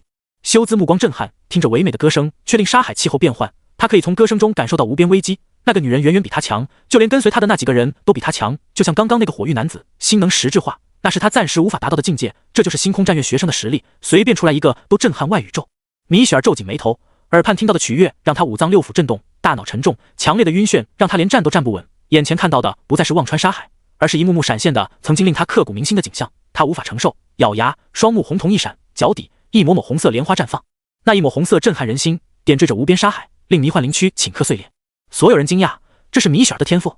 西月目光一闪，红莲正是这个女人的天赋，跟她姐姐米拉一样，都拥有红莲天赋。也正因为这个天赋，才令她脱颖而出，以荣境修为加入10绝评议会。她要破了这个天赋。歌曲一变，不再是迷幻灵曲，虚空一声声惊爆，这是3音爆。西月掌握的至刚曲乐，她要用这曲3音爆破了红莲。米雪儿睁眼，当红瞳闪烁妖异光芒，当红莲绽放，没有人能阻止她。这个女人不行，其他战院任何荣境强者都不行。此刻她是无敌的。就在这时，一声暴喝震荡风云，令沙尘翻滚。吵死了！什么人打扰老子休息？西月的3音爆跟米雪儿的红莲被一股强烈劲风粉碎，两人同时倒退，面色一白，朝着沙海方向行礼：“对不起，导师，对不起，导师。”大炮连忙走出，干笑道：“米雪儿学妹，西月学妹，沙海导师脾气不太好，你们还是停手吧。”两人对视一眼，雪儿姐姐不愧是米拉学姐的妹妹，天赋果然厉害。西月笑道。米雪儿冷漠瞥了他一眼，朝着沙海东方走去。西月也不在意，对大炮笑了笑，让其他人退出沙海。我要在忘川沙海修炼几天，结束了再通知你们。西月小姐，这会不会太危险了？火域那个年轻人担忧道。西月皱眉，这里是忘川沙海，有沙海导师坐镇，没人能伤我，别太小气，出去。我们就待在入口吧。一人道。西月没有多说什么，再次对大炮小炮笑了笑，朝着沙海西方走出。修兹收敛目光，内心的震撼缓缓压下，刚刚就是星空战院顶级学生交战，他还差得远。小炮拍了拍他肩膀，走吧，我们出去，别多想，你比入学之初强了不少，未来不会差。修兹点了下头，步入传送装置，大炮也立刻跑过来，3人离开沙海。最终只有跟随西月的那几个人待在沙海入口。忘川沙海很大，一望无际，西月没有飞行，只是一步步走向深处。不过以他的速度，短短1个小时已经走得很远了。感受着沙砾的粗犷与坚硬，西月目光流转，希望这里可以让我领悟战气，真正站在第8院顶端，甚至成为域主。说完，他回想着转入第8院一个10院学生在沙海的修炼心得，要把自己埋起来吗？埋得越深越好。轰的一声，西月一掌打入沙漠，却发现应该松散的沙漠很难打穿，全力一掌下竟只打出1米深坑。这些沙砾有种愈强越强的抵抗性，无奈西月站在沙漠上，微微用力，缓缓下沉。越下沉，肉体与沙粒摩擦带来的痛苦越大。这种沙粒对磨练肉体很有帮助，但痛苦跟收获成正比。西月早有准备，咬牙承受。当他整个人被沙漠埋起来的时候，排山倒海的压迫袭来，并非压迫肉体，还有精神。他就像被镇压在山底，整个人承受着压抑、窒息的精神折磨。不够，这种压力跟第八院一些修炼之地差不多，不足以让他领悟战气。战者，气节也。想要得到战气，必须经受非人的压迫。10大战院都有这种经受压迫之地，但那些地方人数太多，唯有第10院的忘川沙海没什么人，而且更是传说中修炼战气的圣地。他必须成功，更深入一些。5米、10米、15米。当西月降落到沙漠地底20米的一刻，大脑有些昏沉，原本晶莹细腻的皮肤出现血丝。这个距离，不管是肉体还是精神，都已经到极限，但这个位置依然不够。西月咬牙，再度下降。突然，脚底踩到奇怪的东西，软软的。他低头看去，看到了一双眼睛正愣愣看着他的胸部。陆颖正在睡觉，没错，是在睡觉。自从进入忘川沙海，他深入其中一段后，发现沙漠表面对他没什么用。看了看大炮发给他的关于忘川沙海的介绍，要把自己埋起来修炼效果才好，所以他就把自己埋起来了。越深入，压迫力越强，果然有效果。陆颖一边承受着忘川沙海的压力，一边居然睡着了。以他的肉体强度，即便被埋到20米深也不会受伤，不过疼痛是在所难免的，但他不在乎。正当他睡觉的时候，小腿被什么东西踩到了，睁眼看到了近在咫尺的伟岸，这是女子的胸部吧？应该是吧。他愣愣看着，鼻间传来一阵幽香，令人陶醉。他下意识深吸口气，抬头与一双呆滞的双眸对视。淫贼西月脸色煞白，大声怒喊，一掌拍下。陆颖侧身避开，别乱喊。西月怒极，抬腿，膝盖撞向陆颖脸庞。陆颖伸手挡住，紧紧抓住西月雪白的大腿。女人，我先来的。西月感受着大腿上手掌的温度，怒极，放开我，淫贼！陆颖连忙松手，退后，别一口一个淫贼，我先来的，你还踩了我一脚。西月气得浑身发抖，他可是灵梦族少族长，冰清玉洁，什么时候被男人这么亲近过？尤其想到自己胸部距离此人那么近，还被想到这个西月就大脑充血，我杀了你！说着，张嘴，奇特的音爆在四面八方响起。这是3音爆，面对米雪儿没有施展出来，此刻全轰向了陆颖。陆颖目光一变，这女人有点强，感受着突如其来的恐怖音爆，天心宫下意识运转，音爆在天心宫范围被削弱。抬头，眼看西月不停施展音爆，没完了，他心中一怒，一把抓向西月。西月此刻已经出离愤怒，不管不顾，只想把这个男人消灭。看到男子手掌抓来，怒喝：淫贼，你找死！说完，呼出口气，小巧红润的嘴唇蹦出悦耳的歌声。陆颖手掌在距离西月10厘米处停止，耳畔歌声化为宇宙潮汐，潮起潮落，妄图将他掩埋。西月从未对人施展过的最强区越战技暗语招生曲，让这片沙漠都沸腾。沙漠深处，沙海导师惊讶，好强的区越战技，不愧是灵梦族最杰出的传人，放眼内宇宙年轻一辈都是很强的，够资格触摸100强战榜了。陆颖手掌无法寸进，耳畔一滴鲜血流淌，曲越就像在大脑深处爆发，妄图将他轰爆。住口！陆颖低吼，掌中9重劲冲破区越加持的心，一把捂住西月的嘴，顷刻间区越消失。西月瞪着双眸死盯着陆颖，目光的愤怒几乎把他融化。陆颖呼出口气，惊讶看着西月，这女人相当厉害，绝不是普通学生。最后说一遍，我先来的，你后来的，我还被你踩了一脚。西月抓住陆颖手臂，想把他手臂掰开，但比力气，连露露都输了，更不用说他。听明白我说的话了吗？再放肆，我就对你不客气了。陆颖威胁了一句，缓缓放开手。西月怒目瞪着他，忽然抓住陆颖手掌，狠狠咬了一口。陆颖一痛，连忙收手。你属狗的！西月一拳砸向陆颖。从小到大，他都没吃这么大亏，被占便宜了不说，还打不过对方，太欺负人了。陆颖抓住西月拳头，把他用力拽到自己怀里，顿时温香软玉的感觉让他心中一荡，想要说话，却没发现两人打着打着已经下降了一些距离。忘川沙海分7层，第1层30米后，他们2个正好到30米处，这么一动，两人同时掉下第2层。第1层与第2层之间有1000米距离。陆颖抱着西月掉入到第2层空间的一刻，无边压迫袭来，西月无法承受，顿时晕了过去。陆颖头脑一猛，还好可以承受，砰的一声，两人砸落在第2层沙漠中。忘川沙海第1层上，沙海导师目光惊奇，居然掉下去了。第8院之花被我第10院的小崽子拽住，这要是被第8院那些老家伙知道，不得气疯了，哈哈，有意思，有意思，哈哈。灰暗的沙漠寂静无声，陆颖揉了揉脑袋，感受着4周传来的恐怖压力，怀中西月昏迷。他苦笑，这都什么事？这女人是谁都不知道，莫名其妙来到这里。大炮给的介绍上没说忘川沙海还有下一层。大脑一阵阵晕眩，陆颖眼中瞳孔闪烁，四周围压力好大，他整个人都开始晕乎乎的。这时远处传出呼啸声，好似狂风。在这片地底哪来的风？陆颖转头看去，目光一缩，立刻把西月抱在怀中，背对着狂风。下一刻，狂风撕裂虚空，将他的上衣撕成碎片，一缕缕狂风如利刃斩在他身上，带起血痕，鲜血洒入沙漠，剧痛席卷神经。这乃是风，分明是刀，以刀锋组成的风。狂风很快过去，陆颖喘着粗气，连忙从凝空剑内取出药涂抹在后背，还好他肉体强悍，只受了皮外伤，如果是怀里这女人，估计都被分尸了。突然的又一阵呼啸而来，陆颖头皮发麻，这也太频繁了。他想也没想，再次挡在西月身前。此次狂风掠过，并没有给他带来肉体上的伤害，而是无法形容的恐怖精神压迫，让陆颖一口血喷出，几乎昏迷。这种感觉就像被关在黑暗的屋子里悠久岁月，让他体会到了无边孤寂与压力。有时候压力不需要外界带来，自己给自己的压力更恐怖。陆颖这一刻就感受到了自己给自己的压力，那种足以令人崩溃的绝望感。如果不是意志坚定，他已经昏过去了。狂风来得快，去得也快。陆颖脸色煞白，抬头要赶紧离开，这地方太古怪。但是怎么离开？他尝试着飞行，但刚升空就被一股狂风扫荡，令他肉体被撕开，连忙降落。尝试了几次都是如此，陆颖头疼，麻烦了，出不去。与此同时，第10院某处，大炮一拍额头，忘了告诉西月学妹不要太过深入，掉到沙海第2层就麻烦了。小炮摆摆手，安了，真出不来他只要喊沙海导师帮忙就可以了，没问题的。也对，西月学妹那么聪明，怎么会想不到球员呢？哈哈，听歌，走。不知道过了多久，西月眼皮动了动，缓缓睁开，入眼一片灰暗，依稀看到沙尘席卷而过，身体似乎被什么抱住一样，转头看到了一个男子，大惊，下意识一把推开男子，身体掉入沙地中。恰巧此时狂风掠过，陆颖连忙抓住西月，小心！西月怒瞪着陆颖，放开我，淫贼！狂风擦着陆颖手臂掠过西月，一瞬间，西月脸色巨变，上衣顷刻撕碎，白皙的身体浮现数道血痕。陆颖猛地拽住西月，挡在他身前。西月一口血吐出，强忍着身体剧痛，从凝空界内取出衣服穿上，不可置信望向前方。刚刚掠过的狂风竟让他无法承受，如果不是这个男子挡住，他绝不只受这么点伤。又来了，这次是精神压迫，小心别死了！陆颖的声音在西月耳畔响起。西月迷茫，下一刻，一阵狂风掠过，西月只感觉大脑被什么击中一般，差点晕厥过去。陆颖也不好受，双手握拳，目光坚定，隐约间，他的肉体上浮现奇特气流，很微弱，两人都没察觉。狂风很快掠过，西月再次一口血喷出，脸色惨白。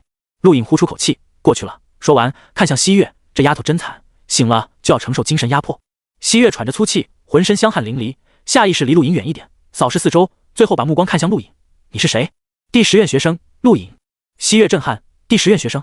此刻他才反应过来，这个人击败了他。在沙漠中，他施展了暗语，朝生区都败了，这可是为那个人准备的，竟然败了。第10院有这种学生，绝对比米歇尔还强。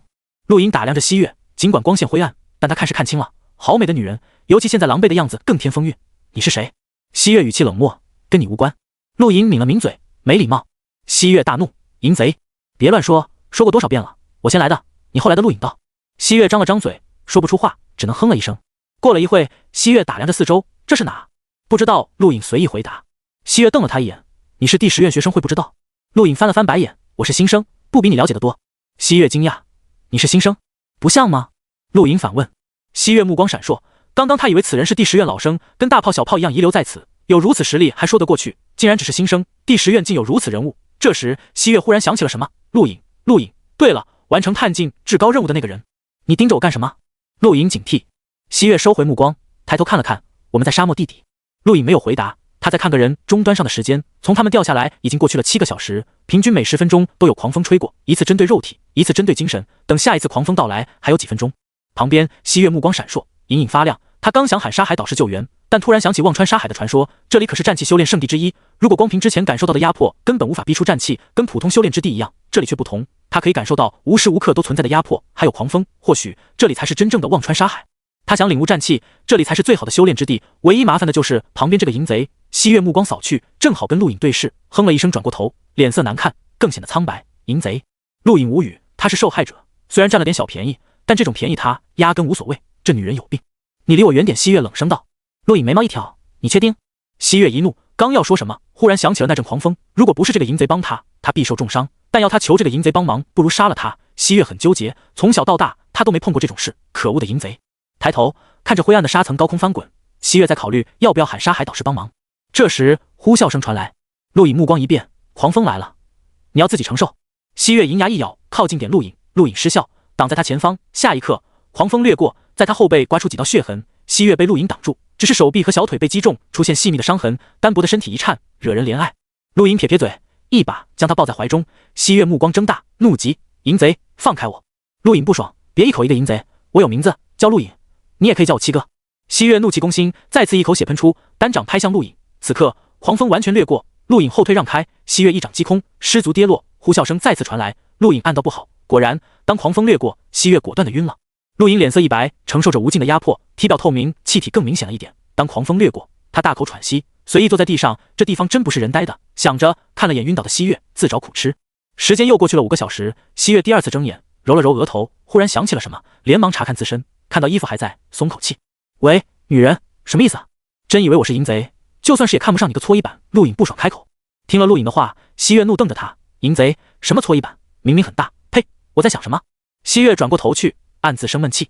陆颖感觉自己说得过了，算了，他也不在乎这女人，一看就自我感觉良好。论容貌比不上白雪，论气质比不上米雪儿，论诱惑比不上米拉，论清纯比不上可可，哪来的自信？不过歌声不错，区月战绩他还是第一次碰到。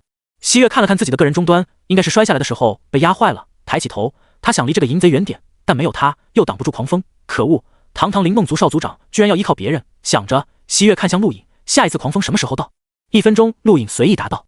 西月皱眉，我没开玩笑。我也没开玩笑，陆颖再次说道。西月气急，从凝空戒内取出一枚戒指，化为战甲穿在身上。这是戒指战甲，融净的。陆颖思考，在这里外力有用吗？还没容他多想，狂风袭来。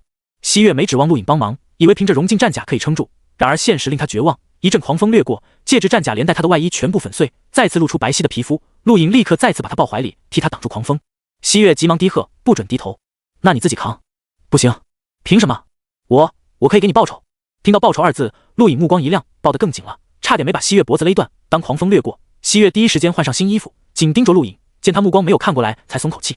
穿好了吧？陆颖问道。西月嗯了一声。陆颖笑了笑，准备。狂风又来了。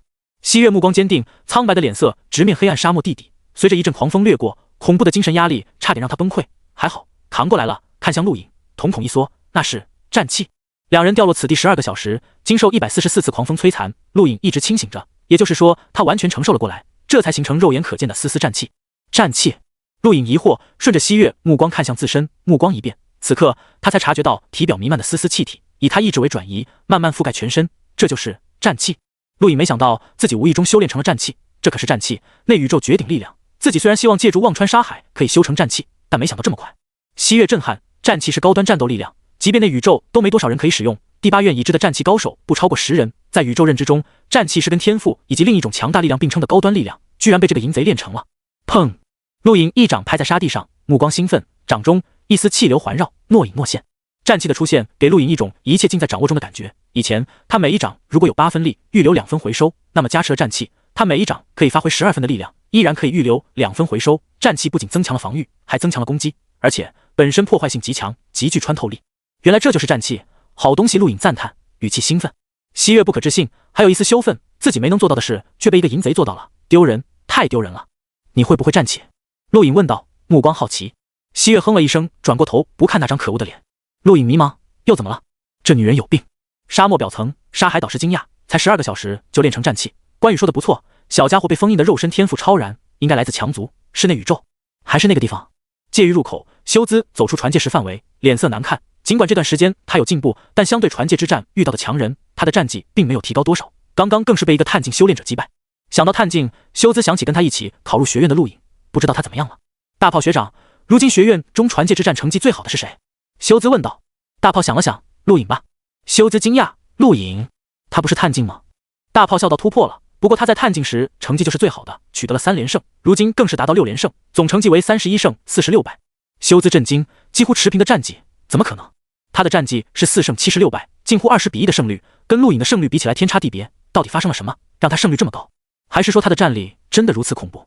莫经历过传戒之战的人无法想象里面的残酷，所遭遇的都是变态强人，都是内宇宙年轻一辈绝顶高手。修兹在外宇宙已经算很强了，但跟那些人比什么都不是。而今陆颖不知不觉超过了他，让他心情复杂。忘川沙海地底，西月羞愤地躲在陆颖身后，他的肉体无法抵挡狂风，只能如此。别忘了说好的报酬。陆颖开口说的话让西月生气，给你。陆颖惊喜，他身上只有完成探境至高任务得到的1万立方晶体，相比摇到6点需要的消耗，1万立方只是起步。他要多多赚钱，眼前这个女人一看就很有钱。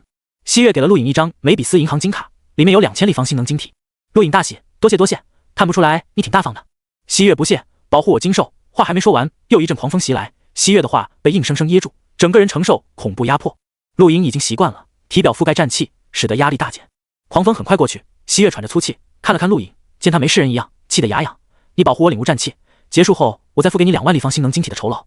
陆颖惊，2万立方？你真有钱，富二代。西月哼了一声没回答，他需要家里给钱吗？他可是那宇宙最闪耀的明星，随便一张专辑卖出去就是天价，他的钱多的连他自己都不知道有多少。他可是在梅比斯银行开了紫金卡的人，不过这些没必要告诉这个土包子，防止被他趁火打劫。同不同意给句话？西月冷声道。陆颖思考了一下，目光闪烁。西月皱眉，3万立方，成交。陆颖果断同意。3万立方啊，即便他利用骰子分解废弃机械，不眠不休2天时间，不过得到3000多立方，这女人开口就是3万。虽然不知道要多久完成，但比分解轻松多了，只是帮他抗狂风而已。有了战气，狂风对自己已经没影响了。交易完成，西月懒得跟陆颖废话，让他转过身去，安静的当一面墙，自己坐下来体会着四面八方的压力。有了陆颖保护，针对肉身的狂风对西月已经没有威胁，他只需忍受精神压迫。时间很快流逝，又过去了20个小时。这20个小时内，陆颖战气增加了一丝，而西月依然没有领悟战气的迹象。你怎么还没领悟？太慢了吧！陆颖不耐烦催促。西月气得牙痒，你以为战气那么好领悟的？那么容易那宇宙个个都是战气高手了？我怎么那么快啊？陆颖斜了他一眼。西月无语，这混蛋真不会说话。不管怎么说，她都是大美女，土包子，连她西月都不认识。再给你10个小时，领悟不了我就走了。陆颖道。西月冷哼，再加2万立方星能晶体。其实你可以慢慢来，我不急。陆颖很认真的回答。西月不屑，当强，别看我。陆颖撇撇嘴，背对西月。过了一会，陆颖想起了什么，你到底是谁？怎么在第10院？我是第8院学生，来第10院历练。西月道，他就是不想告诉这混蛋自己的名字，感觉是一种侮辱。第8院？那宇宙的？你们第8院没有领悟战气的地方吗？大老远跑这来？陆颖好奇。跟你无关。西月皱眉。陆颖失笑，你不会是被排挤出来了吧？也对，你性格那么差。西月咬牙哼了一声不回答。对了，问你个问题，战气怎么增强？陆颖好奇，他以前没有专门了解过。西月目光沉吟，要么承受强烈的压迫，要么不停战斗。强烈的压迫，压迫越强，战气增加的越多。陆颖问道。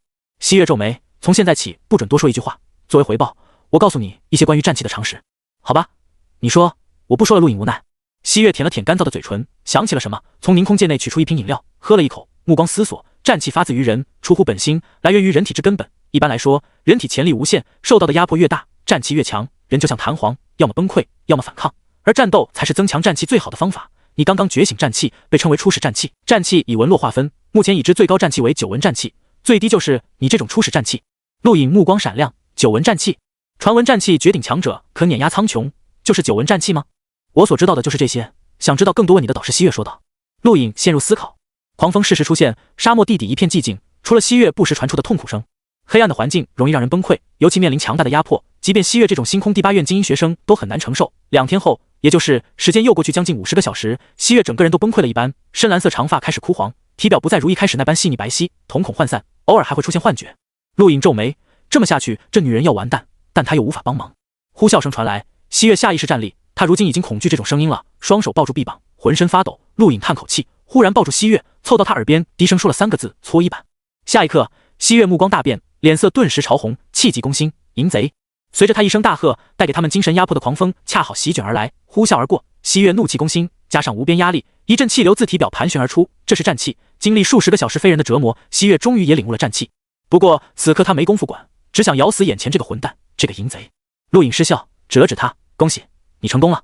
西月一怔，看向自己身体，这是战气，真的成功了。陆颖起身，伸了伸懒腰。西月大喜，真的成功了，太好了，经受那么长时间的折磨，真的成功了。上层沙海导师挑眉，领悟战气看的是个人意志，有人一辈子都无法领悟，有人很快领悟，此女也不错，算是天才。喂，可以给我结账了。陆颖看着西月说道。西月抬头看到陆颖那张脸的时候，脑中莫名出现搓衣板3个字，这个混蛋，想着战气盘旋于掌心，一掌拍出，你去死吧。陆颖避开，不爽，女人，你恩将仇报。淫贼！西月大吼，但身体晃了晃，无力的蹲下，这么长时间折磨让他到了极限，彻底无力。陆颖走到他身前，同样蹲下，结账吧，你不会没钱吧？西月哼了一声，又取出一张美比斯银行金卡，里面有6万立方，这里发生的一切不准对外说，包括你对我做的事。我对你做什么了？陆颖奇怪，他真的没做什么。西月愤怒，这辈子不准说那3个字。搓衣板！闭嘴！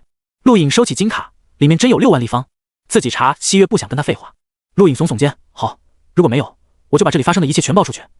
你这种富二代最在乎名声了。西月不想理他，是时候出去了，看在你多给我1万立方的份上，我带你走。陆颖握了握拳头道。西月不屑，起身虚弱大喊，沙海导师，我想离开这里。陆颖一愣，沙海导师？可以。虚空出现声音，随后西月被无形的力量扯出虚空，消失不见。陆颖瞪大了眼睛，这也行？他无语了，都忘了忘川沙海是有导师的，早知道随时就可以出去。沙海导师，我也想出去。陆颖喊了一句，没人理他。陆颖再喊了一次，还是没人理他。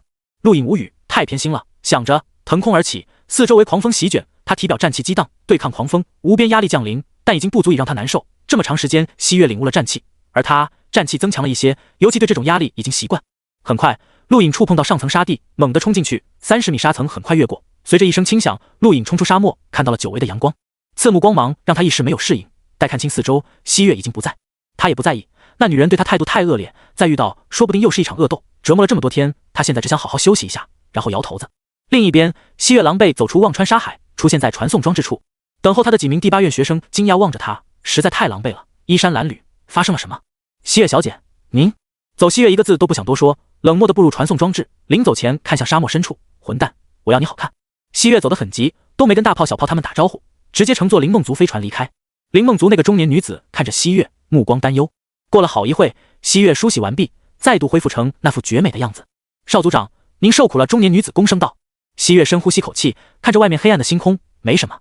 少族长，您的战气？中年女子迟疑问道。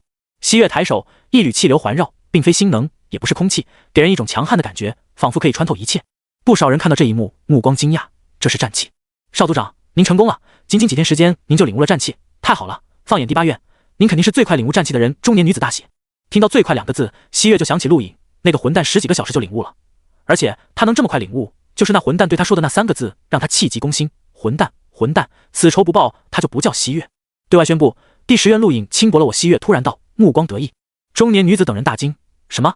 有人轻薄您？谁？我们林梦族不会放过他，跟你们无关，就这么宣布。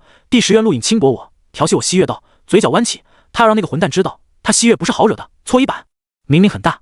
中年女子为难，但在西月冰寒的目光下，只能照做。没多久，一直关注西月的媒体得到消息，顷刻间震动星空，那宇宙明星林梦族少族长被人调戏了，那个人在第10院叫陆影。而之前西月要去找情人的消息也被爆出，一时间无数人关注第10院。星空第8院，岩浆中双眸之间的寒气几乎冻结炙热天空，告诉拉努克，那个叫陆影的人不用修炼了，带回他一只手。星空中，一艘巨大的飞船内，哈特菲尼克斯脸色阴沉。少爷，消息不一定是真的，西月小姐或许吃了点亏，但应该不是什么调戏，有人小心道。哈特菲尼克斯盯着星空，不管是真是假，那个女人是哥哥指定给我的，那就是我的，我的东西还容不得别人碰。陆影吗？先是抢了我探境至高任务，如今又调戏我的女人，够胆！属下立刻向塞拉蒂少爷汇报。我的事自己会处理。哈特菲尼克斯沉声道。另一边，星空一艘飞船内，第9院波尼看到新闻，惊讶，西月是第8院强者，荣境中少有人是他对手，能调戏他，看来第10院也不全是废物，倒是让我来一趟算对了。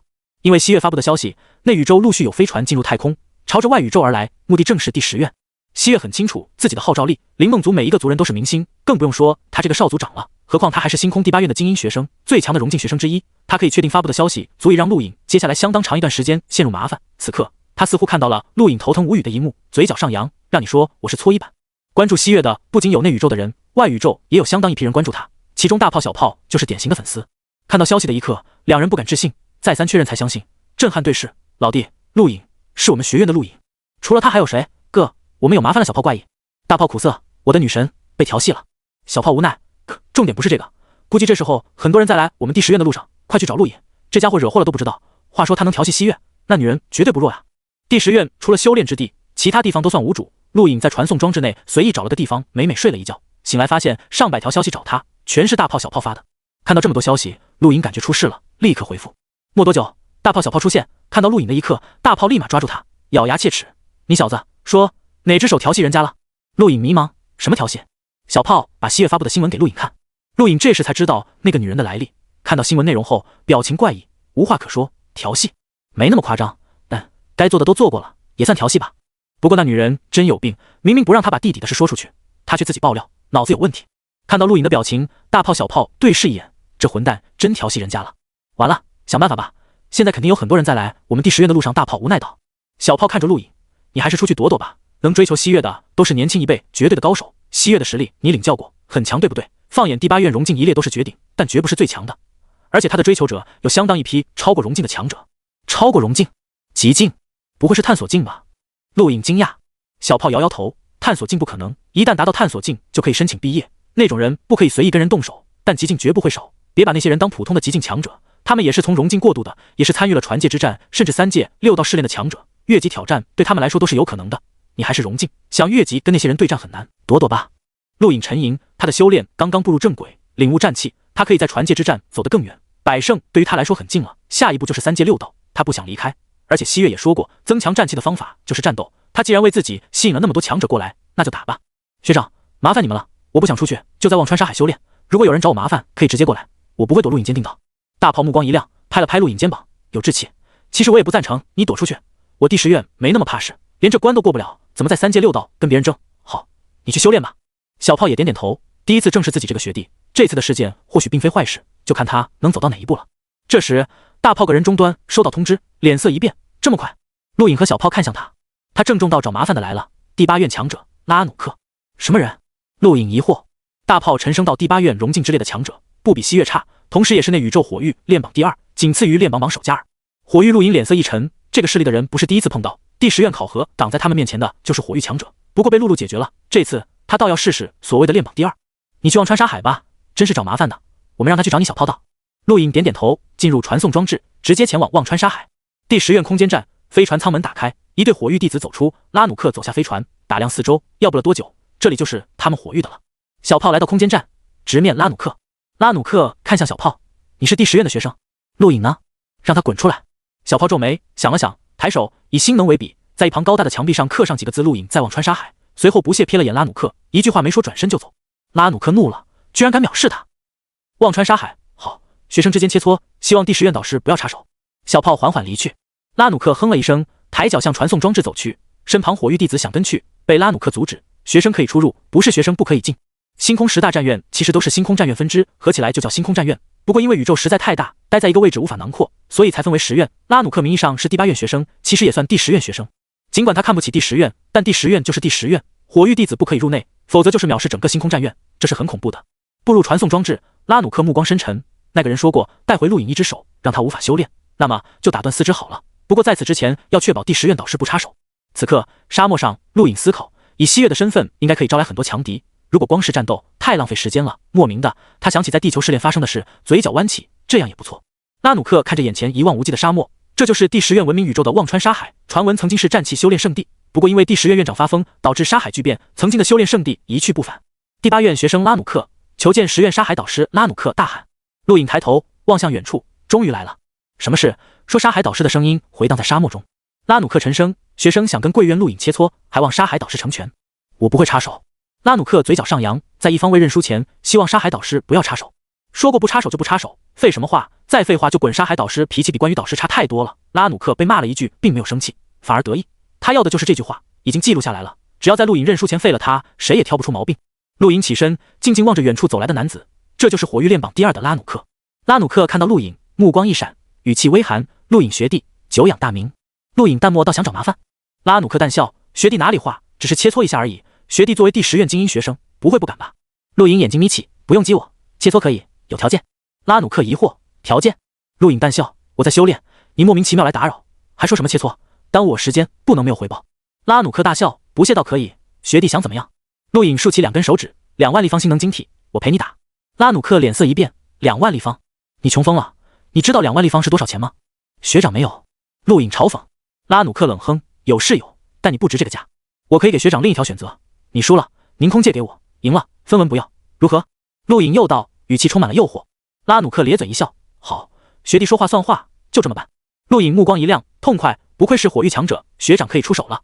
拉努克冷笑：“学弟小心，学长出手不太分得轻轻重。”说完，猛地冲向陆颖，体表星能化为火焰形态，形成炙热的高温，令空气扭曲，对着陆颖遥遥一掌。沙漠之上宛如出现一轮太阳，耀眼夺目，伴随着令虚空燃烧的高温席卷向陆颖。陆颖目光一变，不愧是第8院精英学生，对星能的掌控不比自己感悟的那个天才大雷差，甚至还要强上一丝。以星能模拟烈焰的威力施展的攻击，还要超过第10院考核遇到的阿奇诺。阿奇诺可是借助高空太阳的灼烧之力，而此人仅仅凭借自身星能便达到这一步，无愧炼榜第2的名头。他还记得当初跟古尔巴赫一战，古尔巴赫需要借助那种雷电果实才可以施展闪雷剑，与此人比差太远了。此人实力不比西月施展区月战绩差多少，可惜他遇到了自己。想着，陆颖一个空闪消失，撕开拉努克对周边的星能封锁，直接出现在他眼前。台长9重9倍波动掌。拉努克瞳孔一缩，头皮发麻，感受到了危机，下意识避开，原地一阵剧烈轰炸，气浪席卷四方，将拉努克星能都吹散。他转身，此人绝不是寻常荣境。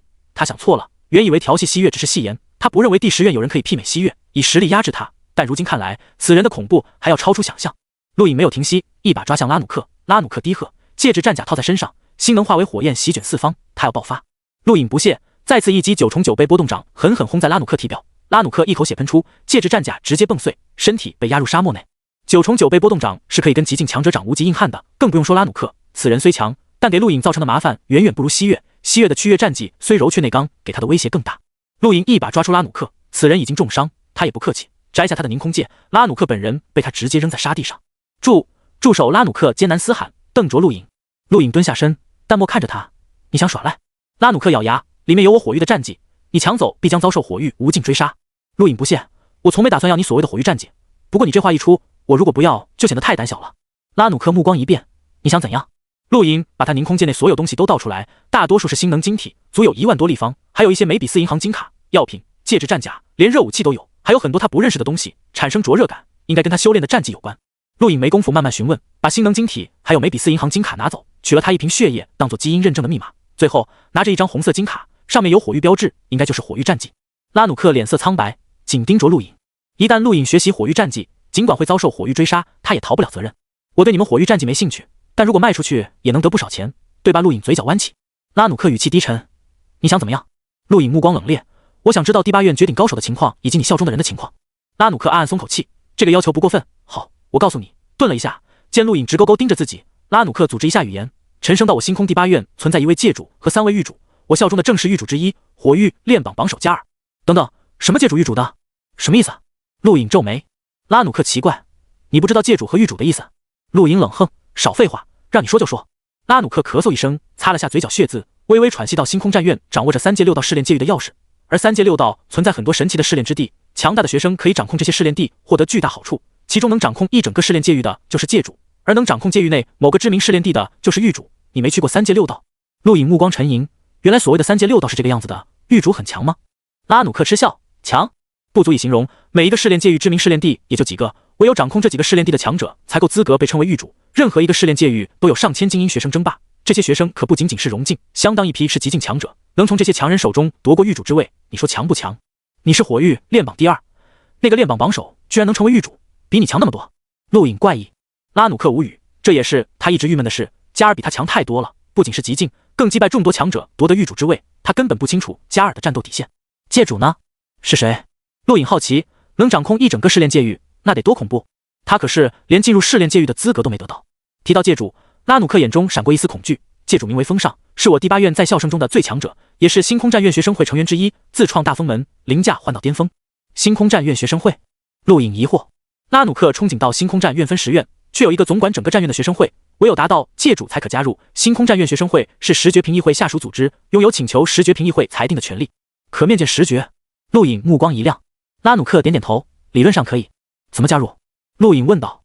拉努克道，我说过了，唯有达到界主才可加入。理论上来说，每个战院都有1人可加入，但数百年了，学生会一直维持9人，你们第10院已经与学生会脱节几百年了。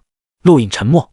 传闻你们第10院被流放到外宇宙，虽然是10决评议会裁定，但议题是从学生会传出的，学生会将议题上报10决评议会，最终10决裁定第10院被流放。说起来，你真要感谢学生会，不然你也没机会加入第10院。拉努克嘲讽。陆颖抬手狠狠拍了一下拉努克的脑袋，说话就说话，少阴阳怪气。拉努克愤怒，却打不过陆颖，唯有忍着。说说加尔，他的实力到底如何？陆颖好奇，他有预感，未来肯定会跟这个人碰上。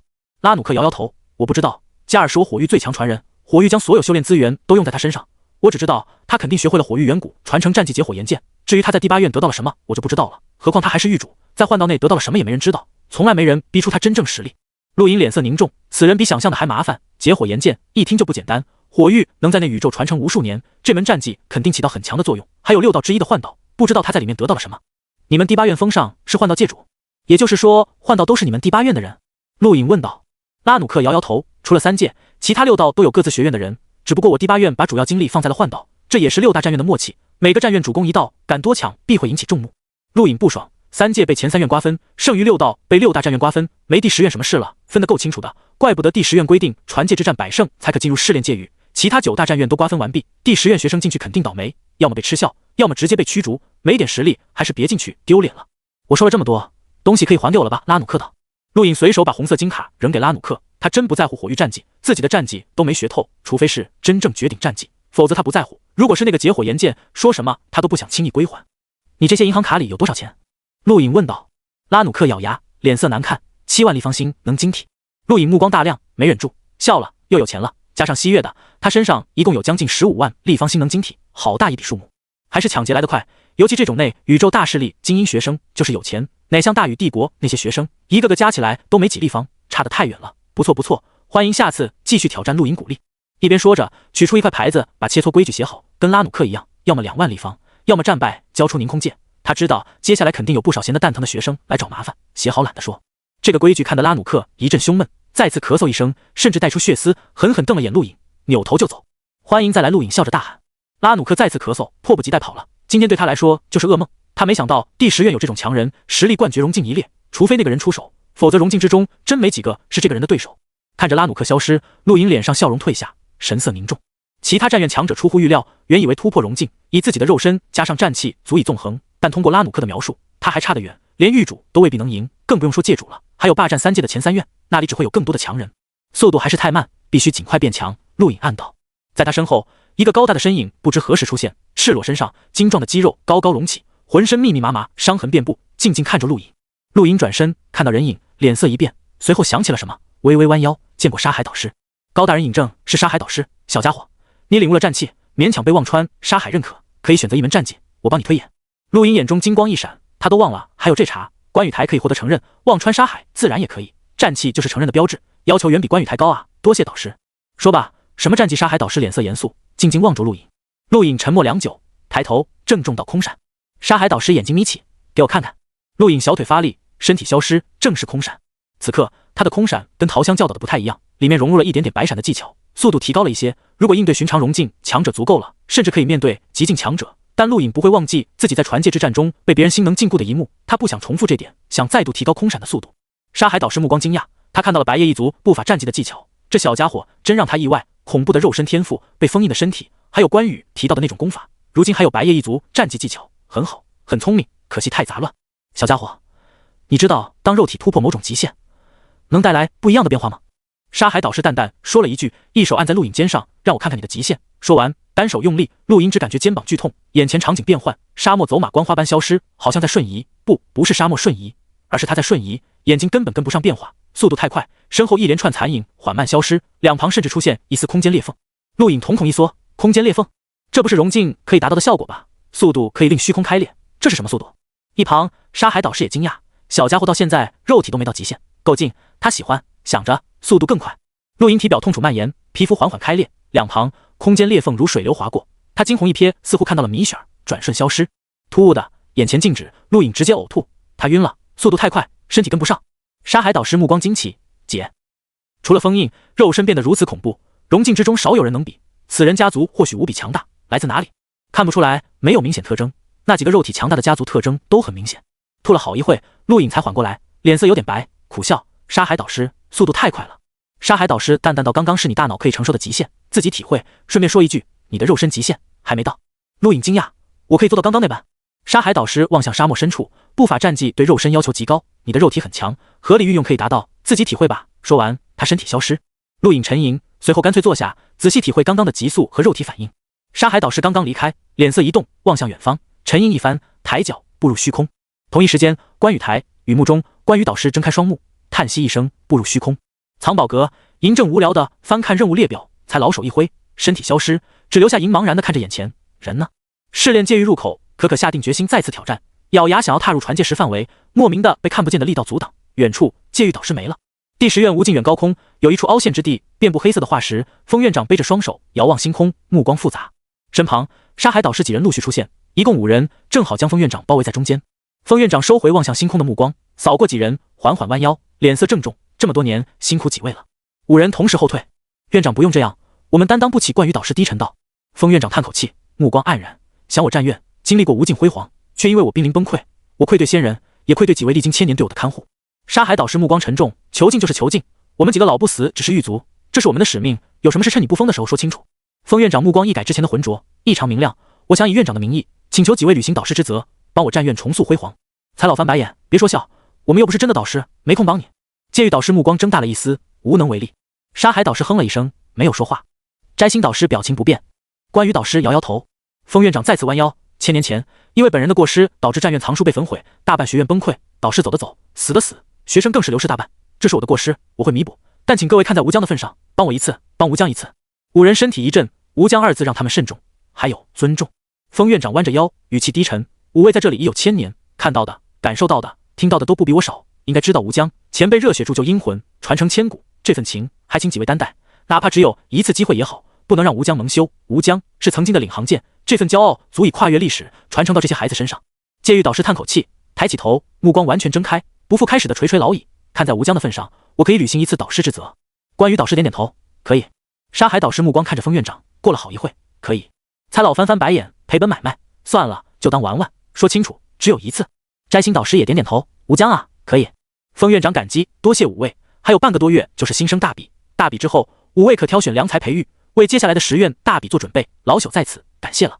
5人陆续消失，封院长松口气，看着下方，看到了整个第10院，看到了一个个学生，目光痛苦。对于他来说，醒着远比疯了还难受。整个第10院是被他破坏的，沦落到如今被宵小之辈逼迫的程度。不过不会永远如此，他总会恢复。那一天就是吴江绽放光芒的一刻。没一会，封院长目光变得浑浊，发丝飞扬，他又疯了，抬头大喊：“你们挑起的战争自食苦果！哈哈哈哈！你们挑起的战争！”忘川沙海上，沙海导师看着无尽高空封院长奔跑，摇摇头，碰了不该碰的，可叹。说着，目光越过沙漠，看到了正在体悟的陆影，目光明亮。这小家伙倒是有天赋，虽然不是看过的所有年轻人中最有天赋的，但比起其他人好太多了，未必不能跟百强战榜上的妖孽争锋。吴江也算有希望。过了一天的时间，陆影睁开双目，起身动了动，一个空闪，身体直接摔倒在沙漠中，用力过猛了，不过速度比以前快了一些，只要身体能够承受，就可以更快。陆影喃喃自语，又试了几次，想到了头子，是时候摇一次了。随后离开忘川沙海，走在传送装置内，陆影忽然想起自己还没去过第10院其他地方，只去过观雨台、忘川沙海、藏宝阁、戒狱入口、摘星楼和空间站，第10院可远不止这几个地方。他现在要去藏宝阁外的荒芜区域，摇头子就应该找那种偏僻的地方，至于其他荒芜之地太遥远了。就像观雨台，越过整个观雨台最起码将近1天的时间，他没那么多时间浪费，只有藏宝阁的最近。没多久，陆影越过藏宝阁，来到一片荒废的草地上，周围不少建筑物残骸蔓延到很远的地方，大地还有裂缝，散发热气。尽管不知道这里以前是干什么用的，但应该辉煌过，建筑残骸范围太大了。他随便找了个荒废的阁楼，星能铺散开来，没有人，抬手，头子出现。距离上次摇头子也过去一段时间了，上次他摇到了6点，经历了大雷的人生，此次他还希望可以摇到6点。伸手点了一下，陆影目光紧盯着头子，很快头子停止旋转，1点。不意外，1点是最容易摇到的，这个点数运气好可以改变命运，运气差，陆影顿了一下，就像现在他捡起一瓶包装很复古的药瓶，头子1点为他带来了这个。看着药瓶，陆影叹口气，包装虽然复古，但并不代表东西古老。宇宙有很多文明，有些文明就不接触科技，一直保持古风。这瓶药显然来自那种文明，愿意跟宇宙其他文明接触，却不愿意改变风格。打开瓶口闻了闻，很普通的药，随意收起，捏碎1立方星能晶体，再来。第2次摇到了5点，陆影起身想了想，还是坐下。10秒内找到天赋修炼者，在这不可能，10秒钟时间到哪去找？又浪费一次机会，再来。第3次，头子缓缓停止旋转，最终停在了4点，时间静止空间。陆影眼前变幻，出现在了灰白空间内，3天倒计时开始。这个点数不算差，平白给了他3天时间。想了想，陆影决定看星图，他要把第7颗星辰运转而出，最好连第8颗星辰都运转出来，以8倍修炼速度吸收星能，尽快到达融境巅峰。融境巅峰与初入融境差距还是很大的，其中最大的差别就是星能，可以用海来形容。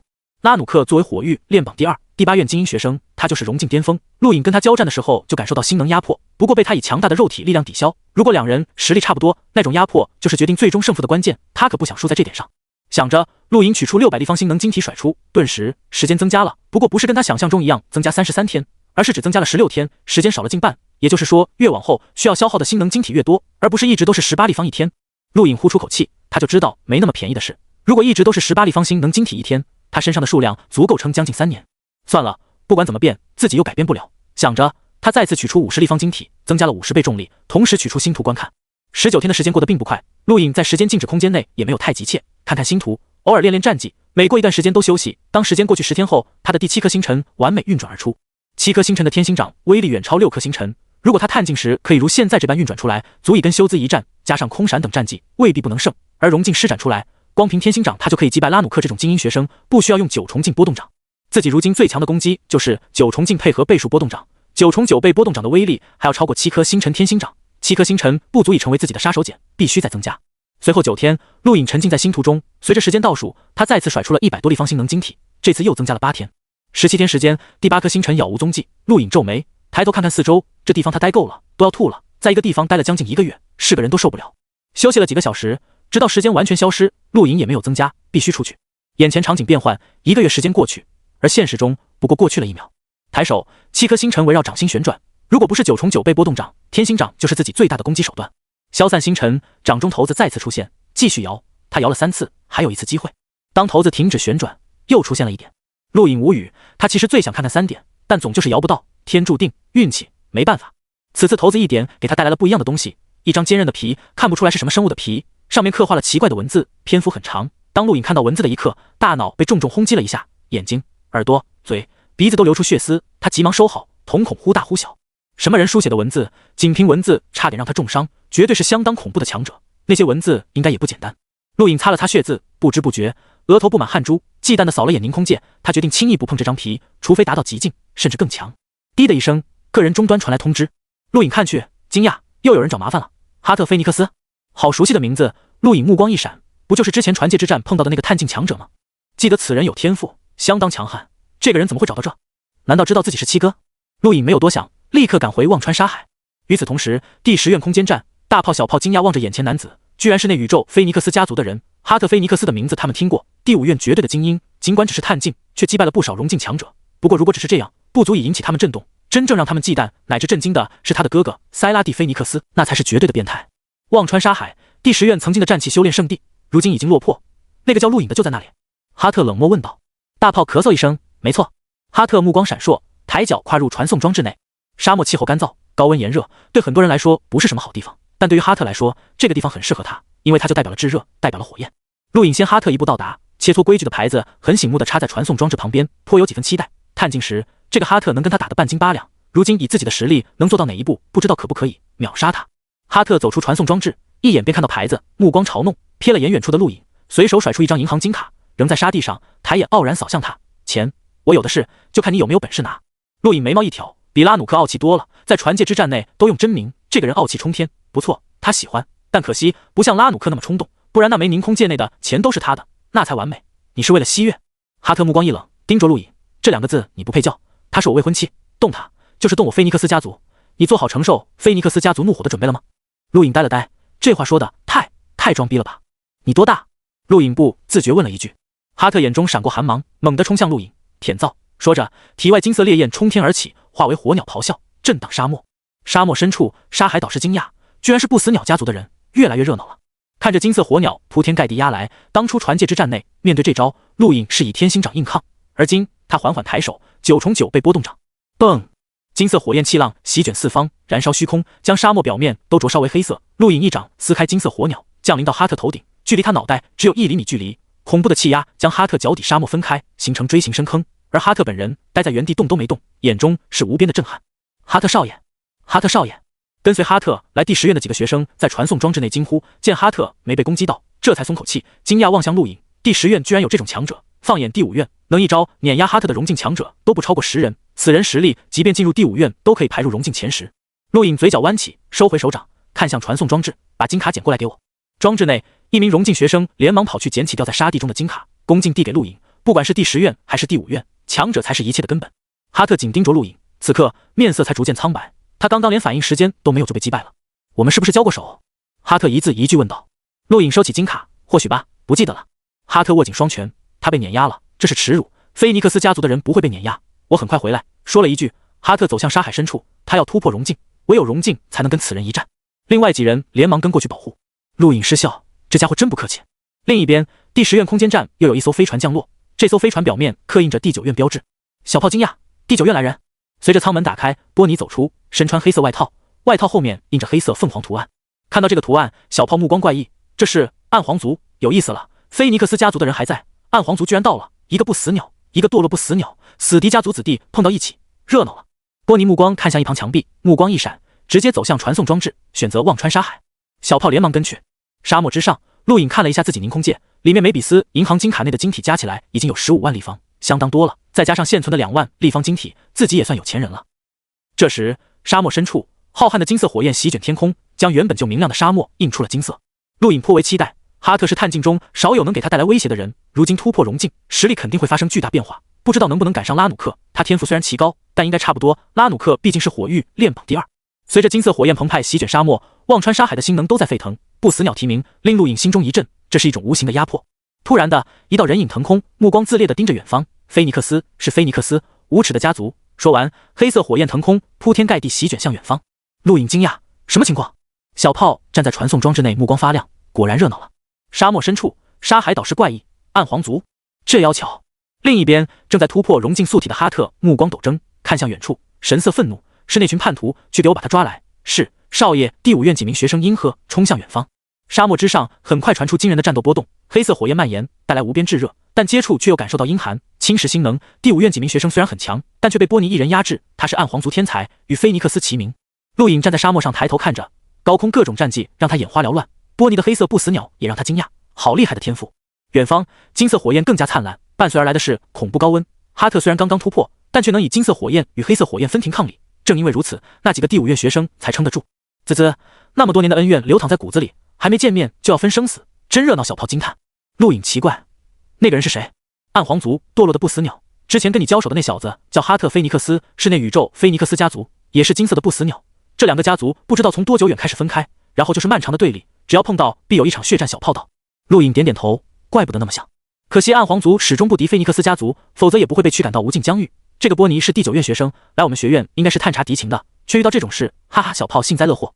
陆颖失笑，第9院、第10院相邻的2个学院自然是敌人。这次哈特菲尼克斯来的不巧，不过对他们是好事，正好有此人跟波尼硬拼。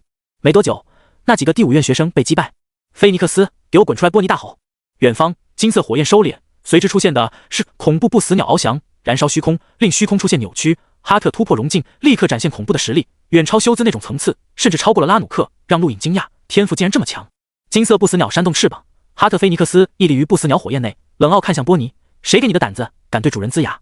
波尼目光凶残，几乎失态。菲尼克斯，肮脏的家族，卑鄙的家族，你们都应该灭绝。说完，黑色不死鸟仰天嘶鸣，冲向哈特。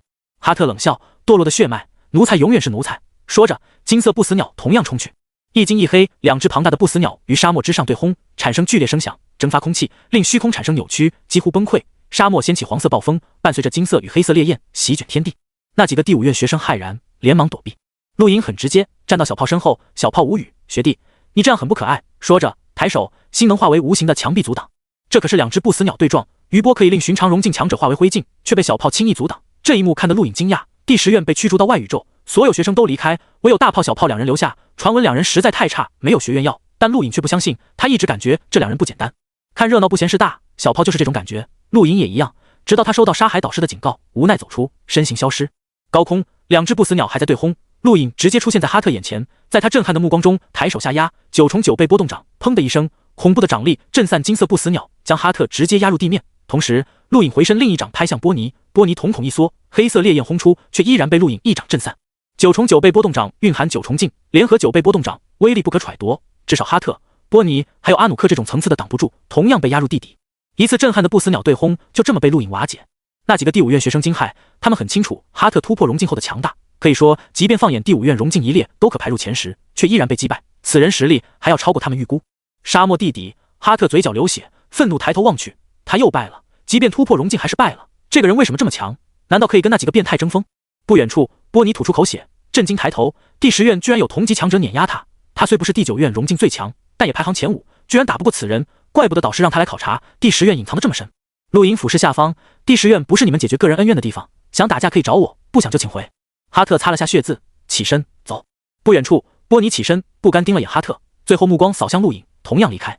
陆颖那一掌让他们知道自己不是对手，也就没必要纠缠，想打，未来有的是机会。看着2拨人离开，陆颖暗道可惜，出手重了，不然还可以大赚一笔。小炮一直盯着2拨人，直到他们乘坐飞船离开第10院，这才回去。飞船内，哈特点开个人终端，前方出现一道光幕，一个英俊的男子出现在光幕内。看到男子，第5院几个学生立刻弯腰，头都不敢抬。什么事？哈特咬牙，我要进入家族秘境。我问，什么事？我败了，败给了第10院的陆颖。几招？1招。哈特脸色难看。男子沉默，除非蜕变，否则你不是那个人的对手。听到蜕变2字，哈特脸色一变，目光闪过一丝惧意。我可以蜕变吗？男子目光冷冽，想赢必须蜕变，不过想要蜕变，九死一生。哈特握紧双拳，脑中想到的不仅是陆颖，还有第5院那几个融进变态。陆颖只能算催化剂，他不想连一个废弃学院的学生都不如，他要背负的是菲尼克斯家族的荣耀，而不是连堕落的叛徒都赢不了的弱者。我蜕变。男子露出一丝笑容，我会吩咐下去，蜕变成功，你可以直接加入十绝评议会，失败死亡，我会为你报仇。陆颖是吗？这个名字我记下了，谢谢大哥。哈特语气低沉。光幕消失，第5院几名学生抬头松口气，面对那个人压力太大了。十绝之一，不死凤凰塞拉蒂菲尼克斯。接下来2天，第10院比较平稳，没人来，想来应该在路上，没那么快。陆颖打听了一下其他人的情况，得知那些人都各自找到了适合修炼的地方。第10院还有其他修炼地？陆颖惊讶。小炮道：当然，我第10院怎么说也传承无数年，虽然因为意外被毁，但有些修炼的地方还存在，不过没有关羽台、忘川沙海这几个修炼地完好罢了，但肯定有适合他们的。就像那个赵义龙找到了一处山崖，顿悟了，还有那个左拉找到了一处墓地，整天跟骷髅打交道，反正这些人各有所获。我呢，有没有适合我修炼的地方？陆颖问道。小炮翻白眼，自己找，我哪知道，我也是学生好不好？真正了解第10院的导师都没了，要不你去问院长。陆颖想起那个疯老头，算了，他还想多活几年。这时，陆颖想起一件事，当初在飞船上，露露对自己说过要来第10院得到一件东西，还要跟人打一架，不知道他有没有得到。你继续待在这吧，安静了几天，接下来就不会这么宁静了。那些内宇宙强人应该快到了。小炮道。陆颖耸耸肩，时候差不多了。第10院忘川沙海发生的战斗不知道如何泄露了出去，拉努克战败，哈特菲尼克斯战败，波尼菲尼亚斯战败，这3人在各自学院都鼎鼎大名，却败在了陆颖手中，震动各大学院。西岳的消息原本就让陆颖名声大增，此刻因为战绩，越来越多的人听过他，就连原本对西岳不感兴趣的强者都开始查陆颖，表现出了战斗的欲望。星空第6院有人议论，奇怪，第10院那种废弃之地居然还能诞生击败菲尼克斯家族弟子的强人，怪事天天有。宇宙之大，什么人都有，听说火域都气疯了，拉努克怎么说也是火域炼榜第2，直接被那个陆颖抢了凝空剑，丢人丢到外宇宙。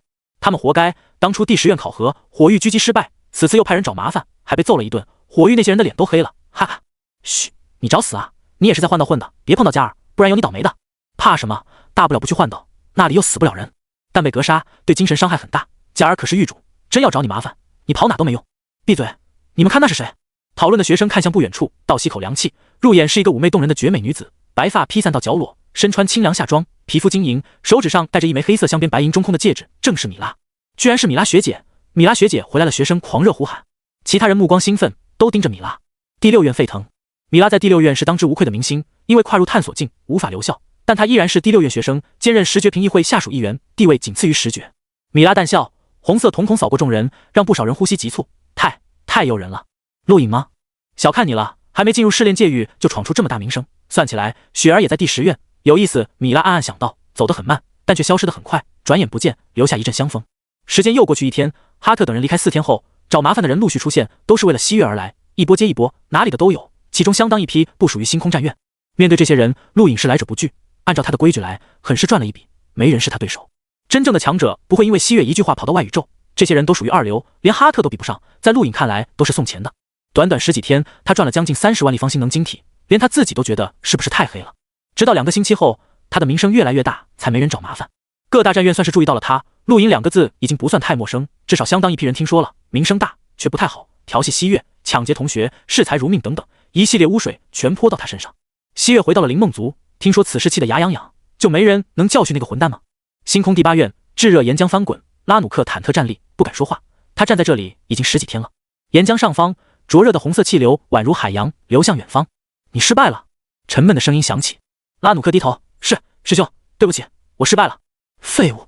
拉努克不敢反驳。散布人手经6斗，碰到第10院的人立刻向我汇报，我要封杀第10院所有人。拉努克大喜，是。第10院内的陆颖不知道，大禹帝国正发生惊天之事。2皇子杜克羽山带领黄庭第7队、第8队、第10队和第12队叛离，以极快的速度侵占苍兰疆域5域之地，震动整个苍兰疆域乃至周边疆域。不死羽山得知消息，怒气攻心，重伤昏迷，大禹帝国风雨飘摇。地宫朝殿，多兰羽山面色阴沉，宣布杜克羽山叛离，黄庭第7队队长巴特森叛离，第8队队长沙木叛离，第10队队长菲路特叛离和第12队队长斑鸠叛离，举国通缉，战争开始了。杜克羽山的突然叛变让大禹帝国猝不及防，等反应过来的时候，效忠杜克羽山的人已经全部离去，包括财务副大臣西卡等一众朝臣，还有帝国曾经强大的剑甲佣兵团等等，甚至连羽堂不少年轻一辈的高手都离去。第2环大陆黄庭军纷乱不堪。在这些大事下，还有一些并不引人注意的小事发生，比如张鼎天和释无障以及白雪、徐三4人莫名失踪。如果是和平时期，这些事肯定影响重大，毕竟都是羽堂精英，但此刻没人在意。时间又过去几天，这一天是第10院新生大比之日，陆颖早早离开忘川沙海，出现在界域入口，这里就是大比之地。当陆颖到达的时候，已经有好几个人到了。陆大哥可兴奋大喊，很高兴看到陆颖。陆颖揉了揉他头发，这段时间进步不小吧，都突破融境了，怎么样？要不要跟陆大哥比比？可吐了吐舌头，我才不要跟你比，我们都听说了，你打败了好多其他战院学生，名声可大了，是吗？陆颖眨了眨眼，他还真没注意，毕竟名声不太好，他可不想看了添堵。不远处，左拉手指翻动着银针，那么大的银针看得陆颖一阵心寒，忽然想到可的天赋，难道这是玄风堂特产？另一边，孟月独自站立，他也突破了融境，掌心枯黄，看上去强了不少。见陆颖目光看来，孟月挑衅地握了握拳。更远处，夏洛很随意地坐在戒狱导师身旁，一副混熟了的样子。最角落，黑须一个人坐着，那头仿佛吸收光线的头发让陆颖在意。这些人中，他最看不透此人绝对有天赋，而且不弱。这时，修兹从传戒石范围走出，戒狱导师开口：“修兹，52胜237败。”陆颖惊讶，几乎4比1的胜率，不错呀，跟米雪儿1个月前的胜率差不多。修兹看到陆颖，目光一闪，点点头，自顾自站到一旁。两人都出自大禹帝国，但彼此并不熟。陆颖对修兹也并不了解，原以为来到第10院后碰到那些内宇宙强人，他很快会泯灭众人，但此刻看来没有，出乎预料。可凑到陆颖耳边，低声道：“这个人真疯狂，每天都来挑战，天天战斗。戒狱导师都曾说过，他就适合在战斗中成长。”陆颖点点头。没一会，银出现，笑眯眯的跟狐狸一样。看到银，可下意识退后几步，他觉得这个人好可怕。陆颖对银点点头。银笑道：“恭喜了，陆同学，近来你可是名声大噪。”不算好事。陆颖淡淡道。银笑道：“那可不一定，说不定会引起某些人注意。”陆颖眼睛眯起，某些人？什么人？新人类联盟吗？他看不透银，此人跟新人类联盟有关，但又不是丧尸，很奇怪的人。而且夏洛似乎很讨厌他。灰白夜来了，冷漠盯了眼陆颖，站到一旁。没多久，一阵剑鸣，赵一龙出现，特意看了眼陆颖，静静站在一旁。陆颖感觉自己似乎太出名了，这可不好，是个人都把自己当对手。原本这些探境都突破到融境，每个人实力都大变，让他有了一丝兴趣。又过了一会，米雪儿走出传送装置，来到众人不远处，看向陆颖，似乎有什么话想说，但又没说。看到他，陆颖想起沙海导师带自己感受空闪极限，那时候与他照过面，他也应该看到残影了。大炮、小炮出现，这两人每天都很乐观。还有谁没来？大炮问道。陆颖道：“露露。”大炮看了看个人终端，无所谓，等等吧。堂堂新生大比在第10院显得很随意，如果放在其他战院，早就有很多人观看了，根本不会等人。足足等了1个小时，露露才出现，满头细汗，喘着粗气。见所有人都到齐，大炮带着众人飞到距离传戒石很远的草地上，笑道：“好，所有人到齐了，我宣布新生大比开始。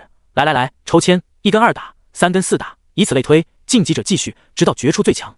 新生大比1是为了确定新生排名，2是展现出自己最强战力，让导师看到，说不定会引起导师兴趣，从而教导。所以奉劝各位尽量认真点，如果被导师看上，或许会改变你们的人生轨迹。”小炮诱惑道。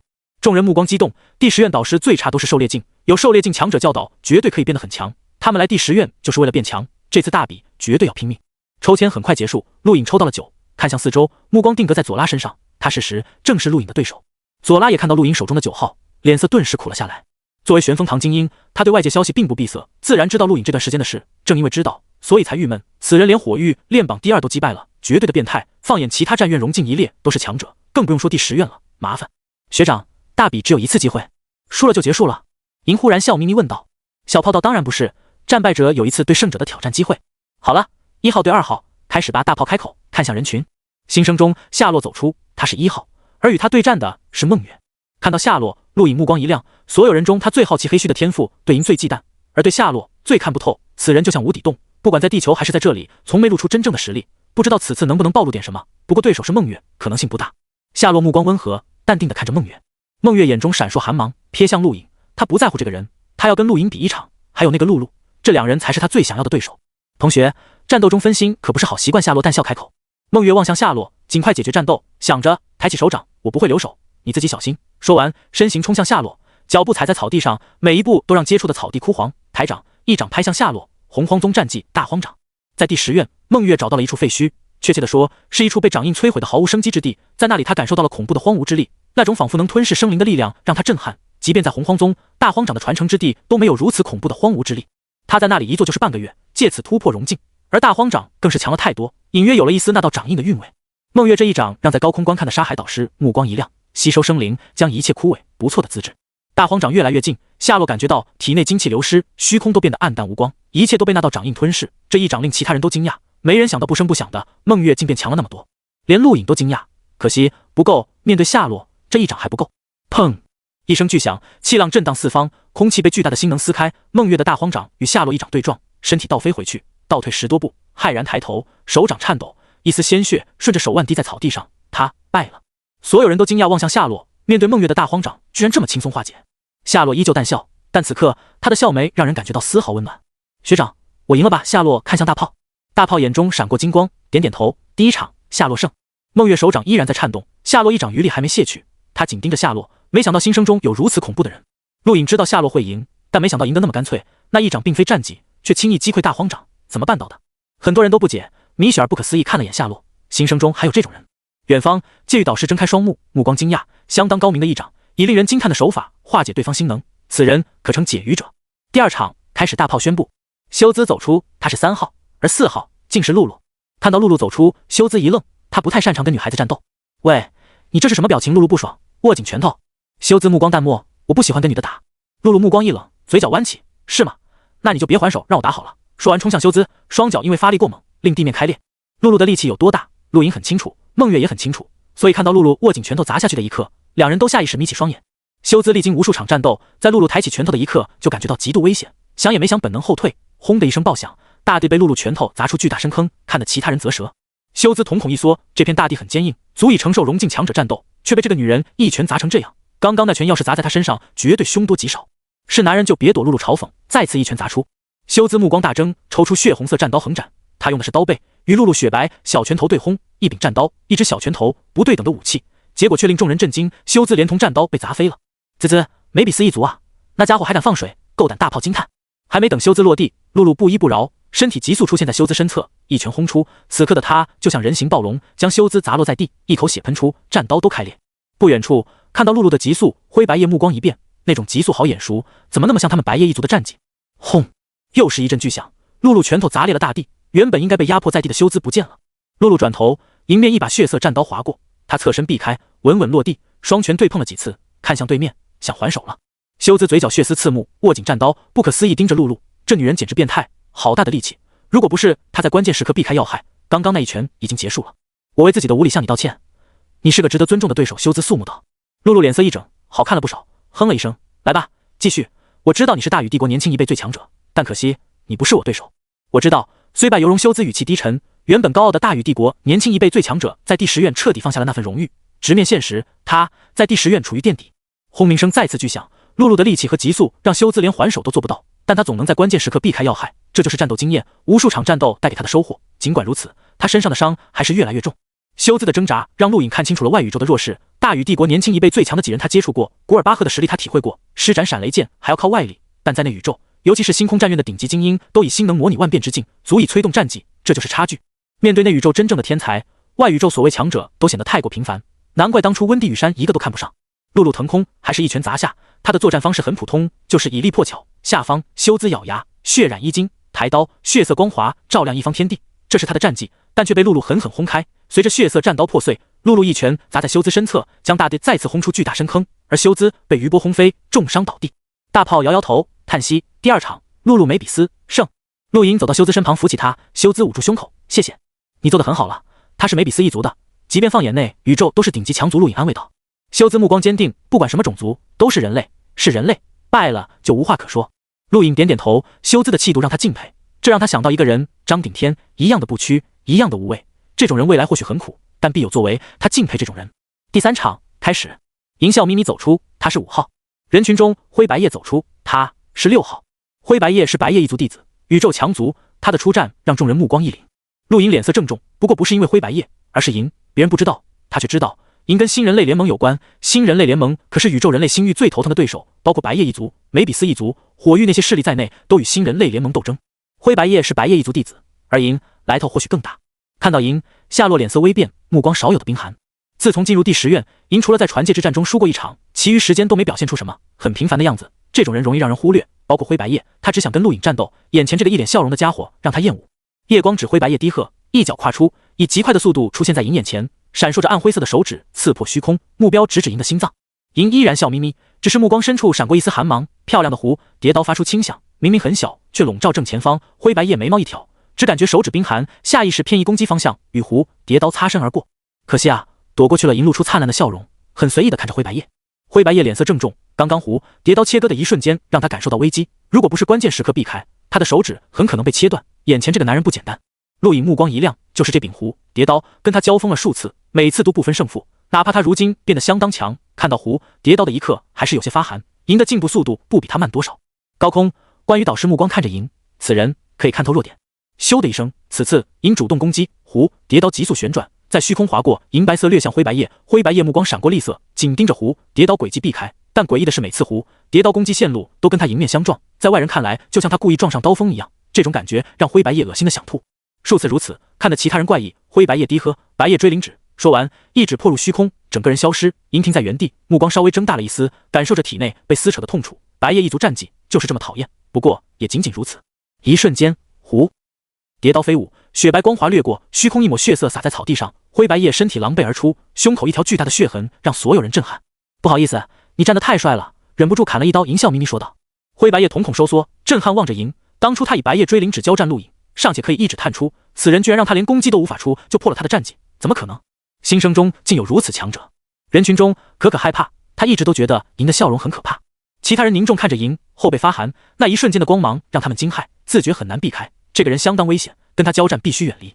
米雪儿目光惊讶，此时他感觉有些荒诞，原以为第10院被驱逐到外宇宙不会招到什么精英，但刚刚那几场战斗颠覆了他的认知。夏洛、露露还有眼前这个银都不简单。灰白叶虽然败了，却是白叶一族的弟子，还有一开始最让他惊讶的黑须，以及逐渐崛起的陆影。第10院新生给他带来了太多惊讶，他此刻才真正认识这些同学。不止米雪儿，其他人都一样，一开始彼此都没什么交集，直到此刻才真正见识到其他人的实力。第3场，银胜大炮开口。灰白叶不服，还没结束。大炮不屑，如果他刚刚一刀再深入一点，你连命都没了。结束了，这场你败了。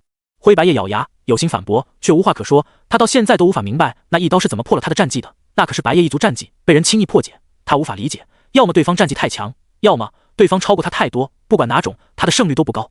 银笑眯眯走入人群，转头对着陆影笑了笑，随后又瞥了眼夏洛。第4场开始。有了之前3场打底，众人态度严肃多了，周围同学并不简单，不能以外宇宙的眼光看待。赵一龙缓缓走出，他是7号。另一边，可可小心翼翼走出，他是8号。可可加油！左拉大喊一声，吓了可可一跳。他原本就紧张，现在更紧张了。露露拍了拍可可的脑袋，妹子别怕，上。可可眨了眨眼，陆影失笑，这丫头太紧张了。赵一龙脸色难看，他想有场激烈的战斗，但一看对手是可可，顿时失望了。不管怎么看，这丫头也不像强者。上吧，妹子！露露又鼓励了一句。可可无奈，深吸口气，走出，直面赵一龙。赵一龙手中古朴长剑反射寒芒，目光冰寒。看看这一幕，可可后退2步，抿了抿嘴，目光坚定。他也是凭本事考入第10院的，不怕。想着，一根巨大的针筒出现，一瞬间，所有人呆住了。这是针筒，赵一龙都呆住了。在场除了陆莹等少数几人，大部分人都没见过可可的天赋。巨大的针筒出现，着实有点颠覆3观。我准备好了，可可脆声道。对面，赵一龙握了握剑柄，不知道怎么出手。对方毕竟还是女孩子，而且年纪很小，是所有人中最小的。场面一时僵持。你自己认输吧，赵一龙沉声道。可可摇摇头，不认输。赵一龙皱眉，我出手不会留情。可可咬了咬嘴唇，来吧。赵一龙眼睛眯起，随手一挥，斩击掠过虚空砍向可可。可可身体突兀消失，快得不可思议，让所有人震惊。左拉含笑，玄风堂规矩，2人一组，他跟可可就是一组。面对危险他出手，可可专职治疗。虽然如此，但可可并非没有战斗力，他的承受能力很强，要不然当初也无法挨过第10院考核的3次虚空攻击。更重要的是，他掌握了一门极速，来自玄风堂。可可的极速连露露都惊讶，不比他的白闪差。陆影同样惊讶，好快的速度。赵一龙的斩击空了，根本没碰到可可。他眉毛一挑，手腕抖动，道斩击掠过虚空，封锁方圆100米，全方位的覆盖式攻击。不过依然没能碰到可可。可可的身影就像可以融入虚空，避开所有斩击。赵一龙脸色认真了起来，最后问你一次，认不认输？可可摇摇头。我万剑山纵横宇宙，即便虚空都可斩碎，你藏入虚空也无用，死了不要怪我。赵一龙语气低沉，单手压在剑柄之上，微微用力，长剑忽然化为10道剑影，随后一剑刺出，10剑合一。左拉惊讶，可可目光明亮，连忙施展急速避开。赵一龙的剑影掠过虚空，斩下一块布片，没有完全击中可可。你能躲几次？赵一龙低喝，一道道斩击释放，让人眼花缭乱，全都是10剑合一。这种令无数人震撼的剑法战绩，在他手中轻易施展。可可尽管可以躲避，但越来越困难。陆莹脸色凝重，当初关羽台发放礼物，赵一龙抢走礼物，那时他就接触了此人的剑技，10剑合一绝不是他的极限。探境时，此人或许就可以做到这点，如今突破融境，绝对更强。可可喘着粗气，不停施展急速避开，偶尔被斩击覆盖，就用针筒抵御。当初第10院考核3次虚空攻击，他就是这么扛过来的，针筒上一丝痕迹都没有，可以说坚硬的过分。此刻照样抵御赵一龙的斩击。没一会，赵一龙斩击变了，从10剑合一化为20剑合一，甚至50剑合一，最终一道100剑合一，震撼虚空，将可可从急速轨迹中硬生生轰了出来。斩击的锋利透过针筒将他打飞了出去。可可脸色苍白，针筒都掉在一边。够了！可可认输了。左拉急忙挡在赵一龙身前，大声道。赵一龙收回长剑，目光平静。其他人不意外可可的战败，但意外他居然可以逼出赵一龙的100剑合一，不愧是万剑山弟子，100剑合一的威力让人震惊。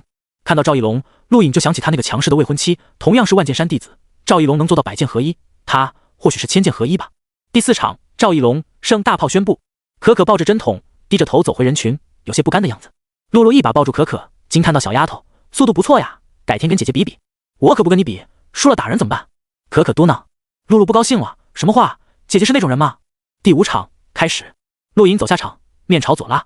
左拉就站在场中，目光闪烁。一开始他确实头疼遇到陆颖，但如今看到前面4场战斗，他无所谓了。那些人哪个都不比陆颖好对付多少，就像刚刚那个赵一龙，百剑合一他绝对挡不住，都是一帮变态。原以为第10院流放外宇宙应该没什么强大的学生，看来正相反，一帮变态聚到一起了。话说当初第10院考核的难度不会跟其他战院一样吧？如果是这样，能通过考核确实很强，那宇宙的标准。此刻人群中，可可无意中扫到修兹，很客气地走到他旁边：“那个，你受的伤挺重，要我帮你治疗吗？”边说边取出大针筒。修兹明智地拒绝了。玄风堂更注重治疗，然而光凭治疗是无法在内宇宙这种强者如林的环境中生存下去的。刚刚可可给陆颖展示了极速，此刻他很好奇左拉有什么实力。我知道自己打不过你。左拉忽然开口，盯着陆颖。陆颖诧异，所以呢？我要用最强的战绩攻击，还请你尽量手下留情。左拉认真道。陆大哥，手下留情一旁。可可大喊。陆颖失笑，好，我尽量。左拉深吸口气，手中出现一枚巨大的银针，闪烁寒芒，看得陆颖头皮发麻，这要是被插一下的疼死。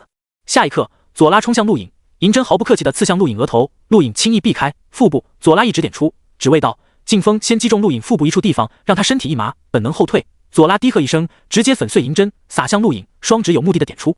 可可眼睛发亮，这是玄风堂战绩脉络截止，攻击人体要诀，强者可封印对方心能，甚至令对方无法动弹，在玄风堂所有战绩中都排前列。陆颖感觉到了，左拉指尖每一缕气劲都是有目的的攻击，他可不想被人当傻子揍。抬掌，气浪震动，砰的一声，大地被震碎，虚空一阵晃动，左拉不受控制的倒退10多步，呼出口气，苦涩，他败了。陆颖收回手，好久没用裂空掌了，刚刚的6倍裂空掌控制的正好，既击退了左拉，也没有让他受伤。我认输。左拉颇为干脆。其他人看向陆颖，目光奇异。这一战陆颖并没有展现出什么强大之处，但正因为如此，才更令人忌惮，就跟夏洛一样，无需战绩便可击败对方，深不可测。第5场，陆颖胜。大炮宣布。陆颖对左拉点了点头，走回人群，伸手按了按腹部，有点小疼，还有点麻。玄风堂真不简单，怪不得可以在那宇宙混得风生水起。左拉跟他的差距太大了，即便如此，还能让他感受到疼痛。第6场开始，所有人肃穆。12个新生，没出场的只有2人，米雪儿和黑须。第10院新生中，这2人绝对是另类，一个以融境实力破格加入10绝评议会，一个天赋古怪，让人看不透。这2人交战，绝对是所有新生中最有看头的。所有人退后，小炮警告。众人陆续后退，留在原地的只有米雪儿和面色淡漠的黑须。2人没有废话，直接动手。米雪儿从凝空剑内取出一柄红色短弓，星能化剑，一件件射向黑须，每一剑都令虚空扭曲，将空气碾压成了液态，震荡风云。对面黑须动也没动，身前莫名爆裂，虚无的爆裂将米雪儿星能剑矢完全阻挡。其他人惊讶，感受着余波的压迫，震惊于2人实力。米雪儿每一剑都可以媲美赵一龙的百剑合一，每一剑都令虚空震荡，大地崩裂。然而如此强悍且频繁的攻击却被黑须轻易阻挡，让人惊悚。赵一龙脸色难看，他原以为自己以百剑合一跨入融境很难得，但第6场战刚一开始就被打击到，如果是他面对米雪儿不间断的攻击，或许已经败了。强烈的轰击伴随气浪席卷四方，大地如同被无数力量分割，范围越来越大，压迫的可可都无法呼吸。陆颖惊讶，他知道米雪儿很强，毕竟能加入10绝评议会，但黑须的强悍还是令他惊讶，毕竟此人是地道的外宇宙人，能做到这步相当难得。大地震动，米雪儿的攻势越来越凶猛，每一剑不仅带有恐怖的锋利之气，更封锁虚空，以震荡之力扭曲四方。黑须表情依然淡漠，脚底除了他站的地方，四周方圆100米都凹陷，化为废墟，草地被轰得粉碎。足足过了2分钟，米雪儿的轰炸才结束，微微喘气，震惊望向黑须，他一步未退。夏洛惊叹地望着黑须，如果没看错，这个人的天赋真的有点恐怖。因原本笑眯眯的表情凝固了1分。陆莹眼睛眯起，你就打算这么一直防御下去？米雪儿冷声道。黑须看着米雪儿，依然那般淡漠，缓缓抬手，他的指甲是黑色的。眼看着黑须抬手，米雪儿后背一凉，下意识避开，原地一抹黑色闪过，紧随而至的是恐怖的爆裂，虚空粉碎。众人眼前场景如镜花水月般破裂，恐怖气浪将米雪儿震退了10多米。所有人目光巨变，这是斩破了虚空的攻击，不可能，融境中能做到这一步的几乎没有，第10院就更不应该存在，但眼前确实发生了，黑须粉碎了虚空。众人呆愕，震惊望着黑须。陆莹眼皮直跳，刚刚的攻击有点恐怖啊。小炮凝重，这就是我让大家退后的原因。黑须，他的天赋是虚空爆裂，稍不注意就会被波及。众人惊悚，虚空爆裂，一听名字就知道麻烦。一般而言，虚空是很难打破的，哪怕最不稳固的虚空，想要打破，至少也得极境强者。唯有相当少部分妖孽的融境强者可以打出虚空裂缝。那个黑须的天赋竟然都是虚空爆裂，也就是说，当他觉醒天赋的一刻，他就已经站在无数人的顶点。米雪儿忌惮盯着黑须，他知道此人很恐怖，没想到这么恐怖。这种人为什么没去那宇宙？早应该被发掘了才对，早够资格加入视觉评议会了。黑须没说一句话，手指动了动，米雪儿脸色一变，再次避开，原地一阵扭曲，随后爆裂的气浪扫射四方，地面如同白纸一般粉碎，席卷方圆千米乃至更远的地界。众人再次后退，谁也不想被撕裂虚空的攻击波及。浓烟阵阵，米雪儿后背湿透，紧盯着黑须。每当黑须手指颤动，他就要避开。黑须站在原地一步未动，而他就像老鼠一般躲避。这种经历，米雪儿从未有过被碾压的感觉。高空，关于导师惊叹强悍的天赋，可惜这个孩子心性太过黑暗，那种经历注定他无法对任何人敞开心扉，可惜了。沙海导师语气低沉，这种天赋即便放在前3院都是绝对恐怖的，同级中媲美的很少，不过也不是不可战胜。他只懂得释放天赋，却不懂如何真正的使用，还太稚嫩。交给我吧，关于导师淡淡道。其他人没反对。轰！再次一阵虚空爆裂，米雪儿脸色苍白，喘着粗气，身上衣服都撕开了一些，露出雪白晶莹的皮肤，令人炫目。其他人可惜，米雪儿很强了，却碰到个妖孽，在场众人能跟米雪儿一样撑到现在的很少，有人甚至可能连一击都撑不住。受不了了吧？要开始了。大炮喃喃自语，他可没忘记之前西月同样逼迫米雪儿，最终米雪儿展现了天赋，那种天赋也很强。再次避过一次爆裂，米雪儿目光冰寒，瞳孔中的红色越发深邃。他没想到第一战就要用到天赋，面对眼前那个怪物，不用不行了。下一刻，米雪儿脚底朵朵红莲绽放，妖异而美丽，勾魂夺魄，让人沉迷。这一瞬间，站在红莲之上的米雪儿如同妖女，美艳逼人。黑须手指一动，黑色在米雪儿身前划过，米雪儿双目闪烁红瞳，抬脚，身体消失在原地，原地虚空爆裂，震荡了一方大地。而米雪儿出现在千米外，速度快得不可思议，抬手，红色光点凝聚成形，红莲为弓，红莲为矢，一箭射向黑须。红色箭矢吸引了所有人目光，点缀着这片大地。黑须手指轻弹，黑色于虚空划过，正好挡在红莲箭矢途中，与红莲箭矢击撞，没有剧烈的声响，丝丝裂痕顺着虚空蔓延。这是空间裂缝，两人的攻击将空间崩裂。这一幕相当震撼，如果放在其他战院，同样足以引起轰动。融进实力能令虚空崩裂，唯有极少数妖孽可以做到。随着虚空崩裂，黑色光华与红莲箭矢抵消，两人一击不相上下。黑须第一次目光惊讶，手指再次颤动，又一抹黑色光华降临在米雪儿头顶。米雪儿借助红莲避开，红莲箭矢射向黑须，黑须以虚空爆裂阻挡，整片空间不停轰炸，一如开始那般，但威力却不可同日而语。两人的战场范围很大，攻击也很频繁，看得其他人一阵头皮发麻。这种攻势下，少有人敢接触，即便星空战院寻常极境强者触碰都很难全身而退。陡然间，一支红莲箭矢被虚空爆裂粉碎，所有人震动，要分出胜负了吗？虚空爆裂席卷向米雪儿，转眼将米雪儿吞噬。其他人脸色苍白，不好，米雪儿有生命危险。然而没人出手救援，因为下一秒，黑须后又出现了一个米雪儿，脚踩红莲，一根箭矢对准黑须，一箭射出。黑须注意力都放在另一个米雪儿身上，没想到还有个米雪儿从身后出现，这不是急速，而是分身。之前被虚空爆裂吞噬的米雪儿化为红莲花瓣粉碎，身后一根红莲箭矢已经射出，直接击中黑须。众人呆滞，震惊于米雪儿的天赋，同样期待胜负的诞生。米雪儿的强大无需质疑，被他如此近距离击中，应该结束了。砰的一声，黑须身体被打出数十米远，倒在地上，烟尘直冲云霄。所有人寂静无声，盯着这一幕。大炮小炮都盯着，他们也无法轻易为这场战斗决出胜负。米雪儿眉头紧皱，这场打得太辛苦，刚刚他一剑按理说可以分出胜负，但不知为什么总感觉差了点。所有人看着，没一会，一声轻响，烟尘内，黑须一手按在地上，缓缓起身，其他人后背发寒，这都没事。不会吧，这么变态？米雪儿握紧右拳，红色瞳孔光芒大放，紧盯着烟尘内的黑须。黑须缓缓走出，面色依然很淡漠，纵观全身没有丝毫伤痕，唯有后背衣服撕裂，露出3片碧绿叶子纹身。三叶草公司，左拉惊呼。众人都盯着黑须后背，他的背上纹的图案正是三叶草公司的标志。米雪儿惊讶，三叶草公司，原来此人是三叶草公司的人。传闻三叶草公司擅长在宇宙寻找天赋奇才，任他们自由成长，唯有达到某种高度才会被召回。没想到是真的，这个人就是三叶草公司发掘的奇才，被称为种子。左拉脸色凝重道，作为跟三叶草公司相似的玄风堂，他们很了解那个庞大公司，正因为了解才知道种子可怕。每一个被三叶草公司选中的种子都是绝顶奇才，一旦成长起来都非常恐怖。米雪儿显然也听过这个传闻，脸色苍白，眼前之人就是三叶草公司的种子。她听姐姐米拉提过，三叶草公司是宇宙的庞然大物，能被选为种子比考入星空战院难100倍，她居然碰到一个。黑须直面米雪儿，再次抬手。米雪儿摇摇头，苦涩道，不用打了，我认输。众人惊讶，陆影叹息，米雪儿星能消耗光了，她的天赋很强，但对星能的消耗也非常厉害。相反，黑须的天赋对星能消耗反而不算太多，真是恐怖的天赋。第6场，黑须胜。大炮宣布。至此，6场战斗结束，胜者分别是夏洛、露露、梅比斯、银、赵一龙、陆影和黑须。这个结果有些意外，灰白叶和米雪儿的战败出乎预料，而夏洛、银的实力强的出乎预料。这两人自从入学后一直不声不响，传界之战也几乎没怎么打，却赢得那么干脆。还有个黑须，强的有点可怕。想到黑须，众人不自觉看向陆影。不出意外，第2场战斗，黑须的对手就是他。可怜，陆大哥，输了不要紧，以后会追上来的。可可拉了拉陆颖手臂，安慰道。陆颖无语，未必会输吧。可可抿了抿嘴，雪儿姐姐那么可怕的攻击都没伤到那个人分毫，应该没人打得过她。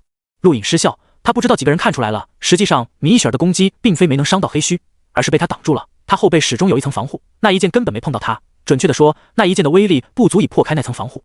而且米雪儿的实力被高估了，他之所以能打出空间裂缝，大半是因为黑须的天赋，光凭他自己还打不出，否则开学之初他就不会为了得到关羽导师的礼物在雨里待那么长时间。这些陆颖没必要跟这丫头解释。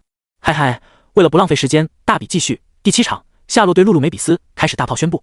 夏洛走下场，温和地看向露露，露露双拳对碰，发出砰砰的声响。明明是个很可爱的妹子，行事作风却显得很彪悍。每次看到露露跃跃欲试的表情，陆颖就想到地球上那只海龟，这丫头是天不怕地不怕。小心了，现在不是切磋，我不会留力气。露露挑衅，看着夏洛。夏洛笑了笑，切磋的时候你也没留力气，不过突破了融境，你的力气更大了，是得小心。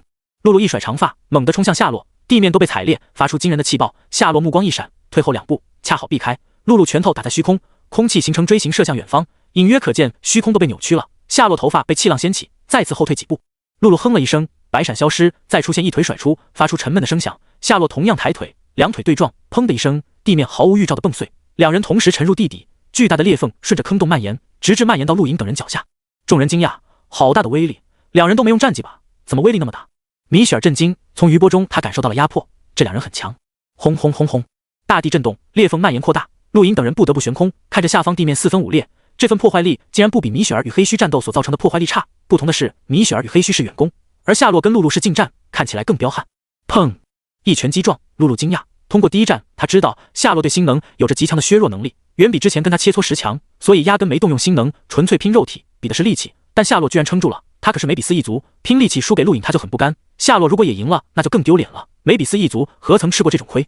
露露大喝，背后蓦然出现参天巨树虚影，力气陡然大增，狠狠一拳把夏洛轰飞。一个白闪出现在夏洛身前，一拳当头砸下，夏洛被狠狠砸入大地，方圆1000米地面直接粉碎，以夏洛为中心向四方蔓延，震撼人心。这一击对地面的破坏力比之前所有战斗加起来都狠，方圆1000米大地已经无法站人，出现巨大的深坑，烟尘直冲天际。可可捂住嘴，好恐怖。陆颖眉毛一挑，这力气更大了，梅比斯一族都是人形暴龙啊！悬浮于高空，露露脸色难看，回望众人，不敢开口，我输了。众人惊讶，输了？什么意思啊？这时地底，夏洛苦笑地拍了拍衣服，望向露露，你就不能小点力气，差点没把我打碎了。露露白了他一眼，赢了还这么多废话。人群中大炮宣布第7场，夏洛胜。大多数人疑惑，连米雪儿都没看出来什么。陆颖盯着露露脖颈，那里有一道轻微的红色血痕，没流血，但如果再深一点，露露的脖子就没了。这是夏洛的攻击，但什么时候攻击的？他也没看清。交战一幕让颖眼睛彻底睁开，目光深处闪过一丝惊讶。黑须紧盯着夏洛，拳头不自觉握紧。传戒石不远处，戒狱导师看着远方，那个面带温和笑容的年轻人，目光惊讶。妖孽的鬼才层出不穷，彩星门算的没错，这一代将发生巨变。藏宝阁才老喃喃自语，很多大势力将天赋奇才冰封，为的就是等待彩星门的补算，在近些年破冰而出，保持年轻的骨龄。这一代将发生巨变，这个孩子是不是也是从冰封中觉醒的？第8场，赵一龙对赢，开始大炮宣布，战斗场地转移到数十公里之外，原本的地方已经被毁。赵一龙持剑走出，冷眼盯着缓缓走出，笑眯眯的赢，目光凝重。众人寂静无声，这一战他们看好赢，灰白叶都败了，而且败得莫名其妙，赢给他们的感觉跟夏洛一样，有些深不可测。不好意思，我认输。赢开口。所有人惊讶，居然认输。大炮诧异，你确定？赢笑眯眯点头，我可不是万剑山天才的对手，百剑合一，吓死人了。赵一龙愤怒，你在小看我。赢笑眯眯，当然没有，我可是很崇拜万剑山大师姐温地羽山阁下的。说完转头对陆颖一笑，笑得陆颖想揍他。赵一龙挡在赢面前，目光狰狞，不准认输，跟我一战。赢看向大炮，大炮无奈，他也是第一次碰见这种情况，但当事人都认输了也没办法。第8场，赵一龙胜。我不同意，他分明在瞧不起我。赵一龙咆哮，长剑对准赢，不要退缩，这是新生大比，不是闹着玩。赢怪笑，与其跟我较劲，不如留着力气应付接下来2个人吧，最后一战或许是3方混战。赵一龙咬牙，紧盯着赢。小炮拍拍赵一龙肩膀，算了，你赢了。赵一龙憋屈，他不想这样赢，毫无价值。退回去吧，赢就是赢。大炮说道。赵一龙握紧长剑，不甘地盯了眼赢，这个混蛋。赢还是在笑，笑得那么灿烂，那么没心没肺。陆颖不想看他，怕忍不住揍他一拳，笑得太让人胆寒了。他走出，耳边传来大炮的声音。第9场，陆颖对黑须开始。所有人肃穆，这一场比之前米雪儿与黑须一战还值得期待。这段时间陆颖的名声很大，尤其是击败了菲尼克斯家族的人和火域链榜第2，让他扬名星空战院，被称为荣境前列的强者。外界对第10院的印象都停留在他身上，众人也都知道陆莹很强，但究竟有多厉害，他们拭目以待。黑须平静走出，与米雪儿一战刚过去没多久，但在他身上几乎看不到战斗痕迹，除了后背衣服被撕开一块。面对黑须，所有人都有压力，陆颖同样也有。不管是因为天赋还是什么，此人的攻击足以破开虚空，是实打实的可以撕裂虚空的强者。想要赢，要么跟米雪儿一样以天赋硬汉，最终拼消耗，要么施展超出他承受极限的攻击，一决胜负。而陆颖已经有了决断，无需多言，黑须直接出手，跟面对米雪儿一样，缓缓抬手，随后手指轻弹，黑色光华闪耀，在陆颖四周虚空爆裂。众人呼吸凝滞，望着这一幕，面对陆颖，黑须的攻势显然比面对米雪儿强得多，出手便封锁四方。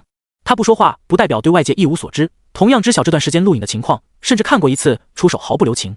陆颖目光淡定，双腿弯曲，在虚空爆裂的一瞬，身体消失，以令虚空扭曲的速度穿梭虚空爆裂，冲向黑须。两人相距不远，当陆颖出现在黑须面前的时候，他的残影还没有消失，直接被虚空爆裂吞噬。熟悉的一幕再现，众人目光睁大，尤其是米雪儿，他比任何人都清楚黑须的强大与防御。陆颖跟他面临一样的境况。陆颖抬掌，一掌拍下，目光紧盯着黑须，他在黑须眼中看到了淡漠与不屑，这是对防御极度自信，他的防御令米雪儿都无可奈何。陆颖嘴角弯起，九重九倍波动掌一掌拍出，掌中出现无形气流，这是战气。人群中，大炮、小炮、夏洛还有银同时一惊，紧盯着陆颖手掌。砰！气浪碾碎大地，震荡虚空，令虚空出现一丝微不可察的裂痕。黑须目光从原本的不屑变为震惊，紧接着化为惊骇，脸色通红，一口血喷出，身体被无法形容的力量轰飞，排开气流，狠狠砸在大地上，不知道陷进去多深。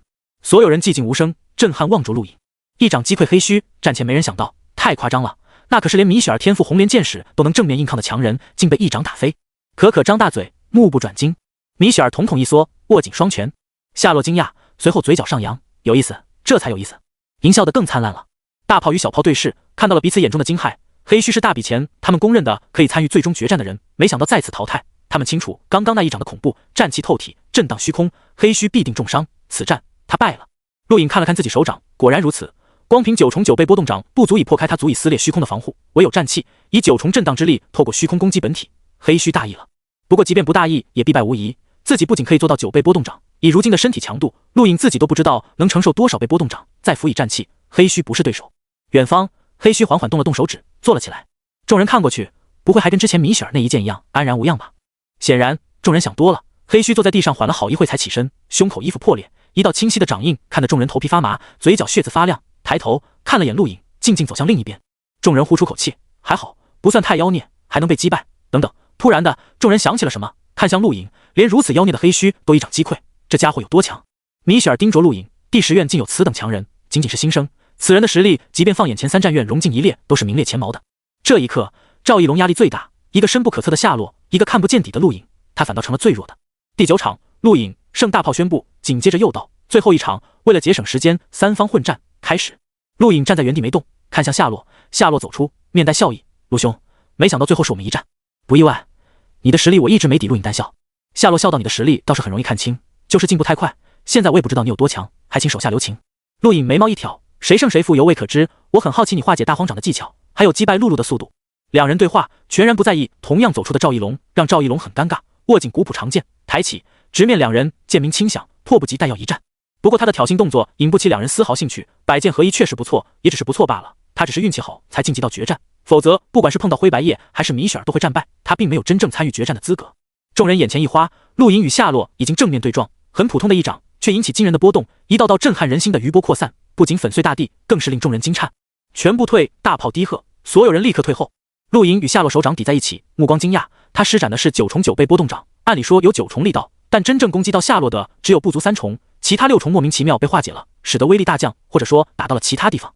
夏洛目光明亮，嘴角含笑，居然有9重力道，怪不得黑须接不了一掌，以9重力道配合战气，黑须能抗住才有鬼，他尽力也只能化解6重，很好。砰的一声，两人同时分开，陆颖回身一击天星掌，7颗星辰运转，体表天星功早已释放，他不会忘记露露败得无声无息。夏洛目光紧盯着陆颖一掌，脸色比面对9重9倍波动掌还要凝重，有些战技可以以心能化解，但有些很难，眼前这一掌他必须硬接。突然的一道斩击划过，掠向陆颖，是赵一龙，这是3方混战，他不想被无视。滚开！陆颖低喝，左手天星掌攻向夏洛，右手随意一掌击出，却蕴含9重劲。同一时间，夏洛跟陆颖做的一模一样，双掌同出，一掌与陆颖对轰，一掌攻向赵一龙。赵一龙的最强斩击顷刻粉碎，掌风刮起的劲道将他轰出千米远，一口血喷出，直接倒地不起。轰！陆颖与夏洛单掌在下一瞬对碰， 7颗星辰的天星掌足以媲美9重9倍波动掌。陆颖确信天星掌没那么容易被化解，夏洛也第一次展现了恐怖的实力，他并没有施展战技，而是对应着天星掌强行扭转攻击方向。陆颖的7颗星辰爆炸都没有攻击到夏洛本体，而是轰在一旁大地上。夏洛眼中金光一闪，关键时刻屈指轻弹，一缕无形的波动射向陆颖脖颈。陆颖本人没有察觉，但因为天星功，他在最后关头感觉到了危机，下意识避让，星能掠过，射入虚空，荡起层层涟漪。夏洛可惜，露露就是败在这一招下，原以为挡住陆颖的掌法可以顺势击败他，却在最后一刻避开了。陆颖退后，凝重盯着夏洛，太悬了，这家伙攻击无声无息，如果不是一直以天星功防护，他就败了。露露败得不冤，这家伙表面温和，实际上阴险得很，还有对星能的掌控堪称恐怖。陆颖确定，论起对星能的掌控，他超过自己，甚至超过在场每一个人。这段时间他在摘星楼到底看到了什么？够黑，够阴险。陆颖惊叹。夏洛眉毛一挑，可不要这么说，只是攻击角度偏僻了一点而已。陆颖无语，这叫偏僻？正常人都看不到好不好？此刻面对夏洛，陆颖有种咬不下口的感觉。他可以确定，任何以星能催动的攻击都很难击败他。看来唯有战气了，以肉体加上战气的力量横扫，他就不信夏洛对肉体也有如此强的掌控力。想着，透明到几乎看不见的战气透体而出，陆颖目光坚定。夏洛突然抬手，我认输。陆颖一愣，其他人也都愣住了。明明半斤八两，甚至夏洛还稍占上风，怎么就认输了？夏洛看着陆颖，语气苦涩：“你都用战气了，我能说什么？目前对战气这种力量，我还无能为力。”陆颖收敛战气，盯着夏洛双目，看了一会，知道他没撒谎。他是真的对战气无可奈何，看来他的弱项就是肉体，并非说夏洛肉体差，而是要看跟什么人比。相比其他融境强者，夏洛肉体力量绝对不差，但跟陆颖比起来，差的就有点多了。尤其陆颖还会战气。最后一场，陆颖盛大炮大声宣布，随着这句话，新生大比应该结束了。如果没有人向上挑战的话，有没有人不服气，想向别人挑战？小炮问道。赵一龙艰难起身，不甘扫了眼陆颖和夏洛，随后看向银，想了想，最终没有挑战。他已经看清了自己的地位，在第10院所有新生中，他算是最差的几个。灰白叶同样不甘，他输在了第1轮，但看了看陆颖，又看了看夏洛，随后扫过米雪儿、黑须几人，他明智的没有挑战。白叶一族无敌的荣耀在这里似乎没用，他算了算，或许，可能他连前5都进不了。露露倒是跃跃欲试，兴奋地盯着陆颖，不过陆颖没理他。好，既然没人挑战，第10院新生大比正式结束，我宣布大比第1为陆颖。从现在起，陆颖就是第10院新生首席，对同期学生有监管之责，学院赋予其合理范围内的审判之责，大家有没有意见？小炮大声道。其他人震惊，监管？审判？这权力太大了。米雪儿第一个不同意，不可能，我们来学院是学习的，不应该受到同期学生监管。灰白叶也沉声道，我白叶一族就没有听别人号令的习惯。孟月哼了一声，没说话，但态度很明显。其他人虽然也没说话，不过眼中都闪过一丝不爽，没人愿意被别人凌驾。陆颖自己都惊讶，没想到新生大比奖励是这个，一旦确定，他可以节制其他学生。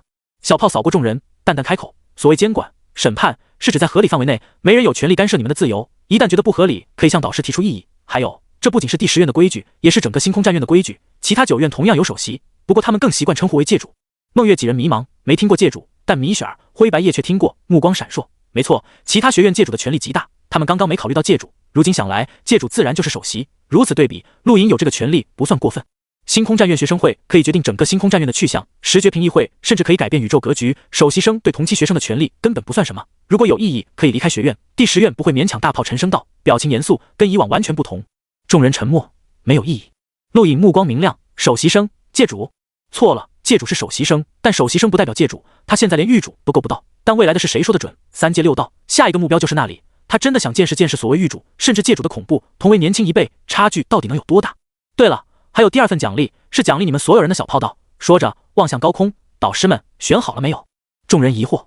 一道粗犷的声音响起，是沙海导师，露露、梅比斯、孟月、修兹来忘川沙海，银、黑须、赵一龙来观雨台，左拉、可可来摘星楼，夏洛、灰白叶来戒狱入口，陆颖、米雪儿来藏宝阁。众人迷茫，小炮微笑地看着这些人，恭喜各位了，导师们决定正式教导你们，努力学习吧，机会只有一次。众人大喜。陆颖目光一亮，导师出手了，天大的喜事！他得到过关于导师和沙海导师的帮助，一举突破融境不说，还将3重境推演到了9重境，空闪也有了无限可能，突破黑须封锁的空闪正是他目前的极限。如今导师们终于决定正式教导了吗？快走吧，按照导师点名决定去的地方。大炮羡慕道，他们在第10院好几年了，都没这待遇。夏洛目光闪烁，带着温和的微笑离开。银等人陆续离开，露露临走前对陆颖挥了挥拳头。赵一龙目光发亮，他绝对还会再挑战这些人的。一场新生大比，让众人看清了彼此的实力，有人震撼，有人兴奋。米雪儿到现在依然震撼，第10院新生的实力远超想象，以他的实力，竟然第1轮就被淘汰，放在其他战院都是不太可能的。陆颖记得他跟米雪儿被蔡老点名了，看了看米雪儿，这丫头发什么傻？喂，我们去藏宝阁。陆颖喊了米雪儿。米雪儿瞥了他一眼，表情淡漠，转身就走。陆颖无奈，这丫头跟她姐姐真是两个极端，一个妩媚动人，勾魂夺魄，一个空有外表，却冷得跟冰山一样，浪费了这副面孔。在所有人离开后，大炮感慨，没想到我们第10院濒临崩溃之际，会出现这么多天才，院长还能请动那几位出手，看来是想搏一搏了。小炮目光闪烁，我们也应该做点什么了，不能让学弟学妹们瞧不起。大炮头疼，争玉主没问题，但界主就有点麻烦，9大界主不好惹，我们2个一起上未必撑得住。试试吧，哪怕有一丝可能也不能放弃。不过不是现在，我们要给他们开路，而不是死撑小炮喃喃自语。大炮伸了伸懒腰，多年不出手，那些人真把我们哥俩忘了。我们10院双杰当年也是叱咤传界之战的，希望还有人记得我们。藏宝阁一如既往，才老抖动着8字胡，看着眼前一男一女，叹口气，颇为懒散。说实话，老夫并不知道如何教导你们，只能给你们一些任务，尽量完成吧。没有适合我的任务，米雪儿淡漠道。才老翻了翻白眼，不是战院任务，是老夫私人的任务，愿不愿做随你。老夫受院长之托，教导你们也很无奈，不愿意正好。米雪儿目光一闪，想了想，好，我做。你呢？才老看向陆颖，陆颖点点头，我无所谓。既然无所谓，就先去传界之战赢个百场，去6道玩玩。陆颖诧异，6道，我可以去了？废话，只要传界之战打赢100场就可以去，赶紧消失。容老夫想想哪些地方适合这丫头。才老不耐烦道。陆颖瞥了眼米雪儿，转身离开。才老想了一会，目光一亮，想起来了，当初老夫游历苍兰疆域，还真碰到个好地方，很适合你啊，丫头。说完，嘴角怪笑。米雪儿眉头一皱，好猥琐。个人有个人的机遇，陆颖到达界域入口的时候，没看到夏洛和灰白叶，应该是被界域导师安排出去了。他也没多问，一脚跨入传界10范围，开始为进入3界6道冲击百胜。以陆颖如今的实力，融境内击败他的很少很少，碰到融境基本碾压，唯有极境甚至极境之上的存在可以击败他。第一天，陆颖获得了19场胜利，败了5场，其中8连胜，却被一名极境强者终结。那名极境强者拥有战气，以战气强行碾压，震碎他的5脏6腑。一文战气虽也只是战气的起步阶段，却超越了陆颖的初始战气。第二天，陆颖获得13场胜利，比第一天运气差。他碰到好几个漫步星空的强者，其中一个令他连还手之力都做不到，整个人被无形的力量压制，转瞬即败。那种力量让陆颖惊颤，他在传界10外足足待了2个小时才缓过来。第3天、第4天，直到第5天，陆颖终于获得了百胜。陆颖100胜73败。陆颖走出传界10范围，松口气，终于100胜了，不容易。5天时间，他经历27败。其实以他如今的实力，如果没有漫步星空的强者参战，很难经历这么多场失败。他可以越级挑战，寻常极境强者也不是他对手，唯有一些天赋奇才的极境强者可以击败他。融境更不用说了，可惜传界之战不限制实力，只要是年轻一辈，接触传界时都可以参战。哪来这么多漫步星空的年轻强者？陆颖无语。不过5天内，他最高一次获得12场连胜，也算不错了。记得大炮说过，连胜30场是挑战100强战榜的资格之一，运气好点，真有可能达到。想着，陆颖走向界域导师，恭敬道：“导师，我可以进入试炼界域吗？”老者睁开昏昏欲睡的眼睛，可以，进去吧。陆颖迷茫，进去。啊！老者指了指他身后，不再说话。陆颖伸手越过老者，虚空一阵波纹，宛如湖面荡漾开来，他的手指消失了一部分，这是另一片空间。曾听闻超越狩猎境的强者可以开辟虚空，原来的真的。陆颖深吸口气，感觉接触到了这个宇宙的另一面，收回手，手掌没有任何异常。他不再犹豫，抬脚越过老者，步入这看不见的另一片虚空。在陆颖离开后，老者睁眼，目光思索，穿过虚空波纹，陆颖眼前一变，不再是一望无际的草地，而是一座巨大的高耸入云的山崖，不知道多宽，遮挡前进路线。抬头看不见顶，只看到厚厚的云层遮盖，整座山崖被一层扭曲的光线包围，根本看不清范围多广。进去吧，这座山就是进入3界6道试炼界域的钥匙，只需默念想要进入的界域名称即可，跟传界时一样，精神以载体进入，肉身留下，受到界域山保护，任何人无法伤害。界域导师声音在陆颖耳边响起。陆颖望着巍峨壮观的山崖，心中震撼，笼罩一整片山崖的钥匙，这就是3界6道界域入口，也是第10院最大的财富。没多想，陆颖步入那层无形的光线内，随便走到山崖下方一个凹陷处，盘膝而坐，思考了一下，最终嘴里默念欲道。下一瞬，整个人似乎跨越千古岁月，浑浑噩噩。等睁开双眼，看到的是一片黑色，无论是山脉大地，还是植物水流，都是一片黑色。这里就是3界6道中的域道。陆颖看了看自己身体，跟原本的身体一模一样，传界之战的载体外表一样，而试炼界域外表都跟现实中一样，比起来，这里比传界之战高级太多了。陆颖看了看不远处黑色河流，倒影下，他看到了手背处有一个10字，发出淡淡光芒，这是第10院的标志。抬脚走动，陆颖脑袋忽然一震，耳畔传来无数奇特声响，仿佛战鼓，又像是无数人的哀嚎，精神承受压迫，身体同样也在承受重力，应该有50倍。他晃了晃脑袋，呼出口气，苦笑，这就是试炼界域，果然有意思，不知道范围有多大。就在陆颖进入域道没多久，一则消息传到人类星域，震动宇宙。人类星域战败。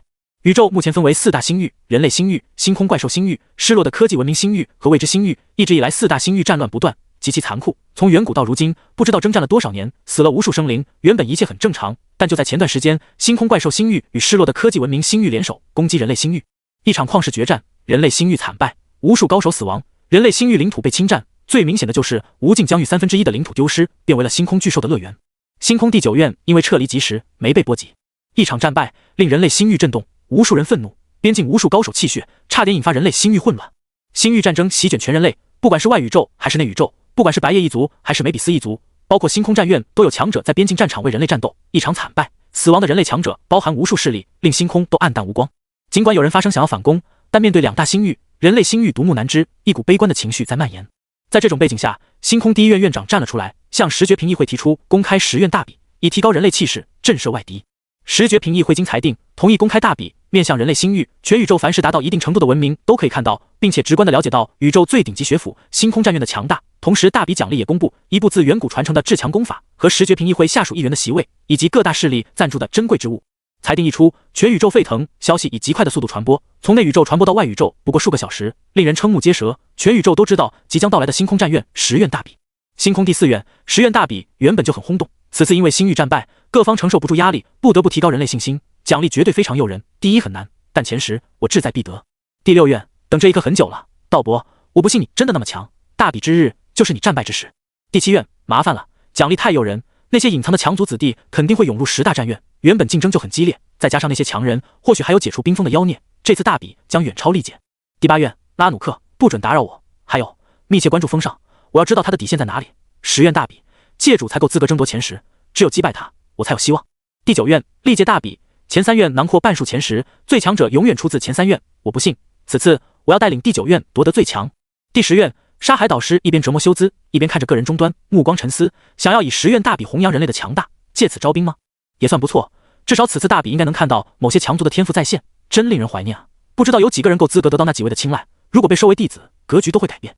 某些人的没错，当10院大比的消息在全宇宙传开的一刻，各大战院顷刻间收到无数请求入院考核的申请，相当一批来自强大势力，甚至有一些古老势力，很多人都以为灭绝了，此次又冒了出来。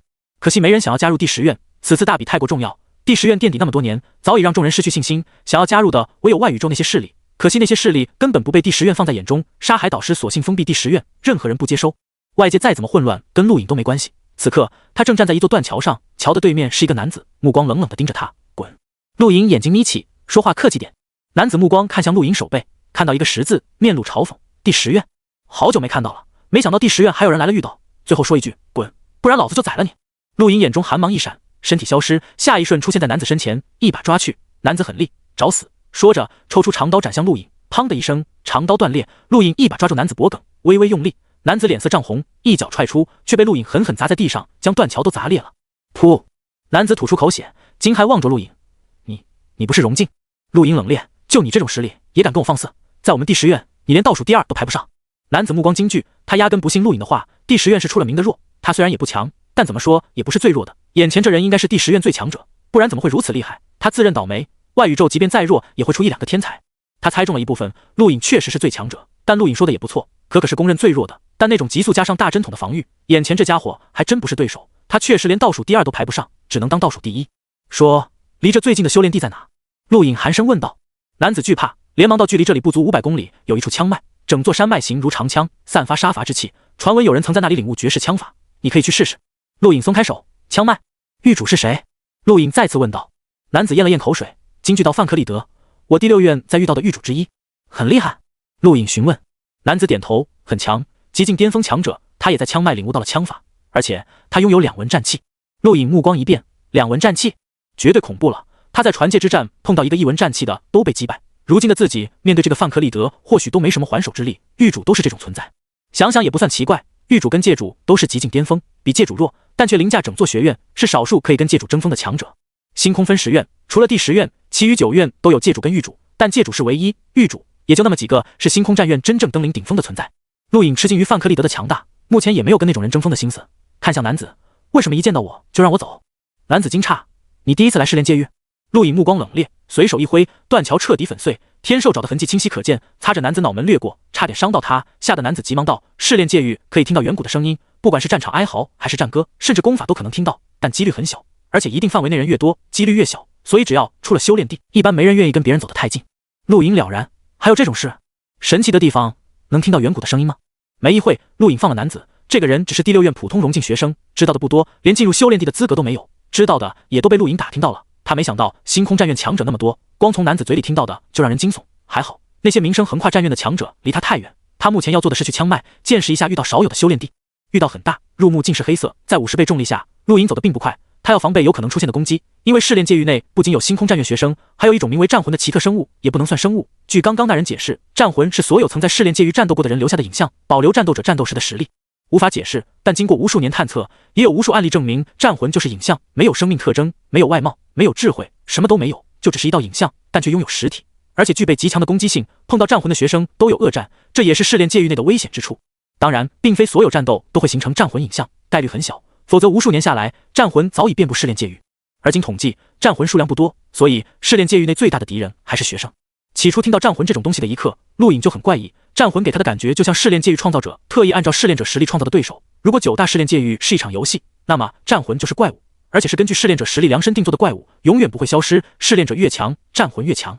试炼界域不会是星空战院内古老存在创造出来的吧？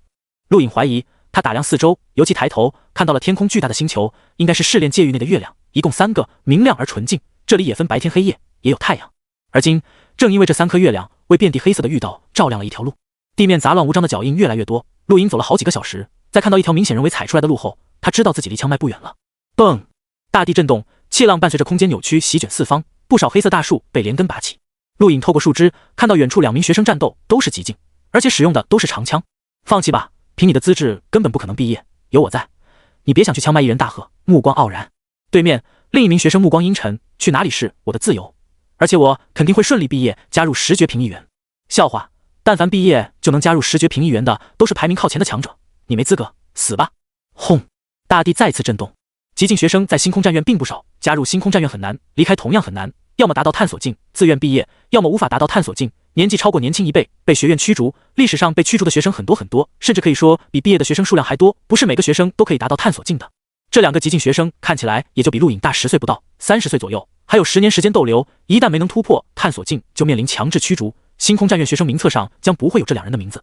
陆颖没兴趣插手2人战斗，这2人明显有私仇，跟他无关。他没有多想，绕过战场，直奔东方，枪脉就在眼前。他已经看见气冲凌霄的一小截山间，安静地矗立在大地上，却仿佛洞穿虚空，令虚无的高空始终处于濒临崩溃的状态。仅仅矗立就足以洞穿虚空，这就是枪脉。陆颖目光炙热，或许在那里他能得到什么？越想越激动，不禁急速冲去。越接近，对枪脉感受越深，那是一种无法形容的锋利之气，每看一眼，目光都仿佛会被刺穿。好几次陆颖都看到一柄长枪跨越虚空刺来，闪烁着凌厉的锋芒，一枪足以破开苍穹。忽然间，陆颖瞳孔涣散，身体停下，他听到了什么？好像是怒吼，悲哀之极。眼前画面扭曲，似乎跨越远古，看到了一名男子手握长枪，缓缓抬起，那是远古的枪技，男子就要施展。蓦然，陆颖头皮发麻，警兆乍现，身体下意识后退。原地传出一声惊疑，是一名男子，目光森寒地盯着陆颖，身体晃动，手中出现一柄长枪，直接刺出，目标赫然是陆颖的脑袋。陆颖大怒，此人不仅偷袭，还毫无理由地继续攻击，杀气毕露，打断了他看到的画面。这种人该杀，他不打算留手，空闪直接消失，出现在男子后背，一掌击出，7颗星辰的天星掌排开空气，让男子大惊。长枪顺势倒刺，回马枪，枪尖掠过天星掌，刺向陆颖面门。掌与枪比，差在距离。陆颖无奈天星掌转向轰在枪身，7颗星辰爆裂产生的威力让男子惊讶，险些握不住长枪，好不容易以奇特的劲道化解天星掌之威，即便如此，他的手掌依然被长枪震伤，鲜血淋漓。陆颖抬手抓住枪尖，9重劲透过枪身直接轰向男子，男子再也抓不住枪身，松开手，倒退数步，脸色苍白，不可置信望向陆颖，每一步都在地上留下清晰的脚印。陆颖不打算放过他，他刚刚看到远古画面，有可能会看到绝世枪技，却被此人打断，可恨，抓住枪尖直接砸向男子。男子不弱，否则也挡不住陆颖的天星掌，但陆颖的9重劲他无法抵挡，尤其连枪都没了，更是没有还手之力，身体被陆颖握住的长枪直接洞穿，面目狰狞地瞪着陆颖，你好狠，你自找的。陆颖语气冰冷，松开枪尖，他没问此人为什么攻击他，理由太多了，光凭他看到远古画面这一条就够了。每个人都是自私的，陆颖看到了远古画面，此人就认为其他人再也看不到，出手偷袭是必然，何况陆颖只是荣境，再强又能强到哪里去？他不在乎，或许还有一个理由，第10院。当一方长期处于弱势，再出现便被理所当然地认为没资格跟曾经的同级并列。第10院太久没在试炼界域扬名，一旦出现，遭受的肯定是各方嘲讽，甚至围攻。陆颖之前就理解第10院要求必须100胜才可进入试炼界域的规定，但越深入，理解的越深，第10院弱得太久了。长枪晃动几下停止，男子身体逐渐暗淡，最终消失。这就是试炼界域，可以杀人，不过并非真的会死人。此人留在学院内的身体不会有事，但精神肯定会受重创。估计得缓一段时间才能再进入御道。这只是一段插曲，只是可惜没能看到绝世枪技。抬头，枪脉近在眼前，高耸入云的山脉威严庄重。陆颖深吸口气，继续向前走去。没多久，他被拦了下来，阻拦他的是2名荣静学生。这位同学，请问是否以枪为武器？一人问道。陆颖目光一闪，摇头，不是。那你就不能接近枪脉，退走吧。另一人大喝。陆颖皱眉，凭什么？谁规定进入枪脉必须以枪为武器？2人对视一眼，嘲讽一笑，这是枪脉狱主范克利德学长定下的规矩，你说凭什么？陆颖无奈，如果真是如此，他没办法，狱主在其所在修炼地有着绝对的权威，只要不过分，没人反对他。何况范克利德可是第6院学生，遇到界主就来自第6院，遇到是第6院的大本营。陆颖沉吟一下，转身打算另想办法，大不了找一门枪技冒充一下，总能进去。这时，一个女子淡然越过陆颖，向着枪脉走去，而那2个荣静学生丝毫没有阻拦。陆颖转头看着女子，此女是荣静，跟她一样，却没被拦。你们为什么不拦她？拦阻陆颖的2人不耐烦，我们想拦谁就拦谁，还要向你汇报吗？陆颖眉毛一挑，见2人目光扫过他手背，顿时了然，这2人肯定是看到他是第10院学生，所以才阻拦。但奇怪，即便第10院学生再不招人待见，也不至于遍地是敌。星空战院的学生不至于没脑子，没事找事。换个思路，如果这2人就是针对他的呢？陆颖忽然想起西月，貌似他在星空战院并非无名之辈，敌人应该有一箩筐。你们认识我？陆颖眼睛眯起，盯着2人。2人眼中闪过一丝异色，随后冷哼，不认识，赶紧走。枪脉不是你这种人可以来的。陆颖确定2人肯定认识他，这就合理了，这是主动找麻烦的。如果我不走呢？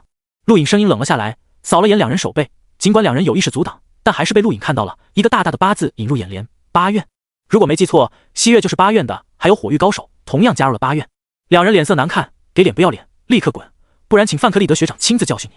陆颖不屑，你们认识我，知道不是我对手，就抬出范克利德吓唬第8院，进出你们这种鼠辈。狂言，2人大怒，同时出手，2柄长枪以奇异的角度刺出，恰好合在一起封锁虚空。陆颖不屑，2人虽是荣静，但对心能的掌控仅仅是化为实质，比拉努克差远了。他抬手避也不避，一把抓住2人枪身，9重劲震荡，瞬间震裂了2人手掌。2人同时后退，目光骇然，他们知道自己不是陆颖的对手，所以想把他驱逐出枪脉，借此拖延时间，等候火域极境强者到来，但却被逼得现在就出手。更不敢置信的是，这个人的实力还要超出他们想象。传闻拉努克面对此人仅仅败了一招，这哪是一招，分明是一招都挡不了。陆颖一脚跨出，出现在2人身前，心能对4周封锁，让2人无法以身法战技逃避，抬掌狠狠压下。轰！气浪震荡，扭曲空气。已经走远的那个女子回头，惊讶望向陆颖，这个人好强，1敌2如此轻松，绝对是战院荣静一列排名靠前的强者。突然的，女子心中一顿，抬头，高耸入云的枪脉之上传出金戈之音，一柄长枪洞穿虚空，刺向此地。陆颖一掌将2人压入地底，刚要再来一掌，彻底结果了他们。忽然间头皮发麻，抬眼，只见一柄长枪刺来，速度不快，却令虚空强行扭曲，让他身陷泥沼，无法逃避。这是比利用心能封锁4周更恐怖的手段，直接扭曲虚空，让人避无可避。陆颖瞳孔一缩，抬手，原本打算以最强攻击阻挡，却停止，任由长枪刺中他胸口，内脏粉碎，身体消失于御道。原地，2名第8院荣静学生骇然望着这一幕，看着眼前逐渐消散的长枪，后背冰凉。我给加尔面子，帮你们一次，替我转告他，10院大比在玉洪亮的声音响彻枪脉，不少人抬头，目光震撼，这是狱主范克利德的声音。加尔，是第8院狱主。2人连忙起身，恭敬弯腰，松口气，对视一眼，目光兴奋。不管怎么说，他们算是替火狱教训了那个陆颖，足以向加尔狱主交代。第10院界狱山内，陆颖睁开双眼，头疼欲裂，过了好一会才平息。这是在试炼界狱被杀的后遗症，每被杀一次，精神都会受到创伤，必须休息一段时间才可以再进入。当然，也可以立刻进入，但如果再被杀，后果更严重。历史上不是没人出来就变成白痴的。虽然被杀，但陆颖并没有愤怒，弱肉强食而已。一旦哪天他变强了，可以反杀回来。其实那一枪他可以挡住，但他没有，感觉得出来，那一枪并非战技，只是随意攻击，如此便有那般恐怖的威力。陆颖猜测10有8九是范克利德出手了，火狱加尔也是狱主，互相认识不奇怪。他自问，即便挡住了那一枪，也挡不住接下来的第2枪，还不如罢手，无需过早暴露底线。他也不想再被一个狱主盯上。不过麻烦的是那个加尔，第8院的人碰到自己就找麻烦，肯定跟他有关，虽然他不可能指第8院所有学生，但指挥火狱那些学生没问题，人数不多，但始终是隐患。何况此人也有好友，那些人都很强大，自己一旦进入界狱，很有可能会再被发现，头疼啊！第10院原本就很引人注目，再加上自己调戏西月的名声和得罪了火狱，进入试炼界狱就是人人喊打的角色。看来如今最重要的是找个靠山，不然光靠自己，不知道什么时候消停。找谁呢？陆颖喃喃自语。他首先想到露露，梅比斯一族相当恐怖，绝对有超强者在星空战院，说不定就有界主。但想了想，还是否决。人家梅比斯一族凭什么帮他？露露一看就没什么权利。下落呢？也不行。虽然这家伙很强，也很深不可测，但成天一副事不关己的样子，陆颖敢保证找他也是浪费时间。米雪儿，不行，这丫头不待见自己，黑须，三叶草公司，估计自己说话都不带回答的。灰白叶，算了，白叶一族不追杀自己就是好事。左拉，可，玄风堂也不行，一看就不擅长战斗。赵一龙根本不理他，想了一圈，陆颖发现最大的希望居然是银。银跟新人类联盟有关，这个秘密除了他没人知道。而新人类联盟让整个人类心欲忌惮，可见其势力庞大，或许可以用这件事威胁一下。陆颖目光闪烁，猜测可行性。想了半天，还是放弃。想起银那张狐狸般的笑脸，陆颖就没底。这种人想要合作必须压服，不然就等着被拖下水。走出界域山，穿过无形的屏障，出现在界域入口。界域导师抬眼看了下陆颖，这么快就死了？哎，还是不足，看来百胜不够，应该增加一些。陆颖无语，增加？一旦被其他人知道，因为他增加进入试炼界域的胜利场数，他绝对会成为众矢之的。那个导师不能怪我，是狱主出手了。界域导师诧异，狱主？小家伙挺能惹事，狱主都对你下死手。陆颖无奈，以前得罪的人多。也是，你长得就很可恶。界域导师喃喃自语。陆颖听了，脸皮抽了抽，我走了。界域导师没理他。同样的一幕也发生在藏宝阁，财老看陆颖的目光就像看废物，才进去这么点时间就被杀，对外别说是我第10院首席，丢不起那人。陆颖翻白眼，真不能怪他，狱主出手，整个星空战院能挡住的都没几个，第10院应该一个都没有。行了，先去把星能填满，融境巅峰跟出入融境差别还是挺大的。财老不爽道。是，导师。陆颖转身就走。等等，有星能晶体吗？光靠吸收宇宙游离的星能达到巅峰的时间都够你儿子打酱油了。财老道。陆颖眼睛一亮，立刻期盼地看着财老。没有。财老点点头，不再说话。陆颖眨了眨眼，导师，我说没有。财老咆哮，没有就去赚，跟我废什么话？指望我这把老骨头给你赚钱吗？陆颖连忙跑了，就知道八字胡不靠谱，还以为老家伙会送点晶体，毛都没有。随便找了个封闭的地方，在四周布置一圈自然能量晶体。陆颖开始吸收星能，他也想进入时间静止空间吸收，但想了想还是没有。吸收星能这种事很耗时间，一旦他在不足1秒时间内将修为提升到融境巅峰，傻子都知道有问题。他不敢保证没人看到自己，只能乖乖如此。直接取出上千立方星能晶体，捏碎，感受着沸腾的星能，陆颖运转天星功，7倍吸收速度效果立显，星能宛如潮汐风暴汇聚，以它为风眼，快速被吸收。融境相比碳境差距很大，其中最明显的差距就是星能储量。如果说碳境星能储量可以轻松满足，那么融境就不同了，每个人的星能储量不一样，可以用海来形容。一连7天，陆颖以7倍速度疯狂吸收星能，10万星能立方晶体被消耗，却依然没有满足。睁开双眼，目光疲惫，不能再吸收了，一下子吸收太多杂质不好驱除。他没想到自己身体对星能的储量那么恐怖，10万立方都没能满足，很多人根本不需要这么多。要知道10万立方可是相当恐怖的一笔数目，如果不是因为西月捣乱，他不可能短时间收集到，一下子就没了。如今身上剩余星能晶体还有2万，再加上25万晶体储存在梅比斯金卡内，应该找个时间取一下。至于现在，陆颖抬起手掌，看着掌中骰子，是时候摇一摇了。上次摇到张皮，差点被吓死，希望这次运气好点，最好能摇到3点，如今就3点未知。不得不说，陆颖运气相当不错，当骰子缓缓停止，出现在眼前的正是从未出现过的3点。陆颖呼吸急促，眼前2道金色光幕浮现，一上一下，宛如2张金色的幕布，璀璨异常。下一刻他便自然知道用途，可以将放在光幕上的东西提升一个等级。知道这个功能的一刻，陆颖呼吸急促，目光从未有过的炙热。他首先想到了天星功，如果当初把天星功的晶片提升一个等级，那会是什么？还有战技、武器、材料、药草等等。对了，还有素体诀。陆颖立刻取出体内的素体诀，这是风院长给他制作的，他以为是冠羽导师制作的，可以让他进行第4次素体的珍贵素体诀。普通素体诀只能3次素体，也就是达到融境，就像大禹帝国那些学生，只有3次素体的素体诀，唯有一些珍贵素体诀可4次素体达到极境。至于5次素体达到探索者境的素体诀极其珍贵，想买也买不到，这不是狩猎境强者可以随意制作的，消耗很大。在5次素体之上，还有第6次素体，一旦素体结束便可达到狩猎境。这种素体诀只在传说中一些恐怖强者才能制作，而且消耗极大，大禹帝国皇帝不死羽山才狩猎境。一般而言，很多修炼者3次素体后便无法再得到素体诀，只能按部就班的修炼。优秀一些的修炼者可素体达到探索者境，但也到尽头了，极少有能进行6次素体的，那种人只存在于传说中，连星空战院都没有，因为能进行6次素体的都超越了巡航境，达到巅峰，突破既是狩猎境。素体与没素体同境界相差极大，每一次素体就是一次脱胎换骨的变化，变化的不仅仅是本身，还有可以感悟到制作素体诀那位强者的威能，这是相当珍贵的，越强感悟的越深，所以很多恐怖强者不愿意制作素体诀，不仅仅因为消耗过大，还因为可能会被人窥探到。陆颖手上这张素体诀可进行4次素体，让他素体达到极境，但如果升级便可达到5次。5次素体什么概念？超越了无数同辈，即便星空战院都没多少能以5次素体跨入探索境的强者，这跟自己慢慢修炼跨入探索境是不同的，就像素体诀修炼者与游兵的差距。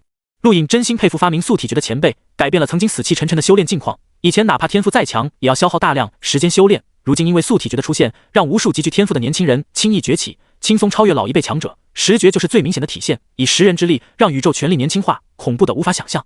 陆莹甩开乱七八糟的想法，盯着2道光幕，深吸口气，缓缓把素体诀放在上一层，只要素体诀掉入下一层光幕，就算升级完成。陆莹眼巴巴盯着，就差动手了，但素体诀毫无变化。他想到了什么？不会吧，这也要星能？他有种吐血的冲动，抱着侥幸的心理取出百利方星能晶体扔向上一层光幕，光幕吸收了，然后素体诀稍微向下移动了那么一丝，仅仅只有一丝，几乎看不清。陆莹捂住额头，果然这玩意也要消耗星能晶体，他已经无语了，自己的天赋够强，但也够贪婪，就像吞金机器，不管自己赚多少都要搭进去。还好自己不傻，没有慢慢赚，否则根本玩不起，希望不要太多。说着，陆颖直接取出上万立方星能晶体，一个个扔去。当上万立方星能晶体被光幕吸收后，素体诀下降了1小节距离，只是1小节。陆颖比划了一下，素体诀距离下一层光幕还需要差不多30万立方星能晶体。他仰天抬头，叹口气，够狠，升级的素体诀就要30万立方，他全身上下加起来不过还有26万立方，不够。无奈，陆颖收回素体诀，看着光幕消失，苦笑的摇摇头，只能等晶体够了再说了。还好素体诀有了一丝变化，只要再摇到3点，可以接着来，不算亏。5次素体的素体诀啊，极其珍贵的东西，唯有大势力才有。陆颖自问很难得到，如今有了途径再好不过，哪怕再耗钱也要升级。当然，5次不是重点，重点是6次。宇宙中6次素体诀有多少？他不知道，没人知道，但绝对很少很少，相当稀少，哪怕火域都未必有。陆颖看到了希望，不知道6次是不是极限？陆颖突然又想到了一点，目光炙热，随后隐藏起来，先不想了，以后再说。如果真有7次素体，那就好玩了，估计会震撼星空。以上万立方晶体做了个实验，陆颖发现自己越来越会花钱。3点是不指望了，他现在只希望能抽到4点，尽快将8颗星辰运转出来，既提高了吸收星能的速度，也令天星掌威力大增。以他的猜测，8颗星辰运转而出的天星掌威力应该超过9重9倍波动掌，一旦加上战气，不知道威力如何。他很期待。再次摇头子，这次摇到了1点，啪的一声掉出了一枚精美的戒指，材质很普通，但制造工艺连陆颖都惊叹，将透明金属雕刻出了生命的感觉。可惜中看不中用，不过就冲着雕工来说，应该很贵。第3次摇到了5点，浪费。他发现现在最浪费的不是6点和3点，也不是1点，反而是5点。明明是很好的点数，可以借用天赋，偏偏因为他每次摇头子都选在无人之地而浪费，这可不行，以后得注意了。这可是能借用天赋的点数，绝对不能浪费。还剩最后一次机会，摇5次回晕厥，4次正好。眼巴巴看着头子缓缓停止旋转，最终出现4。陆颖就知道今天自己运气特别好，既摇到了3点，也摇到了4点。很快，眼前场景变换，他出现在灰白色时间静止空间，习惯性的将重力提高到60倍，不行，太低，取出星能晶体，再提高重力，直到100倍他才有感觉，这可是100倍重力，极境强者才能承受的极限重力。以此推论，他的肉体强度已经超越了大部分极境强者，而这还不是极限。陆颖不知道自己肉体怎么一下子变得这么恐怖，而且无时无刻都在增强，他想不通也就没多想，保持100倍重力，取出1000多立方星能晶体，把时间提高到了1个月。他要在这片空间内待1个月，一定要将第8颗星辰运转出来。同一时间，第10院空间站出现宇宙飞船，看标志是来自内宇宙。飞船外刻画了奇特图案，是2只覆盖星球的手掌。看到图案的一刻，负责迎接飞船的夏洛目光一亮，这是劫语者研究会的标志。解语者在宇宙享受特权，有特权就必然需要制约。劫语者研究会应运而生，其目的是召集劫语者共同探究这一行业的极限。但谁都知道，其存在的另一层意义在于制约劫语者，因为劫语者一旦为恶，后果不堪设想。很多尘封的谷物本身就带有灾难，劫语者一旦解开，将酿成天灾，这是不允许的。所以，劫语者研究会被各方大力支持，以保证其正统和地位。数天前，戒狱导师替夏洛向劫语者研究会发送了考核请求，目的是让夏洛加入劫语者研究会，因为他够资格。舱门打开，夏洛上前几步，首先下来的是一队修炼者，这些是军人，直属劫语者研究会，个个都拥有融境乃至极境的实力。其后，一个中年男子走出，身穿灰袍，面目严肃，一眼便看到夏洛，缓缓走下飞船。在中年男子后面走出的是一个样貌美丽的少女，年纪不大，看起来跟陆颖差不多，但眼睛快翘到屋顶了，看起来就很高傲。夏洛面带笑容走上前，朝着灰袍男子行礼：“第10院夏洛，见过无声导师。”中年男子点点头，看着夏洛，眼波流转，随后满意点点头：“谭老跟我说的人就是你。”夏洛笑道：“正是学生。”无声嗯了一声：“走吧，先去见见谭老。”导师这边请夏洛做了个请的手势，对着少女礼貌点点头，前面带路。少女好奇打量夏洛，她叫刘基，原本此趟行程是带她去第6院参加入院考核，中途却突然变卦来了此地，说是给一个第10院学生进行劫狱者考核。她一直很好奇，第10院那不是被放逐的学院吗？居然有学生可以加入劫狱者研究会，无法理解。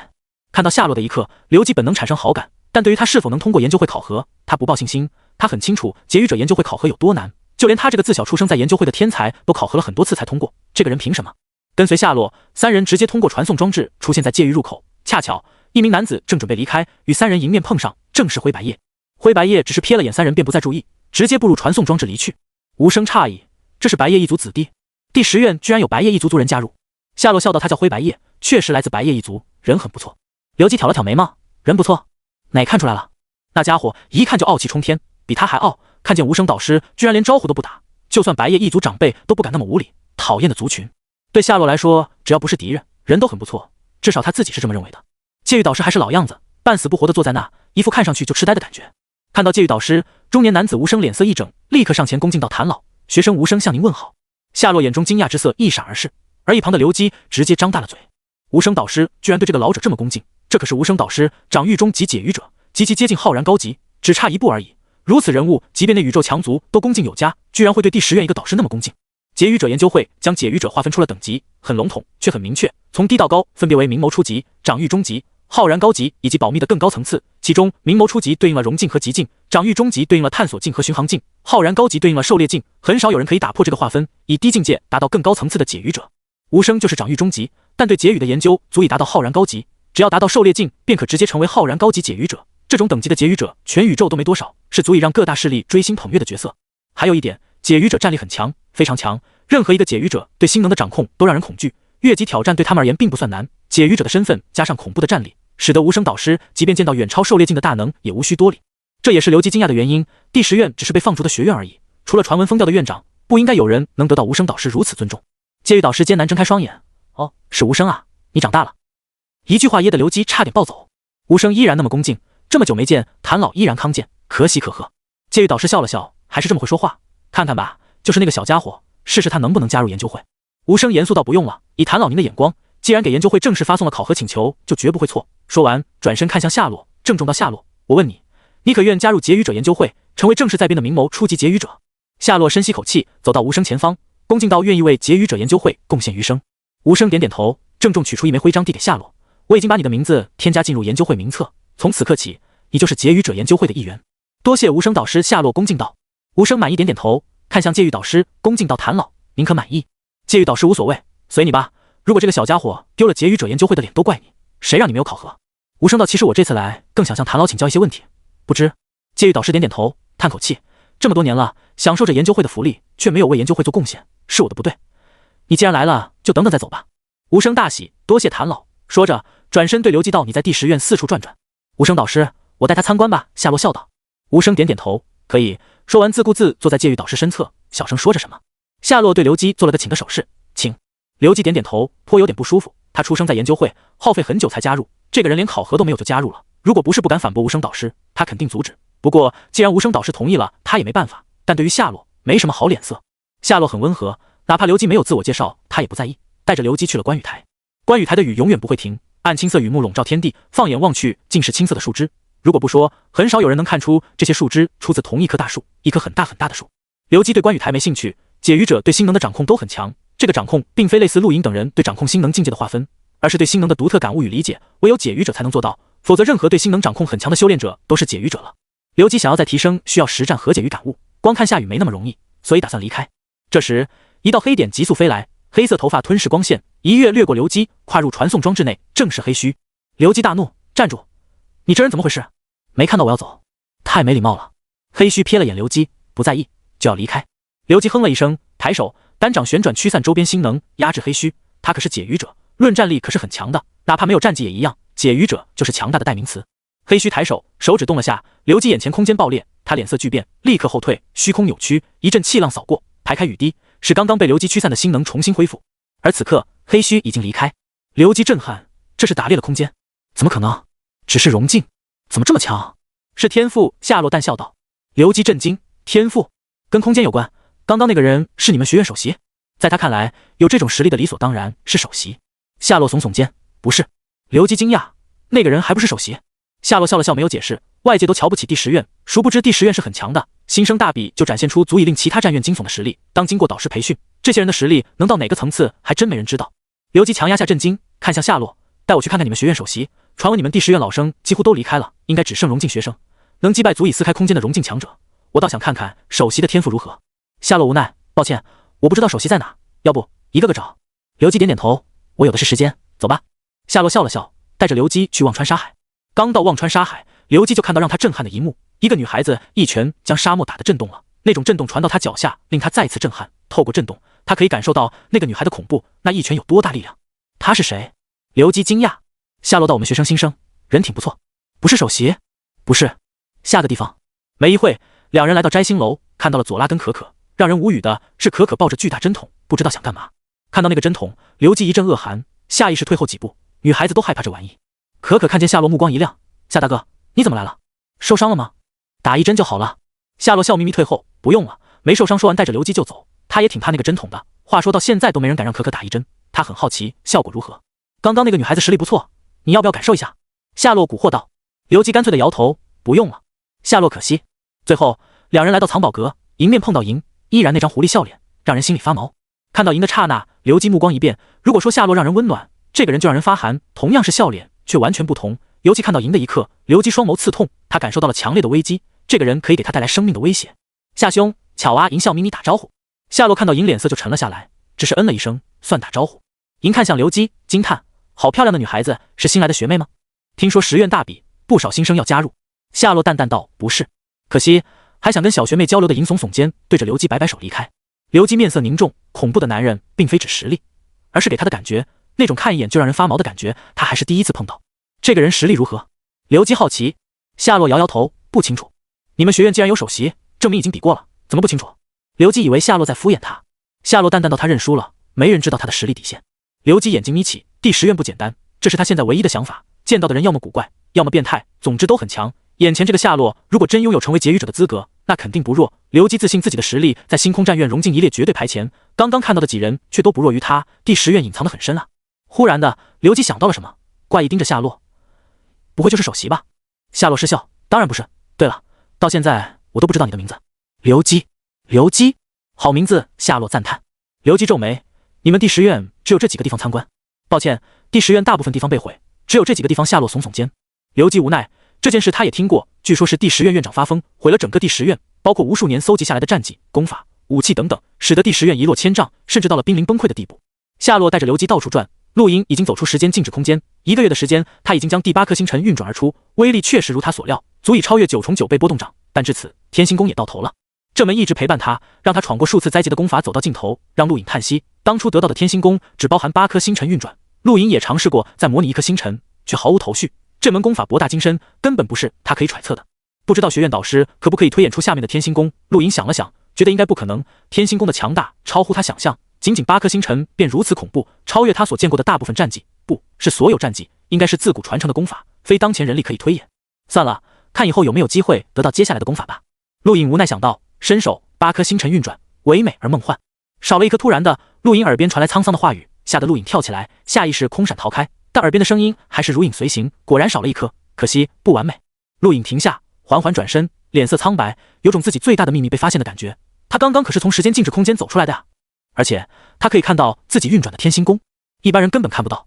入眼是一张苍老面孔，陆颖见过，而且印象极深。封院长，那个差点杀了他的封院长。此刻封院长目光浑浊，貌似还处于疯癫状态，只是盯着陆颖手掌，或者说看着那8颗星辰。陆颖咽了咽口水，学生陆颖见过院长。封院长没理会陆颖，依然盯着天星掌，目光渐渐明亮，随即狂笑：哈哈，我想起来了，果然少了1颗星辰，应该补1颗的，8颗不完美，9颗才能完美，对，就是这样，哈哈。陆颖心中一动，强忍住消除星辰的冲动，他有种感觉自己或许可以从封院长这里得到无法想象的造化。院长，您认识这门掌法？封院长癫狂大笑，不停自言自语，貌似想到了什么。陆颖将天星掌在封院长眼前摆了摆手，故作叹息：怎么才能有第9颗星辰呢？我不会。封院长张大嘴盯着陆颖：你不会？陆颖点点头：我不会。我会，哼，我会。封院长狂笑，笑声震天。陆颖期盼：你会？我不信。封院长目光一瞪：我说会就会，不会也会。我不信。你要信，就是不信，除非我看到第9颗星辰。封院长气急，头发缭乱：你气死我了！好，我让你看看第9颗星辰，我一定要让你相信。说着，一把抓住陆颖手掌，双掌相抵，无法形容的奇特波纹扩散，直接弥漫第10院，直至蔓延虚空。明明应该震撼的波动，却无一人察觉，包括财老、戒狱导师那几人。这一刻，这种波动只有陆颖感觉到了，他体会到了比初级天星功更玄妙的运转。他不知道这是不是高级天星功，但可以肯定，绝对超过8颗星辰，因为在他眼中，自己体表隐约出现第9颗星辰。这是与之前运转完全不同的方式。如果说之前运转星辰是一颗颗强行凝聚，那当第9颗星辰出现的一刻，与前8颗星辰遥相呼应，形成了一幅绝美的星空图案。陆颖呆滞望着围绕自身的星空，这不是真的星空，但却跟真的没两样。以9颗星辰模拟星空，无法想象他可以感觉到此刻围绕自身星空的恐怖，不同于之前每增加一颗星辰威力成倍提升。当星空出现的一刻，天星掌威力产生了质变，连陆颖都不知道有多强的质变。一颗星辰爆发足以令一片虚空扭曲，那么当一片星系爆发呢？忽然的，体表星空消失，陆颖睁眼，风院长瞪着高空，是你，就是你，别跑！你们挑起的战争，后果自负，别跑！边说，风院长边冲向高空，很快消失。陆颖可惜没有完全帮他将那副星空构建好，他可以感受到自己刚刚有多强大。他不知道自己肉体能爆发多恐怖的极限实力，但刚刚构建星系的天星掌有着令他站立的底蕴。等等，星系、星空，陆颖目光炙热。既然出现了星系，那么是不是可以在里面增加星辰，就跟之前8颗星辰一样？这个想法很疯狂，但不是没有可行性。陆颖呼吸急促，他迫切想要将刚刚感受到的星系模拟出来，那会让自己的实力产生质变。想做就做，陆颖立刻盘膝坐下，静心感悟。数个小时后，他睁开眼，记住了那种运行方法，却无法运转第9颗星辰。这颗星辰的难度肯定超过第8颗，自己运转第8颗星辰耗费了将近2个月时间，第9颗应该更长，不能急，等下次摇头子进入时间静止空间，直接待3个月，不信不出来。陆颖起身，伸了伸懒腰，感觉身体都发麻了。这个时候应该干嘛？总不能一直修炼，试炼界域暂时也不能去，没有靠山，去了就是欠走，那只剩一条路了，赚钱，趁有时间多赚点钱。自己的天赋对星能晶体可是想当可求的。莫一会，陆颖来到了藏宝阁，此时夏洛带着刘基已经离开。看到陆颖，财老目光一亮，惊奇发生，小家伙挺有钱的，星能居然暴涨那么多，这才几天，怎么也耗费了大几万星能晶体吧？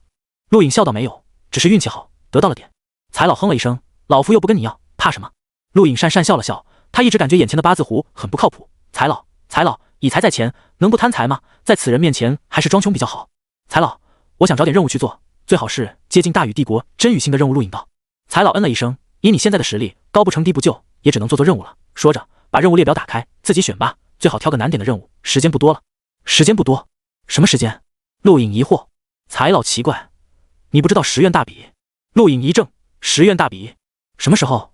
财老想起来了，消息出现的时候，陆颖刚好进入试炼界域，怪不得。小家伙，你知道这个宇宙的划分吗？陆颖点点头。您是说4大星域？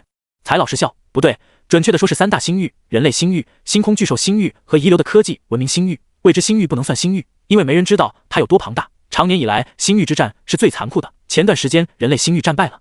过了一会，陆颖才知晓发生的事，颇受震动。在人类战败的背景下，开展10愿大比，既是为了提高士气，也是为了招兵。当然，还有一个原因，便是挖出隐藏在各大势力中的妖孽天才。不管什么原因，此次10愿大比规模之庞大，历史罕见。具体时间呢？陆颖急忙问道。财老摇摇头，还没确定，只等宇宙所有文明网络连接在一起，就可以确定时间了。陆颖沉思，所有网络连接？如此想来，这也是一个目的。网络将宇宙连接在一起，缩小了信息传递的空间。以当前人类的科技，这点早就可以做到，却一直没做，肯定是顾忌什么。如今有些人借由战败将此事推动了下去。不过即便如此，10愿大比后，宇宙网络肯定会出现各种限制。财老扫视着任务列表，他以为陆颖在沉思10愿大比的事，压根不知道他已经想到了奇怪的地方。陆颖自己也没在意，自然而然就想到这些了。没什么接近大禹帝国真宇星的任务。财老看了一会，随意道。陆颖哦了一声，看着任务列表，既然没有，就随便找一个吧。这时，一个新的任务弹出来，保护伊尔法商队穿越战乱区，到达苍蓝疆域大禹帝国第1域。陆颖下意识点击接取，大禹帝国第1域就是真宇星所在位置。这个任务来的正是时候。财老，这个伊尔法商队也是我们第10愿的赞助商？当然不是，这是雇佣兵协会分发给我们的任务。雇佣兵协会是我们星空战院的赞助商，每段时间都有适合的任务分发给我们。财老道。陆颖然，怪不得那么多奇怪的任务。我先走了，财老还有什么吩咐吗？财老摆摆手，尽快把星能填满，这是你目前唯一的任务。陆颖点点头，转身离去。与此同时，第10愿空间站，无声走出，身后夏洛恭敬道：“导师慢走。”无声导师点点头，看向刘基，见他脸色不对，奇怪，刘基怎么了？刘基摇摇头，没什么。无声导师没在意，看了眼夏洛，他相信谭老的推荐，让此子直接加入结语者研究会，但对他的能力还是应该有个底。想着从冥空界内取出一枚被金属薄膜覆盖的圆球，揭开金属薄膜，夏洛看到一个透明球体，内部充斥着星能狂暴，不停闪烁碰撞，引发震动。这是星爆球，研究会对外考核的手段之一。你试试能用多久才能将内部的狂暴星能抹平？无声导师递给夏洛说道。夏洛好奇问道：“考核成功的标准是多久？”无声导师淡淡道：“10秒，5秒内通过考核算优秀，3秒内极端优秀。”夏洛目光一闪，极端优秀吗？下意识看向刘基，刘基就是3秒钟抹平。无声导师看到夏洛的目光说了一句。夏洛点点头，握住星爆球，认真道：“我开始了。”说完，手掌星能涌动，1秒、2秒、3秒，3秒过后，星爆球内的狂暴星能逐渐消失，直至5秒，狂暴星能彻底被抹平。刘基惊讶，5秒成功。无声导师不意外，毕竟是谭老推荐，露出一丝笑容。不错了，第一次接触星爆球能得到优秀的成绩，刘基当初也一样。你很有潜力，谭老的推荐果然不错，这枚星爆球你留着吧。夏洛将金属薄膜再次覆盖在星爆球上，收起，多谢导师。你回去把无声导师道。夏洛知道无声导师可能有事跟刘基说，点点头，转身进入传送装置离开。在夏洛离开后，无声导师望向刘基，怎么回事？你表情不对。刘基郑重道，这座学院不简单，我见到好几个强者。正常，即便是外宇宙，同样能诞生妖孽天才。苍蓝疆域大禹帝国的温地羽山，不就是闯入了星战榜前20吗？那种成绩连我都惊叹。外宇宙太大了，出几个强者不用在意。无声导师道。刘基嗯了一声，他其实最想看到的还是那个首席，能力压他看到的那几个学生的首席有多强。他很好奇。你很久没试过星爆球了吧？无声导师突然说道，盯着刘基。刘基一愣，点点头。无声导师再次取出一枚星爆球，递给刘基，试试看能不能做到瞬间抹平狂暴星能。刘基低声自语，怎么可能，能做到才是妖孽。尽管这么说，但动作不慢，星能涌动，他也想尝试瞬间抹平狂暴星能。这时传送装置内出现一个人，无声导师与刘基转头看去，正是陆影。陆影来到空间站，没想到这里有人，还是2个陌生人，尤其其中一个女子在玩球。在第10院空间站看到一个女人在玩球，这一幕陆影感觉有点颠覆人生。不过那个球挺有意思，里面是狂暴的星能吧？呼的一声，星爆球破裂，因为陆影的出现，刘基注意力被转移，无意中失败。心无旁骛，心静如水。你的天赋让你只能做到这种程度吗？无声导师语气严厉，瞪着刘基。刘基低下头，狠狠剐了眼陆影，就是这家伙乱出现，害得他分心，被无声导师训斥。讨厌的家伙！再来一次！无声导师厉声大喝，也不在意。陆影就在一边取出星爆球给刘基，瞪着他。刘基深呼吸口气，揭开金属薄膜，掌中星能涌动。很快，内部狂暴星能被抹平。3秒。无声导师叹息，还是3秒，这个坎看来短期内你迈不过去。刘基低头，情绪有点失落。3秒是个坎，他也想跨过去，不期望能瞬间抹平，但能提高1-2秒也代表实力的增强。对结语者来说，对星能的掌控超过一切。那个球能借我玩玩吗？陆影开口，他对那个球很感兴趣。如果没猜错，应该是一种考核手段，正好可以试试对星能的掌控。而且他看到了一艘部属于第10院的宇宙飞船，上面有结语者研究会的标志。刘基冷哼，走开。陆影眨了眨眼，你们刚刚说3秒是吧？我也可以做到。一句话说出，让无声导师和刘基同时愣住了。哪来的愣头青？星爆球看似简单，内部狂暴的星能却极为复杂，强行抹平只会爆裂，唯有对星能了解达到一定程度才能抹平。宇宙中能在1分钟内做到的都很少，更不用说3秒，否则也无法作为解语者研究会考核的标准。无声皱眉，第10院质量真的下降了，连星爆球的难度都看不出来。走，哪来的呆子？刘基不爽，他可是刚刚被训斥了一通，心情正不爽。陆影无奈，你就给我试试吧，做不到你也不亏啊。刘基愤怒，瞪着陆影，刚要呵斥，无声挥手给他。导师，这个人刘基不满，无声不耐烦，给他。说完就要登上宇宙飞船离开。刘基哼了一声，把星爆球甩给陆影，跟在无声后面。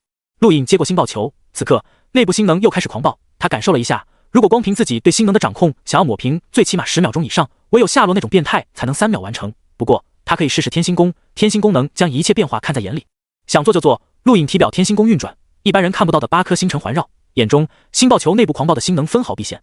我完成了。陆影淡笑。刚准备踏上飞船的无声突然回头，不可思议盯着陆影手中的星爆球。4秒，这个孩子4秒完成了。刘基也呆滞，4秒，不会吧？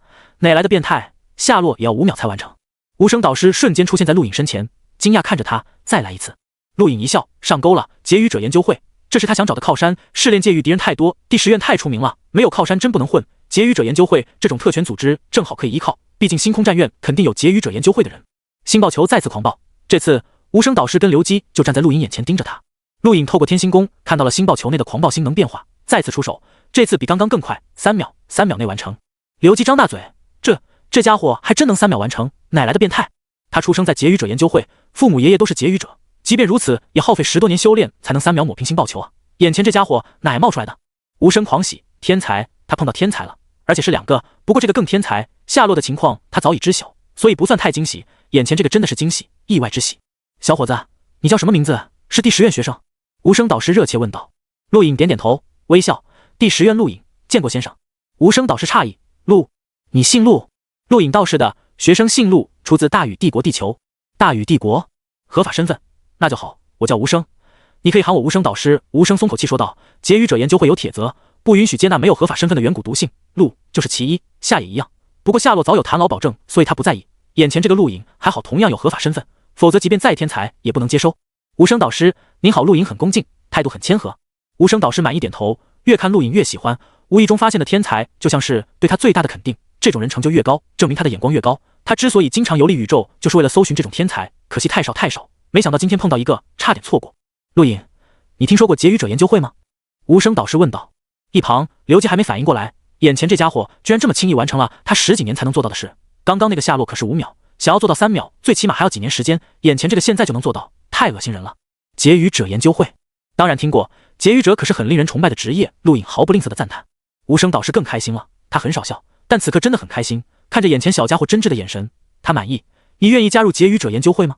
陆颖眨了眨眼，不可置信指着自己，我可以吗，导师？当然可以，结语者研究会对有天赋的修炼者自有考核制度，不过你可以在3秒内抹平星爆球，足以破例录取，只要身份没问题即可。对了，你对星能的掌控达到万变之境了吧？无声导师道。陆颖点头，达到了。无声导师嗯了一声，让陆颖等着，他要探查陆颖的资料，只要资料没问题，立刻可以加入研究会。在无声导师查资料的时候，刘基看怪物般盯着陆颖，把陆颖盯得很不舒服。你们第10院可以啊，深藏不露。陆颖疑惑，深藏不露？哪里？刘基嗤笑，在他看来，第10院是在扮猪吃老虎，所有人都以为第10院废了，哪知道这里不止一个高手，而且一下子出了2个结语者。结语者啊，在整个星空战院，结语者数量都极少极少，平均每个战院能有2个就不错了。第10院一下子就出2个，还都很强势，变态。一般来说，能在1分钟内抹平星爆球，就有资格参加结语者研究会的考核，而在10秒内成功即可通过考核。第一次接触星爆球，能在5秒内完成都是天才。第10院一个下落，一个这家伙，刘基已经在思考会不会还有其他变态。莫名的，他想起赢，还有那个神秘的首席生。对了，都忘了问那个首席生的名字。喂，你们第10院首席生是谁？刘基问道。陆颖指了指自己，我。刘基不屑，眼前此人没给他任何危险的感觉，比那个银发男差多了，连银发男都不是，他怎么可能是首席生？少吹牛，不愿说就算了。陆颖奇怪，这女人怎么认定自己不是？记住，不管你们第10院怎么努力，都不可能赶上那宇宙其他战院，最多跟第9院拼一拼。10院大比靠的可不是星爆球，更不是深藏不露，而是真正的战力。刘基说道，他已经把自己带入第6院身份中了。这话在陆颖听来莫名其妙，这女人脑子有病。很快，无声导师面带笑意的走到陆颖面前，郑重取出一枚徽章递给陆颖。陆颖同学，我正式问你，你可愿加入结语者研究会，成为正式在编的明眸初级结语者？陆颖深吸口气，目光狂热，我愿意，导师，我愿意为结语者研究会贡献余生。刘基无语，跟夏洛说的一模一样，排练好的吧？无声导师也一愣，随后一笑，郑重将徽章递给陆颖，拍拍他肩膀，好，从现在起你就是我结语者研究会的一员，已登记入册。不过你的功绩是0，唯有结语成功才能得到功绩，其他人想请结语者帮忙，功绩是最重要的评判标准，你要努力了。是，导师。陆颖兴奋，他要的只是结语者研究会这个后台，至于功绩不功绩的不在乎。无声导师沉吟了一下，夏洛有谭老教导，不会出问题。你刚刚加入研究会，什么都不懂，不能贸然结语，这样我送你几本书，还有你必须答应我，一旦正式结语，必须联系我。夏洛也加入结语者研究会了吗？看来这个人此次前来就是为了夏洛。谭老应该是结语导师吧？这些导师才深藏不露。陆颖郑重点头，接过书，这可都是结语者研究会的书，价值无量。刘基瞪着陆颖，小心保管，可别弄丢了，这些书的价值把你卖了都赔不起。刘基，不许胡说，书的价值再高也高不过人，书只是传播知识，人是创造知识，没有可比性。无声导师严厉道。刘基又被斥责，撇撇嘴没有说话。没多久，无声导师又跟陆颖交代了几句，便带着刘基离开了。陆颖看着腾空的飞船，感慨命运多变，没想到刚出门就碰上好事，结语者研究会啊，这可是非一般的组织，有这层身份，宇宙任何地方他都能吃得开，有意思。想要以解语者的身份在试炼界域内找靠山并不容易，人家不承认你，即便拿着徽章也没用，一切还是凭实力说话。陆颖觉得自己至少要有成功的解语经验，才能融入那些人。登上自己的极光宇宙飞船，准备前往伊尔法商队集合地，距离第10院有1天的行程，以宇宙飞船的速度来看算远了，但依然在苍蓝疆域的范围。飞船启动前，陆颖特意检查是不是需要动力源，结果什么都没查到。科技发展到如今，飞船的动力以他无法理解的模式运转，反正不需要消耗其他能源。对陆颖来说，这是好消息，不然又多了一个吞金大户。虽然极光宇宙飞船原本就是无底洞般的吞金兽，但能少一点是一点。设定航线，任由飞船自主驾驶。陆颖取出无声导师给的书，认真看了起来。第10院，夏洛晃悠悠走着，把玩着手中星爆球，目光闪烁了一下，揭开金属薄膜，星能震动。下一瞬，星爆球内的狂暴星能被抹平。这一幕如果被无声导师看到，必定惊讶的无法言语。3秒抹平狂暴星能是极端优秀，刘基就是这种层次。这个年纪，这种层次的解语者在研究会并不多，而跨入3秒之内的更是少之又少，瞬间抹平，无数年都难出一人。刘基费尽心力，只想提升哪怕1秒，但对于夏洛来说，这种事似乎很容易，就跟呼吸一般。明眸初级的考核，诱致夏洛随手泯灭星爆球，抬头望天，眼中闪烁莫名的神采。1天后，飞船发出滴滴的声响，陆颖睁开双眼，发现周围多了不少飞船，陆续降落在前方一颗湛蓝色星球空间站内。他揉了揉脑袋，看书看了10几个小时，累了，睡了一觉，没想到都到了。10几个小时的阅读，让陆颖对结语者有了更深层次的理解，同时也理解宇宙为什么那么尊重结语者。如果把宇宙比作蕴藏无数宝盒的珍藏，那么劫狱者就是手握钥匙的看门人。在这本书上明确列举了几个例子，证明劫狱者的重要性。陆隐记忆最深的就是白夜一族。白夜一族传承时就是其种族内一位强大的解狱者开启的，从此开启了白夜一族战绩无双的道路。还有罗斯帝国，狙击第10院考核的3大势力之一，他们继承的上古科技便是由劫狱者开启。还有三叶草公司也有传承之宝由解狱者开启，等等等等，很多例子无不证明劫狱者的重要性。相比劫狱者能开启那些被岁月尘封的古物，他们的战力反而没引起太大重视，因为数量太少了。目前劫狱者研究会登记在册的劫狱者不过63万人，全宇宙无数人口也只诞生了63万劫狱者。第10院考核就吸引了100万学生参加，63万劫狱者数量，即便放在苍蓝疆域，不放在地球都是很稀少的，仅相当于一座小县城的人口数量，更不用说放眼全宇宙。陆隐呼出口气，他这才了解自己加入了什么组织，怪不得无声导师一开始不相信自己可以完成星爆球的考核，能完成考核的已经不是万中无一可以形容的，是多少亿中无一。当然，陆隐不会单纯的相信所谓在册登记，在宇宙混，谁不留一手？劫狱者数量肯定不止63万，但也不会多少。对星能领悟的天赋决定了这行的人数，自己也属于天才之列，可惜大多靠天心功。收起书，陆隐望向外面，宇宙飞船依然在排队进入，虽然很慢，但也要不了半个小时。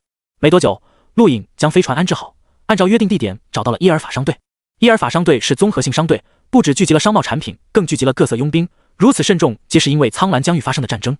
陆隐在刚离开第10院时便已经得知大禹帝国战乱、二皇子叛变、不死羽山重伤复发，还有张顶天几人失踪，这些事他都知道了，但知道归知道，他无法插手。紫山王只是个空头衔，本身实力不过荣晋，连插手的资格都没有，唯一能做的便是祝福张顶天几人，个人有个人的气运，他们或许会死，或许会有大机遇，谁也不知道。如果有可能，未来星空见吧。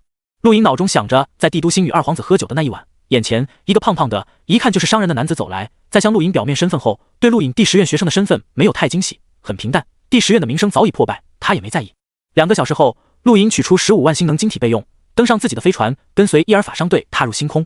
陆隐第10院学生的身份没引起胖子商人的惊喜，但那艘极光宇宙飞船却让他双目放光，对陆隐说话也热情了不少。陆隐失笑，自己第10院学生的身份还比不上一艘飞船，可笑。不知道如果自己爆出劫狱者的身份，会不会把他吓死？伊尔法商队共12艘宇宙飞船连成一线，飞往苍蓝疆域北方。装载货物的飞船很大，其余飞船只能算小型。至于个人飞船，只有陆隐一个，不过他这个飞船相当引人注目。外宇宙极光宇宙飞船并不多。顺利踏上航线，接下来除非碰到星际海盗，否则没陆隐什么事。他想了想，还是继续看书。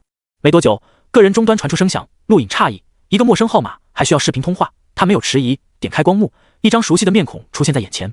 小七，好久不见。光幕内出现一名男子，样貌沧桑，额头一缕白发垂下，看起来50多岁，双目幽森，仿佛能看透人心。看到男子，陆隐大喜，幽灵大叔，没想到是你联系我，在外面过得还好吗？被称为幽灵的男子脸色肃穆，没有一丝笑容，但看向陆隐的目光却明显越发温和。陆隐点头，很好。家里呢？大家过得还好吗？幽灵到家里不需要你操心，这次联系你是要告诉你一件事，大禹帝国战争你应该知道了，尽快赶回大禹帝国地宫，尽可能在不死羽山死前找到曾经紫山一族的宝藏。陆隐目光一闪，来了，果然大禹帝国有问题，否则家里当初不会费尽心思让他成为紫山王的后代。宝藏里面有什么？幽灵沉默了一会，认真道：不死经。不死经？陆隐迷茫，没听过。幽灵淡淡道：不死经是内宇宙坠星海传闻已久的上古功法，蕴含长生不死的奥秘。陆隐大惊，怎么可能？没有人可以长生不死，这是违反宇宙规则的。我知道，即便无法长生不死，也可以让修炼者活得更久远。数百年前，不死羽山和不死紫山闯荡内宇宙，去了坠星海，出来后扶摇直上。不死羽山甚至进入星战榜前20，很多人猜测他跟不死紫山获得了不死经，而且他们连名字都改了。当初他可不叫不死羽山。幽灵说道。既然猜测他们获得了不死经，为什么没人对他们出手？对内宇宙各大势力来说，消灭不死羽山弹指之间吧。陆隐奇怪，因为被怀疑的对象不仅仅是不死羽山，凡是去过坠星海的修炼者都是怀疑对象，数量庞大。而且当初并非没人对不死羽山下手，不然你以为他如今的伤是哪来的？正因为他的重伤，才让各大势力放松对他的怀疑。即便如今我们也不确定不死经在他那里，只是求证一下，内宇宙有很多更值得怀疑的对象。幽灵回道。陆隐点头，原来如此。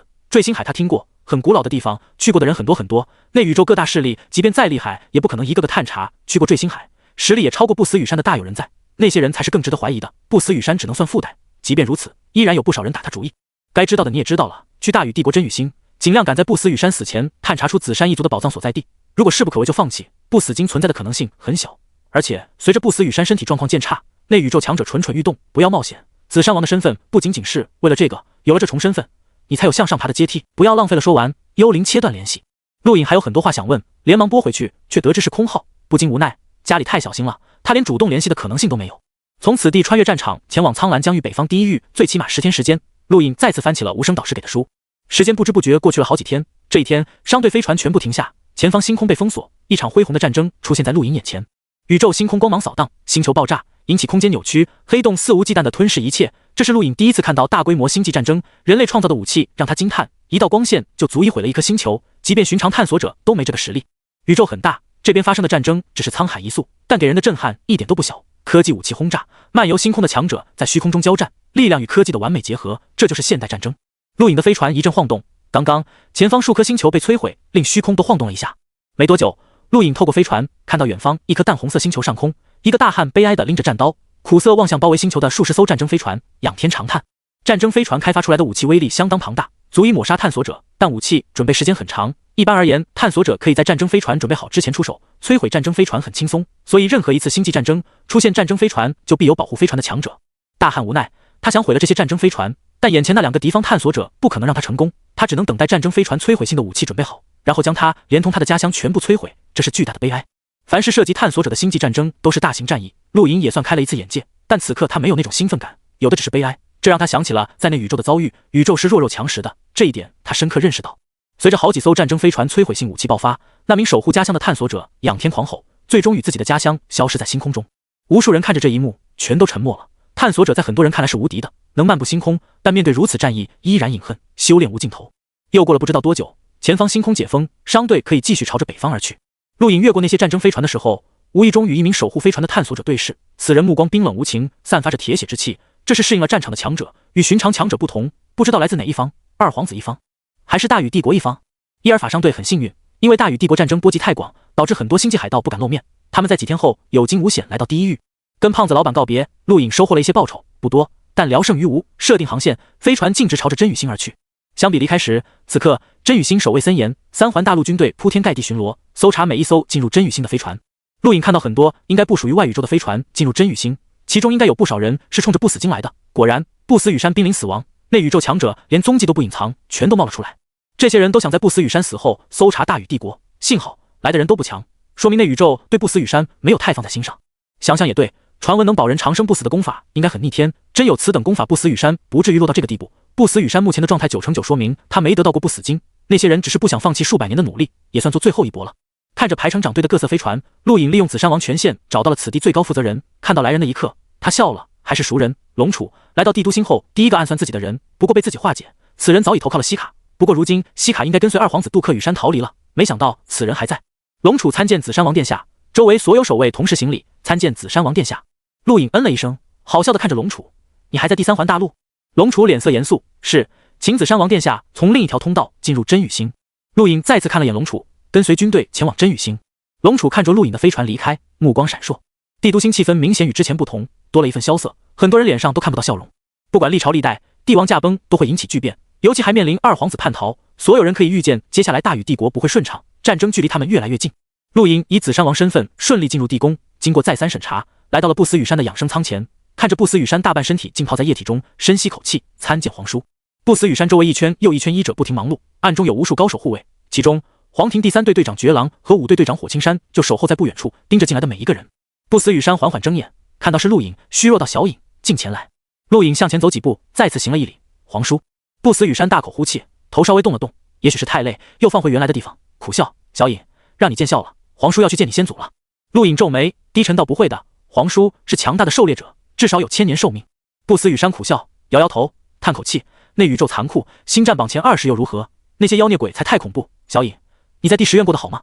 陆颖郑重道，我是第10院首席。周围人一惊，首席，这可不是一般的荣耀，即便第10院是被放逐的学院，也肯定吸引了不少天才加入，应该还有那宇宙天才，能在这些人手中抢到首席之位，外宇宙还是第一次吧。不死羽山大笑，随后剧烈咳嗽，吓得周围医者赶紧治疗。陆颖无奈，他刚刚还想说自己当上解语者了，为的是让自己的身份更高一点，便于寻找宝藏，但不死羽山这状态他哪敢说，就怕一不小心说死了他就完了。过了好一会，不死羽山才舒缓下来，苦涩道，小颖，恭喜你了，任何一个星战学院都有底蕴，第10院也不例外，你要好好珍惜，尤其是第10院院长，他曾经是绝代强者。陆颖点头，知道了，皇叔。还有，说着，不死羽山脸色郑重，尽快回学院，不要插手帝国任何事，记住，不要插手，尽快离开。说完再次剧烈咳嗽。一旁，火青山对陆颖道，紫山王，你先离开吧，陛下需要治疗。陆颖对不死羽山行了一礼，缓缓退出去。行走在地宫中，陆隐回头望了一眼帝王垂暮，比想象中悲哀。太子多兰羽山正与杜克羽山开战，温帝羽山又远在内宇宙，堂堂大禹帝国铁血帝王，临死前连个送葬的子孙都没有。多兰羽山也有几百岁了，儿孙也有一堆，却都被不死羽山拦阻。对于如今的不死羽山来说，或许最想见到的还是亲儿女。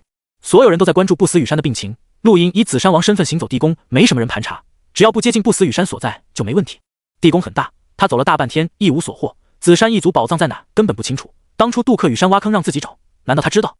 陆隐无奈，就算知道也没用，自己又不能跟他联系，他才不会天真的以为真没人监视自己。进入地宫的一刻，个人终端都应该被监视了。天色渐晚，陆隐不能在地宫乱晃，无奈向外走去。大兴门外，数名朝臣等待不死羽山召见，其中有2个陆隐还索贿过，算是熟人。看到陆隐，门外朝臣脸色微变，那2个被勒索的朝臣脸色不太好。陆隐对那些朝臣打了声招呼就走，这个时候没人有闲心搭理他。不过就在这时，一架飞行器冲向陆隐，没有改变方向的意思。陆隐奇怪，轻易避开，回头望去，飞行器上下来一名男子，挑衅地盯着陆隐，嘴角带起一抹残忍的笑意。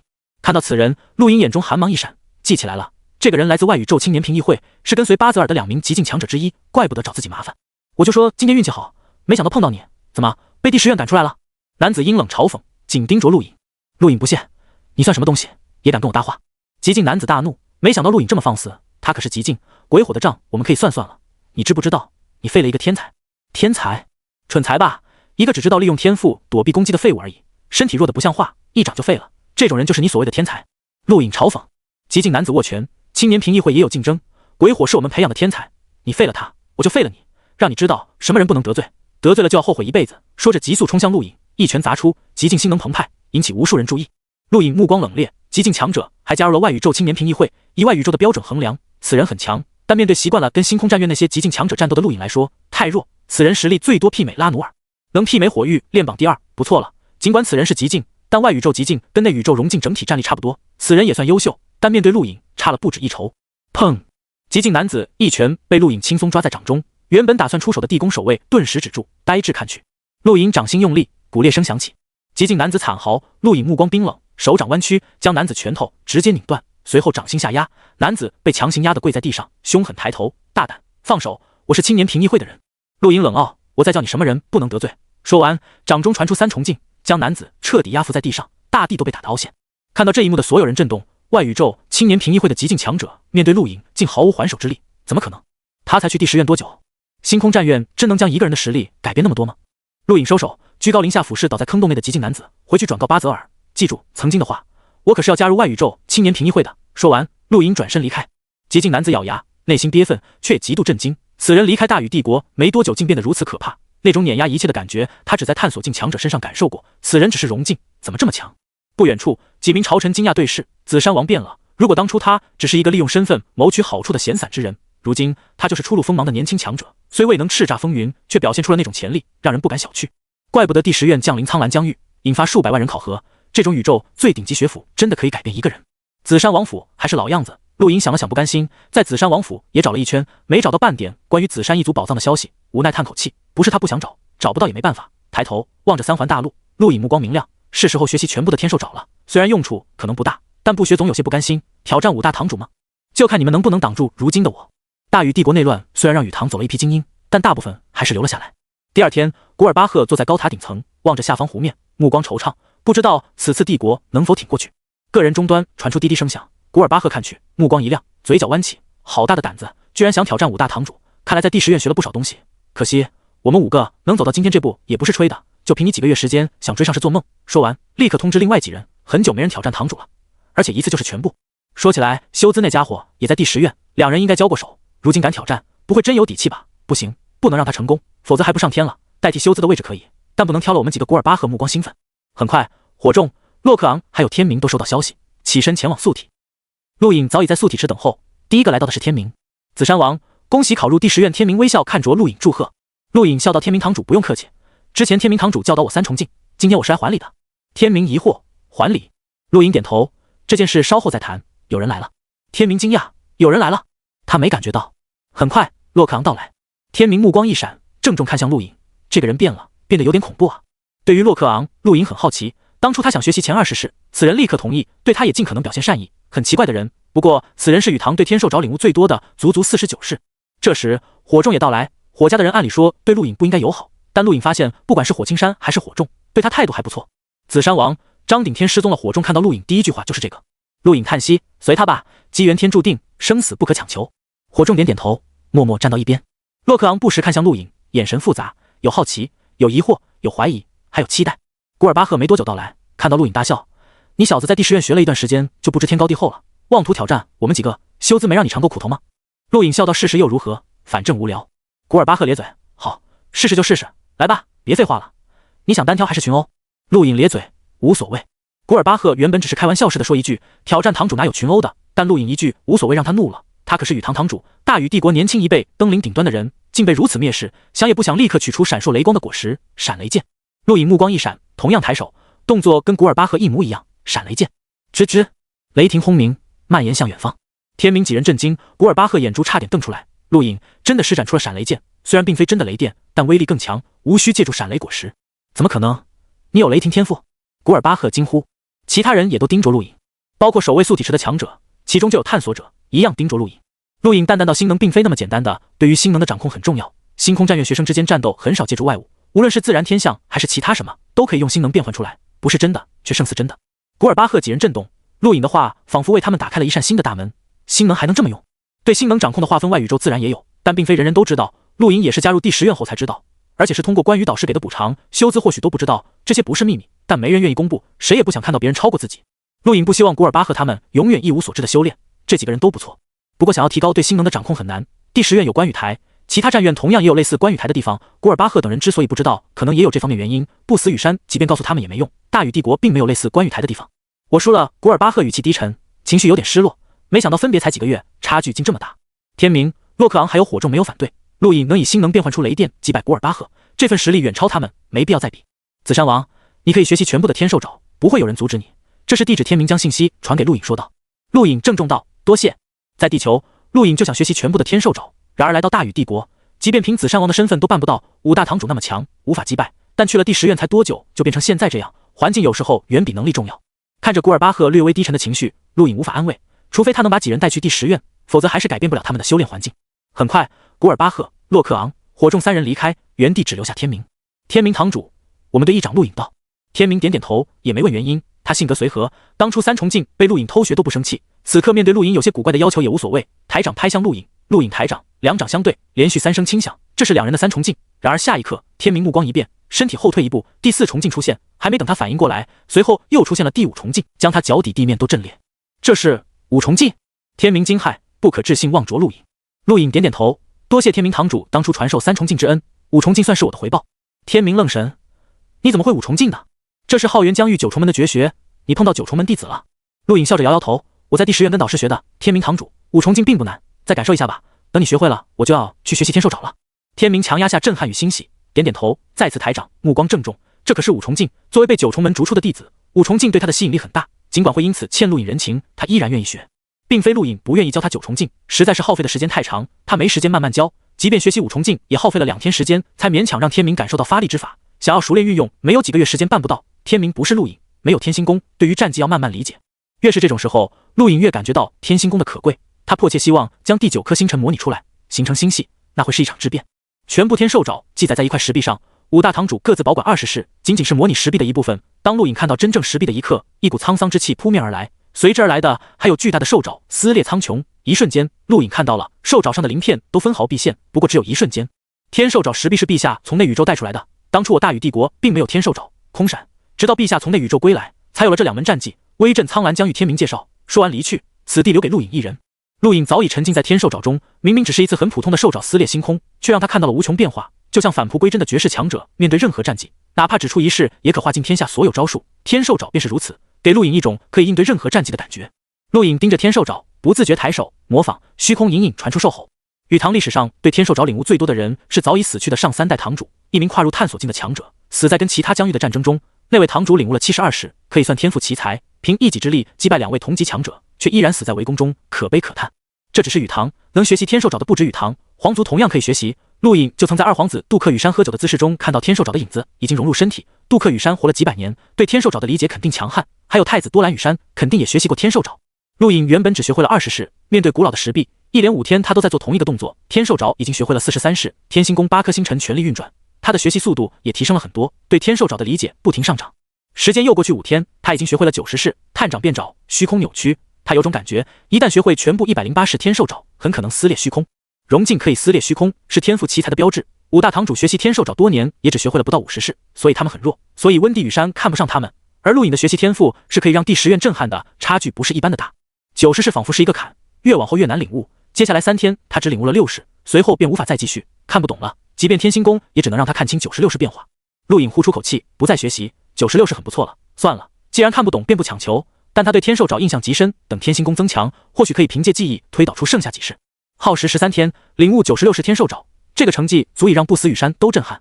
陆颖抬手一爪探出，令虚空几乎崩裂，这个威力足以媲美9重9倍波动掌，一旦融入战气，陆颖感觉真的可以撕裂虚空。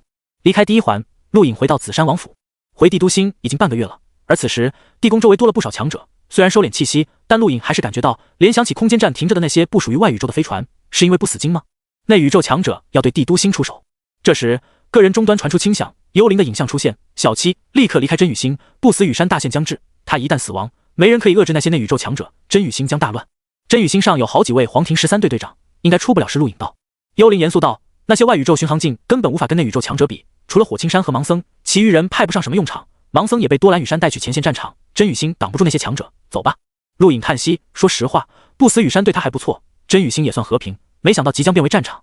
温地羽山已经在回真宇星的路上，等他回去就能镇压一切，大禹帝国出不了事，看出了陆颖所想。幽灵说道。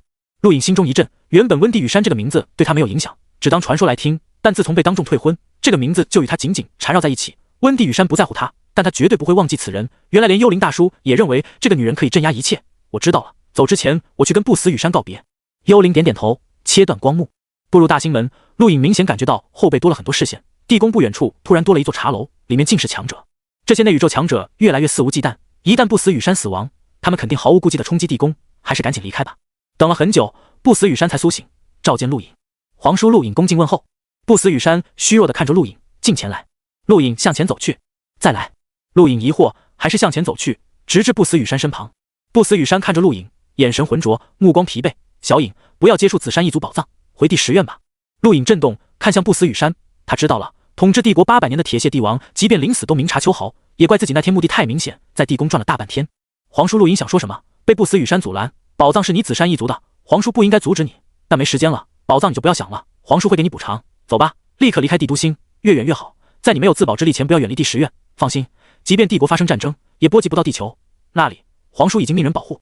陆颖目光悲哀，他感受到了不死羽山的关心，他是真的在以长辈的身份教导自己。皇叔您保重，这一别将是永远。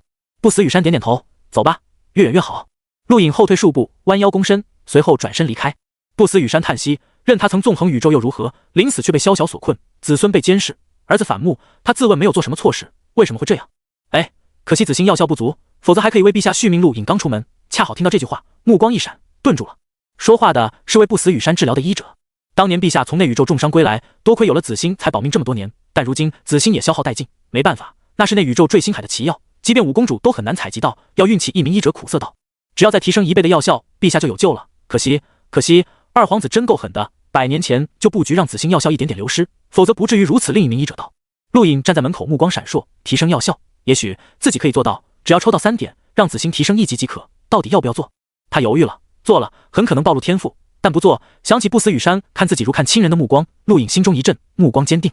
有时候人的情感大于一切，陆颖自问自己不是个大公无私的人，也会贪小便宜，也会做阴暗诡秘之事，不可能为了救别人牺牲自己。他一直认为那种人是白痴，但面对亲人，他无法视而不见，不然跟野兽有何区别？来了大禹帝国，不死羽山对他一直很好，他希望尽力保住这个人，为此哪怕付出一些代价。陆颖重新来到不死羽山身前，皇叔，可否将子欣借给我看看？周围人齐齐看向陆颖，子欣可是不死羽山用来吊命的，这个请求跟谋杀无异。火青山跟绝狼目光一下子冷冽了不少。不死羽山疲惫睁眼，可以，陛下不可，子欣可是保命之物。一名医者大惊，不死羽山虚弱到可保多久？医者低头，不是保多久的问题，而是根本无法保命。不死羽山如今只有一口气，给小颖吧。不死羽山疲惫道。绝狼起身盯着陆颖，目光冰寒，他不知道紫山王要做什么，但在这时候索取子欣绝不单纯。陆颖没想到不死羽山一丝犹豫都没有，就把保命的子欣给了自己。他深吸口气，希望运气不要太坏，一定要抽到3点，一定要。紫星是一种球状紫色植物，看起来真的如同星光般璀璨，但明显有些干瘪，这就是保管不力，使得药效流失的后果。陆颖不禁感慨杜克羽山的谋算之惊人，100年前便布局今天，背叛也是挑准了时机，够狠。不知道提升紫星需要消耗多少星能晶体，自己身上有16万现成的晶体，希望足够吧，不然只能跟不死羽山要了。拿着紫星，陆颖被安排到旁边的休息室，绝狼盯着他。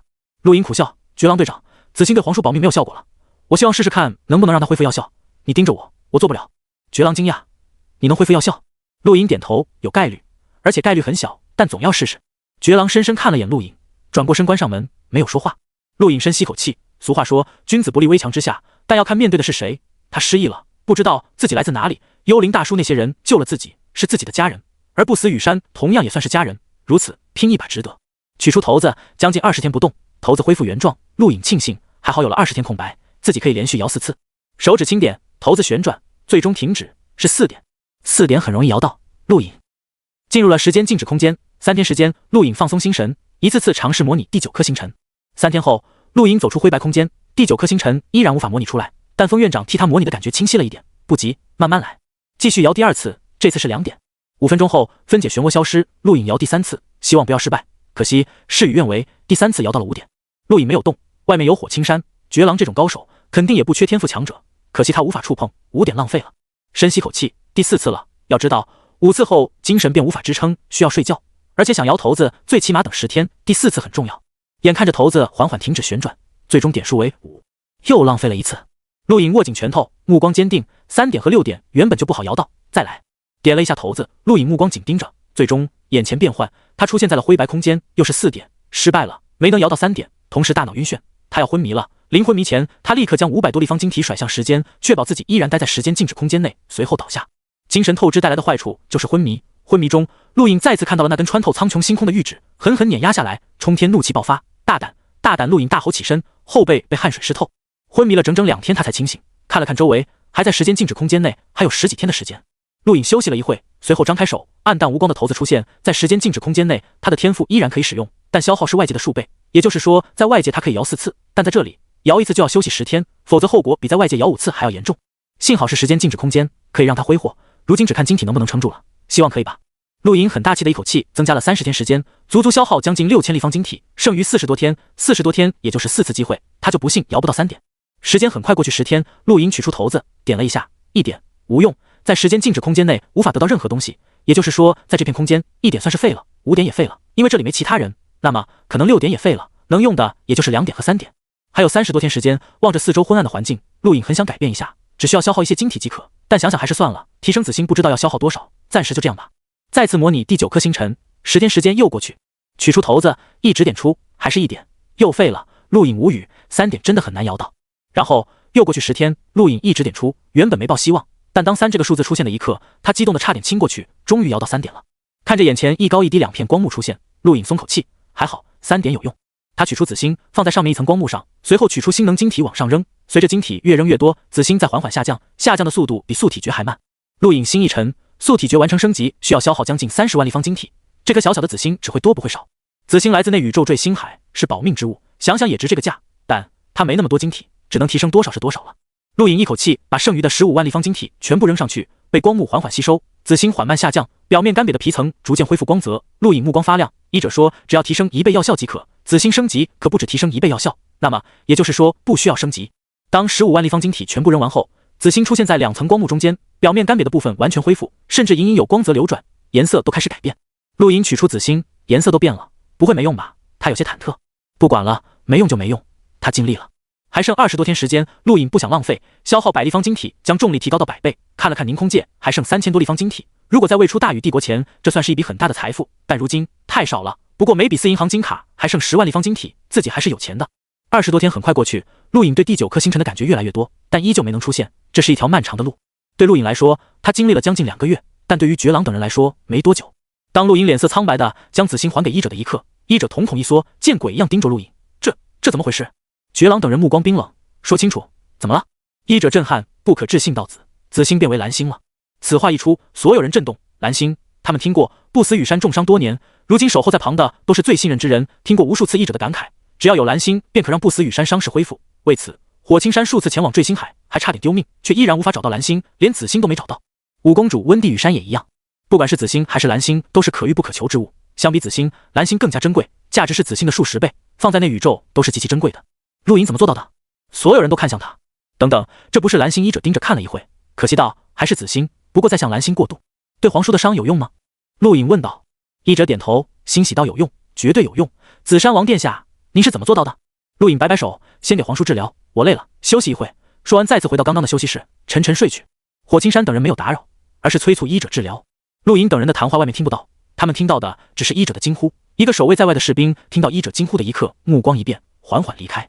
过了1个小时，地宫外高空之上出现数道人影，散发着恐怖波动。火青山跟绝狼对视一眼，没有反应。地宫中，黄庭第4队队长蒂欧、第6队队长陶香，还有第9队队长罗克奥纳同时浮空，冷眼盯着宫外。这里是大禹帝国地宫，不相干者请速速离开。地宫外，一名老者不屑：区外宇宙帝国还敢逞威？不死羽山已经死亡，识相的让开条路，否则今天让你真羽星血流成河。地欧目光冷冽，内宇宙强者向来不干预外宇宙，你们违反了宇宙规则。地宫外一名女子娇笑：规则？你们外宇宙只有聆听的份，规则是我们制定的，立刻滚开，否则一旦出手，这座庞大的地宫将化为粉尘。出现在地宫外的强者不下10人，虽然内宇宙对不死羽山获得不死金的猜测很低，不怎么在乎，即便如此，各大势力派来的人加起来也有不少，让地欧等人感受到极大的压力。突然，天空变成红色，真羽星无数人抬头望去，炙热的火焰铺天盖地，不仅笼罩真羽星，甚至笼罩3环大陆乃至宇宙星空。这是狩猎境强者的力量，火青山出现了。作为闯荡过内宇宙的强者，也是大禹帝国少有的狩猎境强者，他的出现让地宫外众人忌惮，他们只是探索境，强一些的也只是巡航境，即便不屑外宇宙，面对狩猎境依然不敢小看，这是战力破10万的恐怖强者。距离地宫不远处，火家宅院，火小玲脸色苍白，担忧地望着高空。另一边，奥纳家族也一样，大禹帝国各大家族一荣俱荣，一损俱损，面对内宇宙的高压，他们选择了反抗，成功还好，一旦失败，所有人都会死。巴泽尔轻松看着这一幕，他可是外宇宙青年评议会的人，内宇宙强者不敢动他，他算是最轻松的，而且他不会忘了当初不死羽山压迫他的一幕。死吧，你死了，我会亲自出手宰了那个人。3环大陆严阵以待，此刻所有飞船不允许进入真羽星。星空外，一个个探索境强者出现，冷眼盯着真羽星。我大禹帝国无惧战争，你们妄想践踏帝国尊严，先过我黄庭13队这一关！火青山大喝。随着他的话语，天空火焰再次增强，压迫的众人惊叹。内宇宙强者忌惮，外宇宙强者并不多，即便掌控一整个疆域的庞大势力，也没几个狩猎境高手。但大禹帝国偏偏是例外，数百年来，如果不是他们明里暗里出手，大禹帝国绝不会只掌控近半苍蓝疆域，以这个帝国的实力，甚至可能吞并周边疆域。大禹帝国就像困兽，很凶猛，也很残暴，却被他们困住。然而今天，他们要直面这头凶兽。陡然间，又一阵狂暴的力量出现，顷刻掀翻覆盖星空的火焰，区外宇宙狩猎境口出狂言：今天，你大禹帝国地宫将不复存在！声浪席卷真羽星，令3环大陆战栗，真羽星上海洋沸腾，大陆崩裂，无数飞行器损坏掉落。无数人惊骇恐惧地望着上空，那里出现了一只巨大的手掌，抓向地宫。地欧等数名黄庭13队队长震撼，唯有火青山目光变得无比炙热，隐约间他的身体变得通红，比那太阳还要炙热得多，无法形容的强悍力量在酝酿，令天空那只手掌突然停顿，出手之人感觉到了非一般的威胁。火青山并不简单，他也曾闯荡内宇宙，甚至在火域留名。就在这时，一股青色波动如心脏般跳动了一下，随后莫名爆发，撕裂手掌，直冲星空，一瞬间将所有影响到真羽星的力量全部驱除。同一时间，围攻地宫的那些内宇宙强者齐齐吐血，脸色苍白如纸。星空外，一名老者瞳孔收缩，他便是要碾压地宫的内宇宙狩猎境强者。此刻，他眼前出现了青色星能，化为不死羽山一掌拍下。老者骇然：你没死，你的场域竟如此可怕！回去转告你主子，我不死羽山没有他想要的东西。说完，老者被青色星能扫过，四肢齐齐断裂，恐惧之下急忙逃走。青色星能取代了一切，成为真羽星唯一的颜色，所有人都笼罩在青色星能下。对真羽星的人来说，这股星能让他们温暖，但对内宇宙那些人来说，这股星能让他们恐惧战栗。火青山大喜，这是陛下的力量，陛下终于恢复了。陶香啧舌，好恐怖！他想起当年被强制征召为黄庭第6队队长的时候，那个时候感受到的就是这股力量，记忆犹新。在不死羽山力量笼罩下，地宫变得深不可测，恐怖的令人战栗。那些内宇宙强者半膝跪地，全部望着地宫。没一会，不死羽山高大伟岸的身体悬浮，俯视众人，给你们一个警告，滚！一声大喝，所有人再次吐血，感受着五脏六腑承受的恐怖压力，强忍着伤势退走。恭喜陛下荣光再现，帝国无敌！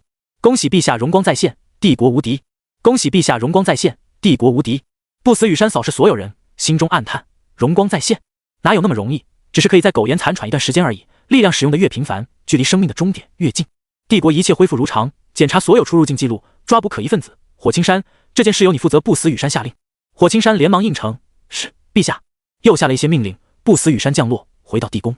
星空外，众多内宇宙强者愤恨，他们这次算栽了。当初奉命潜伏大禹帝国，这么多年就在等最后一刻，甚至因为忌惮大禹帝国更强，明里暗里出手阻扰他们扩大疆域，没想到却被不死羽山摆了一道，所有的努力全部报废，混账！而那个狩猎境的老者更是怨毒，四肢齐齐断裂，靠心能维持生命，血染星空。这个仇他必须报，但他知道自己跟不死羽山的差距有多大，只能想办法请主子出手。所有人都以为这是不死羽山的计，殊不知如果没有陆隐，不死羽山已经死了。一个小人物改变了格局。陆隐是真的睡觉了，原本只是装一下，替自己的天赋伪装得更好，但却真的累了，一觉睡到第3天，睡得无比香甜。睡醒后，第一眼看到的就是背对自己的不死羽山。陆隐目光从迷惘到清明，连忙起身：“皇叔，您没事了？”不死羽山转身，欣慰地看着陆隐，点点头：“小隐，这次多谢你。皇叔哪里话，如果没有您，就没有我陆隐的今天。”陆隐郑重道。不死羽山笑了笑，拍拍陆隐肩膀：“当年你先祖不死紫山救了朕不止一命，如今你这个紫山一族后人又救了朕，朕欠你紫山一族太多了。”陆隐没有说话，他知道不死羽山在怀念。不死羽山叹息，转头看向天空：“小隐，你觉得这大禹帝国怎么样？”陆隐奇怪，这个话题他不应该插嘴，但还是答道：“国泰民安，很好。”不死羽山失笑：“不用跟朕说冠冕话，说实话。”不知道，没游历过陆隐脱口而出。不死羽山再次看向陆隐，表情严肃：“如果朕说把这个帝国交给你，你愿意接收吗？”陆隐大惊，立刻后退：“陛下，请不要拿小隐开玩笑，小隐不敢。”不死羽山哈哈大笑，摆摆手：“好了，不说了，走，朕带你看一样东西。”说着，前面带路。陆隐怪异看了眼不死羽山，跟在后面。穿过亭台楼阁，还有充满科技感的防护网，不死羽山带陆隐来到了地宫一角。随着他的到来，地面出现通道。陆隐目光一闪，他隐隐猜到不死羽山带他看什么了。不死羽山嘴角含笑，缓缓步入地底。陆隐紧随其后。地底很普通，除了一条走廊，什么都没有，最多是一些壁画。最终，两人在一座巨大的金属门前停住。不死羽山看着金属门，淡淡道：“前段时间你就是在找他吧？你们紫山一族的宝藏。”陆隐没有隐瞒：“有人曾跟我说过，紫山一族宝藏很可能藏在地宫中。”不死羽山转头看向陆隐，告诉朕为什么要找。陆隐毫不犹豫道：“缺钱。”不死羽山惊讶，他想过陆隐可能会编各种各样的理由，但没想到理由这么简单，但很有道理。宝藏就是钱，不缺钱谁会找宝藏？不死羽山失笑：“你在第10院开销很大吗？”陆隐认真道：“很大，第10院各项修炼都需要消耗心能晶体，尤其我突破融境后，导师让我填满心能，但这根本就是无底洞，没有海量心晶，光靠缓缓吸收宇宙游离的心能太久。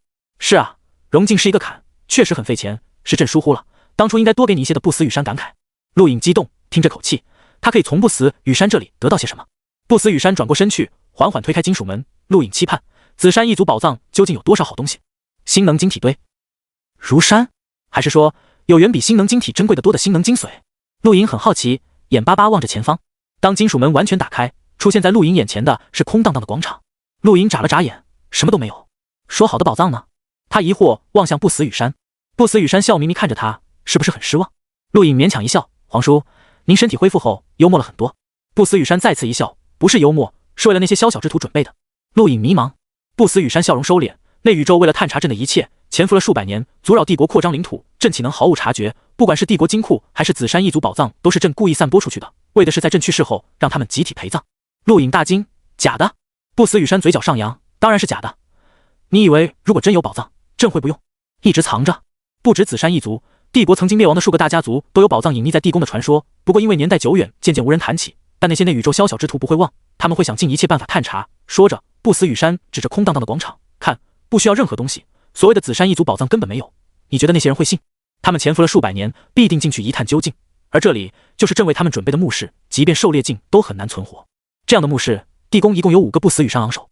陆隐震撼，第一次感受到眼前这个垂暮帝王的气魄，妄想一举埋葬所有内宇宙强者。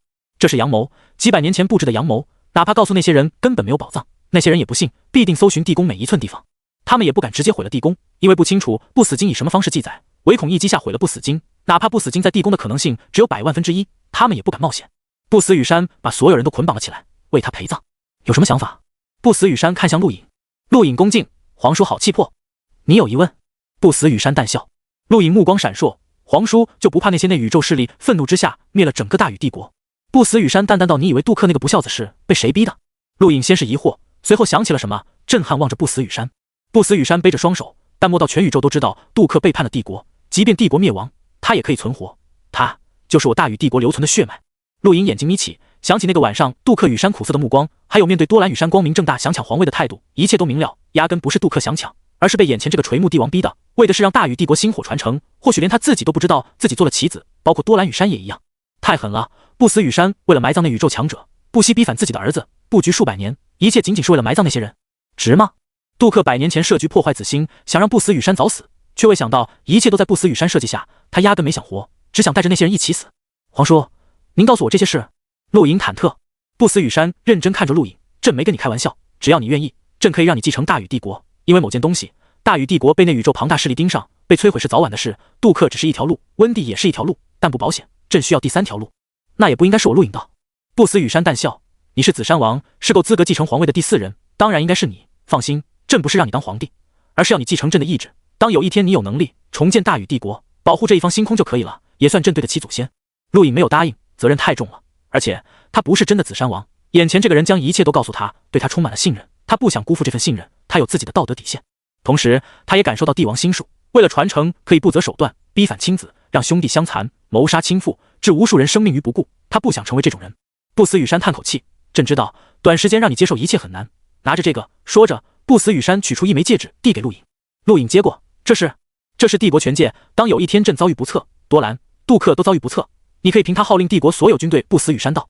陆颖想还回去，但看着不死羽山希冀的目光，无奈收下。他知道不死羽山的心思，如今的形势下，他自己最危险，早已被盯上数百年，其次是多兰羽山，在后面是杜克羽山，最后轮到温蒂羽山。尽管温蒂羽山遭遇危险的可能性不大，但也不能不防，他就算是最后一条路，毕竟没人注意他，而且他也躲在星空战院。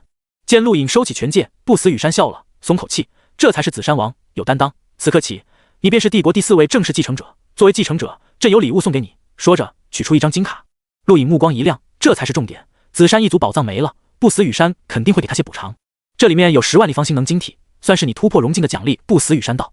陆颖还以为是多少，没想到只是10万，他现在胃口变刁了，10万不足以让他兴奋。当初击败一个拉努克就得到了将近9万立方晶体，当然他也知道内宇宙跟外宇宙星能晶体产量不同，内宇宙蕴含的产量几乎是外宇宙100倍，不死羽山给他10万立方，相当于内宇宙的1000万，算是相当多了。多谢皇叔。陆颖感激道。外宇宙星能晶体产量很低，10万立方放在内宇宙不多，但应该够你用了。等你突破极境，皇叔如果没死，还有礼物送给你。皇叔，帝国似乎还挺有钱的。陆颖试探问道。不死羽山失笑，你想问什么？陆颖想起了当初在帝都星索会一事，那些大臣给他的加起来才那么点，跟不死羽山出手差的太多，不应该啊，即便皇家再有钱，差距也没那么大。我之前跟那些大臣索要见面礼，是不是太小气了？陆颖问道。不死羽山大笑，不小气，因为那就是见面礼。陆颖脸色苦了下来，就是见面礼这5个字对他就像侮辱，他是抱着索贿的想法去的，没想到人家给的真的就是见面礼的程度，那些钱不过是零钱，意思一下而已，太丢人了，亏他之前还自满，人家压根没在意他，还是眼界有问题啊。陆颖暗暗告诫自己，以后一定要注意，索贿的时候不问价格，要按照比例收钱。好了，该告诉你的也告诉你了，奖励也给你了，现在朕要教你皇室战绩。敛息宫与苍元镜。不死羽山严肃说道。陆颖惊讶，教我皇室战绩？不死羽山嗯了一声，当初朕从内宇宙闯荡归来，带回了4门战绩，分别是天兽爪、空闪、敛息宫与苍元镜，其中天兽爪分给了禹堂，希望可以为帝国缔造人才，空闪归皇庭13队，敛息宫与苍元镜便是皇室绝学，你是正式的皇位继承人，自然有资格学习。不死羽山对陆颖算是仁至义尽了，陆颖都有些感动，多谢皇叔，但我学习的战绩太多了，再学习有些杂乱。不死羽山想想也是，既然如此，苍元镜你就不用学了，敛息宫一定要学会。敛息宫？陆颖疑惑。不死羽山郑重到所谓敛息宫，便是完全收敛气息，用专业术语便是战斗力，即便战斗，别人也无法用探测器侦测到你的战斗数值。朕当年之所以可以从内宇宙返回帝国，凭借的正是敛息功，这门功法用好了是救命的。陆颖惊喜，完全收敛气息，一听就是好东西，多谢皇叔。敛息功并非复杂的功法，只是一种以肌肉组织所死心能的技巧，很快便可学会。虽然简单，但很难有人想到用这种方法收敛气息是一个巧夺天工的技巧。陆颖只耗费20分钟便学会了。你的学习速度让朕惊讶，听说你只学习了13天便领悟96式天兽爪，看一眼便可学会天明的3重镜。你的天赋让朕第一次对你取到温蒂抱有希望。不死羽山感慨道。陆颖正沉浸在学会敛息功的惊喜中，猝不及防听到温蒂2个字，心情一下子沉重了起来。这个女人他听过太多次，想不在意都不行。小颖，朕可以帮你做很多很多，但温蒂的事朕无能为力。她虽然是朕的女儿，却也是万剑山传人，她的归宿朕无法决定。不死羽山歉意道。陆颖连忙道，皇叔，我跟温蒂公主的事自会处理，不劳您费心。不死羽山点点头，好吧，这几天他也该回来了，你要不要见他一面？陆颖下意识想拒绝，但想了想，沉默了。他知道自己跟温蒂羽山差距太大，但不会连面对的勇气都没有，到时候再说吧。不过我不会逃避。不死羽山赞赏，放心，有朕在，他不会把你怎么样。陆颖点点头。还有，你跟奥纳家族的3年婚约，不要忘了。不死羽山又提了一句。陆颖无奈，只能点头。不死羽山拍拍他肩膀，婚约是维系双方的纽带，尽管你没有跟珍妮奥纳结婚，但奥纳家族已经在向你靠拢，你没有感觉到吗？陆颖目光一闪，想起了之前大兴门外遇到罗克奥纳的情形，奥纳家族在对自己释放善意，很明显。暂时来说，你在帝国没有任何根基，奥纳家族不属于任何一方，可以是你的庇助。朕不禁止继承人与外臣沟通，一切看你们自己的能力。即便最终无法结婚，3年的纽带也足以让奥纳家族帮助你良多。不死羽山缓缓说道。陆颖看了眼不死羽山，这个人在教他如何利用别人，如何布局达到自己想要的效果，这就是所谓的帝王心术吗？过了很久，陆颖才离开地宫。从地底出来后，他又被不死羽山拉着说了很久的话，大多是教他如何处事等等。在陆颖看来，他教导的一切太过阴暗，但不得不说很有效果。800年的治国之术是很大的财富，多兰羽山还有杜克羽山都被教导了吧？现在轮到自己了。一边想着，陆颖不自觉走到了大兴门，抬头，心中一震，眼前罗克奥纳静静站立，正看着他。看到罗克奥纳，陆颖心虚，刚刚他跟不死羽山谈了很多如何利用奥纳家族的话，没想到刚出门就碰到正主了，果然不能背后议论人，不会被听见了吧？应该不会。罗克队长，您好。陆颖打招呼，很热情，也有些谦虚。罗克奥纳点点头，一改往日的冷漠，勉强露出一丝笑容，道：紫山王可否有空来奥纳家族做客？家主恭候已久。陆颖想拒绝，但想了想没有，这一天早晚要到，跟人家有婚约，却迟迟不上门拜访，往小了说是不懂礼数，往大了说是瞧不起人家。这可是奥纳家族，有巡航境强者坐镇的强大家族，恭敬不如从命。我也早想拜访雪山伯父。陆颖客气道。罗克奥纳笑了笑，前面带路。很快，一架豪华的飞行器出现，两人登上飞行器，朝着奥纳家族出发。与此同时，黑暗的星空中，一柄古朴长剑穿梭星辰，朝着大禹帝国冲去。这是一艘剑形飞船，乍看上去就是一柄长剑，速度奇快。这种飞船并不多见，来自内宇宙万剑山。飞船内正是急着赶回去的温蒂羽山。飞船内，温蒂羽山脸色冷漠，面如寒霜。尽管他不在乎大禹帝国，但毕竟是他的家乡，有他的亲人，有人敢挑衅，必杀无赦。没多久，迎面来一艘飞船，朝着远方冲去。温蒂羽山看到飞船，目光一冷，抬脚撕裂星空，出现在那艘飞船正前方，随手一挥，无数剑芒闪烁，合而为一，将飞船摧毁。内部所有人尽数遇难，唯有一个中年男子狼狈而出，震撼望向温蒂羽山：“你回来了？”温蒂羽山目光冰冷，给我一个交代。中年男子咬牙，脸色惨白：“你父亲不死羽山没事，我们被他设计了，没伤害到他分毫。”温蒂羽山目光依然冰冷：“我知道，但这不是我要的交代。”温蒂羽山，你虽然是万剑山传人，但我也不是好惹的，我背后也有。中年男子话还没说完，就被温蒂羽山一剑斩灭。堂堂巡航境强者，虽然重伤，却依然保留漫步星空的战力，但在温蒂羽山手下，连1秒都坚持不了就被斩杀。你背后之人我会找。蝼蚁之辈温蒂羽山语气平淡，完全不在意一个巡航境强者的死活，高傲已不足以形容他，在他眼中，这些内宇宙强者不过如此，正如他说的，蝼蚁之辈而已。再次回到飞船内，剑形飞船继续朝着远方而去。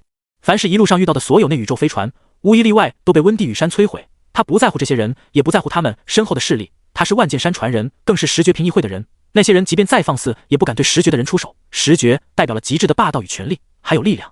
很快，内宇宙不少势力收到消息，震怒，但面对温蒂羽山，他们毫无办法。正如温蒂说的，他们联手可以不在乎万剑山，但不能不在乎十绝，那就是10个变态。此刻，他们都后悔了。如果早知道大禹帝国能诞生如此恐怖的鬼才，哪怕付出的代价再大，也应该早点灭了不死羽山，也就不会出现温蒂羽山这种逆天人物。一路上被温蒂羽山斩杀的漫步星空的强者不下15人，铺就他的回家之路，令星空都呈现一片血色。沿途不管是战区还是星际海盗都瑟瑟发抖。温蒂羽山就凭如此高调的方式宣布自己回归，看到了遥远之处的帝国真羽星。此刻，陆颖刚好到达奥纳家族。奥纳家族是大禹帝国最强家族之一，除了诞生罗克奥纳这个黄庭13队队长之外，还有一个更深不可测的雪山奥纳存在。那个人才是奥纳家族的定海神针，地位跟火青山一样。这是陆颖跟罗克奥纳交谈得知的。他原以为奥纳家族族长不是战斗人员，但没想到竟比罗克奥纳还强。看着高大气派的奥纳家族庄园，陆颖感觉到一丝凉意，这是奥纳家族传承战绩风学长带来的感觉。凡奥纳家族嫡系都修炼了风学长。庄园门口，陆颖看到了熟人托勒奥纳，当初在地球差点一脚踢死他的第9队副队长。看到托勒奥纳的一刻，罗克奥纳目光紧紧锁定陆颖，他就是要用托勒奥纳试探陆颖是不是心胸狭隘之人。毕竟面对曾经差点杀死自己的人，没有人不在乎。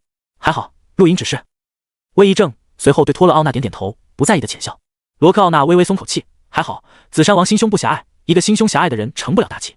陆颖不在乎托勒奥纳，一直以来他都没怨过此人，毕竟当初自己劫持珍妮奥纳，他出手是应该的。那时自己也还不是紫山王，本身就抱着赌一把的心理，而且在自己被确认为紫山王后，此人并没有找麻烦，一切都在职责之内，没必要再计较过去。托勒奥纳是黄庭第9队副队长，漫步星空的强者。陆颖即便身份再高，对这种人也要有起码的尊重。他对托勒奥纳点点头，已经表现了诚意。托勒奥纳不禁看向罗克奥纳，罗克奥纳点点头，托勒奥纳对陆颖行了一礼，缓缓退开。陆颖没有发现两人的小动作，他被奥纳家族的庄园吸引了，并非多壮观奢靡，而是很简朴，而且放眼望去一片雪白。奥纳家族庄园被冰雪笼罩，我们家族传承了风学长，只有在这种环境下才能更好的修炼。罗克奥纳解释。陆颖哦了一声，传闻奥纳家族的风雪掌可以冻结虚空，令人惊叹。罗克奥纳失笑，任何战技使用者强到一定程度都很恐怖，战技本身反而没那么大威力。你也跟珍妮交过手，应该感受过风雪掌，不足以对你产生任何威胁。陆莹想想也是，但客套话还是要说的，毕竟是传承战技，帝国无数人都羡慕。罗克奥纳摇摇头，外宇宙始终是外宇宙，风雪掌放在大宇帝国算不错了，但面对内宇宙各大势力根本上不了台面。说到这里，罗克奥纳看向陆莹，赞赏道：“我在地宫看到你废了平议会那个极境修炼者，很不错。”陆莹了然，他就说为什么罗克奥纳对他态度变了很多，原来还是实力的缘故。紫山王这个身份对他没有太多吸引力，还是实力重要。轻易废了青年平议会极境修炼者，这份实力冠绝大宇帝国。不知道他知不知道自己提升紫星药效一事？如果知道，今天或许会试探自己的天赋。想到这个，陆颖就再次感慨不死羽山的心胸，竟然从头到尾都没问过这件事。大宇帝国年轻一辈能赶上你的，估计只有同在第10院的修兹了，其他人包括那些极境强者都肯定不是你对手。罗克奥纳感慨道。陆颖笑了笑，没有多说。修兹，他的实力放眼第10院不过倒数几人，而自己可是首席，差距不是一般的大。不过这种话他没必要说出来，否则别人不止不信，还会认为自己狂妄。奥纳家族并非全部都笼罩在冰雪之下，也有正常环境的地方。穿过庄园，走了10分钟，陆颖在罗克奥纳带领下来到会客厅，那里奥纳家族现任族长雪山奥纳已等候多时。雪山奥纳不仅是奥纳家族族长，也是珍妮奥纳的父亲。陆颖突然有种见岳父的感觉，虽然他从来没想过娶珍妮奥纳，但在帝国无数人看来，自己已经是奥纳家族的女婿，这应该算拜见岳父了。陆颖顿了一下，随后一脚跨入客厅，一眼便看到坐在主位面色严肃的中年男子，正是雪山奥纳。陆颖行晚辈之礼，陆颖见过雪山伯父。雪山奥纳打量着陆颖，目光奇异。陆颖没有动，就这么站着。过了一会，雪山奥纳满意点点头，语气温和：“坐吧，罗克，你也坐。”“是，大哥。”罗克奥纳应声。陆颖再次行了一礼，谢过伯父。当陆颖坐下，立刻有人看茶，茶水沁人心脾，略带一丝苦涩，茶叶呈冰晶状，让陆颖颇为好奇。雪山奥纳看着陆颖，一直以来我都想拜见王爷，此次劳烦王爷青睐奥纳家族，失礼了。陆颖客气道：“伯父言重了，应该是晚辈拜见伯父，是晚辈失礼。”雪山奥纳很满意陆颖的态度，不骄不躁。如果是之前他还无所谓，但如今此人可是第10院学生，轻易击败了平议会极境修炼者，还能做到恭敬有加，难得。客气话就不说了，王爷不介意我叫你小颖吧？陆颖笑道：“皇叔也是这么称呼我的，当然不介意。”“好，小颖，星空战院的生活怎么样？”雪山奥纳问道。罗克奥纳也看着陆颖，他们或许很强，但没接触过星空战院，那是宇宙最顶级学府，他们年轻时没资格。陆颖开口简单介绍了一番星空战院，当然他没说第10院的窘迫情况。正如不死羽山所言，不管未来是不是跟珍妮奥纳结婚，现在都要吊住奥纳家族。如果让他们知道第10院的真实情况，自己的价值就下降了。大宇帝国最多知道第10院是被放逐的战院，但究竟有多惨，他们不知道。陆颖尽量不透露第10院的惨况，哪怕省去了很多细节，传戒石、传戒之战、关羽台、忘川沙海、试炼界域等等，这些信息也足以震撼到雪山奥纳两人。外宇宙很少有人知晓这些神奇的事，尤其是传戒之战，能跟内宇宙所有同辈强者战斗，何等的畅快，听得罗克奥纳都激动了。可惜他并非年轻一辈，恨不能晚生几百年。如果我也跟小颖你一样大，拼死也要考入星空战院。雪山奥纳感慨道。可惜了珍妮，没能考上。罗克奥纳叹息。提到珍妮，雪山奥纳脸色顿时变了。别提那个没用的东西，身为奥纳家族嫡子，星空战院考核失败也就罢了，居然连探境试炼都失败，还被抓，废物。陆颖尴尬，珍妮就是他抓的。雪山奥纳现在提起来，是想让他有愧疚感吗？尽管生气，珍妮毕竟是雪山奥纳的亲生女儿，甚至是嫡长女，他眼中的慈爱无法掩饰。陆颖发现一个很有趣的现象，不管是能活1000年的狩猎境强者，还是只能活数百年的修炼者，对生育后代这种事都是能拖就拖。他之前查过，传闻是因为修炼者都想要在自己达到最强的时候生育后代，为的是让后代有更大几率继承自己的天赋，诞生强大家族。就像白夜一族出生的孩子远比寻常人强大，还有梅比斯一族等等，宇宙中很多修炼者都梦想缔造强族，所以都很晚生育。雪山奥纳都活了大几百年了，才有珍妮奥纳这么一个女儿，不死羽山也只有几个儿女。雪山奥纳看向陆颖，语气放缓：“小颖，你对珍妮这丫头怎么看？”陆颖心中一跳，正题来了，她很好，人很善良，也很漂亮。雪山奥纳笑道：“你不用说客气话，这丫头秉性如何，我这个做父亲的很清楚，就是顽劣不堪，天分又差，但心地还是很善良的，人也漂亮。”陆颖淡笑：“珍妮小姐确实很好。”雪山奥纳点点头，认真道：“你我两家婚约已定，你打算什么时候娶珍妮？”陆颖沉默，过了一会，抬头认真道：“伯父，暂时来说，我想提高实力，能否给我一段时间？”雪山奥纳道：“陛下早已跟我谈过，3年时间虽说不长，但也不短。你可以3年后再娶珍妮，不过要先定亲。”我不同意！突然一声大喝，几人看向门外，珍妮愤怒冲进来，恶狠狠瞪着陆颖：“你死心吧，我不会嫁给你的，癞蛤蟆想吃天鹅肉！”住口！放肆！雪山奥纳一拍桌子站起，指着外面：“你给我滚出去，这里没你说话的份！”珍妮眼角含泪，瞪着雪山奥纳：“父亲，我不会嫁给他的，死也不嫁！我有喜欢的人了，这个人凭什么跟峰哥比？他没资格！滚出去！”雪山奥纳一挥手，冰寒之风掠过客厅，将珍妮席卷而出，狠狠扔出去。罗克奥纳连忙劝阻：“大哥，不要动气，我去劝劝珍妮。说完追了出去。从头到尾，陆颖都没开口，也不在乎，甚至很高兴。这女人拒绝就对了，真要定亲，他还不知道怎么回绝。不过样子还是要装的。伯父，珍妮口中的峰哥是谁？雪山奥娜苦笑，炼炎星少族长严峰。当初珍妮去炼炎星体会极端的两种力量，无意中被严峰所救，从此救小颖。你不要介意，他跟严峰没事，那时他还小，而且我也不可能让他嫁到炼炎星，那地方不适合奥娜家族的人生存。陆颖喝口茶，炼炎星，他记得严刚，也记得在第10院考核时鬼火说过的话。这颗星球跟大禹帝国有些纠缠不清，而且目标似乎是温地羽山严峰吗？伯父，能不能让我跟珍妮小姐单独说话？陆颖请求。雪山奥内想了想，同意了。你多包涵吧，这丫头被宠坏了，说什么你不要介意。陆颖笑了笑，女孩子嘛，有点任性很正常，结婚后就好了。雪山奥娜目光一亮，这个答案在她听来就是陆颖愿意娶珍妮，这是好消息。对，好吧，你去吧。罗克奥娜回来了，告诉陆颖珍妮奥娜的方位。陆颖缓缓走去。珍妮奥娜气得咬牙，还敢来找我？哼，我让你知道奥娜家族的厉害。说着，立刻点开个人终端，发着什么消息。陆颖慢悠悠走在庭院内，感受着奥娜家族的历史底蕴。这个家族确实了不起，每一处地方都透着家族文化底蕴，这是时间积累下来的。没多久，陆颖看到了珍妮奥娜，同时也看到她身旁2名修炼者，都是极境强者。陆颖不在意，继续朝前走去。珍妮奥娜一指陆颖，给我教训他。2名极境修炼者没有犹豫，他们也不认识陆颖，上来就下重手。对于奥娜家族来说，极境修炼者并不少见。陆颖眼中闪过一丝寒芒，他希望珍妮奥娜反抗，但不能反抗的太过了，容易制造麻烦，应该给点教训，也让奥娜家族看到自己的价值。想着，下一脚跨出，身体消失，虚空扭曲。随着2声轻响，那2名袭击他的极境修炼者不可置信的倒地，鲜血顺着手臂流淌，染红了地面。地上4条手臂掉落，他们在一瞬间被陆颖切断了双臂，而陆颖本人则出现在珍妮奥娜眼前，抬手缓缓摸向珍妮奥娜的侧脸，入手一片滑腻。这一幕彻底让珍妮奥娜恐惧了，怎么可能？那是极境强者，虽然是未掌握战技的普通极境修炼者，但确实是极境，居然瞬间就重伤。而且看着地上猩红血液，珍妮感受到死亡的危机，连陆颖手放在她脸上都没有躲避。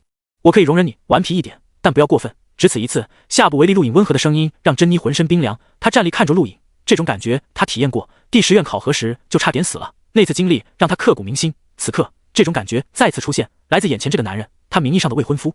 陆颖笑了笑，我们认识那么久，还没给你送过礼物，这个给你。出现在他手中的是一枚精美戒指，这是之前他摇一点摇到的，很普通的戒指，但胜在雕工，相当不错，价格应该不菲，送给奥娜家族嫡长女作为见面礼应该够了。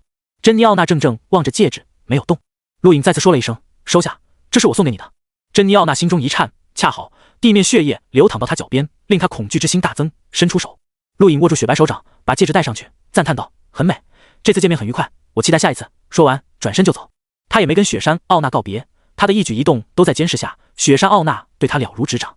在陆颖转弯身影消失后，珍妮连忙后退，避开那滩血液，大口喘气。这个时候他才反应过来自己经历了什么，看着手上那枚精美戒指，有心扔掉，但不知道为什么脑中再度浮现陆颖冰寒的目光，还有那2名极境修炼者的惨状，愣是没敢扔。远处罗克奥娜惊叹，大哥不简单，他居然把空闪运用到如此地步，即便极境中的强者都未必能做到，几乎破裂虚空，他的肉体怎么能承受的？太快了。雪山奥娜目光惊奇，他看到的不仅是实力，还有手段。不过区区数秒就折服了珍妮，不管用了什么手段，这个紫山王的能力还是超乎他想象，此人远比想象中厉害得多。大哥，第10院真那么厉害，让他蜕变了这么多，这才几个月时间。罗克奥娜惊叹道。雪山奥娜淡淡的不用惊讶，那2个极境修炼者太弱，即便雨堂堂主都可以击败他们，小颖可是轻易废了平议会极境强者的，这2人连给他提鞋都不够资格，拖下去杖杀我奥娜家族什么时候可以随便动手了，也算给珍妮一个警告。罗克奥娜不忍，珍妮已经受到惊吓了，就是该让她长长记性，否则嫁给紫山王迟早受罪。现在认清现实，总比以后吃苦强。雪山奥娜无奈道。罗克点点头。对了，刚刚紫山王给珍妮送了礼物，我们也要回礼，不能小气。雪山奥娜道。罗克奥娜点头，我知道了，我会让托勒去送。雪山奥娜沉吟片刻，点点头，就让他送。另一边，真雨星空间站完全被封锁，所有监控设备全部关闭。随着舱门打开，温地羽山直接走出，眼前是绝狼、蒂欧、桃香和巴泽尔。看到温地羽山到来，巴泽尔眼前一亮，立刻上前，态度恭敬，温地议员，您辛苦了。温地羽山随意嗯了一声。眼前绝狼3人上前见过五公主，3人态度很恭敬，即便面对太子多兰羽山都没这么恭敬，皆因为温地羽山的实力。温地羽山目光扫过3人，最终停在桃香身上，在桃香期盼的目光中取出一大堆零食，你要的。桃香大喜，连忙收起零食，抬起小脸对温地羽山大笑，谢谢。温地羽山点点头，来得匆忙，没有准备太多，下次我让人把你最爱吃的零食生产线搬到真羽星。不少人愕然，好霸道。桃香摇摇头，不用了，好吃的东西一点点就够了，多了不知道珍惜。温蒂羽山抬头，是啊，有些人就不知道珍惜。说完，单脚一跨，身体消失，绝狼几人震动，他们没发现任何痕迹。温蒂的实力更强了。巴泽尔目光狂热，带着一丝迷恋，但很快压下。温蒂羽山很美，自然中带着英气，尤其手持长剑，给人一种想要征服的欲望。巴泽尔也不例外，但他很好的隐藏了想法，不敢暴露。那可是温蒂羽山，杀他不带手软的，他可不认为自己可以挡住。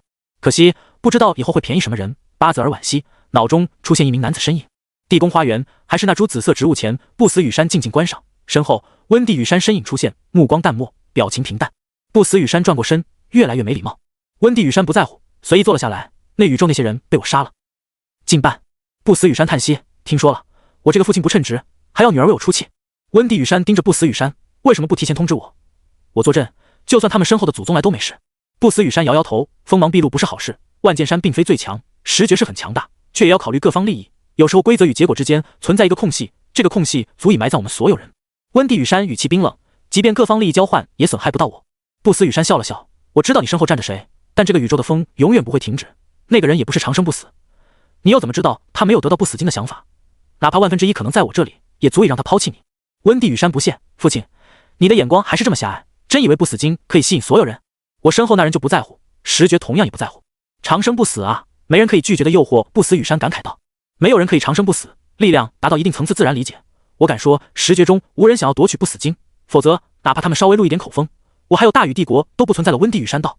不死羽山点点头，也许你说的对，好吧，我们不说这个，你把矛盾从我身上引到你身上，接下来打算怎么办？温蒂羽山冷傲，谁敢找我麻烦，杀无赦。看来你对自己的实力很自信，要不要跟父亲比比？不死羽山提议，嘴角含笑。温蒂羽山转过头去没接茬，他自信可以击败很多强者，但面对不死羽山，他无能为力。哪怕曾经重伤，实力一退再退，他也还是活了近1000年的强者，远超那宇宙相当一批人，根本不能用外宇宙的标准看他，否则那宇宙那些势力也不会等不死羽山死亡的消息传出才动手。父亲，不得不说，帝国真的没落了。这次如果不是你故意布局，最后出手，就凭绝狼那些人根本挡不住那宇宙强者，还有雨堂，太弱太弱，我连看一眼的心思都没有。温蒂羽山不屑道。不死羽山失笑，慈爱的看着温蒂，这丫头还跟小时候一样好胜，打不过自己就从别的地方想办法扳回一局，每次都用这招，屡试不爽。不过说的也对，跟那宇宙比，帝国年轻一代太弱，除了修兹，对了，还有小影，他可是第10院首席，还要超过修兹。丫头，父亲没有布局，是真的差点死了。不死羽山低沉说道。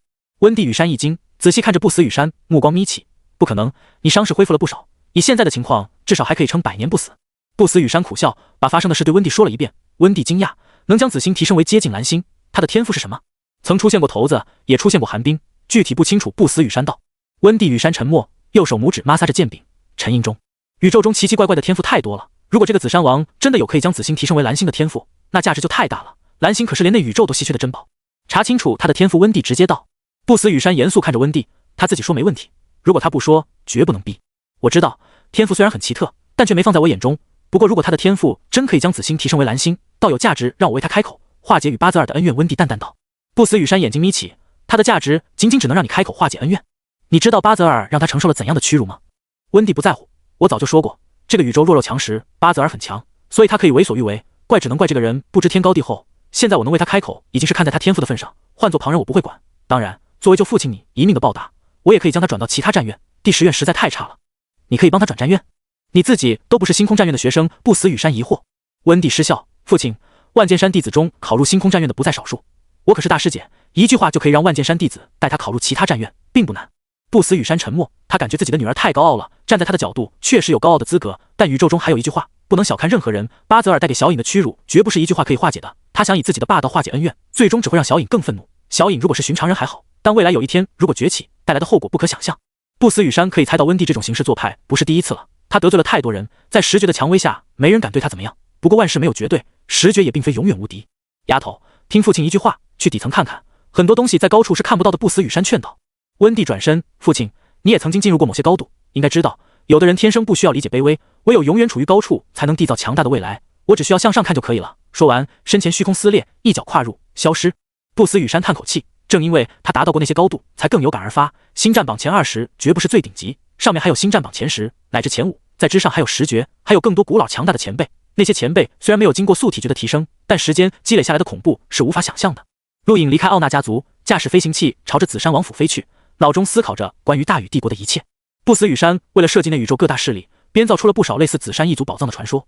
而家里也正是因为这些传说，才让自己成为紫山王，这很合理。但赢呢？他是新人类联盟的人，他对大禹帝国的了解很深，为了什么？也是不死金吗？新人类联盟势力是很大，但也仅限于暗处。内宇宙各大势力面对大禹帝国都是潜伏起来，等待不死羽山死亡。新人类联盟在大禹帝国的势力不应该超过内宇宙，但为什么了解那么深？只有两种可能，要么新人类联盟确定不死金就在不死羽山手中，所以不惜耗费代价探查大禹帝国的一切，要么就是另有目的。联想起应对自己格外照顾，陆颖猜测此人应该另有所图。还有家里让自己想办法加入新成立的大禹帝国青年评议会，也肯定另有目的，绝不仅仅是不死金。陆颖目光闪烁，大禹帝国肯定还有自己还不知道的隐秘。前方高大的紫山王府出现在眼前，陆颖正坐在飞行器内，陡然间正前方虚空扭曲，一名绝美自然的女子手持古朴长剑穿梭而过，令飞行器差点爆炸。陆颖莫在意飞行器，而是盯着女子，这是温地羽山。温地羽山跨越虚空，无意中与陆颖擦肩而过，瞥了眼陆颖，眼中闪过一丝异色，转瞬即逝，包括他本人也转瞬消失。陆颖目光一闪，四周恢复正常，一切就好像梦幻。但刚刚那个女人确实是温地羽山，他认出了自己，却没有在意。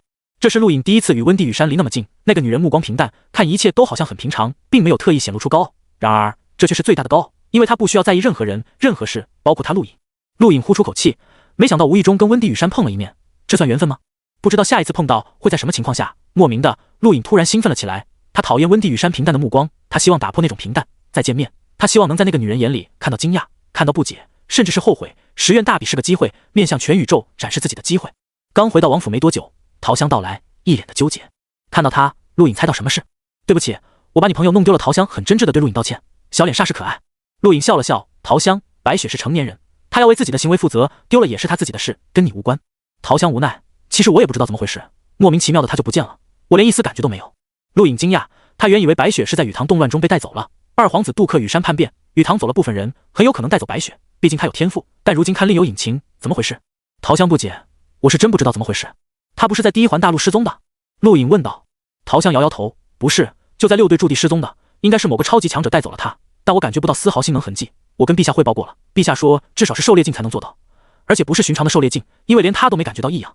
陆颖震撼，能瞒过不死羽山，绝对是超级强者，为什么带走白雪？等等，张顶天、是乌障、徐三也都失踪了，难道也跟此人有关？他们几人都很普通，唯一的串联便是地球。不过地球只是很普通的星球，不应该牵扯到绝强者。想不通，陆颖无奈，对桃香道跟你无关，不要自责了。桃香点点头，表情苦闷，他也很喜欢白雪的，但却失踪了。没多久，桃香离开，他告诉陆颖温蒂给他带来了很多内宇宙灵石。陆颖知道他是在点自己，但他真没有灵石，只能把桃香哄走。在桃香离开没多久，托勒奥纳登门。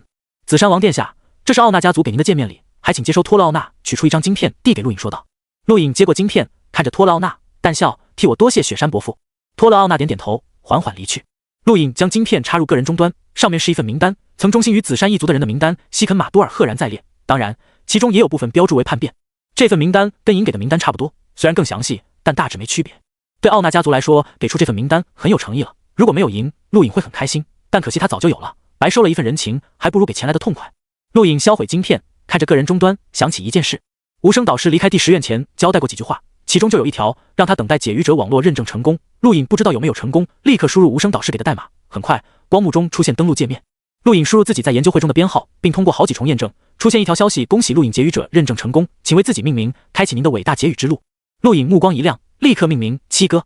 下一刻，光幕一变，出现在陆颖眼前的是一个界面，里面尽是关于解语者的各种消息，而右下角不停闪烁，那是有人在联系他。陆颖好奇点开，无数祝贺之词铺天盖地而来，来自各种地方，包括宇宙各大帝国、势力、公司、学院，还有各种研究会等等，数不清的祝贺之词，差点没把他看花眼。他知道解语者地位很高，但没想到高到这种地步，他仅仅是一个一丝功绩都没有，刚刚加入的新人就有那么多人上杆子恭贺他，太夸张了，其中居然还有大禹帝国。陆颖立刻关闭页面，太多了，他根本来不及看。而在不远处还有一个光点闪烁，上面写着元宝屠戮4个字。陆颖目光一亮，他看过无声导师给的书，对解语并非一无所知。元宝就是给那些需要解语的东西的总称，宇宙历经无数岁月，尘封了无数的宝物，这些宝物就是元宝，解语就是开启元宝唯一的方式。所谓元宝屠戮，就是开启解语的视频，任何解语者只要上传自己的解语视频，都可加入自己的元宝屠戮中。这些元宝屠戮可以卖，可以换，当然够资格的话，也可以上传到解语者网络内的元宝屠戮内，供后人参观膜拜。元宝屠戮闪烁代表里面有新的元宝解语视频。陆颖期待的点开，一条条消息映入眼帘：恭喜七哥加入解语者研究会，梅比斯银行送上元宝屠戮5张；恭喜七哥加入解语者研究会，奇异金属联盟送上元宝屠戮3张；恭喜七哥加入解语者研究会，三叶草公司送上元宝图录3张。一条条消息让陆颖振奋，全都是宇宙强大势力，足有数十条消息，其中大半陆颖听都没听过，但能进入结语者网络发送消息都不简单，内部至少有结语者。美比斯银行、三叶草公司，还有白叶一族、火域等等，各方势力都在向陆颖表达自己的善意。面对解语者，连白叶一族这种古老的宇宙强族都没有太高傲，这就是解语者的威势。陆颖庆幸自己加入了解语者研究会，他看到了另一个世界。满怀激动之情，陆颖开始浏览这些势力送给他的元宝图录。首先是美比斯银行的。一处荒凉的大地上有一根高耸入云的古怪黑色岩石，一名男子缓缓接近，随着他的接近，虚空开始崩裂，隐约间荒凉大地变了。男子的出现似乎打乱了这个地域的平衡，令这片大地在龟裂，虚空迸碎。不过这些不足以影响男子。男子一步步走到黑色岩石下方，抬手摸了摸，自言自语着什么，围绕岩石转了一圈，随后在各个不同的方位击打。时间过去了1个小时，黑色岩石逐渐开裂，最终迸碎。在迸碎的刹那，虚空仿佛要完全粉碎，男子一手压住虚空，强行凝固了起来。最终，这片荒凉大地在一层绿色光晕笼罩下生长出无数植物，而男子眼前出现了一株高耸入云的绿色根茎。这个根茎一直被黑色岩石尘封，被男子释放了出来。陆颖震撼看着，这就是结语。那些黑色岩石实际上是宇宙星能，还有各种奇特能量经过岁月变迁形成的实质，将根茎尘封，让其成为了元宝。而今被男子结语成功，过程看似简单，但每一步都充满了危机。整片荒凉大地都在元宝恒定的气场笼罩下，一旦踏入，必将承受难以想象的压力，连虚空都迸碎。而男子为了成功结语，耗费1小时才瓦解外层实质的能量，这是浩大的工程，任何一步出错，不仅男子会死亡，连元宝都可能被毁于一旦。男子绝对是漫步星空的超级强者，否则无法强行凝固迸碎的虚空。结语有时候靠的不仅是对星能的掌控和了解，更要有强大的实力。没有实力，有时候连元宝都无法接近。陆颖记得无声导师给他的书本扉页有一句话：宇宙中没有完全一样的元宝，任何结语过程都是独一无二的。所以结语对星能要求奇高，对经验的要求也奇高，所以才有了元宝图录。数十万结语者不停观看他人的元宝图录，借此增长经验，不仅是希望结语成功，更是为了保命。解语者享受着宇宙至高地位，同时也承担着其他人无法想象的危险，因为那些元宝是宇宙尘封的，想要解开任何一件元宝都是在跟宇宙争夺。呼出口气，陆颖沉吟片刻，想要再看一遍刚刚的元宝图录，可惜点不进去了，任何元宝图录只能看一遍，想要再看还需购买，真够坑的。陆颖无奈，看下一个。这次是海底，观看角度并非全景，而是只能看到一双手，显然这是用个人终端拍摄的，也就是说这是结语者自己制作的结语视频。那双手雪白，明显是女子。随着视频晃动，陆颖看到了元宝，是一条鱼，准确的说是一条被灰色物质凝固的鱼。这条鱼不知道尘封了多久，一看就很古老，从海底缓缓浮现。随着它的浮出，四周无数海洋生物疯狂涌来，双目猩红攻击女子，女子双手随意挥动，大海顷刻间成为血色。那些海洋生物不过融境，大部分还只是探境，而女子至少是极境强者，轻松应对。极境一般都是明眸初级解语者，这种视频对陆颖帮助更大。刚刚那个显然只能憧憬一下，还不知道要多久才能达到。女子很轻易触碰到了那条鱼，拿在手中缓缓抚摸，似乎在感受着什么。陆颖可以猜到她在以星能感知鱼的体表，妄图分解表面尘封的物质。过了很久，鱼表面尘封的物质颜色逐渐变淡，原本是灰色，如今转变为灰白色，越来越淡。直至又过去2个小时，随着那条鱼双目闪过流光，表面尘封的物质完全消失，而那条鱼也恢复本来样貌，色彩斑斓，双目闪过智慧的光芒。这是一条有价值的鱼。视频到这里就结束了，陆颖不知道那条鱼有什么用，不过显然被视频主人隐藏了起来。任何被尘封之物都是有价值的，当然其中不乏空门。内部之物随着时间流逝消泯了，但任何人面对元宝都愿意尝试解开，说不定就有逆天之物。再看，陆颖点开下一条。此次出现在他眼前的是一间昏暗的密室，密室中间有一块很小的石头，一名男子出现，缓缓接近石头，然而下一秒虚空闪过白光，空间被无形攻击切割粉碎，男子也化为碎片。陆颖吓一跳，这是失败案例，结语者承担的风险很大，每年都有很多结语者死亡，很正常。元宝图录内不仅有成功案例，也有失败案例，相比来说，很多人更愿意看失败案例，因为那些都是血淋淋的经验。虽然宇宙中没有一样的元宝，但很多危险都是相似的，比如此次那抹闪过虚空的白光都让陆颖有心理阴影了。他可以保证未来自己结语出现这种白光绝对第一时间跑，这就是经验，前人死亡的经验很珍贵。陆颖一共得到不下100张元宝图录，耗费数天时间全部看完。这些图录中大多是成功视频，只有少部分是失败的，而其中结语者死亡的视频只有3张，这种视频很珍贵，别人轻易不会送。陆颖揉了揉脑袋，结语者这个职责说难很难，说简单也简单，没有那么多专业知识，凭借的就是实力跟经验，但也正因为如此才危险。解语者就像人类捧起来跟宇宙争夺秘宝的敢死队，享受人类至高荣耀，却也承担巨大风险。怪不得无声导师让自己第一次结语前必须联系他，他是怕自己一不小心玩完了。说实话，看过这么多视频，陆颖非但没有结语的冲动，甚至有一种避而远之的想法，这是拿命在赌，尤其对于自己这种没有导师教导的野狐禅，很容易把自己的命玩没了。抬手看着骰子，陆颖目光闪烁，结语还是暂缓吧，等更了解了再说，先取钱，自己身上只有3000多立方星能晶体，毫无安全感。另一边，巴泽尔见到了温蒂雨山，拿着这个联系那个结语者，请他帮忙解雨。温地羽山扔给巴泽尔一块邹巴巴的泥土，缓缓说道。巴泽尔为难，温地议员，这个是元宝。温地羽山冷冽的目光看着巴泽尔，让你去就去，告诉那个劫雨者，这块元宝没有攻击性，可以让他很好的尝试。劫雨得到的东西算是给他的报酬，这是我们外宇宙青年评议会的诚意。是。巴泽尔一惊，连忙离开。温地羽山收回目光，看向个人终端，一块光幕弹出，上面赫然是录影劫雨者的页面。当然，录影这2个字没有出现，出现的只是七哥。没想到新出现的劫雨者竟然在真宇星，希望不是那宇宙放出的人。温地羽山目光冰冷，即便是他也不敢小觑劫雨者，任何一位劫雨者都有可能成为绝代强者，因为他们是开启元宝的钥匙。很多劫雨者不跟外界联络，一心探寻古老星球，只为寻找元宝，一旦找到逆天之物，就可能崛起成为超强者，这种人不能惹。陆影看着近在咫尺的梅比斯银行，看着高空在阳光下反射光芒的宇宙币，不禁感慨，还是这么有钱。正当他要进去的时候，个人终端传来轻响，他低头看去，目光一变，巴泽尔。陆影神色变幻，看着个人终端光幕上巴泽尔的通讯请求，目光扫过页面，松口气，这不是直接联系自己的个人终端，而是通过劫雨者网络联系到的自己。他不知道自己是劫雨者，以自己跟巴泽尔的仇怨，一旦他知道自己就是劫雨者，绝对会不惜一切代价杀了自己，那麻烦就大了。但是巴泽尔为什么联系自己？陆影目光扫过全部页面，最终看到定位，自己的定位赫然在大宇帝国真宇星。陆影立刻关闭定位，太坑了，也没人告诉自己会有定位，怪不得巴泽尔联系自己，他应该是代表外宇宙青年评议会想拉拢自己，毕竟距离太近了。陆影没有拒绝，当然也没有视频通话，仅仅只是语音通话，而且改变了声音。何事？尊敬的劫雨者您好，我叫巴泽尔，是外宇宙青年评议会下属议员。巴泽尔的声音传出，语气恭敬，跟当初来到真宇星时态度完全不同，好像变了个人。陆影冷笑，有什么事？我这里有一块元宝，想请您劫雨。巴泽尔谦恭道。陆影不耐，没空，说着就要挂断。巴泽尔急忙道，请稍等，这块元宝毫无攻击性，正好可以作为您劫雨的历练之物，而且劫雨得到的东西归您所有，这是我外宇宙青年评议会的诚意。陆影心中一动，没有危险的元宝，这倒是好东西，并非所有元宝都有危险，当然没有危险的元宝很难开出好东西，而且很有可能内部的东西已经消灭，但怎么说也是一次历练的机会，任何元宝都很昂贵，而且一般没人愿意卖，都想碰运气。你怎么确定没有危险？陆影问道。巴泽尔道，这块元宝就在我掌中，而且我已经找普通人试过了，没有丝毫危险。陆影沉吟片刻，好，我答应你。地点？巴泽尔大喜，能跟劫雨者拉上关系可是很难得的，他是探索境强者，也有希望得到元宝，只要能请动劫雨者出手，未必不可以得到好东西，您可以选地方，方便您就可以了。陆影想了想，你把元宝放在地宫朝殿前方第3个花坛内，我自会去取。巴泽尔惊讶，地宫？怎么不愿意？你代表外宇宙青年评议会，我记住了，这份人情我会记下，你巴泽尔之名我也会记住，这就够了。你还想跟我见面？陆影不耐。巴泽尔咬牙，好，按您说的做，放心，明天我就放过去。陆影满意挂断通话，只要放在地宫就不怕他找到自己，地宫人很多，而且每天都有朝臣以及外臣进入，再加上皇庭13队队长，即便巴泽尔都无法监视，不会暴露自己的身份。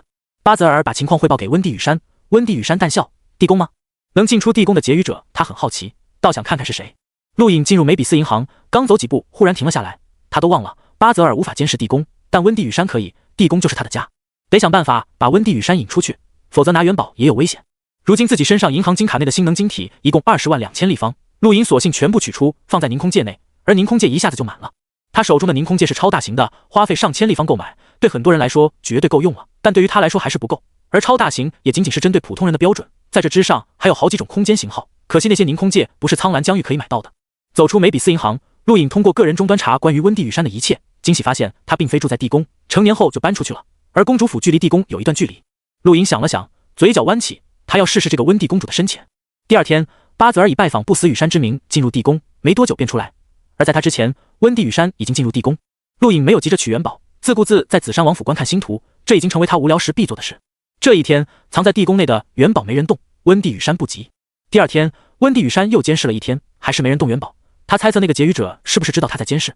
第3天，依然没人取元宝，温地羽山皱眉，目光沉吟。就在第4天早上，朝殿开始前，温地羽山正在思考是不是应该放弃监视。一则消息让他震怒，他的公主府被人冲撞了，数十名醉汉驾驶飞行器直接冲入公主府，让公主府一片狼藉。温地羽山想也没想，立刻回去。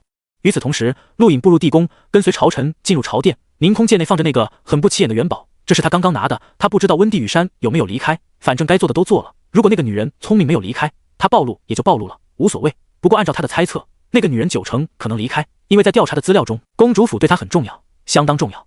今天是特殊的日子，大禹帝国对杜克羽山的战争暂时停歇，很多外臣参加朝会，导致朝会位置都不够站。陆影只是溜达一圈就走了，没有露面。在他离开不过1分钟左右，温地羽山回到地宫，目光扫过花坛，眼神一冷，元宝被取走了，联想到公主府发生的事，心中一怒，他被耍了。温蒂自认不笨，之所以被耍，是因为没想到有人敢耍他。他可是温蒂雨山，逃得了一时，逃不了一世。你最好祈祷自己能成为有用的劫狱者，否则我会让你知道耍我的代价。他不是没办法找到这个人。紫山王府中，陆颖惊喜打量着手上这块黑不溜丢的泥土，这就是元宝。虽然看上去比较磕碜，但确实是元宝，而且是无害的元宝，正好可以让他试验。劫狱这种事，能力占一部分，经验也占很重要的部分。他要开始人生中第一次劫狱了。无声导师让他第一次劫狱的时候联系他，陆颖想了想，还是决定联系一下。但过了一会，个人终端都联系不上无声导师，陆颖关闭终端，想来他应该有事。陆颖没有再等，打算直接劫狱。不过在正式劫狱前，需要开启个人终端上的摄影，他要把劫狱过程拍下来上传到自己的元宝图录中。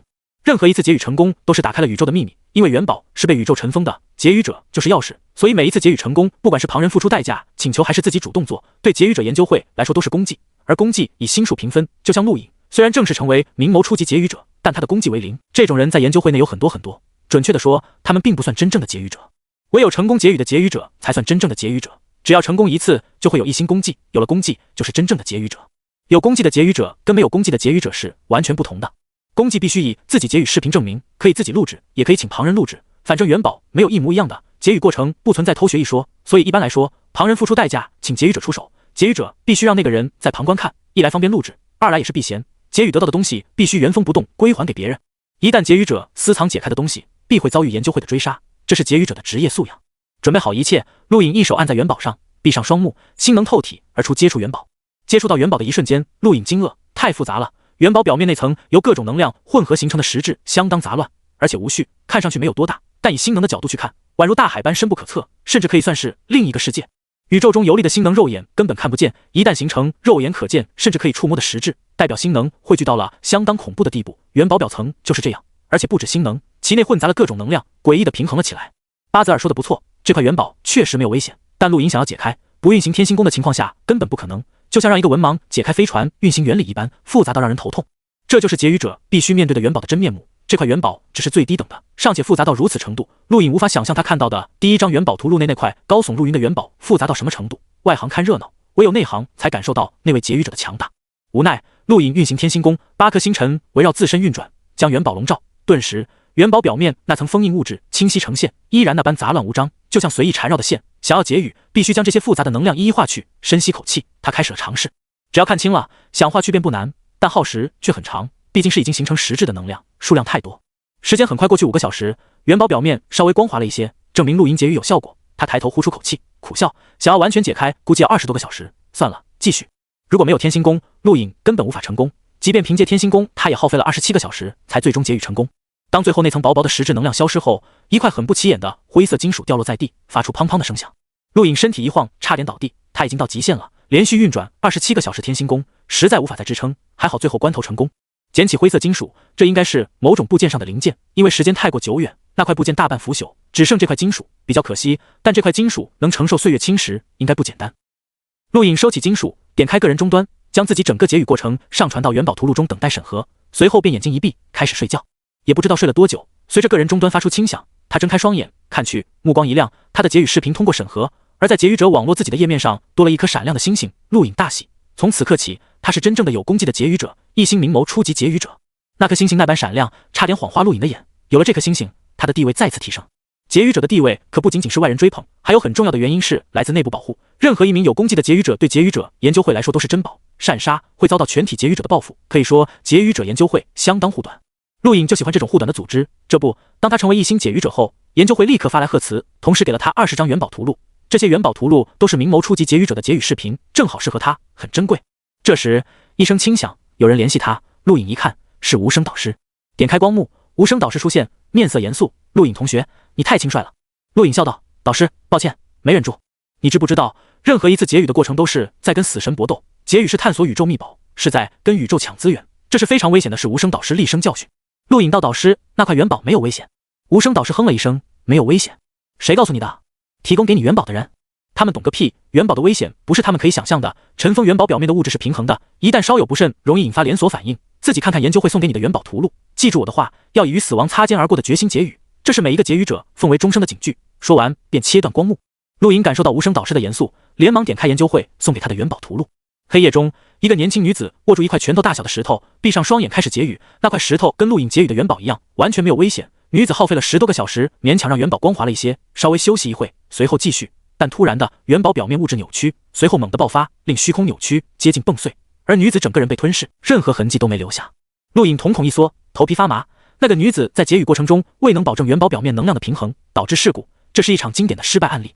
这次案例跟陆颖劫狱何其相像，不同的是他成功了，而女子失败了，所以一个生，一个死。元宝表面能量就像另类的生态圈，早已形成一种平衡，一旦打破，整个生态圈便会崩溃，能量形成实质，引发的后果相当恐怖，即便极境强者都未必能挡住。陆颖后怕，幸好自己的天星功能让自己看得分毫必现，否则刚刚就危险了。想着，陆颖继续看其他元宝图录。第2章、第3章，直至第17章都是失败案例，而第18章再次让陆颖震撼。他看到了一双手，同样在劫狱毫无危险的元宝，但数十个小时后，当元宝表面还剩薄薄一层的一刻，内部一条造型奇异的怪蛇冲出，顺着那双手钻入劫狱者体内，随着一声惨叫，画面消失。陆颖再次头皮发麻，他想起来了，元宝尘封的未必肯定是死物，也有可能是生物，那些生物自我封印，随着时间迁徙，逐渐被尘封，打开的一刻，他们苏醒，从远古而来的生物，想想就恐怖。一共20张元宝图录，全部都是劫狱失败的案例，而且劫狱者本人还都死亡。陆颖后背发凉，这些案例让他真切体会到劫狱是多危险的一件事。劫狱者研究会在他成为一星劫狱者的一刻发给他这些，是警告，也是让他看清何为劫狱者。很多时候，打开秘宝的人都没有好下场，劫狱者背负了这个责任，承担着荣耀，也经历着死亡。陆颖再次联系无声导师，看完了。无声导师盯着陆颖沉声道。陆颖眉头紧皱，郑重道：看完了，有什么想法？无声导师表情严肃。陆颖沉吟，随后抬眼，压力很大，但很有趣。无声导师嘴角弯起，有趣？很少有人会觉得劫狱有趣，别看研究会数十万劫狱者，真正能劫狱的没多少，而这些人中，相当一部分人排斥劫狱，因为他们不敢。希望你不要成为那种人。陆颖眉毛一挑，缓缓弯腰，多谢导师提醒。无声导师点点头，目光露出一丝赞赏。劫狱有时候也可以靠外物，宇宙中总有一些神奇的东西可以帮助劫狱者，比如这个。说着，无声导师取出2片碧绿的叶子，贴在自己脑袋上，在陆颖疑惑的目光下，淡淡道：这种叶子可以让我大脑清明，思路提高数倍。你也劫狱过一次了，应该明白思路提升对劫狱的好处有多大。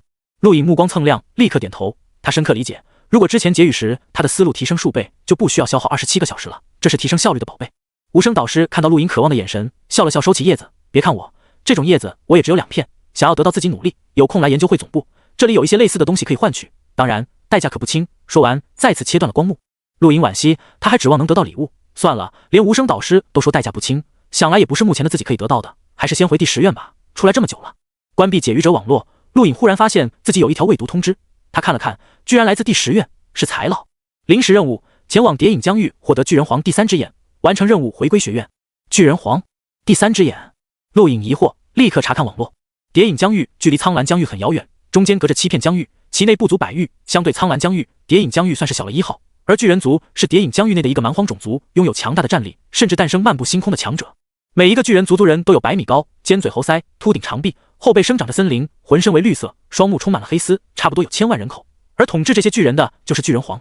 陆颖查了很久，查到了不少关于巨人皇的信息，但却没有提到什么第3只眼。他甚至查到了不少历代巨人皇影像，同样没出现过第3只眼。财老会不会搞错了？本来想联系财老问问，但想了想还是没有，先去看看再说。从苍蓝疆域到谍影疆域行程1个月，这1个月内陆颖打算不间断的看星图，那么现在他就需要摇头子。距离上次摇头子才过去了几天，陆颖算了算，时间没到，他取出星图开始观看，不停摸索当初风院长给他运转第9颗星辰的感觉。时间不知不觉又过去了几天，陆颖取出头子，是时候摇了。一直点在头子上，随着头子停止旋转，陆颖周围场景变换，出现在时间静止空间中。他有些苦闷，这片空间看得他都有点审美疲劳了，又不舍得改变场景，算了，也就3天时间，很快过去。当3天时间结束的一刻，陆颖回到王府，继续摇头子。这次11点，调出来一张不知道什么地方的银行金卡，反正不是梅比斯银行。陆颖撇撇嘴，没用，继续。当看到头子还是1点的一刻，陆颖叹口气，眼看着一件粉色女装掉落，他呆住了，这也行？想也没想，立刻焚毁。如果被人看到，他的名声就完了。连女装都能搞到，陆颖叹息，这辈子是不能在人前摇头子了。想想自己眼前如果突然掉出一套女性内衣，那画面他都不敢想。深吸口气，陆颖捏了捏手指，再次点在头子上。当头子停止旋转，出现在他眼前的是6点，一个神奇的点数。陆颖瞳孔一缩，变得无比炙热。这个点数正好适合他。眼前一切变换，他化为了光团，出现在漆黑的空间中，周围到处都是光团，有温和的，有炙热的，有大有小。陆颖化作的光团越飞越远，他凝空界内足有20万立方晶体，够他去很远了。这次陆颖不着急，他要看看究竟如何才能选择最适合自己的人。随着距离越来越远，周围无数光团，陆颖发现有些光团与他很排斥，也有一些光团在吸引他。他在思考，突然的一股拉扯力出现，他脸色一变，不会吧，20万立方晶体消耗完了。他想也没想，立刻朝着对他有吸引力的光团冲去。这个光团比他大不少，也比之前那个大雷的要大，应该是极境，而且绝对不弱。当陆颖冲入光团中的一刻，意识顿消，等他再清醒时，已经变成了另一个人，一个叫卡隆的天才劫狱者。陆颖看了看双手，对着镜子看到了一个剑眉星目的英俊男子，他就是卡隆，迪莫疆域天才劫狱者，5星明眸初级，只差一步便可成为掌域终极劫狱者，是名副其实的天才。更重要的是，此人是星空第6院学生，更是狱道狱主之一，跟之前枪脉狱主范克利德一个等级。陆颖知道自己中头奖了，此人绝对是最适合自己的人，同样为解狱者，怪不得此人的光团吸引自己，自己与他冥冥中有了一层联系。陆颖知道以后自己如何选择了，就要找对自己有吸引力的光团，双方肯定有相似的地方。忽然间，陆颖想起了什么，立刻查看星图，发现迪莫疆域距离苍蓝疆域虽不像谍影疆域那般遥远，但也有2片疆域的距离，如此距离，他的晶体肯定撑不了多久。陆颖抓紧时间坐下，重新回顾卡隆的一生，重点是劫狱经验。卡隆不愧是天才5星劫狱者，劫狱了不下20个元宝，而令他成为5星劫狱者的劫狱经历，便是来自一枚剑心元宝。那是第6院极境任务之一，发布者不明。然而，劫狱剑心元宝的任务却名扬第6院，皆因为已经有2名劫狱者死在这个元宝之下了，是被一缕剑气格杀。这个元宝甚至吸引了掌域终极劫狱者出面，言明这确实是适合明眸初级劫狱者的元宝。但想要劫狱成功很难很难，一旦成功必为5星功绩。卡隆成功了，耗费3天时间，几乎虚脱，才在最后关头劫狱成功，并得到了那柄名为显罗的佩剑，震动第6院，成为祭道博之后最天才的劫狱者。陆颖重新回顾了一遍解于显罗剑的过程，震撼卡隆对星能的掌控妙到毫巅。此人虽然没有自己运转天星宫时看得那般清楚，但却凭着对星能的熟悉，硬生生劫狱成功。这才是大部分劫狱者的方法，自己以天星宫劫狱才是作弊。卡隆是名副其实的天才劫狱者。即便重新回顾，陆颖也累得满头大汗。不过收获不小，他融入卡隆身体，等于有了此人的劫狱经历，这是一笔宝贵财富。成的一生，陆颖自凝空界取出显罗剑，剑身轻灵，呈银白色，剑锋流光溢彩，隐隐有奇特的纹路浮现，随手挥舞。卡隆修炼的密室被直接切出巨大痕迹，陆颖惊讶，能提供给极境强者修炼的密室绝不是普通材料制造，却被显罗剑轻易切割，太锋利了。而且流转于剑锋之上的纹路显然不简单，这可是尘封自不知道多久以前的武器，拥有神秘威能。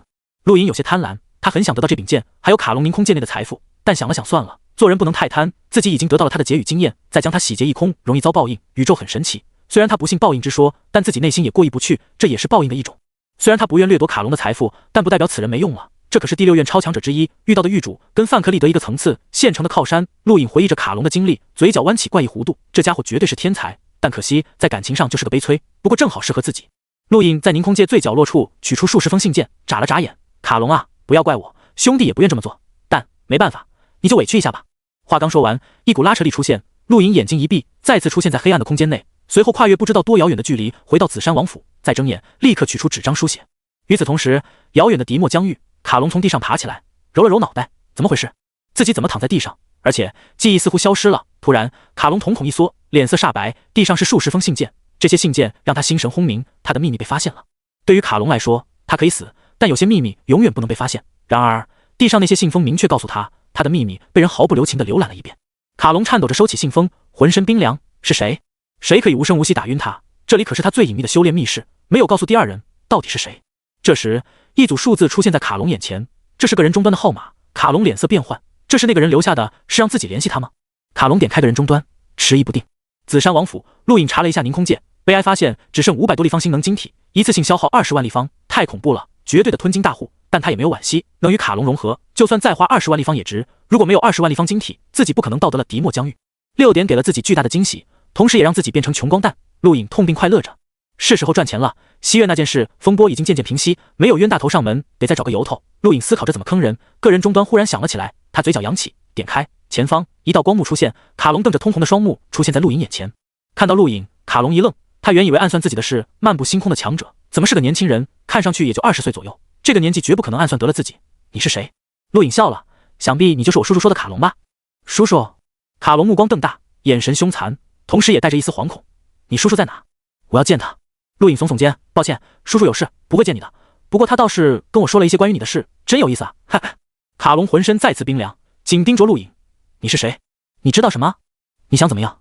一连3个问题足以证明卡隆有多惶恐。陆颖发现的秘密太惊人了，怎么说呢？这个卡隆绝对是天才，可惜太倒霉了，喜欢一个女人，还没等表白，人家就当了自己大嫂。这件事就发生在他劫狱那柄剑心元宝的前夜，正因为这个刺激，他才决心劫狱剑心元宝，只为求死，却没想到劫狱成功了，成了5星明眸初级解狱者。卡隆想开了，不想死了，但对那个女人的感情丝毫未变，只能以写信的方式舒缓。他只写给自己看，没有人知道，就连那个女子从头到尾都不知道自己的小叔子喜欢自己，卡隆就像将自己的感情封闭在另一片世界，除了他，没人知道。这是他最大的秘密，从没想过与旁人分享，但却被陆颖知道了。不得不说，这家伙是个情种，可惜运气不好。在陆颖看来，如果让这家伙再这么憋下去，早晚憋成神经病，不如帮他找个宣泄口，自己就是那个宣泄口。当然，他也要付出代价，比如在试炼界域内保护自己。那些信写的不错，卡隆兄，你文笔很好。陆颖赞叹。卡隆握紧双拳，身体因为过分惶恐出现战栗。你到底想怎么样？陆颖看着他，听说你是星空第6院学生，还是遇到狱主之一？卡隆没说话。陆颖一笑，那就简单了，我们做个交易，你在试炼界域里保护我不受伤害，我呢，保护你那些秘密，绝不让第三人知道。卡隆惊讶，你也是星空战院的学生？第几院的？第10院。陆颖回道。卡隆愣神，第10院？第10院还存在？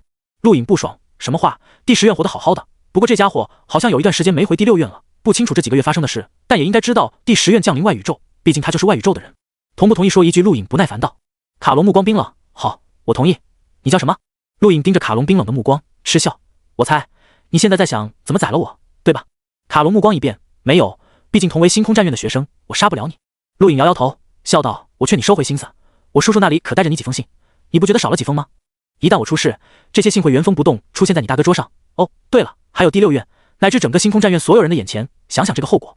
卡隆头皮发麻，如果真的这样，他这辈子就算完了。虽然他没对那个女人做任何事，但这种事情一旦曝光，他在宇宙中将毫无立足之地，那个女人也会受牵连。我卡隆以自身名誉保证，绝不会对你做任何事，但你也要保证，你叔叔不会公开我的信。卡隆急切道。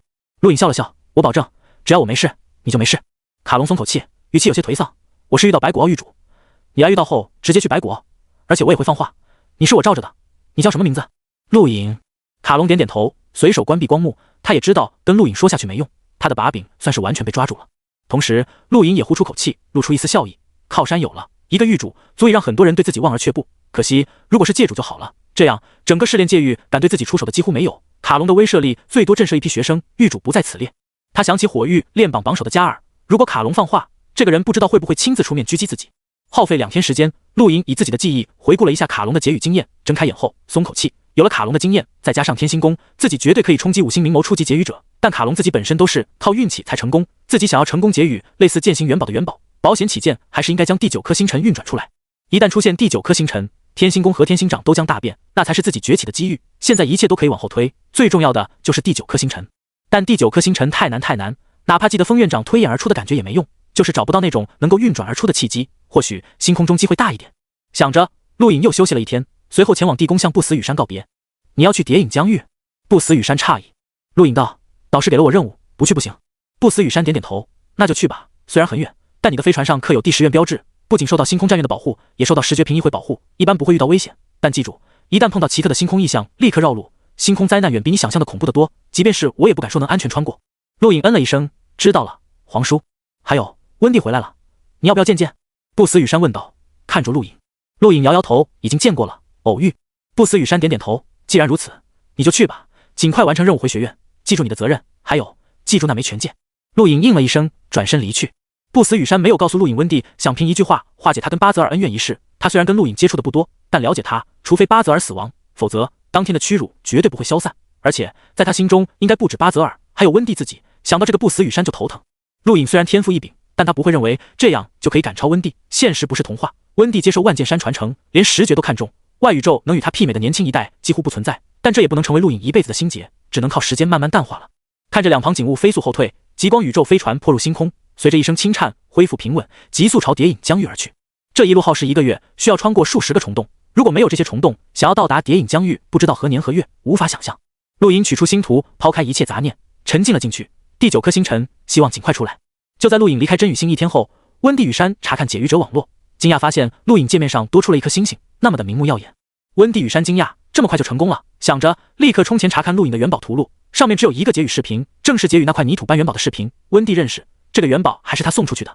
看了很久，温蒂才收回目光，此人真的成功了。他原本以为这种刚获得认证的解语者，最起码几个月甚至1年后才能真正解语成功，看来此人在解语一道上算是天才级别。巴泽尔，立刻联系这个叫七哥的解语者，我需要让他知道我们外宇宙青年评议会的善意。温蒂立刻联系巴泽尔下命令。巴泽尔立刻行动，联系陆颖。陆颖正在星空中观看星图，听见个人终端轻响，一看是巴泽尔，眼中一冷，随后淡笑，点开语音，改变声音，巴泽尔，什么事？哦，打扰了，七哥先生，只是想问一下，您是不是结语成功了？巴泽尔语气相比上次又尊敬了不少。陆隐嗯了一声，随后厉声道：怎么？你想要回结语得到的东西？当然不是，您别误会，之前就说过结语得到的一切都是您的，这是我外宇宙青年评议会的决定，也是不忧议员的决定。巴泽尔连忙道。陆隐眉毛一挑，不忧？巴泽尔道：是的，不忧议员，外宇宙青年评议会最高议员之一，这是他给您的善意。陆隐目光冷冽，不忧吗？看来此人就是巴泽尔背后的人，当初估计也是此人让巴泽尔侮辱自己，否则光凭击败鬼火一事，巴泽尔没必要那么做。而且鬼火当初也对自己挑衅过，一切都跟那个不忧有关。此人想得到温地羽山。一瞬间，陆隐分析出了一切。我知道了，不忧议员是吧？我会记住他的。巴泽尔大喜，他要的就是这个效果。任何有功绩的解语者都是不忧需要的，这种解语者潜力不可限量，说不定什么时候就能为他们带来好东西。如此，我不打扰七哥先生了，祝您解语愉快。陆隐嗯了一声，切断通话。不忧，陆隐目光冰冷，这个人是个麻烦，跟温地羽山一个级别，绝对强大。未来自己如果要加入外宇宙青年评议会，肯定会跟他碰上，得做准备了。在星空航行是极为枯燥的事，虽然星空很美丽，但也蕴藏危险。半个月过去了，陆隐设定的路线重新规划了6次，每一次都提前规避危险。即便如此，有一次也差点被突然出现的黑洞吞进去。那一次差点没把陆隐吓死，一旦被吞进去就死定了。他的飞船还达不到撕裂黑洞的程度。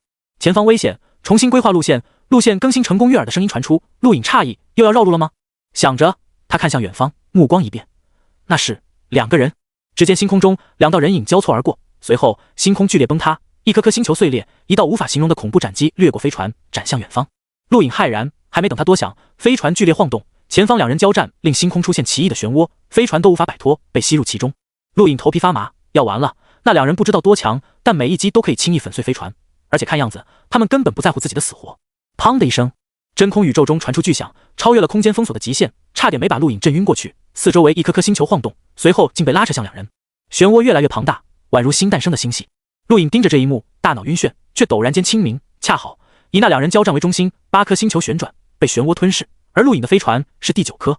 一瞬间，陆隐静心通明，体表天星宫莫名运转，随后隐约出现了第9颗星辰。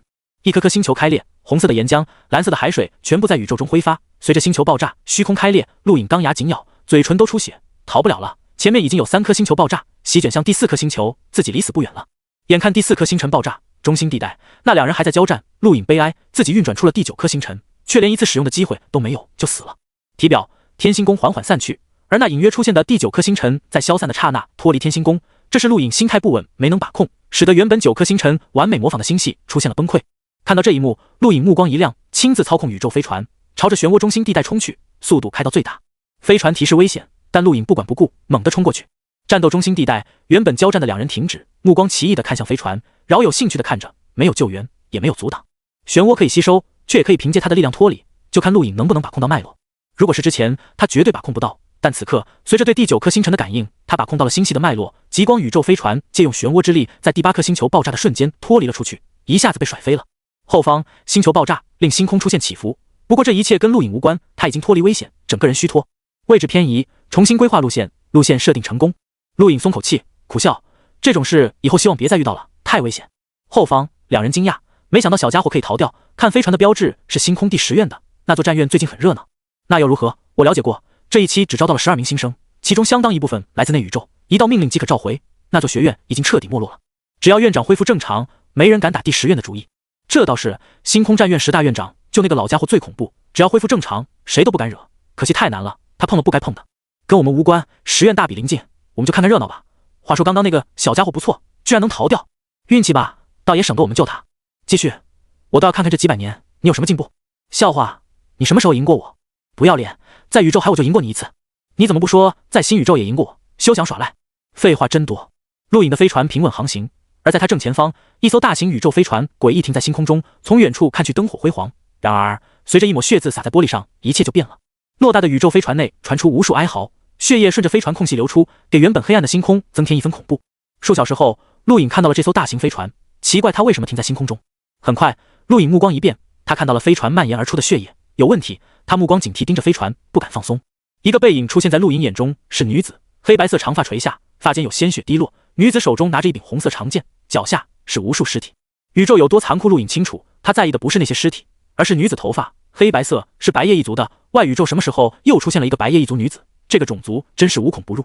大概是察觉到陆隐目光，白夜一族女子转过身，冰冷目光看来，陆隐心中一震，这是怎样的目光？冰冷、无情、绝望、悔恨、无助，却又有化不开忧伤，复杂的目光一瞬间映入陆颖心中，让他终生难忘。女子只是瞥了眼陆颖，随后就这么静静站在飞船内，看向远方，不知道在想什么。此刻，陆颖的飞船超过那艘大型飞船，看到了那艘飞船前方一个充满杀戮性的标志，这是星际海盗的标志。这艘飞船里的人都是星际海盗。白夜一族是宇宙强族，不可能当海盗。那么，那个白夜一族女子杀的都是海盗？虽然只是瞥了一眼，但陆颖确定这艘飞船上除了那个女子，无一活口，杀性好重。很快，陆颖的飞船远离，再也看不到那艘大型飞船。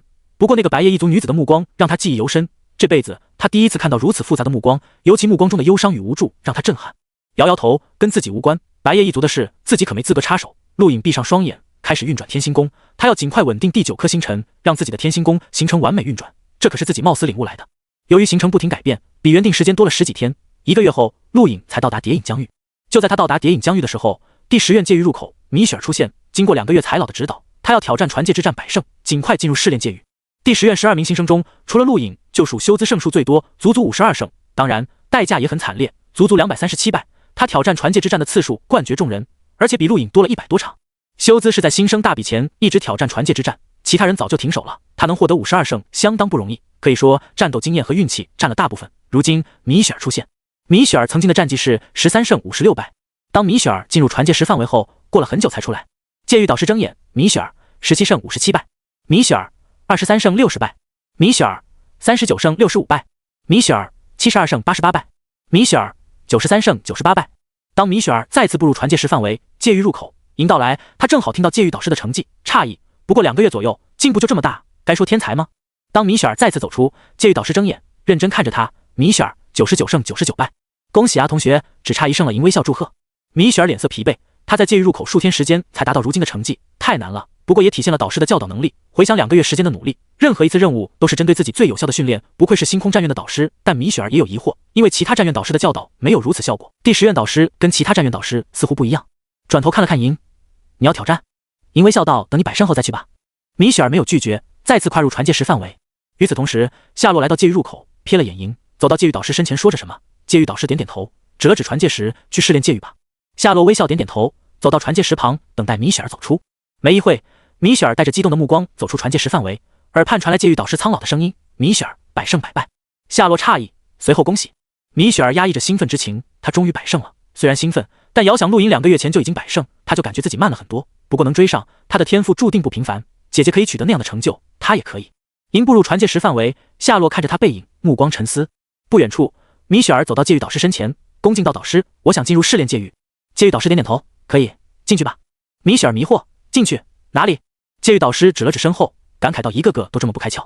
米雪儿伸手探向前方，跟当初陆颖做的一模一样，随后目光闪烁，一脚跨入，消失不见。夏洛看着这一幕，目光明亮，试炼界域，他是时候进去了。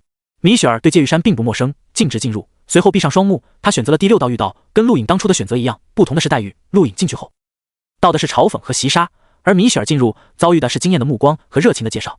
不得不说，美女在某些时候很占便宜。米雪儿出色的外貌让看到她的人目眩神迷。试炼界域很少有人愿意旁边有别人出现，但米雪儿却不在此列。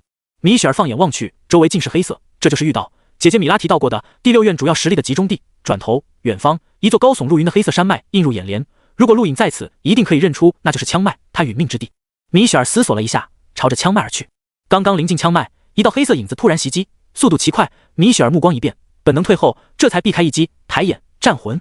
米雪儿比陆颖对试炼界域了解多了，看到战魂的一刻，立即准备战斗。战魂没有智慧，一旦相遇，只能战斗。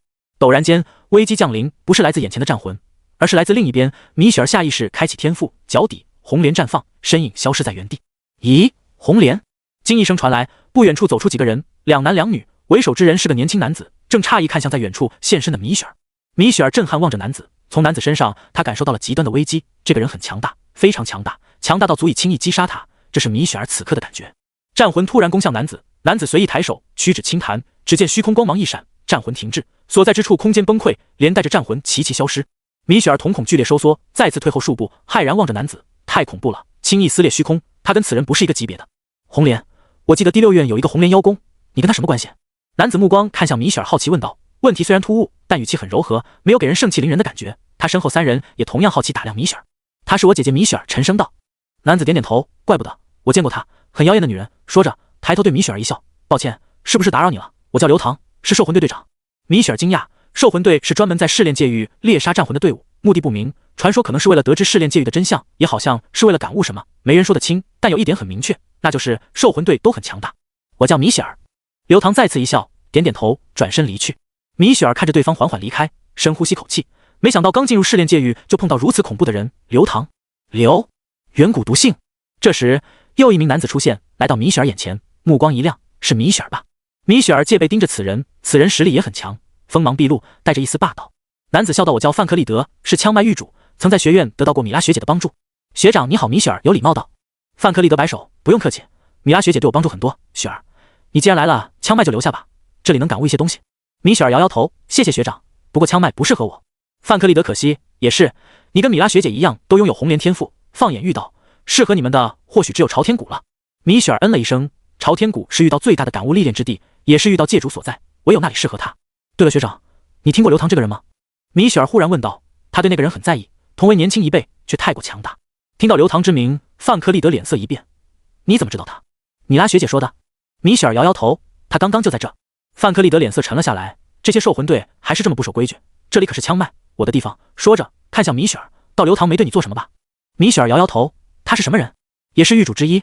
范克利德道：“他不是狱主，但绝不比任何狱主差。星空第2院学生，来自剑宗。”米雪儿神色巨变，惊呼：“剑宗！”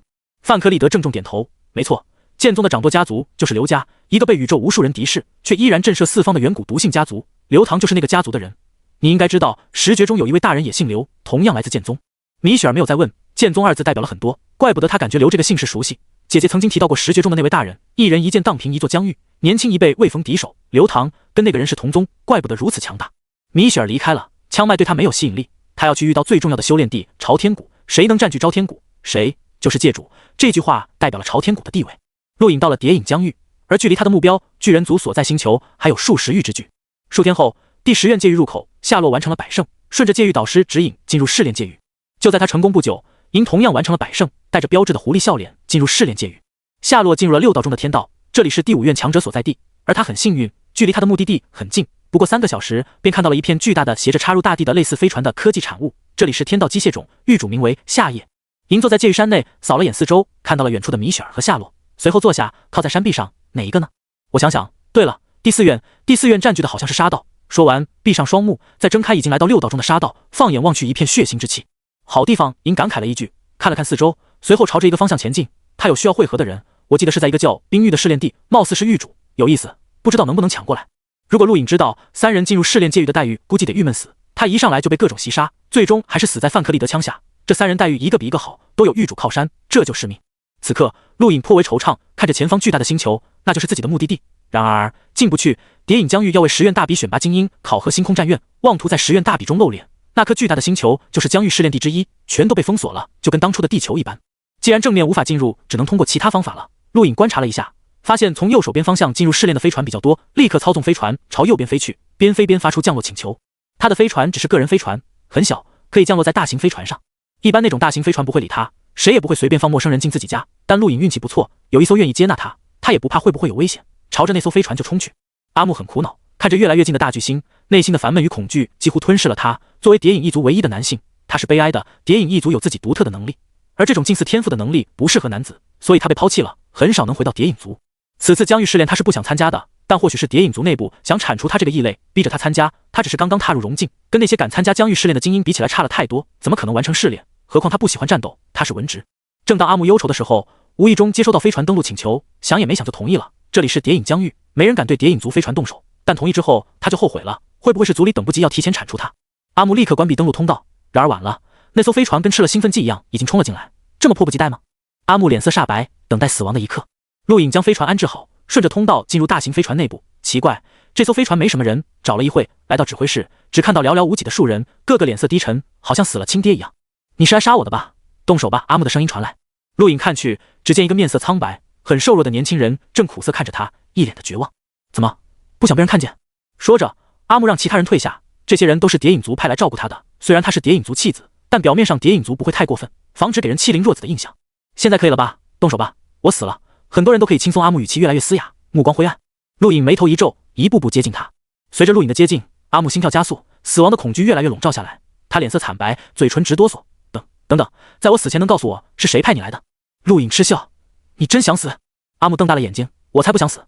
但说着，阿木失去力气，瘫坐在椅子上。我反抗不了，我可以不杀你。陆颖道。阿木目光蹭亮，紧盯着陆颖：“你说什么？不杀我？”陆颖点点头：“不杀你，不过有个条件。”“什么条件？”你说。阿木激动：“没人愿意死，他也一样，只要有一线希望都会抓住。很简单，带我进去。”陆颖指着前方逐渐出现的大巨星，开口道。阿木回头诧异：“你要进大巨星？”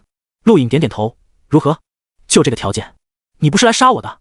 阿木失声，他又不傻，之前是想太多了，如今反应过来。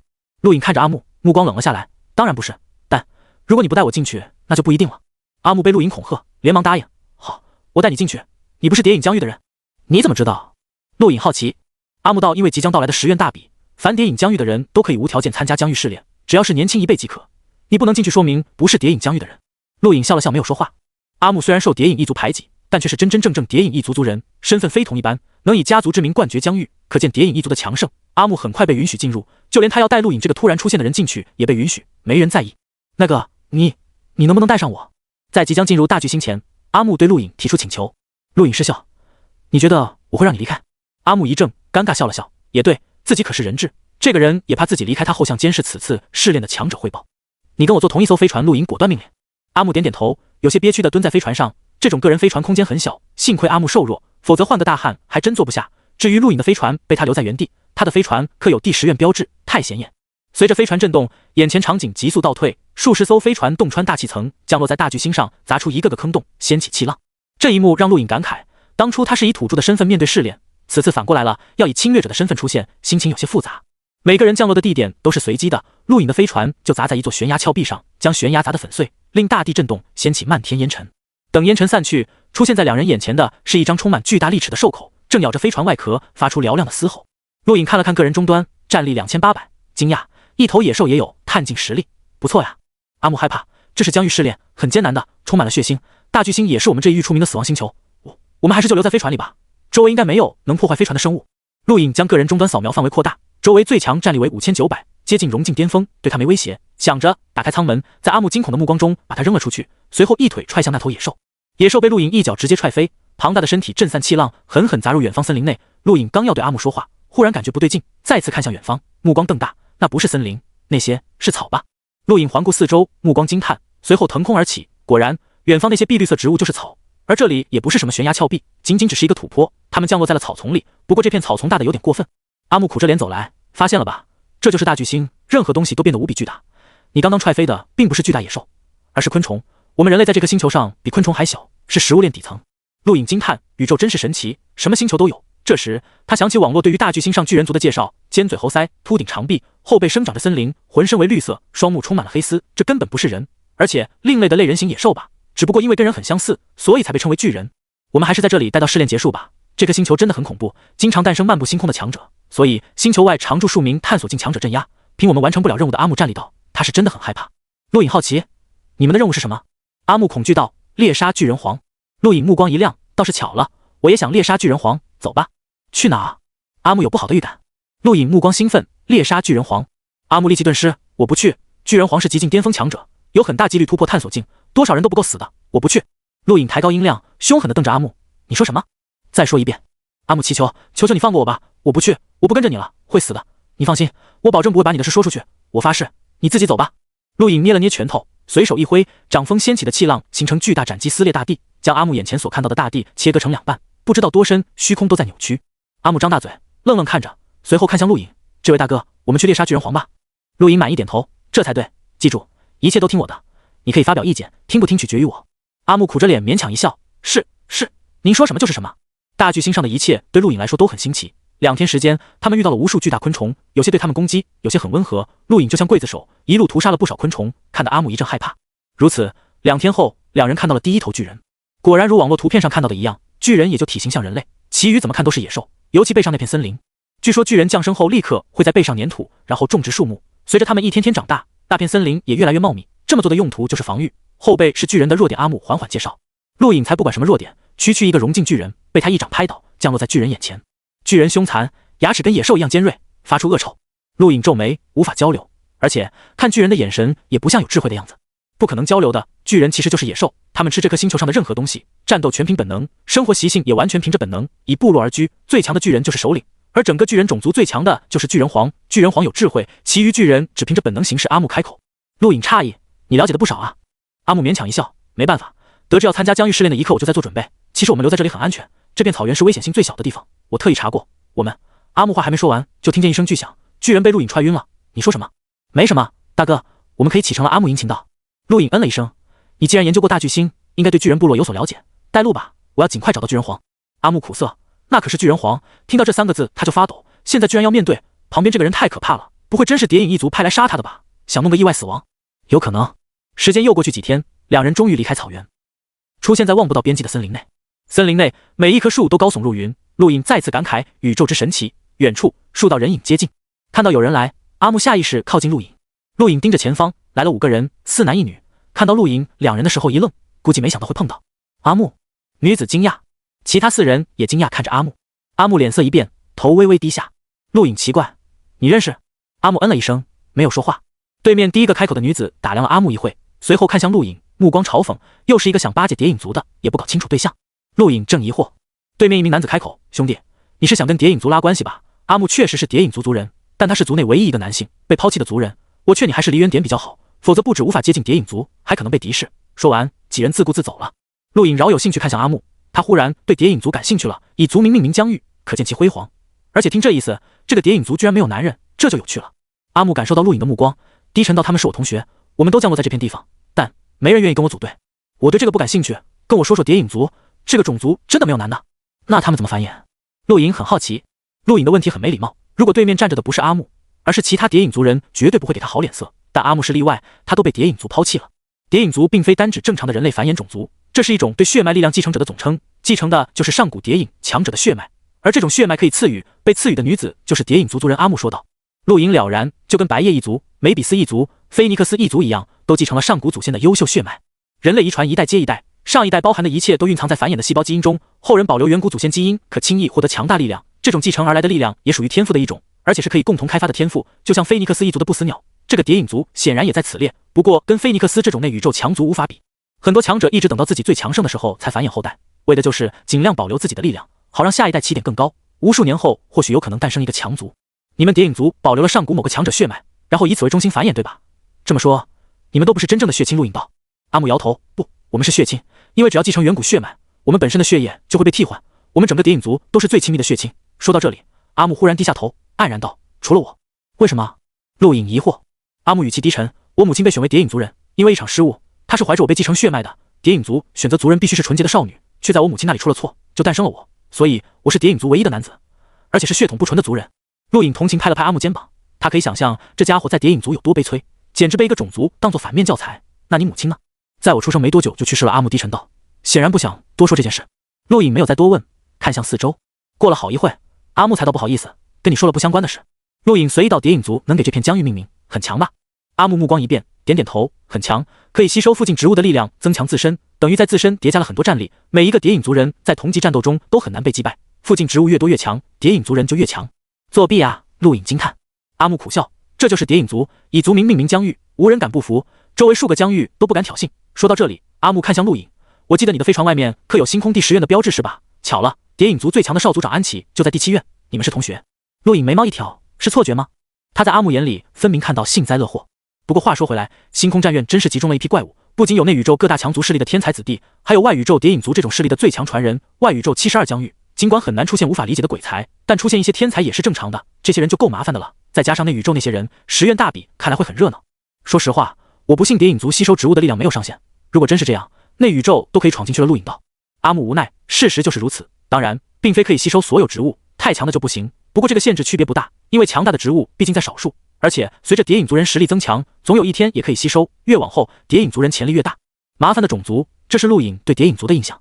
过了大半天，两人在这片高大森林中看到了炊烟，有炊烟代表有人，两人加速赶过去。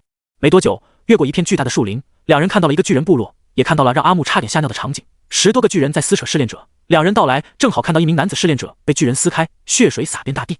那名男子正是之前碰到的人之一，之前一共4男1女，而今他们只看到那名女子被一个小巨人拿在手里把玩，其他人早已埋入那片充满血水的泥土中，空气中充满了恶臭与血腥气。阿木恐惧颤抖，脸色苍白。陆隐目光冰冷，那个小巨人狠狠捏住女子，女子已经无法喊出声，神色极度痛苦。就在小巨人想要用力把女子捏爆的时候，他的头颅掉了，巨大的身体缓缓倒下，血流如瀑布。陆隐出现在高空，空闪消失，再出现来到一名巨人正前方。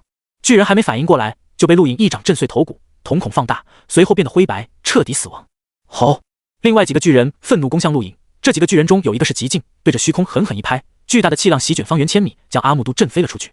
陆隐抬掌，长出星辰线，第9颗星辰隐约浮现，令天星掌9星合一，形成星系。一掌撕开极境巨人制造的气浪，拍在极境巨人胸口，虚空扭曲，随后崩裂。极境巨人被陆隐一掌撕成2半，彻底死亡。血水宛如海啸洒向一旁森林，浇灭了火焰。另外几个巨人恐惧逃离，但陆隐没有放过他们，连续空闪，一共10多头巨人全部被杀。陆隐可以容忍弱者被杀，但看到那几个人被玩弄，就感觉心中憋闷。人类才是万物之灵，不允许被践踏尊严。阿木呕吐，这片地方他1秒钟都不想多待。陆隐踩着充满血水的泥土，走到女子身侧，蹲下身。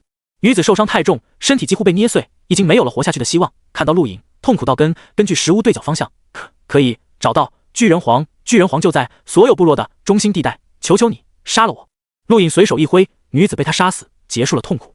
起身，陆隐看向四周，巨人住的石屋非常巨大，看起来很粗犷，挂着不少白骨。正门并非朝向同一个方向，而是以类似扇形分布，所有对角都朝着东南方。陆隐脑中形成一幅图，以巨人皇为中心，所有巨人呈圆形向外扩散，而寻找巨人皇的方法就是根据食物对角方向。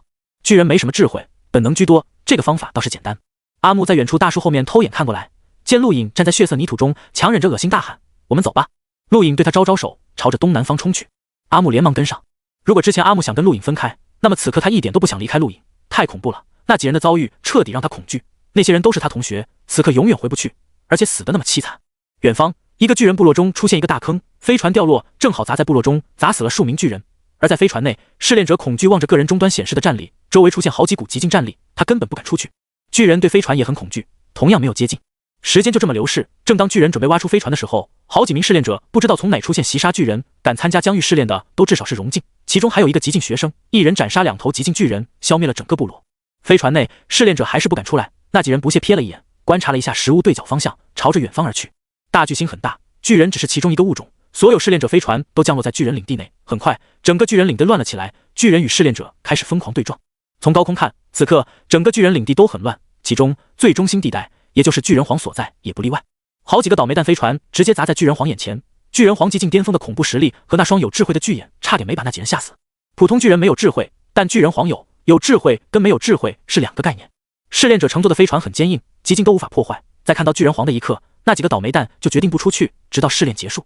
但他们太小看巨人皇的智慧了，他抓起一个宇宙飞船就使劲摇，把里面的试炼者直接摇成碎片。这一幕让另外几人亡魂大冒，立刻打开舱门逃离，可惜却被巨人皇轻易格杀，几乎是一巴掌一个。看着地上几艘飞船，巨人皇目光闪烁。争斗不止来自巨人，试炼者与试炼者之间战斗也没有停止。就像阿木，也不知道他怎么活到现在的，碰到个试炼者就被嘲讽，比当初陆隐进入试炼界域惨100倍，此次甚至引起杀机。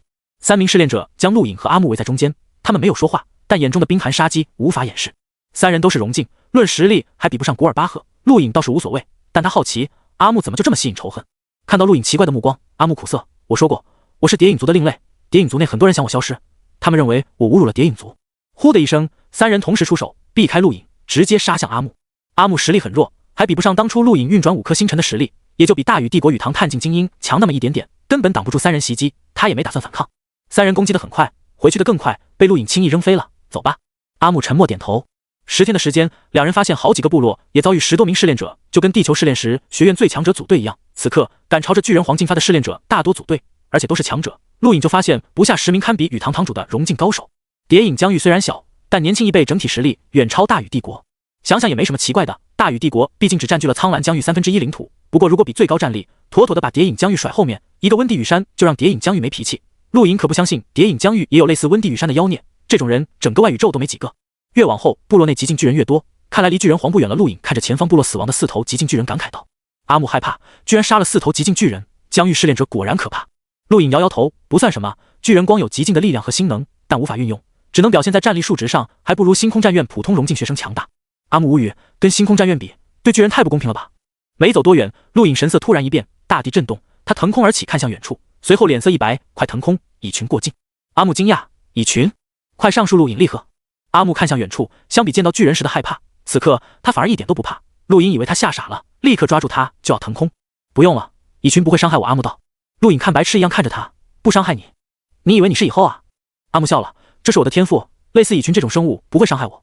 这时地面震动越来越大，远处巨树倒塌，蚁群过境寸草不生，这可是大巨星，蚂蚁比人还大，浩浩荡荡的蚁群将天边染成了黑色，看得陆颖一阵头皮发麻，立刻腾空。至于阿木，想死他也管不着，而且隐隐的他也很期待此人的天赋。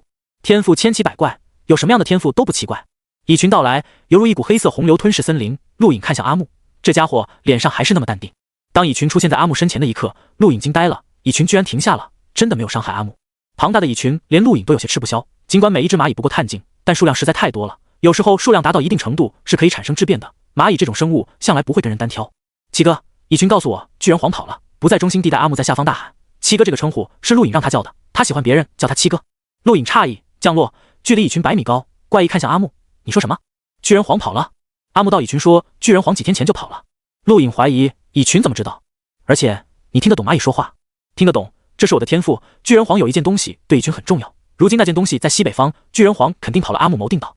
陆颖纠结，阿木不会是怕去中心地带所以撒谎吧？阿木也知道陆颖怀疑什么，道，七哥，是真的，我们现在就算去中心地带也没用，巨人黄不在。陆颖下定决心，好，我信你一次，不过如果让我发现你撒谎，我就把你扔到部落里去。阿木害怕，连忙道，不会，绝没有撒谎。阿木与蚂蚁交流的本事让陆颖着实吃惊了一把，更让他惊讶的是，这家伙居然可以让蚂蚁搭载他们，不用跑，骑着蚂蚁去找巨人黄。陆颖打量着阿木，人才啊！第10院界域入口，黑须越过界域导师，进入界域山，他也完成了100胜，达到三叶草公司让他做的第一步。坐在界域山内，黑须毫不犹豫选择了6道中的天道，这是三叶草公司的安排，天道内有他们的域主。紧接着黑须100胜的是灰白叶，白叶一族弟子放在任何地方都是绝对的天才，配合白叶族战绩几乎所向无敌。然而在第10院，他最多排名中游，放在其他战院是不可想象的。灰白叶感受到的屈辱，旁人无法理解。灰白叶选择了6道中的杀道，在这里有他的一位族兄是域主，他要在这里追赶上第10院其他人，拿下首席之位。白叶一族不能落后。已经有6个人进入试炼界域，除了陆颖，其他人都有域主靠山。不得不说，后台很重要。杀道内的一切都是血红色的，让人极度压抑。灰白叶刚进入界域，凭着他一头黑白色头发，无人敢惹。而他在寻找族兄天空白叶的试炼地时，听到了一个让他很不爽的消息：第6院遇到白骨种域主卡隆放话，保护陆颖。陆颖是第10院首席，比灰白叶强了太多，但他没有后台，在试炼界域宛如过街老鼠，这也是灰白叶有信心可以超过他的原因之一。但卡隆居然放话保护他，这让他无法理解。灰白叶找到一个在杀道修炼的学生，说为什么卡隆要保护陆颖？被拦阻的学生看到灰白叶头发，眼中闪过一丝忌惮，不清楚。有人说卡隆是陆颖的大哥。灰白叶又拦下一人，那人回到好像陆颖是卡隆从小玩到大的好兄弟。卡隆放话，谁敢伤害陆颖，不死不休。听说陆颖是内宇宙超强种族的弟子，卡隆是他的保护者。陆颖？谁？调戏西月的那个人？混蛋，我一定要宰了他！敢调戏我的西月？什么？卡隆放话保护他？哦，那是一场误会。陆颖地为人光明磊落，大方有礼，怎么可能调戏西月呢？不会的。陆颖，那可是劫狱者研究会会长基尔洛夫的儿子，你说卡隆会不保护吗？灰白叶额头青筋直跳，他听到了很多答案，没一个重复的，也没一个靠谱的。不过有一点他确定了，这个陆颖绝不是普通外宇宙的人，卡隆可是天才劫狱者，他的背后站着道伯，会不会是道伯在保护陆颖？灰白叶越想脸色越难看，他感觉自己很难追上陆颖了，这家伙绝不简单。正坐在蚂蚁背上的陆颖不知道，因为卡隆放话，他又当了一回名人，当初调戏西月一事也被翻了出来。不过因为卡隆的原因，没人敢找他麻烦，对陆颖来说不知是福是祸，反正他别想靠当初那点事发财了。蚂蚁速度很快，后背却异常平稳，陆颖坐着就快睡着了。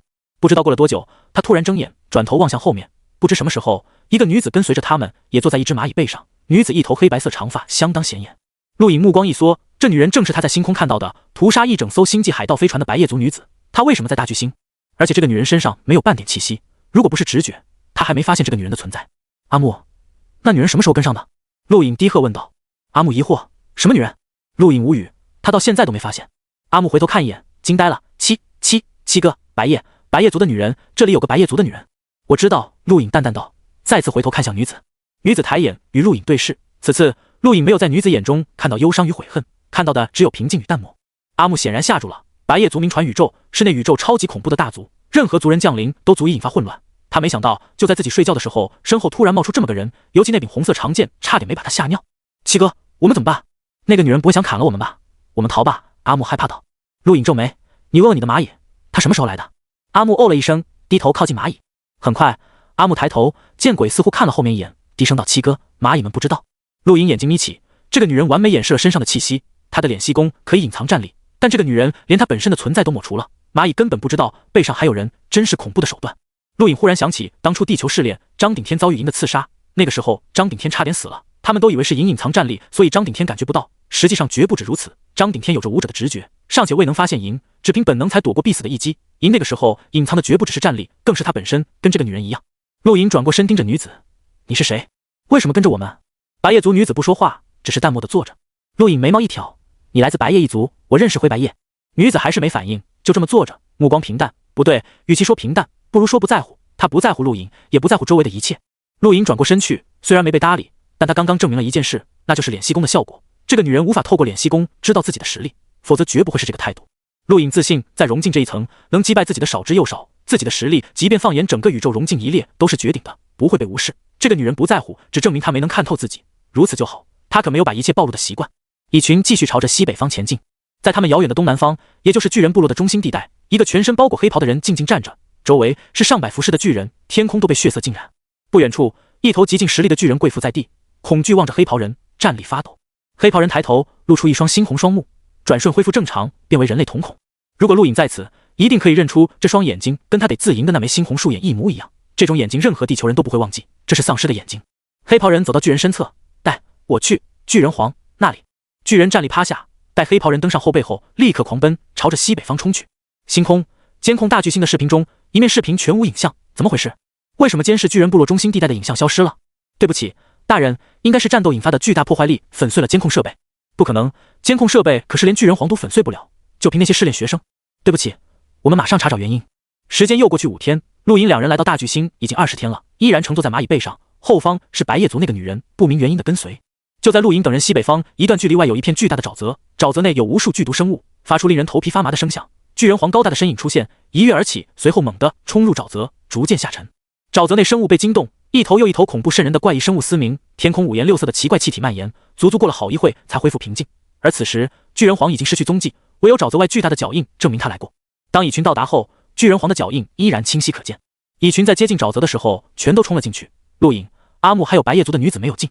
陆颖大喜，巨人皇果然在此，转头望向阿木，却发现他萎靡不振。你怎么了？陆颖奇怪，这里虽然有毒气，但对融境应该造不成伤害。阿木苦笑，指了指四周，这里是沼泽，气体对植物有害，我们蝶影族人即便不使用战技，身体依然缓慢吸收周边植物的力量，对于毒气的吸收是你们常人的10倍甚至100倍。陆颖怪异，这么说，如果我要对你们蝶影族下手，只要放毒就可以了，对吧？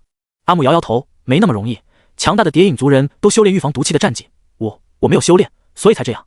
陆颖看着阿木，目光沉思，就算蝶影族人修炼预防毒气的战技，可以不像他这般萎靡不振，但也绝对得不到外界植物的力量，跟普通人没什么区别。怪不得这个种族如此强悍的天赋，却只能屈居外宇宙，弱点太明显了。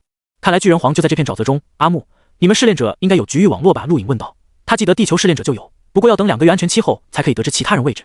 有，但我从没在里面说过一句话。阿木道，疑惑地看向陆颖。陆颖嘴角弯起，把巨人皇踪迹公布出来。阿木惊讶，什么？公布巨人皇踪迹？陆颖点头，肯定要公布吧。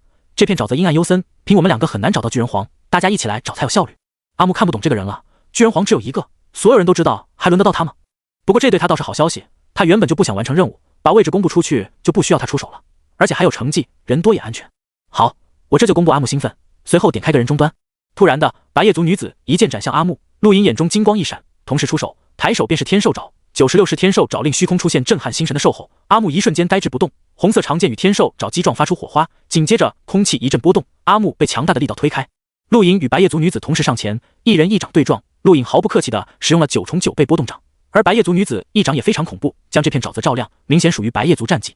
双掌对撞的刹那，明显可以感觉到虚空震荡，大地、空气，所有的一切都在震动。阿木心头狂跳，本能趴下，下一瞬，气浪呈圆形扩散，方圆万米都被笼罩，所有高于1米的事物全部粉碎，方圆万米被肃清一空。当阿木再次抬头，瞳孔一缩，骇然望向四周，周围完全变了。他们原本在沼泽外，四周还有不少黑色植物，然而此刻一切都粉碎消失，甚至包括山坡、地面泥泞的土地都被蒸发干净，变得坚硬无比。陆颖与白叶族女子面对面站立，紧紧对撞了2击，不分胜负。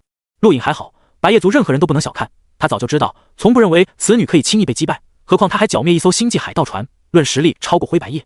而白叶族女子内心的震惊就无法形容了，她一直没把陆颖看在眼里，哪怕这个人来自第10院，但刚刚对撞的2击都让她无法置信，她的剑被对方挡住，掌同样被挡住，这种情况即便那宇宙都很少发生，第10院怎么会有这种人？美女，跟了我们一路，贸然下杀手不太好吧？陆莹冷声道。白夜族女子目光同样冷漠，淡淡道：“我没想杀他，只是斩断他的个人终端。”为什么？陆颖眯起双眼。白夜族女子目光看向沼泽。巨人皇是我的。陆颖失笑：“凭什么？我也是来找巨人皇的。这颗星球上的试炼者都在找巨人皇，你想霸占？不可能。”白夜族女子盯着陆颖，握紧红色长剑，抬剑直指陆颖：“不需要你同意，下一剑可取你首级。”说着，红色长剑缓缓移动，带出了一连串虚影。随着长剑刺入大地，方圆100米突兀出现无数柄红色长剑，令人发寒。陆颖看到这一幕，心神震动。这是场域，他与卡隆融合，通过卡隆记忆感受过场域，那是对心能掌控到绝顶程度才能领悟的境界，连卡隆都只刚刚达到那种境界，并未完全通透。场域是跟战气同一个层次的力量，这个女人竟然使用出了场域。方圆100米被红色长剑覆盖，这种景象让人生畏。白夜族女子再次抬起长剑，这一次陆颖清晰感觉到了杀机。阿木趴在地上，恐惧看着眼前那个女人，太恐怖了，他感觉自己就像蝼蚁，随时可被斩杀。陆颖脸色凝重，不再留手，体表缓缓出现一股气流，令虚空都震动。这股气流很淡，透明的，微不可见。阿木不懂，但白夜族女子却神色巨变，不可置信。战气。陆颖握紧拳头，缓缓张开，空气中传出一阵阵爆破。同级之中很少有人能逼他使用战气，即便极境强者都未必能把他逼到这一步，但这个女子做到了。陆颖不知道这女人实力有多强，但既然能用出场域，够资格与她的战气较量。阿木颤抖得越发厉害，恐惧望着两人，恨不得把自己埋进地底。四周围剑影忽然消失，白夜族女子收起红色长剑。陆颖诧异，但同样收起战气，不打了。白夜族女子打量陆颖：“你的实力隐藏得很好。”陆颖知道他说的是敛息功。我叫卓白夜。白夜族女子淡淡开口。陆颖回道：“你来自第10院，我看到了你的飞船卓白夜谋定道。”陆颖点头：“我们星空见过一面。我必须斩杀巨人皇，你来自第10院，没必要完成谍影疆域试炼。巨人皇对你无用。”卓白夜语气渐缓道。陆颖耸耸肩：“抱歉，我有我的目的，实在不行我们可以打一场，不过恕我直言，你应该不是我对手。”卓白夜没有否认，其实他刚刚施展的并非场域，他对场域只领悟了第一步，也就是融入周边环境，还无法做到刚刚那步，那只是战技。白须剑能模仿场域，面对战气强者，哪怕只是初始战气也很难击败。阿木，公布巨人皇踪迹！陆颖开口大喊。阿木抬起头看了看陆颖，又看了看卓白夜，咬了咬牙，立刻将巨人皇踪迹发布了出去。卓白夜目光一冷，有心阻止，但面对眼前这个男子，他无能为力。这还是他第一次在外宇宙同级强者面前无力，这种感觉很不好。随着巨人皇踪迹暴露，整个大巨星试炼者们惊讶了，很多人质疑，认为这是有人故意引走竞争者，但也有人认可，因为他们并没有在中心地带发现巨人皇，只看到遍地巨人尸体。陆颖也知道，想让那些试炼者相信需要时间，他不急，带着阿木在沼泽外找了个地方休息。卓白夜率先踏入沼泽，他要在众多试炼者赶到前解决巨人皇。七哥，为什么不阻止？阿木疑惑。陆颖道：“他想去就让他去，如果真能杀了巨人皇，我自然要阻止，可不能妨碍我的生意。”生意？阿木疑惑，他听不懂了，但感觉可能要发生怪异的事。陆颖嘴角含笑，当然是生意，他要想尽一切办法赚钱，身上只有500多粒方星能晶体，让他太没有安全感了，连头子都不能摇，太浪费。沼泽越往里越黑暗，泥泞的土壤不时有恶心的生物蠕动，天空一阵黑色怪鸟飞去，每一只怪鸟都很大，一阵飞过，遮蔽高空，令沼泽越加黑暗。卓白夜身为女子，对这些景象却没有多少惧意。不得不说，白夜族虽然狂妄，但每一个族人都可以被称之为精英，加上白夜族战绩，怪不得可以雄踞内宇宙。卓白夜顺着脚印向内找去，但脚印在深入沼泽后就消失了，他只能不停以斩击开路，妄图逼出巨人皇。这种方法有效，但沼泽实在太大，他又不可能无限使用斩击，虽有效果，却没有效率。一连3天，卓白夜都在沼泽内寻找，但如果从高空看去，他连沼泽1/1000的地方都没搜寻到，更不用说整片沼泽了。以他一个人的速度，想搜遍沼泽，没有个几个月根本不可能。无奈，卓白夜走出，平静地坐在距离陆颖和阿木100米远外。陆颖笑了笑，他让阿木发布巨人皇踪迹，一是想做生意，二是想让众人合力寻找巨人皇。巨人皇知道逃跑，证明智慧不低，怎么可能那么容易让他们找到？唯有人多才有用。对了，脚印必须保存，这可是证据。如果让巨人皇知道陆颖的想法，一定很郁闷。其实在飞船降落到他面前的一刻，他就了解情况，巨人族出现过漫步星空的巨人皇，对宇宙并非完全不了解，想尽办法留下了一些信息，所以他在看到飞船后立刻逃离，为的就是拖延时间，让那些试炼者离开。但陆颖却把他行踪公布了出去，巨人皇注定悲剧。7天后，陆颖正与阿木无聊的烤肉，远处一队试炼者出现，陆颖目光一亮，开始了，陆续有人来，生意上门。试炼者们也看到了陆颖几人，尤其是阿木，巨人皇踪迹就是他发布的。阿木，巨人皇在哪？有人毫不客气地问道。阿木指了指沼泽，里面具体位置不知道。那人显然不信，还想说什么，却被同伴阻止，示意他看向另一边。几个试炼者呆呆望着不远处平静站立的卓白夜，白夜一族的人，这可恐怖了。几人顿时不出声。他们是谍影疆域年轻一辈精英，融进巅峰强者，能第一批来到沼泽，绝对是众多试炼者中的顶层精英，足以跟大禹帝国宇堂堂主媲美。但面对白夜族的人，他们不敢放肆，差距太大。巨人皇进入了沼泽，我们也不知道位置，所以才公布踪迹。反正我也完成不了任务。阿木道。还挺有自知之明，这是几名试炼者共同的想法。随后没有多说，查看了一下巨人皇的脚印后，径直步入沼泽。他们是第一批，却绝不是最后一批。没多久，第二批人到来，很快也步入沼泽寻找巨人皇。几天时间，一共来了不下40名试炼者，全都涌入沼泽寻找巨人皇。这些试炼者让陆颖惊讶，实力都很不错，至少放眼外宇宙是这样。他看到好几个足以媲美古尔巴赫几人的融境强者，其中还有人实力超过了刚刚考入第10院的修兹，绝对是谍影疆域最顶级天才。不过这些天才对如今的陆颖来说毫无用处，第10院的经历让他足以俯视这些天才。沼泽热闹了，到处都是试炼者，战斗就没有停下来过，大多发生在试炼者与沼泽生物中，当然也有试炼者内讧。这时又有一批人到来，这批人让陆颖惊讶，因为来的人中出现了2名非常美丽的女子，妩媚妖娆，身材曼妙，足以吸引大多数男子的目光。阿木也看到了，低下头，眼中闪过刻骨的仇恨，不过隐藏得很好。这批人径直步入沼泽，那2个美丽女子不屑瞥了眼阿木，一句话没说，直接进去。陆颖发现了阿木的异常，但没有问。沼泽内战斗就没有停下来，也不知道过了多久，随着一声巨吼，巨人皇出现了。他也算倒霉，2个试炼者战斗就在他头顶，硬生生把他逼了出来。整个沼泽震动，所有试炼者赶往巨人皇那里。卓白夜目光一亮，立刻冲去，却被陆颖阻拦。你还不能出手。卓白夜目光冰冷，你想阻我？没错，陆颖昂首。卓白夜愤怒，握紧长剑，一声惨叫惊动了陆颖，他放弃卓白夜，立刻冲向沼泽内。此刻沼泽内10多名试炼者与巨人皇大战，陆颖也看到了巨人皇。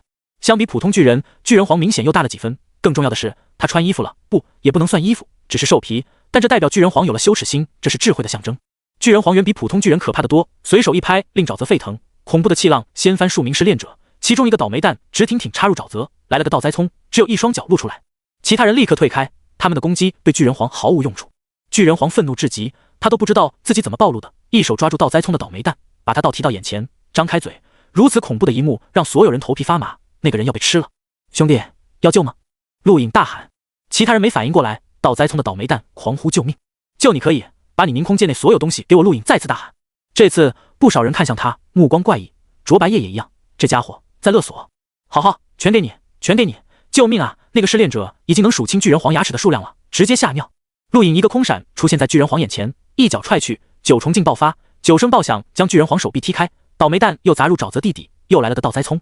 巨人皇死盯着陆颖，握拳拳头一拳砸去，陆颖可没兴趣跟巨人皇硬拼，再次一个空闪避开，抓住倒栽葱就走。他的空闪以目前肉体力量激发，速度快得不可思议。巨人皇一拳打空，拳风将大地砸出个大坑。陆颖把倒霉蛋扔地上，此刻倒霉蛋还没缓过来，恐惧的目光涣散，差点被吓死。任谁要被吃了也是这个样子，没有不怕死的人。陆颖蹲在倒霉蛋眼前，拍了拍他的脸，露出一丝笑容。好，交易完成，你可以把凝空戒给我了。倒霉蛋这才清醒，松口气，浑身湿透，看了看陆颖，咬牙摘下凝空戒，将里面所有东西倒出，都在这了，想要什么随便，也可以全拿走。他不敢耍赖，不管此人在什么情况下勒索他，毕竟救了他一命，交易就是交易，说破天都不能耍赖。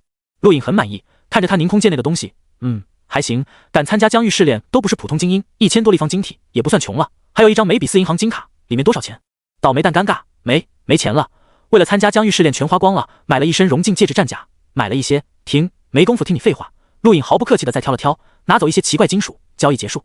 当初地球试炼，拉斯那些人加起来都没有1000立方晶体，那是因为试炼等级不同，毫无危险。如果让拉斯参加疆域试炼，陆颖敢保证西卡绝对给他将凝空戒装得满满的，至少上万立方。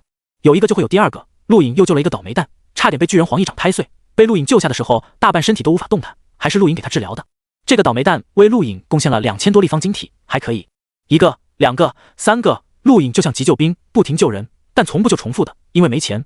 而那些人被救过的人也不敢出手。越来越多的试炼者从4面8方赶来，那2个美丽的女子也到了，同时出手便让巨人皇忌惮。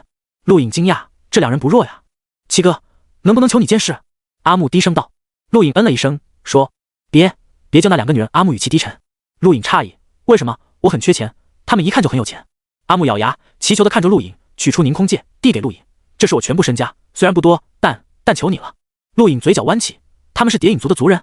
阿木点头。陆颖点点头，随意看向战场，好，不救。谢谢阿木感激。巨人皇的实力让众多惊颤，极尽巅峰，而且有着战绩的影子。之所以说的影子，因为众人不确定他到底会不会战绩，但出手有章法，很像战绩。陆颖一直盯着巨人皇，他可以确定这家伙会战绩，却隐藏了，因为什么？陆颖抬头，是那些监视者吗？这就是文明落后的悲哀，明明有实力却不敢施展，唯恐引起忌惮。当初地球也一样，如果不是自己紫山王的身份，所有地球人都会沦为炮灰。宇宙是残酷的，陆颖再次体会到了这句话的含义。试炼者众多，巨人皇即便再强也很难挡住，巨大的身体被切割出了无数伤痕，后背森林也开裂。巨人皇怒吼，双掌一拍，直接拍死一个，血水洒入沼泽，随后又一掌拍向正前方，目标赫然是那2个美丽的女子。2个女子脸色大变，立刻退开，但巨人皇似乎认准了他们，宁愿承受其他人攻击，也要杀了2个女子。喂，那边的，快救人！有人大喊，希望陆颖出手。阿木一惊，连忙看向陆颖。陆颖没回答。有人急了，不停攻击巨人皇，边打边喊，那边的，他们可是谍影族的人，你救了他们就能获得谍影族好感，而且我有钱，凝空界全给你。陆颖还是没动。卓白夜瞥了他一眼，目光平静。那边的，这次那个人话没说完就被巨人皇拍死，整片沼泽都似乎晃动了一下。巨人皇一手探入沼泽底部，猛地抓出一条怪异大蛇，狠狠甩向那2名谍影族女子。2个女子骇然，身体被大蛇抽中，吐血倒飞出去，一人直接死亡。陆颖神色平静地看着这一幕，既然答应了阿木不出手，就不会出手。同时攻击一人大喝，数十名试炼者同时出手，无数攻击落到巨人皇身上。巨人皇身体被数道强悍攻击洞穿，不甘咆哮一声，双腿跪地，垂下头，大口喘息。再来，他不行了！那人兴奋大喊，周围人再次出手。陆颖目光紧盯着巨人皇，第3只眼呢？才老既然说有第3只眼就肯定有，但为什么到现在都没看到？就在众人要格杀巨人皇的一刻，一道黑影掠过，下一瞬，10多名试炼者额头插入黑羽，直挺挺倒地，死得不能再死。黑影越过众人，一手抓向巨人皇额头。巨人皇陡然抬头，张口咆哮，气浪扫荡，黑影身影转动，消失于虚空，出现在距离原地不足10米远处。巨人皇并没有力竭，还保留着相当的战力，他在装。这一幕让周围试炼者没有反应过来，黑影再度攻击，卓白夜也出手了，红色长剑朝着巨人皇斩去。陆颖将阿木甩出沼泽，同时出手，抬掌便是9重9倍波动掌。3招攻击都让巨人皇头皮发麻，他本能感觉到威胁，很干脆的一头扎入沼泽。3人攻击未中，却在虚空碰撞，一道裂痕自虚空蔓延到远方，让看到这一幕的所有人悚然。这是空间裂缝，3人攻击令虚空开裂，可怖的威力。陆颖9重9倍波动掌在第9声轰响的一刻，同时击退卓白夜跟黑影，3人降落。这时陆颖才看清黑影的真面目，是个面色苍白的男子。卓白夜惊讶扫过黑衣男子，没想到外宇宙一次小小的疆域试炼出现2个能跟他媲美的同级强者，太意外了。黑衣男子没有任何表情，目光看向沼泽地底，身体下沉。陆颖可不想让他出手，巨人皇实力虽强，却也不是他们3人任何一人的对手。不管是卓白夜还是这个黑衣男子，都拥有格杀巨人皇的实力，让他出手就麻烦了。想着，陆颖空闪出现在黑衣男子身侧，一爪抓去，96式天兽爪。黑衣男子神色不变，一拳砸出，砰的一声震荡，气浪席卷四方，将沼泽削掉一层，劲风令周围数十名试炼者避退。卓白夜趁陆颖与黑衣男子大战的时候，一剑刺入沼泽底部，剑影蔓延虚空。之前的白须剑再次出现，一剑封锁方圆100米，类似场域。这一剑将沼泽直接切开，甚至将巨人皇一臂斩落，令巨人皇痛苦哀嚎。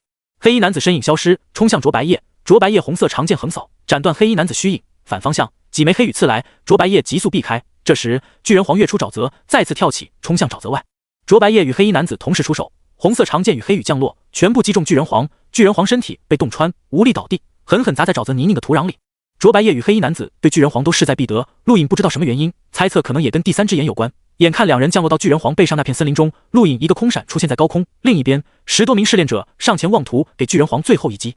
陆颖挥手，星能扫荡，将那10多名融境试炼者全部震伤，再有上前者死。低沉的声音回荡在沼泽中，让那些试炼者胆寒。他们无法想象为什么同为融境，差距这么大。此人的实力可以轻易碾压极境巅峰的巨人皇，放眼谍影疆域，或许都无人可以媲美。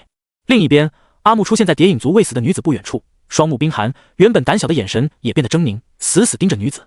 女子本已重伤，无法动弹，周围又没人，眼看阿木走过来，神色恐惧，停，不准靠近我，你这个杂种，停下！阿木走到女子身旁，手中出现一柄断剑，握紧，毫不犹豫，一剑刺入女子心口，血液染红泥泞的黑色沼泽。女子瞳孔扩散，面色痛苦，怨毒地盯着阿木，最终目光暗淡，彻底死亡。阿木软瘫在地，闭上双眼，母亲，他是第一个，但绝不是最后一个。您放心，这个仇阿木必报。轰！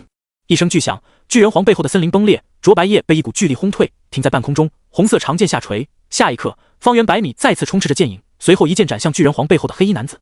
黑衣男子陡然转身，目光森寒，冷得让人发颤，抬起手臂，一层黑色物质蔓延而出，逐渐覆盖虚空，挡在卓白夜眼前。卓白夜红色长剑斩在那层黑色物质上，发出令人牙酸的声音，冰冷的气息弥漫四周。陆颖惊讶，那是寒冰，那个人居然有寒冰天赋，而且不是一般的寒冰，黑色的冰，极度森寒。卓白夜的一剑斩断黑色寒冰，降临到黑衣男子眼前，但威力被削弱了太多，最终被黑衣男子一拳轰飞。红色长剑也因为无法承受巨力而脱手而出，插入远处沼泽内，不停晃动。卓白夜败了。黑衣男子击败卓白夜后，再次抬起拳头砸向巨人皇。陆颖一个空闪接近，一脚踹出。黑衣男子早有预料，拳头改变方向轰向陆颖。这一拳与之前的都不同，起手便令虚空扭曲。砰的一声巨响，弧形气浪扫荡沼泽，将巨人皇压入沼泽底部。远处那些试炼者大脑轰鸣，齐齐吐出口血，再次后退。卓白夜嘴角含血，惊讶望着这一幕。那个黑衣男子击退他的一拳太恐怖，远远超过之前的攻击强度，但居然没能击退那个人。那个人还在隐藏实力。陆隐跟黑衣男子跟随巨人皇掉入沼泽底部，澎湃的心能推开沼泽，目光紧盯对方。黑衣男子大概也没想到陆隐可以挡住他一拳。当两人同时下陷到沼泽后，单掌对准陆隐，黑色坚冰瞬间蔓延而出，冰封整片沼泽底部。极度森寒的气息令沼泽上面都凝聚一层雾气，那些试炼者同时哆嗦了一下。陆隐被黑色坚冰覆盖，这种坚冰相当坚硬，而且寒冷。如果是其他融境强者，哪怕是星空战院很多极境强者都无可奈何，但陆隐只是抬起右手，掌中覆盖战气，狠狠抓住坚冰，用力，砰的一声，坚冰爆碎。黑衣男子惊讶，发出嘶哑的声音：“战气。”陆隐皱眉，此人说话的语调很奇怪，就像刚学会一样。不过他也没在意，空闪接近黑衣男子，抬掌，战气之上，8颗星辰闪耀，天星掌与战气的完美结合。随着一掌拍出，黑衣男子瞳孔一缩，身体被陆隐狠狠砸入地底，连巨人皇都被排开。只听沼泽一阵轰鸣，两人下陷之处陡然塌陷，随后四面八方的泥泞全部涌入，灌溉下去，形成类似漩涡的土地。远处，阿木震撼望着这一幕，其他试炼者连接近都不敢。卓白夜目光紧盯着沼泽。当初10院新生大比，陆隐凭借9重9倍波动掌与战气的结合一掌击败黑须，而9重9倍波动掌最多媲美7颗星辰天星掌，远远不如8颗星辰。而今他以8颗星辰天星掌配合战气拍在黑衣男子身上，他不信此人不败。陆隐降落在巨人皇背上，想着哪里有第3只眼。地底一股摄人心魄的力量扫荡而出，他目光一变，凝重看向地底。那个黑衣男子缓缓自泥泞的土地中爬起，身上的黑袍已经撕裂，露出结实的肌肉。被陆隐一掌击中的地方，原本应该有清晰的掌印凹下去，但却因为肌肉缓缓蠕动，掌印自动消失。看到这一幕，陆隐脸色沉了下来，太意外了，这个人的肉身强得可怕。他不知道自己肉身极限在哪，但眼前这个人的肉身极限似乎没那么容易打破。黑衣男子突然抬头，露出一双猩红树眼，一瞬间，陆隐后背发寒，整个人汗毛耸立。这双眼睛让他神态巨变，这是狮王，是新人类联盟，此人是新人类联盟的狮王。吼！不像人类的吼声传出，黑衣男子猛地冲向陆隐，一拳轰出，虚空扭曲崩裂。他的攻击方式简单却残暴，陆隐空闪避开，原地巨人皇被这一拳直接轰出地底，原本重伤晕过去的巨人皇甚至被打醒，肉体被洞穿，洒出大片血迹。黑衣男子一拳落空，转头盯向陆隐，猩红树眼让人发寒，再次冲来。陆隐目光炙热，新人类联盟是整个人类的大敌，他倒想试试这些修炼过的狮王有多强。想着同样一拳轰出，他到现在都不知道自己肉身的极限在哪，就用眼前这头狮王试试。砰！整片沼泽莫名一震，紧随其后的是掀翻沼泽的恐怖气浪自下而上，几乎吞没天空。所有人包括巨人皇都被这股力量席卷，抛向远方。阿木双腿发麻，这股力量传出的震动令他无法动弹，无法想象地底正在经历什么样的战斗。他曾看过谍影族极境强者战斗，都没这么恐怖。完全展露狮王形态的黑衣男子肉身强悍到变态，然而这一拳依然让他震撼，甚至有种见鬼的感觉。他被击退了。陆隐站在原地未动，目光奇异，看来眼前这家伙逼不出自己肉身的极限。在传界之战，他数次想利用强者逼出自己的肉身极限，但都没成功。传界之战更注重战绩，一般而言，对手一旦察觉他肉身的恐怖，就利用其他方式进攻，很少有人愿意跟他对号，以至于陆隐直到现在肉身都还没被重创过，唯有五脏六腑被对手碾碎不少次。你来自新人类联盟，陆隐开口试探。黑衣男子猩红树眼盯着陆隐，听到此话，眼中杀机暴涨，再次冲出一腿扫出，力道之大令虚空扭曲，再度带出一丝裂痕。陆隐眼睛眯起，他已经没兴趣再打了。沼泽外那个白夜族女人已经出现在巨人皇身边，看来想偷摸着做什么。陆隐张开右掌，先是8颗星辰闪耀，随后第9颗星辰模糊出现，形成一幅完美的星系图，对着黑衣男子就是一掌。这一掌与之前的完全不同。如果说8颗星辰的天星掌尚且属于融境范围，那么9颗星辰就已突破了融境范畴，属于极境妖孽的一击。黑衣男子被陆隐一掌击中，张嘴，一口血喷出，结实的肌肉撕开，整个身体就像要被瓦解一般，狼狈轰在地底。紧接着又是一口血喷出，猩红双目暗淡无光，他被彻底重创。陆隐走到男子身侧，在想是不是应该宰了他。狮王并不属于人类范畴，一个个不仅肉身恐怖，还可以吞吃自然晶体，获得天赋，走上另一条进化之路，异常强悍。十绝评议会曾出过裁定，任何人斩杀新人类联盟的成员都可获得巨大荣耀奖励。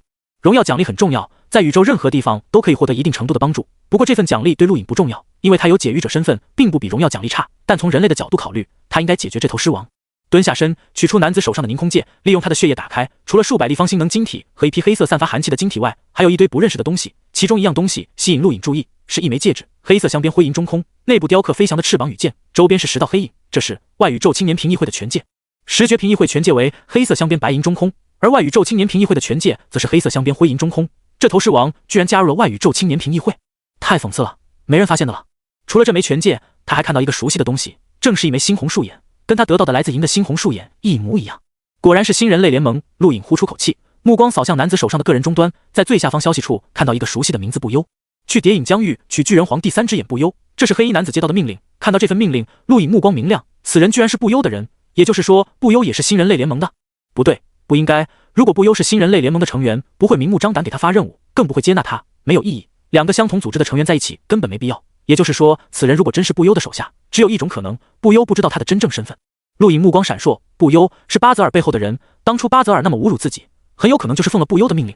这个人会是自己的大敌，既然如此，此人就不能杀了，让这个新人类联盟的狮王继续跟着不忧，不知道未来再见会是怎样的光景。堂堂外宇宙青年评议会议员收拢新人类联盟的狮王，这份礼物希望不忧喜欢。陆颖嘴角上扬，他没有急着上去，巨人皇第3只眼在哪他都不知道，他不知道这个狮王还有卓白夜很可能知道，这也是他放任卓白夜接近巨人皇的原因。沼泽之上，卓白夜观察了一会巨人皇，最终一剑刺入他后脑，挑出一块白色半月形晶体，扫了眼弟弟，朝着远方冲去。陆颖目光一亮，猛地冲出，一个空闪冲向卓白夜。卓白夜看到陆颖出来，眉头紧皱，以急速想要逃离，不过他的速度比陆颖差远了。陆颖的空闪理论上没有极限，当初杀海导师可是以他的空闪撕裂虚空的，很快便追上卓白夜。卓白夜长剑横扫，斩向陆颖，一出手就是白须剑。陆颖没有客气，战气笼罩手掌，一掌拍在剑身，将卓白夜震退，五脏六腑震动。他原本就被黑衣男子震伤，此刻再被战气击中，一口血吐出，倒退数步，脸色苍白。陆颖站在卓白夜眼前，伸出手，交给我。卓白夜目光冷冽，带着几分无奈，这东西对你没用，我可以付出代价买下，你很缺星能晶体吧？非常缺，但这东西对我有用，给我。陆颖语气生冷了不少。卓白夜咬牙，目光闪烁片刻，无奈取出白色晶体扔给陆颖，随后转身就走。等陆颖开口，依然拦在卓白夜眼前。卓白夜盯着陆颖，语气冰冷，还要干什么？陆颖拿起白色晶体，这东西有什么用？卓白夜眼睛眯起，不知道。陆颖冷笑，不知道？你白夜一族的人从那宇宙无尽遥远的距离特意赶到谍影疆域，就为了这东西？你告诉我不知道有什么用？我不喜欢别人骗我。说。卓白夜握紧长剑，沉吟片刻，低沉道：这是巨人皇第3只眼。这颗星球巨人族没有智慧，但巨人皇凭借他觉醒了智慧，族中长老让我把他带回去研究，说不定可以研究出人类智慧的来源。陆颖皱眉，他不信，但貌似也很有道理。人类无数年来都在研究自己的智慧来源，为什么会思考？为什么会创造？这一切都困扰着人类，说是要研究也没什么错。他想了想，放卓白夜离开，反正这东西是才老要的，有什么用他也没打算多问，而且总不能对这个女人逼供吧？这可是白夜一族的人，他虽然不喜欢白夜一族，但不得不承认这个种族的强大。星空外，监控室内，连接各个试炼者的画面大多正常，但最顶级那批试炼者在沼泽中的画面一度中断。等众人再看清，发现巨人皇已经死了，而杀死巨人皇的人未知。那些试炼者都宣称对巨人皇的死负责，但没人能证实。最终，大巨星疆域试炼任务结束，所有人失败，而成绩最好的居然是阿木，毕竟是他提供了巨人皇踪迹。阿木做梦都没想到自己可以得到最高的成绩，他本来只是想混过去的，现在还跟做梦一样。看了一眼旁边神色平静的陆颖，阿木目露崇拜，七哥，我们做朋友吧。陆颖无语，拍了拍阿木肩膀，好好活着，未来我们有机会再见。阿木点头。没多久，两人回到飞船上，陆颖没有跟阿木多说，直接驾驶极光飞船离开。他也怕被疆域试炼监视者发现，虽然不会对他做什么，但挺麻烦，毕竟把人家疆域试炼搞砸了，而且还勒索了不少人。如今看凝空界内星能晶体一共有5000多立方，全是勒索来的，可惜还是太少，没达到1万立方，他始终没有安全感，否则摇到6点就是亏，这也是他没有摇头子的原因。离开苍蓝疆域差不多2个月了，而离开第10院也有3个月左右，是时候回去了。这一趟出来收获不小，不仅成为一星明眸初级解鱼者，还将第9颗星辰模糊运转了出来，又在试炼界域内找到了靠山卡隆。他颇为期待这个人看到他的表情。看着陆颖极光飞船离开，阿木松口气，从凝空界内取出一个散发淡绿色光芒的不规则物体，这是巨人皇从巨人部落中心带出来的，当初蚁群就是为了这东西才寻找巨人皇，被他得到了，陆颖也不知道。这东西对我有用，七哥，对不住了，不能给你说着。阿木将手中的东西一口吞下，眼中露出一丝野心，内心咆哮：谍影族宇宙有多大，没人知道。所谓内宇宙外宇宙都是人类对探寻到的地方的划分，而4大星域同样也是，在4大星域之外还有多大，人类目前上无法探查到。陆颖发现在宇宙中模拟星辰会快不少，第9颗星辰已经可以出现，只需要再耗费一段时间，足以把它稳定下来，1个月差不多了，那时正好回到第10院。不知道第10院那些人修炼的怎么样了，等自己回去的时候正好是4个月左右，进步应该很大，或许有人已经进入了试炼界域。想到试炼界域，陆颖就有些幸灾乐祸，自己这个首席都那么惨，那些人应该更惨吧。没2天，陆颖正运转天星宫时，飞船发出警报，警戒，前方有飞船阻挡，警戒，前方有飞船阻挡。陆颖看去，看到的是一艘战争飞船，心中一沉，战争飞船的恐怖他见识过，一击摧毁星球，连同探索者全部摧毁。一般来说，战争飞船是某些大势力的战略武器，怎么会出现在这？而且正好挡在他前方。飞船内传出声响，对方要跟他通话。陆颖皱眉，按了下按钮，把巨人皇第3只眼交给我。清冷的女声传出。陆颖愤怒，这是白夜一族那个女人的声音，对面的战争飞船是她开出来的。卓白夜利用战争飞船威胁，不觉得太卑鄙了吗？陆隐低沉道。再说一遍，把巨人皇第三只眼交给我，我可以放你走，不然你就化为宇宙的尘埃吧。卓白夜冷漠道。随着他话音落下，对面战争飞船传出让陆隐心跳加速的危机感，他被对准了，一旦不同意，下一击真的可能摧毁他。陆隐无奈，卓白夜谋杀一个与你无仇无怨的解语者，这个麻烦你惹得起吗？解语者？卓白夜惊讶，你是解语者？陆隐淡笑，没错，我不仅是解语者，还是一星明眸初级解语者，有功绩在身，你杀了我，解语者研究会不会放过你的？战争飞船上，卓白夜沉默，而周围一个个士兵早已惊呆了。他们是附近疆域一个帝国的军队，因为碍于白夜族面子才借出战争飞船，原以为是小事，但没想到这个女人要对付第10院学生。他们虽然惧怕，但也不算太恐惧，一切由白夜族承担。但更没想到对面那个学生居然是解语者，那可是解语者，人类中的瑰宝。毫不客气地说，解语者代表了人类对宇宙的探索程度，没有人敢谋杀解语者，尤其对方还是有功绩的解语者。这种人全宇宙都没多少，杀了一个，他们帝国就完了。他们可以确定对面正在录制视频，这件事瞒不了解语者研究会。确定你的身份，卓白夜不甘。陆隐浅笑，解语者网络对外开放，不是解语者的人可以以游客的身份观看，并对解语者传递消息。他利用解语者网络给卓白夜发送了消息，彻底让他死心。行了，放我走吧，这场闹剧该结束了。陆隐随意道。卓白夜握紧双拳，语气低沉，不可能，把巨人皇第三只眼交给我，不然你就埋葬在这片星空吧。陆隐挑眉，你疯了，谋杀解语者？解语者的身份成不了你的保护。我是白夜一族的人，解语者研究会不会为了你一个小小的一星明眸初级解语者找我白夜一族麻烦？卓白夜冷声道。是吗？他们不会找白夜族麻烦。那么这艘战争飞船的主人呢？是否能承受解语者研究会的报复？别告诉我你一个人就操控这么大的战争飞船。陆隐不屑道。卓白夜眼睛眯起，看向另一边，那里有一个中年男子，身穿军装，脸色阴沉。见卓白夜目光看来，中年男子摇摇头。卓白夜无奈，陆隐说的不错，白夜一族不怕解语者研究会，毕竟只是个明眸初级解语者，但此人不同，外宇宙没有势力能够承受解语者研究会的报复，一旦谋杀解语者，解语者研究会必定会追究到底。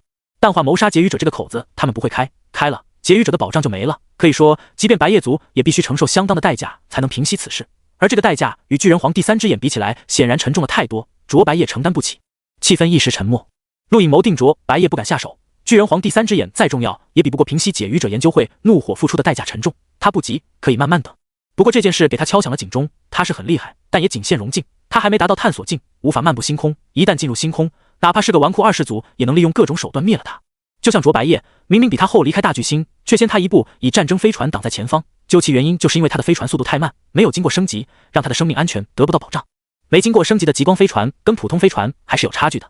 陆隐暗下决心，等离开后立刻对飞船升级，尽量提升速度。这种事以后不能再发生了，不是什么人都忌惮解语者研究会的，而且这片宇宙中疯子不少，他可不想拿自己小命开玩笑。你很缺钱吧？卓白夜的声音传出。陆隐翻了翻白眼，这句话你在大巨星说过了，我不会卖的。第三只眼你可以留着，但我要跟你做一笔交易。陆隐诧异，什么交易？我身上有5万立方星能晶体，换取你出手一次，任何时间任何地点，只要我需要，你就必须为我出手。解语。卓白夜淡淡道。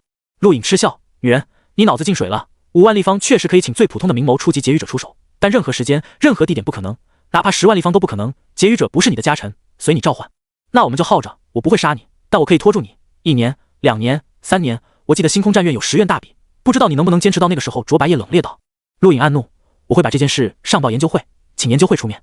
无所谓，研究会里也有我白夜族长辈，地位比你高太多了，只要不杀你，想压下这件事并不难。卓白夜说道。陆隐无奈，我可以答应你的交易，但我也有条件。说，卓白夜语气中多了一丝期待。你必须提前半年告诉我，最多提前1个月。不可能，5个月，2个月。宇宙那么大，说不定路上就要耗费2个月，这样4个月。卓白夜沉默了一会，3个月就这么多，再说我们就耗着。陆隐同意，行，3个月就3个月，但先说好，超出我能力的险地我不去。你比我强，我能去，你就能去。卓白夜淡淡说了一句，随后关闭通话。陆隐憋屈，无端端被人威胁了，欠下一个承诺，虽然得到5万立方晶体，但他宁愿不要。白夜族的承诺可不是那么好还的。战争飞船内，卓白夜看着解语者网络上录影的界面，目光惊奇。此人是个天才，第一次解语就成功，而距离他的认证时间连1个月都不到，之前也没有接触过解语，绝对的天才。此人价值远超巨人皇第三只眼，赚了。很快，陆隐收到卓白夜送给他的5万立方晶体，他第一次发现收钱也有烫手的时候。看着战争飞船让开，陆隐咬牙，女人山不转水转，下次见。随着极光飞船消失在黑暗的宇宙中，卓白夜冷漠的眼中露出一丝期盼。从地球试炼开始直到现在，陆隐很少被一个人压制，其他人即便能压制他，也是凭的实力。卓白夜比他还弱，却令他无比憋屈，这种感觉很少出现。当初刚到地球时经历过一次，记忆犹甚，让人非常不爽。说到底还是因为飞船速度不够，不然绝不会被卓白夜追上。打开能量转换装置，录影命令。很快，录影座位后方出现一个半米方圆的银色漩涡，这就是能量转换装置。极光飞船纯粹以能量构建防护场进行动力与时空跳跃，其他任何飞船想要升级必须改造，唯独极光飞船可以分解吸收稀有金属，转为飞船本身结构，以此不停升级。这一点就是极光公司名扬全宇宙的基础。没有人知道这种转换装置的原理是什么，包括极光飞船内的技术人员同样不知道，因为这种装置来自远古，是极光公司偶然得到，他们只是传播者，并非创造者。即便如此，凭借这种装置，也使得他们成为媲美梅比斯银行的庞然大物。录影将曾经分解的各种认识的、不认识的材料一股脑扔进转换装置内，包括那枚结语得到的灰色金属。与其说升级飞船，更像是发现。这些金属进入能量转换装置后就消失不见，没有丝毫声音，就像透过飞船扔进宇宙一般。录影正奇怪，飞船突然停止飞行，就这么漂浮在宇宙中，动也不动，唯有操控界面出现5个字：金属转换中。录影无语，他忘了，一旦投入的金属过多或者过于稀有，飞船是需要暂停运行的。它的其他金属没什么问题，唯独那块结语得到的灰色金属可能有点稀少，毕竟是结语得到的，承受了岁月侵蚀。金属正在转换，那么问题来了，他不知道飞船要停多久，难道就这么飘着？这可是很危险的，宇宙中随时可能出现各种灾难，就像黑洞，鬼知道这玩意什么时候出现，说不定就直接出现在自己边上。如今离自己最近的就是卓白夜，让这个女人救自己，丢不起那人。正当陆影惆怅纠结的时候，远方一艘豪华飞船出现。之所以说豪华，因为那艘飞船表面涂抹了一层相当稀有的金属材料，名为圆葵。这种材料很好辨认，是制作宇宙战甲的主材料之一，很昂贵。不达探索镜无法漫步星空，唯有身穿宇宙战甲才可以。这种战甲可以令普通人都在星空自由活动，很贵，不过必要性不大，因为寻常人没必要漫步星空，所以宇宙战甲很稀少，唯有大型飞船才会准备。圆葵不仅是制作材料，也是维修材料。陆影还是第一次看到有人把它涂抹在飞船外，那可是一整艘大型飞船，不知道消耗了多少圆葵。眼看飞船接近，陆影立刻发信号求援，并说明自己星空第10院学生的身份。一般来说，除非敌人，否则都愿意救他的。这种忙只是举手之劳，可以轻松得到星空战院学生的友谊。那艘豪华飞船指挥室内，操作员抬头，不远处极光个人飞船求援，飞船分解金属，请求登陆。身份中年船长沉声道：“星空第10院学生，名为陆影。”中年船长惊讶：“星空第10院学生？让他稍等。”说完，走出指挥室。在飞船顶层有一间全透明休息室，置身其中，仿佛游走星空，四周可以闪烁各种各样的投影壁画，如身在其中。此刻，休息室内，中年船长禀报了求援一事。前方一道曼妙躯体背对着他，红润的嘴唇喝了口果汁，发出动人的声音：“可以让他登陆。”是，夫人。中年船长恭敬应声，缓缓退出。陆影并不知道，他偶遇的这艘豪华飞船来自纳兰家族，而纳兰家族是外宇宙公认的最有钱的家族，生意遍布数十疆域。如果说梅比斯银行、极光飞船公司这种庞然大物是宇宙豪门，那么纳兰家族就是外宇宙豪门。他们有多少钱没人知道。纳兰家族极具传奇性，数千年时间便成为外宇宙豪门巨富。然而伴随他们的不仅是财神一般的运道，还有恐怖的诅咒。数千年间，纳兰家族子弟因为诅咒逐渐减少，最后一名族人正是纳兰家族族长纳兰俊。可惜在他与一名女子结婚当日也死亡，而那名女子成为了纳兰家族正式掌舵人，一个外姓掌舵人。女子便是纳兰夫人，美貌性感，被称为外宇宙最有钱的寡妇。陆影的极光飞船登陆豪华飞船，而他本人则被船长亲自出面带到了会客室。毕竟是第10院学生，该有的尊敬还是有的。而且纳兰家族为人处事从不自傲，这是铁律。陆先生，请问你想吃点什么？我这就让人准备。中年船长淡笑问道，语气恭敬，却又不显得太过谦卑。陆影感激，随便什么都可以，多谢船长先生让我登陆，否则还不知道飞船要停多久。中年船长笑道，除非升级，否则极光飞船分解金属的时间最多1天，1天后陆先生就可以正常启动了。陆影连忙道，不知道贵船来自哪里？未来有机会，陆影必当报恩。中年船长笑道，区区小事，陆先生不必在意，我们是纳兰家族的。纳兰家族？陆影眼中闪过一丝异色，这个家族他听过，外宇宙最有钱的家族，没想到碰到他们了。再次感谢船长先生，纳兰家族的恩情在下记住了。很快，中年船长离开，并吩咐人给陆影送上很多食物饮料。这些食物相当一部分陆影只听过没见过，比如散发淡淡白色光芒的鱼子酱，带有沁人心脾的草木清香。如果没猜错，应该是闻名宇宙的无尽疆域染木星白鱼鱼子酱，还有那块类似豆干的食物不停闪烁，应该是利用一种名为跳跳豆的食材制作。这种跳跳豆可以隐秘虚空，相当难抓。还有杯中饮料，五彩斑斓，隐约有气流闪过。这种饮料陆影听过，来自内宇宙。还有盘中散发淡金色光芒的肉排，难道是星空巨兽的肉？一桌子食物，陆影认出的也就这几样，其他的一样不认识，却知道都不简单。这里每一道菜都价值数十立方星能晶体，因为食材很难得。一道菜数十立方晶体，陆影愣了愣神。这一桌子加起来怕有数百立方晶体吧，换算成宇宙币达到数亿，让人啧舌。当然，账不是这么算的，宇宙币只是普通人使用的货币，修炼者很少以宇宙币作为结算单位，因为数量太庞大。一般而言，强大势力都是以星能晶体作为结算方式。对很多人来说，星能晶体很容易得到，比如纳兰家族，传闻就掌控不少星能晶体矿，对他们来说，宇宙币反而很难使用。陆影第一次看到梅比斯银行，震撼梅比斯银行将宇宙币挂在树上，任由狂风吹拂，谁捡到就是谁的。当时他被梅比斯银行的财大气粗震撼到了，但随着时间推移，这种场景已经无法让他震撼，因为在梅比斯银行眼里，宇宙币只是纸，没错，就是纸，仅此而已。所以，梅比斯银行金卡为有红色和蓝色可以使用宇宙币结算，黑色以上都是星能晶体，他们的主要业务还是星能晶体。或许对这些以星能晶体支付的庞大势力来说，宇宙币就像通货膨胀的产物，而且是膨胀了无数倍的产物，另类的经济结构。面对一桌子美食，陆莹也不客气，不顾形象的大吃大喝，反正不要钱。对于纳兰家族来说，这种菜可能就是家常菜。顶层休息室内，纳兰夫人嘴角含笑，眼波流转，有意思的小家伙，他的来历谈查清楚了吗？身后，一名少女走出，恭敬道：查清楚了，陆颖，苍兰疆域大禹帝国子山王，通过考核加入第10院，如今为第10院首席。首席？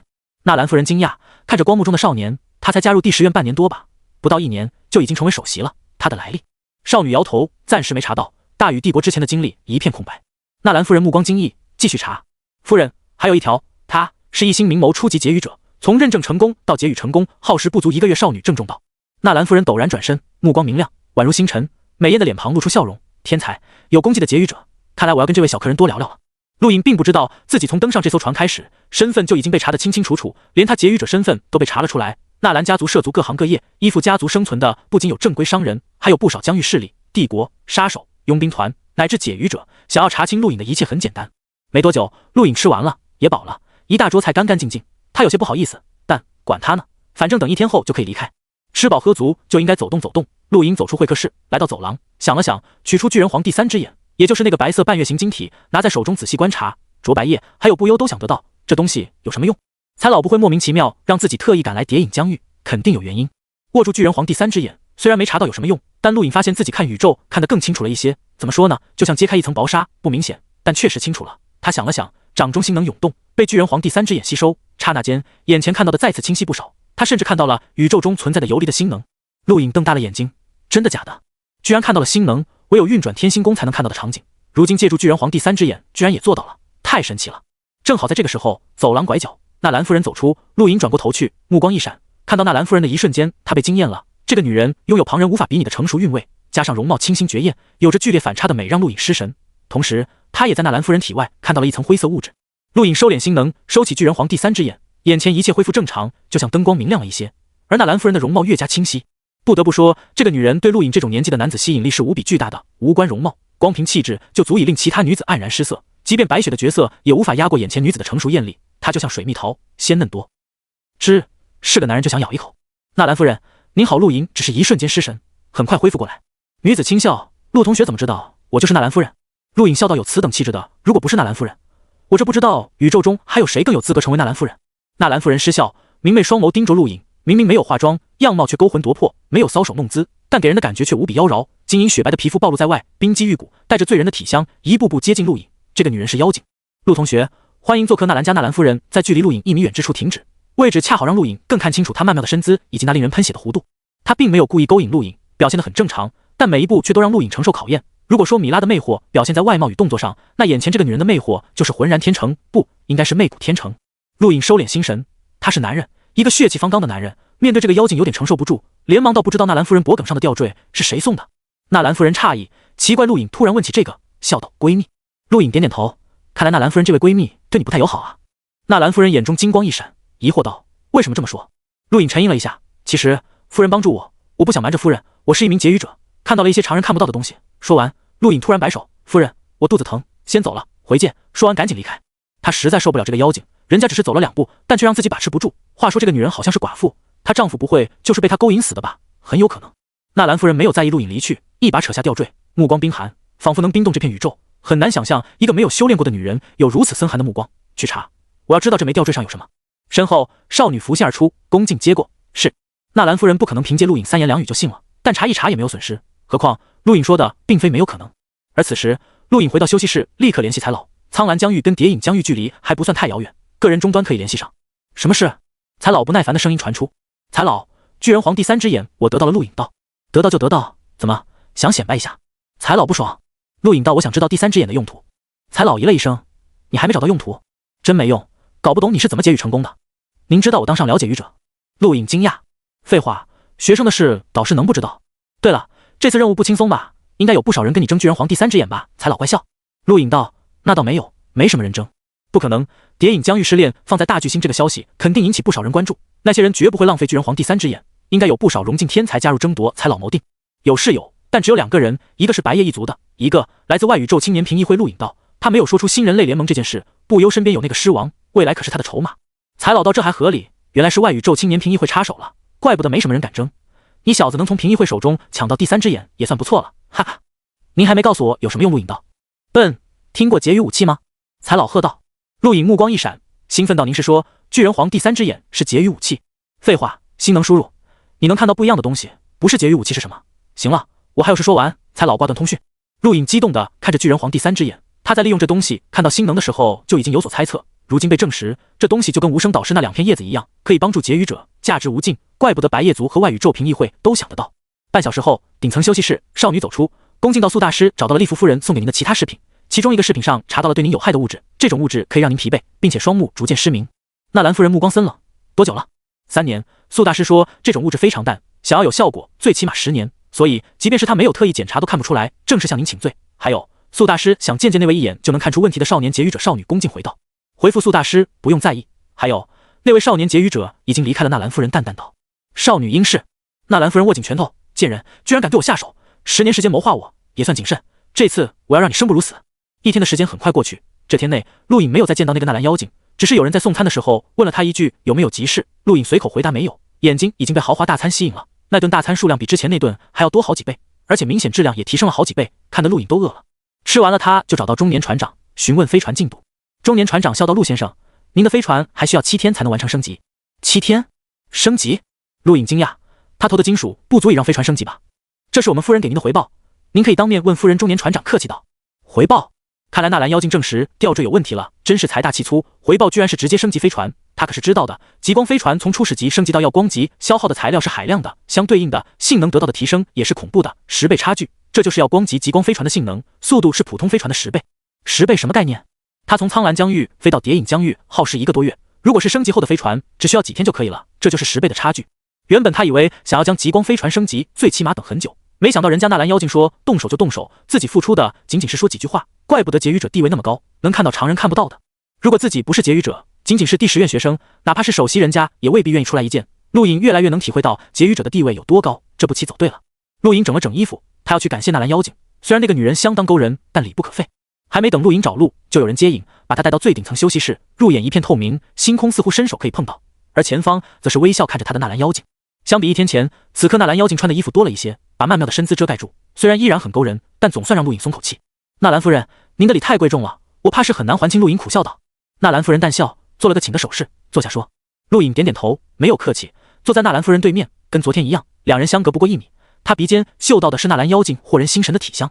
陆同学，你救了我，区区升级飞船并不能完全代表我的心意。纳兰夫人语气郑重道，虽然依然带着笑，但陆影看得出来，此刻他的笑带了一丝真诚。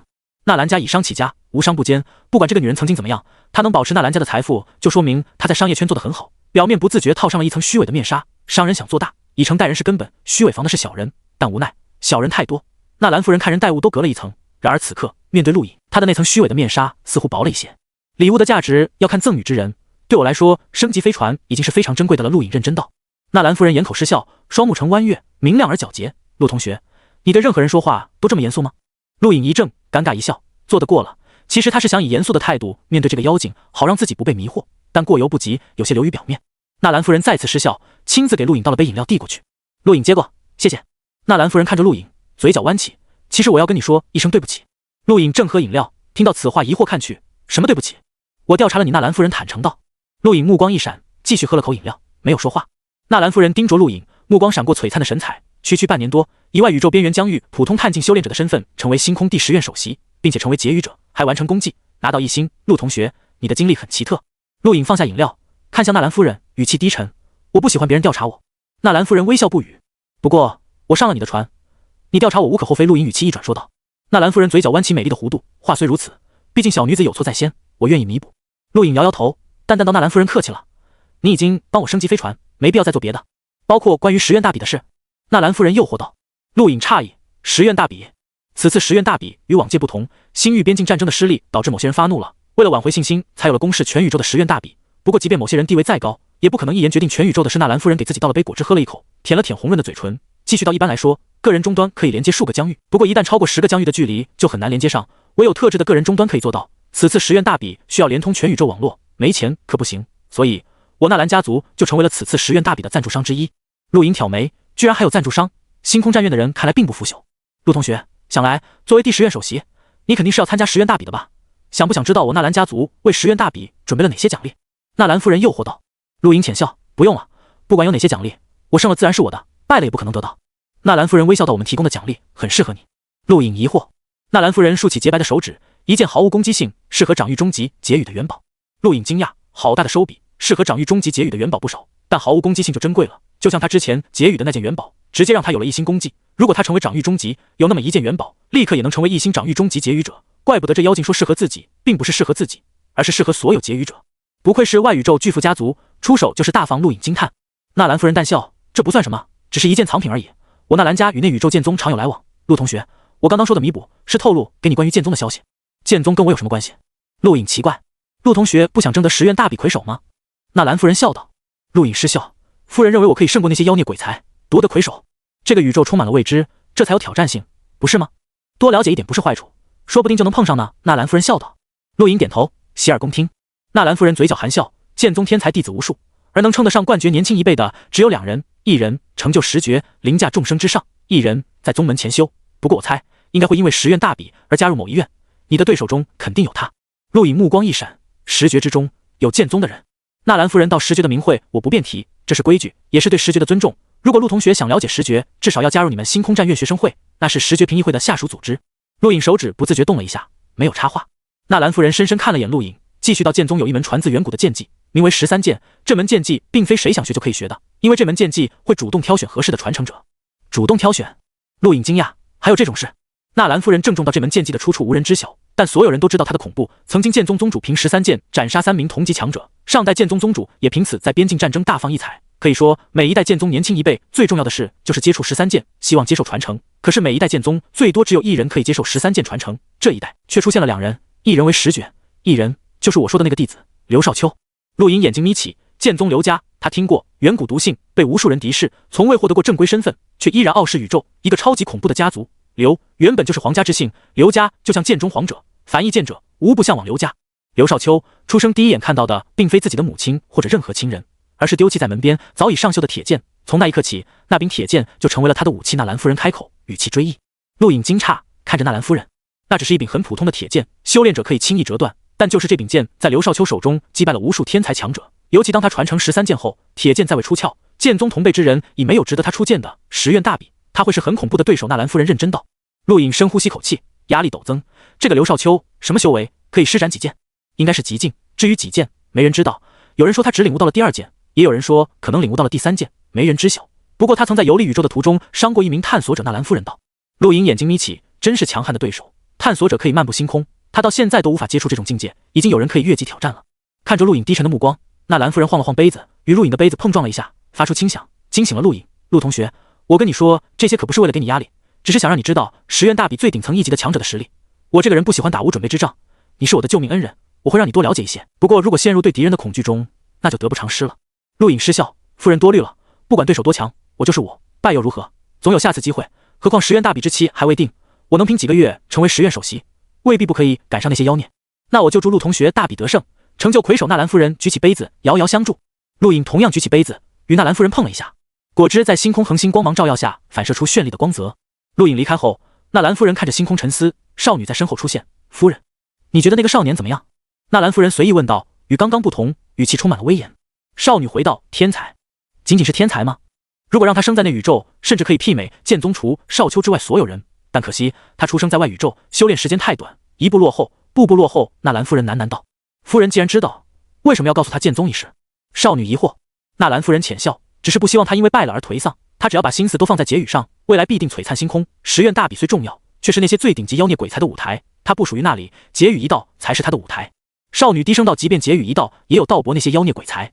纳兰夫人抬头，是啊，宇宙太大，诞生了太多太多的妖孽，希望他能走下去吧。7天时间很快过去，陆颖品尝了一顿大餐，与纳兰夫人告别后，登上自己的飞船，脱离纳兰家飞船，朝着苍兰疆域飞去。纳兰家飞船始终在航行，并没有为他特意停留7天，而且速度不慢。陆颖重新规划路线才发。以自己已经升级后的极光飞船的速度到达苍兰疆域还需要12天，10倍速度提升，原本需要1个多月的时间缩短到了5天，还多了7天，正是纳兰家飞船航行的7天。也就是说，那7天时间他的飞船无法追上纳兰家的那艘豪华飞船，速度丝毫不比极光飞船差，应该也是升级后的极光大型飞船。真有钱啊！陆颖再次感慨了一句，摸了摸肚子，好像胖了。12天的时间过得很快，陆颖始终的观察星图，第9颗星辰越来越清晰，他可以感受到当运行9颗星辰天星宫的时候，自身的那种强大，配合战气以及自己还未察觉极限的肉体，他自己都不知道自己有多强。或许可以跟狱主拼一拼了，陆颖猜测。当初范克利德那一枪自己记忆犹新，他可以挡住，只是无法接下第2枪，所以才没有全力出手。而今的自己，只要将星能填满，应该可以跟他一战。想起星能，陆颖就头疼，这玩意自己消耗太大了，投资6点是无尽的坑。他甚至感觉，即便集中整个大禹帝国的星能晶体，也可以被他一瞬间消耗光了。滴滴滴滴，飞船发出声响，陆颖抬头，第10院到了。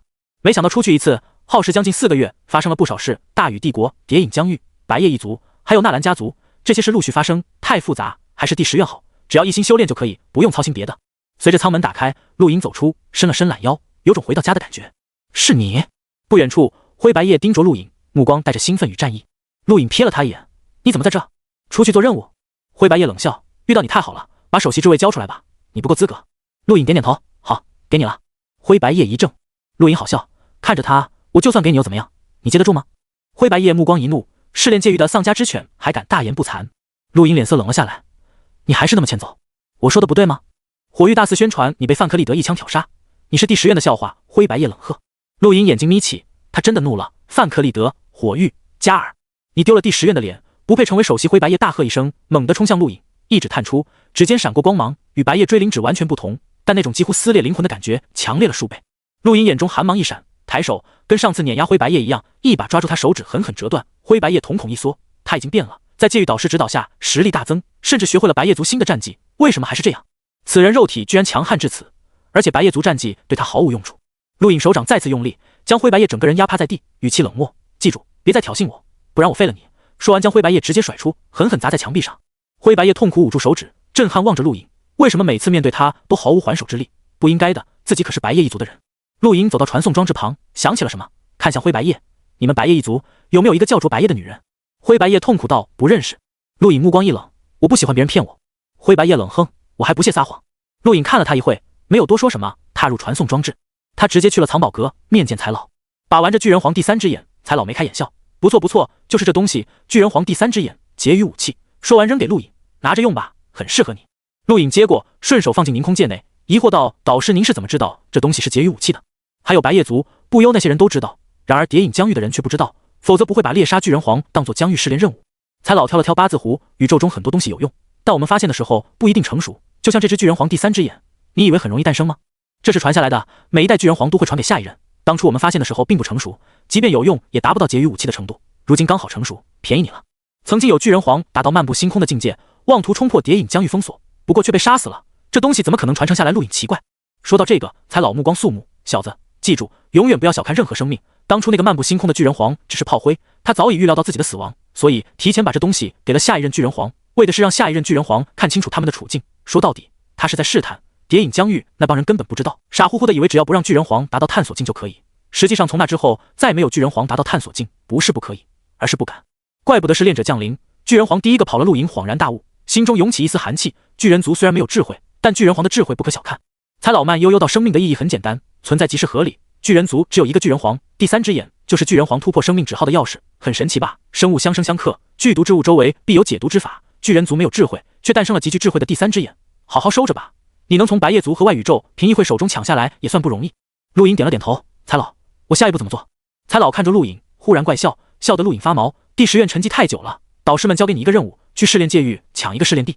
陆颖神色一变，抢试炼地。财老嘴角弯起，没错，去吧，抢一个试炼的下来。陆颖无语，财老，你确定我可以跟那些狱主争锋？财老上下打量着陆颖，目光幽深，不知道，试试吧，反正不会死。那些人可都有帮手。陆颖无奈道。财老翻了翻白眼，难道你就没有？小子，知道首席的含义吗？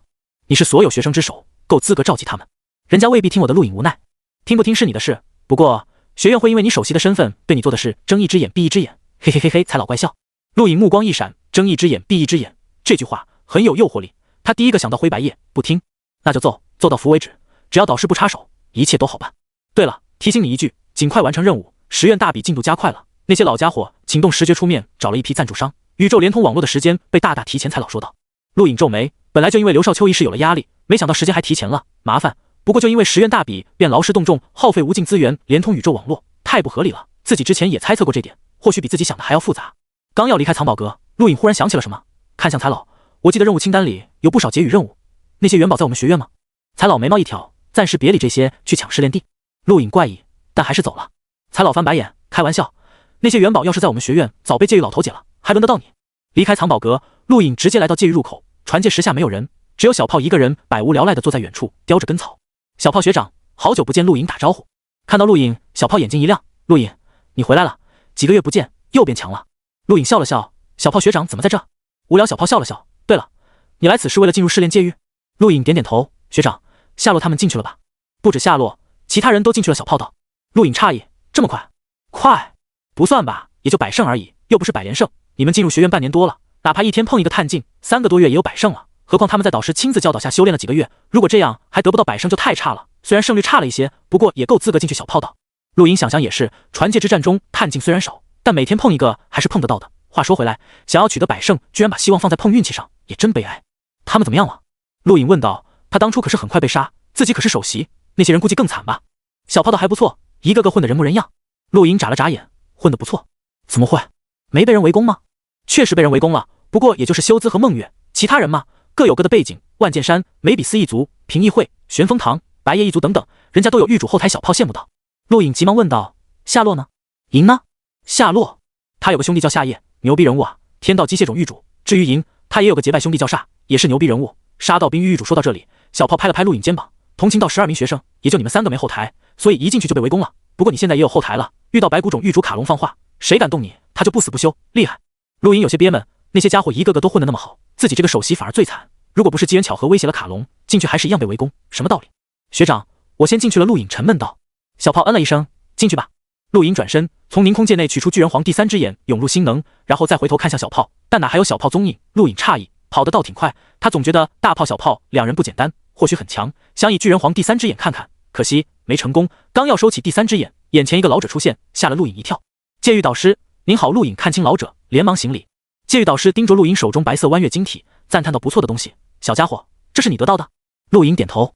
戒狱导师嗯了一声，好好利用吧，可以做很多事。说完回到原位。陆颖再次行了一礼，越过戒狱导师进入戒狱山。这是他第2次来戒狱山，上一次来此地一个人都没有，这次来入眼就看到修兹，他正准备离开的样子，表情有些痛苦。被杀了？陆颖问道。修兹点头，看着陆颖，帝国怎么样了？稳定了，没事。陆颖回道。修兹沉声道：雨堂不少人离开了吧？当初2皇子为雨堂找了不少精英，那些人应该全走了。来到这里以后，你还觉得雨堂里是精英？陆颖调侃。修兹沉默，他这个雨堂最强者在这里都是倒数，其他人更不用说了，5大堂主几乎都没考进来，跟这里比，雨堂根本上不了台面。传戒之战随便一个探镜都可以横扫雨堂，内外宇宙差距太大太大。修兹感慨了一句，就要离开。陆颖淡淡道：不用急着走，导师交给我一个任务，抢一座试炼地，你我联手如何？修兹笑了笑，陆颖，我以为你是聪明人，你进过试炼界域，甚至被枪脉狱主挑杀，难道还没察觉到差距吗？或者你以为有卡隆撑腰就可以肆无忌惮？陆颖盯着修兹，是你没察觉到差距。修兹一惊，这句话什么意思？此人已经可以当面挑战狱主了？怎么可能？才4个月左右，你真想抢试炼地？那些狱主都是各大学院排行前几的强者，你亲自体会过枪脉狱主的恐怖，何况那些人并非单独一人，他们有的是帮手，凡是在他们的试炼地修炼的学生都可以算作帮手。修兹试探道。陆颖笑了笑，我又没说单干，我们第10院人数虽少，但个个都是传戒之战100胜的强者，不比其他人差。修兹摇摇头，那些人不会理你的，他们各有各的后台，除了我跟梦月，其他人都有修炼地，没必要横生枝节。我是第10院首席，自然有办法让他们帮我。陆颖自信道。修兹盯着陆颖双目，看了一会，呼出口气，好，既然你想做，我就陪你，反正我无所谓，又不会真的死人。这才像我印象中大宇帝国年轻一辈第一强者修兹，无畏无惧。当初放言挑衅外宇宙评议会的一幕，我可是还记得。陆颖赞叹道。修兹苦笑，那是太无知，就像陆颖说的，根本不知道差距在哪。如今想来，那个鬼火也仅仅是未能考入学院的失败者，尚且让宇堂堂主无可奈何。他身后的巴泽尔可是探索境，即便不如星空战院探索境强者，应该也差不了多少，毕竟够资格加入外宇宙青年评议会。那时的眼界太狭隘了。说吧，去哪一道，在哪回合？修兹道。陆颖毫不犹豫开口，欲道白骨奥。白骨奥狱主是卡隆，他是你的靠山？修兹问道。卡隆前段时间放话力保陆颖一事，可着实让不少人惊讶。陆颖名声在外，调戏西岳，殴打其他学院同学，勒索、威胁，还有完成探境至高任务等等，他并非无名之辈，更是第10院首席。提到卡隆，陆颖就笑了，他是我兄弟，很好的兄弟，这片宇宙没人比他更了解卡隆了。修兹点点头，我刚刚在里面被杀，你先进去，等缓过来我就去找你。陆颖步入界狱山，瞥了眼远处，依稀看到下落的影子，他倒是很随意。其他人进入界狱，即便肉体会被保护，依然寻找隐秘的地方，他完全不在乎。陆颖也不在意，闭上双眼，默认遇到。随着眼前一花，再次睁开，看到了遍地黑色和一双漆黑的眼睛。陆颖吓一跳，立刻后退，看清了眼前，居然是一个战魂。战魂没有样貌，外表一片漆黑，包括双目都是黑色，很好辨认。陆颖暗道倒霉，一进来就跟战魂面对面。战魂拥有极强的攻击性，而且一般都很厉害。察觉陆颖的出现，战魂毫不犹豫出手了，幻化出一柄黑色长剑，随着剑身抖动，长剑幻化出无数剑影，扫荡方圆100米。陆颖惊讶，他早知道战魂很强，都是曾经在此试炼界域战斗过的强者的虚影，但没想到随便碰到一个都如此厉害。这一剑不逊色灼白夜的白须剑，有着场域的影子，他相信形成这道战魂的强者，如果活着，绝对掌握了场域。陆颖刚要出手，神色一动，空闪避开，出现在100米外。另一边，3名学生出现，看到战魂大喜，给我上，最后一击留给我。其中一人大喝，另外2人同时向战魂出手。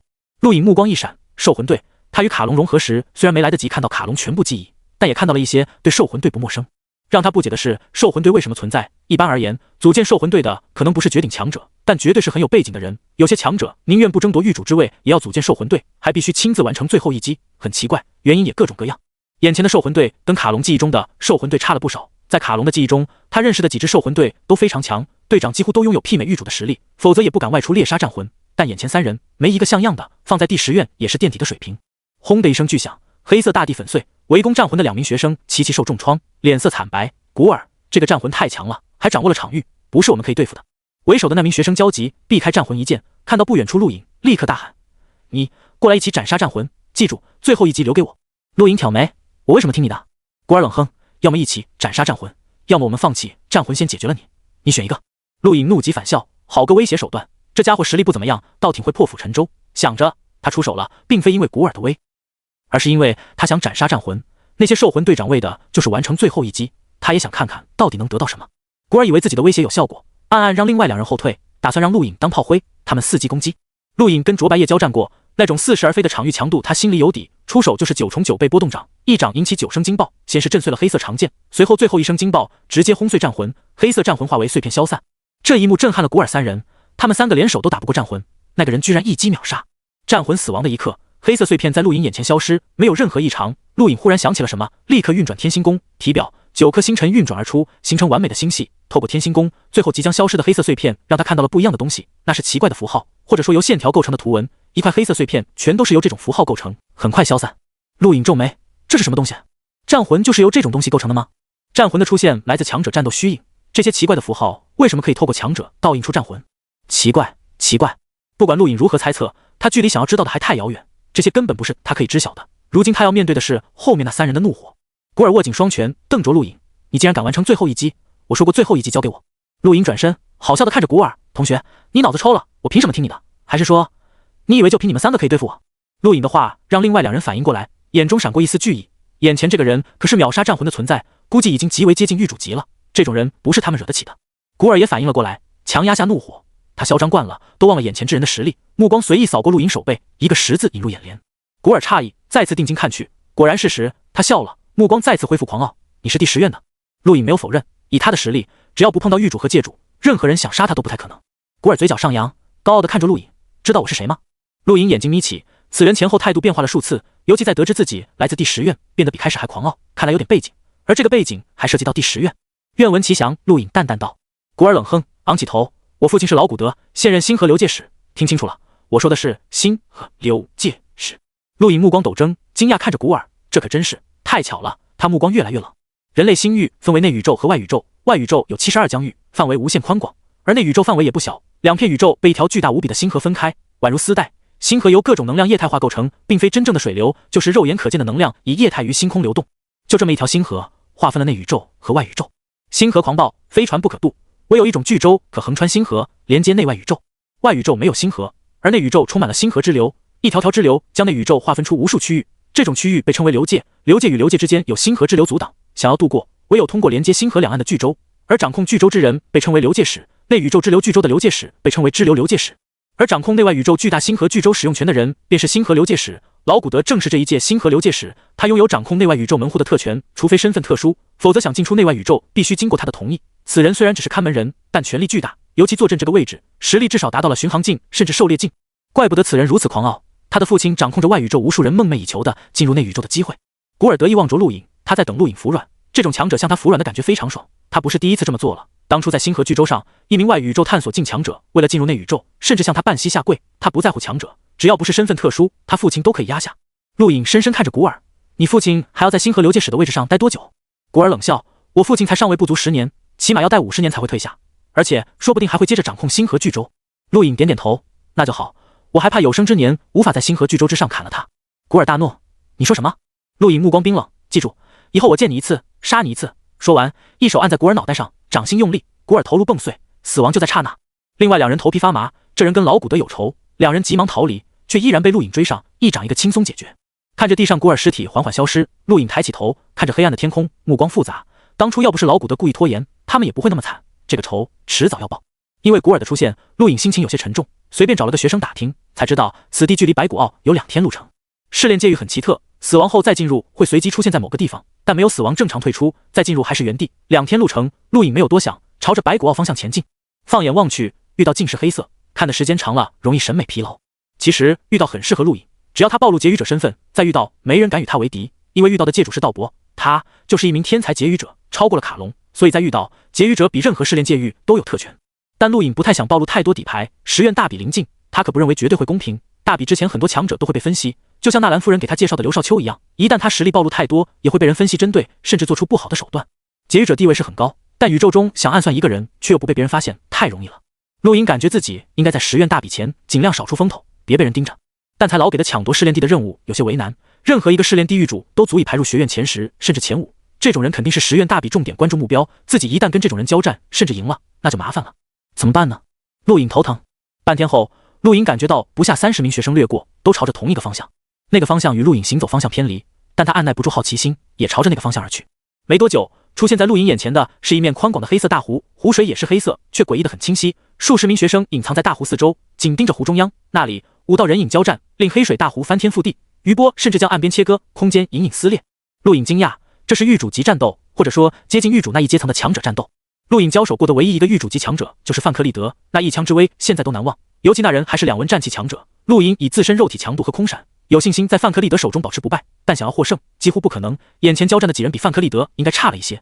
看了看四周，他找到一个学生，打听了一下，当然打听过程并没有那么顺利，不过在陆隐强有力的拳头下，那名学生还是说了，此处试炼地名为黑水湖，曾经的狱主突破探索境离开学院，此地成了无主之地，那几个人便是在争夺狱主之位。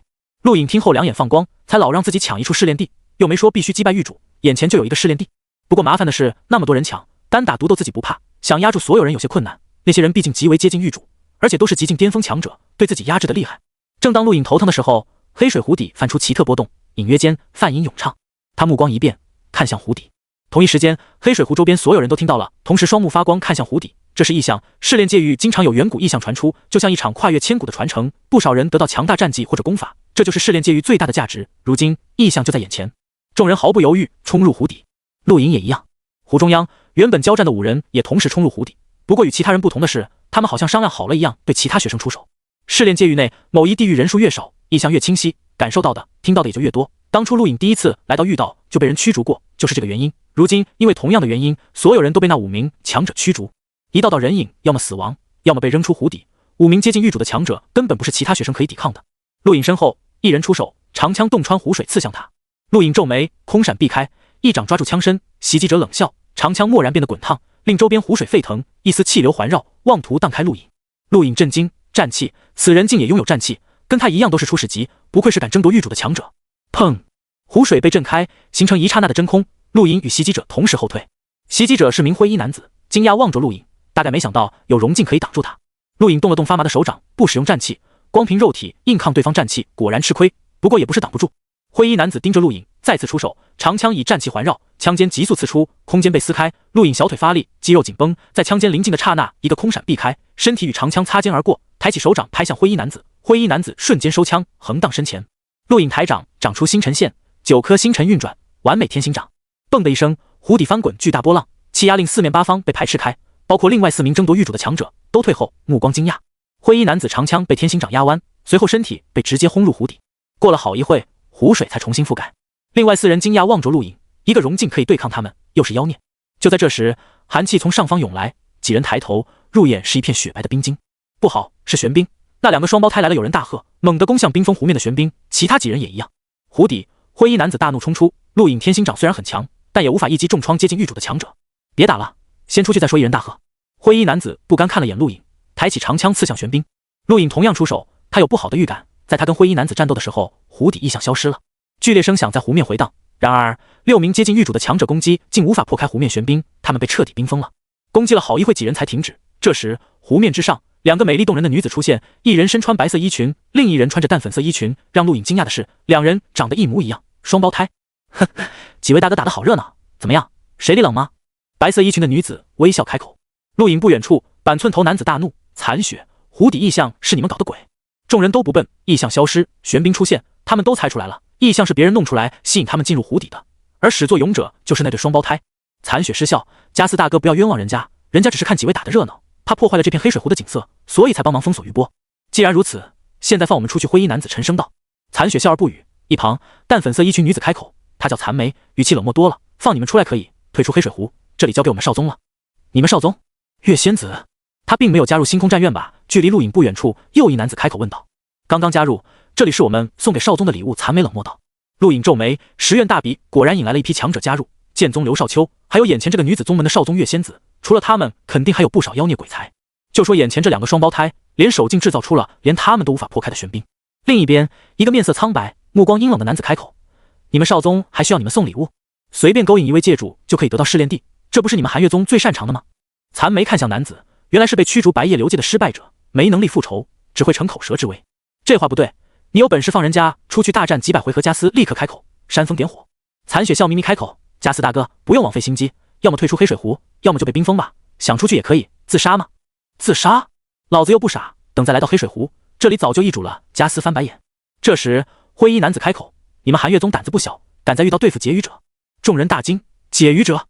这里有解语者？陆影见灰衣男子看向他，他目光一凛，此人不应该知道他是解语者。你是第10院的陆影吧？我见过你。在枪脉，灰衣男子语气冷冽。其他人都看向陆影，陆影眼睛眯起。陆影名字有点耳熟，好像听过。加斯疑惑。湖面玄冰之上，残雪和残梅2女脸色突然沉了下来，对视一眼，他们想起来了，陆影不正是卡隆放话要保护的人吗？麻烦了，居然把卡隆牵扯了进来。别人他们无所谓，但卡隆可是解语者，这个群体不能惹，惹了一个很可能出现第2个、第3个。最关键的是，遇到界主道伯就是解语者，那家伙极其护短。我想起来了，卡隆的拼头！加斯大喊一句。周围人目光怪异地看向陆影，陆影脸色立刻黑了，瞪着加斯：卡隆是我朋友，少乱说。加斯尴尬，不好意思，说漏嘴了，不对，说快了也不对，说错了，不好意思。陆影握拳，这家伙嘴欠，怎么样？立刻放了我们，否则卡隆的怒火你们未必承受得起。别忘了，还有个道伯！灰衣男子看向双胞胎威胁。双胞胎目光闪烁，看着陆影，此人很麻烦。不用了，这里挺好，我暂时不想出去。陆影开口，很随意说道。其他人立刻看向他，喂，你疯了？别乱说！加斯急了。灰衣男子也瞪着陆影，他很想争夺玉主，可不想被冰封在湖底。陆影冷笑，他才不想被人利用，何况还是枪脉的人。陆同学，只要你帮我们，寒月宗记住你这份恩情。残雪笑眯眯对着陆影说道，眼波流转。灰衣男子瞪着陆影，想清楚，有卡隆的背景，他们不敢冰封你，只要你带我们出去，我可以帮你化解跟范克利德的恩怨。范克利德啊，我也认识，还说得上几句话。加斯道。另外几人也开口，他们可不想被困。陆影不屑，范克利德算什么东西？他敢动我吗？灰衣男子怒极，但一时说不上话。没错，此人现在有卡隆的背景，范克利德确实不会动他。其他人也无奈，人家背景通天，没人逼的了。等了一会，陆影看了看外面双胞胎复杂的神色，突然开口：其实想出去没那么难，我不借助卡隆的背景也有办法，不过我凭什么带你们出去？有什么条件就说。灰衣男子冷漠道。陆影开口：一人2万立方晶体，我就带你们出去。好，没问题。加斯立刻同意。2万立方虽然不少，但对于他们这些星空战院绝对的精英来说可以承受，他们随便做次任务也不止这么多钱。其他几人也都同意。陆影不怕他们耍赖，毕竟都是强者，耍赖容易给自己造成不必要的负担，影响修炼，这是心境问题，没人愿意为区2万立方晶体影响变强的道路。陆影小声把方法说了一下，5人愣神，这也行？其实方法很简单，跟双胞胎吸引他们一样，就是在湖底制造异。试炼界域这种地方随时可能出现异象，更不用说黑水湖这个试炼地了，只要出现异象，哪怕双胞胎有90%把握确定是假的，也会查看，实在太重要了，任何一次异象都可能造就绝顶强者。这是阳谋，哪怕陆影告诉双胞胎异象是他们伪造的，双胞胎都可能打破玄冰亲自查看，这就是人的心理。方法简单，但只要想不到这点，就永远想不出来。湖底一共6人，未免双胞胎察觉，几人商量了一下，同时分开。湖面玄冰之上，双胞胎疑惑，对视一眼，紧盯着湖底。他们有把握这几人破不开玄冰，但突如其来的动作让他们不安。少宗主什么时候到？残雪问道，声音有些低沉。残梅摇摇头，不清楚，但应该快了。这些人都是够资格争夺玉主的强者，说不准有什么办法可以破开你我天赋融合的玄冰。希望少宗主尽快赶来。残雪担忧。话音刚刚落下，湖底一阵刺目光芒闪过，隐约间看见一道虚影搅动水流，带来沧桑古朴的气息。湖面玄冰之上，虚空扭曲，与湖底相呼应，形成巨大的龙卷风肆虐。黑水湖四周，众人被这一幕惊住了，呆呆望着。这是异象？湖底陆隐诧异，搞得太真了吧？人才啊！等等，不对！陆隐忽然反应过来，这种异象真的有点奇怪，不会是真的异象吧？他立刻看向湖底。加斯跟那个脸色苍白的阴冷男子没有上来，他们是负责弄出异象的。按照计划，为了避免被双胞胎发现，异象出现的时候要立刻上浮，但直到现在都没出现。不对，这是真的异象。陆隐立刻下前，其他几人也都反应过来，灰衣男子更是一枪刺入水流中，分开水流冲入湖底。湖面上，双胞胎震撼对视，立刻阵列玄冰冲入湖中。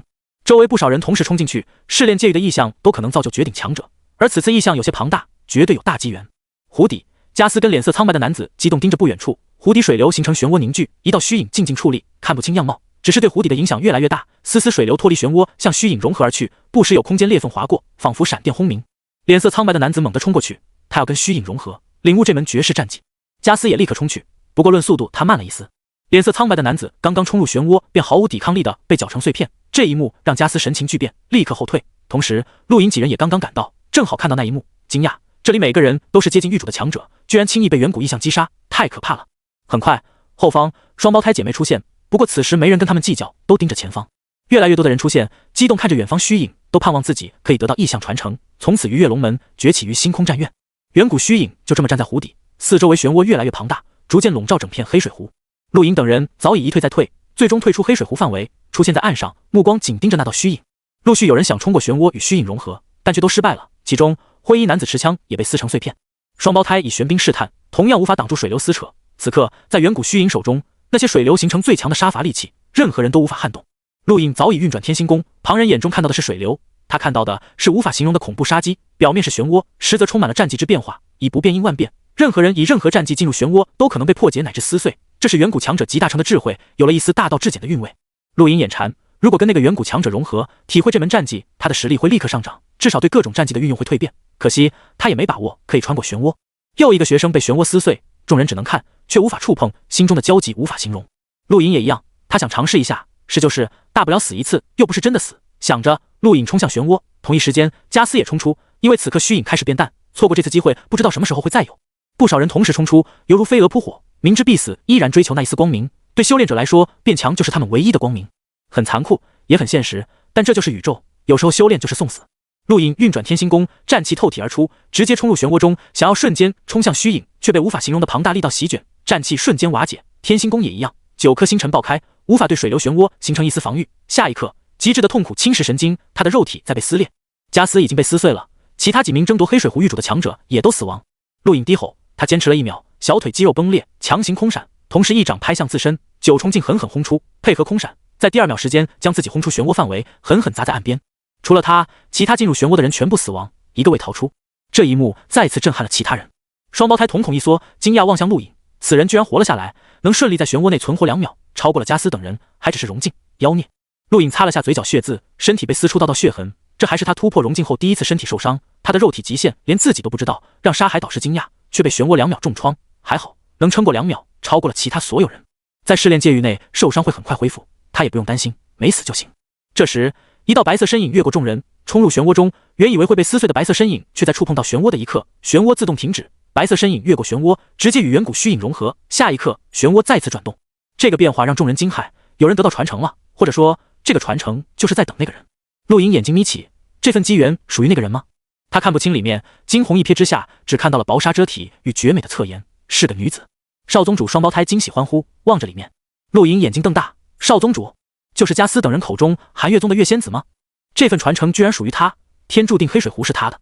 想着，陆隐起身，强忍着身体疼痛离开。这份机缘与他无关，没必要强取，那样只会让自己倒霉。陆隐在距离黑水湖不远的地方恢复伤势，半天后身体恢复，只要不死，试炼界域的恢复力是很强的，毕竟这不是真的身体，加持了试炼界域的特性，所以在这里战斗，只要有仇，一般不会留活口，要么死亡，要么不战。2个小时前，黑水湖异象已经消失，而从那一刻起，黑水湖域主名为月仙子，一个因为10院大比加入星空战院的强者。寒月宗不是火域可比的，宇宙中有一特性，越接近内宇宙中心，诞生的强者越多，越容易出现妖孽奇才。火域所在的岩兰流界属于内宇宙最边缘，包括罗斯帝国、大尾网龙一族都在岩兰流界。对内宇宙来说，岩兰流界虽然是最大的8大流界之一，却跟外宇宙差别不大，只是看门人。而寒月宗所在的白夜流界却是在最里面，尽管传闻寒月宗靠着联姻等方式才在白夜流界生存下来，但能在那里生存本身就代表一些问题。那个月仙子论地位还在加尔之上，与万剑山、白夜族天才子弟媲美。陆颖没打算跟月仙子抢黑水湖，天知道他从异象中得到什么传承。不过此人让陆颖心情沉重，因为他是冲着10院大比来的。认准方向，陆颖朝着白骨坳而去。1天后，陆颖终于来到白骨坳，望着前方幽寒的山谷，白色枯骨铺满了大地，这个地方让人不自觉发毛。卡隆就是这里的域主。白骨坳充满了无尽枯骨，传说每逢月圆之夜，白骨起舞，可能展现战绩，也可能是祭祀，更可能就是普通的歌舞。没人知道为何会出现这种异象，但白骨坳是遇到所有试炼地中唯一一个确定异象时间的神秘之地。通过卡隆记忆，陆颖知道当初争夺白骨坳之惨烈，包括范克利德等人都出手了，还有其他战院域主级强者，加起来不下10人。那一战震撼10大战院，最终还是遇到界主道伯出手，赶走了其他人，这才让卡隆成为白骨坳域主，否则他很难成功。解域者身份是很高，但也不是凌驾众生之上，何况这里是试炼界域战斗的地方。卡隆是天才解域者，而在白骨坳修炼的也大多是星空战院的解域者，人数不多，却个个都是精英。陆颖的出现很快引起白骨坳注意，当卡隆看到一脸微笑的陆颖的时候，明显脸色黑了下来，勉强一笑：“陆兄弟，欢迎来到白骨坳。”陆颖看着卡隆皮笑肉不笑的表情，很热情的上前：“卡隆兄弟，我还以为你把我忘了。”“怎么会？知道陆兄弟加入第10院，为兄可是立刻宣布不准有人对你出手，否则就是不死不休。”卡隆道，尤其不死不休4个字说的特别重，有深仇大恨一般，显然不仅针对其他人，更是针对陆颖。陆颖笑得很开心：“那就多谢卡隆兄弟了。对了，我叔叔让我带他向你问好。”卡隆脸皮一抽，下意识抓紧陆颖衣襟，但随即反应过来，干笑2声，拍拍陆颖肩膀：“那个叔叔还好吗？没死吧？”陆颖失笑，同样拍了拍卡隆肩膀：“当然，叔叔过得很好，黑暗为被，星空为床，没事找个黑洞溜2圈，很悠闲。”卡隆盯着陆颖双目，想看出点什么，但可惜什么都没看出。替我转告叔叔，让他保重，别哪天被黑洞卷走。宇宙大着呢，可不止人类星域。卡隆咬牙切齿，一字一句说着，脸上还带着笑，表情相当别扭，看得周围人发寒，连忙退开。在周围人离开后，卡隆瞪着陆颖，低声咆哮：“小子，我警告你别乱说，不然我会让你知道得罪一个天才劫狱者的恐怖，就算躲进第10院也没用。”陆颖挑眉：“是吗？你的意思是当那些信件公开后，你还能当你的天才劫狱者？”你卡隆怒极：“好了，我对你那些破事没兴趣。”陆颖推开卡隆，斜眼看向他：“虽然你这人感情经历倒霉了点，但只要乖乖配合，我不会对你怎么样的。”卡隆冷哼，相当不爽，他被套住了，还永远取不下来，除非哪天他敢将内心的情感公开，否则永远受制于陆颖。陆颖打量着四周，看到的尽是白骨，不知道为什么这些白骨给他悲凉之感，耳边隐约有无数人大吼着什么，但又很快消失，这地方很古怪。卡隆，你在这里领悟到了什么？陆颖好奇打探。按理说这个问题很失礼，也容易引起敌意，毕竟是打听别人隐秘，但卡隆最大的隐秘都被陆颖知道了，也不在乎了。场域。陆颖惊讶，场域可以跟战气以及天赋媲美的力量，卓白夜的战绩就是类似场域，还有之前遭遇的战魂也一样。当初他融合卡隆，因为时间紧急，只回顾了他结语的部分记忆，关于战斗等记忆只有大概印象，却不清楚此人场域如何。场域很神奇，唯有绝顶强者可以领悟，方寸之地尽在掌握，这就是场域。与战气不同，场域无法明说，因为每个人的场域都不一样。不过据说场域精通者可听清周围环境的一切，提高五感，减少心脏跳动的频率，融入周围环境，甚至加持某些奇特的力量等等，这些都只是听说。冠宇导师曾给陆颖晶片，上面记载了星能的介绍，从第一步的吸收星能到驱除杂质，再到形成实质，其后便是陆颖掌握的万变之境，而在万变之境后，则是融入自身意志，可以改变星能颜色，而最后一步就是场域，唯我独尊的力量。对于场域，那份晶片上只是提了一句，显然掌握场域的人太少，或许比战气都稀少，但每一个都是绝顶强者。陆颖回顾卡隆结语践行元宝的情形，难怪他可以凭借对星能的熟悉结语成功，应该也有场域的原因。你的场域什么样的？陆颖好奇问道。卡隆抬眼，你不要太过分。陆颖转过头去，不问了，这个问题确实过分了。卡隆忽然想起了什么，眼睛眯起，你真想知道我场域什么样的？陆颖转头，目光诧异。可以，我们切磋一下，你可以亲自体会。卡隆道，嘴角不自觉弯起怪异的弧度，显然不太友好。陆颖明智拒绝了，他没有被揍的习惯，虽然很想跟场域高手切磋，但可以等等，不急。他有头子，下次摇到6点，说不定可以跟场域高手融合。卡隆失望，你没有一颗战斗的心。陆颖没理他，跟张顶天、修兹那些人的修炼态度比起来，他确实差了不少。算算时间，修兹应该进来了。陆颖喃喃自语：卡隆，白骨坳是不是随我去哪？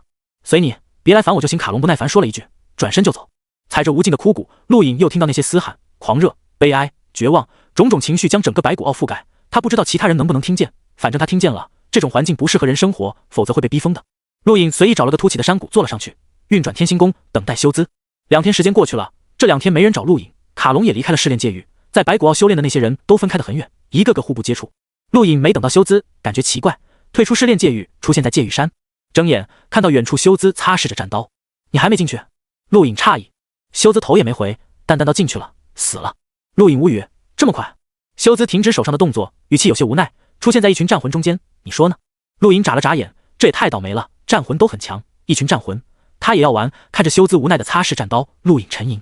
第10院这些学生虽然都完成了传界之战100胜，相对其他战院的学生并不弱，但也只是不弱。修姿、可可、佐拉这种并不比其他战院同级学生强多少，遇到天赋好的很容易败，唯有少数几人可以跟其他战院顶尖强者争锋。想要抢夺试炼地，带上修姿或许并不是好主意，他的存在起不到任何帮助，而且他们进入试炼界域也很容易死亡，总不能一直等着他们。陆隐头疼，12名新生真正能跟其他战院强者争锋的不过半数，包括灰白叶都不够资格。想通这些，陆隐已经不打算召集修姿参与此次抢夺试炼地的大战了，但已经邀请过了，退货有点伤人家自尊。正巧界域山入口，米雪儿进入，还是那么妖艳迷人，一双红瞳扫了眼陆隐和修姿，冷漠地朝着界域山另一端走去。等等，陆隐开口。米雪儿停下，看向陆隐，什么事？陆隐起身走到米雪儿身前，看着她的红瞳，认真道：我想抢一片试炼地，有没有兴趣一起？没兴趣。米雪儿回得很干脆。战气呢？也没兴趣。陆隐淡淡道。米雪儿停住，看向陆隐，红瞳明亮。战气？陆隐嘴角弯起，抬手，一股气流环绕，看得米雪儿目光炙热。没有人不想领悟战气，西月领悟了战气。一句话让米雪儿心情大变。当初她取代西月进入10绝评议会，前段时间因为这件事，两人大战了一场，未分胜负。米雪儿表面不在乎，但其实已经认可了这个对手。原以为自己这段时间努力修炼，足以轻易超过西月，但如果西月有了战气就不同了，那可是足以改变胜负的力量。你怎么知道？米雪儿语气冷漠，有些着急。陆隐随手消散战气，当初还是我帮他领悟的，就在忘川沙海第2层。米雪儿盯着陆隐，条件？陆隐淡笑，帮我抢一片试炼地。米雪儿皱眉，你应该清楚狱主的可怕，范可里德的实力你见识过？陆隐眼中闪过寒芒，是个人都知道他被范可里德杀了，这个仇早晚要报回来，可惜枪脉不适合他，不然这次就抢了他。你怕了？米雪儿冷漠，大不了死一次，我无所谓。说到这里，米雪儿认真道，但我只帮你一次，不可能无止境帮你。可以，一次就行。陆隐笑道。抢哪里？米雪儿问道。修姿也看过来。陆隐目光一闪，淡淡道：遇到无底潭。无底潭是遇到最小的试炼地，最小仅仅指范围，实际上无底潭作用很大，因为它可以帮助修炼者修炼战气，因为无底潭越往下压力越大，可惜因为太小，每次只能容纳最多2人进入，导致在无底潭修炼的学生不多。其他试炼界域同样有适合修炼战气的地方，无底潭就显得有些鸡肋，除了狱主乌罗，几乎没人在那修炼。陆隐选择无底潭还有一个原因，便是乌罗这个人，他是加尔的好友。无底潭虽然只有狱主乌罗一人，但乌罗这个人很强，更有生灵天赋宣奇，传闻战气也达到了一文境，不好对付。你还找了谁？米雪儿问道。陆隐看向修姿。米雪儿蹙眉，这个人没用。忘川沙海第2层可以修炼战气。修姿突然问道。陆隐点头，我就是在那掌握战气的。修姿沉声道，这次抢试炼地我帮不了你了。陆隐叹息，修姿有心却没能力。你要去沙海第2层？修姿点点头，等我领悟战气再来帮你。说完向外走去。陆隐皱眉，沙海第2层非同小可，当初即便西月都靠他帮忙才撑得过摧残肉体的狂风，以修姿的实力绝对撑不住，但他也知道说什么都没用，修姿有一颗强者的心，就跟张顶天一样。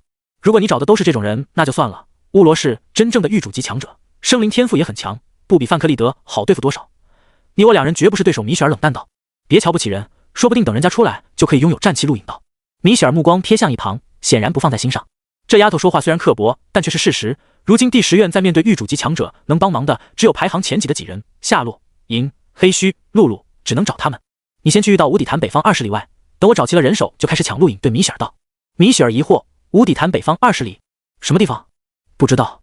不知道你让我去？要不你选一个地方，你熟悉无底潭附近？米雪儿无语，直接进入界域山，最多等你5天，5天后还没出现交易结束，你还必须帮我领悟战气。陆隐无奈，真难伺候。在米雪儿进入试炼界域后，陆隐绕着界域山找了一圈，发现夏洛、银、露露还有黑须这几人都在里面，这样也好，不用出去找。想着，陆隐坐在界域山入口，等着他们苏醒。半天后，有人苏醒，不过不是那几人，而是可可和佐拉，2人都是玄风堂弟子。而玄风堂有高手在试炼界域，虽不是狱主，但罩着他们没问题。而且玄风堂在那宇宙口碑太好了，加上可可的善良可爱，进去就没被欺负过。看到陆隐，可可很高兴。陆大哥，这么长时间不见你去哪了？陆隐笑道，出去做任务。可可，恭喜你完成传界之战100胜。可可吐了吐舌头，战绩好惨的，陆大哥不要取笑我，能完成百胜就是进步。可可，你们在哪一道？陆颖问道。之前在天道，下一个去沙道看看，或者去玉道都可以。可可道。陆颖羡慕，有后台就是不一样。看看他，如果不是卡龙，他去哪都会被追杀。可可，走了，导师在等我们左拉道。说完对陆颖点点头。陆颖看着两人离去，他并没有打算召集这两人。治疗虽然很重要，但在试炼界域却不重要，只要不死，恢复得很快。以两人实力对抗狱主，或许比修兹还差。没多久，黑须苏醒，瞥了眼陆颖，随后很冷漠地走出界域山。陆颖开口：“黑须，有没有兴趣跟我抢一个试炼地？”没兴趣。黑须开口，他很少说话。我可以帮你领悟战气，也可以让你在白骨奥修炼。陆颖诱惑，但黑须不为所动，一步步踏出界域山，随后消失在陆颖眼前。陆颖无奈，如果是灰白叶，他直接动手揍了再说。但对于黑须，说实话，陆颖有种无从下手的感觉。这个人就像石头，没人知道他心里想什么。学院首席的身份可以在合理范围内对学生进行监管和审判，但前提是合理范围。陆颖可不认为强制召集其他人陪自己完成任务在合理范围。召集黑须失败，没有打乱陆颖的心境。他原本对黑须就不抱希望，重点是另外几个必须成功。时间又过去一天，陆颖等到了赢。这个一脸笑容跟狐狸一样的人总让人看不透。新生大比时，他对付灰白叶轻松自如，那一抹弧叠刀的轨迹到现在都让陆颖无法理解，因为速度并不快，却打断了灰白叶的战绩，很怪异的攻击方式。陆颖永远无法忘记当初地球上月光下天星掌与狐叠刀的对撞，那一刻两人的命运似乎就有了交集。好久不见，陆同学迎笑眯眯道，伸了伸懒腰。面对赢，陆颖不需要客气，我想抢一座试炼地，一起。赢转了转眼睛，笑了，好啊，我就勉强出3分力帮帮你。陆颖嗤笑，我只需要2分力就可以了，1分力我也能做到。赢笑道，这种没营养的对话没意思。陆颖直接道去遇到吧，我要抢无底潭，你去无底潭北方20里处等我。北方20里？什么地方？赢疑惑，不知道，随便说的一个地方而已。陆颖道。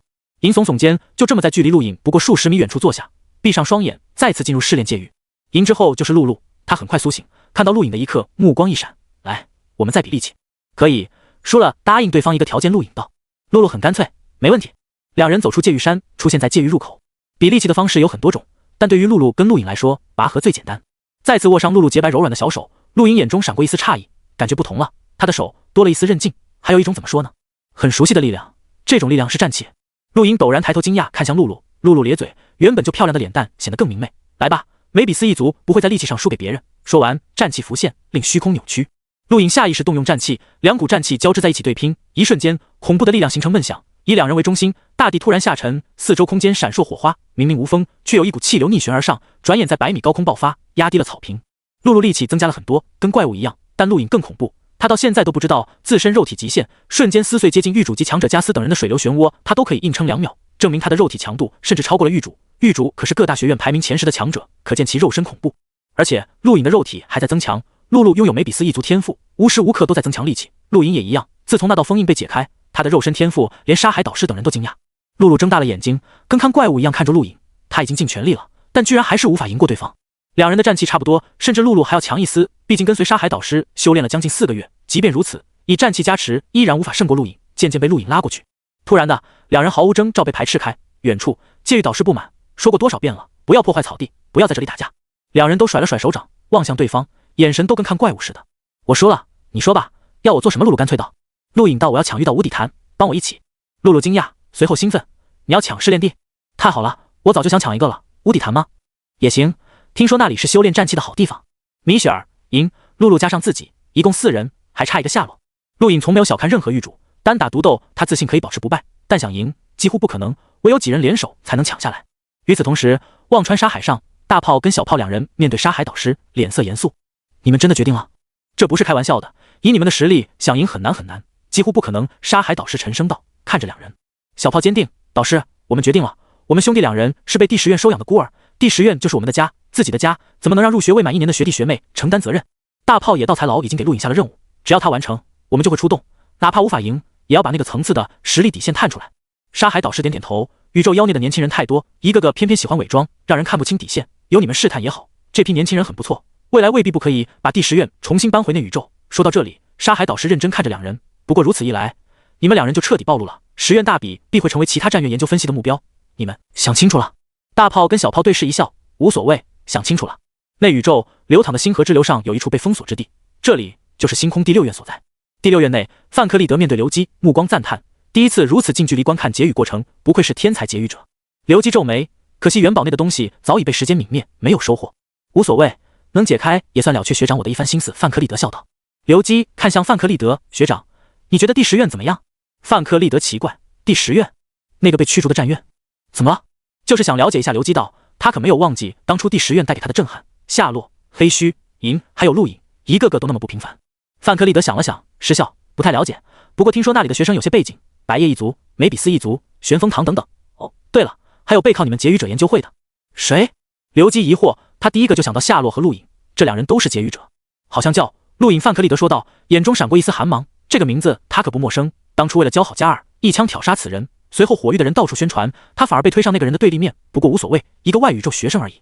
刘基没有惊讶，陆影就是劫狱者研究会的，有这层背景很正常，他并不知道陆影一直没暴露劫狱者的身份，而范克利德也不知道被推向对立面的外宇宙学生是有功绩的劫狱者。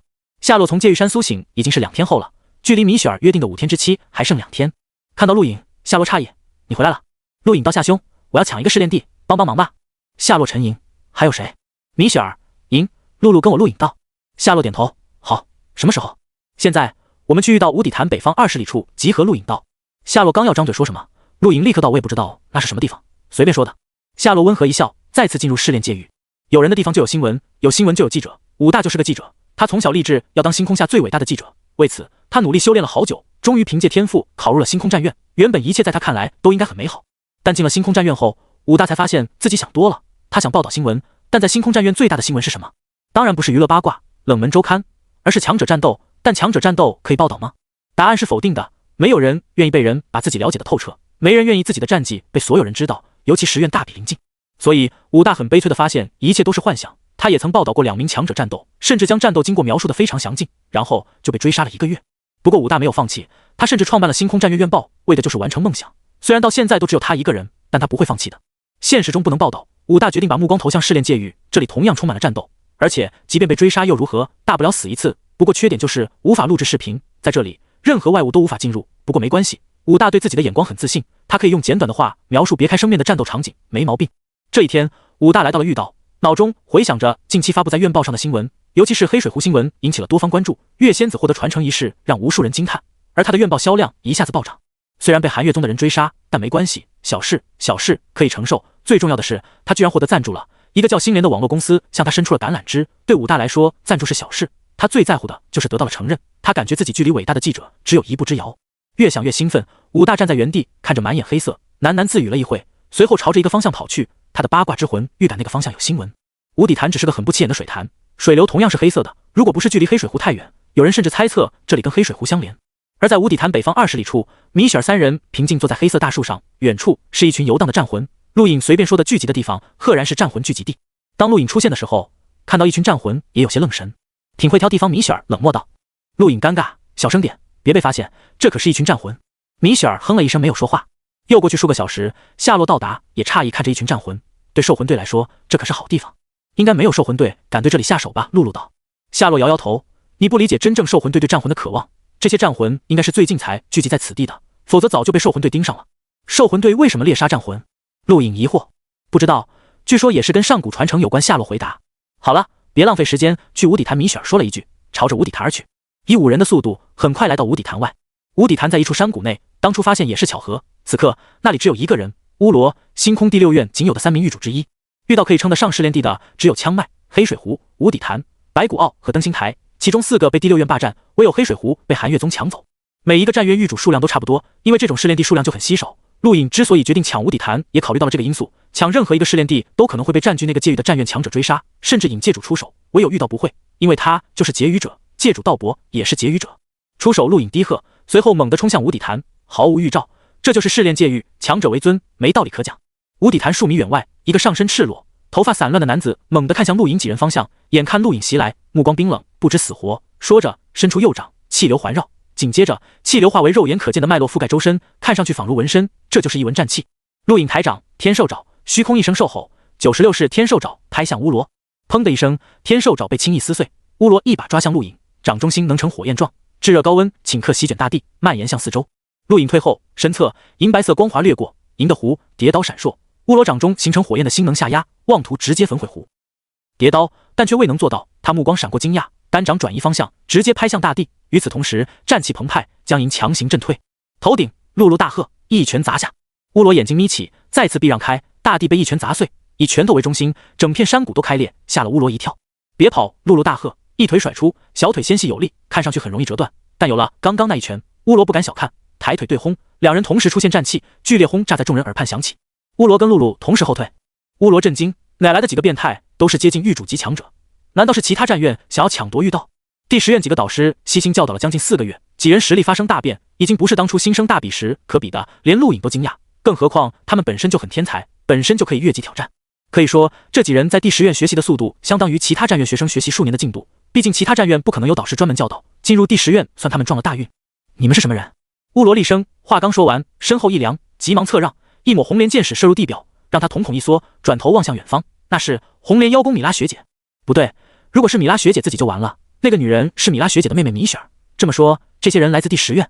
陆颖一个空闪出现在乌罗身前，抱歉，请你让出无底潭。说着，一掌拍出，长出星辰线，而掌中甚至有战气环绕。乌罗目光巨变，双臂挡在身前，砰的一声，整个身体被砸入山壁，紧接着洞穿山壁，狠狠砸入地底，手臂剧痛。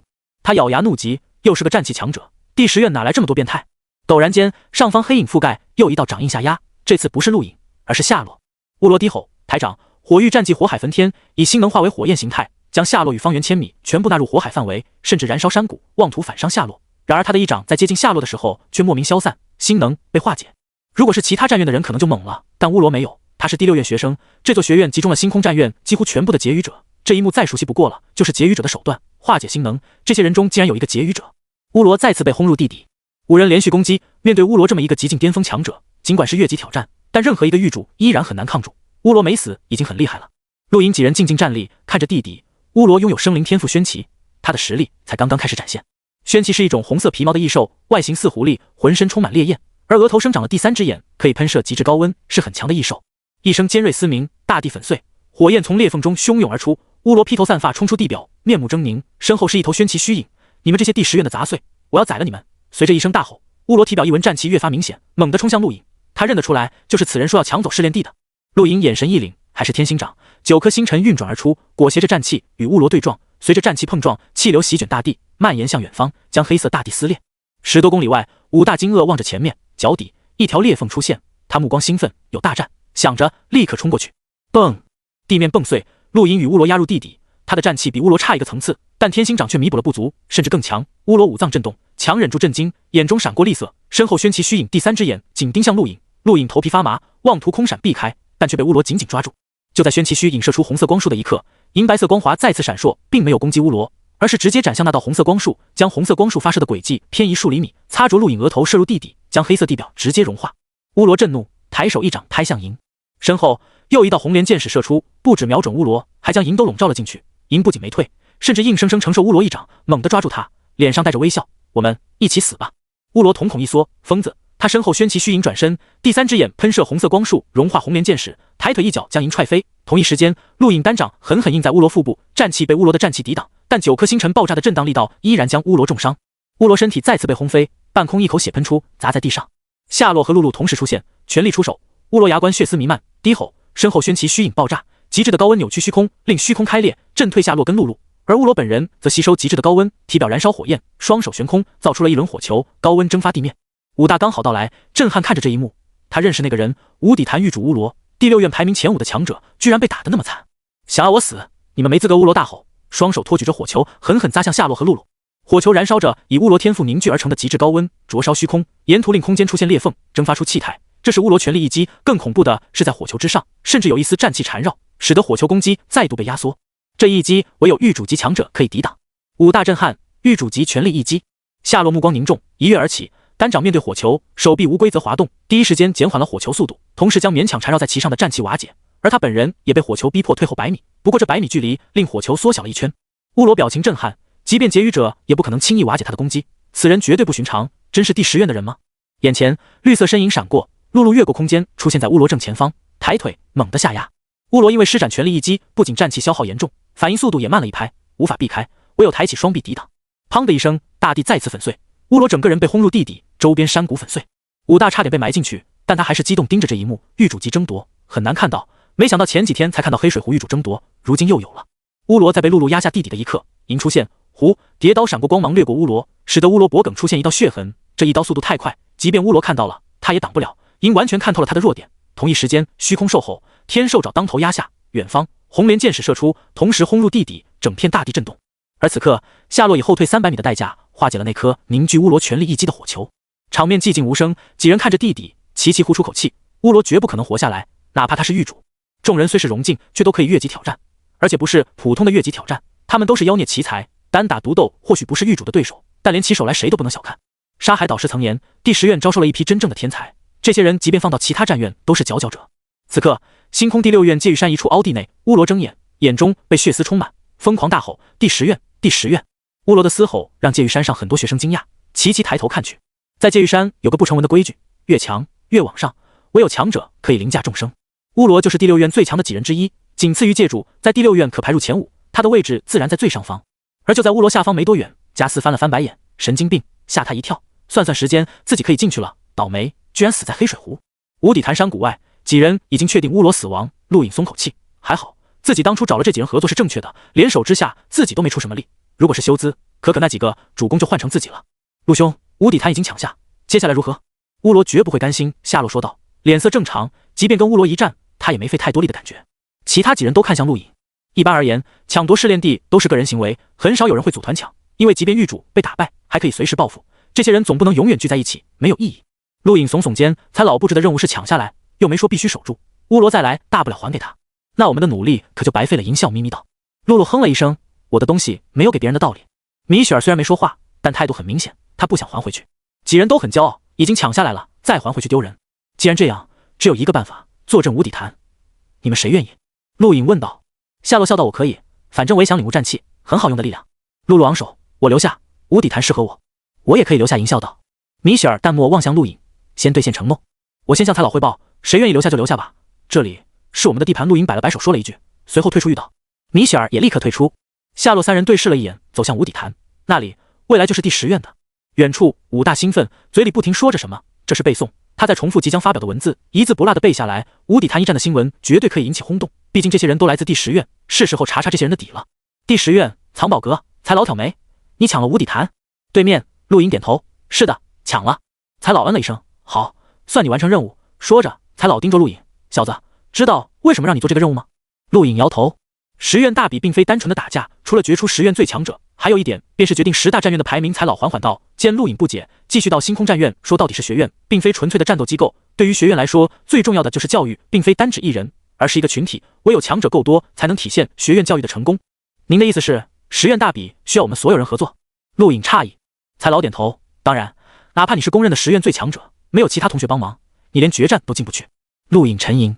10院大比分4环，首先每个战院可选出1名种子选手，直接进入第4环，也就是抽签决战的环节，而第1环名叫闯3院，随机选出3个战院，每个战院派1人镇守一片地域，3院外其余学院所有参赛者冲锋，不得施展战绩，不得施展天赋，只要闯过那片被镇守的地域，便可进入下一环。如果冲过去的参赛者超过所有参赛人员1半的数量，镇守的3个战院全部判定失败，退出大比。才老道。陆隐眼睛眯起。才老顿了一下，继续到第2环，名叫撞龙门，也可以称之为敲响战鼓。战鼓寓意着10院大比的开始，每个战院会先派1人守在战鼓旁，只要其所在战院通过闯3院的所有参赛者到达，就必须敲响战鼓，未能敲响战鼓者，所在战院判定失败，退出大比。第3环名为进先辈，同样，每个战院必须先派1名学生待在第3环，其所在战院通过前2环的参赛者到达后，点香致敬10院先辈忠魂，未能点香者，所在战院判定失败，退出大比。至于第4环，就是抽签决战，决出真正的10院最强者。陆隐认真道，战鼓跟需要进先辈的香不简单吧？才老怪笑，当然，战鼓是以星空巨兽的皮制成，想要敲响没那么容易，至少要领悟战气才有可能，否则根本敲不响。陆隐眉毛一挑，香呢？一样，达不到一定层次的人，连触碰都做不到。才老道。陆隐严肃，种子1人，闯3院1人，撞龙门1人，进先辈1人，也就是说，各大战院至少踢出了前3强，其中3个战院剔除前4强，可以这么理解，所以才让你完成抢试炼地的任务，否则10院大比，谁能做什么你都不知道，怎么玩？才老翻白眼。陆隐默默算了算，以第10院目前的阵容足够了。才老，那我目前应当如何？韬光养晦，10院大比之前别被人把你看得太透。对了，一直保持战气外放的形态，但不能被别人察觉。才老道。陆隐点点头，体表战气环绕，随后被他压制到了肉体表面，未能穿透衣服，这样就不会被别人察觉。不过如果要一直保持这个形态太累。离开藏宝阁，米雪儿等在不远处。现在就帮你领悟战气。陆隐问道。米雪儿沉吟片刻，等我1个月，1个月后望穿沙海见。也好，陆隐同意。1个月的时间可以出去赚点晶体，好久没摇头子了，没钱，现在摇头子最起码得有超过10万立方晶体，否则摇到6点就太亏，6点是可以让他蜕变的点数，不能浪费。第二天，一则新闻震动星空战院，遇到无底坛被抢，出手者为第10院。这则新闻来自院报，标题为第10院光辉再现，抢夺无底坛。这则新闻将乌罗与第10院几人战斗的场景描述得绘声绘色，编辑武大以极为老练的比例描述了一场生动的战斗，让人身临其境。更重要的是对第10院学生的介绍，让星空战院不少学生震惊。下落第10院新生，一个新的解鱼者，冉冉升起的星星，轻松化解狱主乌罗全力一击，给击败乌罗奠定了伏笔。笔者认为，没有下落就没有这场战斗的胜利，是他给了乌罗决定性的重创，是他接下了乌罗最强一击，他的实力媲美狱主。更重要的是，此人只是荣静，一个埋没在第10院的妖孽奇才。赢第10院新生，一个微笑的杀手，一把壶，跌倒诡异多变，数次击伤乌罗，令乌罗避无可避，最终更是给了乌罗斩首一刀。他的微笑让人升起对死亡的恐惧，他的刀可以划破虚空，不知从何处袭来。笔者甚至认为他拥有了场域的力量，是他令乌罗攻击受限，不敢随意出手。此人同样为荣静，又是一个埋没在第10院的妖孽奇才。露露梅比斯，梅比斯一族天才少女，继承了梅比斯的恐怖天赋，每一击都令天地开裂。看似美丽娇弱的外表，却拥有战神的力量。她的重击令乌罗无法抵挡，数次将乌罗打入地底，甚至凿穿山壁。她的存在让乌罗无可奈何。更令人惊叹的是，她拥有战气，无可比拟的强大实力。此人依旧是荣静，同样是被埋没在第10院的妖孽奇才。米雪儿，绰号红莲妖女，无需解释，红莲妖宫米拉学姐的妹妹，破格以荣静实力加入10绝评议会的天才少女，妩媚的外表却拥有冰冷的心。红莲剑矢足以洞穿虚空，乌罗的每一步都会被她精确算计，最终更是给了乌罗决定性的一击。笔者心中的女神，完美的外表。值得一提的是，她也是荣静。第10院埋没了太多天才，可惜可叹。录影，传闻中的第10院首席，击败菲尼克斯、火域、炼榜强者的人，调戏西月的人，实力不错，但在与乌罗一战中并没有发挥决定性的力量。笔者认为他可能是第10院放出的烟雾弹。为了隐藏其他几人的存在，如果以在与乌罗一战中的表现为标杆，此人或许都不足以排入第10院前5。当然，论实力也不算太差，可以与其他战院普通学生一较高下。不过与其之前的战绩相比，表现差了太多。笔者认为其之前战绩的可信度需要重新确定。这就是武大在院报上关于无底坛一战的介绍。这一番介绍彻底把第10院捧火了。下落、银、露露还有米雪儿4人暴露在星空战院所有人眼中。当然，武大也吸取教训，并没有详细说明几人的战斗特点，但对于战斗的描述却异常精彩，让不少学生当成小说来看。不过可惜武大出现时，战斗已经快要结束，所以前半部分战斗都是他虚构的，并没有看到陆银与乌罗争锋。对于下落几人的介绍，同样有虚构夸张的成分。不过这都不重要，重要的是院爆火了。无论是娱乐八卦还是战斗新闻，都必须有高有低。比如下落4人就被武大捧得很高，却唯独把陆影摔下来，为的就是看点。在武大眼里，陆影确实没什么值得报道的。那一世天兽爪确实不算太强，他连调查陆影的欲望都没有，自认猜得不错。陆影就是第10院放出来误导其他战院的，否则区第10院哪有能压制下落几人的恐怖强者。星空第2院，刘唐饶有兴趣看着院报，不错呀，第10院能击败乌罗，虽然是联手，但都是荣静，有点实力。不过这个陆影就是他口中的天才解鱼者，为什么没提到他解鱼者的身份？星空第6院，卡隆大笑，痛快，痛快，他拿陆影没办法，但看到院报上贬低陆影，就感觉非常畅快，很好，这个院报有前途。刘基盯着院报，眉头紧皱。院报提到的几人中，他认识下落，也见过银，评价还算中肯。不过对于陆影的介绍就有失偏颇了，没想到这家伙真是第10院首席，为什么没报道他成为劫鱼者？而且还是一心明谋初级劫鱼者，这个编辑不负责任。至于陆影的实力，刘基不好评价，或许真可能是第10院放出来迷惑其他战院的。在他印象中，最恐怖的就是一脸笑容的银和那个黑头发男子。星空第8院，拉努克狠狠关闭院报，这个混蛋武大，别让老子看到，居然说陆影的战绩不可信，他可是确确实实被碾压了，那个人的实力绝不简单。第10院，大炮小炮等学生也看到了院报，惊喜第10院再度扬名。米雪儿眉头紧皱，他没想到那场战斗还有别人看到，而且陆影实力被严重低估，如果不是他消耗乌罗战气，那一战没那么轻松。而且乌罗第一次重创也是他造成的，直到最后他都没受伤，实力根本看不到底。他甚至猜测那个人可以跟狱主单挑，居然被贬得那么低，难道前半段战斗那个人没看到？此刻乌罗心情相当不好，院报上的描述简直把他当成了反派，他发誓绝对追杀那个叫武大的混蛋。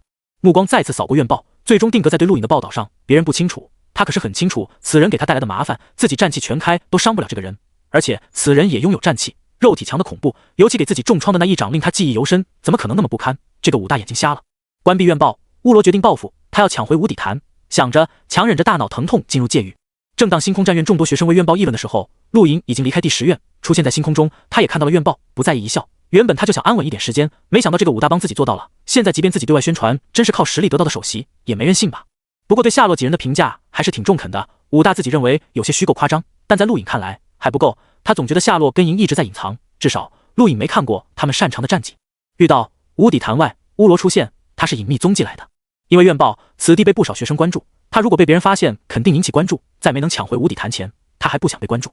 夏洛跟营就在无底潭不远处，而露露早已下潜了进去。看到两人，乌罗眼中闪过寒芒，这两人也不好对付。5人围攻他的一战虽然被武大夸张了，但也没夸张多少。这两人确实很强。想着，乌罗离开御道去找范克利德，让我帮忙。范克利德惊讶，乌罗面色低沉，第10院那些人联手，我一个人确实撑不住。范克利德失笑，不容易啊。难道院报上说的是真的？那几个荣晋把你打得没脾气了？乌罗目光阴沉，我实话实说，单打独斗他们不是我对手，但联手，即便是你都必死无疑。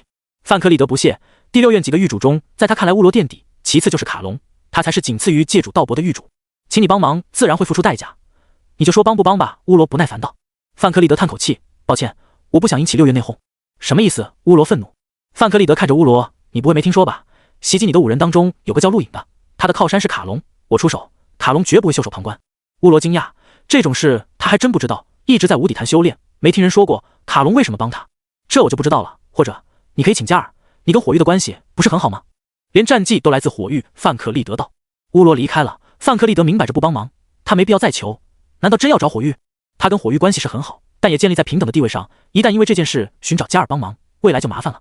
想了好久，乌罗最终决定还是找加尔帮忙。无底潭对他很重要，10院大比临近，他希望能取得好名次，扬名宇宙。没多久，遇到灯星台不远的地方，加尔出现，此地正是当初他离开御道所在。望着远方的灯星台，加尔目光复杂。当初他也想争夺灯星台，但面对道伯那个变态，他无能为力。占据灯星台者就是界主，加尔并不想当狱主，界主才是他的目标。然而，不管是遇到的道伯还是换到的风尚，都恐怖的超乎想象，他也只能在远离灯星台的地方遥遥望眼。早晚有一天，我会成为界主。加尔喃喃自语，随后望向远方，抬脚走去。他要去无底潭，应乌罗之邀，帮他教训第10院那帮人。当初因为录影，他就封杀过第10院的人，但没想到那些人背景一个比一个大，如今他只能亲自出手。火域并不怕事。突然的，加尔停止，目光紧盯着前方，一名男子斜斜靠在黑色的树干旁，嘴角含笑盯着他。加尔眼睛眯起，握紧了双拳，随后又放下。道伯界主出现在加尔眼前的正是第6院最强星空战院学生会成员之一，遇到界主道伯，也是劫狱者研究会公认的奇才，一个远超卡隆的劫狱者，一个曾经击败还未突破探索境的米拉的怪物。道伯头发呈银灰色，样貌平凡，乍一看并不引人注意，但就是这么个人，打得第6院所有学生服服帖帖，无人敢反抗，令加尔看到就不自觉惧怕。此人是真正的怪物，明明可以突破探索境，离开星空战院，但就是不突破。星空战院界主大多是这种人，唯有这种人才可以令加尔绝望，乃至不到万不得已，绝不会踏入御道一步。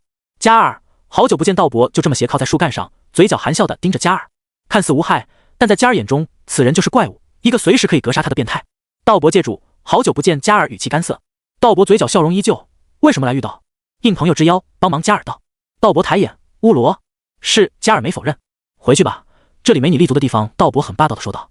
加尔眼睛眯起，星空战院规定，任何人都有资格踏足其他试炼界域，并不受界主管辖。道伯界主，我有权进入御道。道伯看着加尔，当然，规定就是规定，你当然可以进来，而我也可以将你格杀。听到此话，加尔瞳孔一缩，握紧双拳与道伯对视。道伯满不在乎，似乎在他眼里，杀一名狱主是很轻松的事。过了一会，加尔泄气，我知道了，只要道伯界主再遇到一天，我加尔不会再来。说完，退出御道。道伯收敛笑容，目光冷了几分。我研究会的人岂是你可以欺负的？废物一个！就在加尔从御道退出的时候，一件震动星空战院的事发生了，其造成的影响远远超过陆营几人抢夺无底潭。第10院大炮与小炮联手挑战天道界主。界主，一个在星空战院俯视众生的群体，即便如加尔这等火域奇才，面对界主都只能避退，无法亲履其锋。任何一个界主都是从众多天才同辈中杀出，傲视凌云，令无数人仰望。任何一个界主突破探索境，离开星空战院后，都可直接加入10绝评议会，甚至可以在一定程度上做出选择。这就是界主，可以与10绝对话的存在。天道有死海，落雾即沉，无人可在其上行走，飞鸟难渡，唯有极为强大的生灵可横穿而过。传闻在死海对岸有一处岛屿，那里埋葬了无数强大人物的骸骨，有远古传承。不过传闻毕竟是传闻，无人可以证实，因为至今为止没有人可以踏足那片岛屿，就连当初10绝横渡死海后都避而不言。死海正是天道最大的试炼地，也是界主所在。此刻死海岸边聚集了数十人，全都是进入天道的学生，所有学生都震撼望向海边，有种做梦的感觉，因为天道界主被压制了。轰！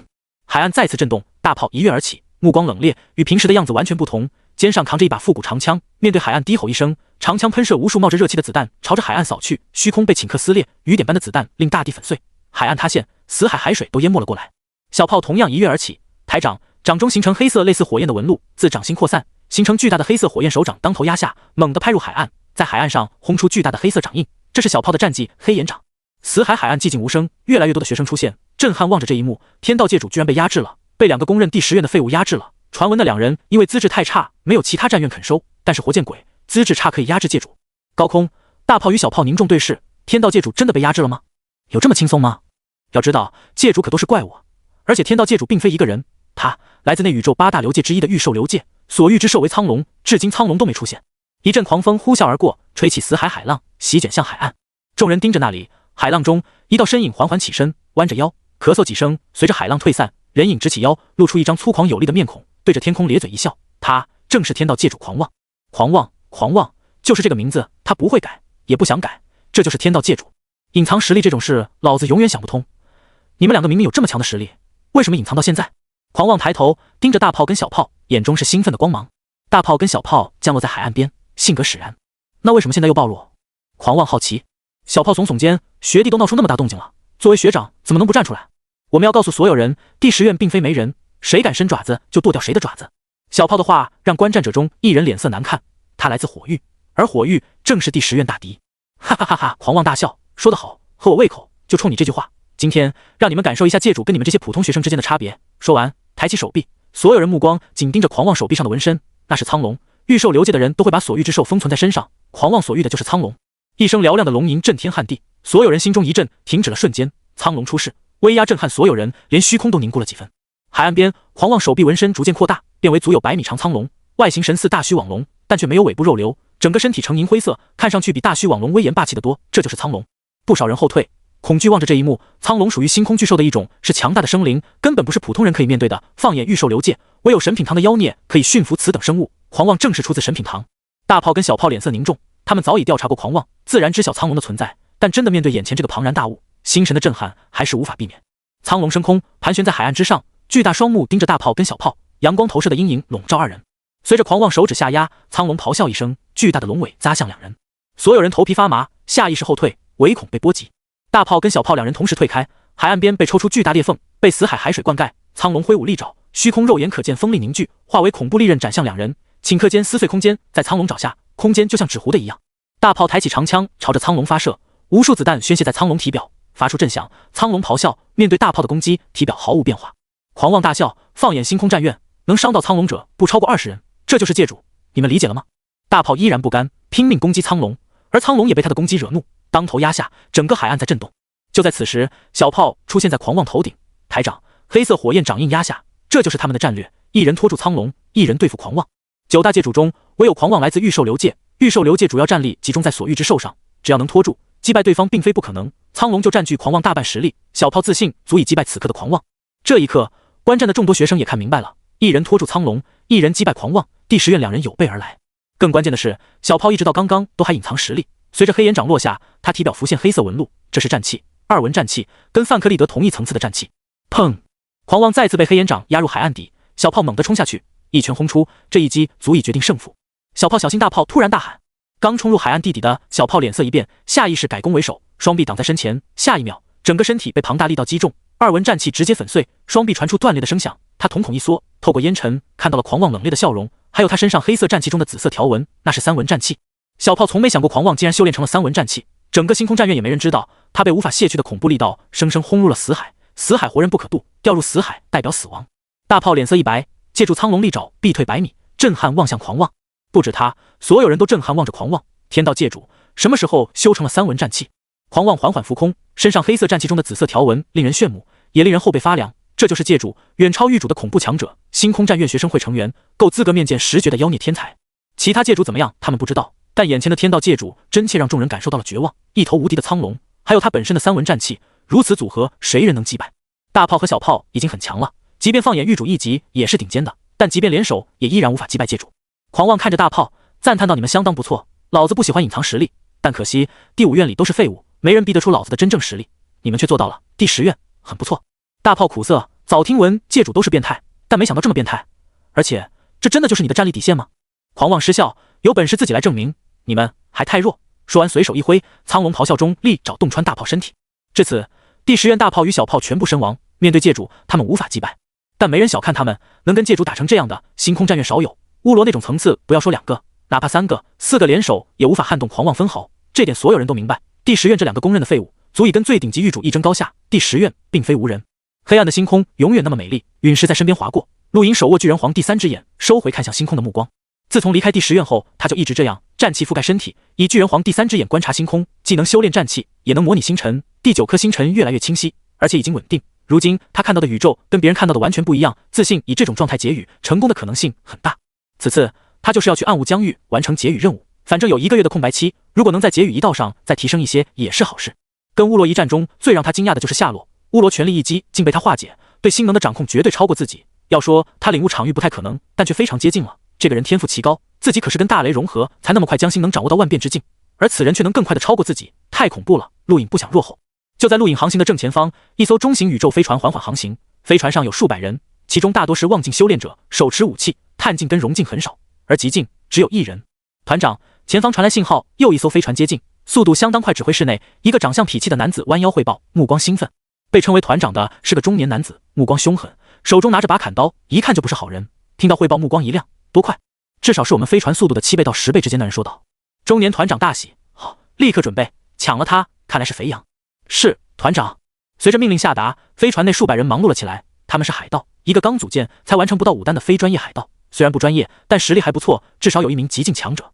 一般而言，很多小型星际海盗根本没有极境强者，只有专业的大型海盗团有极境强者，甚至漫步星空的强者。在非专业这一领域，这个海盗团还是不错的。当然，正因为他们不专业，所以眼界很差，至少没认出陆颖个人飞船外星空第10院的标志。警报！警报！前方被封锁！前方被封锁！警报！警报！后方被封锁！请做好准备！请做好准备！陆颖诧异，看向飞船外，被封锁了。海盗有的是办法封锁虚空，很多海盗飞船经过改造，足以将一方星空封闭，没有点手段，他们也无法打劫。随着声波接入，陆颖听到了中年海盗团长的声音：“朋友，放弃抵抗，你应该猜到我们是什么人了，乖乖合作，本团长保证不伤害你。听着，立刻把飞船接入我的飞船内，我说的是立刻，别让本团长说第2遍。”陆颖诧异，他被打劫了，转头看向远处，一艘中型飞船静静停在星空中，外表看上去倒是挺狰狞，还有奇怪的图案，这就是海盗船。而在四周，奇怪的波动不时跳跃，正是这些波动封锁虚空，一旦想要闯过去，必会被击中，干扰飞船系统，使飞船故障，不得不停下。朋友，你在挑战本团长的耐心？立刻把飞船开进来。中年海盗团长语气低沉了不少。陆颖深吸口气，操控飞船接入那艘海盗船中。随着一声晃动，飞船稳稳停住，舱门打开，数十柄星能枪对准他。飞船内足有数十名海盗严阵以待，其中光荣境就有不下5人。下来有人大喝，凶厉瞪着陆颖。陆颖走下飞船，一个面貌凶狠的男子就要搜身。陆颖皱眉，兄弟，我没有被男人碰的习惯。老实点！男子大喝，探手抓向陆颖。此刻又有1名男子要进入飞船内搜查。陆颖无奈，抬脚直接把眼前男子踹飞，同时回身再一脚将另一人也踹飞。顿时周围数十柄星能枪再次瞄准他，不准动，小子，你敢反抗？陆颖看了看个人终端，上面显示此地最高战力为7000，也就是极境，还不是极境巅峰。他嘴角弯起，抱歉，你们惹麻烦了。说完，星能释放，瞬间将周围海盗全部震晕，抬脚向着飞船指挥室走去。此刻指挥室内，中年海盗团长紧盯着光幕，身旁一身痞气的男子呆住了。团长，这小子不简单啊，看来需要您亲自出手了。中年团长脸皮抽了抽，他注意到了一个细节，那小子看了眼个人终端才出手，而个人终端上可以探测战力，他的战力一直没有隐藏，肯定被对方知道了，如此还敢出手，只能证明一件事，这小子有恃无恐，他不怕自己，明明是个融境，却可以越级挑战吗？这种人在宇宙被称为跨境战力强者，很少见，但都是天才。中年团长后悔了，他不应该招惹这种天才。在他们海盗圈子里流传一句话，单独出行的年轻人跟看上去垂死的老人不能惹。他之前忘了，现在才想起来，貌似惹了其中一个。团长，他来了！痞气男子惊讶大喊，目光带着一丝惧意。中年团长咬牙转身走出指挥室，梁子已经结下，就看怎么化解。中年团长没等多久就看到了陆颖，而他身后是一群晕倒的海盗。陆颖不是嗜杀之人，在这些海盗身上他没感觉到血腥气，证明这些人只抢不杀，不算死罪。朋友，这是误会。中年团长沉声道，身后痞子男舔了舔嘴唇，很害怕。陆颖失笑，没有误会。朋友，这件事是我们不对，在黑暗中行事难免有遮掩的时候，鄙人愿意备上水酒，请朋友喝一杯，此事就此接过，如何？中年团长盯着陆颖双目说道。陆颖嘴角弯起，这家伙在试探，如果自己真不追究，他必定认为自己在装腔作势，说不定准备的水酒就是毒药。我说过，没有误会，现在打劫，交出你们所有的财产，饶你们不死。一句话说的，中年团长跟痞子男呆住了。打劫？这不是他们的台词吗？你也是道上的？中年团长惊愕，打量着陆颖，不可思议道。陆颖冷笑，宇宙弱肉强食，你们打劫不了我，就轮到我打劫你们。现在打劫，要么交出财宝，要么死，你们选一个。小子，既然都是道上的，别做得太过分，抬头不见低头见，免得以后再见面尴尬。中年团长沉声道。陆颖目光一冷，台长，试试看你有没有让我尴尬的本钱。说着，虚空一声兽吼，天兽爪当头压下。天兽爪在乌罗等星空战院学生眼中不算太强，但毕竟是大禹帝国交给禹堂的战绩，96式天兽爪一出，差点没把痞子男吓死。中年团长虽然是极境强者，但也只是刚刚跨入极境，面对陆颖的天兽爪，根本不知道如何防御，眼睁睁被拍了一击，狼狈砸在墙上。陆颖收手，目光诧异，这也太弱了吧？怎么说也是极境。实际上，进入星空战院后，陆颖眼光不同了。在进入星空战院前，天兽爪算是他最强的攻击手段之一，而那时他已经有越级挑战的资本。何况天兽爪领悟到了96式冠绝禹堂，区区海盗怎么可能挡得住禹堂绝顶战绩？即便乌罗不在乎天兽爪，面对这一击也会认真，因为这一击足以击伤星空战院极境强者。而这个海盗只是最普通的极境，不要说跟星空战院极境强者比，即便古尔巴赫都能击败他，层次相差太多了。陆颖想通了这些，目光复杂，他越来越理解当初温地玉山为什么瞧不上大禹帝国年轻一辈了，实在太差。哪怕进入星空战院这么久的修兹，在陆颖眼中也沦为二流，更不用说还在大禹帝国的古尔巴赫几人，差距只会越来越大。当初外宇宙无数人认为第10院是他们崛起的资本，不是没道理的。就像修兹，如果此刻他回到大禹帝国，绝对能令巴泽尔刮目相看。他已经超出了外宇宙的层次，达到跟内宇宙同级强者较量的层次。当然，并非所有外宇宙之人都跟古尔巴赫等人一样，总会有几个妖孽出现。就像黑须，即便不进入星空战院，凭他的天赋也足以纵横一方，不会被埋没。眼看陆颖一击重创团长，痞子男呆住了，然后吓得软瘫在地，内心相当憋屈。从加入海盗的一刻，他就知道结局不会好，但总能享受一段时间。但我去你妹的，这才多久？他们才打劫了5单而已，就碰到这种硬茬子，运气太背了吧？陆颖走到痞子男身前，居高临下看着他。痞子男惊惧望着陆颖，砰，不对，老大、大哥、大佬，这是误会，真的是误会，求求你放了我们吧，我们只是刚成立的海盗团，还没杀过人啊。陆颖淡笑，把你们抢劫的所有财宝交出来。痞子男急忙答应，抢劫一样把中年团长凝空戒取出，利用他的血液打开，倒出一堆东西，其中大多是乱七八糟的各类药品、皮毛、矿石，还有来自其他疆域的银行金卡。至于陆颖最在乎的星能晶体，不过区2000立方。他皱眉，海盗这么穷，藏起来了吧？想着，目光扫向痞子男，眼神不太友好。痞子男很聪明，立刻道：老大，我们只抢劫了5单，只有这么点东西。对了，痞子男想到了什么，很粗暴地翻开中年团长衣领，取出一张梅比斯银行金卡，看得陆颖眼前一亮，黑色金卡，他认识。那张刻着妖骨2字的黑色金卡，给他带来了1万多立方星能晶体。这种金卡是以星能晶体为单位，并非宇宙币。这是我们抢劫一艘商船得到的，据说里面有1万立方星能晶体。无需基因密码开启，痞子男献宝似的说道。陆颖满意接过，眼睛眯起，盯向痞子男，真有1万立方？真的，绝对真的，痞子男保证道。陆颖点头，再次扫了眼地上那堆乱七八糟的，尽是些没用的东西。他站在原地，目光闪烁。海盗反抢劫，这似乎赚钱比较快，毕竟是海盗，抢了自己也心安理得。痞子男就这么待在陆颖身后，忐忑的不时看他一眼，脸色悲苦。如果团长醒来看到被反抢劫，不知道怎么处置他。想到这个痞子男，就有种天塌的感觉。不管了，先把眼前这个瘟神哄走才好。那个谁？陆颖转头看向痞子男，你叫什么名字？痞子男献媚笑道：我叫小七，老大。陆颖皱眉，不行，这个名字不好，从现在起你叫小八。痞子男愣神，目光迷茫。陆颖冷声，怎么不愿意？不，我叫小八，多谢老大赐名，从现在起我就叫小八。痞子男急忙承认，心里忽然有不好的预感。陆颖点头，我叫阿七，从现在起这艘船被我征用了。痞子男小八惊愕，征用？陆颖嘴角含笑，海盗这个职业很不错，很有前途，我喜欢你，带我去见见其他海盗。痞子男张大嘴看着陆颖笑眯眯的眼神，随后又看了看地面，突然的他明悟了，眼前这家伙打劫他们不够，还想打劫别人，不行，绝对不行。海盗也是有原则的，不能出卖同行。虽然他们巴不得同行全死光，但如果这么做了，以后他们就不可能再在海盗圈子里混了，甚至可能遭到海盗王的追杀。老大，您别开玩笑了，海盗都是一帮粗鲁的混蛋，他们没教养，没口德，嘴贱脚臭，爱放屁，这种人根本不能称之为人。您还是别看了。痞子男哀求。陆颖眼神冰冷，盯着痞子男，再说一遍，带我去见其他海盗，我不想再重复，或者我让别人带我去，这艘船上好几百人，总有几个愿意的。痞子男脸色顿时苦了下来，欲哭无泪。如今摆在他面前的有2个选择，要么求生，出卖同行，从此告别海盗圈子，甚至被整个海盗圈子追杀；要么求死，做一名光荣的殉职海盗。当然，就像他说的，海盗甚至不能算人，他可不想以海盗的身份去死，能活着谁愿意死呢？所以痞子男屈服了。中年团长被关押了起来，从现在起，痞子男小八成了这艘海盗船的明面执掌人，也算过了一把当船长的瘾，甚至假公济私，关押了一批以前看不顺眼的海盗。这些陆颖没兴趣管，他正盯着个人终端，目光有些不可思议。大炮和小炮联手挑战天道界主，太夸张了吧？如今的第10院绝对名扬整个星空战院，先是5个荣境新生击败狱主乌罗，抢下了一处试炼地，随后是2个学生联手挑战天道界主，甚至逼得天道界主显露3文战气，震撼学院。曾几何时，第10院被称为放逐的学院，无人在乎，甚至处于濒临崩溃的边缘。然而随着外宇宙新生进入，名气越来越大，完成探境至高任务，击败各大学院学生，诞生解语者，击败狱主，挑战界主等等，一系列的事让各大学院不敢再小看第10院，尤其是此次事件把大炮跟小炮声望推上了巅峰。天道界主狂妄说过，两人拥有顶级狱主实力，这个评价被武大写在了院报中，令这一期院报再次销量大涨。与之相对的，则是火域的难堪，不知道谁传出去的，火域加尔曾进入狱道想替乌罗出手，但却狼狈退出，令火域声望大降。在10院大比的重要关头，第10院似乎有迎头赶上的趋势。陆颖抬起头，目光兴奋，果然，那两个学长都不简单，竟然都是狱主级强者，更能逼得界主显露真正战力，厉害。不过两人联手依然战败，这件事让陆颖心中沉重，界主真的那么不可战胜吗？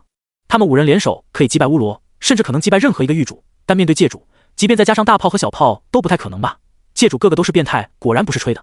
10院大比越来越近，虽然还没确定具体日期，但应该就在半年内。界主也是学生，他们同样是对手。其实星空10大战院除了界主还有很多强者，而且因为这一届10院大比的特殊性，类似刘少秋那种超恐怖天才的加入，界主级强者绝不止9个。也就是说，想要在这一届10院大比中达到前10，必须成就界主级战力。界主级战力何等困难，陆颖自信半年内自己可以达到狱主级，甚至超过狱主级，但界主级太难了。难道这一届10院大比注定跟自己无缘？10院大比20年一次，年轻一辈正常只能参加一次，不过以陆颖的骨龄，他可以参加下一次10院大比，但他不想等20年那么漫长。想着，抬手，骰子出现，希望你能带给我奇迹。这时，痞子男小八冲进来，兴奋大喊：“老大，发现海盗！”陆颖随手驱散骰子，冷冷盯着小八：“以后进来记住敲门，不然我就把你手砍掉。”小八吓一跳，连忙应是：“你说海盗规模怎么样？”陆颖问道。小八忐忑道：“就在前方半域之距，有一个名为飞鱼的海盗团，这个海盗团比我们早成立数年，也算踏入职业海盗范围了。”陆颖好笑：“职业海盗？这么说还有业余的？”小八讪笑：“老大，其实很多海盗并非真的海盗，海盗就像一张面具，有人穷了，资金周转困难了，或者有什么特殊目的，新的海盗就应运而生，而等目的达成，海盗又消失，很正常。”陆颖目光闪烁，宇宙的黑暗面。小八点头：“老大，那这个飞鱼海盗团？”接近，然后抢了陆颖淡淡说了一句，走向指挥室。小八连忙跟在后面，他也想清楚了，既然反抗不了，就好好表现，说不定另有机遇。宇宙各大疆域对海盗的清剿从来没有松懈过，海盗这个团体严重妨碍各大疆域经济往来，还经常传出某些重要人物被海盗害死的消息，所以各大疆域都有专门清剿海盗的军队。但海盗太狡猾，除了某些特别强大的海盗团，小型海盗团根本不在一个地方逗留太久，飞鱼海盗团就是如此。这个海盗团的行事作风怎么样？望着前方越来越接近的中型海盗飞船，陆颖问道。小八道跟我们差不多，只抢不杀。看不出来，你们还挺有原则。陆颖诧异。小八苦笑：“老大，海盗很难当的，抢劫有风险，杀人更必须承担责任。对于各大疆域清剿海盗的军队来说，抢劫不杀人是铁则，一旦违反，就会上了那些军队的必杀榜。而且杀人很可能引出某些大势力，这些都是风险成本，我们这些小海盗团不敢轻易承受。”陆颖点头，小八说的有理。宇宙虽然很残酷，但那是对修炼者和游走黑暗边缘的人物而言，比如海盗，对普通人除了自然灾难，很少面临非正常死亡。总的来说，随着各大疆域联系紧密，人类越来越懂得如何保护自己。没多久，望着眼前被击倒在地的2名极境强者，陆颖伸了伸懒腰。这里是飞鱼海盗团飞船，被陆颖轻易打劫。这些小型海盗团根本没什么强者，极境也就相当于星空战院普通融境实力，跟古尔巴赫等人差不多，太弱。老大，这是收获在飞鱼海盗团团长愤怒的目光中，小八献宝似的拿来一张美比斯银行黑色金卡。陆颖嘴角弯起，多少？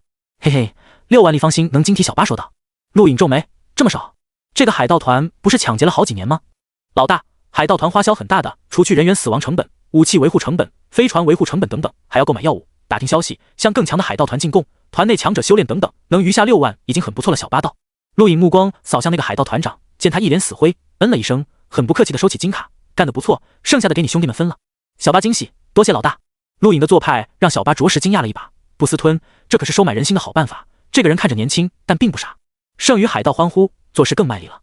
陆颖不在乎区区一点钱，他是在乎钱，但还没有为钱不择手段的地步，该花就得花。他还指望这帮海盗为他带来更大的财源，打劫普通人远没有打劫海盗来的收益大，而风险归他承担。对那些海盗来说再好不过，虽然可能一旦传出去就会被圈内封杀。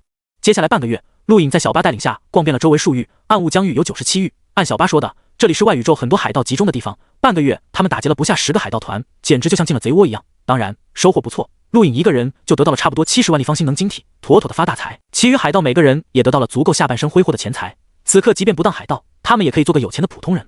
八哥，前面不是绝世海盗团的领地吗？我们去打劫他们吧。指挥室内，一个海盗兴奋道。小八狠狠拍了下他的脑袋，你疯了？打劫绝世海盗团，滚！陆颖恰好走来，闻言开口，绝世海盗团为什么不能打劫？小八听到陆颖的声音吓了一跳，转身连忙道，老大，绝世海盗团是周边数域最强的海盗团，极境强者至少5人，其中团长狂蛇爵士更是从星空战院毕业的绝对强者。陆颖大惊，毕业于星空战院，他是漫步星空的强者。小八摇头，不是，如果是漫步星空的强者，也不可能只在周围数域游荡，他是极境巅峰强者。陆颖松口气，只要不是漫步星空的强者就行。这么说，此人毕业于星空战院是假的，因为星空战院有规定，毕业必须达到探索境，否则到了年龄只能被驱逐，而不能算毕业。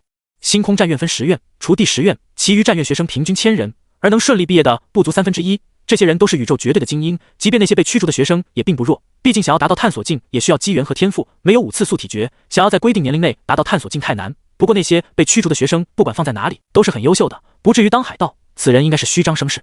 去，就打劫这个绝世海盗团，能称霸周围数域，想来打劫后收获不小。陆颖期待道。小八脸色苦了下来，老大，这个海盗团真的不能惹，曾经有军队将他们包围，最终死。近半，鲜血将星球大海都染红了，连一个漫步星空的强者都被狂蛇绝世阴死了，这个人很恐怖。陆颖眼睛眯起，就是他，立刻。小八无奈，狠狠瞪了眼之前开口的那个海盗，改变航向，朝着绝世海盗团前进。想要找到海盗团没那么容易，海盗也不可能永远待在一个地方，需要碰运气，但至少同为海盗，小八能找到的概率还是很大的。此刻，陆颖早已把劫宇任务忘得干干净净，对他来说劫宇虽然重要，但远没有星能晶体重要，骰子才是可以迅速改变他实力的捷径。已经有70多万立方晶体了，抢完最后一单结束后就可以返回第10院，安心等待10院大比的开始。绝世海盗团周游数域，原本小八以为他们没那么容易正好碰到，但没想到1天后，在前方陨石群中看到了大型飞船，正是绝世海盗团的飞船。小八在陆颖严厉的目光下向绝世海盗团发送通话请求，很快他们飞船被允许跟那艘大型飞船接舷。随着一声晃动，陆颖看向个人终端，这艘船上战力不少，有近1000人，其中3名达到极境战力，更重要的是一个战力达到1万。刺目的战力数值吓得小八差点没趴下，这是极境巅峰，应该是狂蛇绝世的战力，此人只差一步就可突破探索境。陆颖脸色凝重了一些，不过也没有太在意，极境巅峰强者他遇到不少，传戒之战中也遭遇过，虽然对自己压制的比较厉害，但远没有探索境那般不可战胜。乌罗就是极境巅峰，还有范克利德，还有出入遇到击杀的持枪高手，都是极境巅峰。老大，现在后悔还来得及，我觉得还是不要招惹狂蛇绝世的好，我们就以上供的名义补给一下就可以离开了。小八结结巴巴说道。陆颖一甩手走下船舱，进入绝世海盗团的飞船内。来之前他确实做好2手准备，一旦这个狂蛇绝世太强，他可以罢手，但应该可以对付。不过就算对付不了也没关系，他劫狱者的身份可以换自己一命。他以海盗团长的名义求见狂蛇绝世，这个要求不过分。很快，陆颖被带到了狂蛇绝世的休息室外，看到了一名极境强者。正当这名极境强者想说话的时候，脸色一变，个人终端传出滴滴声响，他神色变幻，快速离开。而带陆颖来到这里的海盗也快速离去，只剩下陆颖一人。陆颖皱眉，也没在意，直接推开休息室，步入其中。狂蛇绝世是个中年男子，一般海盗团团长似乎都是中年人，身穿优雅的贵族外套，手持拐杖，脸上刻画着蟒蛇图案，乍一看颇有几分威武。陆颖的进入并没有打扰到他，他正盯着个人终端，不知道在看什么，目光中竟带着一丝担忧。陆颖自顾自在休息室转了转，看到了周边数域的星空图，还有星河位置的标志，以及距离星河不远处一个特殊标志的地方，上面写着海盗港。海盗港，陆颖看着那处地方，距离此地不过相隔不到10域，穿梭虫洞大概5天就能到，那里就是聚集无数星际海盗的秘密港口吧，也是外宇宙最黑暗的地方之一。你是什么人？沉闷的声音在陆颖耳边响起。狂蛇绝世起身，目光凶厉。陆颖转过头去，笑道：听说绝世毕业于星空战院，在下想领教一下。狂蛇绝世目光睁大，眼中闪过杀机，好算计，一明一暗，想干掉我绝世海盗团没那么容易。说着，狂蛇绝世体表星能爆发，肉眼可见的实质化星能凝聚为蟒蛇形态，张开大口咬向陆颖。整个休息室的灯光顷刻爆碎。陆颖退后，原地被星能击中，地板化为碎片，还有一丝绿色液体喷溅向四周，腐蚀金属墙壁。毒液。陆颖眉毛一挑，身侧狂蛇绝世拐杖刺来，四周被星能强行禁锢。陆颖惊讶，星能的万变之境，此人不弱呀，绝对是受过高等教育的极境强者，或许真出自星空战院。砰！一声巨响，休息室四周爆碎，根本承受不住极境强者轰击。陆颖空闪避开，狂蛇绝世实力很不错，远超之前碰到过的所有海盗，足以碾压外宇宙普通极境巅峰强者。不仅对星能掌控达到了万变之境，还有强大的战技以及配合战技释放的毒液，但这些对陆颖没用，此人实力不足以对他造成威胁。如果真是星空战院学生，也肯定是最弱的一批。呼的一声，陆颖只身撕开蟒蛇化的星能，一掌拍在狂蛇绝世体表，不仅震散了他刚刚穿上的极境戒指战甲，甚至将他星能碾碎，整个身体被强行压入墙壁内，一口血吐出，目光震撼。跨境强者狂蛇绝世骇然，陆颖的一掌让他仿佛重回星空战院时期，看到的那一批批令人绝望的妖孽，当初他就在那批妖孽下暗淡无光，如今再次碰到了这种人。休息室陷入黑暗，但凭着朦胧星光，陆颖一步步接近狂蛇绝世，想要得到自己的战利品。就在此时，一缕剑光闪过，陆颖侧身避让，剑锋下，整个休息室被一刀两断，身后传来无比凌厉的气息，四周围转眼都充满了那种要斩破一切的气息。陆颖目光一变，这是场域。他抬手，战气笼罩，随着天星弓运转，身后一柄长剑刺来，陆颖轻易避开，一掌击出，天星掌，9颗星辰爆裂，伴随着战气的无坚不摧，不仅将袭击者长剑拍断，更直接轰在了袭击者本人身上，将他整个人轰出了休息室，砸向远处，穿透不知道多远的墙壁。砰的一声，断剑砸在地上，吸引了陆颖目光。看着断剑，他眉头一皱，红色的，好眼熟，这是卓白夜。陆颖脸色一变，连忙冲出休息室。休息室内，狂蛇绝世再次吐血，好不容易从墙壁上下来，喘着粗气，恐惧望着外面，哪来的恐怖强者？一个有场域，一个有战气，这么年轻，不会就是星空战院的妖孽吧？他咬牙，眼中闪过刻骨的愤恨。他恨那些高高在上的妖孽奇才，让他们这些人没有出头之日。嗨嗨，狂蛇绝世拖着重伤之躯走出休息室，而此刻，整艘海盗团几乎被血腥气笼罩，无数海盗惨死，走廊上一片血色，包括另外2个极境强者都身首异处。陆颖冲过数个被轰碎的休息室，在100米外看到已经晕过去的卓白夜，他脸色惨白，手中还拿着一截断剑。果然是你，陆颖苦笑。刚刚在那么黑暗的环境下，他也没看清，出手太重，不过也不能怪他，是卓白夜先出手的。陆颖取出药剂喂给卓白夜，卓白夜咳嗽2声，勉强睁开眼，模糊中看到了陆颖，是你。陆颖无奈，你怎么在这？卓白夜有气无力看着他，嘴角还挂着血丝，清纯面庞苍白的让人心疼。你又怎么在这？无意中被打劫了。陆颖回道。卓白夜目光看向四周，又看了看自己的断剑，呼出口气，再次咳嗽一声，鲜血顺着嘴唇流淌，双目逐渐失神，随后再次晕了过去。陆颖连忙推了推他，没有用，他的内脏被伤得太重，那可是9颗星辰的天星掌，威力恐怖，就是乌罗被正面击中都要倒霉，更不用说卓白夜了，正面承受一掌没死，算他命大。陆颖无奈，把他横着抱起来，总不能让他死在这。这个女人虽然算计过他，但也不是坏人，看这架势，他又是在清理海盗。对了，这条航线正好是回内宇宙的路，碰到不奇怪。糟糕，狂蛇绝世！陆颖忽然想起此人，连忙抱着卓白夜冲向休息室，但哪还有狂蛇绝世的影子？一艘个人飞船从绝世海盗团飞船上飞出，狂蛇绝世拖着重伤之躯，狰狞的目光死命盯着海盗船。死吧，都去死吧，为我的海盗船陪葬吧！说完，按下按钮，直接摧毁整艘海盗船。海盗船内红光闪烁，听着急促的警报，陆颖脸色大变，连忙抱着卓白夜空闪冲向接舷处。小巴等人也看到了飞船闪烁红芒，立刻知晓飞船即将爆炸，连忙下令离开。他可不管陆颖的死活。幸好最后一刻，陆颖赶到。小巴立刻迎上去，表情丰富。老大，你再不来就晚了。那些人非要逃离，是小巴我死活拖着才等到你啊，老大。闭嘴，找医师！陆颖低喝。小巴立刻下令，一面紧急离开陨石群，一面寻找医师。没多久，陨石群爆发，绝世海盗团的飞船化为宇宙尘埃，除了狂蛇绝世，其他人一个不剩。陆颖叹息，白干了一场。老大，我们刚刚看到一艘飞船逃离，应该是狂蛇绝世吧？小巴忐忑道。陆颖点头，忽然想起了什么，道：我记得你说过，绝世海盗团极境强者不下5人，怎么那艘船上只有3个？绝世海盗团有2艘海盗船，一般只出动1艘打劫小巴道。陆颖皱眉，果然狡猾。放眼宇宙，这个海盗团并不算强，却耗费巨大代价买了2艘海盗船，狡兔3窟，怪不得能阴死一个探索境强者。可惜让他跑了，不然以他的身家，老大你的收获至少翻2番。小巴可惜道。说到这个，陆颖就肉疼，都怪卓白夜那个女人，原本很顺利的，真是可惜。老大，八哥，那个女人伤得太重了，以我们的条件无法治疗，而且周边数域也没有可以治疗她伤势的星球，只能送去海盗港一名海盗汇报。陆颖嗯了一声，去海盗港。是，老大，您跟那个女的？小巴试探。陆颖笑眯眯看向他，怎么认出他身份了？小巴讪笑，眼中闪过恐惧之色。白夜一族的人，他一眼就认出来了。虽然做海盗的经验不够，但对于名闻宇宙的强族还是听说过的。为什么有个白夜族的女人在绝世海盗团？他不敢想。这件事你最好忘了，不然会给你带来什么，我就不知道了。陆颖淡淡道。小巴迷茫，什么事？哪有什么事？不知道。陆颖浅笑，这家伙很机灵。好了，给我说说海盗港是怎么回事。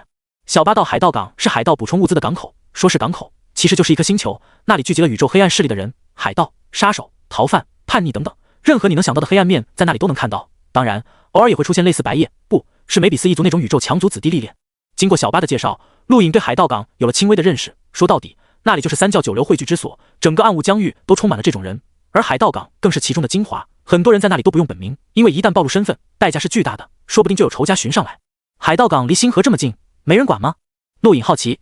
管怎么不管？但也只是偶尔出动军队吓唬一下。毕竟海盗港不仅为海盗提供服务，还为军队以及途经内外宇宙的旅客提供服务。只要你有钱，能在那里得到一切。所以对于海盗来说，那里是海盗港，但对外，那里就是一颗笼罩在雷奥家族光辉阴影下的补给星球。小巴道。雷奥家族？陆颖疑惑。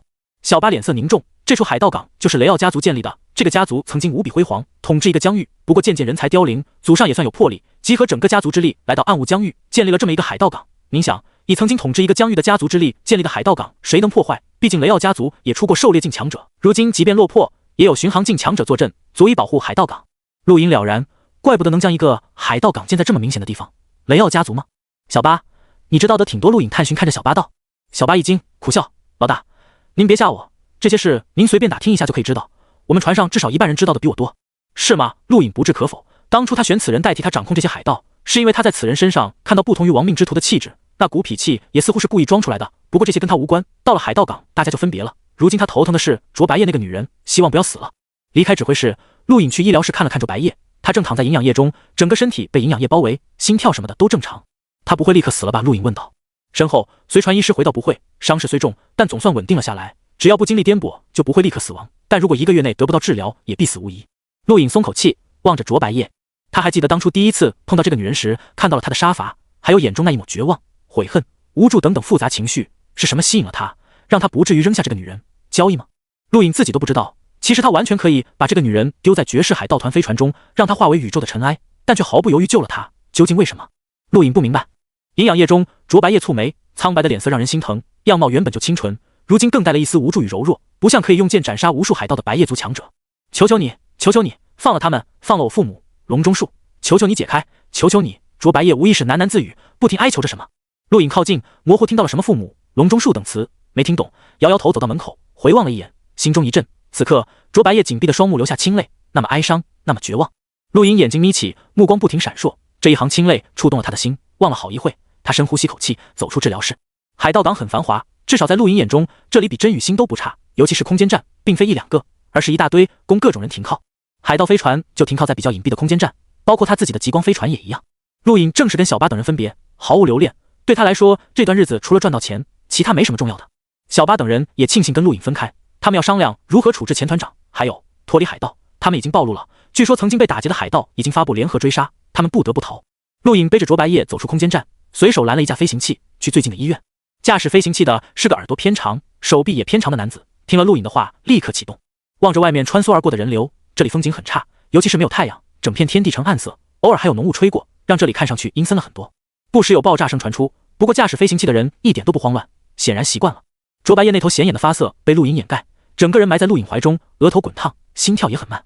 陆颖无奈，靠着坐垫。很快，也就数分钟左右，飞行器停下，到了先生。陆颖诧异看着眼前矮小的平房，这里是医院？是的，先生，您是第一次来吧？这座星球上的医院都建立在地下，不止医院、商场、交易行等等，公共设施都建立在地下。原因嘛，您应该听说过。陆颖了然，没错，这里是海盗港，处都是穷凶极恶的罪犯，打架什么的太正常了。支付了一颗星能晶体，陆颖抱着卓白夜走下飞行器，刚要离开，那名男子拦在身前，目光凶厉：“先生，车费不够。”陆颖挑眉：“多少？”男子嘴角上扬：“10立方晶体。”陆颖失笑，抬手轻轻按在男子肩膀，刹那，男子脸色变了，肩膀传来剧痛，仿佛压上了一座大山。“兄弟，我现在心情不太好，没工夫开玩笑。”陆颖淡淡道。男子额头冷汗直冒，连忙讪笑：“抱歉，打扰到您了，祝您旅途愉快。”陆颖松开手，越过男子，步入平房内。男子大口喘气：“妈的，倒霉，惹到硬茬子，虽是荣境，但绝对比极境还恐怖。这家伙应该是某个大势力子弟出来历练的。”说完摇头晃脑，重新登上飞行器，很快消失。刚刚那个人虽然想狮子大开口勒索钱，但他找的地方还不错。当陆颖步入平房，顺着人流就来到了地底医院。不得不说，这里外表看上去简陋，但设施绝对不错，甚至比治疗不死羽山的设施还要高档的样子。这里毕竟是连接内外宇宙的交通要道，没人敢保证自己不会受伤，包括内宇宙的强者。所以海盗港医疗设施绝对一流，雷奥家族也花了很大代价购买，以充足的医疗条件吸引无数人光顾。这是小巴说的。排队治疗的人群不少，一个个面色阴郁，有的人甚至隐藏身形，不愿暴露。陆颖也一样，遮盖了身体，不想暴露身份。足足1个小时后才轮到他。突然的，外面一阵吵杂，数十人冲入，恶狠狠大吼：“医生在哪？快，我们老大快不行了！”说着，那些人排开周围人群，抬着一个浑身冒血的大汉。陆颖皱眉，这些人身上血腥气很浓。嗨嗨！卓白夜忽然咳嗽，陆颖拍了拍他的背。恰好此时，那些人来到陆颖眼前，抬手就要推开他。陆颖眼中闪过一丝寒芒，同样抬手，咔嚓一声轻响，其中一人被陆颖扭断手臂，被推出数米远。众人齐齐看向陆颖，滚远点！陆颖低喝。那些人怒极，忽然全部出手，完全没有要商量的意思。医院众人连忙躲避，众多患者也一样。陆颖大怒，探掌便爪，随着虚空兽吼，天兽爪当头压下，一击震死了10多人。另外那些人也被震退了出去，骇然望向陆颖。这时军队赶到，是雷奥家族的私兵，全部围了上来。医院众敌不得动武，全部举起手来。周围大乱，陆颖皱紧眉头，看向四周，他要找医生。卓白夜经过刚刚的混乱，伤情好像严重了一些。突然，原本浑身冒血的大汉起身，从身子底下取出拳头大小的金属球，砸向地面。一瞬间，陆颖汗毛耸立，下意识空闪避开，原地传出剧烈爆炸，气浪扭曲空气，直接震碎灯光玻璃。剧烈的冲击力将周围士兵齐齐轰飞了出去，不知道死了多少。陆颖连续空闪，以急速避开，最终一掌将屋顶击穿，逃了出去。他刚冲到地面，大地晃动了一下，随后凹陷下去。至于医院内的所有人，全部被埋掉。陆颖惊愕望着这一幕，怎么回事？他不明白。烟尘冲天，警报声响彻四周。陆颖再次空闪，带着卓白夜离开。嗨嗨！卓白夜睁开双眼，在陆颖怀里虚弱到不要被拍到。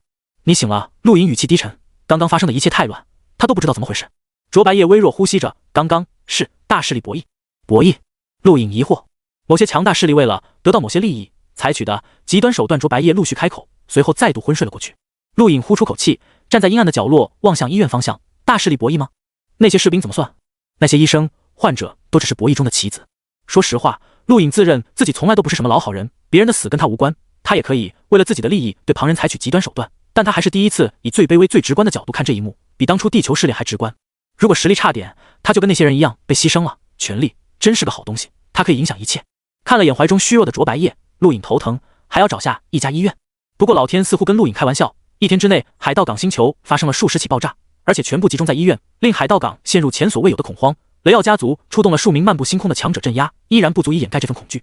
没有了医院，海盗港拿什么吸引别人？这可是海盗港每天发生流血事件，每天都有人受伤的黑暗之地。第一步是医院，第二步是哪？吃穿住行肯定是其中一个。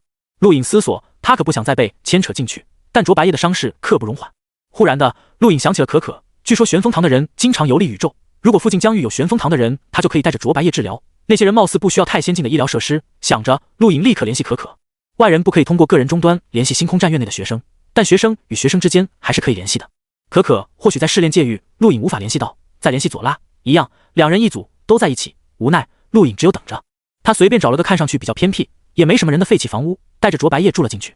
一连3天，可可都没能联系到，而他猜的果然没错，袭击从医院转向了酒店和大型商场，整个海盗港弥漫着恐怖氛围，空间站都被挤爆了，只准出不准进，无数人想逃离海盗港。食物和饮水被疯抢，包括各种物资，就连三叶草公司的分部都被抢购一空。暗雾疆域银行分部早已撤离，这里预示着要发生大事。就在3天后的中午，陆颖终于联系到了可可。陆大哥，什么事？可可问道。陆颖焦急，可可，我朋友受了重伤，你有认识的人在暗雾疆域吗？暗雾疆域？我问问。可可连忙查探，同时也请佐拉帮忙。很快，可可抬头，有的。陆大哥，我师兄就在暗雾疆域一颗奇怪的星球上。太好了，快告诉我方位。陆颖大喜。可可纠结，我不知道方位，我把我师兄的联系方式给你，你自己联系他吧。我已经跟师兄打过招呼了。说完给陆颖传来一组数字，陆颖连忙切断与可可的联系，拨通数字。很快，一道声音传出：玄风堂，层叠。我是陆颖，抱歉，可可跟您提过了吧？陆颖客气道。提过了，你可以来找我，我在暗雾疆域海盗港，你知道海盗港吧？陆颖愣了一下，大喜，我也在海盗港。对面明显也愣了一下，随后倒把你的方位告诉我，去中间地见面。陆颖立刻发送方位，很快，他抱着卓白夜朝北方而去，途中抢了一架飞行器，速度提升到最快。卓白夜伤情好像恶化了一样，脸色更苍白，意识也再次陷入模糊，不停呢喃着什么。陆颖不知道自己为什么那么着急，脑中经常浮现他绝望无助的眼神，还有柔弱苍白的面孔，越想越着急。海盗港很大，但两人相距原本就不远，不过1个小时就见到了。曾蝶是个看上去有些秀气的男子，年纪比陆颖大不少，应该超过了年轻一辈范畴，而他身边也有一名女子，据说玄风堂都是2人一组，此人就是他的搭档了。陆颖没有废话，将卓白夜平稳放下。曾蝶检查了一番，惊讶，好重的掌力，而且是连续爆发，他能撑到现在也算不错了。边说边解开卓白夜外套，看到了那一头黑白色长发，一愣，白夜族，跟曾蝶一组的女子也诧异，白夜族的人。两人同时看向陆颖，陆颖点头，他是白夜族的。曾蝶点点头，没有多问。对玄风堂来说，不管什么种族，他们都会治疗，只区分好坏，不区分种族，这就是玄风堂，所以他们在宇宙中口碑才那么好。有救吗？陆颖有些紧张。听到这个问题，原本沉静的曾蝶抬头，忽然傲然一笑，没有玄风堂救不了的病人。陆颖诧异，一看就很木讷的人突然傲气冲天，这份反差很强烈。女子淡淡道：不要打扰他，你的小女友并不是他救过的伤势最重的病人。陆颖连忙道：她不是我女友。是吗？女子不相信，淡淡转过头去。陆颖一怔，自己似乎太着急了，起身走到不远处。陆颖望着暗淡的海盗港，这颗星球是博弈的战场，无数人将被牺牲，太可悲了。听可可说，你是第10院首席。女子走到陆颖身后，好奇问道：我叫卡纳梅，星空第7院被驱逐学生。陆颖惊讶，见卡纳梅丝毫没有因为被驱逐产生其他情绪，倒侥幸。卡纳梅打量着陆颖，露出一丝笑意，能击败星空战院内的怪物没有侥幸。可可跟我们说了你们12星生的情况，尤其是你，谢谢。当初如果不是你，他未必能考入学院。陆颖笑道客气，可可的天赋加上急速，没人挡得了他。那是你不了解可可，那丫头很胆小，一旦听说有火域的人阻挡考试，肯定不敢上的。不管怎么说，玄风堂欠你一个人情，卡纳没到。陆颖笑了笑，没有回答。玄风堂的人情很值钱。卡纳梅扫了眼被治疗的卓白叶，再次开口：“她真不是你女友？”陆颖摇头，萍水相逢，那叫好卡纳梅道。陆颖奇怪，为什么？卡纳梅认真看着陆颖，不要对她动感情，如果已经动了，立刻抹消，否则这将是你一生无法承受之重。陆颖目光一闪，看了眼卓白叶，随后再次看向卡纳梅，为什么？卡纳梅摇摇头，这涉及到白叶族的事，我不方便多言，听我一句，绝对不能对她动感情，否则代价将超出你的想象。说完，转身走向曾蝶。陆颖回过头，脑中莫名出现卓白叶流泪的一幕，还有那些喃喃自语的话。他们父母笼中树，足过了大半天，卓白叶的伤势才被曾蝶控制。曾蝶起身，擦着额头的汗，颇为疲惫，倒好了，只要再休息几个月就完全恢复。陆颖感激，多谢曾大哥。曾蝶笑道，不用客气，可可的事我还没谢谢你。我说过了，玄风堂欠他人情，卡纳没开口。陆颖抬手，你们已经帮我救了他，人情已经还了。曾蝶脸色认真，陆兄弟，这不对，救人是我玄风堂的宗旨，哪怕没有可可，遇到你们我还是会出手，毕竟救人越多，气运越盛，更能长寿。陆颖眨了眨眼，这话好耳熟，貌似可可也说过。话说这些人被他们的师傅忽悠的真不轻。我们该走了，卡纳梅开口提醒。曾蝶看着陆颖，陆兄弟，这颗星球现在很危险，你们最好也立刻离开。陆颖点头。很快，曾蝶和卡纳梅离去，陆颖抱起卓白叶，这丫头总算稳定下来了。想着，他再次驾驶飞行器朝空间站飞去，是时候离开了。越来越多的爆炸席卷海盗港，无数人恐慌逃离。陆颖坐在飞行器内，望向下方，内心复杂。突然，他瞳孔一缩，人群中看到了一个熟悉的身影，那是将飞行器停在屋顶，卓白叶也被他留在飞行器上，自己朝着人群冲去。很快，人群中一名男子被陆颖抓住，男子一惊，反身一个膝撞，被陆颖挡住。大冲，是我。男子惊讶望着陆颖，师生，你怎么在这？陆颖拉着男子走出人群，欣喜道，你怎么也在这？这个名叫大冲的男子焦急，家里让你来的？不可能，家里怎么会让你过来？什么意思？陆颖不安。别问什么意思，快走，立刻离开，快！大冲抓紧陆颖，要把他带去空间站。陆颖甩开大冲，他有很多问题想问。一阵车流冲过，正好将他与大冲分开。忽然的，他一阵头皮发麻，刺目光芒降落，所有人抬头看到了他们这辈子最后的画面，一道光束自虚空降落，轰击大地，泯灭一切。这是战争飞船的攻击。小七，快逃！大冲嘶喊。人群传出绝望的哀嚎，两旁楼层崩碎。这些陆颖已经听不到了。一瞬间，他被光束击中，下意识运转天星功，但面对足以杀死探索境强者的攻击，任何防御都是无效的。轰的一声，一整条街被化为尘埃，大冲被剧烈冲击席卷甩飞。陆颖最后关头空闪避开了一丝，没有被正面轰击到。即便如此，他也被余波扫中，一口血喷出，头发、衣服，所有的一切全部焚毁，肉体被灼烧翻卷，血液顷刻被凝固焦糊，身体如一滩烂肉砸在远处墙壁上，整个人失去意识。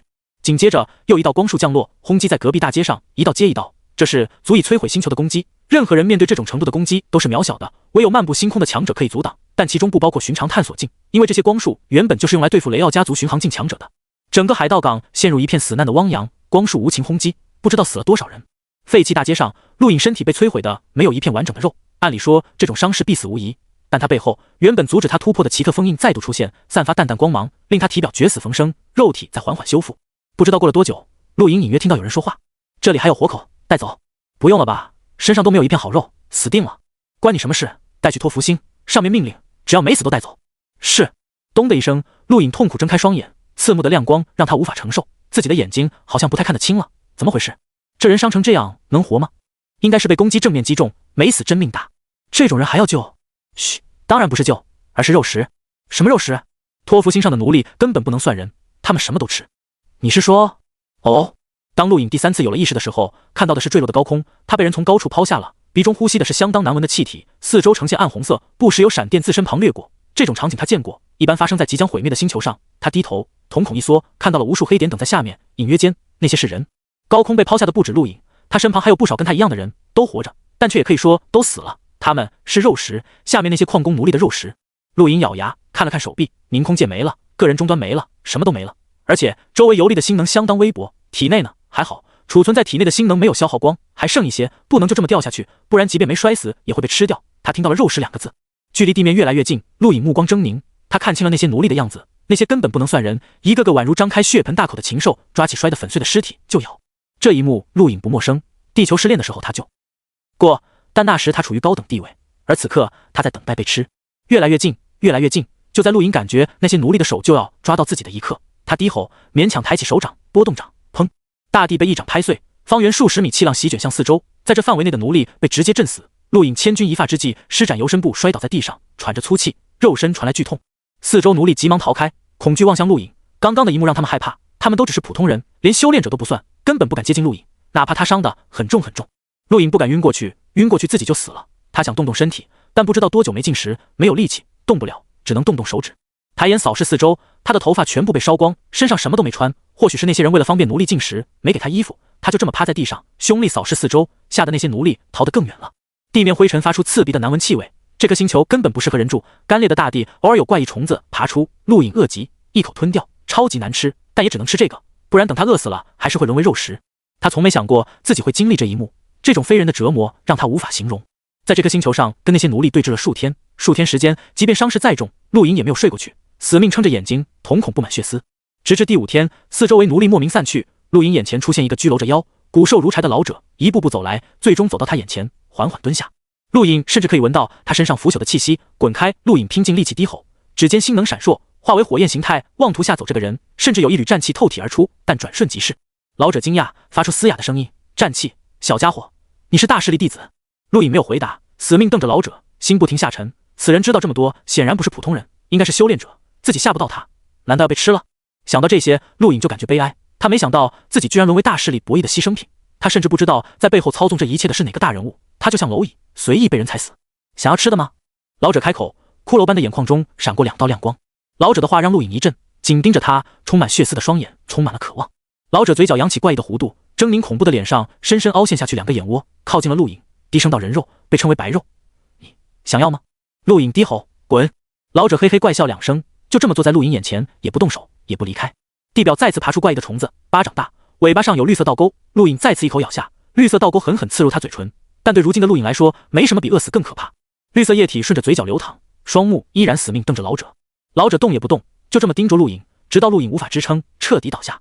他不知道自己是死了还是晕过去，或许这一闭眼再无来日。就在陆颖丧失意识的一刻，老者突然起身走到他身后，一指点在他背上，随后双手以奇怪的路线在他体表游走，伴随着星能，仿佛是一种星能在体内的运行路线。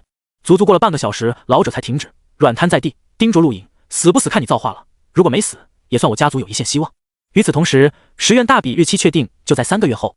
10院大比是星空10院最大的盛事，但对于外界来说影响力并不大，最多吸引一些大势力招揽人才，但效果不大，因为能进入星空战院的天才几乎都来自各大势力。但此次10院大比却关乎星域战争，是宇宙一些大人物招兵的计划，为此要传播全宇宙，将会带来非常大的影响。不管各行各业，不管何等身份，10院大比当天都尽可能观看比赛。正因为此次10院大比影响力太大，以至于各大势力原本雪藏的妖孽奇才纷纷出世，加入星空战院，期待3个月后的大比降临。然而此刻的第10院却笼罩了一层阴影，才老无奈看着个人终端光幕上的画面，叹口气，苦笑摇摇头。光幕上播放的赫然是海盗港陆颖被光束击中的一幕，不过一瞬间的画面没有结尾，但没人认为他可以活下来，那是专门用来对付巡航境强者的武器，连探索境强者直面都很难存活，更不用说区区一个融境了。那小子怎么正好出现在海盗港？才老无语。米雪儿就站在旁边，也看着光幕，看着陆颖最后被光束击中的一幕，皱紧眉头。怎么说也是我第10院首席，不能白死。那个地方没办法为他报仇。才老道。米雪儿疑惑。才老淡淡道：“那里是海盗港，在那里被杀，背负的是海盗的名声。不管什么人，只要死了就得背负这个名声，这也是那些人肆无忌惮轰击星球的原因。”米雪儿愤怒：“就这么算了？”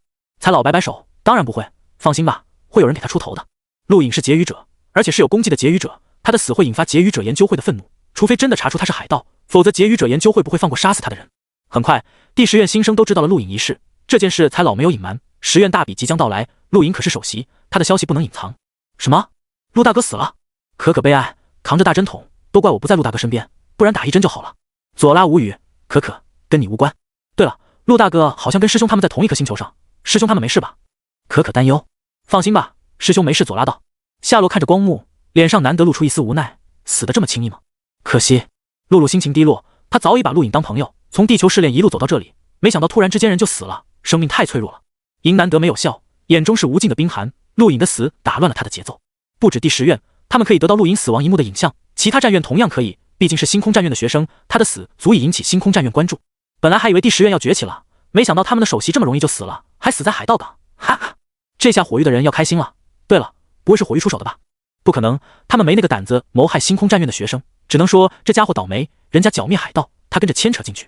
我们之前猜的不错，这家伙肯定是第10院放出来迷惑其他战院的。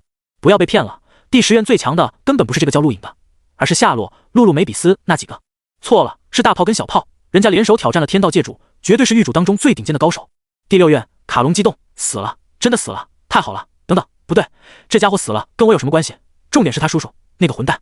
另一边刘基蹙眉，怎么说也是解鱼者，居然死在海盗港，这件事研究会不会罢休？第8院加尔嘴角含笑，陆颖的死让他心情舒畅，去告诉西月这件事，让他也开心开心。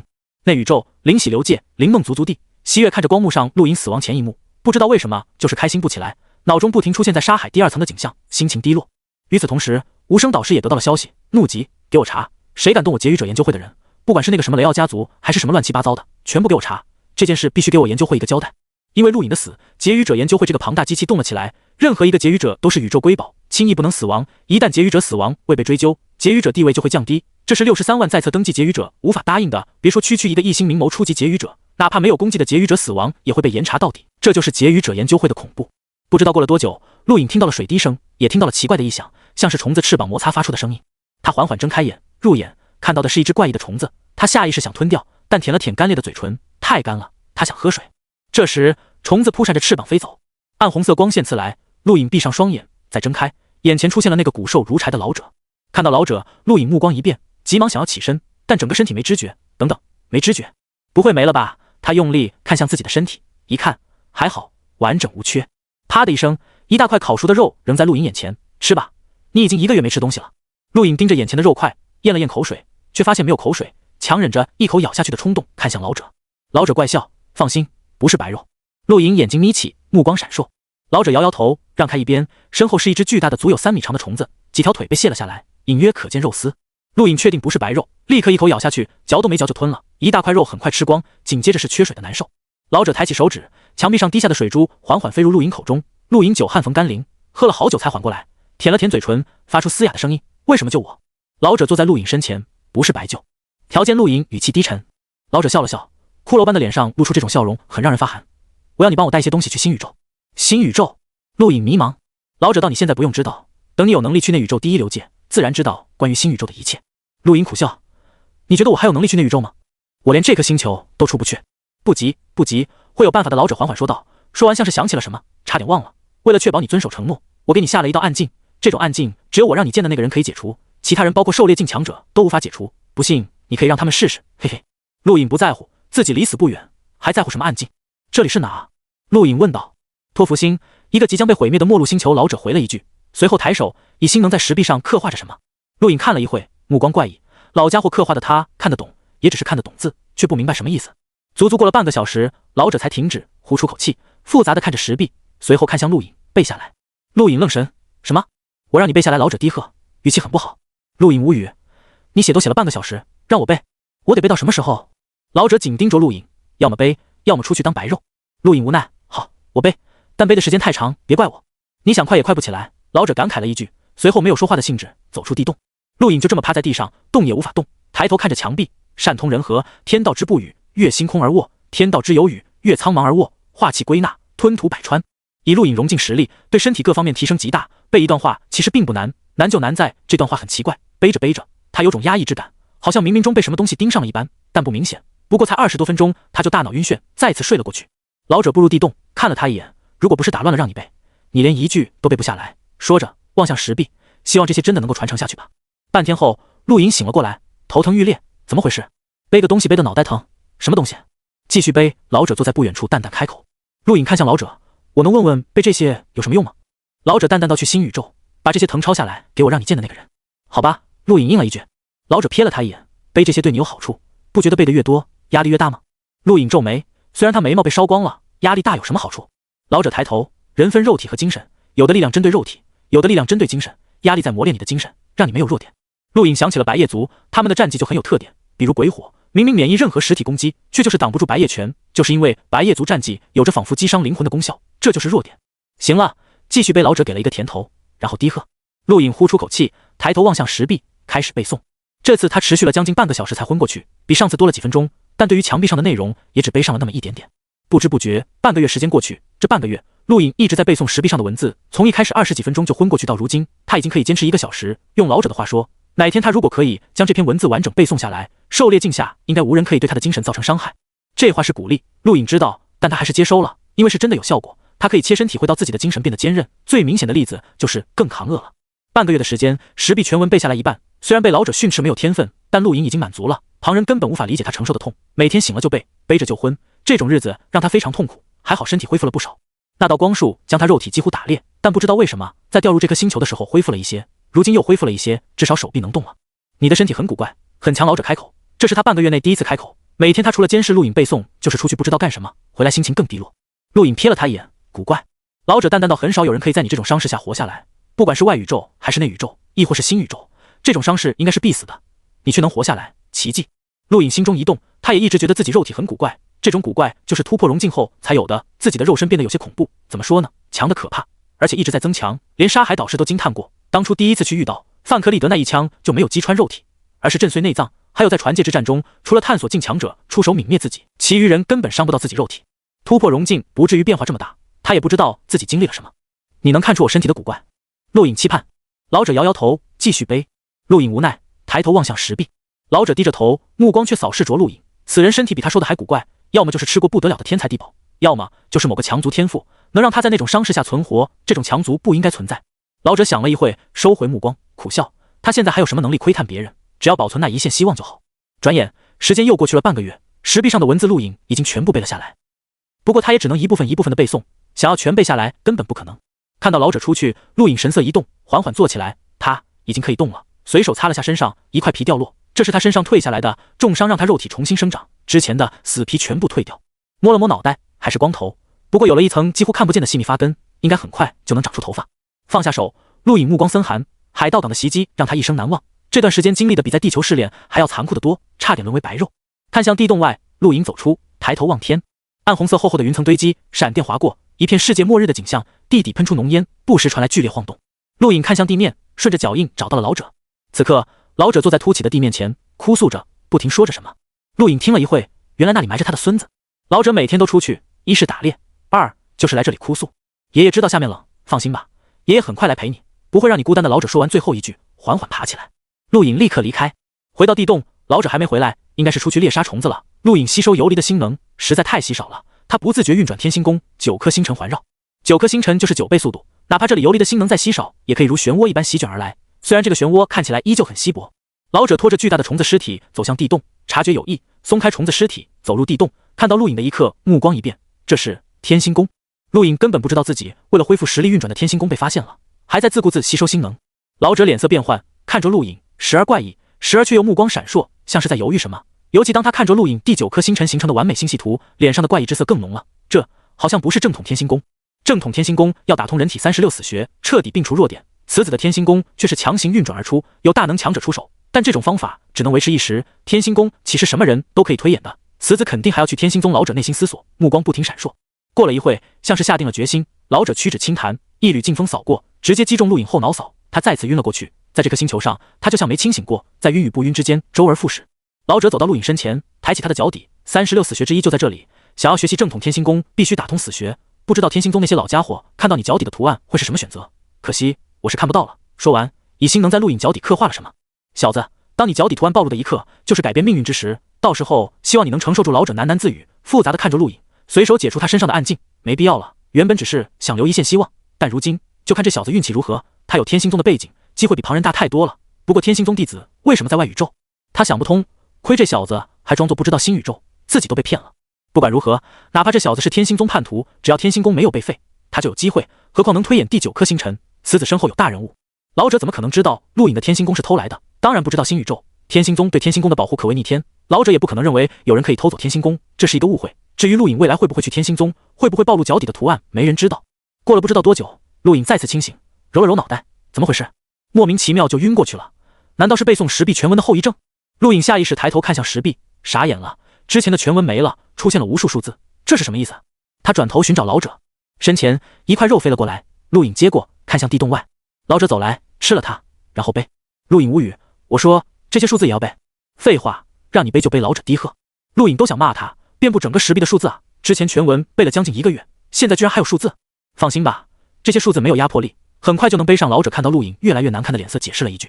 陆颖这才好点，只要不受压迫，全背上并不算太难，毕竟是融境强者，五感大大提升。对了，我记得你会战气，试试。老者忽然道。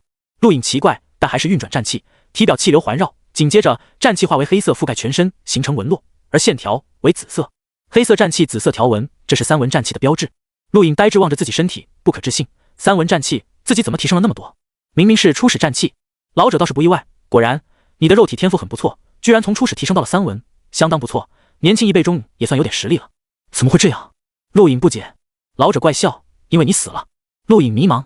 老者嘴角弯起，淡淡道：宇宙中有一门很奇怪的功法，名为生死玄功。这门功法并不难，但修炼条件之苛刻，全宇宙几乎没人能做到，因为它是给死人修炼的。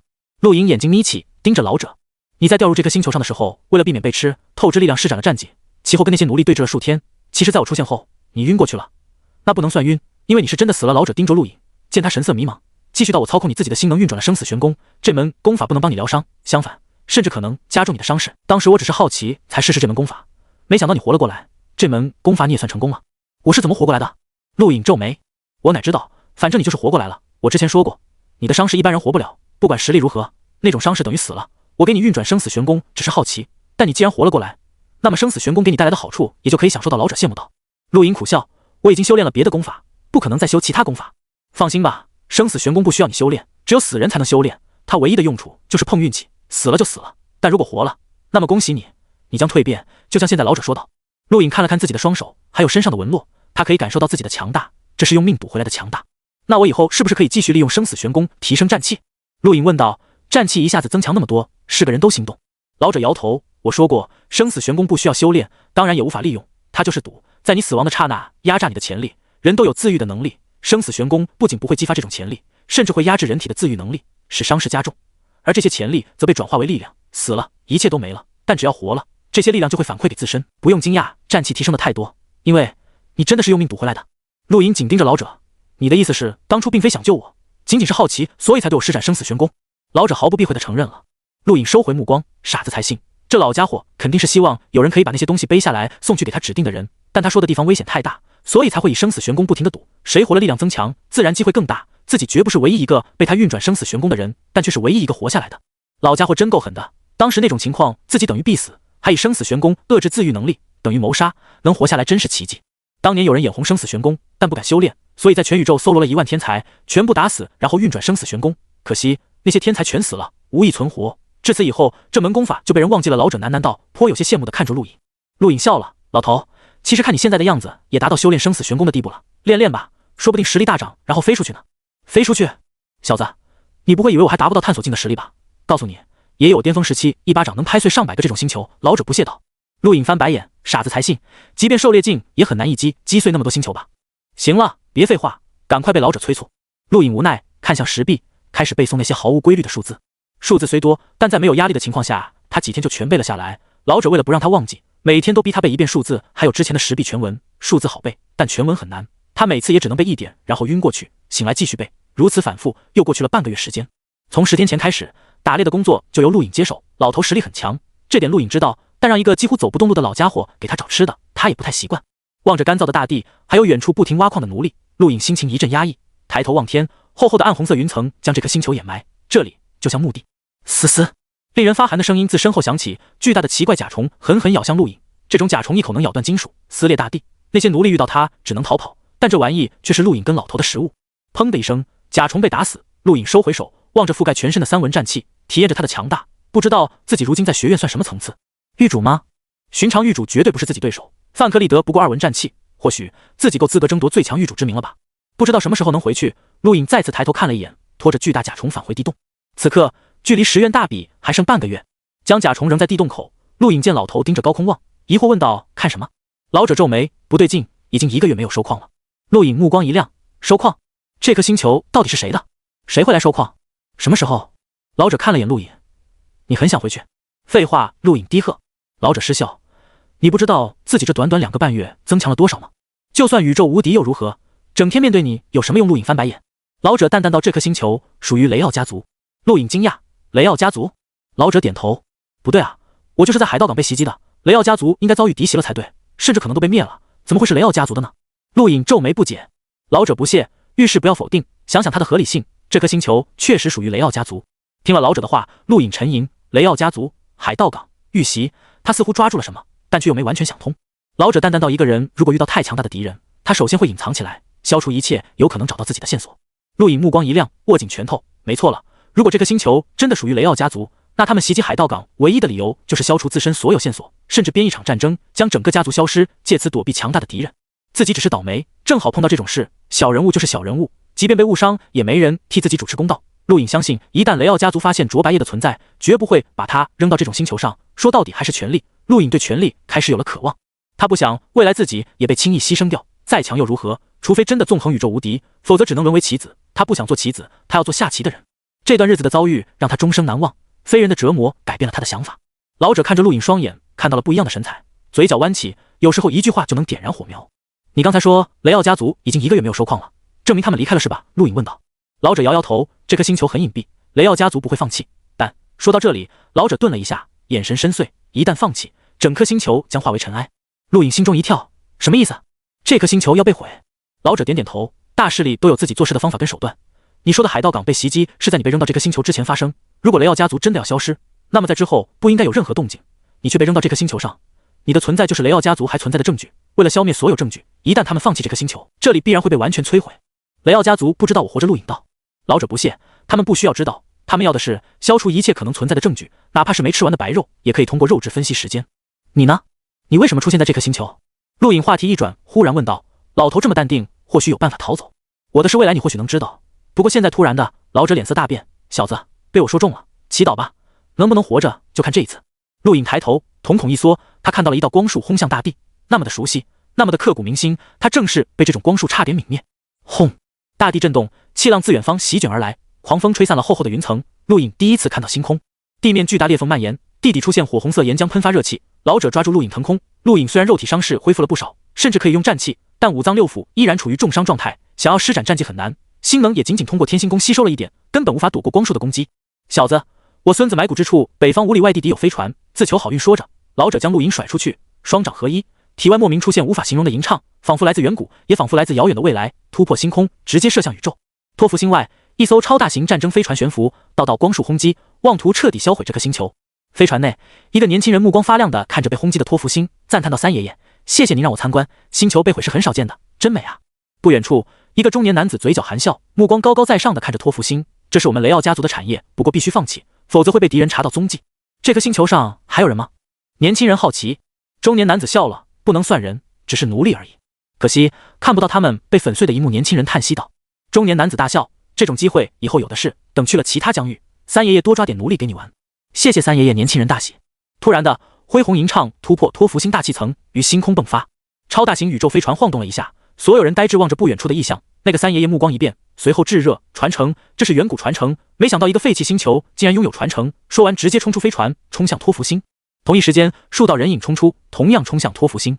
他们都是雷奥家族漫步星空的强者，其中那个三爷爷便是家族唯一巡航境强者，他们是雷奥家族的保护神，此刻被老者吸引，齐齐冲向了托福星。对漫步星空的强者而言，星球被毁不足以给他们带来生命威胁，传承才是最重要的。陆隐被砸在远处大地上，身边正是老者孙子埋骨之地。他望向远方，老者制造了恢宏的动静，这么大的动静，他究竟要干嘛？小子，走吧，记得多背诵10笔全文，对你有好处。你的暗劲我也解除了，忘掉这里发生的一切，好好活下去。老者的声音在陆隐耳边响起。陆隐紧盯着老者，两人相处了2个半月，从一开始他对老者警惕，到后来的憋屈，再到如今，陆隐不知道自己是什么情绪，很复杂。不管怎么说，自己都是被此人救了一命，而且实力大涨。我们一起走！陆隐大喊。老者回头一笑，明明脸上瘦得跟骷髅一样，但这一笑却充满了阳光。陆隐甚至在他眼中看到了慈祥与欣慰。有你这句话就够了，好孩子，活下去，走吧，老夫为你断路。陆隐只感觉劲风扑面，被狠狠推向北方，那里有一艘飞船，是为他准备的。你的名字？陆隐嘶喊。哈哈哈哈！老夫纵横一生，没想到却葬身在外宇宙这种边缘之地，造化弄人，天意弄人。老者狂笑。而此刻，数道人影降落，正是雷奥家族那几个漫步星空的强者。看到老者的瞬间，那些人惊讶，这里怎么会有如此强大的修炼者？为老夫陪葬，是你们的荣幸。老者单手一招，整颗托福星变了，时间都仿佛静止了一般。那几个漫步星空的强者毫无反抗能力的出现在老者身前，包括那个巡航境强者，齐齐呆住了一般。陆隐再次砸落在地，回望了一眼，正好看到这一幕，他无法理解老者是怎么做到的，力量层次差太多了。紧接着虚空爆发，黑色裂缝吞噬一切，逐渐蔓延。陆影瞳孔一缩，一掌轰在地上，露出一艘个人宇宙飞船。他毫不犹豫地进入，立即启动。随着飞船晃动，逐渐升空，远处黑洞越来越扩散，已经吞噬了老者和那些漫步星空的强者，逐渐要将整个托福星吞噬掉。山川大地完全摧毁，岩浆喷发而出，很快又被黑洞吞没掉。远处一些奴隶绝望呐喊，但没人能救他们。一阵岩浆宛如海浪席卷而过，什么都消失了。飞船呼的一声高速飞起，险而又险避过黑洞的吞噬，越过大气层，出现在星空中。陆影回头望去，托福星在逐渐消失。前方一艘超大型飞船映入眼帘，这是雷奥家族的飞船。随着一阵牵引力出现，陆影乘坐的个人飞船不受控制般被吸入雷奥家族超大型飞船内。雷奥家族所有人都忐忑望着托福星，整颗星球都快没了。家族那些强者为什么还没出现？飞船一阵晃动，陆影睁开双眼，随着舱门打开，数十名雷奥家族修炼者围了上来，紧盯着陆影。出来，立刻出来！陆影缓缓走出，全身上下只有一件破布包裹，看起来就像原始人，头发也长出了一些，脸上黑黑的，看起来跟那些奴隶没什么区别。带去见少爷一人低喝，此人为极境修炼者，周围至少有5名极境强者。陆影没有妄动，有脸吸弓，这些人根本不清楚他的实力，他们目前最想知道托福星发生了什么。家族漫步星空的强者全部消失，这对雷奥家族来说是灾难，没有那些人庇护，家族即便有再多的资源也运不走。这艘超大型飞船相当于一座小城，里面生活了10多万人，漂浮在星空中，其中做主的就是那个巡航境强者。不过此人跟托福星一起消失了，此刻的雷奥家族上下惶恐，那些人迫不及待想从陆影口中得到消息。推开大门，陆影被推入正厅中，眼前围了一圈雷奥家族掌权者。陆影目光扫视众人，就是这些人差点把他害死，当初一道光束让他彻底跌入深渊，而他们根本不在乎。说，托福星发生了什么？一个中年男子厉喝，紧盯着陆影。陆影眼睛眯起，此人实力不弱，竟能带给他丝丝危机感。极境巅峰强者足以媲美狱主，而周围极境巅峰强者还有数人。这些人虽然不像星空战院学生那般天赋绝伦，小小年纪就很强，但凭着时间也愣是达到了狱主甚至可能更强的实力。还好他到目前还没发现足以令他头皮发麻的极境强者，也就是说雷奥家族并没有媲美界主的极境强者。最强的那批漫步星空的修炼者都死在托福星了。我父亲问你话，说一个年轻人大喝，手一招，陆影身后走出一人，一拳打向他肚子。陆影眼中立芒一闪，抬手一挥，血液挥洒在墙壁上，那个人直接死亡。大胆周围数名极境强者同时攻向陆影，陆影眼睛眯起，体表3文战气浮现，震撼所有人，尤其是那个最强的极境修炼者更是瞳孔一缩，后背发凉。3文战气对普通战绩就是摧枯拉朽，陆影即便因为重伤无法施展战绩，但凭着战气很快解决2名极境强者。那个最强的极境修炼者厉喝，心能化为惊雷咆哮，一拳轰向陆影。陆影抬手阻挡，身体被重重轰出大厅，砸在走廊上。无数雷奥家族士兵涌来，心能枪朝他射击，但这些武器伤不到他。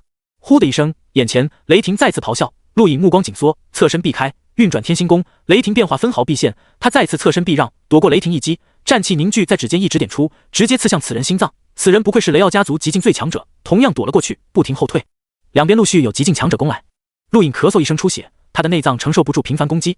这些极境修炼者虽比不上星空战院狱主，但一个个战斗经验丰富，陆影一时无法拿下。趁着所有人攻击他的一刻，强忍着伤势，一个空闪出现在那个年轻人身边，一把捏住他脖颈，转头盯向众人。雷奥家族众人停手，放开少爷，放了我儿子！中年男子大喝。陆影目光闪烁，你们放了我，我就放了他。好，我们放了你，你先放了少爷！一人大喝。陆影不屑，当我白痴啊，滚开！所有人退后，怒瞪着陆影。而那个少爷已经吓傻了，他何曾见过这种阵仗，不停的哆嗦。陆影紧紧抓住这个少爷，在他耳边低喝，带我去机械舱。年轻人骇然，你要干什么？陆影狠狠捏住他脖颈，不想死就闭嘴，我只想破坏机械舱，让你们没办法牵引我的飞船，立刻，不然我先废了你一条胳膊。年轻人恐惧，连忙带路。陆影也不怕他耍花样，在飞船内部想对付他很难，要么人海战术，雷奥家族重要人物都在这里，随便都可以抓一个，他现在只想离开，这个仇只能等伤势好了再报，只要可以施展战绩，这些人再多1倍他也无所谓。你是这个家族的族长？陆影突然盯着那个中年男子问道。男子点头，目光沉静，只要你放了我儿子，并且告诉我托福星发生了什么，我可以保证放你离开。陆影眼睛眯起，立刻准备1000万立方星能晶体，赎你儿子一条命。众人大惊，就连被挟持的年轻人也惊呆了。1000万？你疯了！中年男子厉声怒吼，其他人也怒目瞪着陆影。陆影目光一闪，多了吗？自从被不死羽山嘲讽自己当初所会真的就是见面礼后，他觉得应该大气一点，但现在看来确实多了。不死羽山作为大禹帝国帝王，给自己的不过10万立方，雷奥家族再怎么样也比不上大禹帝国，那些海盗团抢劫10几年也不过10几万立方，1000万立方晶体，雷奥家族可以拿出来，但绝不会为了自己手上这个人拿出来。你能出多少？陆影冷声道。中年男子咬牙，最多50万立方，多了没有？价砍得有点狠，不过陆影思索了一下，还是点头同意。可以，去准备吧。中年男子对身后一名极境修炼者使了个眼色，那人立刻离开。有人质带路，陆影顺利来到了机械区。这里是操控超大型飞船的中枢之地，被严格把守。当陆颖接近此地时，那些雷奥家族的人脸色就变了，尤其是中年男子，更是狠狠瞪着他儿子，因为是他儿子带的路。小子，你想怎么样？快放了我儿子，我可以放你离开。中年男子厉喝，他不能让陆颖再往前走。陆颖就等在原地，我的钱呢？来了，给你取钱的极境修炼者扔给陆颖一枚凝空戒。陆颖随手一道劲风，将凝空戒打入机械区，穿透舱门，掉入最核心的地方。中年男子神色大变，快取出来！那个极境修炼者脸色顿时苍白，立刻冲进去。陆颖目光冰冷，就知道你们耍花样，说着把手上那个年轻人同样推入机械区，自己一掌击穿顶层逃离。中年男子怒吼追击，飞船上红色警报响起，随着一声爆炸，来自机械区，中年男子停在原地，脸色变幻，最终没有追陆颖，而是冲向机械区，那里不能出问题。陆颖并没有离开逃离，而是想了一下，冲向飞船外层，那里有武器库。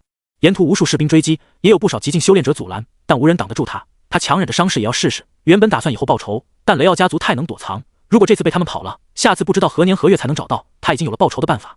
机械区的爆炸好不容易被遏制，然而当中年男子听到陆颖冲向武器库方向，脸色彻底变了，不顾飞船受到伤害，跟陆颖一样轰击墙壁，冲向武器库。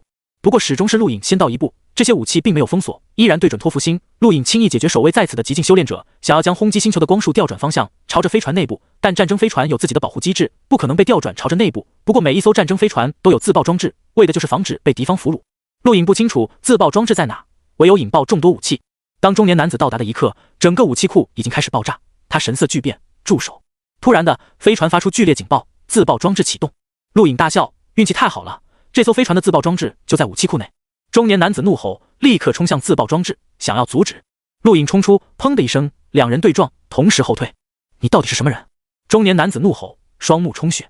陆颖语气冰冷，被你们雷奥家族逼到绝境的人，我可以付出代价。中年男子大吼，再次冲向自爆装置。陆颖抬腿，一腿扫出。三文战气太过恐怖，即便他心能枯竭，无法施展任何战技，都可以压制一个大家族族长。中年男子对陆颖体表的三文战气毫无办法，每一次对撞都令他受伤。四周越来越多雷奥家族强者出现，陆颖一个人不可能挡住这么多人，无奈他转身离开。只有2个极境修炼者追击他，其他人都冲向自爆装置。然而因为刚刚的战斗导致系统故障，自爆装置无法停止。中年男子大吼，快带上少爷逃！整个飞船被恐怖氛围笼罩。陆颖强忍着身体剧痛，一路轰爆墙壁，找到了个人飞船区，转身双拳轰出，2名极境强者同时出手，一人竟然有天赋，发出令人牙酸的噪音。陆颖大脑一猛，攻击一顿，身体被击中，砸裂了数艘个人飞船，吐出口血，三文战气渐渐消失。战气并非无穷无尽，他原本身体就重伤，再也无法支撑。2名极境强者立刻抓向他。陆颖抬头，一掌击出，9重9倍波动掌，单掌击退1名极境修炼者，却依然被另一人击中。不过那人的手臂被陆颖紧紧抓住，低吼一声，将那人直接甩飞。这是纯肉体力量，不过依然对内脏有很大负担。他再次吐出口血。趁着2人被击退，陆颖登上一艘个人飞船，立即启动。那2个极境强者再次攻了过来。陆颖大喝，这艘飞船就要爆炸了，你们想陪葬吗？2人动作一顿，互相对视。这时四周围出现很多雷奥家族士兵，都在寻找飞船。2名极境强者咬牙，也抢了艘个人飞船启动。这艘超大型飞船上搭载的个人飞船很多，足有数百艘，但相对雷奥家族人数而言还是太少。而此刻距离飞船自爆只有不到15秒钟。陆颖乘坐的个人飞船第一个启动，快速冲出大型飞船，冲入星空。紧接着一艘接一艘的飞船逃离。悲哀的是，或许因为系统故障，只逃离了10几艘飞船，其余飞船被大型飞船舱门堵住，无法离开，传出一片绝望嘶喊。大型飞船内，中年男子绝望，传承这么多年的雷奥家族完了，竟然被一个来历不明的人摧毁。他不甘心，转头望向飞船外，正好看到陆颖搭载的个人飞船逃离。中年男子目光猩红，我们死，你也别想活！怒吼着，将武器瞄准陆颖。陆颖头皮发麻，无尽寒意涌来，极端危机浮现。这种感觉跟当初在海盗港面对那道光束是一样的。他回头，目光穿透空间，似乎看到了绝望的雷奥家族族长。去死吧！中年男子低吼，宛如疯了一样发射光束。轰！突然的，超大型飞船开始爆炸，整个船身晃动了一下，导致武器瞄准失控。一道光束擦着陆颖搭载的个人飞船，射向星空深处。紧接着，超大型飞船陷入火海，整艘飞船剧烈爆炸。陆颖虽然没被直接击中，但那道光束依然破坏了个人飞船的舱门，庞大的吸力传开，个人飞船发出之响，空气被排开，无尽的压力让他呼吸困难。完了，飞船还是毁了。异响越来越大，陆颖苦涩，没想到自己依旧没能逃过托福星一劫，死亡在所难免。随着个人飞船解体，陆颖整个人暴露在星空中，庞大的压力差点将他撑爆，还好因为肉体强悍，没有第一时间死亡。他紧紧抱住舱门，随着超大型飞船爆炸发出的气浪，舱门被狠狠推向星空深处，宛如陨石。陆颖已经失去意识，他只是融镜，不可能在太空存活，死亡只是时间问题。下意识的，他运转了生死玄功。星空不远处，同样一艘超大型飞船平稳航行。指挥室内有人惊呼：船长，又前方有爆炸传来，疑似飞船爆炸。不用管，继续航行。是。这时又一道惊呼传来，船长，您看，有人漂浮在太空内。整个指挥室惊讶看向光幕，上面一艘飞船舱门静静漂浮，而在舱门上躺着一个衣衫褴褛的年轻人，看上去年纪不大，身受重伤的样子。放大船长皱眉，忽然道：光幕逐渐拉近，众人看清了年轻人的样子。船长惊讶，是他，立即救援。与此同时，另一边豪华休息室内，一个容貌清新绝艳的女子正看着星图，不知道在沉思什么。船长声音从女子个人终端传出：夫人，请您看这一幕。女子看向个人终端，看到了刚刚的画面，目光一变，立刻救他，我马上就到。没多久，陆颖被打捞进飞船内，立刻有人将他抬入救生舱，同时数名医者治疗。夫人，这个孩子伤势太重，能活着真是奇迹。浩强的肉体达到探索镜标准了，五脏受损严重，而且还越来越严重，好像没有自愈功能一样。咦，竟然只是溶镜，居然可以在太空活下来，奇迹！夫人，没想到分别没多久又再遇到他了。船长低声道。女子正是纳兰夫人，看着那些医者你一言我一语的讨论，目光奇异。这就是缘分，茫茫宇宙，想找颗星球都很难，却连续2次遇到这个人，还都是在他最需要帮助的时候。您就是他的贵人。船长笑道。纳兰夫人望着陆颖被救治，嘴角弯起，贵人吗？或许吧。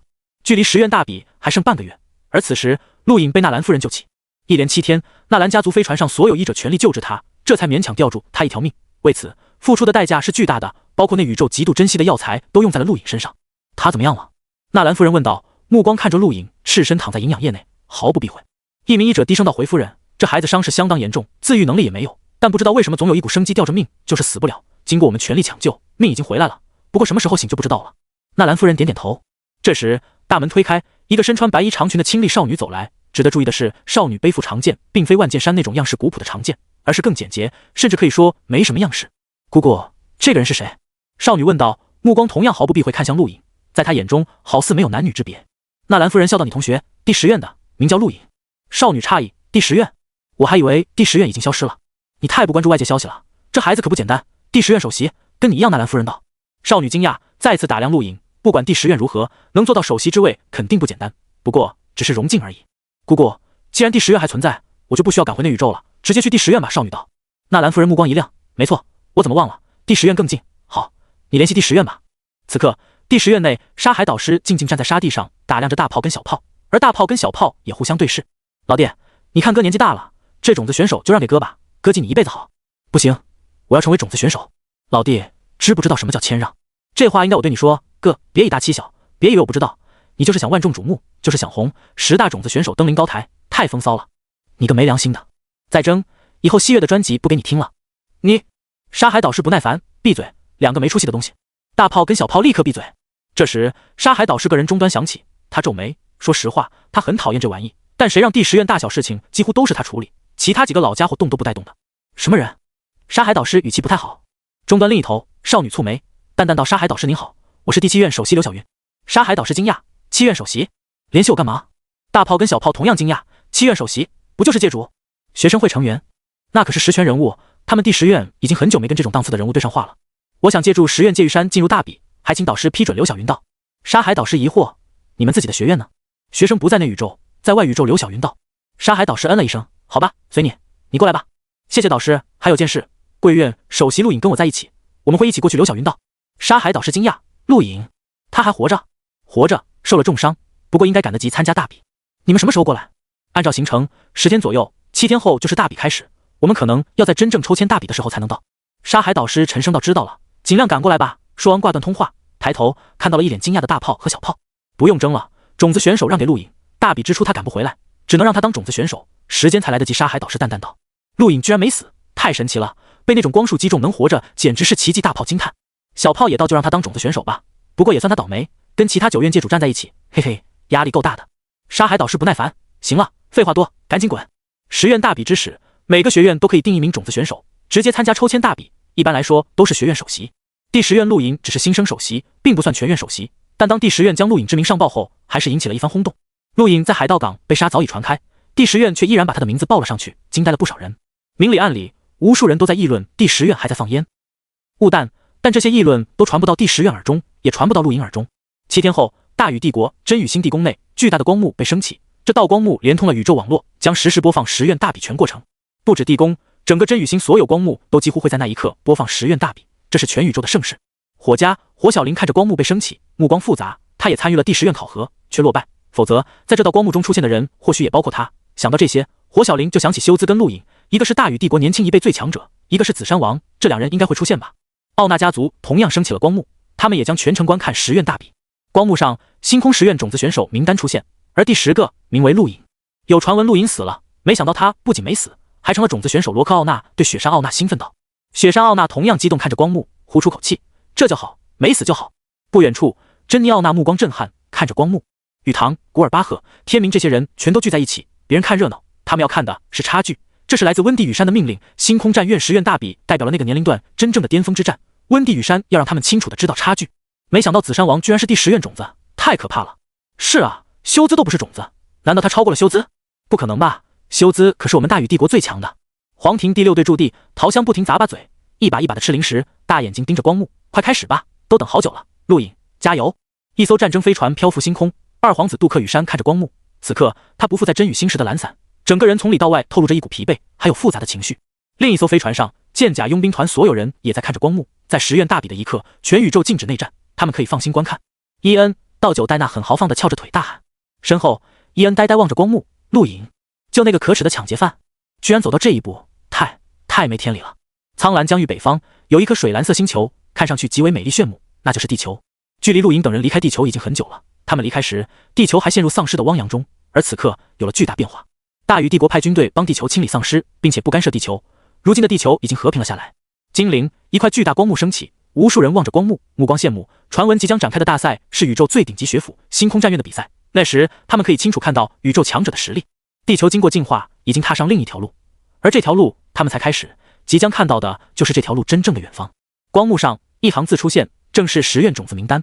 周山原本正喝水，看到名单的一刻，一口水喷出，最下方第10院种子选手陆隐，苍蓝疆域大禹帝国紫山王，出身地球。这行字惊呆了所有看到这一幕的地球人，他们星球的名字出现在宇宙最顶级盛世中，地球2个字清晰可见。这一刻，宇宙无数人都可以看到，整个地球在这一刻陷入死一般的寂静。京城、浣纱、连老、东北蓝营、赵宇、金陵、舟山、冯红、罗云、秦轩、草原、吴胜等等，凡是认识陆隐的人都呆滞了。那个人居然走到了宇宙顶尖赛事最耀眼的名单之上，将地球的名字带入了宇宙无数人眼中。不止华夏、欧洲、美洲、非洲等等，不管跟华夏关系如何，此刻所有人都疯狂欢呼。此刻他们都是地球人，为地球2字自豪，为陆隐自豪。这是一个从地球走出去，只身进入宇宙最辉煌殿堂的人。一个可有可无、默默无名的星球突然进入全宇宙视线，这一刻带给地球的变化是巨大的。简单的一行字激励了无数地球人。精灵，一个绝美少女，目光发亮，望着光幕。京城，一个一脸死灰的年轻人躺在地上，看着光幕最后一行字，哪怕人群阻挡，哪怕深陷肮脏泥沟，也阻挡不了发亮的目光。森林中，年轻人抬头，目光激动。全宇宙最辉煌的殿堂，他们也希望加入。外宇宙，一片广袤的大陆之上，有着天空之城，名为圣迪欧斯，这里是外宇宙青年评议会总部。此刻，温蒂雨山看着光幕，目光奇异，尤其是最后一行名单，让他惊讶。原本不在意的小人物，真的在向上爬，已经够资格让他看一眼了。不止外宇宙，内宇宙各大流界，无数星球都升起光幕，等待10院大比的来临。这是网络连通宇宙后的盛世，为的是激励人类自身，为投身边疆星域战场做准备。人类并不弱，10院大比要证明这点。纳兰家族飞船医疗室内，所有针对陆隐的治疗还在有条不紊地进行，心跳明显加快，意识应该很快可以恢复。五脏恢复的不错，这孩子生机惊人。还有3天到达第10院，夫人下令3天内必须让他恢复意识。断断续续的声音传入陆隐耳中，他皱起眉头，眼皮动了动，这是在哪？怎么了？托福星爆炸，同归于尽，雷奥家族。一幕幕片段在陆隐脑中回放。突然的，他看到了一抹光束从天而降，将他打入深渊。他陡然睁眼，砰的一声，治疗舱爆碎，营养液洒遍四周。陆隐喘着粗气，瞪大了眼睛，营养液自发丝滴落，一滴一滴。周围人寂静无声，都看着他。过了好一会，陆隐才抬头打量四周，目光迷茫。这是哪？立刻通知夫人，病人恢复意识，自我愈合的能力在加快。有人低喝。陆隐迷茫，夫人。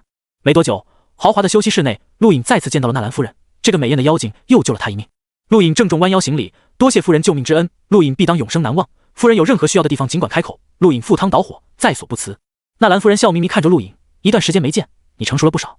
经历过托福星生死劫，陆隐目光比以前更深邃了，神色也沧桑了一些，连续2次差点死掉，是个人都会有改变。曾几何时，很多事都在他掌握中，包括地球进化等等，他都可以掌握一切。但之前短短1个月的经历，却让他无论是思想还是实力都发生蜕变。你救过我的命，这次我救了你，算扯平了。纳兰夫人笑道，说着给陆隐倒了杯酒，递过去。陆颖接过，再次闻到了妖精身上惑人心神的香味，很好闻，他喜欢，但这种香气容易让人麻木，救命之恩，陆颖绝不敢忘。纳兰夫人抿嘴一笑，目光打量着陆颖，同样是严肃的表情。上次的你跟这次的你完全不同，看来你经历了不少事。陆颖笑了笑，人总要经历一些事。对了，夫人，您知道距离10院大比还有多久吗？纳兰夫人指了指不远处光幕，已经开始了。陆颖大惊，急忙看向光幕，出现在眼中的是一片狭窄却幽深的山谷，而在山谷两侧有很多人，都是学生。夫人，这是闯3院，你应该知道。纳兰夫人道。陆颖无奈，苦涩一笑，他当然知道。随即抽取3座学院，排名高的学院可指定排名低的学院一人和他共同镇守山谷，必须拦截半数妄图通过山谷的学生才算合格，否则3座学院全部淘汰。这么说，10院大比确实已经开始了，自己赶不及了。没想到居然错过了10院大比，陆颖无奈。纳兰夫人浅笑，你没有错过，你是第10院种子选手，3天内都没有你出场的份，而3天后我们就到达第10院了。陆颖惊讶，我是种子？纳兰夫人笑了笑，你是首席，自然是种子。陆颖奇怪，第10院还有大炮跟小炮，他们2个才应该是种子，怎么会轮到自己？等等，夫人，您刚刚说到达第10院，您要去第10院？不是我要去，而是他要去。纳兰夫人指了指陆颖身后，恰巧门再次打开，背负长剑的少女步入，与陆颖对视。陆颖惊讶，少女眼中仿佛闪烁剑光，这个女人不一般。少女对陆颖没兴趣，自顾自坐到光幕前，平静看着。陆颖，我给你介绍，她是星空第7院首席刘晓云，跟你一样是种子选手。纳兰夫人介绍道。陆颖诧异，第7院首席，界主？因为某些原因，他错过了大比时机，所以要借用你们第10院界玉山进入往生界，往生界正是大比之地。纳兰夫人解释。陆颖目光发亮，这么说我还可以参加大比？当然，纳兰夫人笑道。这时光幕中的山谷内出现3人，最前方站着一个目光傲气的男子，赫然是白夜一族，黑白色头发太显眼。而在白夜一族男子身后不远处站着一个年纪略大的学生，最后面站着银。陆颖惊讶，第10院被抽中了。第一个是第3院赤练白夜，第2个是第7院戴傲，第3个就是你们第10院的银。你们第10院运气很好，上次10院大比你们也被抽中了，导致另外2个战院全部淘汰。纳兰夫人介绍道。其中就有我们第7院安静看光幕的刘晓云突然开口。陆颖有些尴尬，关他什么事？他又不在。不过这次应该不用担心，赤练白夜一个人就够了。刘晓云淡淡道。陆颖疑惑，赤练白夜很厉害的样子。赤练白夜是第3院排行前5的学生之一，也是不死界狱主之一，擅长群攻，无论多少人出手，只要无法胜过他，他都可以拦下来。刘晓云淡淡道。闯3院学生只能防御，不能还手，不能使用天赋，不能使用战技，在这种情况下，赤练白夜的优势会被无限放大，所以他才随意选择了7院和10院共同镇守3谷的学生。纳兰夫人也道。银就是被随便选择的人，换句话说，在赤练白夜眼中，有没有后面2人都无所谓。陆颖眼睛眯起，望着巨大光幕，说话间，比赛正式开始。随着一声巨响，山谷最北方除3院外，所有参赛学生齐齐冲出，只要越过山谷，就可成功进入抽签比赛环节，那是扬名宇宙的机会，不管是因为实力还是运气，哪怕只能露一次脸，都可以炫耀一辈子。为了这个机会，所有学生都会拼命。望着冲入山谷的众多学生，赤练白夜不屑，缓缓下蹲，双掌震动，心能突然冲天起，令虚空波动了一下，随之而来的是自大地生长而出的绿色海藻，整片山谷霎时间飘满了绿色。陆颖睁大眼睛，这是天赋，赤练白夜的天赋。这些海藻一看就有剧毒，怪不得擅长群攻。10院参赛学生大约有1000人，这还是被控制的结果，否则所有学生都会选择参赛。第3院、第7院和第10院因为有学生要镇守山谷，被排除在外。如今冲入山谷的学生大概700多人，一人面对700多名星空战院学生，压力可想而知。但赤练白夜面色平淡，体表浮现出2文战气。狱主拥有2文战气并不意外，但在毒藻笼罩的山谷内，这一幕就让很多学生绝望。首先接触毒藻的10多名学生直接瘫软在地，随后逐渐消失，他们直接死亡。所有学生想要冲破山谷，第一个面对的就是剧毒。光幕前，宇宙无数人看着这一幕，感受到了剧毒的可怕。同样，赤练白夜之名立刻被无数人知晓，他一人足以解决近半学生。山谷最后方，银斜靠在山壁旁，面色轻松，脸上依然带着狐狸般的笑容。不知道星空战院如何办到的，能将往生界发生的事以视频的形式传播出去。在看到银笑容的一刻，陆颖眉毛一扬，他有奇怪的预感，这家伙或者说新人类联盟不会要搞事情吧？突然的，光幕内山谷画面一变，漫天蓝色冻结毒藻，放眼望去，蓝色取代了绿色。刘晓云面色一变，这是强行以星能模拟寒冰，甚至连颜色都改变了，强者出手了。山谷内，赤练白夜同样面色一变，望向远方，愤怒咬牙，杀！第4院强者杀到冰域狱主，同时也是赢进入杀道后投靠的人。你想放这些人过去，直接淘汰我们第3院，不可能！赤练白夜大怒，腾空而起，双掌下压，花雨一声低吼，原本被冰封的毒藻同时震动，妄图破开冰层，攻向所有学生。众多学生不会等着他攻击，都以最快的速度冲向山谷后方。之前因为赤练白夜出手，已经淘汰了近100名学生，不过此刻他却被煞缠住。更重要的是，一头庞然大物突兀出现，笼罩小半个山谷，正好腾空，将赤练白夜与下方学生隔离开。山谷外观战的众多学生惊呼：是龙泽，大为网龙一族的强者，第4院狱主之一。第4院看来想拼尽全力保大半学生过关，以此淘汰第3院，驱除一个对手。山谷南方有一座高峰，凌驾珠峰之上，上面有10个位置，这里是10院种子选手所在，种子选手代表着首席，这是惯例。此刻除了第1个位置、第7个位置和第10个位置，其余位置都有人。第3个位置上坐着一名女子，黑白色长发在微风下飘动，美丽的容貌被半边发丝遮掩，只露出一双紫色瞳孔，她正是第3院首席不死界界主岩青叶王。望着眼前光幕，岩青叶王紫色冷眸瞥向一旁，这是你的主意？距离岩青叶王不远处第4个位置上坐着一名男子，头发为红色，神色冰冷，体表也隐约有红色浮现，他正是第4院首席杀道界主血流云。听了岩青叶王的话，血流云一言不发，比任何人都冷漠，只是双目瞳孔泛起了猩红色。岩青叶王皱起眉头，还没说话，更远处狂妄大笑，白夜女人，这么多年了你还不了解老血，他像那种人吗？很明显是下面人背着他干的。岩青叶王冷哼，人是会变的，第4院想取代我第3院不是秘密，不过第7院就得跟着倒霉了。血流云目光睁大了一丝，发出嘶哑的声音，我会让龙泽付出代价，不过另一个人我不熟。你说啥？这个人确实不太合群。狂妄道。岩青叶王不再说话，血流云意思很明显，不是他指使的，大为网龙太傲慢了，居然敢背着界主做事，真以为在人类星域立足了，不过是边缘岩蓝流界一个背叛星空巨兽星域的种族而已。山谷最北方，漫天毒藻终于破，冰封降落下来，攻向众多学生，然而大半被龙泽庞大的身体阻挡，大为网龙身体巨大，还拥有极速，虽然不能主动攻击赤炼白夜，但防御还是做得到的。下一刻，蓝色冰封再度蔓延，越过大虚网龙遮蔽天空，这一次直接将赤炼白夜隔绝在高空外。岩青叶王脸色很不好，这个蠢货。山谷中段，第7院学生脸色肃穆，原以为很轻松，但没想到赤炼白夜被人针对了，第4院全力出手，即便白夜一族强者都无可奈何。他可以听到赤炼白夜愤怒的咆哮，但却很难破开2位同级狱主的防御。飞船上，刘晓云脸色很不好，闯3院很少出现这种情况，10院大比讲究的是公平，闯3院不过是为了淘汰不够资格参与抽签大比的学生而已，很少有故意想淘汰镇守3院的情况，这会引起矛盾。上一次因为10院学生太差，才连累另外2院，如今赤炼白夜都出手了，竟被大半学生突破，闯3院等于成功一半。小云，你们第7院那个学生怎么样？纳兰夫人问道。刘晓云沉声道：戴奥实力很强，论真正战力并不比赤炼白夜差，但他擅长的是单挑，而非群攻。7院有一门战技名为金刚掌，可以让他每一击都发挥全力，还没什么消耗。这种掌法单对单很有优势，但对于群攻优势却不明显。而且戴奥此人不擅长速度。陆隐无奈，不擅长速度等于把此人排除，他能挡住多少？要知道，这些星空战院学生都各有各的绝活，即便狱主想轻易击败他们也没那么容易。这些学生大多是极境、融境都很少。想着，陆隐转头看向山谷最后方，隐依然很轻松斜靠在山壁旁，不过手中多出了一把蝴蝶刀。不管赤炼白夜如何愤怒，他终究被突破了，而且有2名狱主纠缠，他很难追上来。中段，戴奥深吸口气，前方是众多妄图冲破山谷的学生，他目光沉静。当第1名学生踏入100米范围时，戴奥出手，并非刘晓云说的金刚掌，而是重力。当黑色重力降临山谷的一刻，大地碎裂，无数人被震惊了，尤其是第7院，因为戴奥从未展露过重力天赋，而且直接就是100倍重力，极境都很难承受。连刘晓云都不知道戴奥有重力天赋。陆隐瞪大了眼睛，重力没什么消耗的金刚掌，这让他想起一个人，掌无极传界之战中的对手，2人硬拼了23击，最终自己被对方重力碾压内脏而死。看着山谷内纵横的戴奥，陆隐苦笑，亏他当初还以为可以跟此人斗一斗，人家压根没尽全力，或许金刚掌只是他实力的一小部分，怪不得当初重力一出自己就完了。山谷内，戴奥连续击杀7人，第8人却挡住了他的攻击。戴奥惊讶，瞥了一眼，竟然是狱主，他直接掠过，目的是排除半数学生，狱主显然不在此列。第7院学生如果是惊讶，那些闯入山谷内的学生就有种吃屎的感觉了，原以为很好对付，没想到又是一个变态，重力天赋隔绝一方空间，让他们想避都避不开。这个戴奥并不比赤炼白夜好对付。山谷外，可可惊讶，强人真多，佐拉姐，我们真要跟这些人比赛吗？佐拉无奈，这些是最顶级强人，我们不用跟他们对比。米雪儿目光炙热地望着山谷内，这些学生越强，他越有战斗的欲望。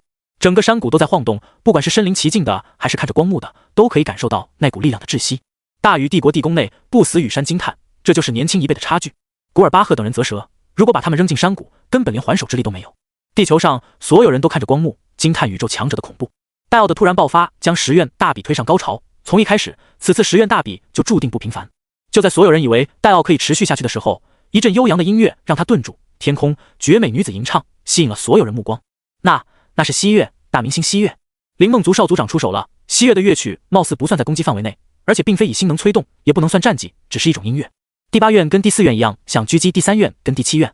西月的曲乐很奇特，尽管没有心能，但迷幻灵躯依然让戴奥在毫不设防的情况下中招，这不是攻击，只是将人拉入欲望的漩涡。一个个学生掠过戴奥，冲向山谷后方，所有人目光兴奋，那里只剩一个第10院学生，那个学院直接被排除了。虽然院报强调过10院学生有强者，但那又如何？真以为可以跟其他战院媲美吗？不可能。西月的曲乐没能困住戴奥多久，戴奥突然睁眼，恰好眼前一名学生妄图掠过，他毫不犹豫金刚掌拍下，那名学生撇嘴抬腿一腿扫出，砰！虚空被震裂，一条空间裂缝顺着天空蔓延，撕裂了山谷。无数人呆滞，竟然撕裂虚空。闯三院中很少有人真正出手，强者都是直接过去，镇守的学生一般不会招惹强者，那样只会拖延时间。戴奥的一次攻击让无数人真正见识到了星空战院顶级强者交战的实力。那名学生很倒霉的被淘汰，因为他的动作涉嫌攻击，相当倒霉。那人也是狱主。戴奥暗道晦气，居然跟一个狱主全力对拼。此刻被淘汰的学生只有100多人，大多死在赤炼白夜的毒枣下，也有部分死在戴奥的攻击中，除了还剩200人没通过戴奥所在地，剩余差不多400人冲向了山谷最后方。情形跟上次10院大比一样，上一次镇守的3院失败，此次在所有人看来同样不例外。一个10院学生哪怕被吹上天又如何？真以为可以挡住那么多人吗？第7院众多学生已经绝望了。延青夜王目光冰寒，最受关注的10院大比，他竟然连出场的资格都没有，那群蠢货！星空飞船上，刘晓云也皱紧眉头，眼中闪过无奈之色。纳兰夫人叹息：“算了，小云，以后有的是机会。”刘晓云无奈：“你们真以为营守不住？”陆隐开口。刘晓云回头冷冷扫了他一眼，根本没兴趣跟他说话。纳兰夫人目光明亮：“陆同学觉得他可以守住？”陆隐耸耸肩：“不清楚，可能吧。新人类联盟到底有多强，陆隐不清楚，但他知道赢绝对不简单。直到现在，那张狐狸笑都没消失。”山谷外，第10院众人也无奈，他们同样不认为赢可以守住。不远处有人议论：“你们看，第10院那混蛋笑得那么可恶，真想把他的脸撕下来踩烂。”是啊，笑得真阴，好瘆人，一看就不是好东西。第10院众人默默退后。山谷内400多学生冲到了最后方，看到依然斜靠在山壁旁的银，目光兴奋。这家伙放弃了吗？更好，免得他们费力。人群中，刘基看到银的刹那突然顿住，是他，那个让他头皮发麻，感觉第10院深不可测的人之一。这个人刘基印象深刻，应该很恐怖。刘基，怎么了？上啊！一旁加斯催促。刘基目光闪烁，没有回答。最前方已经有一批学生冲到银身前，直接掠过他。无数人愤怒，大骂第10院找了个废物出来，人家都被限制了，还不敢出手。山谷外，武大瞪大了眼睛，废物，这个人绝对是强者，虽然只是荣境。一阵风掠过，数名学生越过银，甚至有人骂了句废物。这一瞬，银眼睛完全睁开，一刹那，无法形容的刻骨寒气笼罩四方。所有学生只感觉后背一凉，看到了令他们惊颤的一幕：刚刚越过银的那些学生全都死亡，死得悄无声息，毫无波澜。他们看到的只是一柄闪烁光滑的弧叠刀与那一抹血渍。银杀人的速度有多快？在场那么多学生，唯有狱主级可以看清，大多数学生根本看不清。等看见弧叠刀的一刻，已经死亡。死亡原因只是脖梗处一抹红痕，全身上下再无其他伤痕。不过短短10多秒，地上倒了不下20人，而银站在山谷中央，微笑地看着他们，脸上那抹狐狸笑让人那么觉得那么恐怖。如果说赤炼白夜的攻击绚烂，戴奥的攻击震撼，那么银的攻击就像蜻蜓点水，没有波澜，却最骇人。山谷寂静无声，所有学生呆滞望着银，他一瞬间杀的人超过了赤炼白夜和戴奥，这是个杀人不眨眼的魔头。山谷南方高峰之上，延青夜王目光发亮，有点意思，好快的攻击，一般狱主都达不到，这就是第10院学生的实力吗？很不错。狂妄惊讶，原以为第10院只有那2个留守学生厉害，没想到还有狠角色。我现在期待第10院首席是什么人了。更远处，第8个位置上的男子好奇说道：“他是风上，第8院首席，换道界主，也是加尔恐惧的人之一。”风上说完，瞥了眼一旁，也就是第9个位置，那里坐着一个戴着特大号耳机的男子，摇头晃脑，也不知道在干什么。此人为第9院首席，众道界主刘英。刘英，听见我说话吗？风上大喊。刘英依然在摇头晃脑。风上无语。迎秋风扫落叶般的杀人手法镇住了所有人，包括山谷外那些学生以及10大战院看比赛的导师。他们没想到第10院出了这么个角色。星空飞船内，纳兰夫人惊讶看向陆隐，这个学生很厉害啊。刘晓云也惊讶。陆隐笑道：“当然厉害，连我都不知道他的底。你不是10院首席吗？”纳兰夫人好奇。陆隐失笑：“我这个首席当得莫名其妙，或许是他让给我的。”是吗？纳兰夫人没多问。山谷内，刘基眼皮直跳，他就知道这家伙不简单。银虽然杀人速度极快，但这些学生也是通过血的考验才加入星空战院的，虽然被震撼了一下，但还没到惧怕的程度，毕竟对方只是荣境。很快，众多学生冲出去，银笑眯眯看着这些学生，弧叠刀翻转，随着光华闪过，又有数人死亡，杀人速度太快，而且完全无视对方防御。不过银选择的对象都不是狱主，他还没狂妄到一人拦截所有人。赤炼白夜和戴奥也是一样，对狱主级强者直接掠过。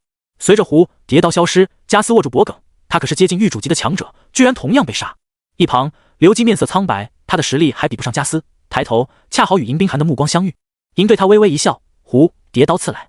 刘基咬牙，双目光华流转，看清了，他利用天赋望穿秋水，看清了弧叠刀的轨迹，但挡不了，身体动不了。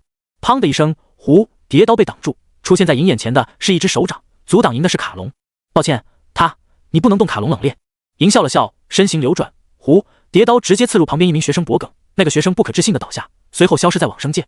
整个山谷后方就像巨大的修罗场，银杀人是艺术，但在外人看来恐怖到了极点。尤其当他的弧叠刀一分为二，二分三的一刻，无数人头皮发麻。那是场域，那家伙领悟了场域。不少人被这一幕震撼了。场域不是人人都可以领悟的，就连卡隆这个天才结语者也只是刚刚领悟。这一刻，众人才知道为什么此人明明是荣境，越级挑战却如砍瓜切菜一般容易。对于领悟了场域的强者来说，越级挑战真的就很简单。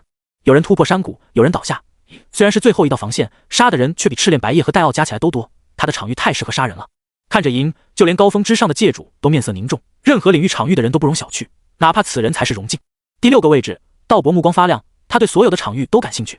山谷南方有10面高大的战鼓，每一面战鼓前都站着一人，正是10大战院选出来撞龙门的学生。而在战鼓后方被划分出了10个场地，此刻已经有学生陆续赶到。最先赶到的数名学生都是试炼界域的域主，实力极强，镇守山谷的3人不会动他们很顺利的到达。只要各自学院所有闯过山谷的学生都到达，即可敲响战鼓。第10院战鼓前方，露露抬头望着光幕，神色惊讶。他没想到一向不显山不露水的银居然这么厉害，场域啊！而且越级挑战那么轻松，这个人的实力绝对不比陆影差，不可能更强。陆影尽管领悟了战气，但也只是初始级，银的场域明显不是刚刚领悟，太恐怖了，怪不得笑得那么恶心。想着，他目光瞥向最远处的战鼓，那是第1院战鼓，战鼓前方同样站着一名女子，格兰蒂尼梅比斯，同样来自梅比斯一族。也许是察觉到露露的目光，格兰蒂尼梅比斯转头对他微微一笑。露露撇撇嘴，扫了眼战鼓前方这些人都是各大战院最顶级强者，甚至可能仅次于界主，因为战鼓很难敲响，至少是域主才能做到。其他人倒没什么，但第5院那人引起了露露注意，不是很强，而是太弱了吧？那个男子给露露一种相当柔弱的感觉，这种人能敲响战鼓，这可是力气活。露露收回目光，不自觉看向旁边。第9院挑选出来的是个死气沉沉的年轻人，脸色苍白，整个人散发寒气。如果闭上眼，露露真以为这是具尸体。星空战院真是什么人都有。山谷中段，戴奥依然阻挡100多名学生，他的重力天赋已经到极限了。这些学生哪怕不还手，一个个也都很厉害，保命手段很多。戴奥目光狰狞，覆盖中段山谷的重力突兀消失，紧接着速度加快，他对自身施展了反重力，增加速度。没有了重力限制，立刻有一部分学生冲过去。这时，天空飘洒着绿色毒藻，赤炼白夜突破了封锁，对整片山谷降下毒藻。毒藻范围太大，威力下降了很多，但配合戴奥跟银的实力，除了部分各大学院排名靠前的强者，其他学生根本无法穿过山谷。20分钟后，当最后一名学生掠过山谷，闯3院结束，最终突破人数为362人，恰好是近半。如果人数再多一些，3院便会被淘汰。严青叶王松口气，还好闯3院只是娱乐项目，否则如果那些域主学生真正出手，即便第3院、第7院跟第10院所有学生加起来也拦不住。一场闯3院，让无数人看到了星空战院学生的强大，不仅是镇守的学生，还有突破的学生。很多人自问绝对突破不了那3人的镇守、毒藻、重力和杀人场域，太过恐怖，就连一些探索境强者都脸色凝重。现在的年轻一辈越来越强大了。星空中，刘晓云松口气，终于还是过了。他看向光幕中的银，此人一脸微笑，但却让人发寒。他才荣境，却凭着场域对极境强者生杀予夺，即便那些极境强者可以还手，能挡得住他的都不多吧。此人一旦突破极境，绝对是界主的有力争夺者。不止刘晓云，山谷最南方高峰上的那些界主同样很在意银。大禹帝国，绝狼眉头紧皱，此人身份神秘，出自大禹帝国，但帝国内对此人的资料竟然少得可怜，而且似乎经过掩盖。此人究竟什么来历？不死羽山个人终端画面上正是银的履历，很正常，很简单，却很神秘。山谷内，赤炼白夜跟戴奥诡异打量着银，这个人真是让人发寒。淘汰的学生中，近半是被他杀的。尽管这里是往生界，但他们却觉得，即便不是往生界，此人杀人也不会有丝毫手软。这是个狂人。银笑得那么灿烂，抬头不知道在看向谁。随着所有参赛学生到达战谷后方的空地，撞龙门开始。第4院所有学生第一个全部到齐。光幕中，全宇宙无数人目光下，一名男子低吼，单掌突然放大数倍，扭曲虚空，脚底产生裂纹，随后一掌拍出，隐约可见一丝空间裂缝顺着虚空向高处蔓延，看得无数人震撼。嘣！一声巨响震天动地，肉眼可见的声浪波纹排山倒海般席卷而出，首当其冲的就是第4院所有参赛学生。这是战鼓洗礼，上古战争，以鼓为先，战鼓响，天地动，唯有承受得住战鼓的气势，才能上战场。10院大比就是战场。4院数十名参赛学生静止不动，声浪席卷而过，即便眼口鼻流血，也依然承受。这一刻，死也不能倒下。声浪掠过4院学生，向着四周蔓延，逐渐将所有参赛学生笼罩在内，包括刚刚到达的3院、7院和10院学生。大地崩裂，碎石逆空而上，随后化为灰尘。这时，又一声巨响传出，来自第1院。在露露目光下，格兰蒂尼梅比斯一拳轰出，没有之前4院男子那般击打出空间裂缝，却同样震撼，因为他用的是纯力量。蹦蹦蹦蹦蹦蹦，一声声巨响令天空肉眼可见扭曲了起来，声浪集中爆发，引起天变。前方闯3院的山谷直接蹦碎，各大战院观看的学生也受到了声浪波及，捂住耳朵，面色痛苦。第10院战谷后方，可可紧咬嘴唇。孟月脸色涨红，羞姿握紧刀柄，一阵阵声浪几乎将他们震晕。露露低喝，抬手一拳轰出，雪白小拳头接触战鼓的一刻，他才了解为什么让他全力出击，因为战鼓太坚韧了，寻常人根本敲不响。蹦！一重重声浪叠加爆发，终于有学生支撑不住倒下。这些学生都是靠运气才越过闯三院，但运气无法保证他们渡过撞龙门。10院大比要的是真正的精英，而非浑水摸鱼。第5院战鼓前方，露露觉得很柔弱的男子抬手，天空水流汇聚，形成圆球。随着时间推移，圆球大小不变，但却令不少人骇然，因为已经凝聚了太多水流，这颗水球的重量非常恐怖。蹦！第5院战鼓巨响，这一声惊天动地，将同时敲响的第9院战鼓声都掩盖了下去，而这一声也让不下20名学生吐血倒地。10院战鼓后方，黑须抬眼看向柔弱男子，此人名叫涂博，跟他一样是3叶草公司的种子，代表着恐怖的天赋。所有战鼓声全部敲响完毕，也在一刹那摧毁了方圆万米，令大地完全粉碎，烟尘漫天，战鼓之上，虚空直接崩裂，似无法承受，形成如同雨点般的裂缝洒落。宇宙无数人呆滞望着，仅仅敲鼓而已，动静至于这么大吗？撕裂虚空，这不是漫步星空强者的专利吗？为什么在这些学生手中好像很轻松？这一刻，观看光幕的古尔巴赫等人才清楚，他们跟宇宙顶尖天才的差距根本不是一个数量级的，比都无法比。温蒂与山当初瞧不上他们是正确的。露露并没有引起多大轰动，因为他的来历太明显了，梅比斯一族，天生恐怖强族，不管放在哪里都是绝对的天才，远没有银带给旁人那般震撼。此刻5大目光早已转移，看向了南方，那里有10根100米古香矗立，这种古香很难点燃，并非材质，而是因为这种古香缠绕着远古先辈的战意，这种战意说不清道不明，类似场域，寻常人根本无法接近。看似点香很简单，实际上这才是最难的一关。10院大比历史上也曾有战院未能点香成功而被淘汰，而且不在少数，所以一般够资格点香者皆为10院绝对强者。其他战院都有底蕴，唯独第10院，派谁去？谁能点香？或许唯有大炮跟小炮才可以，但那2人也只能说勉强。战力有时并不代表可以点香成功，那2人的心性会让成功几率大大降低。点香，敬先辈，需要虔诚。随着声波消散，天空恢复平静，光幕调转，无数人将目光转向了那10根矗立的古香处，还有距离古香1000米之外那10道人影。历届大比点香者几乎都是最后挑战各院首席的人，他们才是所有人最关注的。10道人影静静站立在古香前方，1000米之外的古香就是对他们的考验。无数人目光看向第1院，古香前方站着一名女子，样貌被面纱遮挡，看不见，但气质清冷，隐有古韵缠绕，没人敢小看。第1院已经在这个位置上待了很多年，他们拥有最顶级的妖孽鬼才。众人目光看向第2院，那里站着一名手持长剑的男子，不少人认出此人名为刘唐，剑宗弟子，虽不是狱主，却绝不比任何狱主差，甚至更强。不用多介绍，剑宗2字已经代表了一切。第3院派出的是白叶族人，第4院也一样，白叶族代表了强，众人连询问一句的意向都没有，因为白叶族的强大深入人心。第5院派出了一名狱主，样貌温和，眼带笑意，神色平静，不少人也认识他，夏夜，天道机械种狱主。虽然不少人知道他，但真正了解他实力的几乎没有。不过在这一刻，他能站在这里，证明绝对很强。第6院是个陌生人，10大战院很多强者不显山不露水，或许唯有界主才知道他们的强大。第7院和第8院都派出了陌生强者，让人无法捉摸，但能在敬先辈的环节被派出，这些人大比后绝对名扬星空。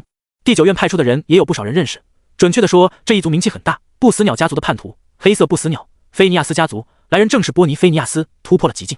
第5院战鼓后方，数十名参赛者中，哈特菲尼克斯目光炙热，嘴角弯起，他九死一生参与家族试炼，终于蜕变成功。他要在10院大比上亲手撕了录影跟这个叛徒，让所有人再次认识到何为不死鸟的辉煌。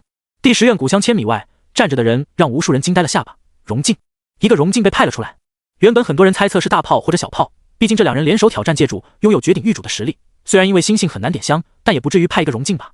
没错，第10院派出的正是夏洛，他一脸淡笑的站着，承受宇宙无数人质疑和诡异的目光，神色未变丝毫，甚至很轻松。5大目光兴奋，就是这个人可以轻易化解乌罗全力一击，肯定不简单，甚至可能也领悟了场域，还是解狱者。一旦点香成功，必定震撼10大战院，这可是历史上第一个荣静点香成功的人啊！快点吧，一定要成功啊！星空中，纳兰夫人也愣了一下，转头看向陆颖：“你们第10院够大胆的。”陆颖笑道：“他可是很厉害的。”“多厉害？跟那个鹰一样？”纳兰夫人好奇，他已经被第10院成功勾起了好奇心，这个被驱逐的战院很有意思。陆颖点头，具体多强我不清楚，他也没显露过。刘晓云淡漠道：“看来你真如传闻猜测的那样，只是第10院捧出来的幌子。”纳兰夫人低喝：“小云，不得无礼。”陆颖笑了笑，也不在意。这时船长通告：“夫人即将到达第10院。”陆颖跟刘晓云目光一亮，终于轮到他们出场了。大禹帝国，火青山跟绝狼对视，这个下落同样是帝国走出去的，跟鹰一样。帝国什么时候这么厉害了？闯三院、撞龙门还有敬先辈，竟都来自大禹帝国，就连种子选手都是陆颖，这有点太怪异了。想到这些，2人不禁望向地宫。当初夏洛考进第10院，太子多兰羽山查他的来历，竟被告知没有权限，或许唯有陛下一人知道夏洛的来历。不死羽山看着个人终端，上面是夏洛的来历，不过只有2个字：绝密。他也没有权限探查，因为夏洛的身份，整个外宇宙都保密。看来这几年帝国走出了不得了的人啊！不死羽山揉了揉脑袋感慨。往生界，随着高峰之上各院首席起身，进仙辈正式开始。10人同时抬脚接近古香。古香的秘密已经不是秘密，这种类似场域的范围压制早已传播开。不过即便知道，众人第一次经历还是颇为吃惊。步入古香范围，刘唐目光凛冽，他看到了无数剑气撕裂星空，这是远古仙辈的战意。一柄柄长剑破开虚空斩向他，他一步步向前走去，面朝死亡，巍然不变。越接近古香，众人压力越大，来自远古仙辈的战意越强盛。这时，众人已经看出了差距。第1院那个女子，第2院刘唐，第3院白夜族的人，第5院夏夜，还有第10院夏洛5人依然稳步向前，其他几人或多或少停顿了一下。夏洛的表现让不少人惊叹，以融境实力走到这一步，着实不容易。尹此刻正好慢悠悠走出山谷，望着高空光幕，嘴角弯起更大的弧度。你也忍不住了，有些人天生是蝼蚁，而有些人注定不平凡。你跟我究竟是不是同一类人？让我看清楚。千米古香距离却如同天折，当下洛几人距离古香不足100米的一刻都停下了。战意在咆哮，远古的仙辈阴魂让他们看到了不一样的东西。这一刻，就连第1院的女子都停了下来，目光震撼望着高空，看着别人看不到的景象。与此同时，纳兰家族飞船进入第10院空间站，随着舱门打开，陆颖率先走下，其后是刘晓云。除了他们2人，其余人不得进入。姑姑，我先走了。刘晓云打了声招呼。陆颖再次感谢纳兰夫人。纳兰夫人微笑看着陆颖，不知道为什么，我总觉得你能让我大吃一惊。希望吧。陆颖笑了笑，见刘晓云目光扫来，知道他着急，立刻走向传送装置。很快，2人来到界域入口，看到了界域导师。界域导师没有多问，让陆颖跟刘晓云顺利进入界域山。刘晓云一句话都没多说，直接腾飞向界域山最高处。他是第7院界主，一直都在最高峰。陆颖失效，是不是强者都这么傲？他目光忽然炙热了起来，不知道当这份傲气被打掉会如何。界主的实力，他很期待。第1院的女子率先动了，继续朝着古香走去，紧随其后的是刘唐，紧接着其他人也陆续来到100米处，随后并没有停留多久，一步步坚定地朝着古香走去。战役并没有实质的伤害，只能乱人心神，考验的既是实力也是心性。10大战院派出的学生虽然有差距，但差距并不大，尤其夏洛在100米处待的时间最长，已经跟其他战院的人同步。此刻往生界一座森林内，陆颖出现，打量四周，看到远处有人影掠向东方，他身形一闪，出现在人影身前，吓了那人一跳。同学，请问10院大比场地在哪？陆颖问道。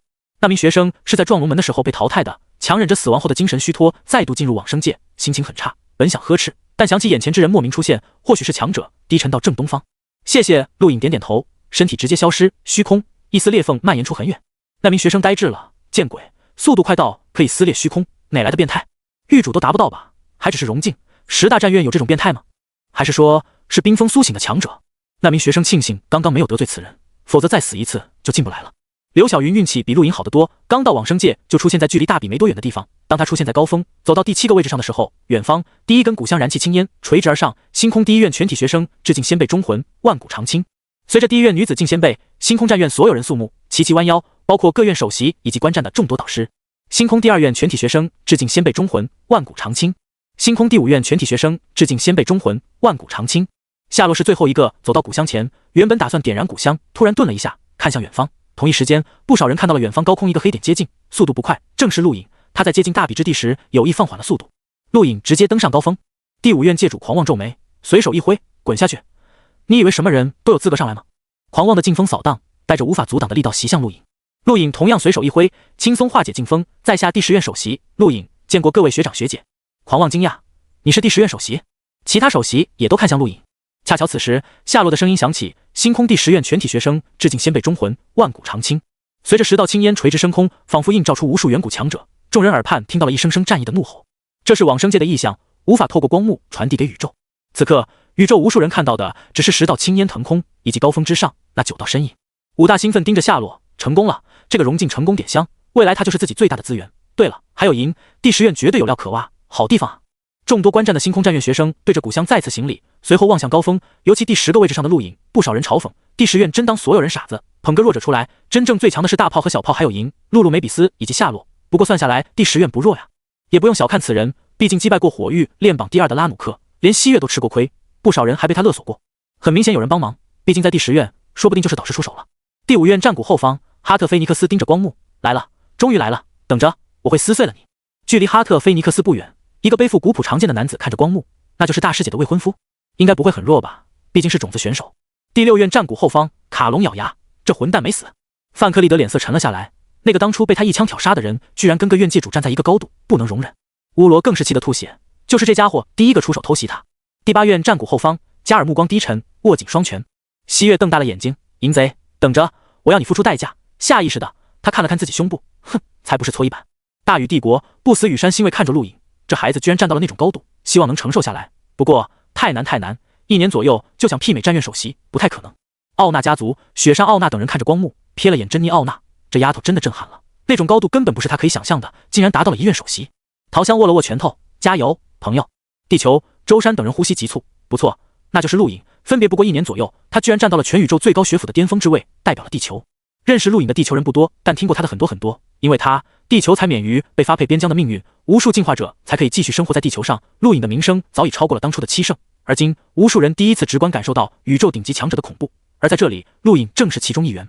广袤的大陆之上，天空之城边缘，温蒂羽山目光看着光幕，不知道在想什么。闯3院淘汰了半数人，还剩362人，加上第3院、第7院和第10院的参赛学生，一共有598人。不过因为撞龙门再度淘汰了100多人，还剩434人。10院大比抽签决战就要在这434人中决出。古香化为青烟消失，所有人目光转移向南方。10大战院首席高峰之下，有一片巨大的平原，天空一缕劲风化为无数气劲切割平原，将广袤的平原切割为了217座擂台，每座擂台四周都有看不见的劲风阻挡，防止攻击波及到其他擂台。抽签大比就在此地，而不远处的高峰正是他们的目标。10大战院首席，10院首席代表着试炼界域的界主，代表着星空战院学生会，更是代表着10绝评议会，拥有直接向10绝评议会提交议题的资格。10绝评议会是囊括全宇宙的强大组织，不管是任何人、任何势力，亦或是任何一方地域，名义上年轻一辈都在10绝评议会管辖范围，不仅拥有评审、裁决的权利，甚至拥有直属军队，是自从素体诀开创之后人类最大的变化。无数人梦想着加入10绝评议会，跟随那10个伟大人物开创人类新篇章，而星空战院学生会距离10绝很近。星空战院学生近万，隐藏的强者不计其数，所有人都在等待这一刻的降临，在万众瞩目之下击败首席，进入10绝视线，成为名扬宇宙的年轻强者。就在众人期待中，所有参赛者眼前自动出现变幻的数字，不停闪烁，最终停止。将手放在数字上，天空传出巨大声音。所有参赛者抬手触碰到了数字，眼前场景变换，434人突兀出现在擂台之上，每个擂台2人，将所有参赛者全部划分好，除了高峰之上的首席，其余所有参赛者都看到了自己的对手，令对手死亡算胜。巨大声音再次传出，所有人都狂热地看着擂台平原，那些不可一世的狱主、兽魂队强者、隐藏的高手、冰封的奇才都会在这里完全暴露。在这一刻，没人可以隐藏实力。目前这里是全宇宙最耀眼的舞台。随着一声大喝，217座擂台战斗同时开始，光幕上所有人都可以看清所有擂台。战斗开始的很快，结束的也很快，有些人差距太大。在试炼界域，所有人手背上都有学院记号。马罗感觉自己很幸运，居然碰到第10院的荣进学生，一看就是刚加入学院不久。虽然外表有点唬人，但宇宙中奇怪的人太多了，不代表强。第10院只有院报上重点报道的那几人厉害些，其他人应该都是充数的。站在马罗对面的是黑须，他很平静，一头几乎吞噬光线的黑发确实很唬人，因为这点吸引了不少人目光。但很快众人目光便被转移开，因为距离他们擂台没多远，正上演足以吸引无数人的战斗。一人是第4院进先辈的白夜族青年，对手同样是一个青年，看上去很普通，但就是此人竟躲过了白夜族男子数次攻击。白夜族男子名叫天空白夜，是第4院排名前5的强者，也是杀道狱主之一。这种人除非遇到同级强者，否则对任何人都应该是秒杀，但他却僵持了。而与他交战的年轻人很陌生，并非星空战院老生，而是近段时间才加入第3院的人。10院大比全宇宙播放的消息吸引了无数妖孽奇才，那个青年就是加入的人之一，但却无人认识他。蹦！一阵气浪，天空白夜攻击覆盖整座擂台，擂台之上空气崩裂，甚至扭曲了空间，直至被擂台边缘的无形气浪阻挡。这一击绝对可以打到那个年轻人，但随着烟尘散尽，那个表情死板的年轻人依然站得好好的，似乎不受影响。天空白夜目光一缩，不可能。与此同时，远处一座擂台上，范克利德握紧长枪，望着越来越近的漩涡，他的攻击毫无用处，战气被轻易粉碎。漩涡之中站着绝美的月仙子，这就是你在黑水湖传承的战姐。范克利德声音嘶哑，还有一丝不可置信。月仙子神色清冷，美丽双眸看着范克利德，消失吧。说着，他头顶隐约出现一轮冷月，令范克利德身体冰寒，漩涡将他直接吞噬。第1名狱主败亡，震动了所有星空战院学生。狱主是仅次于界主的强者，每一院也只有数人，即便再差也足以排入各大战院前10，而今却被轻易抹杀。这一届10院大比不寻常，所有人都知道，但没想到立刻就有狱主败亡，来自寒月宗的月仙子，此女同样是近期才加入星空战院的。马罗败了，败得莫名其妙，却震动了他的心，因为他被一抹虚空撕裂粉碎。那个第10院男子竟可以轻易撕裂虚空，太不可思议了。第10院隐藏得太深，黑须胜了，修兹却败了。无论他如何努力，却依然无法在这段时间领悟战气。他的战斗经验是很足，但碰到狱主级强者，只能被轻易碾压。他很倒霉，碰到了狱主。不止修兹，佐拉还有赵一龙都败了，败得毫无悬念。能闯到这里的学生都很强，虽然不如他们单独接受导师数个月的教导，但也就数个月，不足以弥补跟天才极境强者的差距。99分的努力，有时候就差那一分天赋。一座擂台上，可可不停逃跑，一个男子拿着剑不停地追，已经追了有一会了。这一幕同样吸引不少人注意，很多人被可可的可爱吸引。这丫头是来比赛的。你别跑了，这是打架，不是赛跑。男子喘着粗气，无奈望着可可。可可憋了憋嘴，我不会打架。男子无语，那你就认输吧。不能认输，要么胜，要么死亡。那就死亡，反正你也赢不了我。不行，我怕疼，我会很轻的。我怕。乖，让我捅一下就好。很疼的。旁边几座擂台上原本正在战斗的几组人怪异看着这一幕，这些话在这里说真的合适吗？高峰上，刘晓云怪异扫了眼陆颖，你们第10院的人很有个性。陆颖尴尬，可可还小，不过他很彪悍。彪悍？狂妄怪异，哪里彪悍？陆颖指着下面，天赋彪悍。狂妄望向下面，眼睛立刻瞪得老大，那是什么玩意？针筒？不止他，刘晓云还有数名首席都被吸引，乃至更多的人被可可吸引。这丫头怀里抱着巨大针筒，针尖对准了要攻击她的男子，小脸鼓了起来，来吧，互相捅。男子呆滞，这什么玩意？咻的一声，男子还没反应过来，针尖已经刺入他身体。可可眼睛瞪得大大的，随后赶紧道歉，对不起，我不知道你速度那么慢，明明刚刚还追我的，对不起。男子脸皮直抽，无奈看着可可，他感觉自己一世英名就毁在这丫头手上了，被针捅死，他也算历史第1人了吧？他似乎看到全宇宙无数鄙夷的目光，他真的想死。随着男子身体消失，可可拍了拍胸口，呼出口气，抬头对着高峰甜甜一笑。陆颖笑了，这丫头很可爱。可可的胜利出乎预料，此时大比中已经有很多人被淘汰，最震撼的莫过于天空白夜的战斗，无论他怎么出手，对面青年就是可以躲掉，身体反应几乎变态。越看有些人越感觉不对劲，奇怪，白夜族战绩很强，但那个人躲得太顺畅了，好像身体本能可以躲掉，这种反应能力怎么那么熟悉？好像听说过。突然有人大喊，乱神山，是乱神山。无数人惊悚，齐齐望向那个青年。此刻他轻松躲避了天空白夜一指，突然抬手一把抓向天空白夜，这一击并不快，但天空白夜却未能躲掉，被男子抓住。下一瞬，天空白夜整个身体被砸入地底，擂台顷刻粉碎，陷入地底不知道多深，一口血喷出。天空白夜瞳孔忽大忽小，紧接着又是一股巨力，差点将他洞穿。然而还没结束，他只感觉眼前看到了一抹黑影，下一刻力气流失，眼前一片黑暗。再睁眼，他已经出现在了第4院界域山。天空白夜怒吼，他只是失误了一瞬间就被击败。那个人是乱神山的，那种可以打乱对手呼吸节奏、近乎变态的本能防御，绝对是乱神山无疑。那群疯子！擂台平原外，武大激动的难以呼吸。乱神山，太好了，又有卖点了。那可是乱神山，那宇宙黑暗主宰之一啊！第10院空间站，飞船内，纳兰夫人目光闪烁，连乱神山都有人出现。10院大比确实吸引了相当一批妖孽。宇宙中无数人迷茫，他们不明白天空白夜是怎么被抓住的，又为什么被轻易格杀，感觉像是假的一样。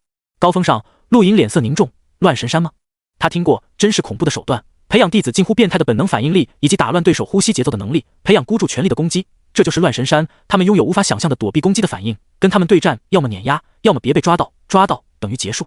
那宇宙8个最大的流界中，有一个流界名为混乱流界，那场充斥着宇宙的黑暗面，乱神山就是混乱流界的霸主之一。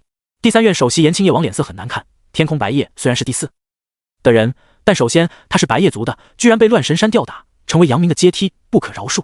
第4院首席血流云还是那么淡漠，只是瞳孔盯上了乱神山那个人，那个人名为苍石。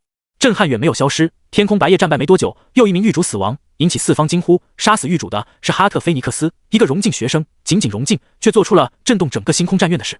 菲尼克斯，我记得十绝之中也有一位大人是菲尼克斯，有人惊呼，立刻被旁人阻止。你想死啊？十绝的名讳不能提，那是至高无上的。哈特经过蜕变，变得让人不认识。他抬头望向高峰，脸上的狂傲不加掩饰。他的哥哥从来都是越级挑战，甚至在荣境跟探索境强者交战，击败极境狱主而已，还没到他的极限。他已经突破了不死鸟，成为另一种生命。他的目标是界主，陆颖已经不够格了。很多人都知道此次10院大比会吸引强者出现，但没想到抽签决战第1轮就有数名狱主被淘汰，那可是狱主。一般而言，之前历届10院大比，狱主都可以打到第3轮，直至碰到界主才会淘汰，而此次竟然第1轮就被淘汰数名之多，几乎不可思议。这时，冲天烈焰席卷高空，甚至改变了天地温度。无数人目光看去，看到一名男子屹立高空，冷傲俯视下方，火焰在四周咆哮。这不是以心能模拟出来的火焰，是真正的火焰，伴随着黑色，产生扭曲虚空，灼烧出空间裂缝的高温。下方擂台上，一名女子跪地，恐惧抬头。男子狂笑，再次升高，直至与不远处高峰齐平，与各大战院首席齐平。峰上，这么多年没见，没想到你成界主了。此话震动无数人。高峰上，第8院首席峰上诧异望着男子，你是？男子大笑，老朋友了，真不记得了。当初还是我将你化为灰烬，这么多年会说话了吗？光幕前，无数人呆呆望着这一幕。峰上脸色突然冷了下来，记起来了，阿里卡，原来是你。终于想起来了，没想到当初个性冲动的小学弟居然成了界主，你可真有本事。阿里卡怪笑，风尚脸色冰冷，当初你跟内鲁大哥争夺界主之位战败，竟然偷袭，多年不见，你能重新加入战院，看来被冰封了骨灵。阿丽卡眼睛眯起，闪过刻骨寒意，以前的事不用提了，这次我破冰而出，就是为了洗刷当年的耻辱。内鲁已经死在了星域边境战场，就由你替他偿还欠我的一切。说完，一掌拍下，虚空火焰化为黑色掌印，覆盖整个擂台。轰的一声，那名与阿丽卡对战的女子消失，擂台也消失了一块。无数人震惊，此人竟然跟第8院上届界主争夺过，又是一个冰封的奇才。风尚脸色低沉，望着被焚毁的擂台，脑中出现当年自己刚刚加入星空战院时看到的那场战斗。正因为那场战斗，让他对力量形成了新的认知，此人就是那场战斗的主角之一。好厉害的掌法！陆隐赞叹，此人攻击路数怎么跟火域的人差不多？风尚淡淡道，他就是火域强者，加尔之前的火域练榜第一。原来如此，怪不得那么欠揍。陆隐喃喃道。一旁第9院首席刘英摘下耳机，迷茫，好热，发生什么事了？陆隐怪异瞥了他一眼，这家伙真是首席。第1轮抽签战淘汰了半数人，还剩217人晋级。擂台平原再次变化，此次之前217座擂台分割成了更大的擂台，只有108座。每个参赛者身前再次出现数字，所有人不用提醒，抬手轻点，眼前变幻都出现在了对战的擂台上。这其中一个矮小男子愣愣站在原地，目光迷茫。那个导师，我呢？矮小男子抬头问。你晋级了！巨大的声音吓了众人一跳。矮小男子狂喜，两两一战，确实有一人可以晋级，他太好运了。可羡慕地看了他一眼，随后看向前方，都快哭了。身前站着个肌肉男，足有3米高，4方脸，一看就不好惹。他怎么碰到这种人？休息3个小时，3个小时后，大比开始巨大的声音再次响彻，擂台中间同时出现一道劲风，将两人隔开。休息不只是为了参赛学生，也是为了观战的无数人考虑，不适合那么快结束10院大比。从闯3院到抽签第1轮战结束，过了去1天时间，而10院大比至少需要持续3天，也就是说，接下来每一场抽签战后都会休息一段时间，而且时间越来越长。陆隐坐在高峰第10个位置上，不得不说，从这里看下去有种优越感。所有学生都想抢这个位置，不是没道理的。比赛暂时停止，光幕前，无数人把目光放到了10院首席身上，他们才是明面上最强的10个人。除了第1院首席未到，其余9人被所有人关注着，其他人倒也罢了，唯有陆隐，看他的人最多，因为他是唯一一个荣进。第10院善于创造奇迹，这是目前很多人的想法。隐守住了山谷最后一道，陆路敲响战鼓，下落点燃鼓香，这些都应该是极境强者才能做到的。而第10院派出的都是荣进，不过即便再怎么能创造奇迹，也不可能真的有荣进媲美个院首席吧？历史上唯有10绝做到过，此人凭什么？陆隐的身份被层层扒开，毫无亮点。大宇帝国对内宇宙无数人来说，不过是翻掌可毁的弱小势力。至于地球，听都没听过。尽管此刻大宇帝国跟地球无数人在欢呼，但这些人太少了，对宇宙来说就像尘埃。但陆隐做的心安理得，不管别人怎么说，他都不在乎。只是这椅子有点硬。风尚好奇打量着陆隐，陆隐感觉到他的目光，淡笑：“风学长有何指教？”风尚笑道：“我以为我的心已经很大了，没想到还有更大的。学弟，这个位置感觉怎么样？”陆隐点头：“不错，除了椅子有点硬，其他都很好。对了，如果能有点吃的就更好了。”哈哈，有意思。风尚大笑，没有再说话。从陆隐身上，他感觉不到强大之处，要么隐藏得太好，要么真的只是第10院捧出来的幌子。不管怎么说，想凭荣进跟界主并列，除了10绝，无人做到过，此人更不可能。只能说第10院太小心了，唯恐旁人剥夺他们崛起的希望，捧个靶子出来。风尚另一边，刘晓云目光紧盯着一处擂台，那座擂台上坐着一个很年轻的男子，跟陆隐差不多大的样子，盘膝而坐，腿上放着一柄以心能凝聚的生锈的铁剑，就这么默默无闻地坐着。但刘晓云的目光从来没移开过此人，他就是刘少秋。陆隐目光越过风尚几人，看向延青叶王。这些人中，他最好奇的，除了第1院首席，就是这个延青叶王。叶王，白叶王族，此女跟青羽一样，凌驾众多白叶族人之上。他还记得当初进入白叶族传承走廊看到的石碑最上方那个名字，真武叶王。那个人不知道是什么身份。察觉到陆隐目光看着自己，延青叶王扫了一眼，眉头一皱。陆隐收回目光，闭上双眼，呼出口气。延青叶王哼了一声，区区一个垃圾竟跟他同席而坐，可惜当初没能一棍子打死第10院，只是把他们驱逐出了内宇宙。可惜内宇宙文风流界，巨大的星河之流在身后流淌，点缀星空，看上去那么美丽，却蕴含着足以绞杀狩猎境强者的威胁。文风流界之流外侧是由一颗颗星球组成的巨大防护网，延绵不知道多远，这里就是人类星域跟星空巨兽星域的边界之一。一艘超巨大的战争飞船指挥室内站着一个男子，身材消瘦，并不高大，但此人的存在却仿佛散发着无穷魅力，令周边战场所有士兵狂热。他就是水传霄，星域边境战争总帅，被誉为人类史上最具谋略的战争总帅之一。望着10院大比的光幕，水传霄嘴角含着莫名微笑，眼神流淌着令人无法看透的思虑。3个小时很快过去，随着擂台中央气劲消散，意味着第2场战斗开始。此次很多人都有了关注目标，比如风尚一直盯着阿里卡，延青叶王就盯着苍石，还有不少各大战院老牌域主，各自都有支持他们的人群以及势力。加尔面色阴沉，阿里卡的出现让他风光不再，火域将所有资源重新投到阿里卡身上，就连火域传承战绩结火炎剑的容器都转交给了阿里卡，他等于被剥夺一切，他不甘心。望着眼前进攻而来的学生，他压抑的愤怒爆发，双手挥舞奇特的波纹与那名极境学生交错而过，一刹那，极尽学生双目失神，直接倒地死亡。这一幕被不少人看到，尤其是一直关注加尔的拉努克，更是后背一凉。这就是加尔自换道传承到的战绩，诡异莫测，无法捉摸。加尔并非第一个爆发的狱主，阿里卡等人的出现让战院老牌狱主有了危机感，一个个开始爆发。顿时，众多耳熟能详的战绩，强者都暴露了出来，让光幕前无数人欣赏到了视觉盛宴。10院大比的效果开始展露，在很多人看来，星空战院学生都有这么强大，其他星域又怎么样？而且，更多的人也想在如此辉煌的舞台上展现自己。如今，全宇宙网络已经连通了相当一部分，这种辉煌舞台随时都有，彻底激发了无数人的热情。星域边境战争的失败跟10院大比根本扯不上关系，但却被有心人利用，以10院大比招兵。不得不说，这种方法很有效果，至少那些无法考入星空战院的人也会选择当兵，这就够了。何况此次大比更大的目的是振奋人心，挽回败局造成的恶劣影响。在陆颖看来，此次10院大比更像是为了掩盖战败的阴霾。不过无所谓，上层决策有时候身不由己，学生能得到这种舞台也不错。望着高峰下那么多天才争斗，陆颖目光闪烁，他想起了海盗港一幕，想起了托福星上的绝境，这不是他想要的位置。看了眼身侧，10大首席，高峰俯视众生，看似高高在上，但实际上呢，他们也只不过是被某些人玩弄于股掌之中，那些人随时可以剥夺他们的一切，那才是他想要的位置。陆颖笑了笑，想多了，自己目前没有资格想这些。这时，严青叶王脸色突然沉了下来。陆颖看向下方，不少人也看着，灰白叶败了。白叶一族在哪都是焦点，哪怕在第10院也一样。灰白叶自第一场战斗就吸引不少人关注，而今他的战败同样引起惊呼。击败他的是一个女子，看起来很平常，但却挡住了灰白叶的战绩，令灰白叶无计可施，最终战败。星空战院有着太多天才，灰白叶的战败并不奇怪。不过距离灰白叶那座擂台没多远，一具尸体倒下，吸引了陆颖目光。不止陆颖，第6院首席道伯突然起身，紧盯着那里。道伯的动静引起其他人注意，齐齐看向那座擂台。倒下去的尸体是乌罗。陆颖脸色凝重，看着站在乌罗不远处的男子，目光难以置信。秒杀！乌罗被此人一击秒杀，好快的速度！不，与其说速度，不如说根本突破了空间，就好像场域。陆颖目光发亮，对，跟赢的场域很像，好像都是为了杀人而领悟的场域。不少人看着那个人，目光迷茫。此人陌生，却秒杀了乌罗，那可是乌罗狱主级强者。这个人是谁？没有人认识。那个秒杀乌罗的男子就像凭空冒出，乍看很平凡，却做出了雷霆一击。原来是他，没想到他也来了。悦耳的声音在陆颖不远处响起，他转头看去，瞳孔一缩。什么时候？原本空荡荡的第一个位置，此刻坐了一名女子，面带薄纱，跟静仙贝那个女子造型一样，气质轻婉，好像一阵风就可以吹走。但就是此女子，在陆颖毫无察觉的情况下出现，直到开口了才被发现。那个女子就是第1院首席。你认识她？道伯沉声问道。女子淡淡道：克德菲尔，100年前的一个杀手。100年前的人你也认识？风尚诧异。女子转头，星眸般璀璨的瞳孔露出一丝笑意，好像真的星辰在笑，因为她刺杀过彩星女。一句话吓住了所有首席，就连一直摇头晃脑的刘英都愣住了，不可置信望向第1院首席。你说他刺杀过彩星女？刘晓云惊讶。第1院首席点点头，是啊，虽然失败了，但卷宗有记载，没想到他冰封了100年，一出来就加入星空战院，一个杀手暴露在全宇宙的目光下，不知道怎么想的。你们能容许他活着？严青叶王奇怪望向第1院首席。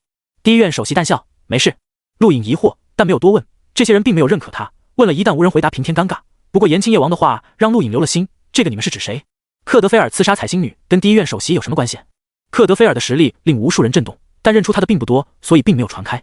很快的，又一场出乎预料的战斗掩盖了克德菲尔，吸引陆颖全部注意。大炮遭遇危机。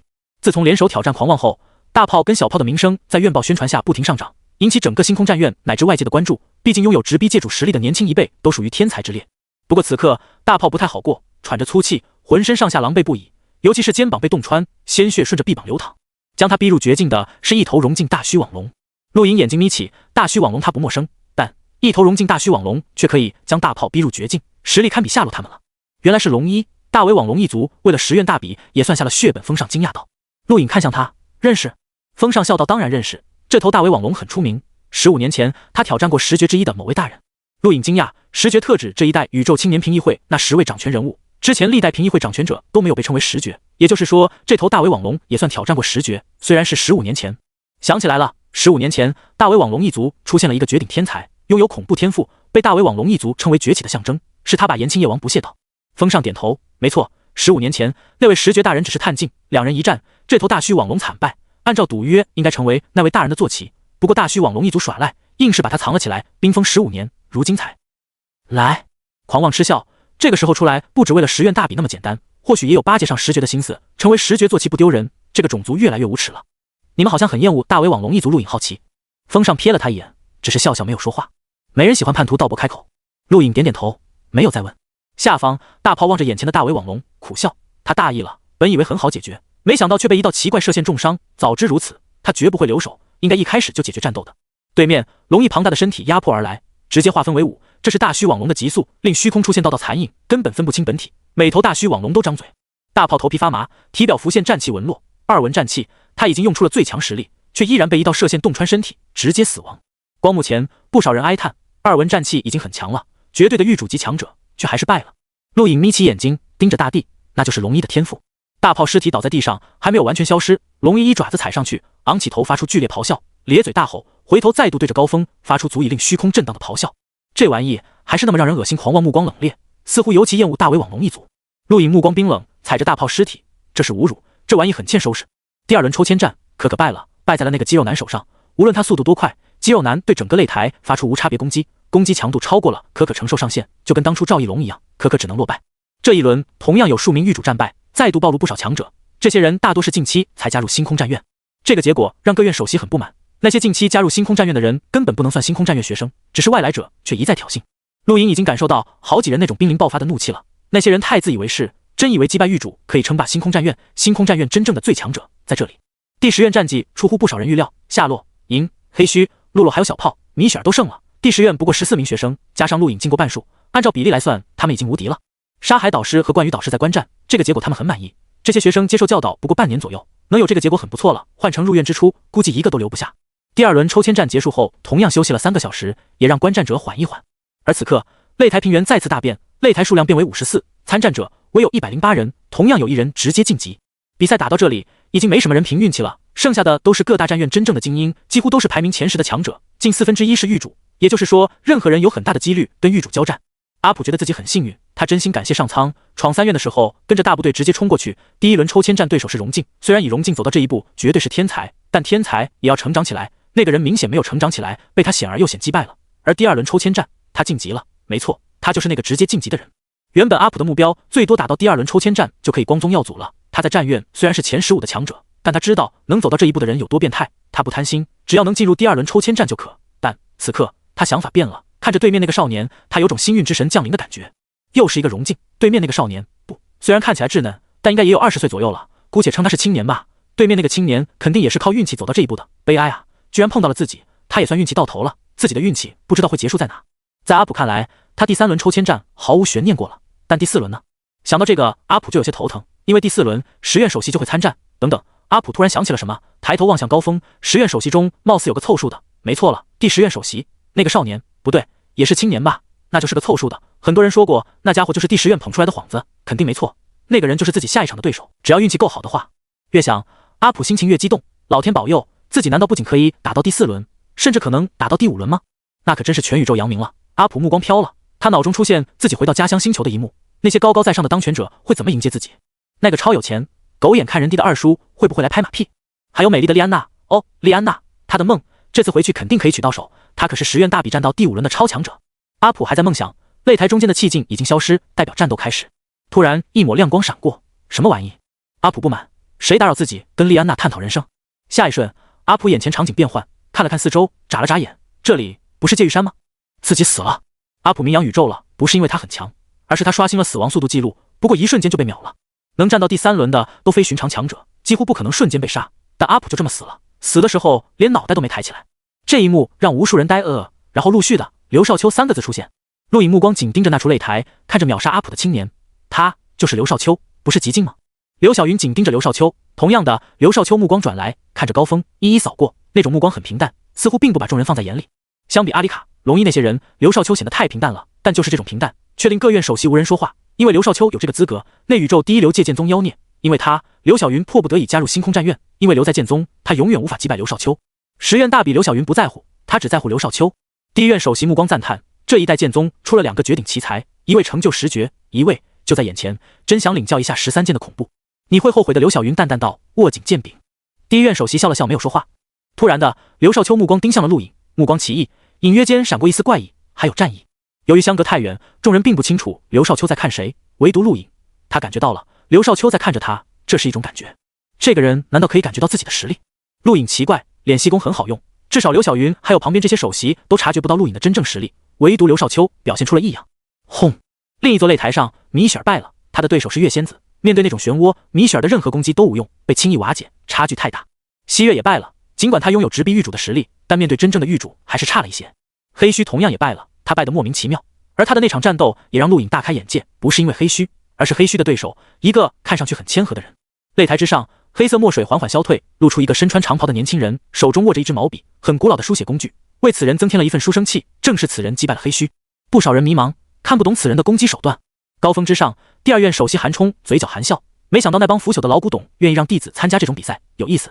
第三轮抽签战最引人注目的一场战斗来自暴力的对轰，一方为第7院戴奥，闯3院第7院镇守者，另一方则是第10院露露梅比斯。没人想到这两人碰到一起打出了真火，露露的恐怖怪力对上戴奥的金刚掌，一上来就是硬拼，看得无数人热血沸腾，尤其是其中一个来自梅比斯一族。梅比斯一族一向都是有钱的代名词，所有人都知道这一族很强，但具体表现在哪少有人清楚。这一战让无数人认清了梅比斯一族的强大，那种恐怖怪力无需掩饰，硬生生将戴奥的金刚掌打到骨折。戴奥强忍着剧痛看着露露，这女人好大的力气。露露揉了揉发红的手腕，喂，你还不用天赋重力。戴奥皱眉，那你小心了。露露撇嘴，无聊的自尊心，说完身体忽然消失，这是白闪，看得高峰上延青夜王眉毛一挑，好眼熟。戴奥目光陡睁，他没想到这个女人还拥有如此急速，不过重力是速度的克星，下一刻整座擂台被黑色重力笼罩，足足150倍重力将大地压得裂缝，露露身体一晃，出现在空中。戴奥出掌，同样是金刚掌，然而此刻面对戴奥的攻击，露露没那么容易抵挡，重力限制了他的攻击速度，不过挡了数掌便被击落。戴奥单掌下压，想纯凭气劲碾压露露。露露体表忽然浮现战气纹络，撕裂气劲，抵消部分重力逆袭而上，一拳轰向戴奥。戴奥目光沉了下来，擂台上的重力突兀消失，唯独掌中出现黑色光晕，一掌拍出，金刚掌与露露的拳头击撞，气浪形成圆形扫向四周，撕裂了虚空。虽然未能破开擂台与擂台之间的气劲隔断，却改变方向，全部轰入高空，宛如一块四方空间被切割开来，震撼人心。露露被戴奥一掌压入地底，黑色重力光晕让金刚掌威力大增，直接碾碎他的心脉，露露战败。远处擂台上，格兰蒂尼梅比斯摇摇头，露露还小，没能真正掌握梅比斯一族的力量，却妄图通过学习其他种族力量提升实力，走了岔路。距离格兰蒂尼梅比斯不过数米之外的相邻擂台上，一个男子看着格兰蒂尼，有些心惊肉跳，因为此刻格兰蒂尼脚底压根没有擂台，全都被轰成了粉末。至于对手，早没了，这个怪力女。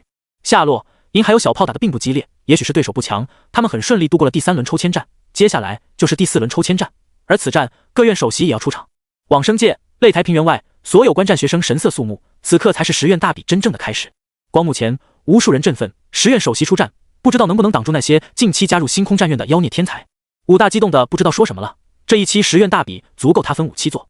第10院空间站，飞船内，纳兰夫人喝着茶，望着光幕，眼中也颇为期待。她并没有告诉刘晓云、陆颖在太空活下来一事，因为太不可思议，一个溶镜可以在太空存活，说出去也没人信。正因为这点，她对陆颖抱有巨大期待。大禹帝国，不死羽山直起身，面色凝重，小颖终于要出战了。奥纳家族，珍妮奥纳早已无法言语，星空战院的都是妖孽，他听过无数次，但直到此刻才真切认识到，那个陆颖要跟这些人争锋吗？地球，无数人激动，紧盯着光幕。这一刻，不管在做什么，只要看得到光幕比赛的，都放下手里事，等待真正的10院大比降临。第4轮抽签战足足等了5个小时，5个小时后，高峰之上，陆颖等人起身。此刻，擂台平原再度变化。剩余的54名参赛者加上10大种子选手，共64人，理应分割出32座擂台，但此刻整个擂台平原恢复原样，包括之前的战斗痕迹也消除。接下来就是一场一场比，不用看得眼花缭乱。有人议论，也对，历届10院大比同样如此，第4轮抽签战就只有1座擂台，谁也无法凭运气混过去。错，有个人凭运气一直混到现在，那个陆颖不仅通过别人帮忙击败拉努克和哈特菲尼斯，还可耻的制造舆论，为他自己宣扬造势。前段时间甚至编造死在海盗港的传闻，连视频都有，真够无耻的。也对。不过捧得越高摔得越重，这可是全宇宙的舞台，看他怎么混。高峰之上，峰上眼前突然出现数字1，他抬头，手指轻点，身体直接出现在擂台平原中央。陆颖诧异，没想到第一场就有界主出战，看来星空战院内的导师也压抑了很久。而峰上的对手是阿里卡，所有人愣了一下，随后目光狂热，峰上对阿里卡绝对是最期待的战斗。阿里卡在第1轮抽签战中暴露身份后，就被很多人知晓，他是峰上的学长，一个被火域冰封的奇才，曾跟第8院上代首席争夺界主而败，这两人交战绝对是很大的亮点。由此也可以对比出峰上与上代首席之间的实力差距。阿里卡兴奋盯着峰上，没想到第一场就是你，星空战院的导师还是那么善解人意。峰上神色平淡，开始吧。看来你很有自信，即便当初内鲁面对我都要谨慎。阿里卡冷笑道。